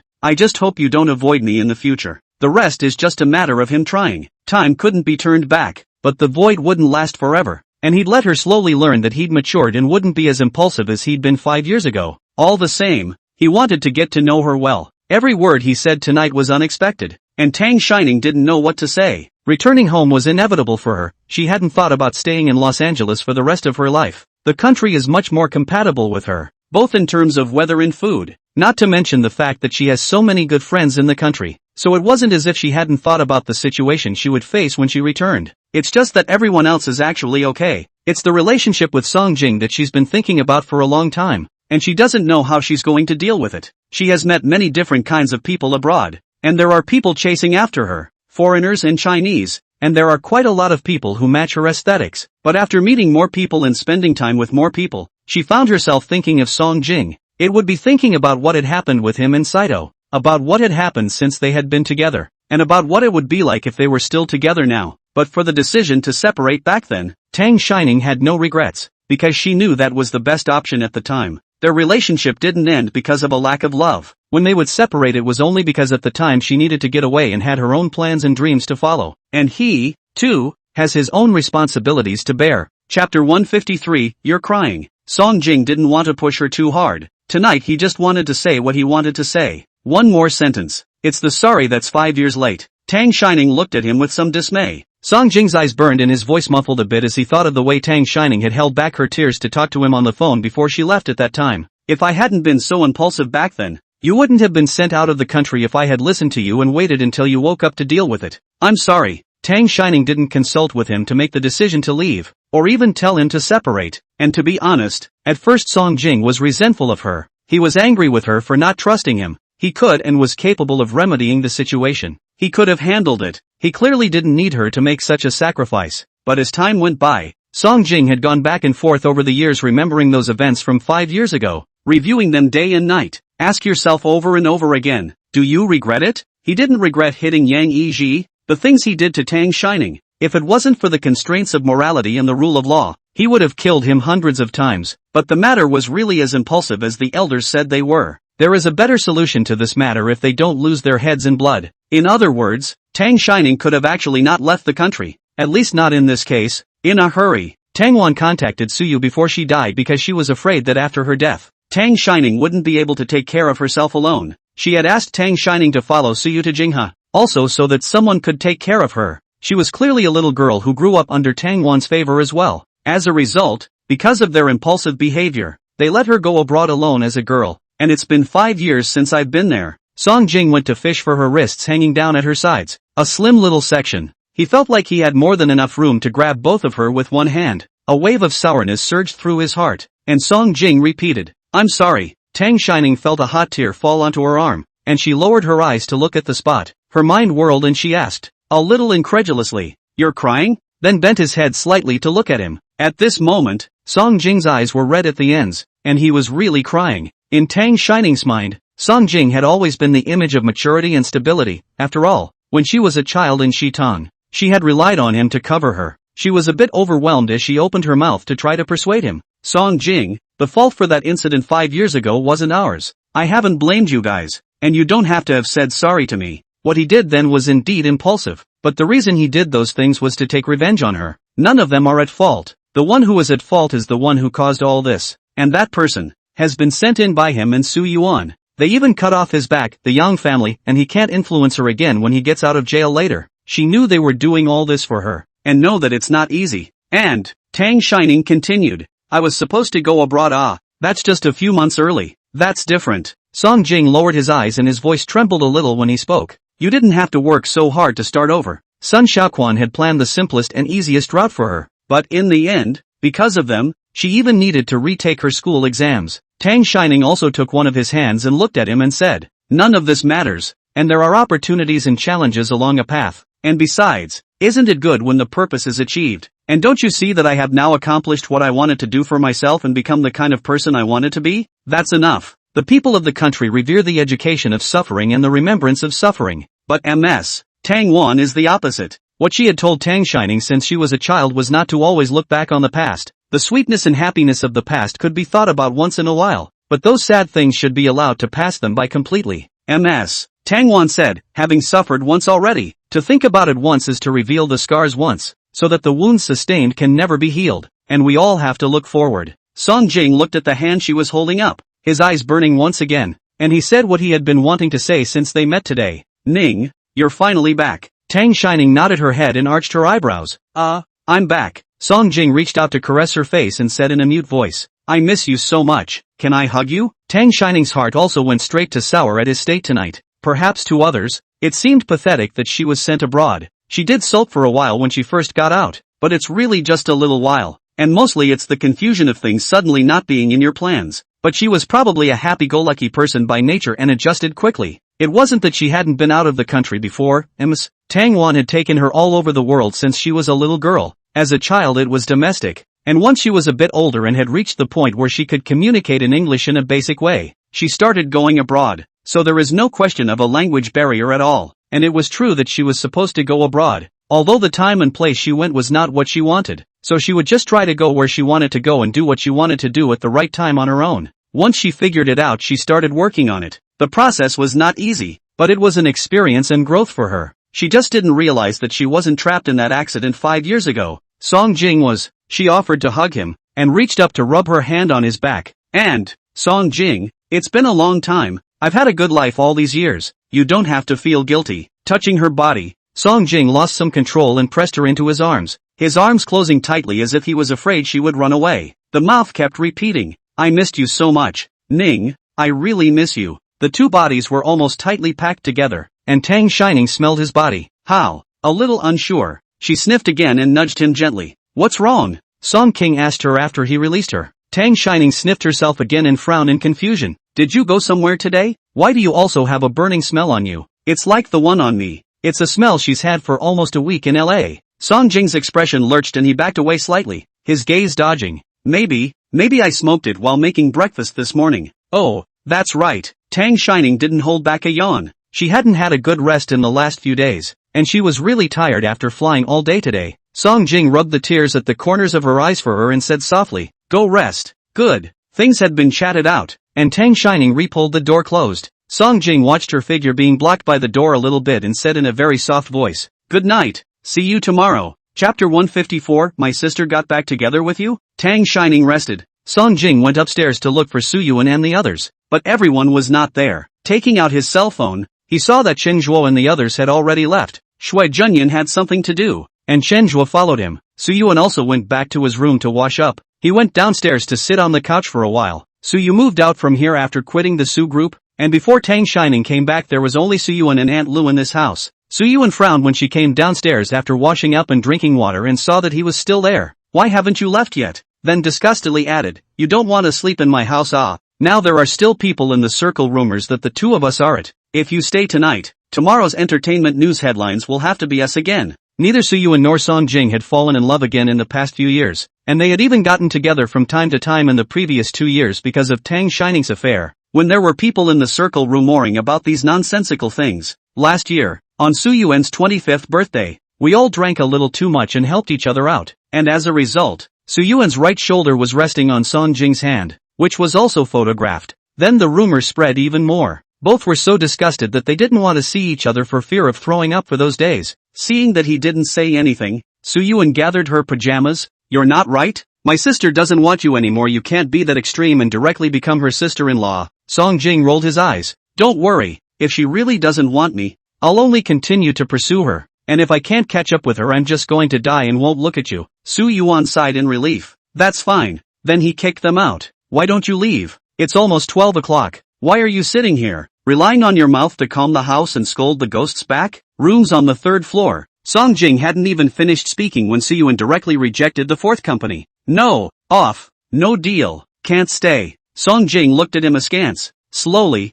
"I think that proposal you just made isn't bad. If you become Ning Ning's sister-in-law, you'll at least be family." Suyuan casually grabbed something and threw it over. "Get out." Suyuan threw him out of the house with a drag. After all, it didn't work out for a sleepover. Early the next morning, however, Song Jing reappeared in the Su family. Suyuan came down from upstairs in the morning and saw him standing not far from the stairs half leaning against the wine cooler. Song Jing heard the footsteps and didn't even raise his eyelids, as if he knew it wasn't the person he was waiting for. Suyuan rolled her eyes speechlessly, opened the refrigerator and took a bottle of water, and after a few sips she still couldn't hold back from scolding him. "No, you're sick. What are you doing in my house in the morning? Styling for a magazine shoot? Do you need me to hire a professional photographer for you?" "No, thanks." Song Jing's voice was slightly hoarse as she followed him towards the restaurant. "Suyuan, there are a few expletives that I don't know if I should say." Suyuan walked and then remembered that something was wrong and stared at him for a while. "What's wrong with your throat? Why is your face a little red too?" Song Jing returned without much expression. "Maybe I'm a little shy seeing you." "Suyuan, get lost. I don't around." Song Jing arrived shortly after Aunt Lu got up, and breakfast was prepared for 3. Today's meal is the Cantonese morning tea that Tang Shining ordered last night. Song Jing bit into a dunked soup dumpling and asked Aunt Lu, who was just about to go out. "Auntie Lu, how do you mix the filling of this dunking dumpling? It feels much fresher than the ones bought outside. Can you teach me?" No cook can resist a word of deliciousness. Aunt Lu smiled. "I'll write you later." "Okay, thank you Aunt Lu." Song Jing politely thanked her. He finished and started tasting the others, and a video of the food preparation was playing on his phone. "No." Suyuan took a sip of soybean milk. "Can you stop blindly researching? You don't have that talent to be a chef. It's better to be a good young master." He couldn't forget even now that the year before, Song Jing had sworn to invite them all to his house for dinner, saying that he would personally cook. At that time, they all thought that they had eaten the fish made by Song Jing before and it really tasted good, so they went with confidence. Who knew that's all this guy knew how to do was that one dish, and that day he was the one who could eat and didn't make them all. A table full of new dishes, poison. There were 4 people in total, and they ate and threw up 3 of them. Song Jing himself guessed that he tasted too much when he made it and got straight food poisoning. Think of that classic saying that is extremely appropriate in his case: other people cook for money, he cooks for life. After that day, Song Jing still hadn't given up on refining his cooking skills, but they were dead set against eating his dishes. When Song Jing heard this, he subconsciously glanced towards the doorway and replied with relief when he saw that no one was there. "How long ago was that? Can you stop hanging on to it? And that time was my debut, and I didn't have a teacher to teach me. So of course there were some mistakes, but I've since learned from several chefs, so I'll make it for you next time." He had only specialized in one ingredient before, and that was fish. Speaking of which, I still learned it because of Tang Shining when I was in Shitang. She has been very restless for a while, cannot be quiet. Listening to the neighborhood of the old professors say fishing can be quiet. So every day to follow them to go fishing. At first one empty barrel went and one returned each day. Had a stroke of luck one day and brought back a 3-pound fish. In those days Song Jing's aunt and uncle, as well as Tang Wan, had gone to another university to study on an exchange program. They eat because their aunt comes over at mealtime to make a meal, cleans up afterward, and leaves. She had gone there after supper, and it was dark when she came back, and neither of them could handle the fish, which was still a little injured, and might die if she didn't eat it in the evening. In the end there was no choice but to give it away. Song Jing could tell that Tang Shining wasn't too happy. She had been yelling for a long time that she had to eat the fish she caught for once, and in the end, she didn't get to eat it. He learned how to cook fish from his aunt after that day. Steamed, braised, fried. He handled all the fish Tang Shining caught later. All these years Tang Shining was away. He was always looking for a distraction. Then I thought that I could either learn how to cook, or she would definitely want to eat at home after being abroad for so many years, so I could just make it for her when she came back. Once he learned it, it was several years, and now he could make the ones Tang Shining loved to eat, including the fiddly ones of pastries. But Su Yuan and the others didn't believe it, so they just remembered the time he made it hard to eat, and how they said they wouldn't eat it afterward. Don't! Su Yuan refused. It's fine if you wreak havoc on us. Don't try to wreak havoc on my baby sister. Song Jing didn't respond to his remark and savored each breakfast item on his own. Su Yuan still couldn't help but spit out when she saw how he looked like he was making himself at home. You've put your Song family out of business? You have to come to my house for breakfast? Song Jing casually answered him. Your family's is delicious. The corner of Su Yuan's mouth twitched. If your family's chef heard you say that, he would probably have to cover his blanket and cry at night, right? Thinking that Song Jing had talked to Tang Shining for quite a while last night, he didn't hold back on gossiping. My sister got back together with you? Chapter 155. No, Song Jing replied, only his expression was not as despondent as before. Su Yuan, then why are you running to my house when you have nothing to do? He said and started to drive Song Jing away. A qualified ex should be as good as dead. Don't show up again, do you understand? Come on, one last bite, get lost, my sister's getting up later. It's Ningbo's first day back home, don't upset her, okay? Song Jing moved to a position where he couldn't get next to him and continued to eat slowly. I'm a thick-skinned person. I intend to continue stalking. Anyway, the man is unmarried and the woman is not married. It's not a crime for me to chase someone. And why wasn't she happy to see me? It's not like she and I split up because of anyone's problems. We were in a situation, you know? Su Yuan gritted her teeth and spoke. Some other day I'll post a no Song Jing and dogs allowed on the door. Breakfast was over and Song Jing followed Su Yuan on the sofa again. Of course Su Yuan knew what he wanted to do, but he just didn't ask to see how long he could hold it in. Sure enough, not 10 minutes after sitting down,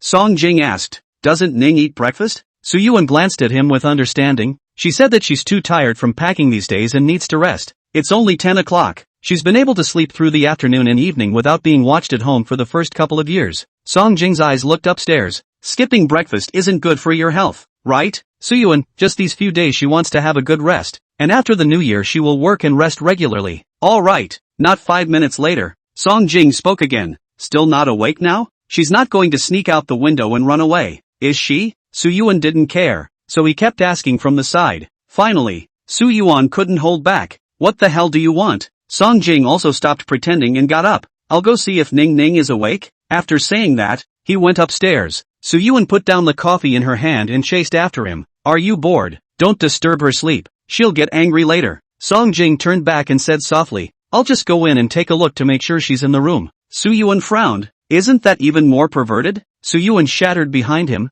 I will definitely remind Tang Shining to lock the door before going to bed at night in the future. He felt around his body, realized his cell phone wasn't there, turned a corner and headed for his room. And, wait a minute, I'm going to videotape all your perverted behavior. Only the other man simply ignored him, knocked gently on the door and spoke. Ning, I'm coming in. Oh. Then after a few seconds pause, he screwed open the door and went inside. The room curtains were half drawn, and it was a sunny day, with sunlight filtering in from outside. Song Jing saw the person lying asleep on the bed, except she didn't know if it was a nightmare or what. And now her brow was furrowed and her forehead was all sweaty, and her hand was still on her neck. Song Jing leaned over and probed her forehead. It was hot as hell. Ning, is it a sore throat? Tang Shining saw him and opened her mouth with difficulty. Yes, it hurts. It was killing her just to emit those words. I'll take you to the hospital. Song Jing picked her up and headed out the door, just in time to run into Su Yuan, who was coming from his room. A few steps away, He looked at Song Jing and then at Tang Shining in his arms and roared angrily. Holy, you put her down. It's a clear day. It's a clear sky. Why are you still running to someone's house to rob them? Don't think I won't beat you up just because you're my friend. Put Ningpa back. Song Jing sidestepped past him and spoke. Drive. Go to the hospital. She has a fever. With that said, his feet quickened as he headed downstairs. Fever? Su Yuan followed. No, fever, we have spare medicine at home. It's okay to call the family doctor over. No need to go to the hospital specifically. Ning Bao doesn't like going to the hospital. Song Jing didn't stop his footsteps and took the time to reply. She has a sore throat. It might be a respiratory infection from inhaling too much ash from the Los Angeles fire a few days ago, but I'm not sure. I still need to go to the hospital to check it out. Okay. Su Yuan heard this and also valued it. I'll go and bring the car over. You wait inside for a bit first. It's cold outside, don't freeze her. Hospitals. After the doctor checked it out, it was indeed a fever caused by a respiratory infection that required hooking up to fluids. Tang Shining's throat began to hurt not long after she went to bed yesterday, and she didn't sleep much during the night, falling asleep after lying on the hospital bed with water hanging from it. Su Yuan pointed to the door, signaling Song Jing to go out and talk. You can, even if you learned cooking. When did you delve into medicine? Song Jing was just about to speak when Song family's third uncle came over. Jing, Uncle Sam, Uncle Sam. Su Yuan also followed Song Jing in calling out third uncle. Uncle Sam nodded and casually asked, I heard you came to the hospital again. Why? Is your throat still sore? Or the fever hasn't gone down? The words were addressed to him, but his mind was not on him, and his eyes couldn't help but try to glance into the hospital room. You have a fever too? And a sore throat? Su Yuan took a few steps back after asking, covering her mouth and staring. Holy, it can't be that you infected me? As Su Yuan walked away, Uncle Song San looked in through the door glass with a curious expression. Your uncle told me all yesterday. Is the girl in there now? I'll go in and take a look. He just made up those words. Song Jing has a good constitution. Last night was actually just a little low fever, coupled with a throat that was not too comfortable. It was the old man they made a big deal out of it and called him over to see. Otherwise he'd be fine with a few more cups of hot water. He'd come over because he'd heard that Song Jing was holding a girl, and he was curious what the real person looked like. Over the years he's slowly getting older. Song Jing's parents are two people who only know how to work, and they're the only ones who have to worry about his life's work. 2 years ago his grandfather wanted to introduce him to the daughter of a colleague in the unit. He was reluctant to meet. Last year he introduced the hospital director's daughter who he wouldn't meet. They were all worried, fearing that he had something to hide. In the end, Song Jing couldn't stand it himself and said he had a girlfriend and showed them pictures. It's a pretty girl indeed, but I just haven't seen a human being. Yesterday his grandfather saw it and said that in person he had grown a bit more than in the photo and that he was indeed a specimen. They've all met, and he's curious, so he came as soon as he heard the news. No, third uncle. Su Yuan stood back up again. That's not what's important right now. What's important is that he passed the disease to my sister. Uncle Song San waved his hand. This kind of contagion can't be transmitted. Acute pharyngitis caused by influenza is only contagious. This kind of contagion can't be transmitted even if it's kissing. Don't worry, right? Now Su Yuan was even more confused. Then how did they get this disease at the same time? Coincidence? Chapter 156, Men Really Can't Be Trusted. Uncle Song San shrugged. I don't know about that. He pushed Su Yuan. Su family boy, get out of the way. I'll meet my future nephew-in-law. Before Su Yuan could make a move, Song Jing stopped him. Sleeping? Next time. TSK. Uncle Song San gave him a sidelong glance and tried. I'll go in softly? Surely I won't wake her up. Mainly he only realized last night that even the old man and the others had already met, and now he was the only one who hadn't seen a few of the older ones in the Song family, and that wouldn't do. Song Jing, I'll bring her back to Song Garden in the new year to let you know then. Uncle Song San was the old man's youngest son, and when Song Jing was born, he had only graduated from college and was also still living in Song Garden. As a child, Song Jing was closer to him than to his father. Song Wenqian. No. Su Yuan softly broke up the conversation. My sister hasn't agreed to be with you yet. You're kinda narcissistic here, and take her back to Song Garden. Why doesn't he go to heaven? Not together, ah? Uncle Song San also looked disgusted. I thought you guys were going to get married and bring it home to meet the parents. So you didn't catch up with your kid. So old and still having a crush? Song Jing resumed his cold expression. She had previously promised to go to Song Garden to see the old man. Besides, I'm only 26. Where am I older? He seems to be very concerned about age and retorts whenever it is brought up. Su Yuan snorted lightly. Ning Bao is only 23. You're running 3. She's only in her early 20s. Song Jing's face darkened even more. Yeah, you go for it. Use this skin. People can't watch either. Uncle Song San doesn't want to see them fight. I have an operation later. I'll leave first. On the way out, he also instructed, "You remember, for New Year's Eve." Perhaps the medicine hadn't taken effect yet. Tang Shining's throat still hurt badly, and she woke up listening to the sounds outside. Song Jing even took her cell phone before she left. Today was the last day of work in the lab, and yesterday she had talked to her sister about checking out the domestic lab environment today. Now that it looked like she wouldn't be able to go, she pulled out her cell phone to try to talk to her. "Why don't we just go back to work after the first of the year and check it out?" Just after I turned on the phone, Yi Yanchin's call came over. "Ning, your senior sister said she couldn't reach you and asked me about it. I just came out of your house and Aunt Lu said you went to the hospital? What's wrong?" "In that ward I came over to take a look." Tang Shining swallowed. It still hurt. Sore throat. And a little. Listening to her speak is laborious. Yi Yanchin interrupted her. "If you can't say it, you don't have to say it. Just type and send me a message." "Good." Tang Shining hung up the phone and sent over the ward number. Tang Shining had gotten in touch with Yi Yanchin 3 years ago, and counting now. It should be the time after Yang Yiji's ambush. To be precise, it was one day on the streets of Los Angeles that she bumped into Yi Yanchin. Only later did Tang Shining realize that there was no such thing as a chance encounter. It was Yi Yanchin who deliberately went over to look for her. The news that Tang Shining had left the country,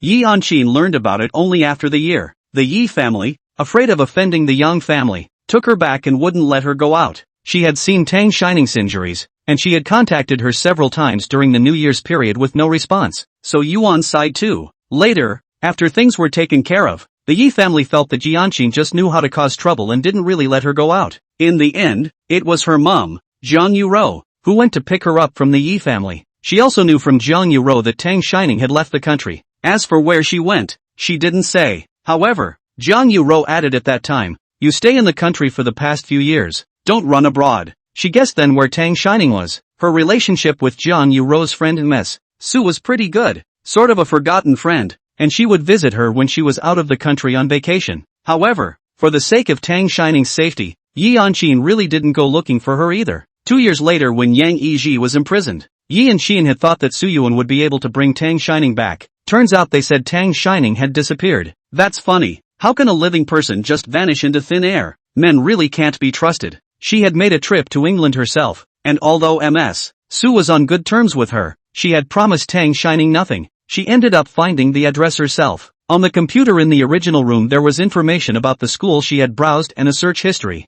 It was easy to find her location. At that time Yi Yanchin was in a bad mood, and was also supposed to go abroad for a break. As for the reason for the bad mood, it's a long story. Yi Yanchin and Mang Yanche were considered childhood sweethearts, and she had liked Mang Yanche since she knew what liking was. But for all those years, Mang Yanche had changed girlfriends around him one batch after another, and he had never considered her. When he was a senior in college, he didn't know if he had figured it out or what, but he began to pay attention to Yi Yanchin. The two of them had dinner together that year, went to the movies together, and went out with friends. It went on like that for almost a year, and everyone thought they were together, even Yi Yanchin himself. When she graduates, Yi Yanchin wants to have an official start with him, so she thinks about confessing her love to Mang Yanche and then actually being together. July happened to be Mang Yanche's birthday, and she had planned to confess on that day. She went to the bakery that day to make a cake by hand and was a little late getting there. Heard Mang Yanche and their conversation at the door of the box. "Brother Chul, are you and Yi Yanchin together or not? I heard everyone is rumoring. Hey, if it's a rumor, I can take action. I quite like Yi Yanchin this."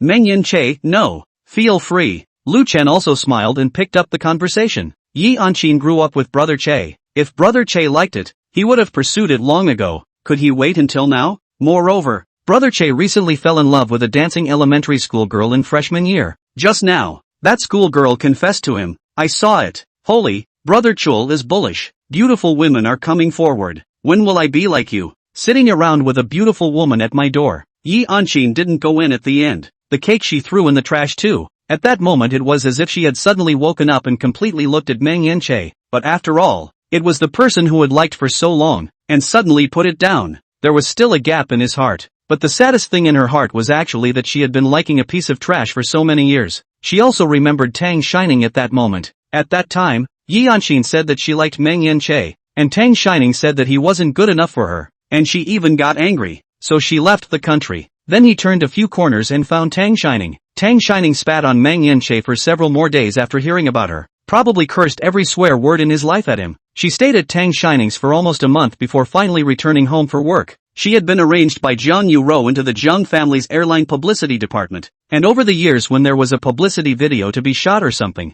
she would pick a flight to the United States, and then finally change planes to go to Los Angeles to see Tang Shining. Chapter 157. When Yi Anqin arrived, Tang Shining was losing the last bottle of water. One of Su Yuan and Song Jing had gone to get the medicine, while the other had gone to prepare brunch for Tang Shining. She came in and looked first at the remainder of the potion, then scanned the hospital room and, "You were alone? Where did they go when they left you alone in the ward?" Tang Shining couldn't speak from her throat, and her hands gesticulated wildly. Yi Anqin quietly looked at it for a while and spat out the words, "I can't read it." Tang Shining. She pulled out her cell phone again and started typing. Yi Anqin pulled over a chair and sat down, not interested in her explanation, casually swept his eyes and said perfunctorily, got it. But you too. Didn't I tell you the other day to always wear a mask when you go out and then return home early? Your place is just a few blocks away from the scene of the fire. You are not lazy not to bring, said to go out and cover your mouth on the line. Now well, right? You don't even need to cover your mouth to speak. Tang Shining deflated her mouth in a pitiful manner. Yi Anqin paused, took the fruit he brought over and asked her, "Peel a snow pear for you to eat?" Tang Shining nodded.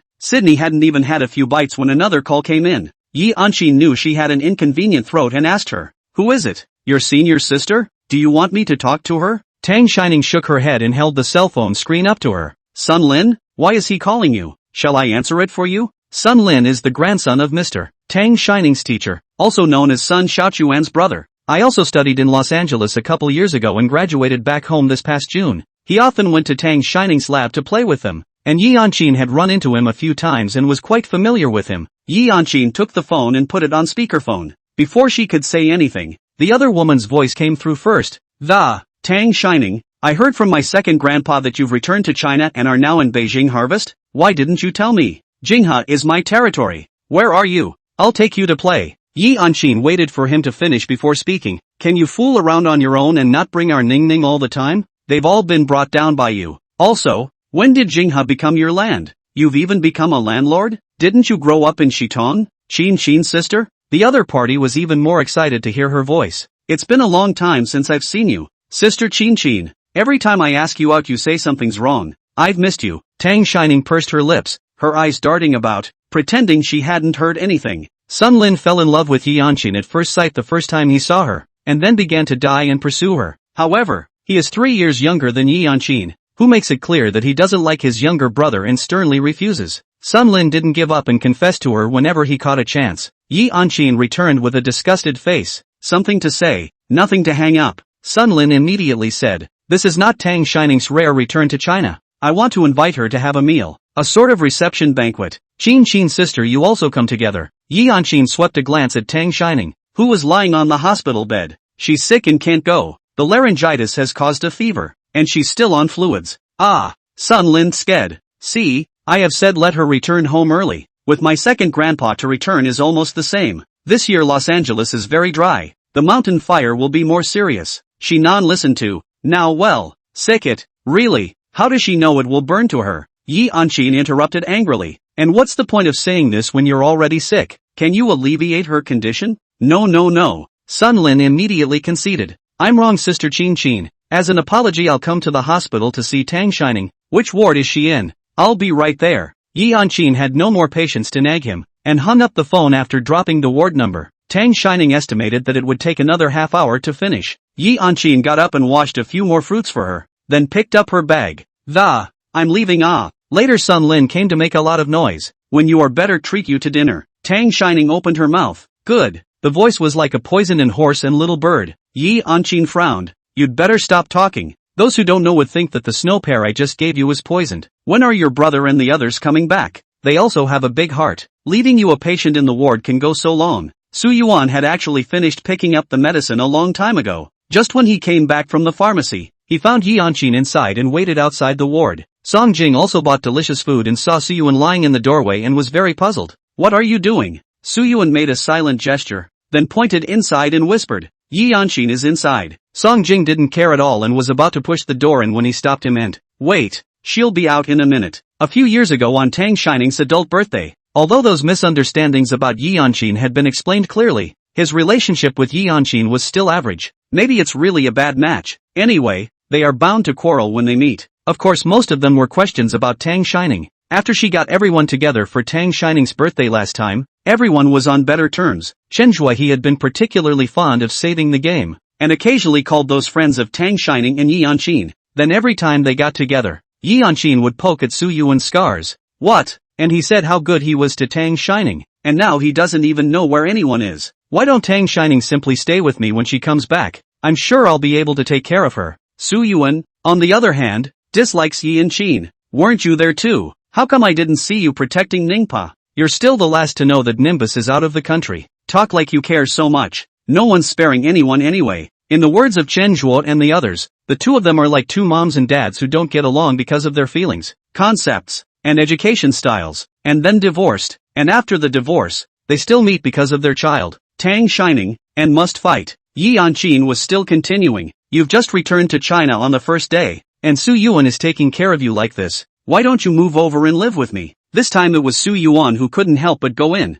and he grimaced as he walked. How can anyone still whisper bad things about people behind their backs? Song Jing didn't want to get involved in the war between them, and silently walked over to Tang Shining's side. Yi Yanqin glanced at him and continued, I'm just standing here talking bright and early, not trying to go behind someone's back. She looked over again. Rather, you should have thought about how you could have left someone on an infusion unattended in a hospital room. Su Yuan weighed the bag in his hand. I'm going to get medicine for Ningbao. Oh, then you're awesome, Yi Yanqin said perfunctorily. Then he said to Tang Shining in the hospital bed, call me when you don't want to stay at home. I'll come over and move you. First, chapter 158, have you made up with him? Tang Shining's throat wasn't feeling well, so the food Song Jing brought her was all good to swallow. He also didn't listen to Su Yuan and Yi Yanqin bickering, and when he came in, he set up the small table, then set the meal and asked her, which one first? Tang Shining pointed to the millet porridge. Song Jing opened it, and Tang Shining was about to take the spoon when the other party served it directly to his side, then scooped up a spoonful and put it to his mouth and blew on it before feeding it to Tang Shining. There's a sense of being half paralyzed in old age then being fed by dutiful grandchildren,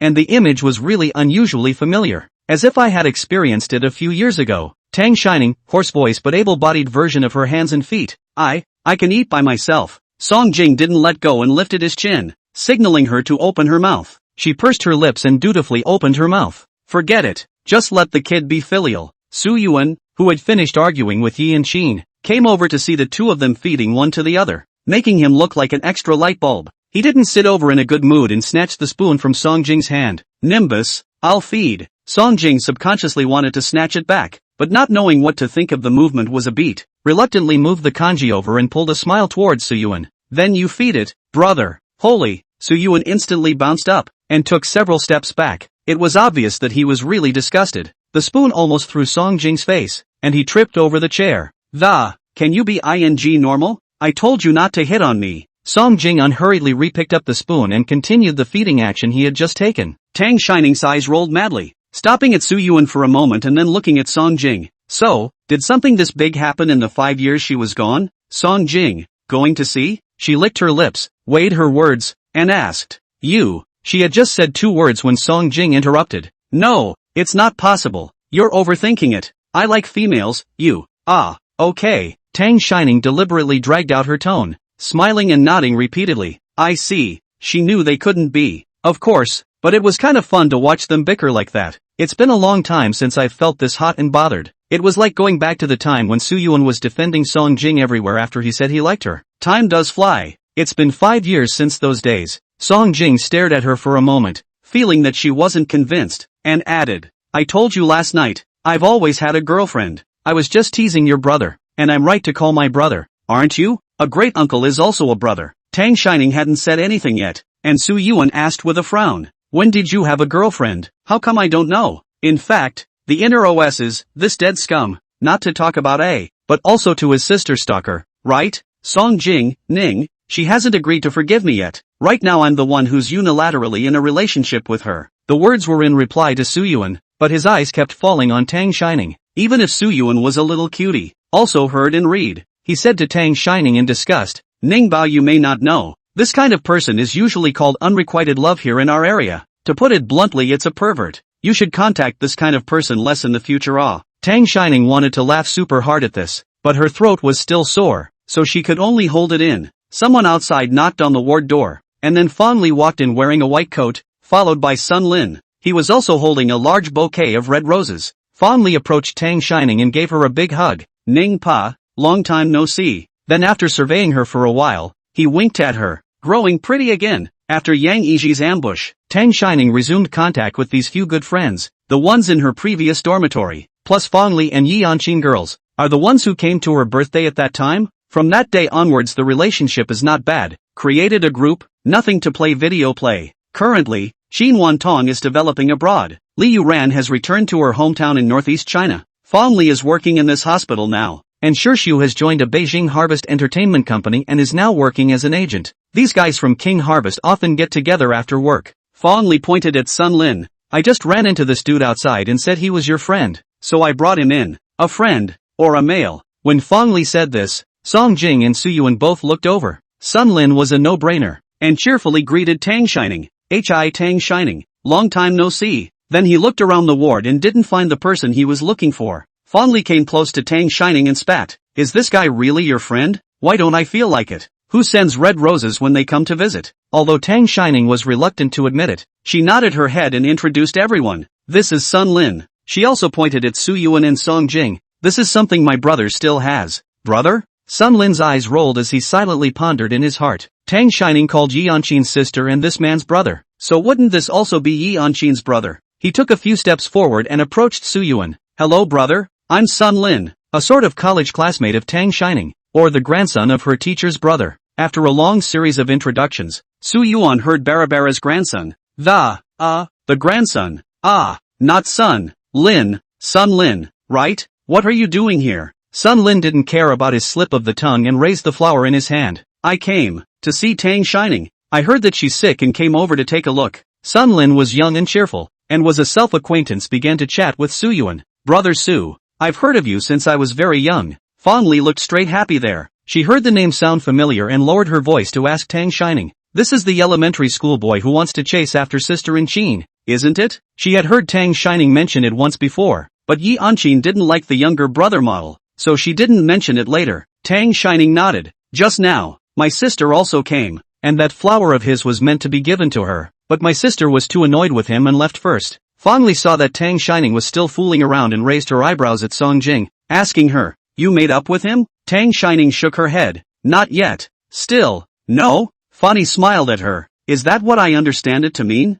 Chapter 159 Regrets. Tang Shining nodded gently. She admitted that she still liked Song Jing. After all, it was also her first love, and there's no misunderstanding between them. Judging from last night, Song Jing still had that meaning for her as well. So, as far as she was concerned, it was only a matter of time before they would be back together. If she couldn't, she could also take the initiative to go after him. Maybe it's really growing up, as well as having a bottom line. She sees things much differently now than she did 5 years ago. Before, if she wanted to be with Song Jing, she would have considered a lot. Her family background, other people's opinions, her relatives' opinions, her future. But right now she's really just trying to grasp the moment. Tang Wan and Su Yu's love affair did affect Tang Shining quite a bit. She'd felt from a very young age that it was better to then not be together if the end result was separation, so that their relationship could still be at its best. But Ms. Tang Wan has also told her repeatedly that this is not the case. She said, if my choice was to separate from Su Yu in the beginning, then I would have been in pain from the day we separated, and then this relationship of ours would have become my regret in this life. But if I chose to fight against the family with Su Yu and then continue to love each other, get married and have children before separating,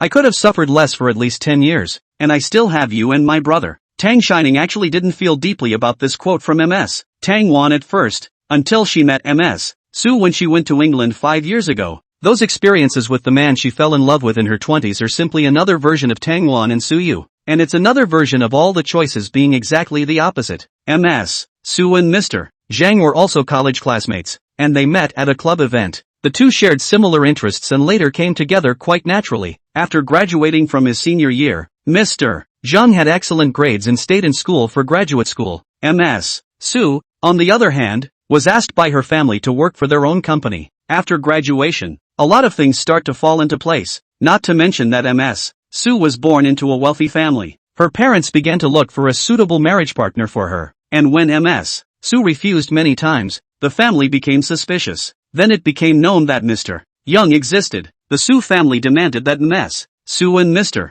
Zhang break up in a very strong-armed manner, and sent a driver and bodyguard to pick them up and keep them from seeing each other. They were still hot-blooded young men at the time, and naturally they all wanted to put up a fight, so the two began to find ways to meet secretly. But it didn't last long, and their behavior was discovered by Ms. Su's dad. Papa Su was shaken. He couldn't do anything about his own daughter, but he wouldn't show any mercy to Mr. Zhang. He first had the school expel Mr. Zhang, then he got through to the companies in Kyowa City and had the industry block him as well. It's to force him out of Kyowa City. Ms. Su thought long and hard after she knew all this, beginning to realize that he can't fight, and that the only one who will get hurt if it continues will be Zhang. So she compromised. She brought up the breakup and said harsh things to get him to give up. Mr. Zhang probably guessed why she did it, and after a period of silence, he agreed. It was approaching Ms. Su's birthday, and Mr. Zhang said he wanted to see her one last time to give her a birthday present. Ms. Su gave him the address and waited until late at night, but waited for the news of Mr.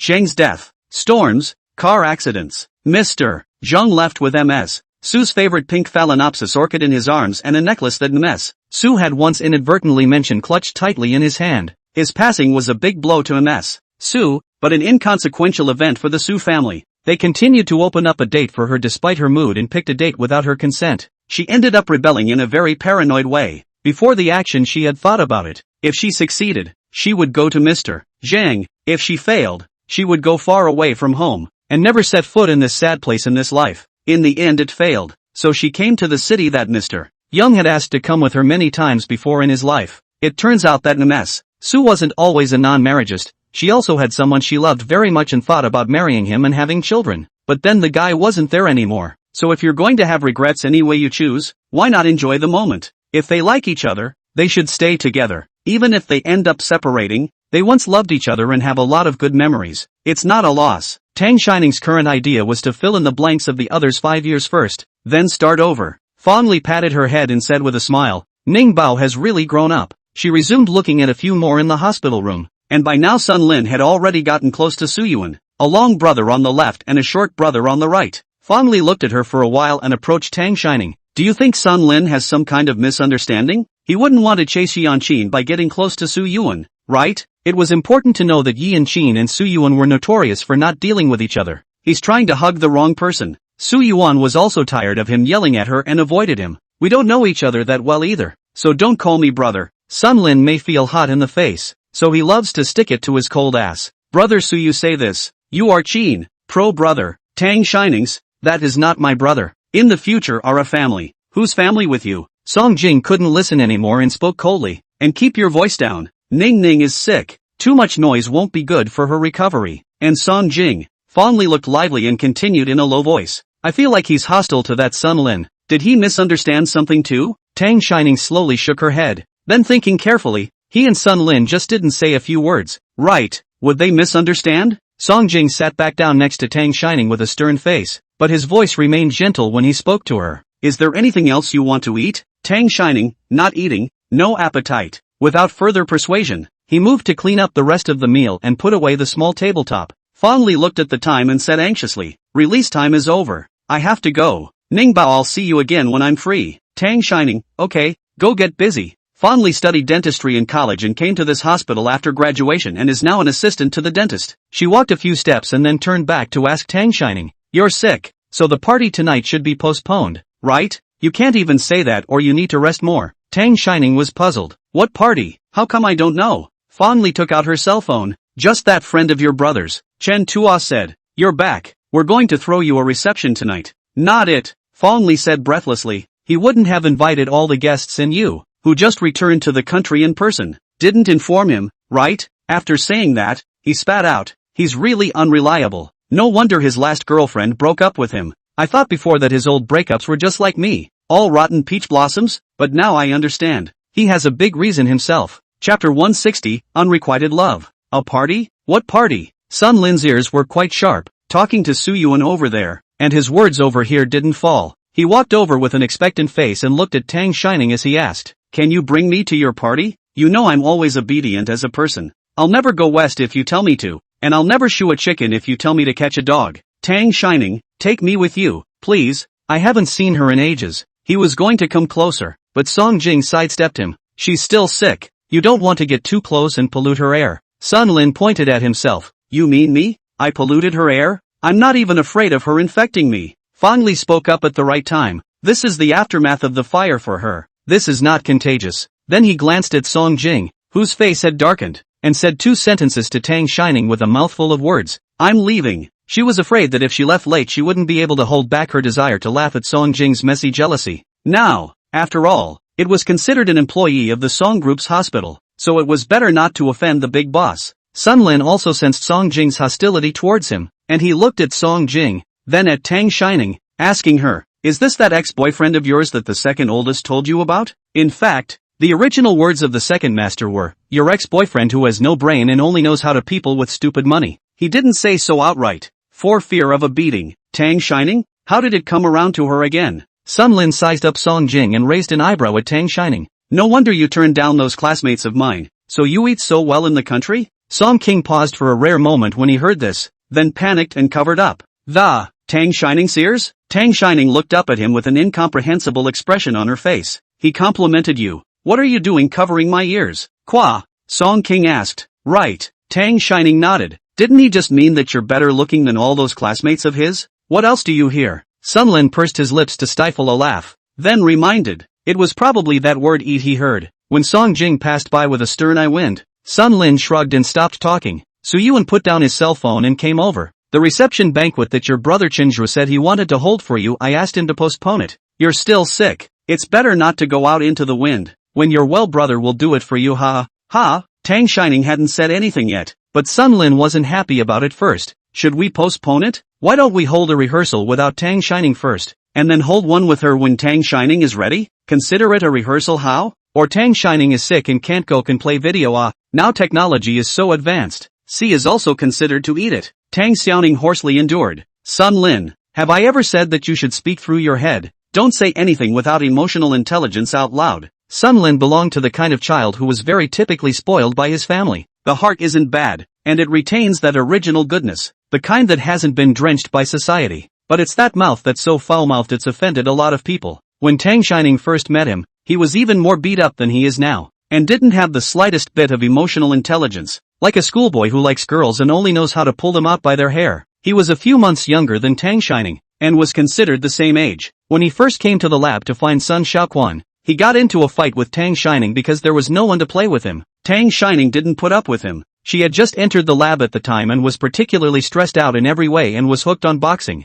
She beat him straight up and was honest behind it. Sun Xiaoquan had long been bitter about this nephew's grandchild for a long time, and even complimented her after knowing that Tang Shining had beaten him up. Let her beat it up more later. Tang Shining continued. Do you owe a beating? Did I ever say that you have to call me sister? It's been too long since I've beaten you, right? Her voice was muffled, but the serious look on her face let Sun Lin know that she was angry. Then he was instantly honest, but still muttered in a whisper. Just over 4 months older than me. What do you call a sister? Tang Shining gave him a look and he immediately changed his words. Sister, you're my own sister. So can you bring me to the party? He folded his hands and looked at wanted to give Tang Shining an E. Tang Shining waved her hand. I'll ask my sister if she agrees when I'm better. Your sister? Su Yuan asked. Yi and Qin? He turned his head again and asked Sun Lin with an incredulous face. What you just said about liking my sister refers to Yi Anqi, not Ning Bao. Sun Lin took a few steps back away from Tang Shining's hospital bed. What makes you think it's Tang Shining? I like the kind of girl who is gentle but with a little sense of coolness.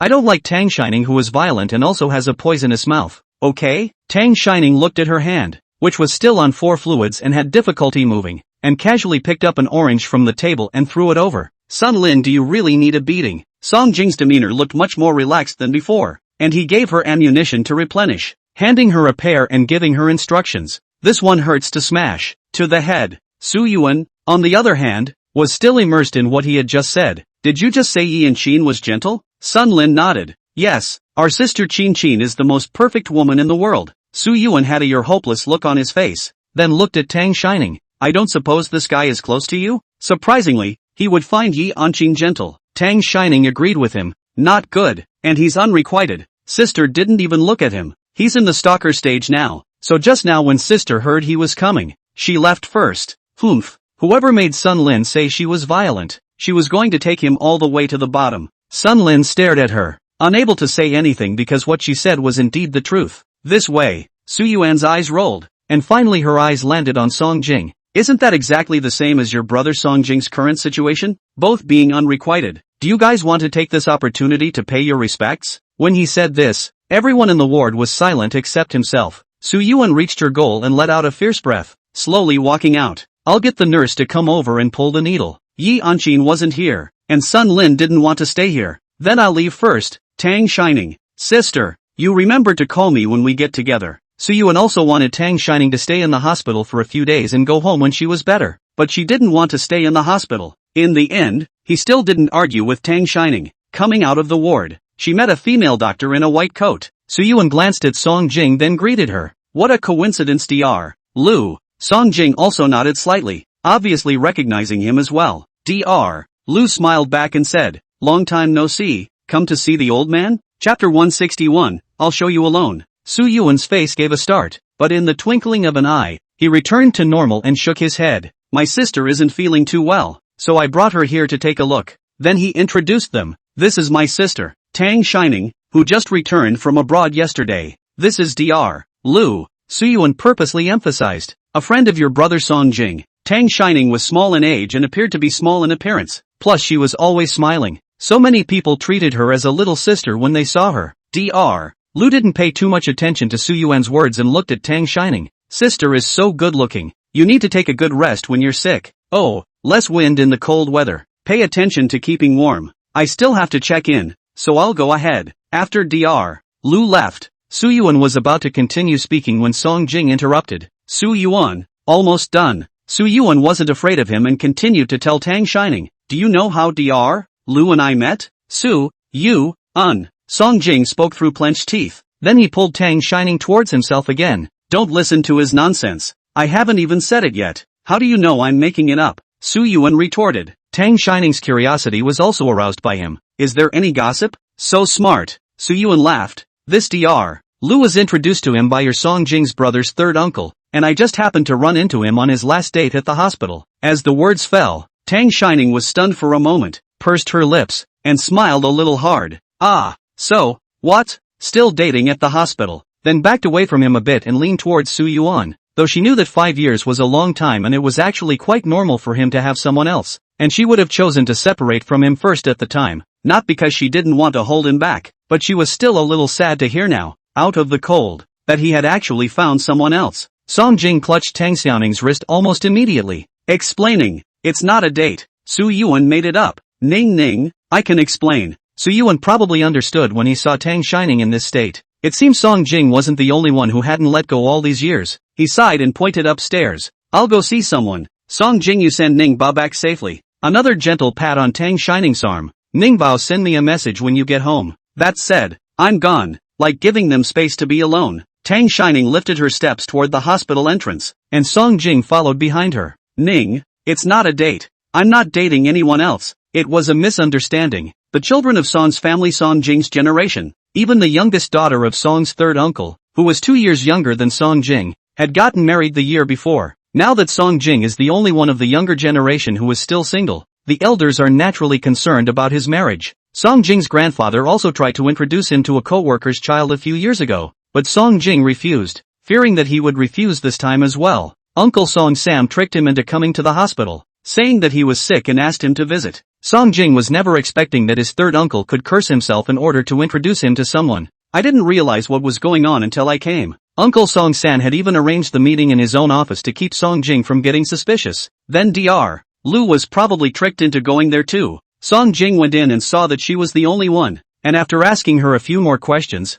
he probably knew what was going on. As a result, he was killed by Suyuan. I really didn't know what was going on at the time before I came over. Song Jing continued to explain. You just said it too. Who knew he would come up with a ghost idea like a blind date in the hospital? Seeing that she was still silent, Song Jing took 2 quick steps to block in front of Tang Shining. If you don't believe me, I'll take you to Uncle Sam and you can ask him. He didn't want them to meet so easily now, only to have this kind of nonsensical misunderstanding. Song Jing hung his head and bent down to seek her eyes. Ning, I didn't fool around behind your back during the time you weren't here. I'm still clean and only like you. Don't believe me. Tang Shining found it hilarious to hear him say that. Clean and dry, making it sound like she was mad at him for not showering in the last 5 years, pursing her lips to stifle a laugh. She followed his words and asked, "And how do you prove you're clean?" She was finally willing to talk, and Song King took it upon himself to tug on his own shirt. "I'll check you out." The hospital was crowded with people, and Tang Shining was so frightened that she grabbed his hand in a panic. There are so many people here. What are you doing?" Song Jing smoothly took her hand and pressed it to his chest. "Then we'll check it later when we're home and no one's around." He came close to Tang Shining's ear again and coaxed softly, "I'll show you alone." Tang Shining's face exploded red at his action and words, and she pushed him. "Who wants to see it?" She continued to walk out. In the car, Tang Shining sat in the passenger seat, her face facing outward, with an appearance of not wanting to care about anyone. Song Jing got in the car and went over to look at her. Angry? Touching the temperature of her hand, he turned up the air conditioning a bit. Tang Shining didn't want to continue discussing the topic that made people feel ashamed just now, and thought of what Dr. Lu had just said about seeing Elder Su, and asked him, "My brother was visiting his grandfather? What happened to him?" She didn't care at all about the news of those two in the Su family, and Su Yuan probably knew this as well and didn't mention it in front of her. Even Aunt Lu at home, she would always bring up Su Yuan's childhood and the old man of the Su family before, and last night when she came to her room to ask if she lacked anything and made small talk, she also brought it up, but quickly changed her mind. "Really want to know?" Tang Shining nodded. "Aha." Song Jing looked at her for a while before he spoke. "Soon after you left the country, your father quit to come to the Su group, but the specific is the initiative to quit or what? Probably only they know, and then he also moved out of that villa from the Su family. The Su old man may have been too angry, and was sick for a while, may be old, accompanied by complications, has not been good, but also more and more serious, and finally had a stroke, and is now half paralyzed, and fainted once more a while ago, and was sent to the hospital, and is still not discharged." After he finished, Tang Shining looked in the direction of the hospital for a long time in silence. At the end, he looked back at Song Jing and asked, "Do you think I should go up and check on them?" Song Jing squeezed her hand and looked into her eyes as he replied, "Whatever decision you make, I just hope you don't condescend to yourself and put your own feelings first, and you don't have to worry about anything else." Tang Shining's brow soured as tears slowly pooled in her eyes. She had just actually been in fear that Song Jing would let her go up and take a look, because she can't. What they did to her, she couldn't do to return the favor and look at them with a smile on her face and care for them. To put it bluntly, she didn't rush to his hospital room and say serves you right to them because of Su Yuan's face. "Why are you crying?" Song Jing raised his hand to rub away the tears at the corners of her eyes and asked with concern, "Is your body still not feeling well?" Tang Shining shook her head, sniffled, and looked at Song Jing and said, "Song Jing, take me home." "Good." Chapter 162. You're better looking than him. Back home, Song Jing first looked at the time, then took the medicine to Tang Shining. "Are you hungry? Is there anything you want to eat?" Tang Shining shook her head. Her throat was uncomfortable, so she had an average appetite, and she hadn't slept well last night, so all she wanted to do now was sleep. Song Jing followed her to the bedroom. After Tang Shining laid down, Song Jing sat down cross-legged on the carpet next to the bed. She was a little startled. "You're not going to watch me sleep, are you?" She's 23. She should be cuddling a man when she sleeps, and she doesn't have to be watched sleep. Tang Shining pulled the covers higher, revealing only a pair of round almond eyes. Song Jing lightly coughed a few times. "You just got rid of your fever. I don't know if it'll come back. I'll stay here and keep watch for a while." Saying that, he took the book on her desk and asked her, "Do I need to read you a bedtime story?" He just wanted to be in the same space as her, preferably the kind where he didn't have to leave his sight. Tang Shining was amused by him. "I'm not a child." She thought of Dr. Lu, whom she had just met at the hospital, and offered, "Why don't you tell me about what's happened to you in the last 5 years? It's too weird to just be watched sleeping. Might as well take this opportunity to get to know each other." She wanted to know what had happened around him over the years. Song Jing tucked her in. "What do you want to hear?" Tang Shining thought for a moment, then whispered, "It can all be like your blind date or something." "Ning ning." Song Jing exacerbated his tone a bit and called out to her, "That time was really an accident. If I had known that it was Uncle San who was going to introduce me to someone, I wouldn't have stepped foot in that hospital even if I had died." Then added, "Only that one time, my grandpa also wanted to introduce me but I refused. He's not as treacherous as my third uncle and won't count me out." He burrowed his hand into Tang Shining's comforter and precisely grabbed her hand to hold. "After that time with Uncle Sam, I showed them my cards. I told them I had a girlfriend. They didn't believe me, and I showed them a picture of you." Tang Shining was curious. "Which photo is it? What did they say?" "Just the one you took at graduation, the one in the Cheongsam, the one he had swindled out of her hands when he first returned to Shitong." Song Jing laughed softly. "They all said you were good looking, saying that I didn't just find a random photo of an actress on the internet to fool them, and then they only believed it when the old man proved it to me." Tang Shining, then that day when your grandpa said I looked familiar, was it because he had seen my picture? Song Jing nodded. Probably because the medicine had taken effect. Tang Shining's sleepiness came up and suddenly thought of what Su Yuan had said in the hospital and closed her eyes and whispered, Song Jing, my brother was wrong. You're not the same as Sun Lin. Song Jingxin lifted up and pinched her fingers, pretending to play with them carelessly, but his body came closer to her and asked, what's different? Tang Shining rubbed her eyes and continued, you're better looking than him. Face control. Tang Shining played steadily. Song Jing let out a light laugh. So, after a moment, a soft murmur, thought I wasn't unrequited. This sleep was extraordinarily heavy, and by the time Tang Shining woke up, it was already dark outside the window. I don't know which one of the pills or the infusion one worked, but she felt much better. Her fever should have gone down, and her throat was a little more comfortable. She went downstairs and heard Su Yuan talking.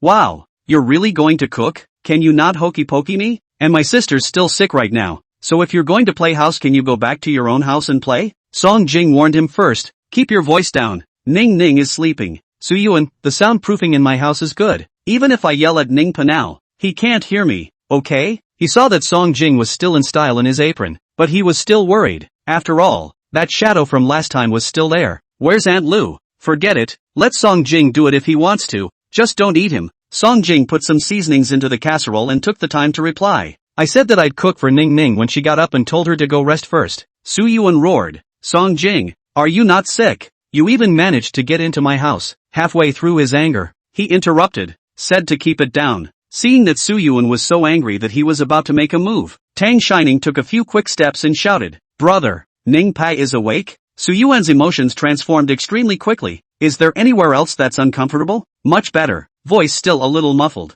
Song Jing took his apron and went to the medical kit to get a temperature gun. His voice gentle and calm. See if the fever's gone down. She had just woken up from a nap and was still wearing those fluffy bunny pajamas with the big brimmed hood over her head and bunny ears, one in front and one in back, like a little bunny standing obediently waiting for him to take his temperature. Song Jing flicked the ear that hung in front to the back and took her temperature. 36 degrees and 8. Almost a normal temperature. Well, Tang Shining tiptoed slightly to look at the temperature gun. Song Jing put it in front of her. It doesn't burn anymore. Hungry? I cooked your favorite yam and pumpkin porridge. Want some? Tang Shining hadn't even eaten much today, and she was indeed hungry at this moment, so she nodded and sat down at the table. Su Yuan stood there with a speechless face. Is this his house? Why do you feel so much like a light bulb now? Song Jing put down his things, turned off the fire, and served the porridge. Her mouth was so bland now that she wanted something with flavor. The fresh flavor of the pumpkin hits your nose and smells even better. Su Yuan sat down next to Tang Shining and didn't forget to remind her. Advise you to think twice. He cooks really. He gave a one-word expression. Tang Shining felt strange. He cooks very well. Didn't you guys eat the fish he made before? Su Yuan still had that look of disgust. The fish is okay, but the rest. Wasn't it because of that plate of fish that he took him lightly before and ended up almost in the hospital? Song Jing put the kanji in front of Tang Shining.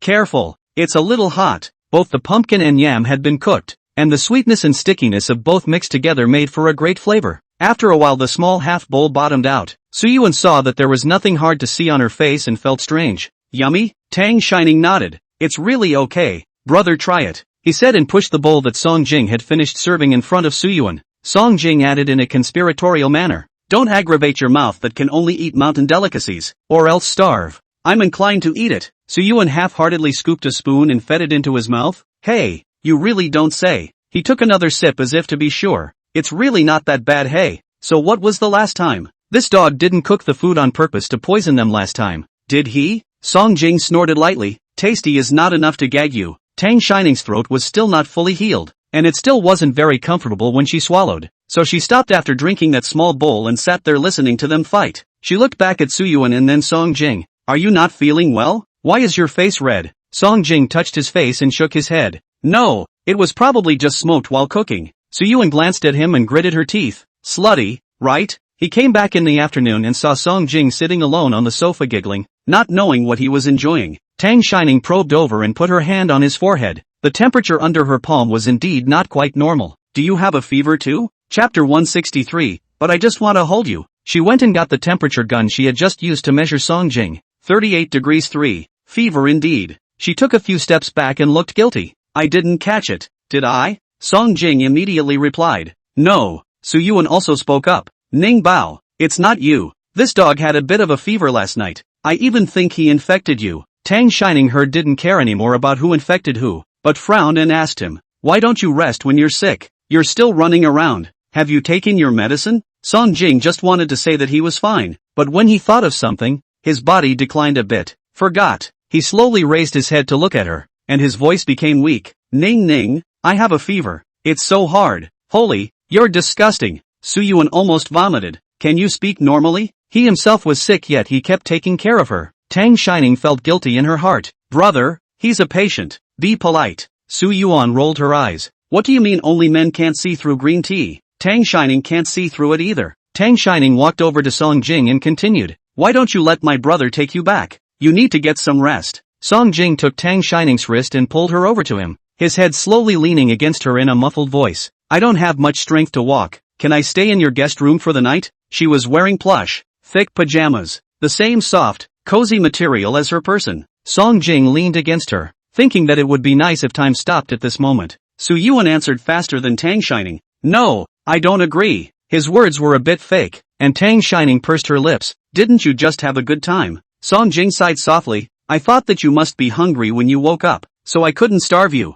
so I endured to go and make you kanji." "Hey, forget it. If it doesn't work, forget it. I'd better go back on my own, even though there's no one at home who can take care of me, but I'll be fine on my own." His words were a bit false, but he did have a fever. Tang Shining looked at Su Yuan. "Brother, why don't we let him stay here? The guest rooms are empty anyway." Su Yuan's white eyes were about to roll up to the sky. The phone happened to ring at that moment. He waved his hand and, "I don't care. You decide for yourself in your own home," and then went to answer the phone. Tang Shining pulled back a bit and touched his forehead again. "Did you bring your medicine?" "Bring it." He pulled a small packet of medicine from his pocket. Tang Shining picked it up and looked at it. It was very similar to those medicines she had. "How could you forget when you had them with you?" "Song King, forget it. And no one cares if I'm sick." Such a poor memory. Tang Shining poured a cup of warm water and handed it to him, muttering in a low voice, "Is it because of old age?" Tang, Shin, Ning. The charming and warm atmosphere instantly dispersed. Song Jing felt like fire was coming out of his head. "I'm just 3 years older than you." Hearing this, Tang Shining was suddenly curious. "I've heard of a female senior holding a golden brick, so what does a male senior hold?" Song Jing stared at her and replied with a smile. "I don't know what other people hug, but I only want to hug you," said hand wrapped around her waist again. Tang Shining took a few steps back and looked at him with a blank stare. "Getting old really does make you oily." Song Jing laughed lightly and took the medicine. He took the medicine himself, looked at the time, and brought Tang Shining's medicine over for her to take as well. Now there are 3 people in the house. 2 are sick and can't do much. After sitting on the sofa for some hours, Su Yuan rushed everyone back to their rooms to sleep. Song Jing didn't leave after staying that night, and when Su Yuan said if he was relying on their family, he even nodded his head and said yes. He stayed like this until the day when Tang Shining was almost cured and he was going to hold a reception banquet for Tang Shining. That meal was set for the evening. These days there was no need to go to work or school, and the work in the lab didn't start until after the new year. Plus being sick, Tang Shining slept very late every day. As usual, she slept until sunrise today, then was awakened by a phone call, and without looking to see who it was, she answered it with her eyes closed and waited for the person on the other side of the line to speak. "Hello, Tang Shining?" Sun Lin's voice came from across the room. "Aha." Tang Shining suppressed her waking breath. "Disturbing people's dreams. You better be up to something." Sun Lin sounded a bit anxious. "Where are you?" "Jianghu rescue Tang Shining." "Tang Shining, I don't mix with the Jianghu. You've got the wrong person." "Never mind. It's too much to say in a moment. Listen to what they say, and you'll see." There was a rustle on his side and some noisy talking. It sounded like a girl's voice. "I told you that Inshin had put down Mengxiao a long time ago and would surely come over. Don't you see that she's here?" The other girl picked up. "I was overthinking it. Chin, I thought you were still mad at me." This person's voice, Tang Shining felt familiar, but couldn't recall it. Then came Yi Anshin's voice. "No, you're overthinking it. What do I have to be angry about?" The familiar voice picked up with some artifice.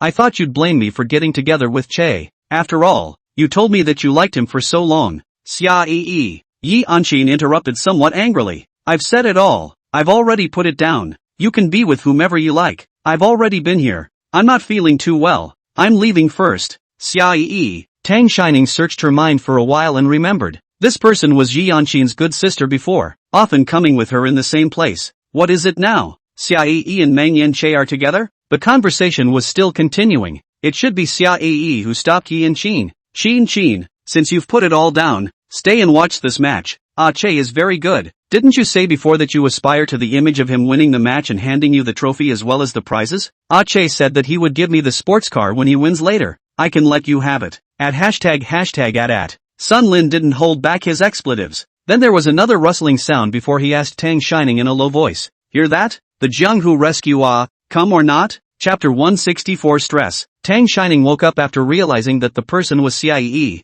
and now that she was all washed up, she asked him, what kind of competition? As soon as Sun Lin heard her say that there is a drama, racing, it is very common disc road. Road conditions I am familiar with, can give you as a navigator, come or not? She changed her clothes and heard this and asked him, don't you always say you're better than me? Or this is such a good opportunity to perform. Why don't you go on yourself? Sun Lin was silent for a while and said very reluctantly, I admit that you're better than me. Okay, it's not much of a challenge, but I don't know what level the opponent is at, so sending you out certainly has a better chance of winning. This is not a good situation for a hero to save a girl. You have to let Qin Qin take it out hard, so you have to win to do it. You're not stupid at this time. Tang Shining headed downstairs. Alright, give me the address. I'll be right there. Tang Shining arrived downstairs just as Su Yuan was about to go out with the car keys. She looked at the keys in his hand before he left the house and asked him, brother, can I borrow one of your cars? Su Yuan stopped. Where are you going? You're just sick enough to let the driver send you there. The car.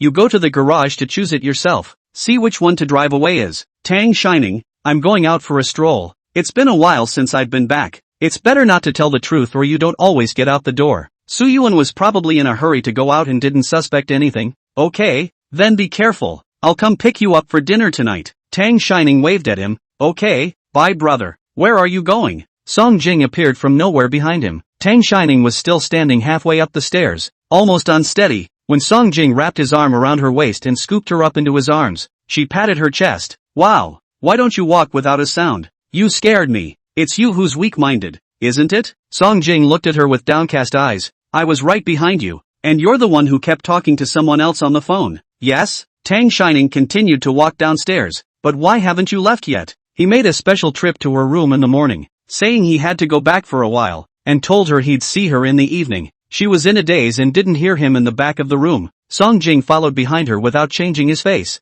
Your brother went out for something. You're alone at home. I'm afraid you'll feel lonely, so I'll keep you company. Does he want to hear what he's saying? So where are you going? Song King asked again. Tang Shining took the garage key and licked her lips. There's something. It was like guessing she was going to say something ambiguous instead of the truth again. Song Jing, if you don't tell the truth I'll keep following you everywhere you go. This man has been following her around for the past few days in addition to sleeping. Even when she went to sunbathe on the rocking chair in the garden, he had to move a chair to sit next to her, afraid that she would run away. She definitely couldn't leave without saying so. Tang Shining thought about stopping and popping out a little. I'm going to a competition. Race? You're going abroad again? When are you going? And how long will you be gone this time? It'll come back, won't it? His series of questions confused Tang Shining, and she cocked her head to ask, why don't you come back? Song Jing stared at her for a long time, and the knot in his throat rolled before he finally swallowed the words he wanted to say. He pulled an easy smile and asked her in a light tone, so where are you going?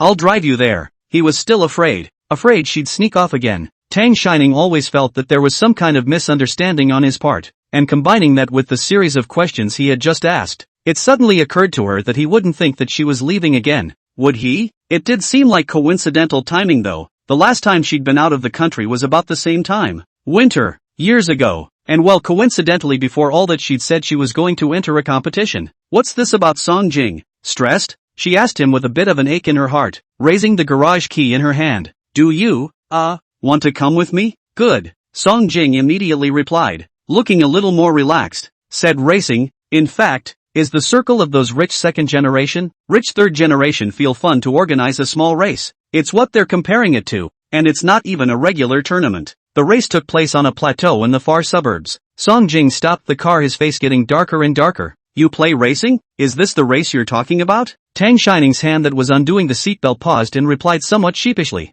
You know, I'm in smart driving, so I'm familiar with cars. And then, so what does this have to do with you playing such an unorthodox game? Song Jing interrupted her. Do you realize how dangerous this is? Tang Shining showed him the pre-prepared racing driver's qualification certificate. Don't worry, I'm a professional. I'm very careful with my life. I won't do anything I'm not sure of. For her, the thrill of the ride is a stress reliever. During these years abroad, after the economy was a little more generous, skydiving, bungee jumping, racing, these projects that the tiny her could only watch Ms. Tangwan play at that time. She played them all. She moved closer and tugged on his sleeve. Don't get mad yet. Trust me, okay? Song Jing stared at her hand that was pinching her cuff. It's not that I don't believe you. Then with a soft sigh, he compromised. Safety first, you know? It was only when he saw that credential of hers that Song King got a sense of reality about those 5 years he'd been missing. They do seem to miss a lot. It's not a regular race, so naturally you need to prepare your own car. The racetrack was filled with a bunch of rich kids, and the bentang shining they arrived at caught their attention. At this moment, the car door opened and everyone was stunned when they saw Tang Shining, all asking who is this person, thought it was someone's date. It wasn't until Song Jing got out of the car that everyone quieted down after seeing the person. Tang Shining looked back at him and muttered in a low voice, "You're that big of a curry now? Why are they dumbfounded to see you?" Song Jing raised his hand and rubbed her head, his tone grudging, "Curry big again? Aren't some people still not listening to me at all? Then try it again. Are you sure you don't want to think about it again? If you like it I'll find someone to fix a regular one. It's just a matter of time. It's just not safe to look at." He himself was from this circle, so naturally he knew more or less about those activities in the circle. These gentlemen are stupid and have a lot of money, and they love to fool around when they have nothing to do every day after eating their fill. This field should have just been repaired some years ago, but the specific facilities he had never been here, but he was not sure. But the sport of racing just doesn't sound safe. Tang Shining winked at him. "Don't worry, I know in my heart." Although all of these gentlemen on the scene were a few years younger than Song Jing, he hadn't heard his name mentioned by the elders in his family very often. What with being young and talented and gifted, it's just typical of other people's kids anyway. Before, when Song Jing hadn't taken over the family's estate like them, everyone hadn't thought anything of it, and they were still able to make a few jokes when they met. But it's different now, especially after that incident with Yang Yiji 3 years ago. Those in the circle who know a little bit of the inside story go back and whisper to their children not to mess with Song Jing. Yang family, which is enough to fight against the Song family of Sheta Sun yet. These small families that rely on the Song family to eat, even more, cannot afford to mess with. It doesn't matter if you get yourself killed, don't lose the family business. So at this moment, when they saw Song Jing coming over, everyone quietly watched, no one willing to be a standout. Chapter 165, she will win for sure. Sun Lin saw Tang Shining coming and hurried over to pull her. Come on, there's half an hour left. Go ahead and change your gear." Tang Shining subconsciously glanced at Song Jing and pointed to the clothing room. Song Jing nodded helplessly. He knew that since she had decided to participate, there was nothing he could do to persuade her now. All we can do now is support her and ask about the venue in the meantime. The man in charge of the grounds greeted them with trepidation and, "Mr. Song, what brings you here? Come to watch the game? You should have told me in advance.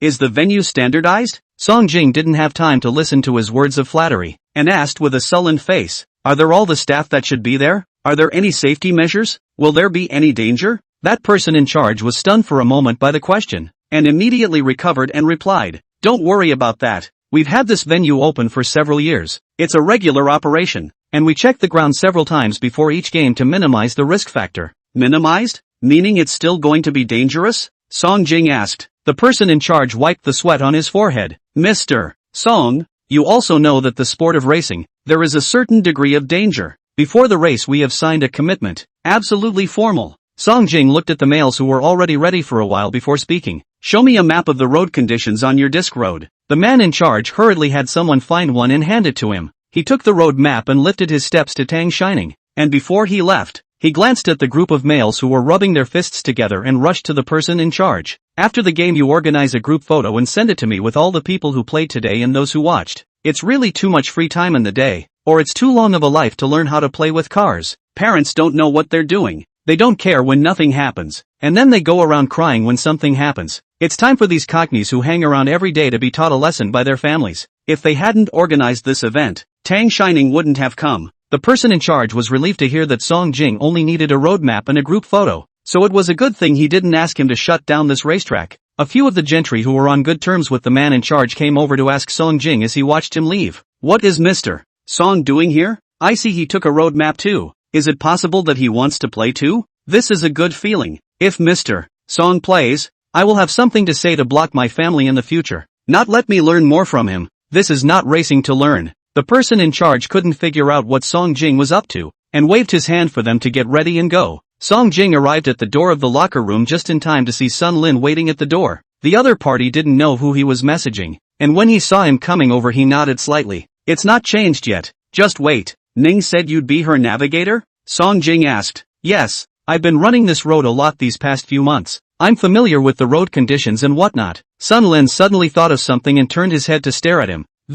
No way. You want to be jealous of this one too? Or if you're familiar with the roads too? It's fine for you to come, as long as you win the race anyway. Song Jing ignored his teasing and continued to ask, since you're so familiar with this road yourself and run it often, why did you call out to Tang Shining? You can't do it yourself? He looked at the road map and it really wasn't a very complicated runway, but he hadn't run the road and it was better to have Sun Lin on it. They cared about winning and losing, while Song Jing only cared about Tang Shining's safety. Although I don't want to admit it, I still have to say that it's because Tang Shining is better than me. Sun Lin put his cell phone back in his pocket and laughed a little. I noticed when I was in the hospital, you and Tang Shining, her brother, and sister Qin Qin too, all treat Tang Shining like a child. Maybe she gave you guys the image of a weak, soft little girl when she was in China? She's changed quite a bit in the last 5 years then. She wasn't the kind of little girl who needed to rely on others when I met her anyway. I think you should get to know her again. Sun Lin still remembers now that the first time he and Tang Shining met, he just took a few packs of snacks from her table like his second eldest, then ate the ones that didn't taste good and said a few words of disgust.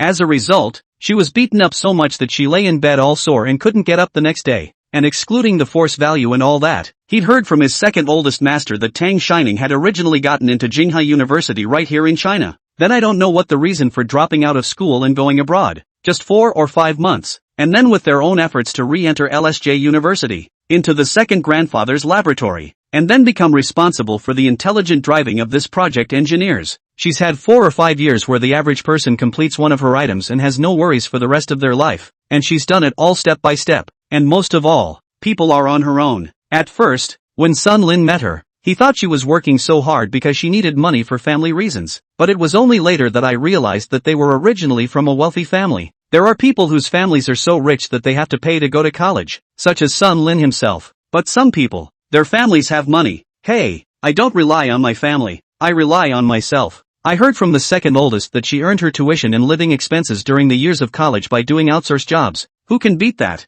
Sun Lin answered a phone call. I think someone called him somewhere, and he pointed to the playing field. I'll go over first. Just have Tang Shining come straight over when she's changed. Song Jing nodded his head and handed him one of the road maps in his hand. You familiarize yourself with the road again. Sun Lin did not want to take it. This road with his eyes closed. He can drive a small section, but see Song Jing worried like that, or take it. By the way, comforting, don't worry, Tang Shining won't go on the field easily if she's not sure of the match. As far as this group of eunuchs were concerned, that level was about as good as a small Karamika for Tang Shining, but that Meng Yen Che is indeed a bit powerful. Should have been playing for a bit of time. The last friendly competition he ran with Meng Yen Che and others once, he was quite good. Otherwise, as far as the others were concerned, Sun Lin could have won on his own. Tang Shining set her clothes and came out, saw that Song Jing was alone outside, waved at him and pointed to her back. Can you fix my clothes and hair? Take a look at this yourself first. Song Jing handed her the road map in his hand and walked around behind her, helping her fix her clothes and hair in silence, going to her again to help her zipper it up. Tang Shining kept staring at him,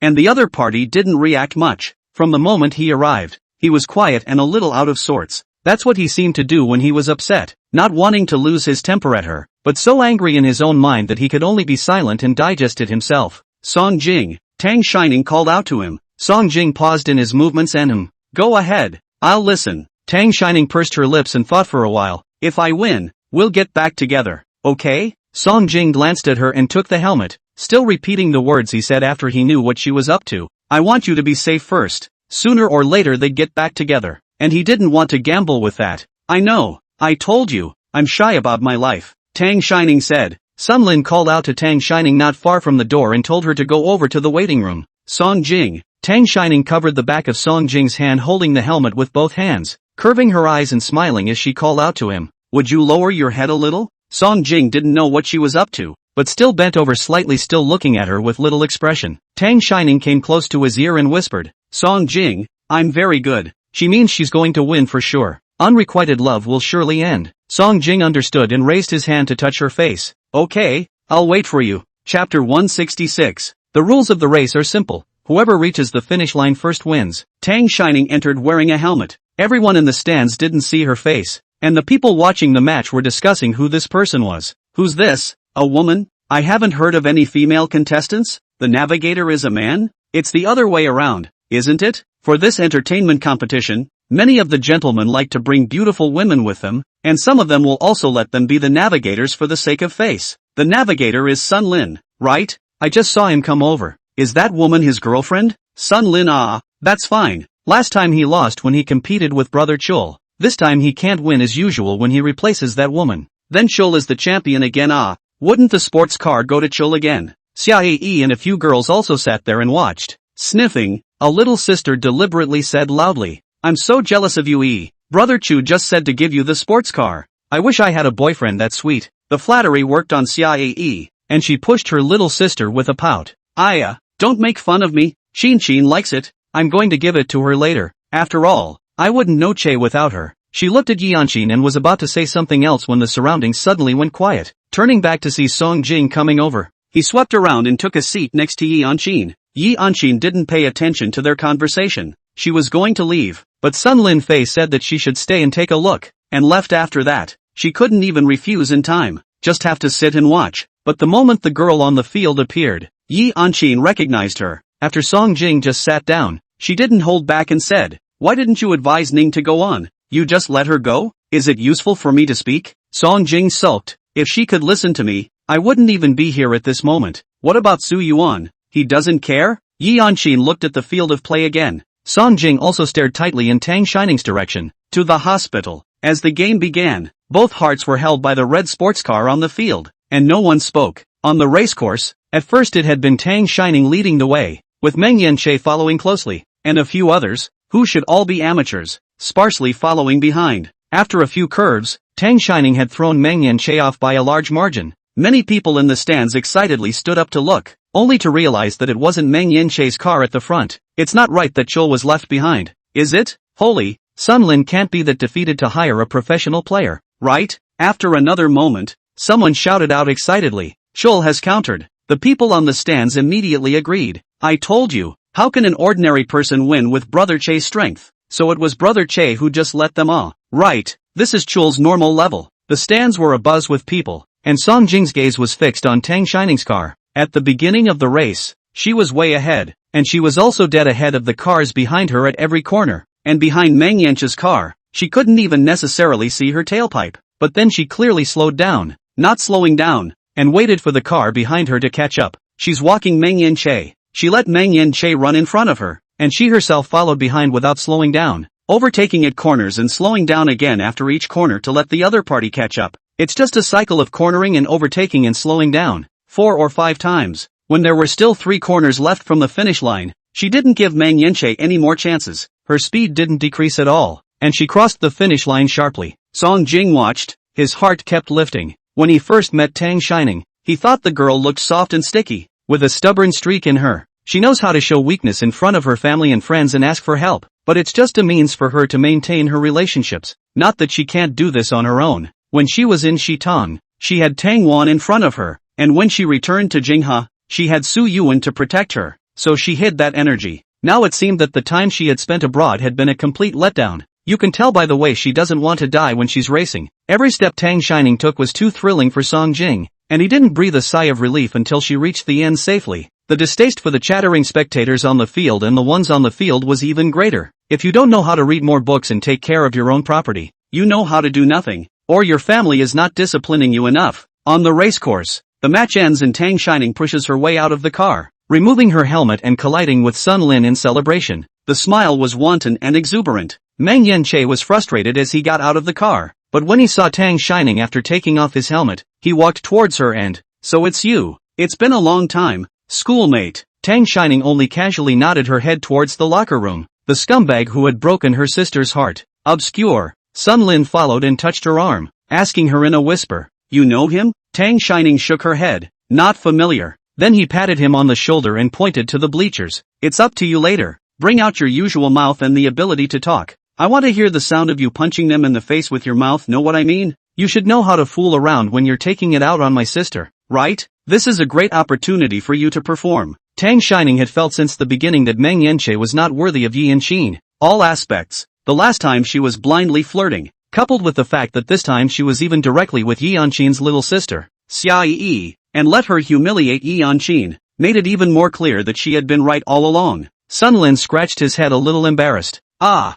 I'm going alone. You're not going. Tang Shining, I'll graciously let you have this performance opportunity. Don't let me down. Don't think I don't know that you are afraid of being scolded. Sun Lin said. Can't we go together to share the same blessings and difficulties? Yi Anqin didn't like the people around him playing racing, thinking it was dangerous. Once before when she went out of the country to see Tang Shining she just happened to run into them going to play in a tournament. Tang Shining was given a lecture by her, and even Sun Lin didn't escape, but he was quite happy. After all, it showed that Yi Anqin was worried about him. Tang Shining waved her hand, then quickened her pace. I can enjoy the blessings, but it's better for you to bear the difficulties alone. After everyone in the stands saw Tang Shining's car win the championship, they all started to say whether Sun Lin had shamelessly found a professional. It wasn't until Tang Shining's helmet came off that everyone was still beeping for Meng Yanche, after being awestruck for a while. What Sun Lin want to be shameless but also looking for foreign aid. That's right, this was supposed to be a casual game for us. How nice of him.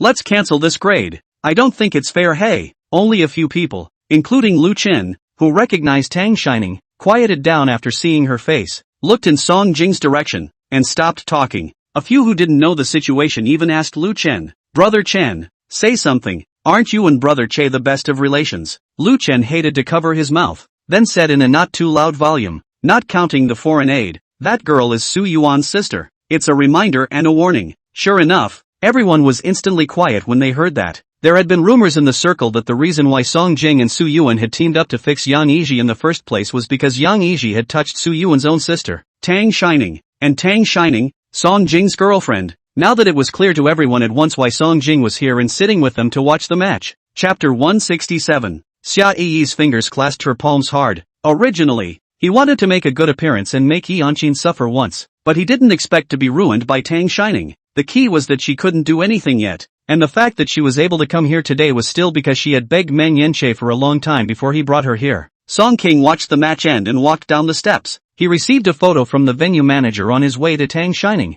one of the players at the end of the game just now, and one in the stands. The pictures were clear, and several were sons of cooperators he knew well. He scanned it and thought about sending one to Su Yuan as well. Songjing, I see that a few of the photos are the sons of your Su group partners, right? Go and knock on the door. Their kids are so unprofessional and play with such a dangerous program as racing. I'm worried about your future cooperation.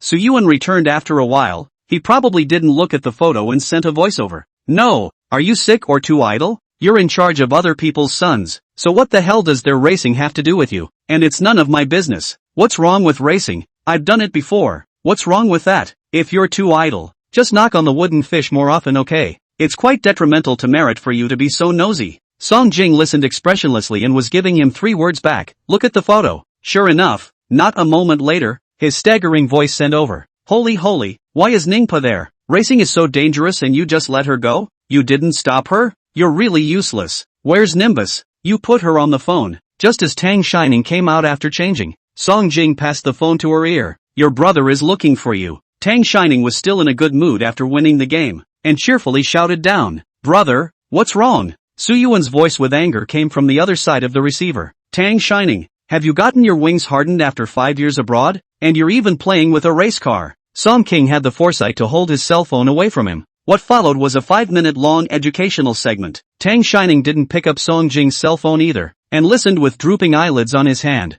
blaring at him every now and then. The man actually sued. Every now and then, he answered to show that he was listening. Aha, good, got it. Song Jing also didn't expect Su Yuan to never stop talking. He looked at Tang Shining's head hanging to the ground and put the phone to his ear. You're almost done. Hang up. And then it really hangs. Tang Shining ignored him and sulked her way out. Song Jing took her hand and stuffed it into his pocket, preventing her from breaking free of the 10-finger clasp. Why are you a tattletale? She said with a puffed-up exasperated face. He didn't budge this time either. It's not like you're listening to me. I can't just do it. I'll just have to tell your brother. Tang Shining's eyes widened. You still want to do it? How are you going to do it? Song Jing suddenly squatted down across the bend of Tang Shining's legs and carried the person over his shoulder, walking step by step toward the parking place. That's it. If it wasn't for the fear of Tang Shining's anger, he would have wanted to carry her away like this, and wouldn't have let her go to that laborious race car at all. This side of the stands, Yi Anqin saw that the match was over and also got up to leave, and was shouted at by Xia Yi, who deliberately shouted, Qin, are you dating that Sun Lin?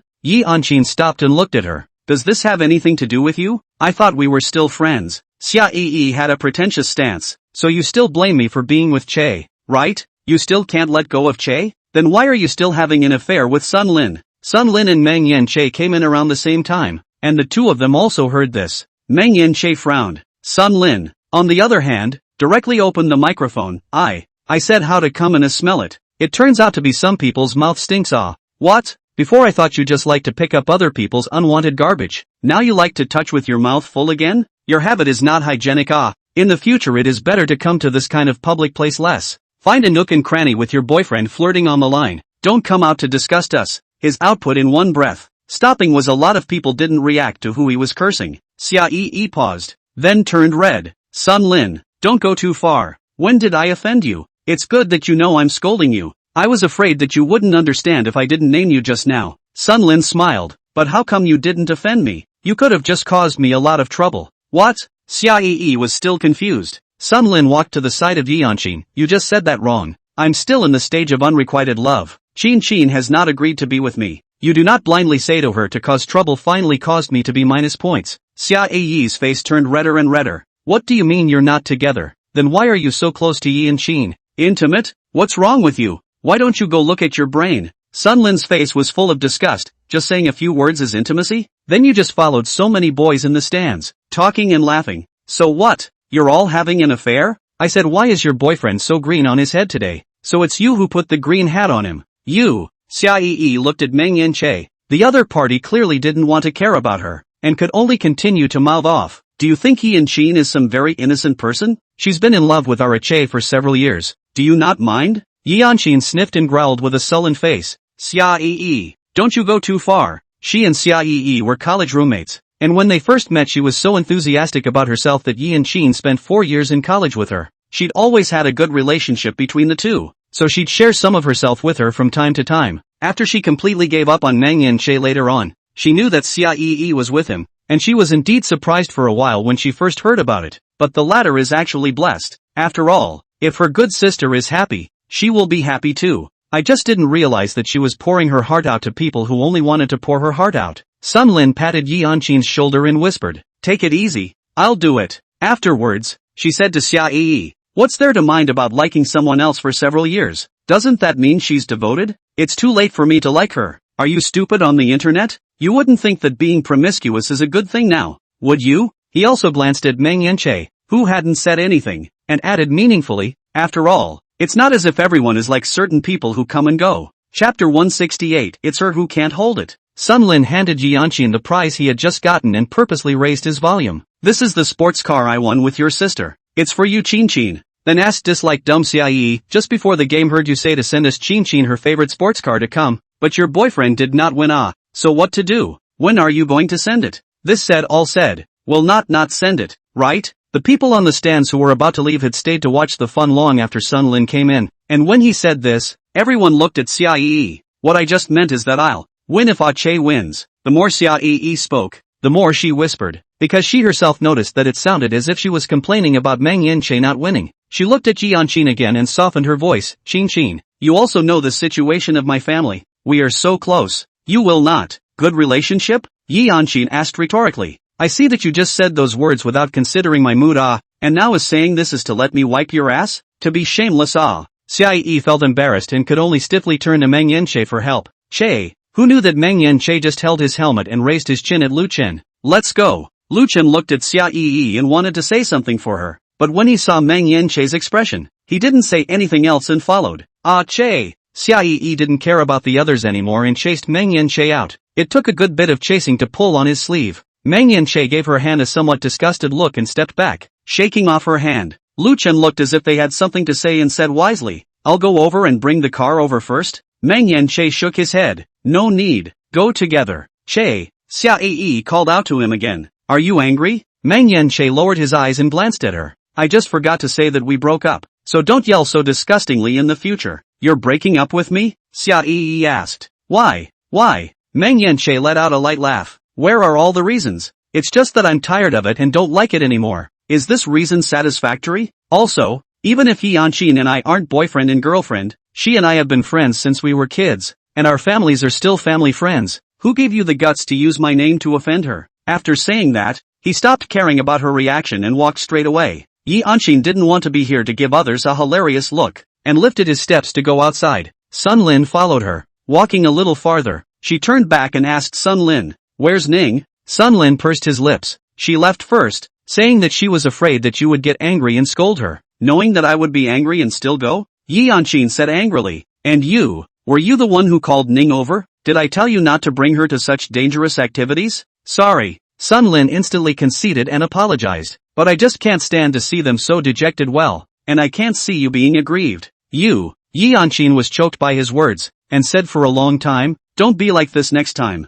In my heart, your safety is much more important than my face." Sun Lin smiled and asked, "Are you concerned about me?" Yi Anshin looked at him askance. Sun Lin immediately put away his playful smile and responded, "Okay, I will definitely not play around in the future." Finished with the questioning, Yi Anshin faced Sun Lin. That embarrassment came up again. She skimmed her eyes and asked him, "Where did Ning go?" "Sun Lin, she said she went ahead to the place where you were gathering and she'll wait for you there." "Good." Yi Anshin walked towards the parking lot, walked a few steps and then turned back to look at Sun Lin. Do you want to come along and play? It's Ning's pickup party." His eyes widened in excitement. "May I?" Yi Anshin was a little embarrassed. Whispered, "Anyway," I shouted, "You love to go or not?" Sun Lin immediately followed. "I'll go. I'd so love to go with you." He asked Tang Shining for a long time, but she didn't say where the place was and told him to ask Yi Anshin himself. But in that situation just now, Sun Lin thought that if he asked Yi Anshin he would definitely not say anything. "I was thinking of sneaking up behind her car later and pretending to have a chance encounter. I didn't think she'd invite him." Sun Lin felt like the sky was clearing up and the air seemed to smell sweet. Sure enough, winter is here and spring can't be far behind. The venue for the meal was a private kitchen in King Harvest that has been very popular lately. Tang Shining sweated a bit and went back to take a shower before going. Approaching the appointed time, Tang Shining was not in the habit of being late, and after getting off the bus, she walked inside somewhat anxiously. After walking for a short while, he noticed that the person behind him didn't follow him, and turned around, realizing that Song Jing was still standing at a place not far from where he had parked his car. This was the first time since returning that Tang Shining had looked at Song Jing so seriously. When she left 5 years ago, Song Jing was also just in his early 20s, spontaneous and free-spirited, and now he has experienced more, has faded the youthfulness of teenagers, face also more mature angles of men. Tang Shining asked him as he stood still and looked at her for a moment, "Why don't you go? Almost late?" Song Jing extended his hand towards her, and there was actually some aggression in his appearance. "Ning, you forgot to hold your boyfriend." Tang Shining, people look a lot more mature, but how come this character is more childish?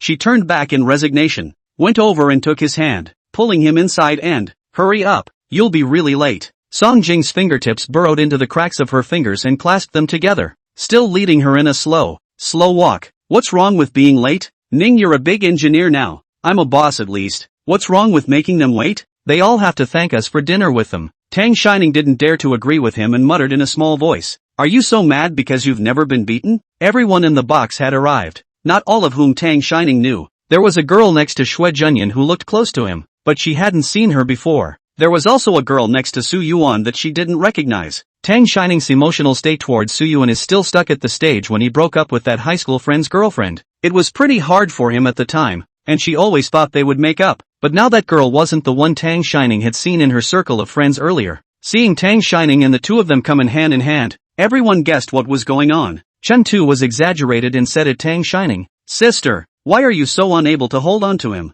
You should have hung on to him for a little while longer. How come you guys are together again so quickly? I can't even see the jokes about young Master Song." Tang Shining smiled somewhat embarrassedly. "Actually, I was the one who chased him this time." "Well, yes, she was the one who first mentioned starting over, so this time she's the one who chased. She was the one who couldn't hold it. Come on." Shenjuo was full of disbelief. "Sister, you don't know what kind of young Master Song is. You don't need to chase.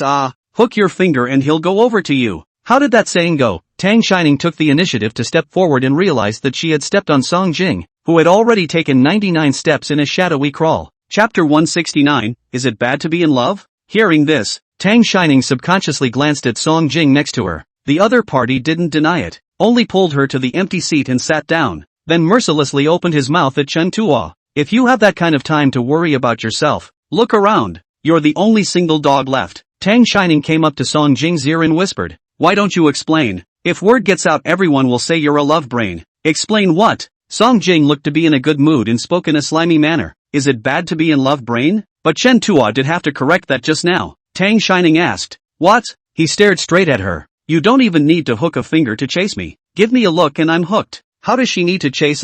She is willing to go back to China and then cannot avoid him. Song Jing all want to go to the temple to return the wish. Tang Shining. The man really can't be serious for a second. As the new year approached, Fong Li and the others had all gone home for the new year, and only these few from Jinghe were at today's party. Chenjua swept a glance inside the box and cursed. I'm really convinced. I should have known I'd find one too. Everyone else knew Xue Junyan's girlfriend, a schoolmate he had been chasing, and he introduced her to Tang Shining. And the girl beside Su Yuan is surnamed Wu, the girl that old Mrs. Su introduced to Su Yuan today. Ms. Wu has a very good personality, and has already mingled with everyone at this moment. Seeing Tang Shining and the others come over also following the jokes. Hello sister, I've been hearing tales of you in the circle for a few years now, and I finally got to meet you in person today. Tang Shining smiled back at her. Hello. Su Yuan hadn't said anything. Tang Shining knew he was angry and gave him a dish, then smiled at him with a pleasing face. Brother, this is delicious. Can't eat. Su Yuan chucked it back into her bowl. Gas is full.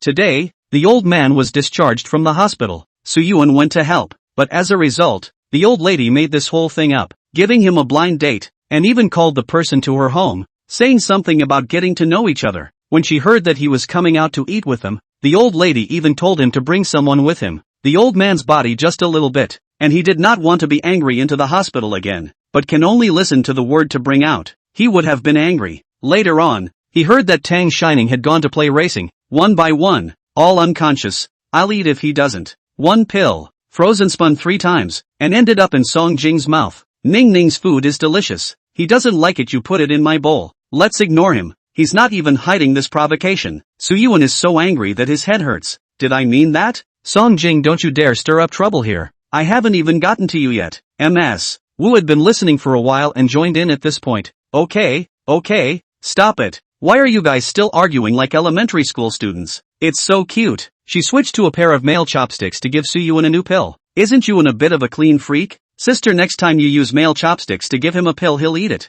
Her entire comment made Tang Shining embarrassed. It was as if she was some kind of very unclean little girl with chopsticks clutched in her hands that she didn't know how to use. She had eaten with Su Yuan before, and she hadn't been that particular about it. Is it hard to change your personality overnight? Song Jing was still watching and explaining to her. She means your brother resents you then. I don't mind now. I'll eat everything you pinch for me. Tang Shining. Su Yuan rolled up his sleeves and pointed at Song Jing. I have to fight you today. Ms. Wu also put down her chopsticks to explain. I do not mean I mean everyone pay attention to the hygiene is still good. I think we're having a hygienic meal if you don't say anything. Song Jing gave Ms. Wu an impatient look in her eyes. Su Yuan also closed his eyes. His face was a bit ugly. Let's eat. Ning Bao, you eat by yourself. Don't mind me. Song Jing scooted Tang Shining's chair toward his own, pressed up against his, and started blowing in his ear again. Leave them alone. We're not talking to your brother. In the end, it was Yi Anqin who couldn't help it. She pushed Sun Lin, who was next to her. You go over and switch Ning over to sit on my side. Sun Lin has always been responsive to Yi Anqin's requests,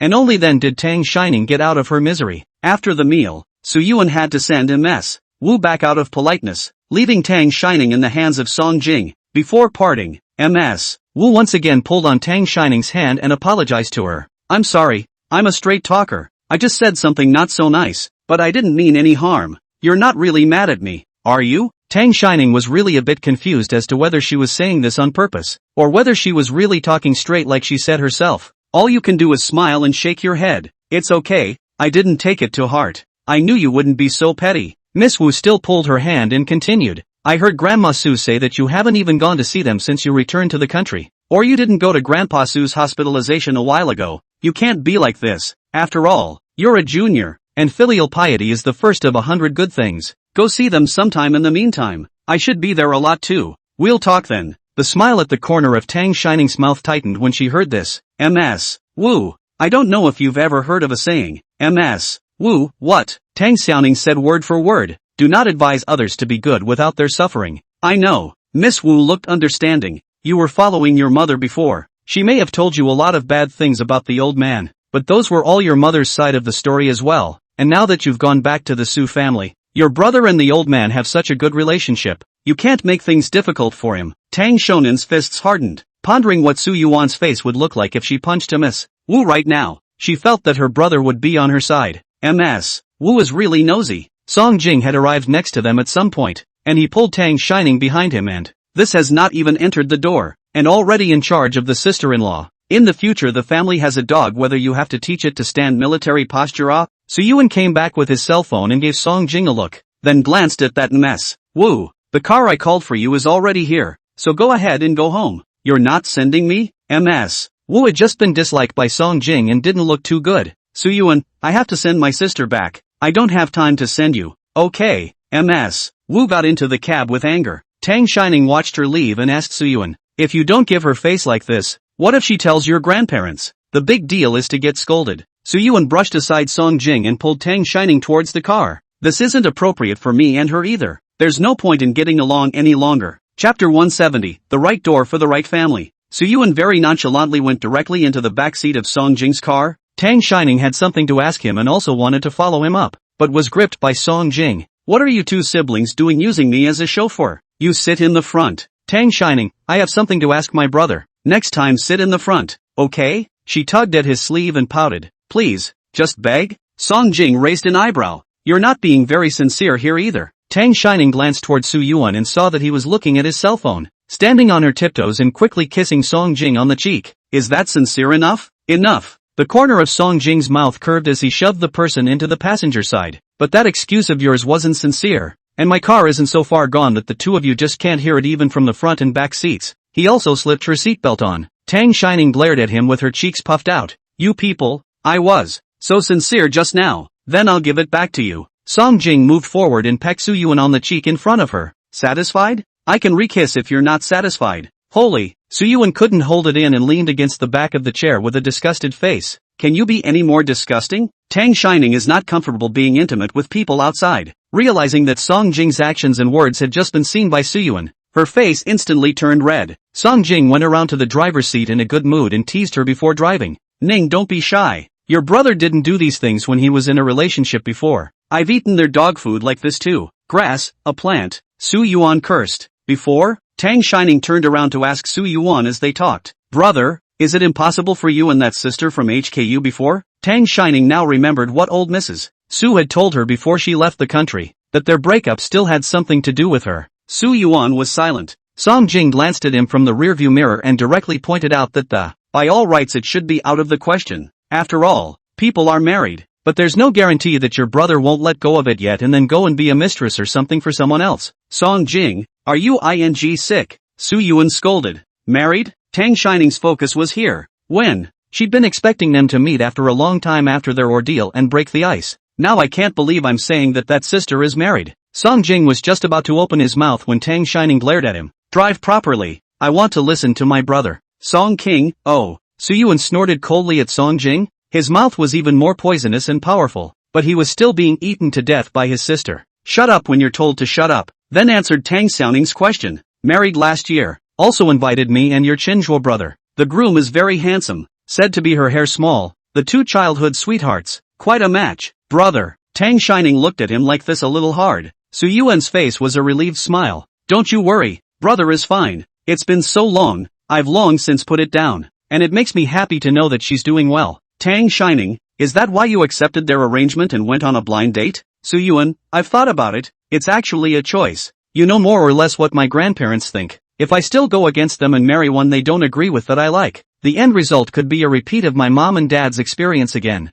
I don't want that. He didn't want his children to be like them in the future, not having a complete family and not even being allowed to see their mom. Su Yuan continued. In fact, this is also very normal in our families. Marriage, the door is right for each other. Each other is responsible for good, not only for the family good. To the elders also have an explanation. Door to door? Tang Shining glanced toward Song Jing. Song Jing guessed what she wanted to say from her questioning sentence and stopped the car with a sharp brake. Su Yuan had sat in the middle of the back seat in order to chat with Tang Shining, and almost flew up from behind. Holy, why did you stop the car all of a sudden? You shut up first. Song Jing looked at him askance and looked at Tang Shining. Our family doesn't have that many rules, and we don't care about the gentry. They just want me to bring a girl home right now. Don't you dare to apply your brother's ones to me. He squeezed Tang Shining's shoulders, looked into her eyes and said, You've also met my grandparents. They like you a lot, and they're not as pedantic as your brother's grandparents. The more he explained, the more anxious Song Jing was, afraid that she would think too much and then break up with him again. Why don't you come back to Song Garden with me now for a few days, and I'll take you to meet the parents, so you can feel for yourself that they really like you. Soo-Yun kicked at the back of his chair. You haven't even slept yet and you're starting to dream? You guys are just getting together and you want to abduct my sister to meet her parents. Do you think I'm dead? Song Jing glared at Soo-Yun again. It's not your business now. Don't add fuel to the fire. And to add to that, Ning and I have been together for 5 years. Before that we just had no choice but to separate for a while. No breakup, not just getting together as you said. Ah yes. Soo-Yun perfunctorily concurred. 5 years together. Almost 800 days apart. Anyway, no matter what you say, Ning can't go to Song Garden right now. Where does the woman come to the door first? It's usually the man who goes to the woman's house first. Do you know the rules? Song Jing glanced at him coolly. You know a lot about it. You studied it when your ex-girlfriend got married? Soo-Yun's attitude towards that mess. Wu ended up getting back to the old lady in their ears. The next morning Soo-Yun received a call from them early in the morning and was scolded for almost an hour. Tang Shining and he had agreed to go shopping for New Year's goods and then go to Soo-Yu's place together, so they waited next to each other. Hanging up the phone, Tang Shining carefully asked, "Still going?" Soo-Yun was used to it and got up. "Go, why don't you go?" Tang Shining, "Aren't they angry? Do you want to go back and coax them?" "I'll go to Dad's alone." "No need," Soo-Yun said. "They're going to the great aunt's house for New Year's Eve this year." "I don't want to go. It's just right now. We'll spend a New Year's Eve with Dad, and they'll contact me after New Year's Eve."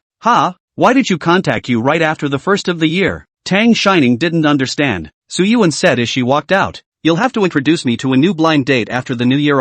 It's been a pretty restful year." Tang Shining and Soo-Yun go to where Soo-Yu lived after moving out of the Su family, and Jiang Yu-ro and Yi and Chin also come. The 5 of them just got together for the year. On the second day of the new year, Tang Shining was still sleeping when Soo-Yun woke her up in a hurry. "Ning Pa, wake up. Last night, she stayed up late with Fong Li and the others to play online mahjong, and Tang Shining was so sleepy that she couldn't open her eyes." "What's wrong? The sky is falling?" Chapter 171, Behave Yourself. Soo-Yun was dry and anxious on the side. "Your boyfriend is here." Tang Shining rolled over and continued to sleep. "Then tell him to wait. I'll go play with him when I wake up." "Soo-Yun, your boyfriend's parents are here too. He just regrets now what he said the other night about the man coming to the door first. He really didn't expect Song Jing to really listen." "Oh, I know." Tang Shining covered her ears. "It's the second day of the new year. It's not normal to come to pay your respects." Soo-Yun continued. "Your boyfriend said he came to place a job offer." "Huh?" Tang Xiaoning's head was in a daze as she finished washing up and went downstairs. Seeing Shin-Shi and Song Wenchen downstairs sitting with Soo-Yu Jiang Yu-ro drinking tea, Song Jing at this time was like a child brought by his parents to pay New Year's Eve, so well behaved that he sat down next to them and just glanced at the stairs one by one. "It's not really a job offer at all. It's just a normal New Year's call." Those words just now were all Soo-Yu's attempt to trick Tang Shining into getting up to coax her. Song father and mother, in fact Tang Shining, are considered to have met. Tang Shining asked hello also obediently sat. What a weird vibe.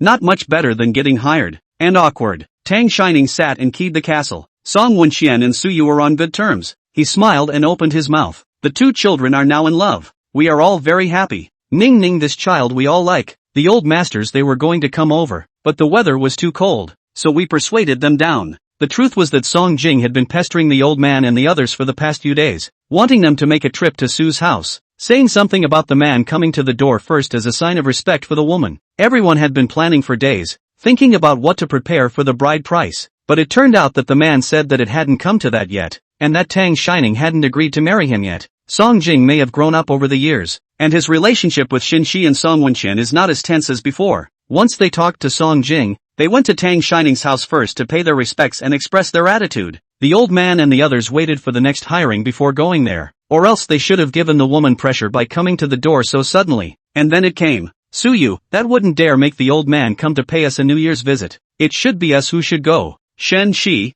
on the other hand, took Tang Xiaoning's hand and said, "Tomorrow Song Jing's aunt and uncle are coming to the old mansion to pay their respects. Would Ning like to come along? You haven't seen them for a long time either, right?" Song Jing's aunt and uncle were Tang Shining's previous neighbors in Shitong. It had indeed been a long time, and Tang Shining nodded in response. After the new year it was the time to be busy with relatives. Song Wenxian and Shin-Shi wanted to go back. Song Jing was cheeky enough to let them go first. He was going to stay for lunch. On the way back, Song Wenxian asked Shin-Shi, Didn't brother let us go back to Shitong to their place this year? When did you say you're coming over tomorrow? Almost forgot. Shinshi took out his cell phone and sent them a message. I told them that Xiao Jing's girlfriend is coming tomorrow, and sister-in-law's gossipy nature will surely take a plane over in the afternoon. Song Wenqian smiled. You're cheating on both ends. Shinshi, that can't be helped. Before our son didn't love to take care of us. Now the girl he's attached to has come back with great difficulty and uses us. We still have to seize the time to perform, or else in the future he'll really have a family. And with that dog's temper of his daughter-in-law won't even show us. Song Wenqian nodded. Also, the next day, Suyu and Jiang Yuro brought Tang Shining and the others to Song Garden.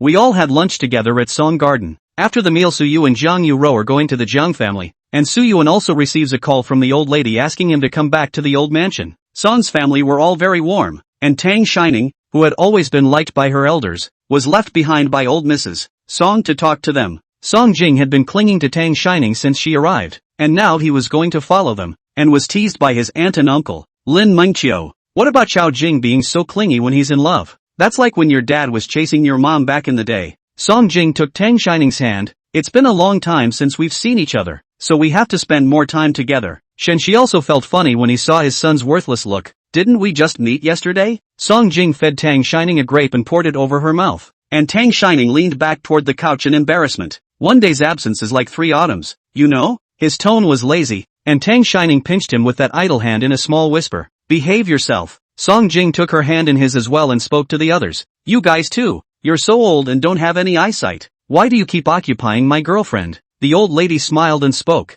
Ning Ning said she wanted to go see the wine I made. People don't want to stay with you, they want to play with us. Right, Ning Ning? Tang Shining nodded. Right. The old lady's ancestors made their fortune in the wine industry, and she still makes some wine herself every year, even though she's getting older now. The old mansion had deliberately left a wine cellar with fruit wines, rice wines, and all kinds of wines. Okay. Tang Shining was able to have a good relationship with Song's family. Song Jing was also happy. He pinched Tang Shining's face. Then dinner will be here too. I'll have the kitchen prepare your favorite. Okay? Lin Mengqiu also stayed her. Ning Ning, don't be in a hurry to leave. We haven't seen each other for a long time. I'll make you the red date and yam cake you love. Before Song Jing went out, she also purposely urged the old lady. Just take a look. Don't let her drink. As a result, when she came back, Tang Shining had already drunk her cheeks red. The old lady was still holding a small wineglass in her hand, and her face was despondent. When she saw Song Jing come in, she hurriedly explained. She said that strawberry wine looked pretty and wanted to taste it,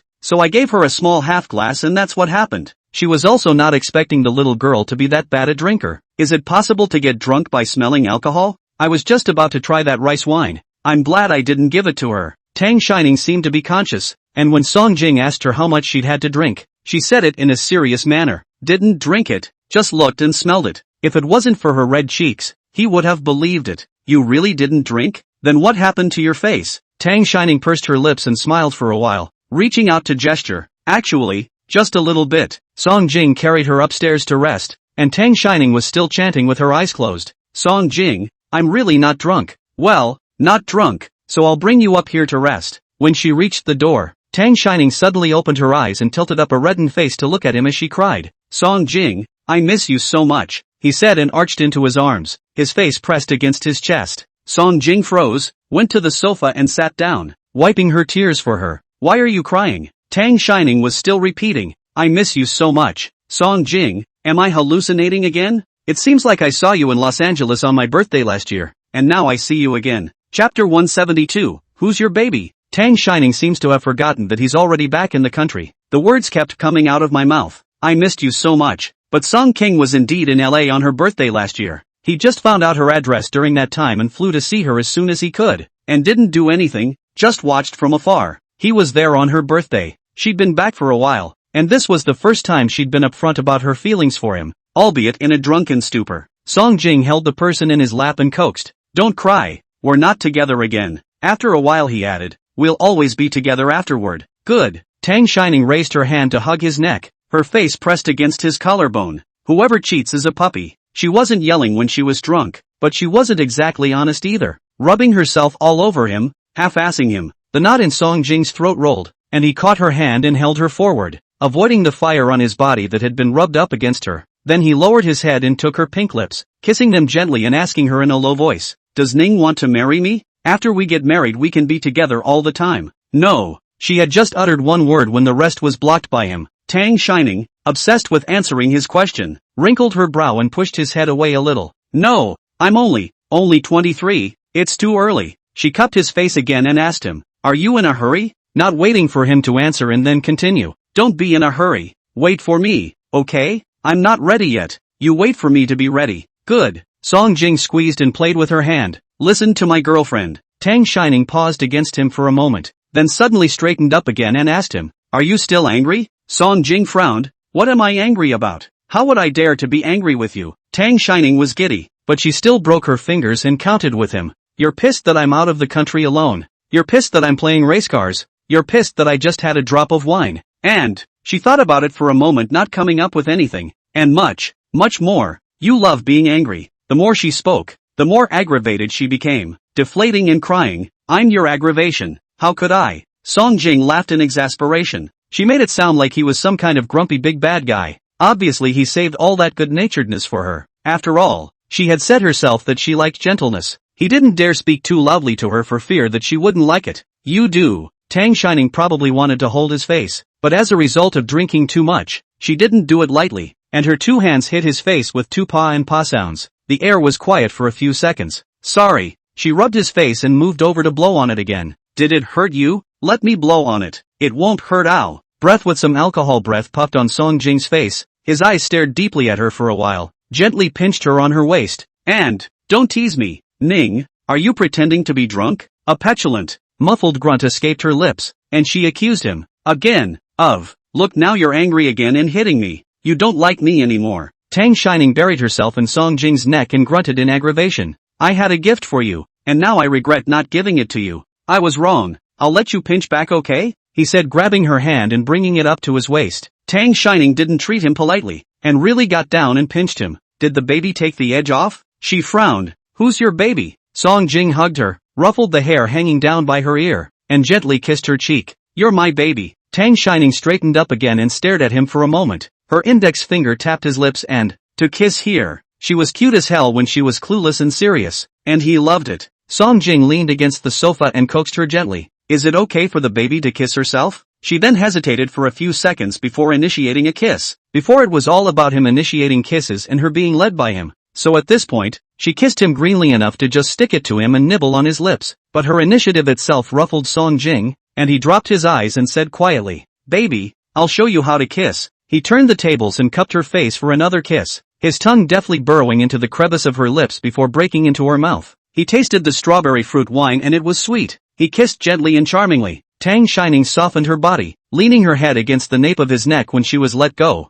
a layer of hazy wetness accumulating in her eyes. What do you want to send me? Song Jing hugged the person a little tighter, his large hand gently stroking her back. Drunkenness coupled with the sleepiness that came with being tossed around by him for so long. She slapped him on the back again. Disgruntledly, I made my own little robot. It's in the bag. Get it yourself. After that he added angrily, I'm going to bed, so be quiet. Then fell slowly asleep on his shoulder. Song Jing carried her and put her on the bed in the bedroom. He stood wordlessly watching the sleeping person on the bed for who knows how long when a knock sounded at the door. Pulling open the door, old Master Song stood outside the door with a cup of honey water, and old Mrs. Song stood not far away. Song Jing took the water and sipped it, and the old man was a step too late and scared. What are you drinking? Did I say it was for you? Just drink it. It's brewed for that girl Ning Ning. Oh, Song Jing leisurely said. The Song family hasn't been bankrupted by me either, so how come a cup of honey water still has to be personally delivered by you? The old man? Who are you calling an old man?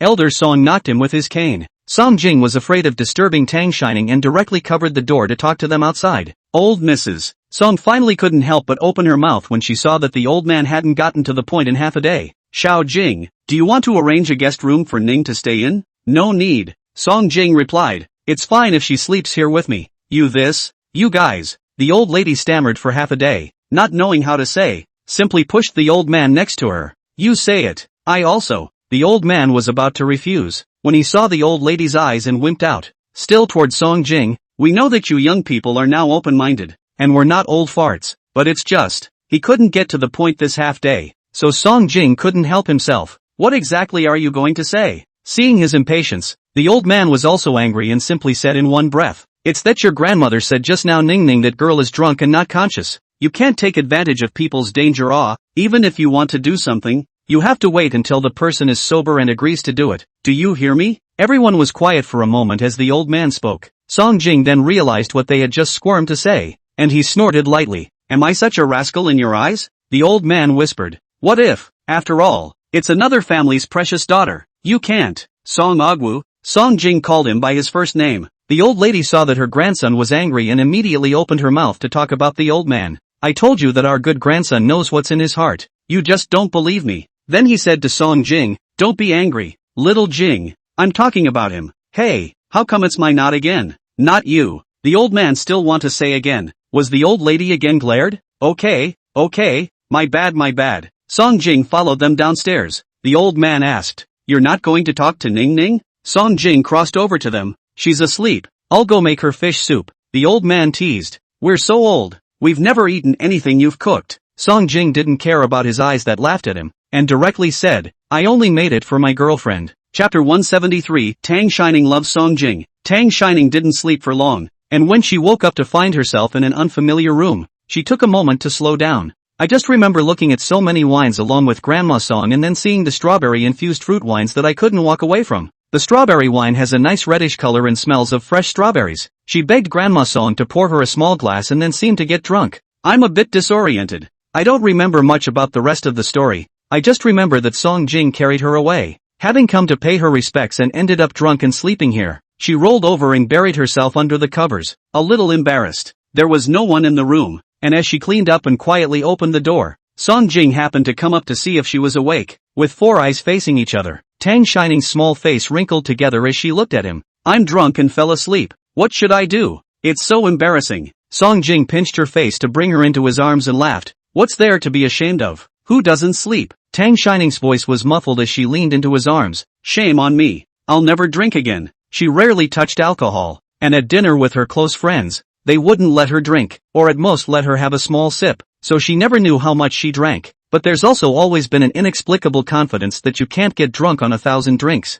I didn't realize that a small half cup went down the drain. Hearing this, Song Jing also straightened up a bit and told her with a stern face, you little drinker. No more drinking on occasions when I'm not around. Her cute drunken, gooey look was not something he wanted anyone to see. Hungry? Song Jing asked again. Tang Shining shook her head. It's okay. I ate a lot for lunch and snacked in the afternoon, and it's now less than 5 p.m., and I'm not hungry yet. Song Jing led her downstairs. Auntie is making red date and yam cakes. Do you want to go take a look? Downstairs, Aunt Lin Mingqiu is using molds to make pastries, and Shen Shi is also next to him to learn by example, and also asks a few questions from time to time. Seeing Tang Shining come over, Lin Mingqiu smiled and beckoned. Ning Ning, come over. The first piece is for you to eat first. Lin Mingqiu's craft of making pastries was something she learned from her mother before when she was still married, and after she married, she was afraid of forgetting it, so she made it when she had time. Her husband, Professor Shen, didn't have much of a sweet tooth, so every time it was made, most of it went into Tang Shining's stomach. The pastries were indeed delicious, plus Tang Shining had a sweet mouth and praised Lin Mingqiu's craftsmanship every time. When she made it again later, she would also make some homemade according to Tang Shining's taste. It's the same this time. They made several flavors, all of which Tang Shining had said were delicious before. Tang Shining ate a few pieces and also washed her hands to help out on the side. When Shen Shi made one, Tang Shining gently took it over and put it away. Lin Mingqiu smiled and watched for a while, elbowing Song Jing, who had just rolled up Tang Shining's sleeves. You see, before your mom was married to your dad, when I said I'd teach her to learn how to make pastries, she said no, just buy them and eat them. I just heard that Ning likes to eat it, now I have to pester me to learn it. Look how nice she is to your girlfriend. Song Jing laughed and reported to Tang Shining. Ning Ning, Auntie is lazy, so she'll just watch you and Mom do it together without getting her hands dirty. Tang Shining looked up with a dumbfounded look on her face as she held a piece of pastry. What's wrong with Mr. Lin taking a break when he's tired? You're just looking at it yourself. She tugged Song Jing over and ordered him. You help Auntie divide the dough, the little by little kind. Lin Mingqiu looked at her nephew honestly helping, flirted with Shen Shi. See, I told you that a daughter is the only one who knows how to be heartbroken. Shen Shi also watched from the side and was straight happy. Dinner was still at Song Garden. Su Yuan came to pick up Tang Shining after the meal. Song Jing carried her little bag for her and walked her out, still asking her, are you sure you don't want to stay here? It's okay to stay a few more days. I'll talk to your brother, okay? No way. Tang Shining avoided his gaze. My brother said it's not good to stay at someone else's house just after the new year. Song Jing took her hand and squeezed it. What other people's homes? My home is your home. Next time. She took her own bag and pieced him. Next time. Su Yuan's car is parked not far away. See them grinding. Do not know thought life and death. He flashed them with his high beams on. Tang Shining, I really have to go. My brother will be angry later. Song Jing's eyes glanced unhappily in Su Yuan's direction and pointed at her small bag. Is there something you forgot to give me? No. She'd forgotten about it and looked at her bag before remembering. Ah, right. Tang Shining pulled out a box a little larger than a palm and handed it to him. This is my gift to you. He took it and was about to unwrap it when Tang Shining thought of what was inside and touched her earlobe. It's a little robot I made myself. With a mechanism, as you discovered for yourself. Take your time. I'll leave you to it. After saying this, he jogged a few steps and got into Su Yuan's car. After watching the car leave, Song Jing unwrapped the box, and inside was a palm-sized little robot with a round head. Very delicate and cute. He carefully searched for the small organ Tang Shining had just mentioned, and after looking at it for a long time, he realized that there was a very obvious bump at the earlobe. He pressed it carefully. The little robot's hand slowly moved to the upper left side of his heart and made a heart, while making a love you. The sound. The voice should have been matched by Tang Shining himself. Pressing it 3 times repeats love you. Yo. Song Jing looked straight up as he walked inside. Everyone in the living room was still gathered to play mahjong, and when he saw Song Jing come back, Shun Shi asked, going back? He still had a smile on his face and a good-natured him. Lin Mingqiu joked, just sent her back when not familiar still bitter face. Ningning said to you what? So happy. As soon as she finished speaking,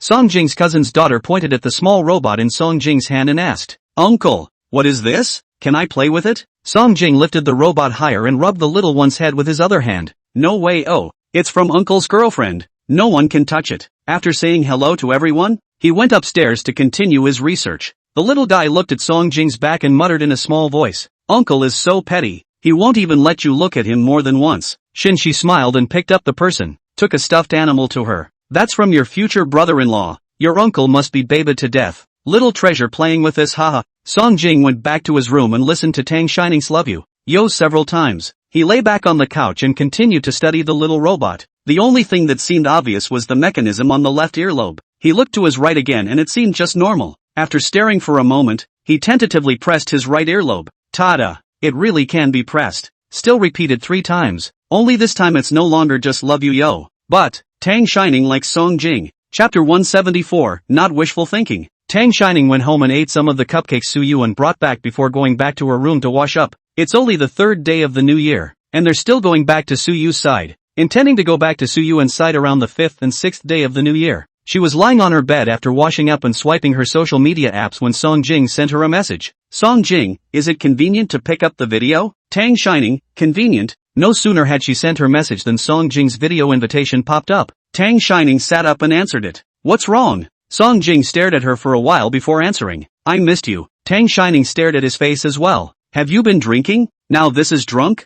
Otherwise she was wondering why he was suddenly saying all this when they had been separated for less than 2 hours. No. Song King sighed lowly. Just miss you. All the time. It was true that he had never been quite sure of Tang Shining's feelings for him. He sometimes got the impression that he had been the one who had been seducing her, that she might not have a liking for him. So even though he knew where Tang Shining was, he only dared to sneak a look at her from the corner, not daring to disturb her too much. He said this idea once when he was drinking with Xue Junyan, and Xue Junyan said that after knowing him for so long, he had never seen him so unsure of himself. He really wasn't confident enough when it came to his relationship with Tang Shining. They, the children of the world's families, went to school relying on their family's resources and lived like a fish out of water. When you graduate, you go straight into your own company, take charge of your family's industry after some training, and then make a living out of it, all without family support. But Tang Shining is different. She is very good. What she wants to work hard for. When that kind of situation was sent abroad, 5 years later she still became the engineer she wanted to be. So he always thought that he loved her more. So he'd do more, be nicer to her, so she'd like him more. He just listened to the recording in that little robot dozens of times, knowing full well that all was not wishful thinking on his part. Tang Shining is also fond of him. He wanted to rush to Tang Shining's place and hug and kiss her, but she's still staying at her dad's place, and it's getting late, so he's afraid that if he goes over like this, Su Yu will think he's taking risks and acting like a brat, and then didn't feel comfortable handing Tang Shining over to him, so he had to hold back. Finally backed off and called her on video just to see her and hear her voice. Tang Shining saw the small robot on the table beside him and pursed her lips to ask him, "Did you find the organ?" Song Jing nodded. "Well, found it." He gently pressed the robot's left earlobe and, "Love you, yo, love you, yo, love you, yo." It was repeated 3 more times. Tang Shining laughed. "Isn't it cute? Do you like it?" She was still thinking in her mind that Song Jing must not have found the other switch. She would wait until some time later to reveal it to him unannounced. In the next second, he heard Song Jing reply, "Like it." He paused, his voice lowered, with a lazy, diffident energy, as if he were coaxing her to. Song Jing also likes Tang Shining. Tang Shining immediately reacted when she heard this. He found out. She ahs, her face exploding red, and quickly hangs up the video. There was a sense of shame that his sneaky little mind had been discovered. She buried herself under the covers and grunted for a while before she picked up her cell phone again. Song King also sent her a couple messages. Its voice. "Ning ning, I love you. Good night baby. I'll see the baby tomorrow." After the new year is over, school goes to school, and it's time for Tang Shining to go to work. The rest of the lab had returned early and had long since familiarized themselves with the new office space. Only Tang Shining was like a new recruit, curious about everything, touching the east and looking at the west. It's mostly because the new office space is so fancy. The location is not at all remote. In the downtown business district of Beijing Harvest, enough to occupy 2 floors of the building it, and the facilities are also many times more advanced than before in foreign countries. After her tour, Tang Shining slipped into the new office of her teacher, Sun Xiaoquan, and poked around for a while before asking in a whisper, "Teacher, tell me the truth. Did you get a fortune? Stolen or robbed? Where exactly?" She also held up her hand in an okay gesture. "You whisper it to me and I promise not to tell. I swear." Sun Xiaoquan knocked her head on the pen in his hand. "Don't think about the sponsorship. You also do not in my this poor. Hurry to go busy that intelligent driving project. These 2 months to point all the mapping good, and then go to docking with your boyfriend's company. At the latest in the 1st of May after the holidays. Have to see substantial progress, or the back with the government those leaders meeting you go. I am so old, do not want to be scolded." Speaking of which, Tang Shining thought for a moment and opened her mouth. "Teacher, you said that I'm now in this relationship with Song Jing. Do I need to avoid suspicion for this project? Or you can let my senior brothers and sisters butt heads, and I'll just be responsible for the technical level. Do you think this is okay?" Then she was rewarded with another brain crash. This is a national project. The government-facilitated cooperation can only be said to be a strong combination, but not you two who have committed a lawsuit. What to avoid suspicion? Don't think I don't know that you just butt into trouble first. Oops. Tang Shining really didn't like that kind of serious and grave kind of atmosphere. She only liked to engage in technology in peace and quiet. She wanted to struggle and struggle some more, but Sun Xiaoquan directly gave an expulsion order. "Please get out." Tang Shining muttered and walked out.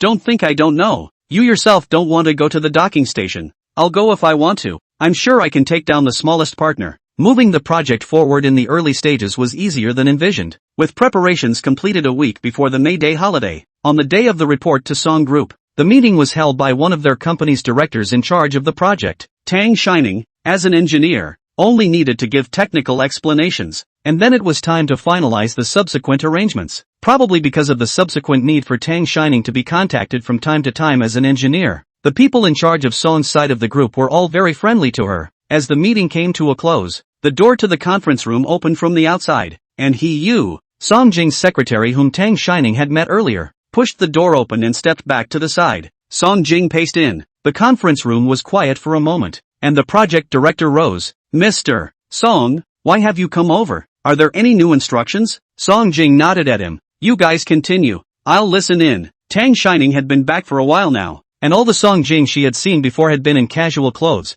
This was the first time she had seen him in such a proper manner since her return. Before he left the country, he also saw him wearing a suit, but at that time he was still through a green and lazy, not too much to take the company's business seriously look. But now he even tied his tie meticulously, and his whole person was permeated with the aura of a superior person. Chapter 175, Normal Interaction Between Couples. Tang Shining maintained a business-like attitude, only taking advantage of the fact that everyone's eyes were on Song Jing to sweep him for a few moments before quickly retracting her gaze with an unrecognizable look. Her place was just to the left of this director, and Song Jing sat in the seat across from her that had been unoccupied. After the meeting, everyone packed up and left, leaving the conference room. Tang Shining was a step slow. The elevators on both sides were gone, and she stood in place waiting. Song Jing passed behind her with his phone in hand, and Tang Shining caught it in her afterglow, still staring at the numbers on the elevator without looking away. He laughed softly and stood behind her, holding the screen of his cell phone up to her eyes and, Ning, it's 12 o'clock. Tang Shining looked to the side. Fortunately no one was there. She glared at the person next to her. Don't you call it so close, the people in your company will misunderstand later. Song Jing didn't listen to her, and swept her towards his exclusive elevator.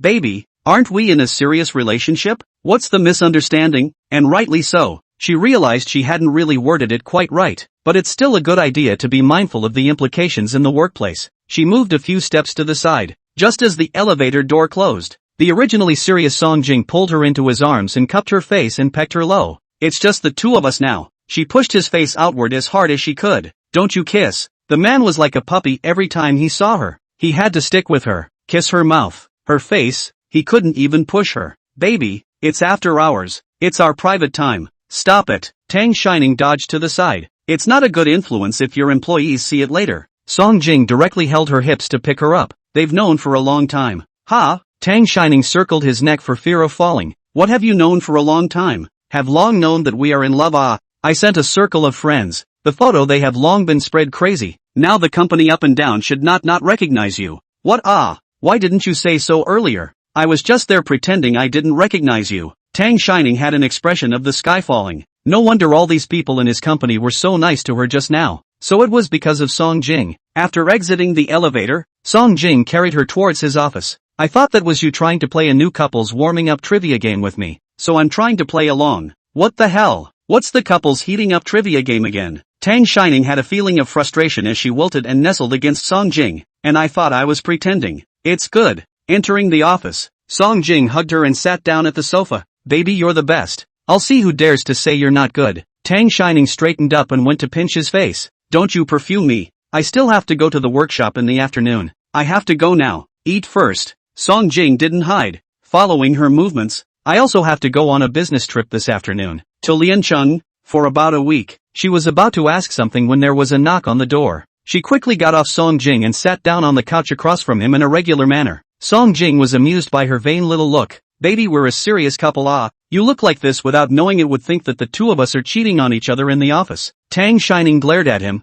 Hurry up and act serious too. The other only looked at her and smiled. It was the assistant. Who came over to deliver lunch. He was wordless the entire time, like he couldn't see a second person in the office, and went out immediately after his stuff was set up. Tang Shining looked at those meals on the table. They were all the ones she loved to eat. Did you already know I was coming to your company meeting today? It was just one of their company's projects, and by all rights he shouldn't have time to run them all. I heard from the program director. Song Jing sat next to her. I knew as soon as you came. I was in a meeting at the time. I went over to find you after the meeting. How about it? I'm obedient, right? Ha! He looked like he was begging for a compliment, and Tang Shining was a little unsure. Song Jing looked at her confused look and the corners of his lips pulled flat. You forgot? You said yourself when you first came to my office that you didn't want me to jeopardize my work because of you. Said and repeated angrily. I can't believe you forgot. He had specifically instructed him to keep an eye on this project of Tang Shining's before. So in fact, Song Jing had received the news as soon as Tang Shining stepped through the company's doors. At that time, he was really in the meeting, heard the news excitedly feed her out of the conference room suddenly thought of before Tang Shining's words, and turned back to honestly finish the meeting. I was going to fool around and ask for some rewards, but people forgot about it. When Song Jing spoke of her first visit here, Tang Shining remembered. It was when she was still in her freshman year at Kyowa University and came to the office to see him after her final exams. The man had left a conference room of people to come downstairs and pick her up as soon as he heard he was coming, and had flailed around with her, when she'd said she didn't want him to hold up his work because of her. I didn't realize he took it to heart. Oops. Tang Shining grabbed his arm and shook it. Didn't forget. You're the best. You're super handsome when you're working seriously. Song Jing leaned back on the sofa with his arms folded. You're treating me like a child? Speaking of children, she felt in her pocket and fished out a juicy fudge to unwrap and stuff in his mouth. My lab sister gave me candy. Lime flavor I super love. Share one with you. Happy? Song King, 50%. I think. The man's little heart is written all over his face. Tang Shining moved over and kissed him on the lips. How about this? Song Jing replied nonchalantly. 80%. Tang Shining couldn't help but laugh. That's enough for now then. The rest will be cured by today's lunch. Song Jing paused slightly and wrapped his arm around her waist to bring her back onto his lap, cupping her chin to kiss her. The lime flavor of the fudge spreads across the lips. Between breath changes, she spoke in a thin voice. Why are you always thinking about taking advantage of me? The man never had a serious thought in his head whenever he was with her. Song Jing stopped against her forehead and pecked lightly and shallowly on her lips. Because only you can heal me, adding, also, how can this be taking advantage? These are normal interactions between couples. Tang Shining was dazed by the kiss and buried her face into his arms to not give him a kiss. He smiled and kissed the top of her hair. Okay, no more messing with you. Let's eat first. I'll take you back afterward. In order to eat properly, Tang Shining purposely sat on the opposite side of the table and warned him not to sit over. The meal was then settled. After the meal, Song Jing sent Tang Shining back to the lab first, and on the way she remembered the conversation that had been suddenly interrupted in the office. Did you say you were traveling this afternoon? Chapter 176, guess where I am? It was the driver who was driving. Song Jing was sitting in the back seat with her, sniffing as his conspiratorial voice rang out. You finally thought to care about me. I didn't think I'd be able to wait for this day. Tang Shining's heart was big and she directly ignored it. Going for a few days? Then do you have to work on May 1st vacation as well? Song Jing pinched her fingertips for a few quiet seconds and replied, I should be able to finish before the work vacation. I can rush back as soon as I finish work on the 30th. Where do you want to go on vacation? How about we go traveling together? I'll have to think about it then. Well, there's still a week to go, so take your time and think about it. Song Jing's trip to Lianqing this time was an inspection plus negotiating a cooperation. The morning before the vacation, Tang Shining asked Song Jing about his work schedule for the day. He was supposedly busy. The message wasn't returned, and after a while he called and the opening words were, Ning, I miss you. I've been in touch every day for the past few days, but it's always a bummer not to see anyone. Tang Shining was packing up her things on her workstation and smiled at her words. I miss you too. I'll see you tomorrow. Song Jing, well, I'm going to visit the factory in the morning, and I'll be able to finalize the planning in the afternoon, so I should be able to return this evening. After he said this, Tang Shining heard his assistant remind him, Mr. Song, it's time. Not wanting to delay his work, Tang Shining urged him, go get busy. We'll see you tonight. Hanging up the phone, she headed out of the lab.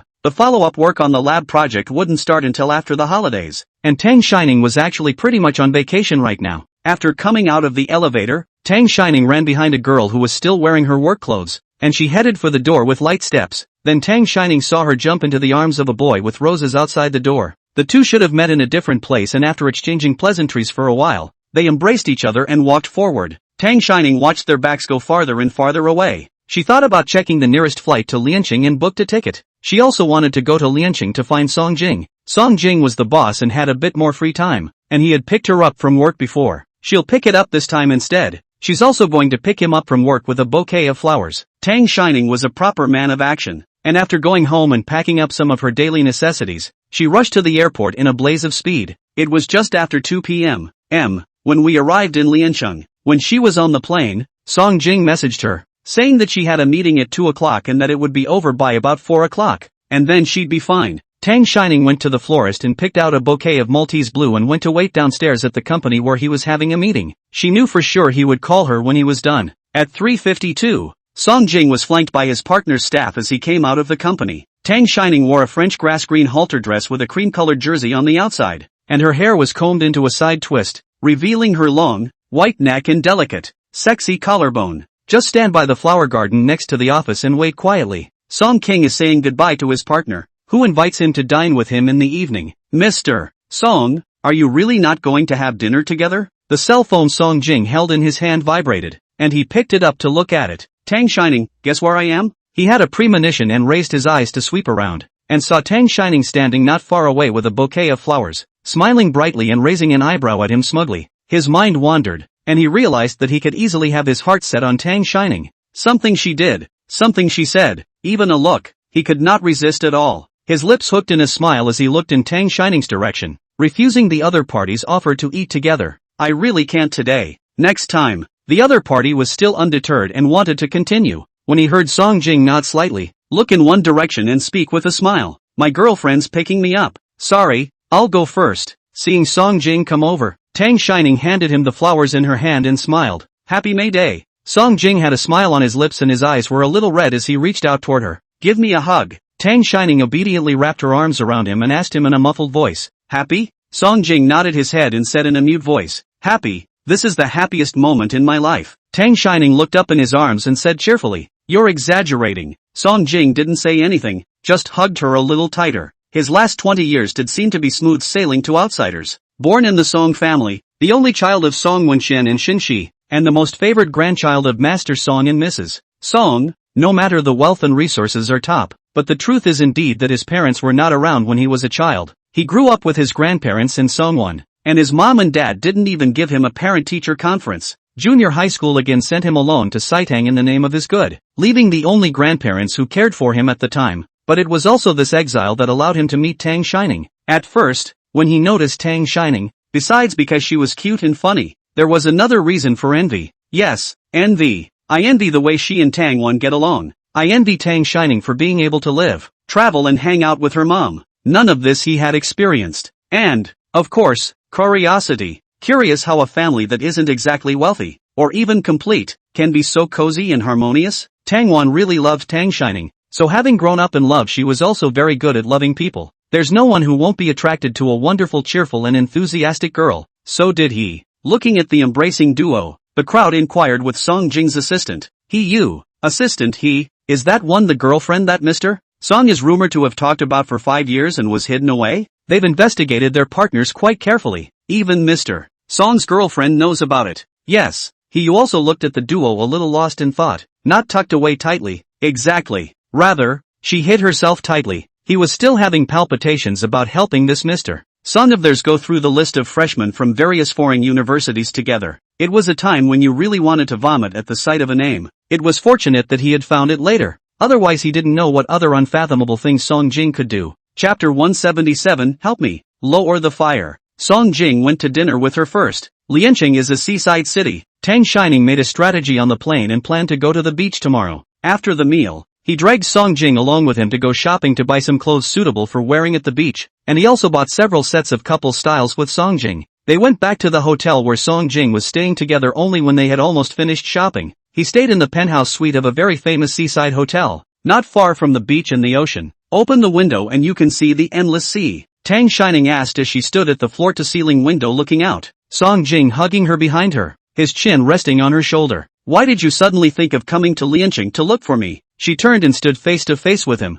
speaking as her eyes met. I missed you, and it's okay for you to sneak off to L.A. to see me, but not for me to come here to see you? Song Jing was stunned for a moment. How? Did your brother tell you? He hadn't been talking to her about it. It was just a guess, but now I'm sure. She offered to hug him, her ear pressed against his chest and she could hear his heartbeat. Tang Shining had actually begun to suspect this when she heard Song Jing also had a sore throat plus a fever during the time she had just returned. She'd seen figures that resembled him around certain corners when she was in Los Angeles before, and she'd thought at the time that she was hallucinating herself. But coincidences don't seem to be coincidences when all coincidences are connected. If you know where I am and you went there, why don't you show up in front of me? I'm scared, Song King said. Tang Shining looked up at him. What are you afraid of? Afraid you wouldn't want to see me, he continued. It was more a realization of a truth I was afraid to accept. Tang Shining was full of doubts. Song Jing looked at her and stroked her face. Slowly speaking, it seems like I'm the only one who can't get away from you from the beginning to the end, and I feel as if I'm incomplete without you. But you're different. You can get along just as well without me. She is in a foreign country, does not rely on anyone,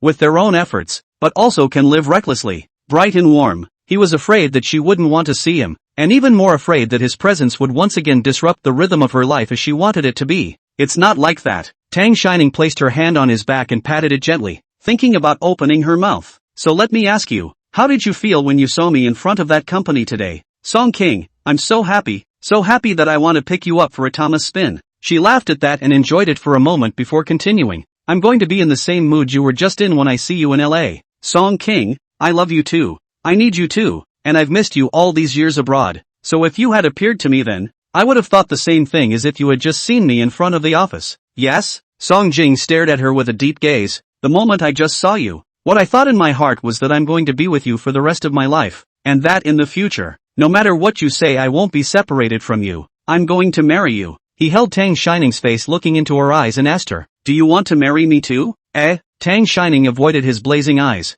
I haven't thought about this one yet. I'll think about it. She had only just graduated and didn't want to cross over into the status of a married woman all at once. Song Jing was also quiet for a moment, and Tang Shining glanced at her suitcase to digress. It's so hot today. I just got all sweaty and wanted to take a shower first. Song Jing raised his right eyebrow and resumed that dangling look to ask, want me to help you, Tang Shining? The awkward atmosphere was broken by his words. Rascal! Tang Shining cursed and violently pushed him away, taking her pajamas into the shower without looking at him again. She came out of the shower half raised with one hand, the back of which was covered in the lotion she'd just accidentally squeezed on too much. Song King, do you want to apply? Halfway through his sentence, he saw Song Jing standing in front of the floor-to-ceiling window with only the lower half of his body wrapped in a bath towel, his chest muscles tight, underneath were well-defined abs, and then a strong and lean waistline. He should have taken a shower outside that one. Tang Shining froze for a while before reacting. Odd, covered her eyes, looked at him through her fingers, and stumbled over her words. You, what? Why don't you get dressed? I didn't bring my pajamas over. Song Jing's eyes were lowered, her brows were lightly furrowed, and her tone of voice carried a hint of aggravation. Why didn't you just say outside that you could have gotten it for you by the way? Tang Shining turned around and went to the bathroom to get him a bathrobe, tossing it to him from afar. You put this on first. I tend to think more of you when you're naked like this. Song Jing slowly and methodically put on his bathrobe, tying the belt loose as he approached her and asked, what's on your mind? No. Tang Shining averted her eyes and rubbed her neck. Just how do I want to sleep at night? Do I sleep on my side? The suite has 2 rooms, the master bedroom as well as a slightly smaller side bedroom. Song Jing looked a little disappointed, but still answered along with her words. You'll sleep here in the master bedroom. The side bed is too small for comfort. Then you. Hey! Without noticing, he pulled her onto his lap, and Tang Shining's heart jumped at the tip, but she continued with a stiff upper lip. So do you sleep on your side? Wet, hot kisses landed at her collarbone. Song Jing's voice was deep and astringent. Where does Ning Ning want me to sleep? You just sleep. On the side. Tang Shining felt itchy and wanted to hide, and his hand around his waist tightened even more. Song Jing stroked the broken hair around her ear and kissed up to her earlobe. I'm scared to sleep alone. How about sleeping together? No. She had just said one word when the rest of it was blocked from her lips. He held her lips, as if guessing what all she was going to say in the next second. His low, hoarse voice sounded again. Don't worry, don't do anything to you. The covers were lifted and Song Jing lay down with his arm around her. Tang Shining was so tense that she didn't even dare to turn around, turning her back to him and closing her eyes tightly. A soft chuckle was then heard from behind him. Relax baby, don't be nervous, I won't touch you if I say I won't. Song Jing made her turn around to face him. Kiss for a while to let you relax. He pressed the person into his arms and cupped her face in his other hand and kissed her, lips and teeth rolling. Song Jing kissed her with reckless abandon, almost greedily plundering her breath, the temperature between the two of them rising. Tang Shining's brain was dazed by the kiss, but she still subconsciously responded to his kiss. He stopped before losing control, his face buried in her collarbone with a heavy gasp, and pressed the person into his arms again. Ning, I'm so hard. There was almost no gap between them, and Tang Shining naturally felt the change somewhere underneath him and knew what he was talking about. She closed her eyes and continued. You just said you wouldn't do anything to me. She wasn't ready for it yet, mainly because she was a little scared now that there were different claims on the market about it, some saying it was comfortable and others saying it was particularly painful. Song Jing groped for her hand from under the covers and squeezed it, then put it to his lips and dropped a kiss on the palm of his hand, laughing softly and saying, well, don't do anything to you. Will you help me? Thinking of the study materials Fong Li had sent her in the past few days, Tang Shining bit her lip and asked, help? Help with what? Help me. Song Jing let her hand downward, his voice low and coaxing. Lower the fire. Chapter 178, You're the cutest. The next day Tang Shining was woken up by the heat. The person beside her was like a furnace and still held her tightly. She tried to push him away a bit, lifting her hand but found it sore. Images of last night flooded her mind again, his low panting still haunting her, and her face heated up even more. This man was so. There was a moment when she didn't want her hand. He did keep his word and didn't do anything to her, but it wasn't really much better. Thinking of this, Tang Shining was so angry that she kicked him in the calf and turned her back to him. Awake? It's still early to sleep a little longer. Song Jing pressed against her back, his voice raspy. I'm going to the hospital. Tang Shining puffed up her face in anger. What's wrong? Song Jing propped up his pillow and got up with a concerned face. Uncomfortable? Tang Shining mayfly for a moment, burying her face into the pillow, raising her left hand and, it's dirty. I don't want it. She closed her eyes not wanting to face it. Song Jing grabbed her hand and kissed it, holding her in his arms again. It's not dirty. Last night I had already washed you nice and clean, and I also put on the hand cream that you usually put on. He still dared to mention last night. Tang Shining pursed her lips and pushed him out of the room. My hands are still so sore I can't even lift them. Song Jing smoothly caught her hand. Then I'll rub it for you. Don't be angry. Rub it until you're satisfied. Okay? Everything was said. Just half mentioned that it wouldn't be like last night in the future. Tang Shining's anger lasted until she finished breakfast. When she changed her clothes, she looked at Song Jing wearing the couple's outfit she bought yesterday, and she deliberately wore a different one from him. He didn't say anything when he saw it, only quickly changing into clothes that matched hers again before leaving the house. Lianqing was a very famous tourist city, and Tang Shining had made a strategy on the airplane, marking a few places she wanted to visit. She came out to travel for a casual experience, so the itinerary was not particularly full, focusing on a slow stroll. The first day went to the Shanghai Square. Seagulls flocked on the sea. Tang Shining took the crumb of bread, just lifted it up and it was taken by seagulls that flew from unknown directions. She found it interesting and fed for a while, Song Jing supplying her with bread crumbs and taking a few nice pictures of her every now and then, until a small white discharge suddenly appeared on the top of her shoe. It had almost landed on her head, but fortunately Song Jing was quick to pull her back, but she still didn't escape. Ah, why is this bird still pooping everywhere? Where are the qualities? Where are his manners? She was so angry she wanted to hit someone. That's it. How unqualified. I'll scold them for you. Song Jing stifled his laughter and took a tissue and bent down to wipe her off. It's okay, cleaned you up. Tang Shining was so angry that she stomped her foot. You're still laughing. The seagulls weren't cute at all, and Tang Shining huffed and puffed as she went to the second location. Ended up watching a very beautiful sunrise at Black Rock Reef Park. 3 days in a row were pretty much the same itinerary, starting with 2 or 3 famous sites, then finding a beach in time for sunset, where the two of them snuggled up and waited quietly for the sun to set, and finally finding a specialty restaurant. The third night out of the restaurant, it was drizzling outside. The place where they ate wasn't far from the hotel, and Song Jing slowly walked back with Tang Shining under his umbrella. Tang Shining glanced at the weather forecast inside. It looks like it's going to be rainy for the next 2 days, so it looks like we'll have to stay at the hotel, but luckily we've been to quite a few places in the last 3 days. As long as I'm with you, I'm happy wherever I stay. Song Jing replied greasily. Tang Shining rubbed her arms exaggeratedly. Why don't you stop holding the umbrella and go out in the rain, and see if you can wash off the oil on you? He laughed and pinched her waist. Still won't let anyone say what they mean? She was ticklish and kept hiding, playing around. I heard a faint cat purr from the grass by the side of the road. Meow. Tang Shining stopped and raised her index finger to her lips in a silencing gesture. Shoo, did you hear that? Song Jing said quietly. I heard you. You called me oil. Not this. She raised her hand and slapped him. Song Jing, you're still cursing me for something else in your mind? No, there seems to be a kitten purring. The two listened in silence for a while and saw the kitten in the grass to their right. It was a grayish-white civet cat, only the size of a palm, looking thin and frail, and its fur, wet from the rain, was shivering. Tang Shining squatted down, and when the kitten purred, she followed with a meow. After feeling a little better acquainted with it, he gently reached out and picked it up, petting it and murmuring, "What a little wretch." Song Jing held the umbrella for her the entire time, and just as she looked over, he put away his cell phone and pointed toward the slanting rear of the,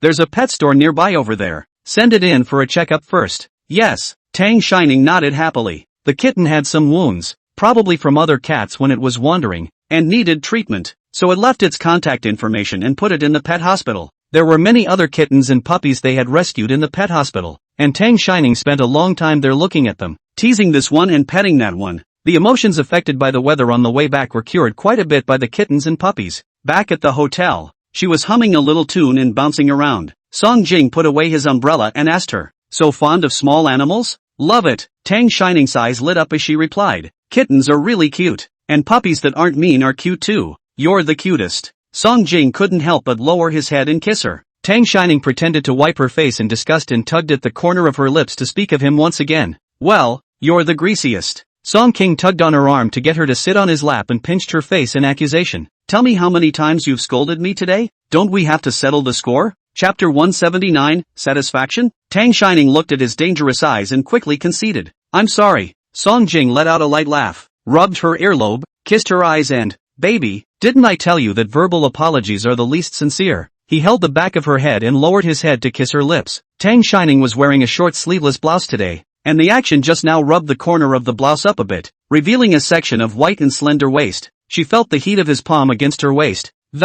His kisses were much stronger this time than before, like he was trying to rub her into his body. She was softened by the kiss, her fingers clutching his shirt. Song Jing's kisses slowly descended from the corners of his mouth, his hot, wet breath spraying over the nape of her neck, her collarbone. The hand that had just been on her waist also gradually traveled up her spine, finally coming to rest somewhere soft. The two of them looked at each other in this moment, both seeing the lust in the other's eyes, and their gasps grew rapid. Tang Shining was the first to incline her face away, blushing scarlet, and asked him in a small whisper, "Is your brother branching out again?" Chock-a-block. Song Jing froze for a few moments when he heard this, as if he was determining if she meant the same thing by that brother and what he understood. Seeing her reddened little face, and her heartfelt expression, Song Jing was certain. He broke her face and asked, "Where did you learn those words?" Tang Shining's eyes darted about just not looking at him, and she said sheepishly, "Someone else sent me study materials the other day. In fact, it was specially sent to her by Fong Li last week after she heard that she was going to go out with Song Jing during the May Day holiday, and they even worked on it together all night. But it was mostly Fanny Pear who was giving her the science. Fong Li also sent it on Tang Shining's 18th birthday, but she didn't read it later for various reasons. This time there was also an upgraded text version, which is where she saw the word, study materials? Song King asked her as he grabbed her hand and brought it down. Did you learn it? Want to practice? Tang Shining, is this really going to be comfortable? I see the girls in the video seem to have happy expressions. She did have that in mind. There is a lot of talk on the internet about premarital sex, and the one thing she agrees with is that it needs to be examined in advance. Everyone has biological needs, and it's nothing to be ashamed of, as long as both parties agree. Otherwise, how hard would it be to get married only to realize that certain aspects are not so suitable, and divorce isn't that easy these days. The first few nights Song Jing remained true to his word, but it just didn't come down to the last step, and every day she thought of a different way to toss her around, which she found even more tiring than the real thing. Thinking this way, she felt that she was at a disadvantage, that she was the one who was tired, and that he was comfortable. And the video? Song Jing laughed in exasperation.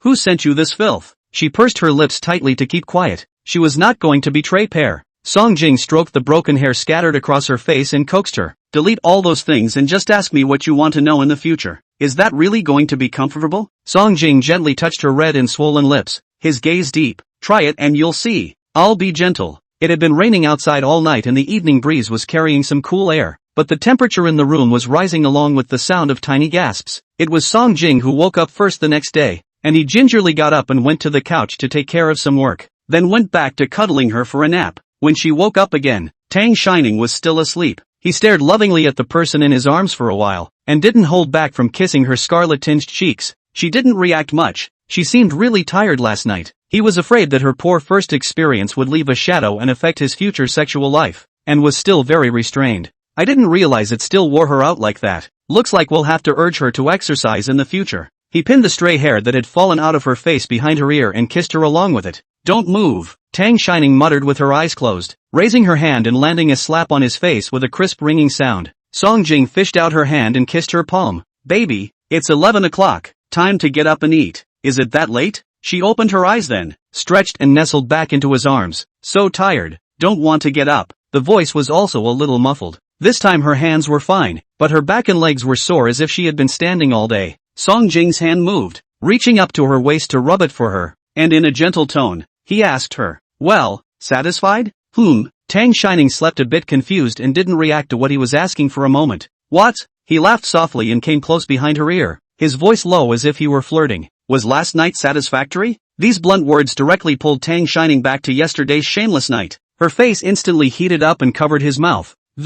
You stop talking. What kind of person asks that this early in the morning? Song Jing smiled and pulled her hand down. What's wrong with that? You have to say whether you're satisfied or not so I know what to pay attention to in the future so I can serve you better. How the hell is it, baby? Just answer if you're satisfied. It was probably because he'd done a good job of preparing himself up front, so she didn't feel as much pain as the internet made her feel. It's just an indescribable feeling. Overall the experience was actually pretty good. Tang Shining simply covered her face and hemmed very quietly. Only then was Song Jing satisfied. Okay, got it. Then next time I'll follow this standard. But in terms of frequency, well, Tang Shining directly pulled up the quilt to cover his face, and the world quieted down. Chapter 180, The Nerd. The next 2 days were rainy, so Tang Shining nestled in the hotel with Song Jing. They booked a flight back on the afternoon of the last day and went to the vet together in the morning to see the kittens. The injuries he had weren't too serious, and with the fact that he didn't need to stray to have a full meal every day, he was in high spirits. The kitten was adorable in kindred spirits. Tang Shining took the cat strips and fed it, and it would rub against her hand after eating. The pet hospital has an adoption service, and the rescued stray cats they treat will be released for adoption. Tang Shining looked at the kitten with great reluctance. Song Jing could see her reluctance. Do you want to take it back and raise it yourself? No way. She shook her head. Brother is allergic to cat hair, just like mom. That's why they've never had critters in their house. So do you want to raise it yourself? Song King asked. She stroked the kitten's head again.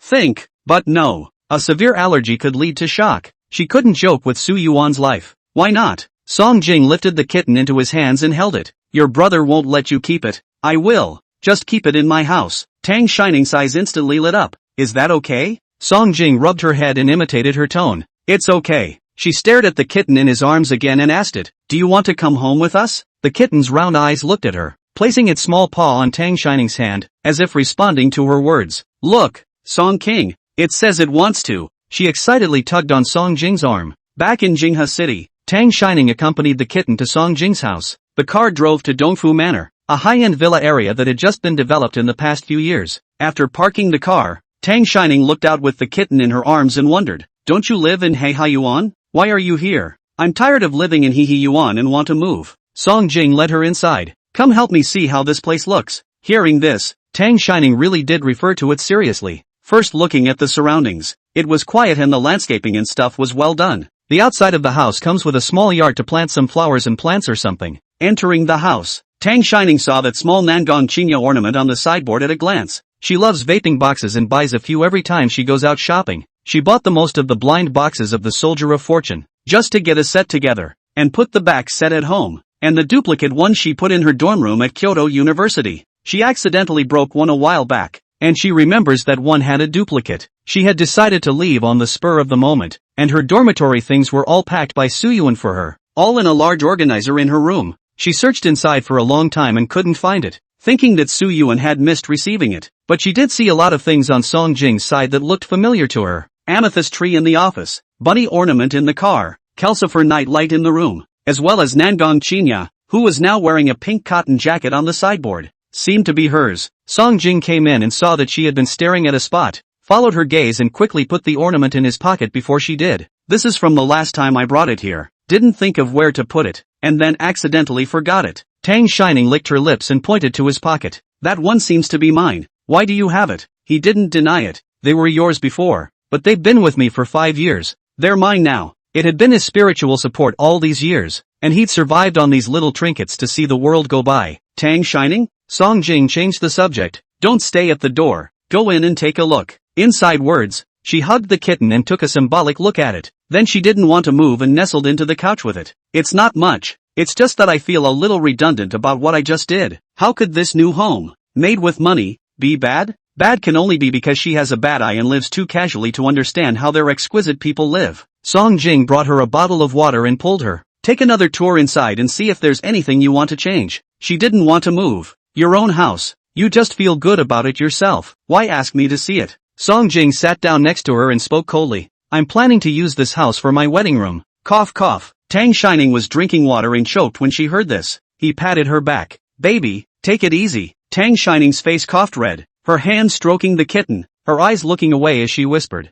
If it's a wedding room, shouldn't you ask the future mistress of the house to give her opinion? Song Jing lifted both her and the kitten to sit on his lap and kissed her on the cheek. Doesn't that call the future mistress of the house? He stroked the kitten that was being so good in her arms and added, and we brought our kittens with us. Then he gave Tang Shining another kiss on the corner of his mouth. The kitten happened to look up. Tang Shining covered its eyes and glared back at him. Pay attention. Dumbbell is still young. Don't keep doing such childish things. The kitten is still a little kitten. Every time you give it something to eat, it is very good, and does not scream. Nothing to find a small corner to lie down in the sun. Dumb and Dumber. Tang Shining gave it a name. Dumb Treasure. Song Jing pointed at the kitten and asked, it's called Dull Treasure? When did you pick that name? Why didn't you tell me? I just picked it up on the way. I didn't have time to talk about it yet. Now you don't know. Tang Shining said. Song King, no. I don't agree that it's called Dull Treasure. Tang Shining looked back at him, frowning with a puzzled expression. Why? Doesn't it sound good? He pointed at Tang Shining. You're called Ning Bao. It's called Dull Bao. You guys sound like a family right away. Unless you call me Jing Bao from now on, I won't agree. Tang Shining was amused by his words. Who would have thought that he would still be pestering her to call him baby when he was almost 30? Are you ashamed? Song Jing was adamant. Anyway, it just won't work. You're its mom and I'm its dad. I have the right to take its name. Tang Shining froze and teased him. Who's its father? Who allowed you to be its father? Song Jing cupped her chin and locked eyes with her, asking in a sultry tone. And who do you want it to call daddy? She pursed her lips to keep quiet. After a while it replied in a whisper. That depends on who it picks. That's easy. Song Jing took a cat strip and teased it. Call daddy. No food if you don't. Tang Shining laughed, reaching out and hammering her hand into his chest. Are you sick? Dull treasure is a cat. Hey. Song Jing pinched her face with an unhappy expression. I said I won't call you Dull Bao. Or you can call me Jing Bao. She wasn't about to be called something so embarrassing. So what do you say? He looked at the kitten for a moment in thought and said, call it Dorky. It means the same thing as Dorkybo. Tang Shining thought for a moment. That's fine. Dorks are pretty cute too. Song Jing cupped her face and kissed her again. For both of our kittens, you take one character. I take one character. How nice. It's like a child they share. As if he was addicted. He couldn't stop after one kiss. And the kiss slowly moved down, taking her lips and sucking on them. Tang Shining pushed him. Stop it. Stay. The melon is still there. Ning Ning. Song Jing rested his chin on the nape of her neck and called out to her in a trailing tone. Do you want to move in with the kittens? Chapter 181, Shall we get married? And said in all seriousness, look how small the kitten is. How can it be without its mom around? It will miss you, and I will miss you too. Tang Shining stroked the kitten's head, watched him staring at her hand, and then symbolically stroked his. That's not good, and my brother wouldn't approve. Hearing her answer, Song Jing felt that there was something to it and continued to coax her. Your brother's opinion doesn't matter. What matters is whether or not you want to move in with me and our nerds. But what am I going to tell my brother? We're not married, she pondered. Song Jing immediately picked up. Then we'll get married. Tang Shining, huh? He continued. Look, if we get married, I'll accompany you wherever you want to live in the future. Back to your brother's house, your father's house, or live in our house, and Song Garden. We can live wherever we want to live, and do whatever we want to do. So it's so nice. Tang Shining, but, Song Jing, I know, you just think it's too early, but I can assure you that our marriage won't be a constraint for you, and in the future, you'll still be a free individual. You can do whatever you want and I'll support you.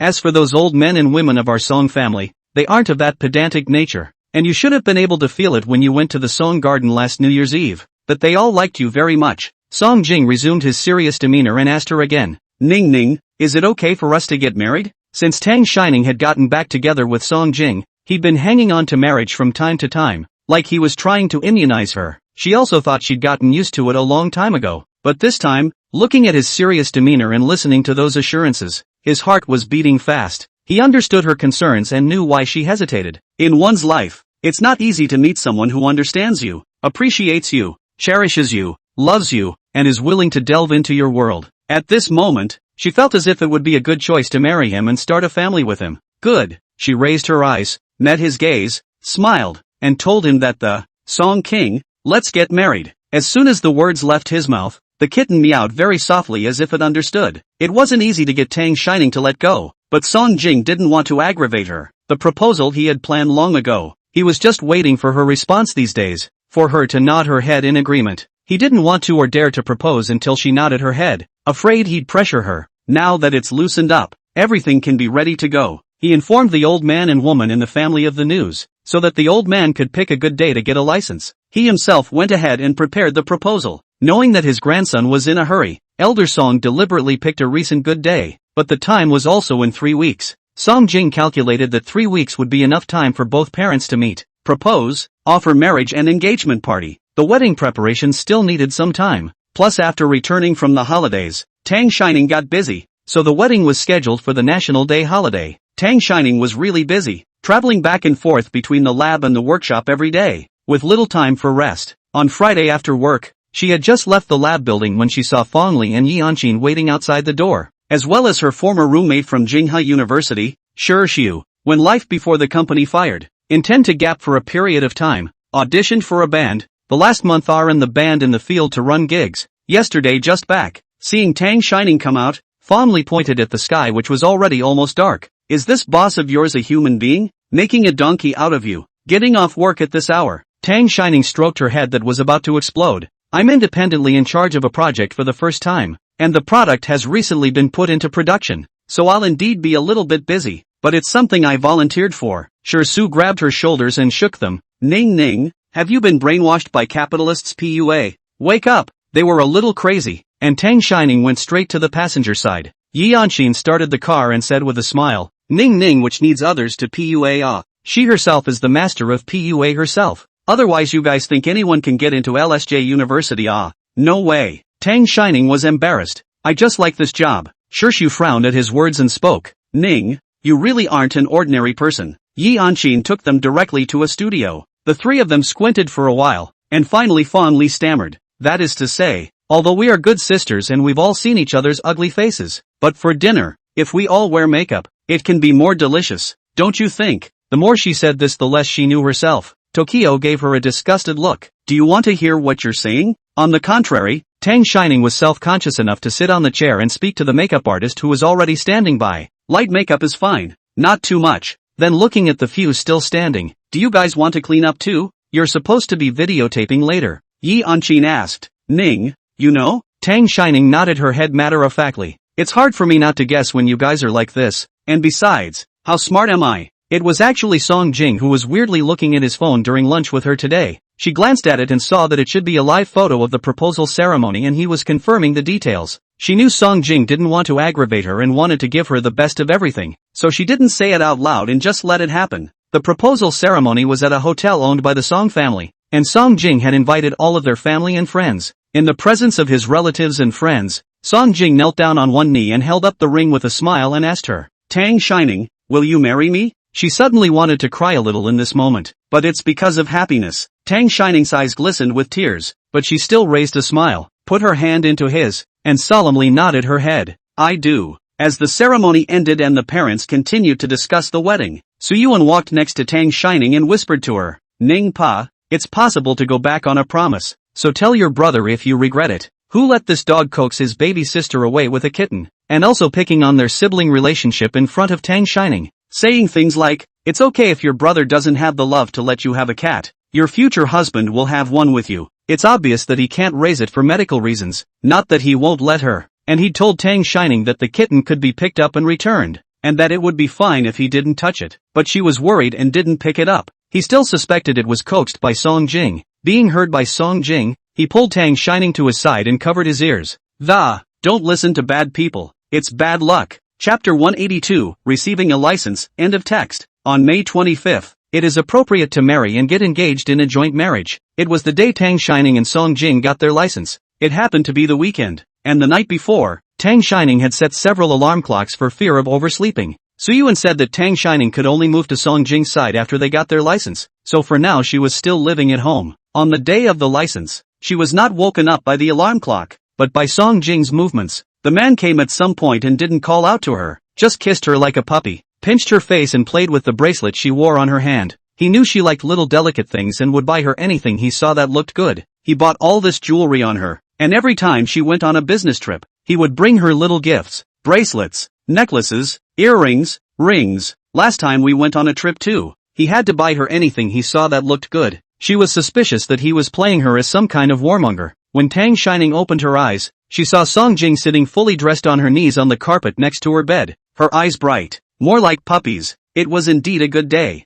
and when they arrived at the Civil Affairs Bureau, there were already several couples lined up outside. The process of registering the marriage went smoothly, filling out the forms, taking photos, fingerprinting, getting the license, and then getting 2 red books. Coming out of the Civil Affairs Bureau, Song Jing held 2 marriage licenses in one hand and held Tang Shining in the other. Carnally happy, Tang Shining raised her hand into a fist in front of him to interview him. Tell us your testimonials. Song Jing looked at Tang Shining, his eyes slightly red. Ning Ning, I've finally married you. He leaned over and kissed her on the lips. I'm so happy. I'm the happiest man in the world starting today and I'm going to make you the happiest woman in the world, he said, boarding her face for a kiss. She took a few steps forward to avoid it. So happy? Then write me a 1,000-word testimonial for the license. Song King couldn't wait to share his current inner thoughts with her, and on the way, he started rambling on and on. We finally have a license and are no longer nameless. Bitter lovebirds. We can finally live together in name only, and your brother can't stop me from picking you up anymore.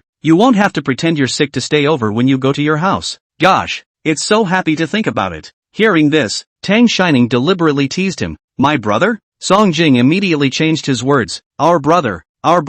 Go, now go back to Song Garden first. They are going to give you a red packet. Take the red packet and then go back to our brother's house. I will help you move. Lunch was eaten at Song Garden, probably knowing that they got their license today. Not only his mom and dad were there, but all those uncles and aunts and uncles were there. Everyone was very enthusiastic and pulled Tang Shining to talk. Song Jing led her to recognize people. most of whom she had actually met before, and each of whom had prepared a large red envelope for her. Everyone had a hot meal. I stayed there a little longer after dinner before going back to my house. Suyuan is reluctant to give up, but like Song Jing said, they are licensed and he didn't say anything, only that she can go back anytime. Tang Shining hadn't packed anything, so she brought some things she needed to use every day, and Song Jing went back to the Dongfu Manor, just opened the door, and Dorky was guarding it. Although Tang Shining was busy these days, she would always come over to keep Kitten and Song Jing company when she returned from work, so the nerd and her were now well acquainted. She picked the kitten up and went to sit at the couch, and Song King sat next to her and stared at her. Tang Shining touched her face. "What are you always staring at me for?" Song Jing pecked her on the cheek and dejectedly said, "I'm looking at my own wife, can't I?" As he spoke, he lifted up Dalek and headed for the pet room on the first floor, still talking to the kitten as he did so. "Nerd, it's your mom and dad's wedding night. We have serious business to attend to, so be a good boy and go to bed." Hearing Song Jing's words, Tang Shining touched her face a little embarrassed. "I'm going to take a bath first." She got up to head upstairs. Before she could reach the stairs, she was picked up by Song Jing, who came close to soften his voice to coax her. "Wife, let's wash it together." Song Jing carried her straight to the bathroom. The bathroom steams with water vapor, gasps and petulant cries, but the sound of the water from the shower did a good job of muffling the commotion inside. Finally Tang Shining was wrapped in a bath towel and carried out again by Song Jing, and just as she dipped onto the bed, she rolled over and, "So tired, I'm going to bed." Song Jing let out a light laugh and didn't toss her around, taking her pajamas and changing her into them, extinguishing the light and wrapping her in his arms. Tang Shining was already drowsy at this point. Feeling the source of heat behind her, she still turned to face him, her hand encircling his strong and thin waist, and very softly said, "Hubby, I love you. Good night, hubby," and rubbed himself in his arms. Song Jing's heart was a soft mess, and he wrapped his arms around her a little tighter, kissing her on the forehead and, "I love you too, wife. Good night." Late at night, all was quiet, and the only sound in the room was Tang Shining's soft and shallow breathing. Song Jing gazed at the person in his arms in the darkness of the night, and the missing piece of his heart was filled to the brim. Most of the lovers in this world have to go through several breakups, so are they, but thankfully they always had each other in their hearts. Luckily, we're still us when we go around in circles. End of text.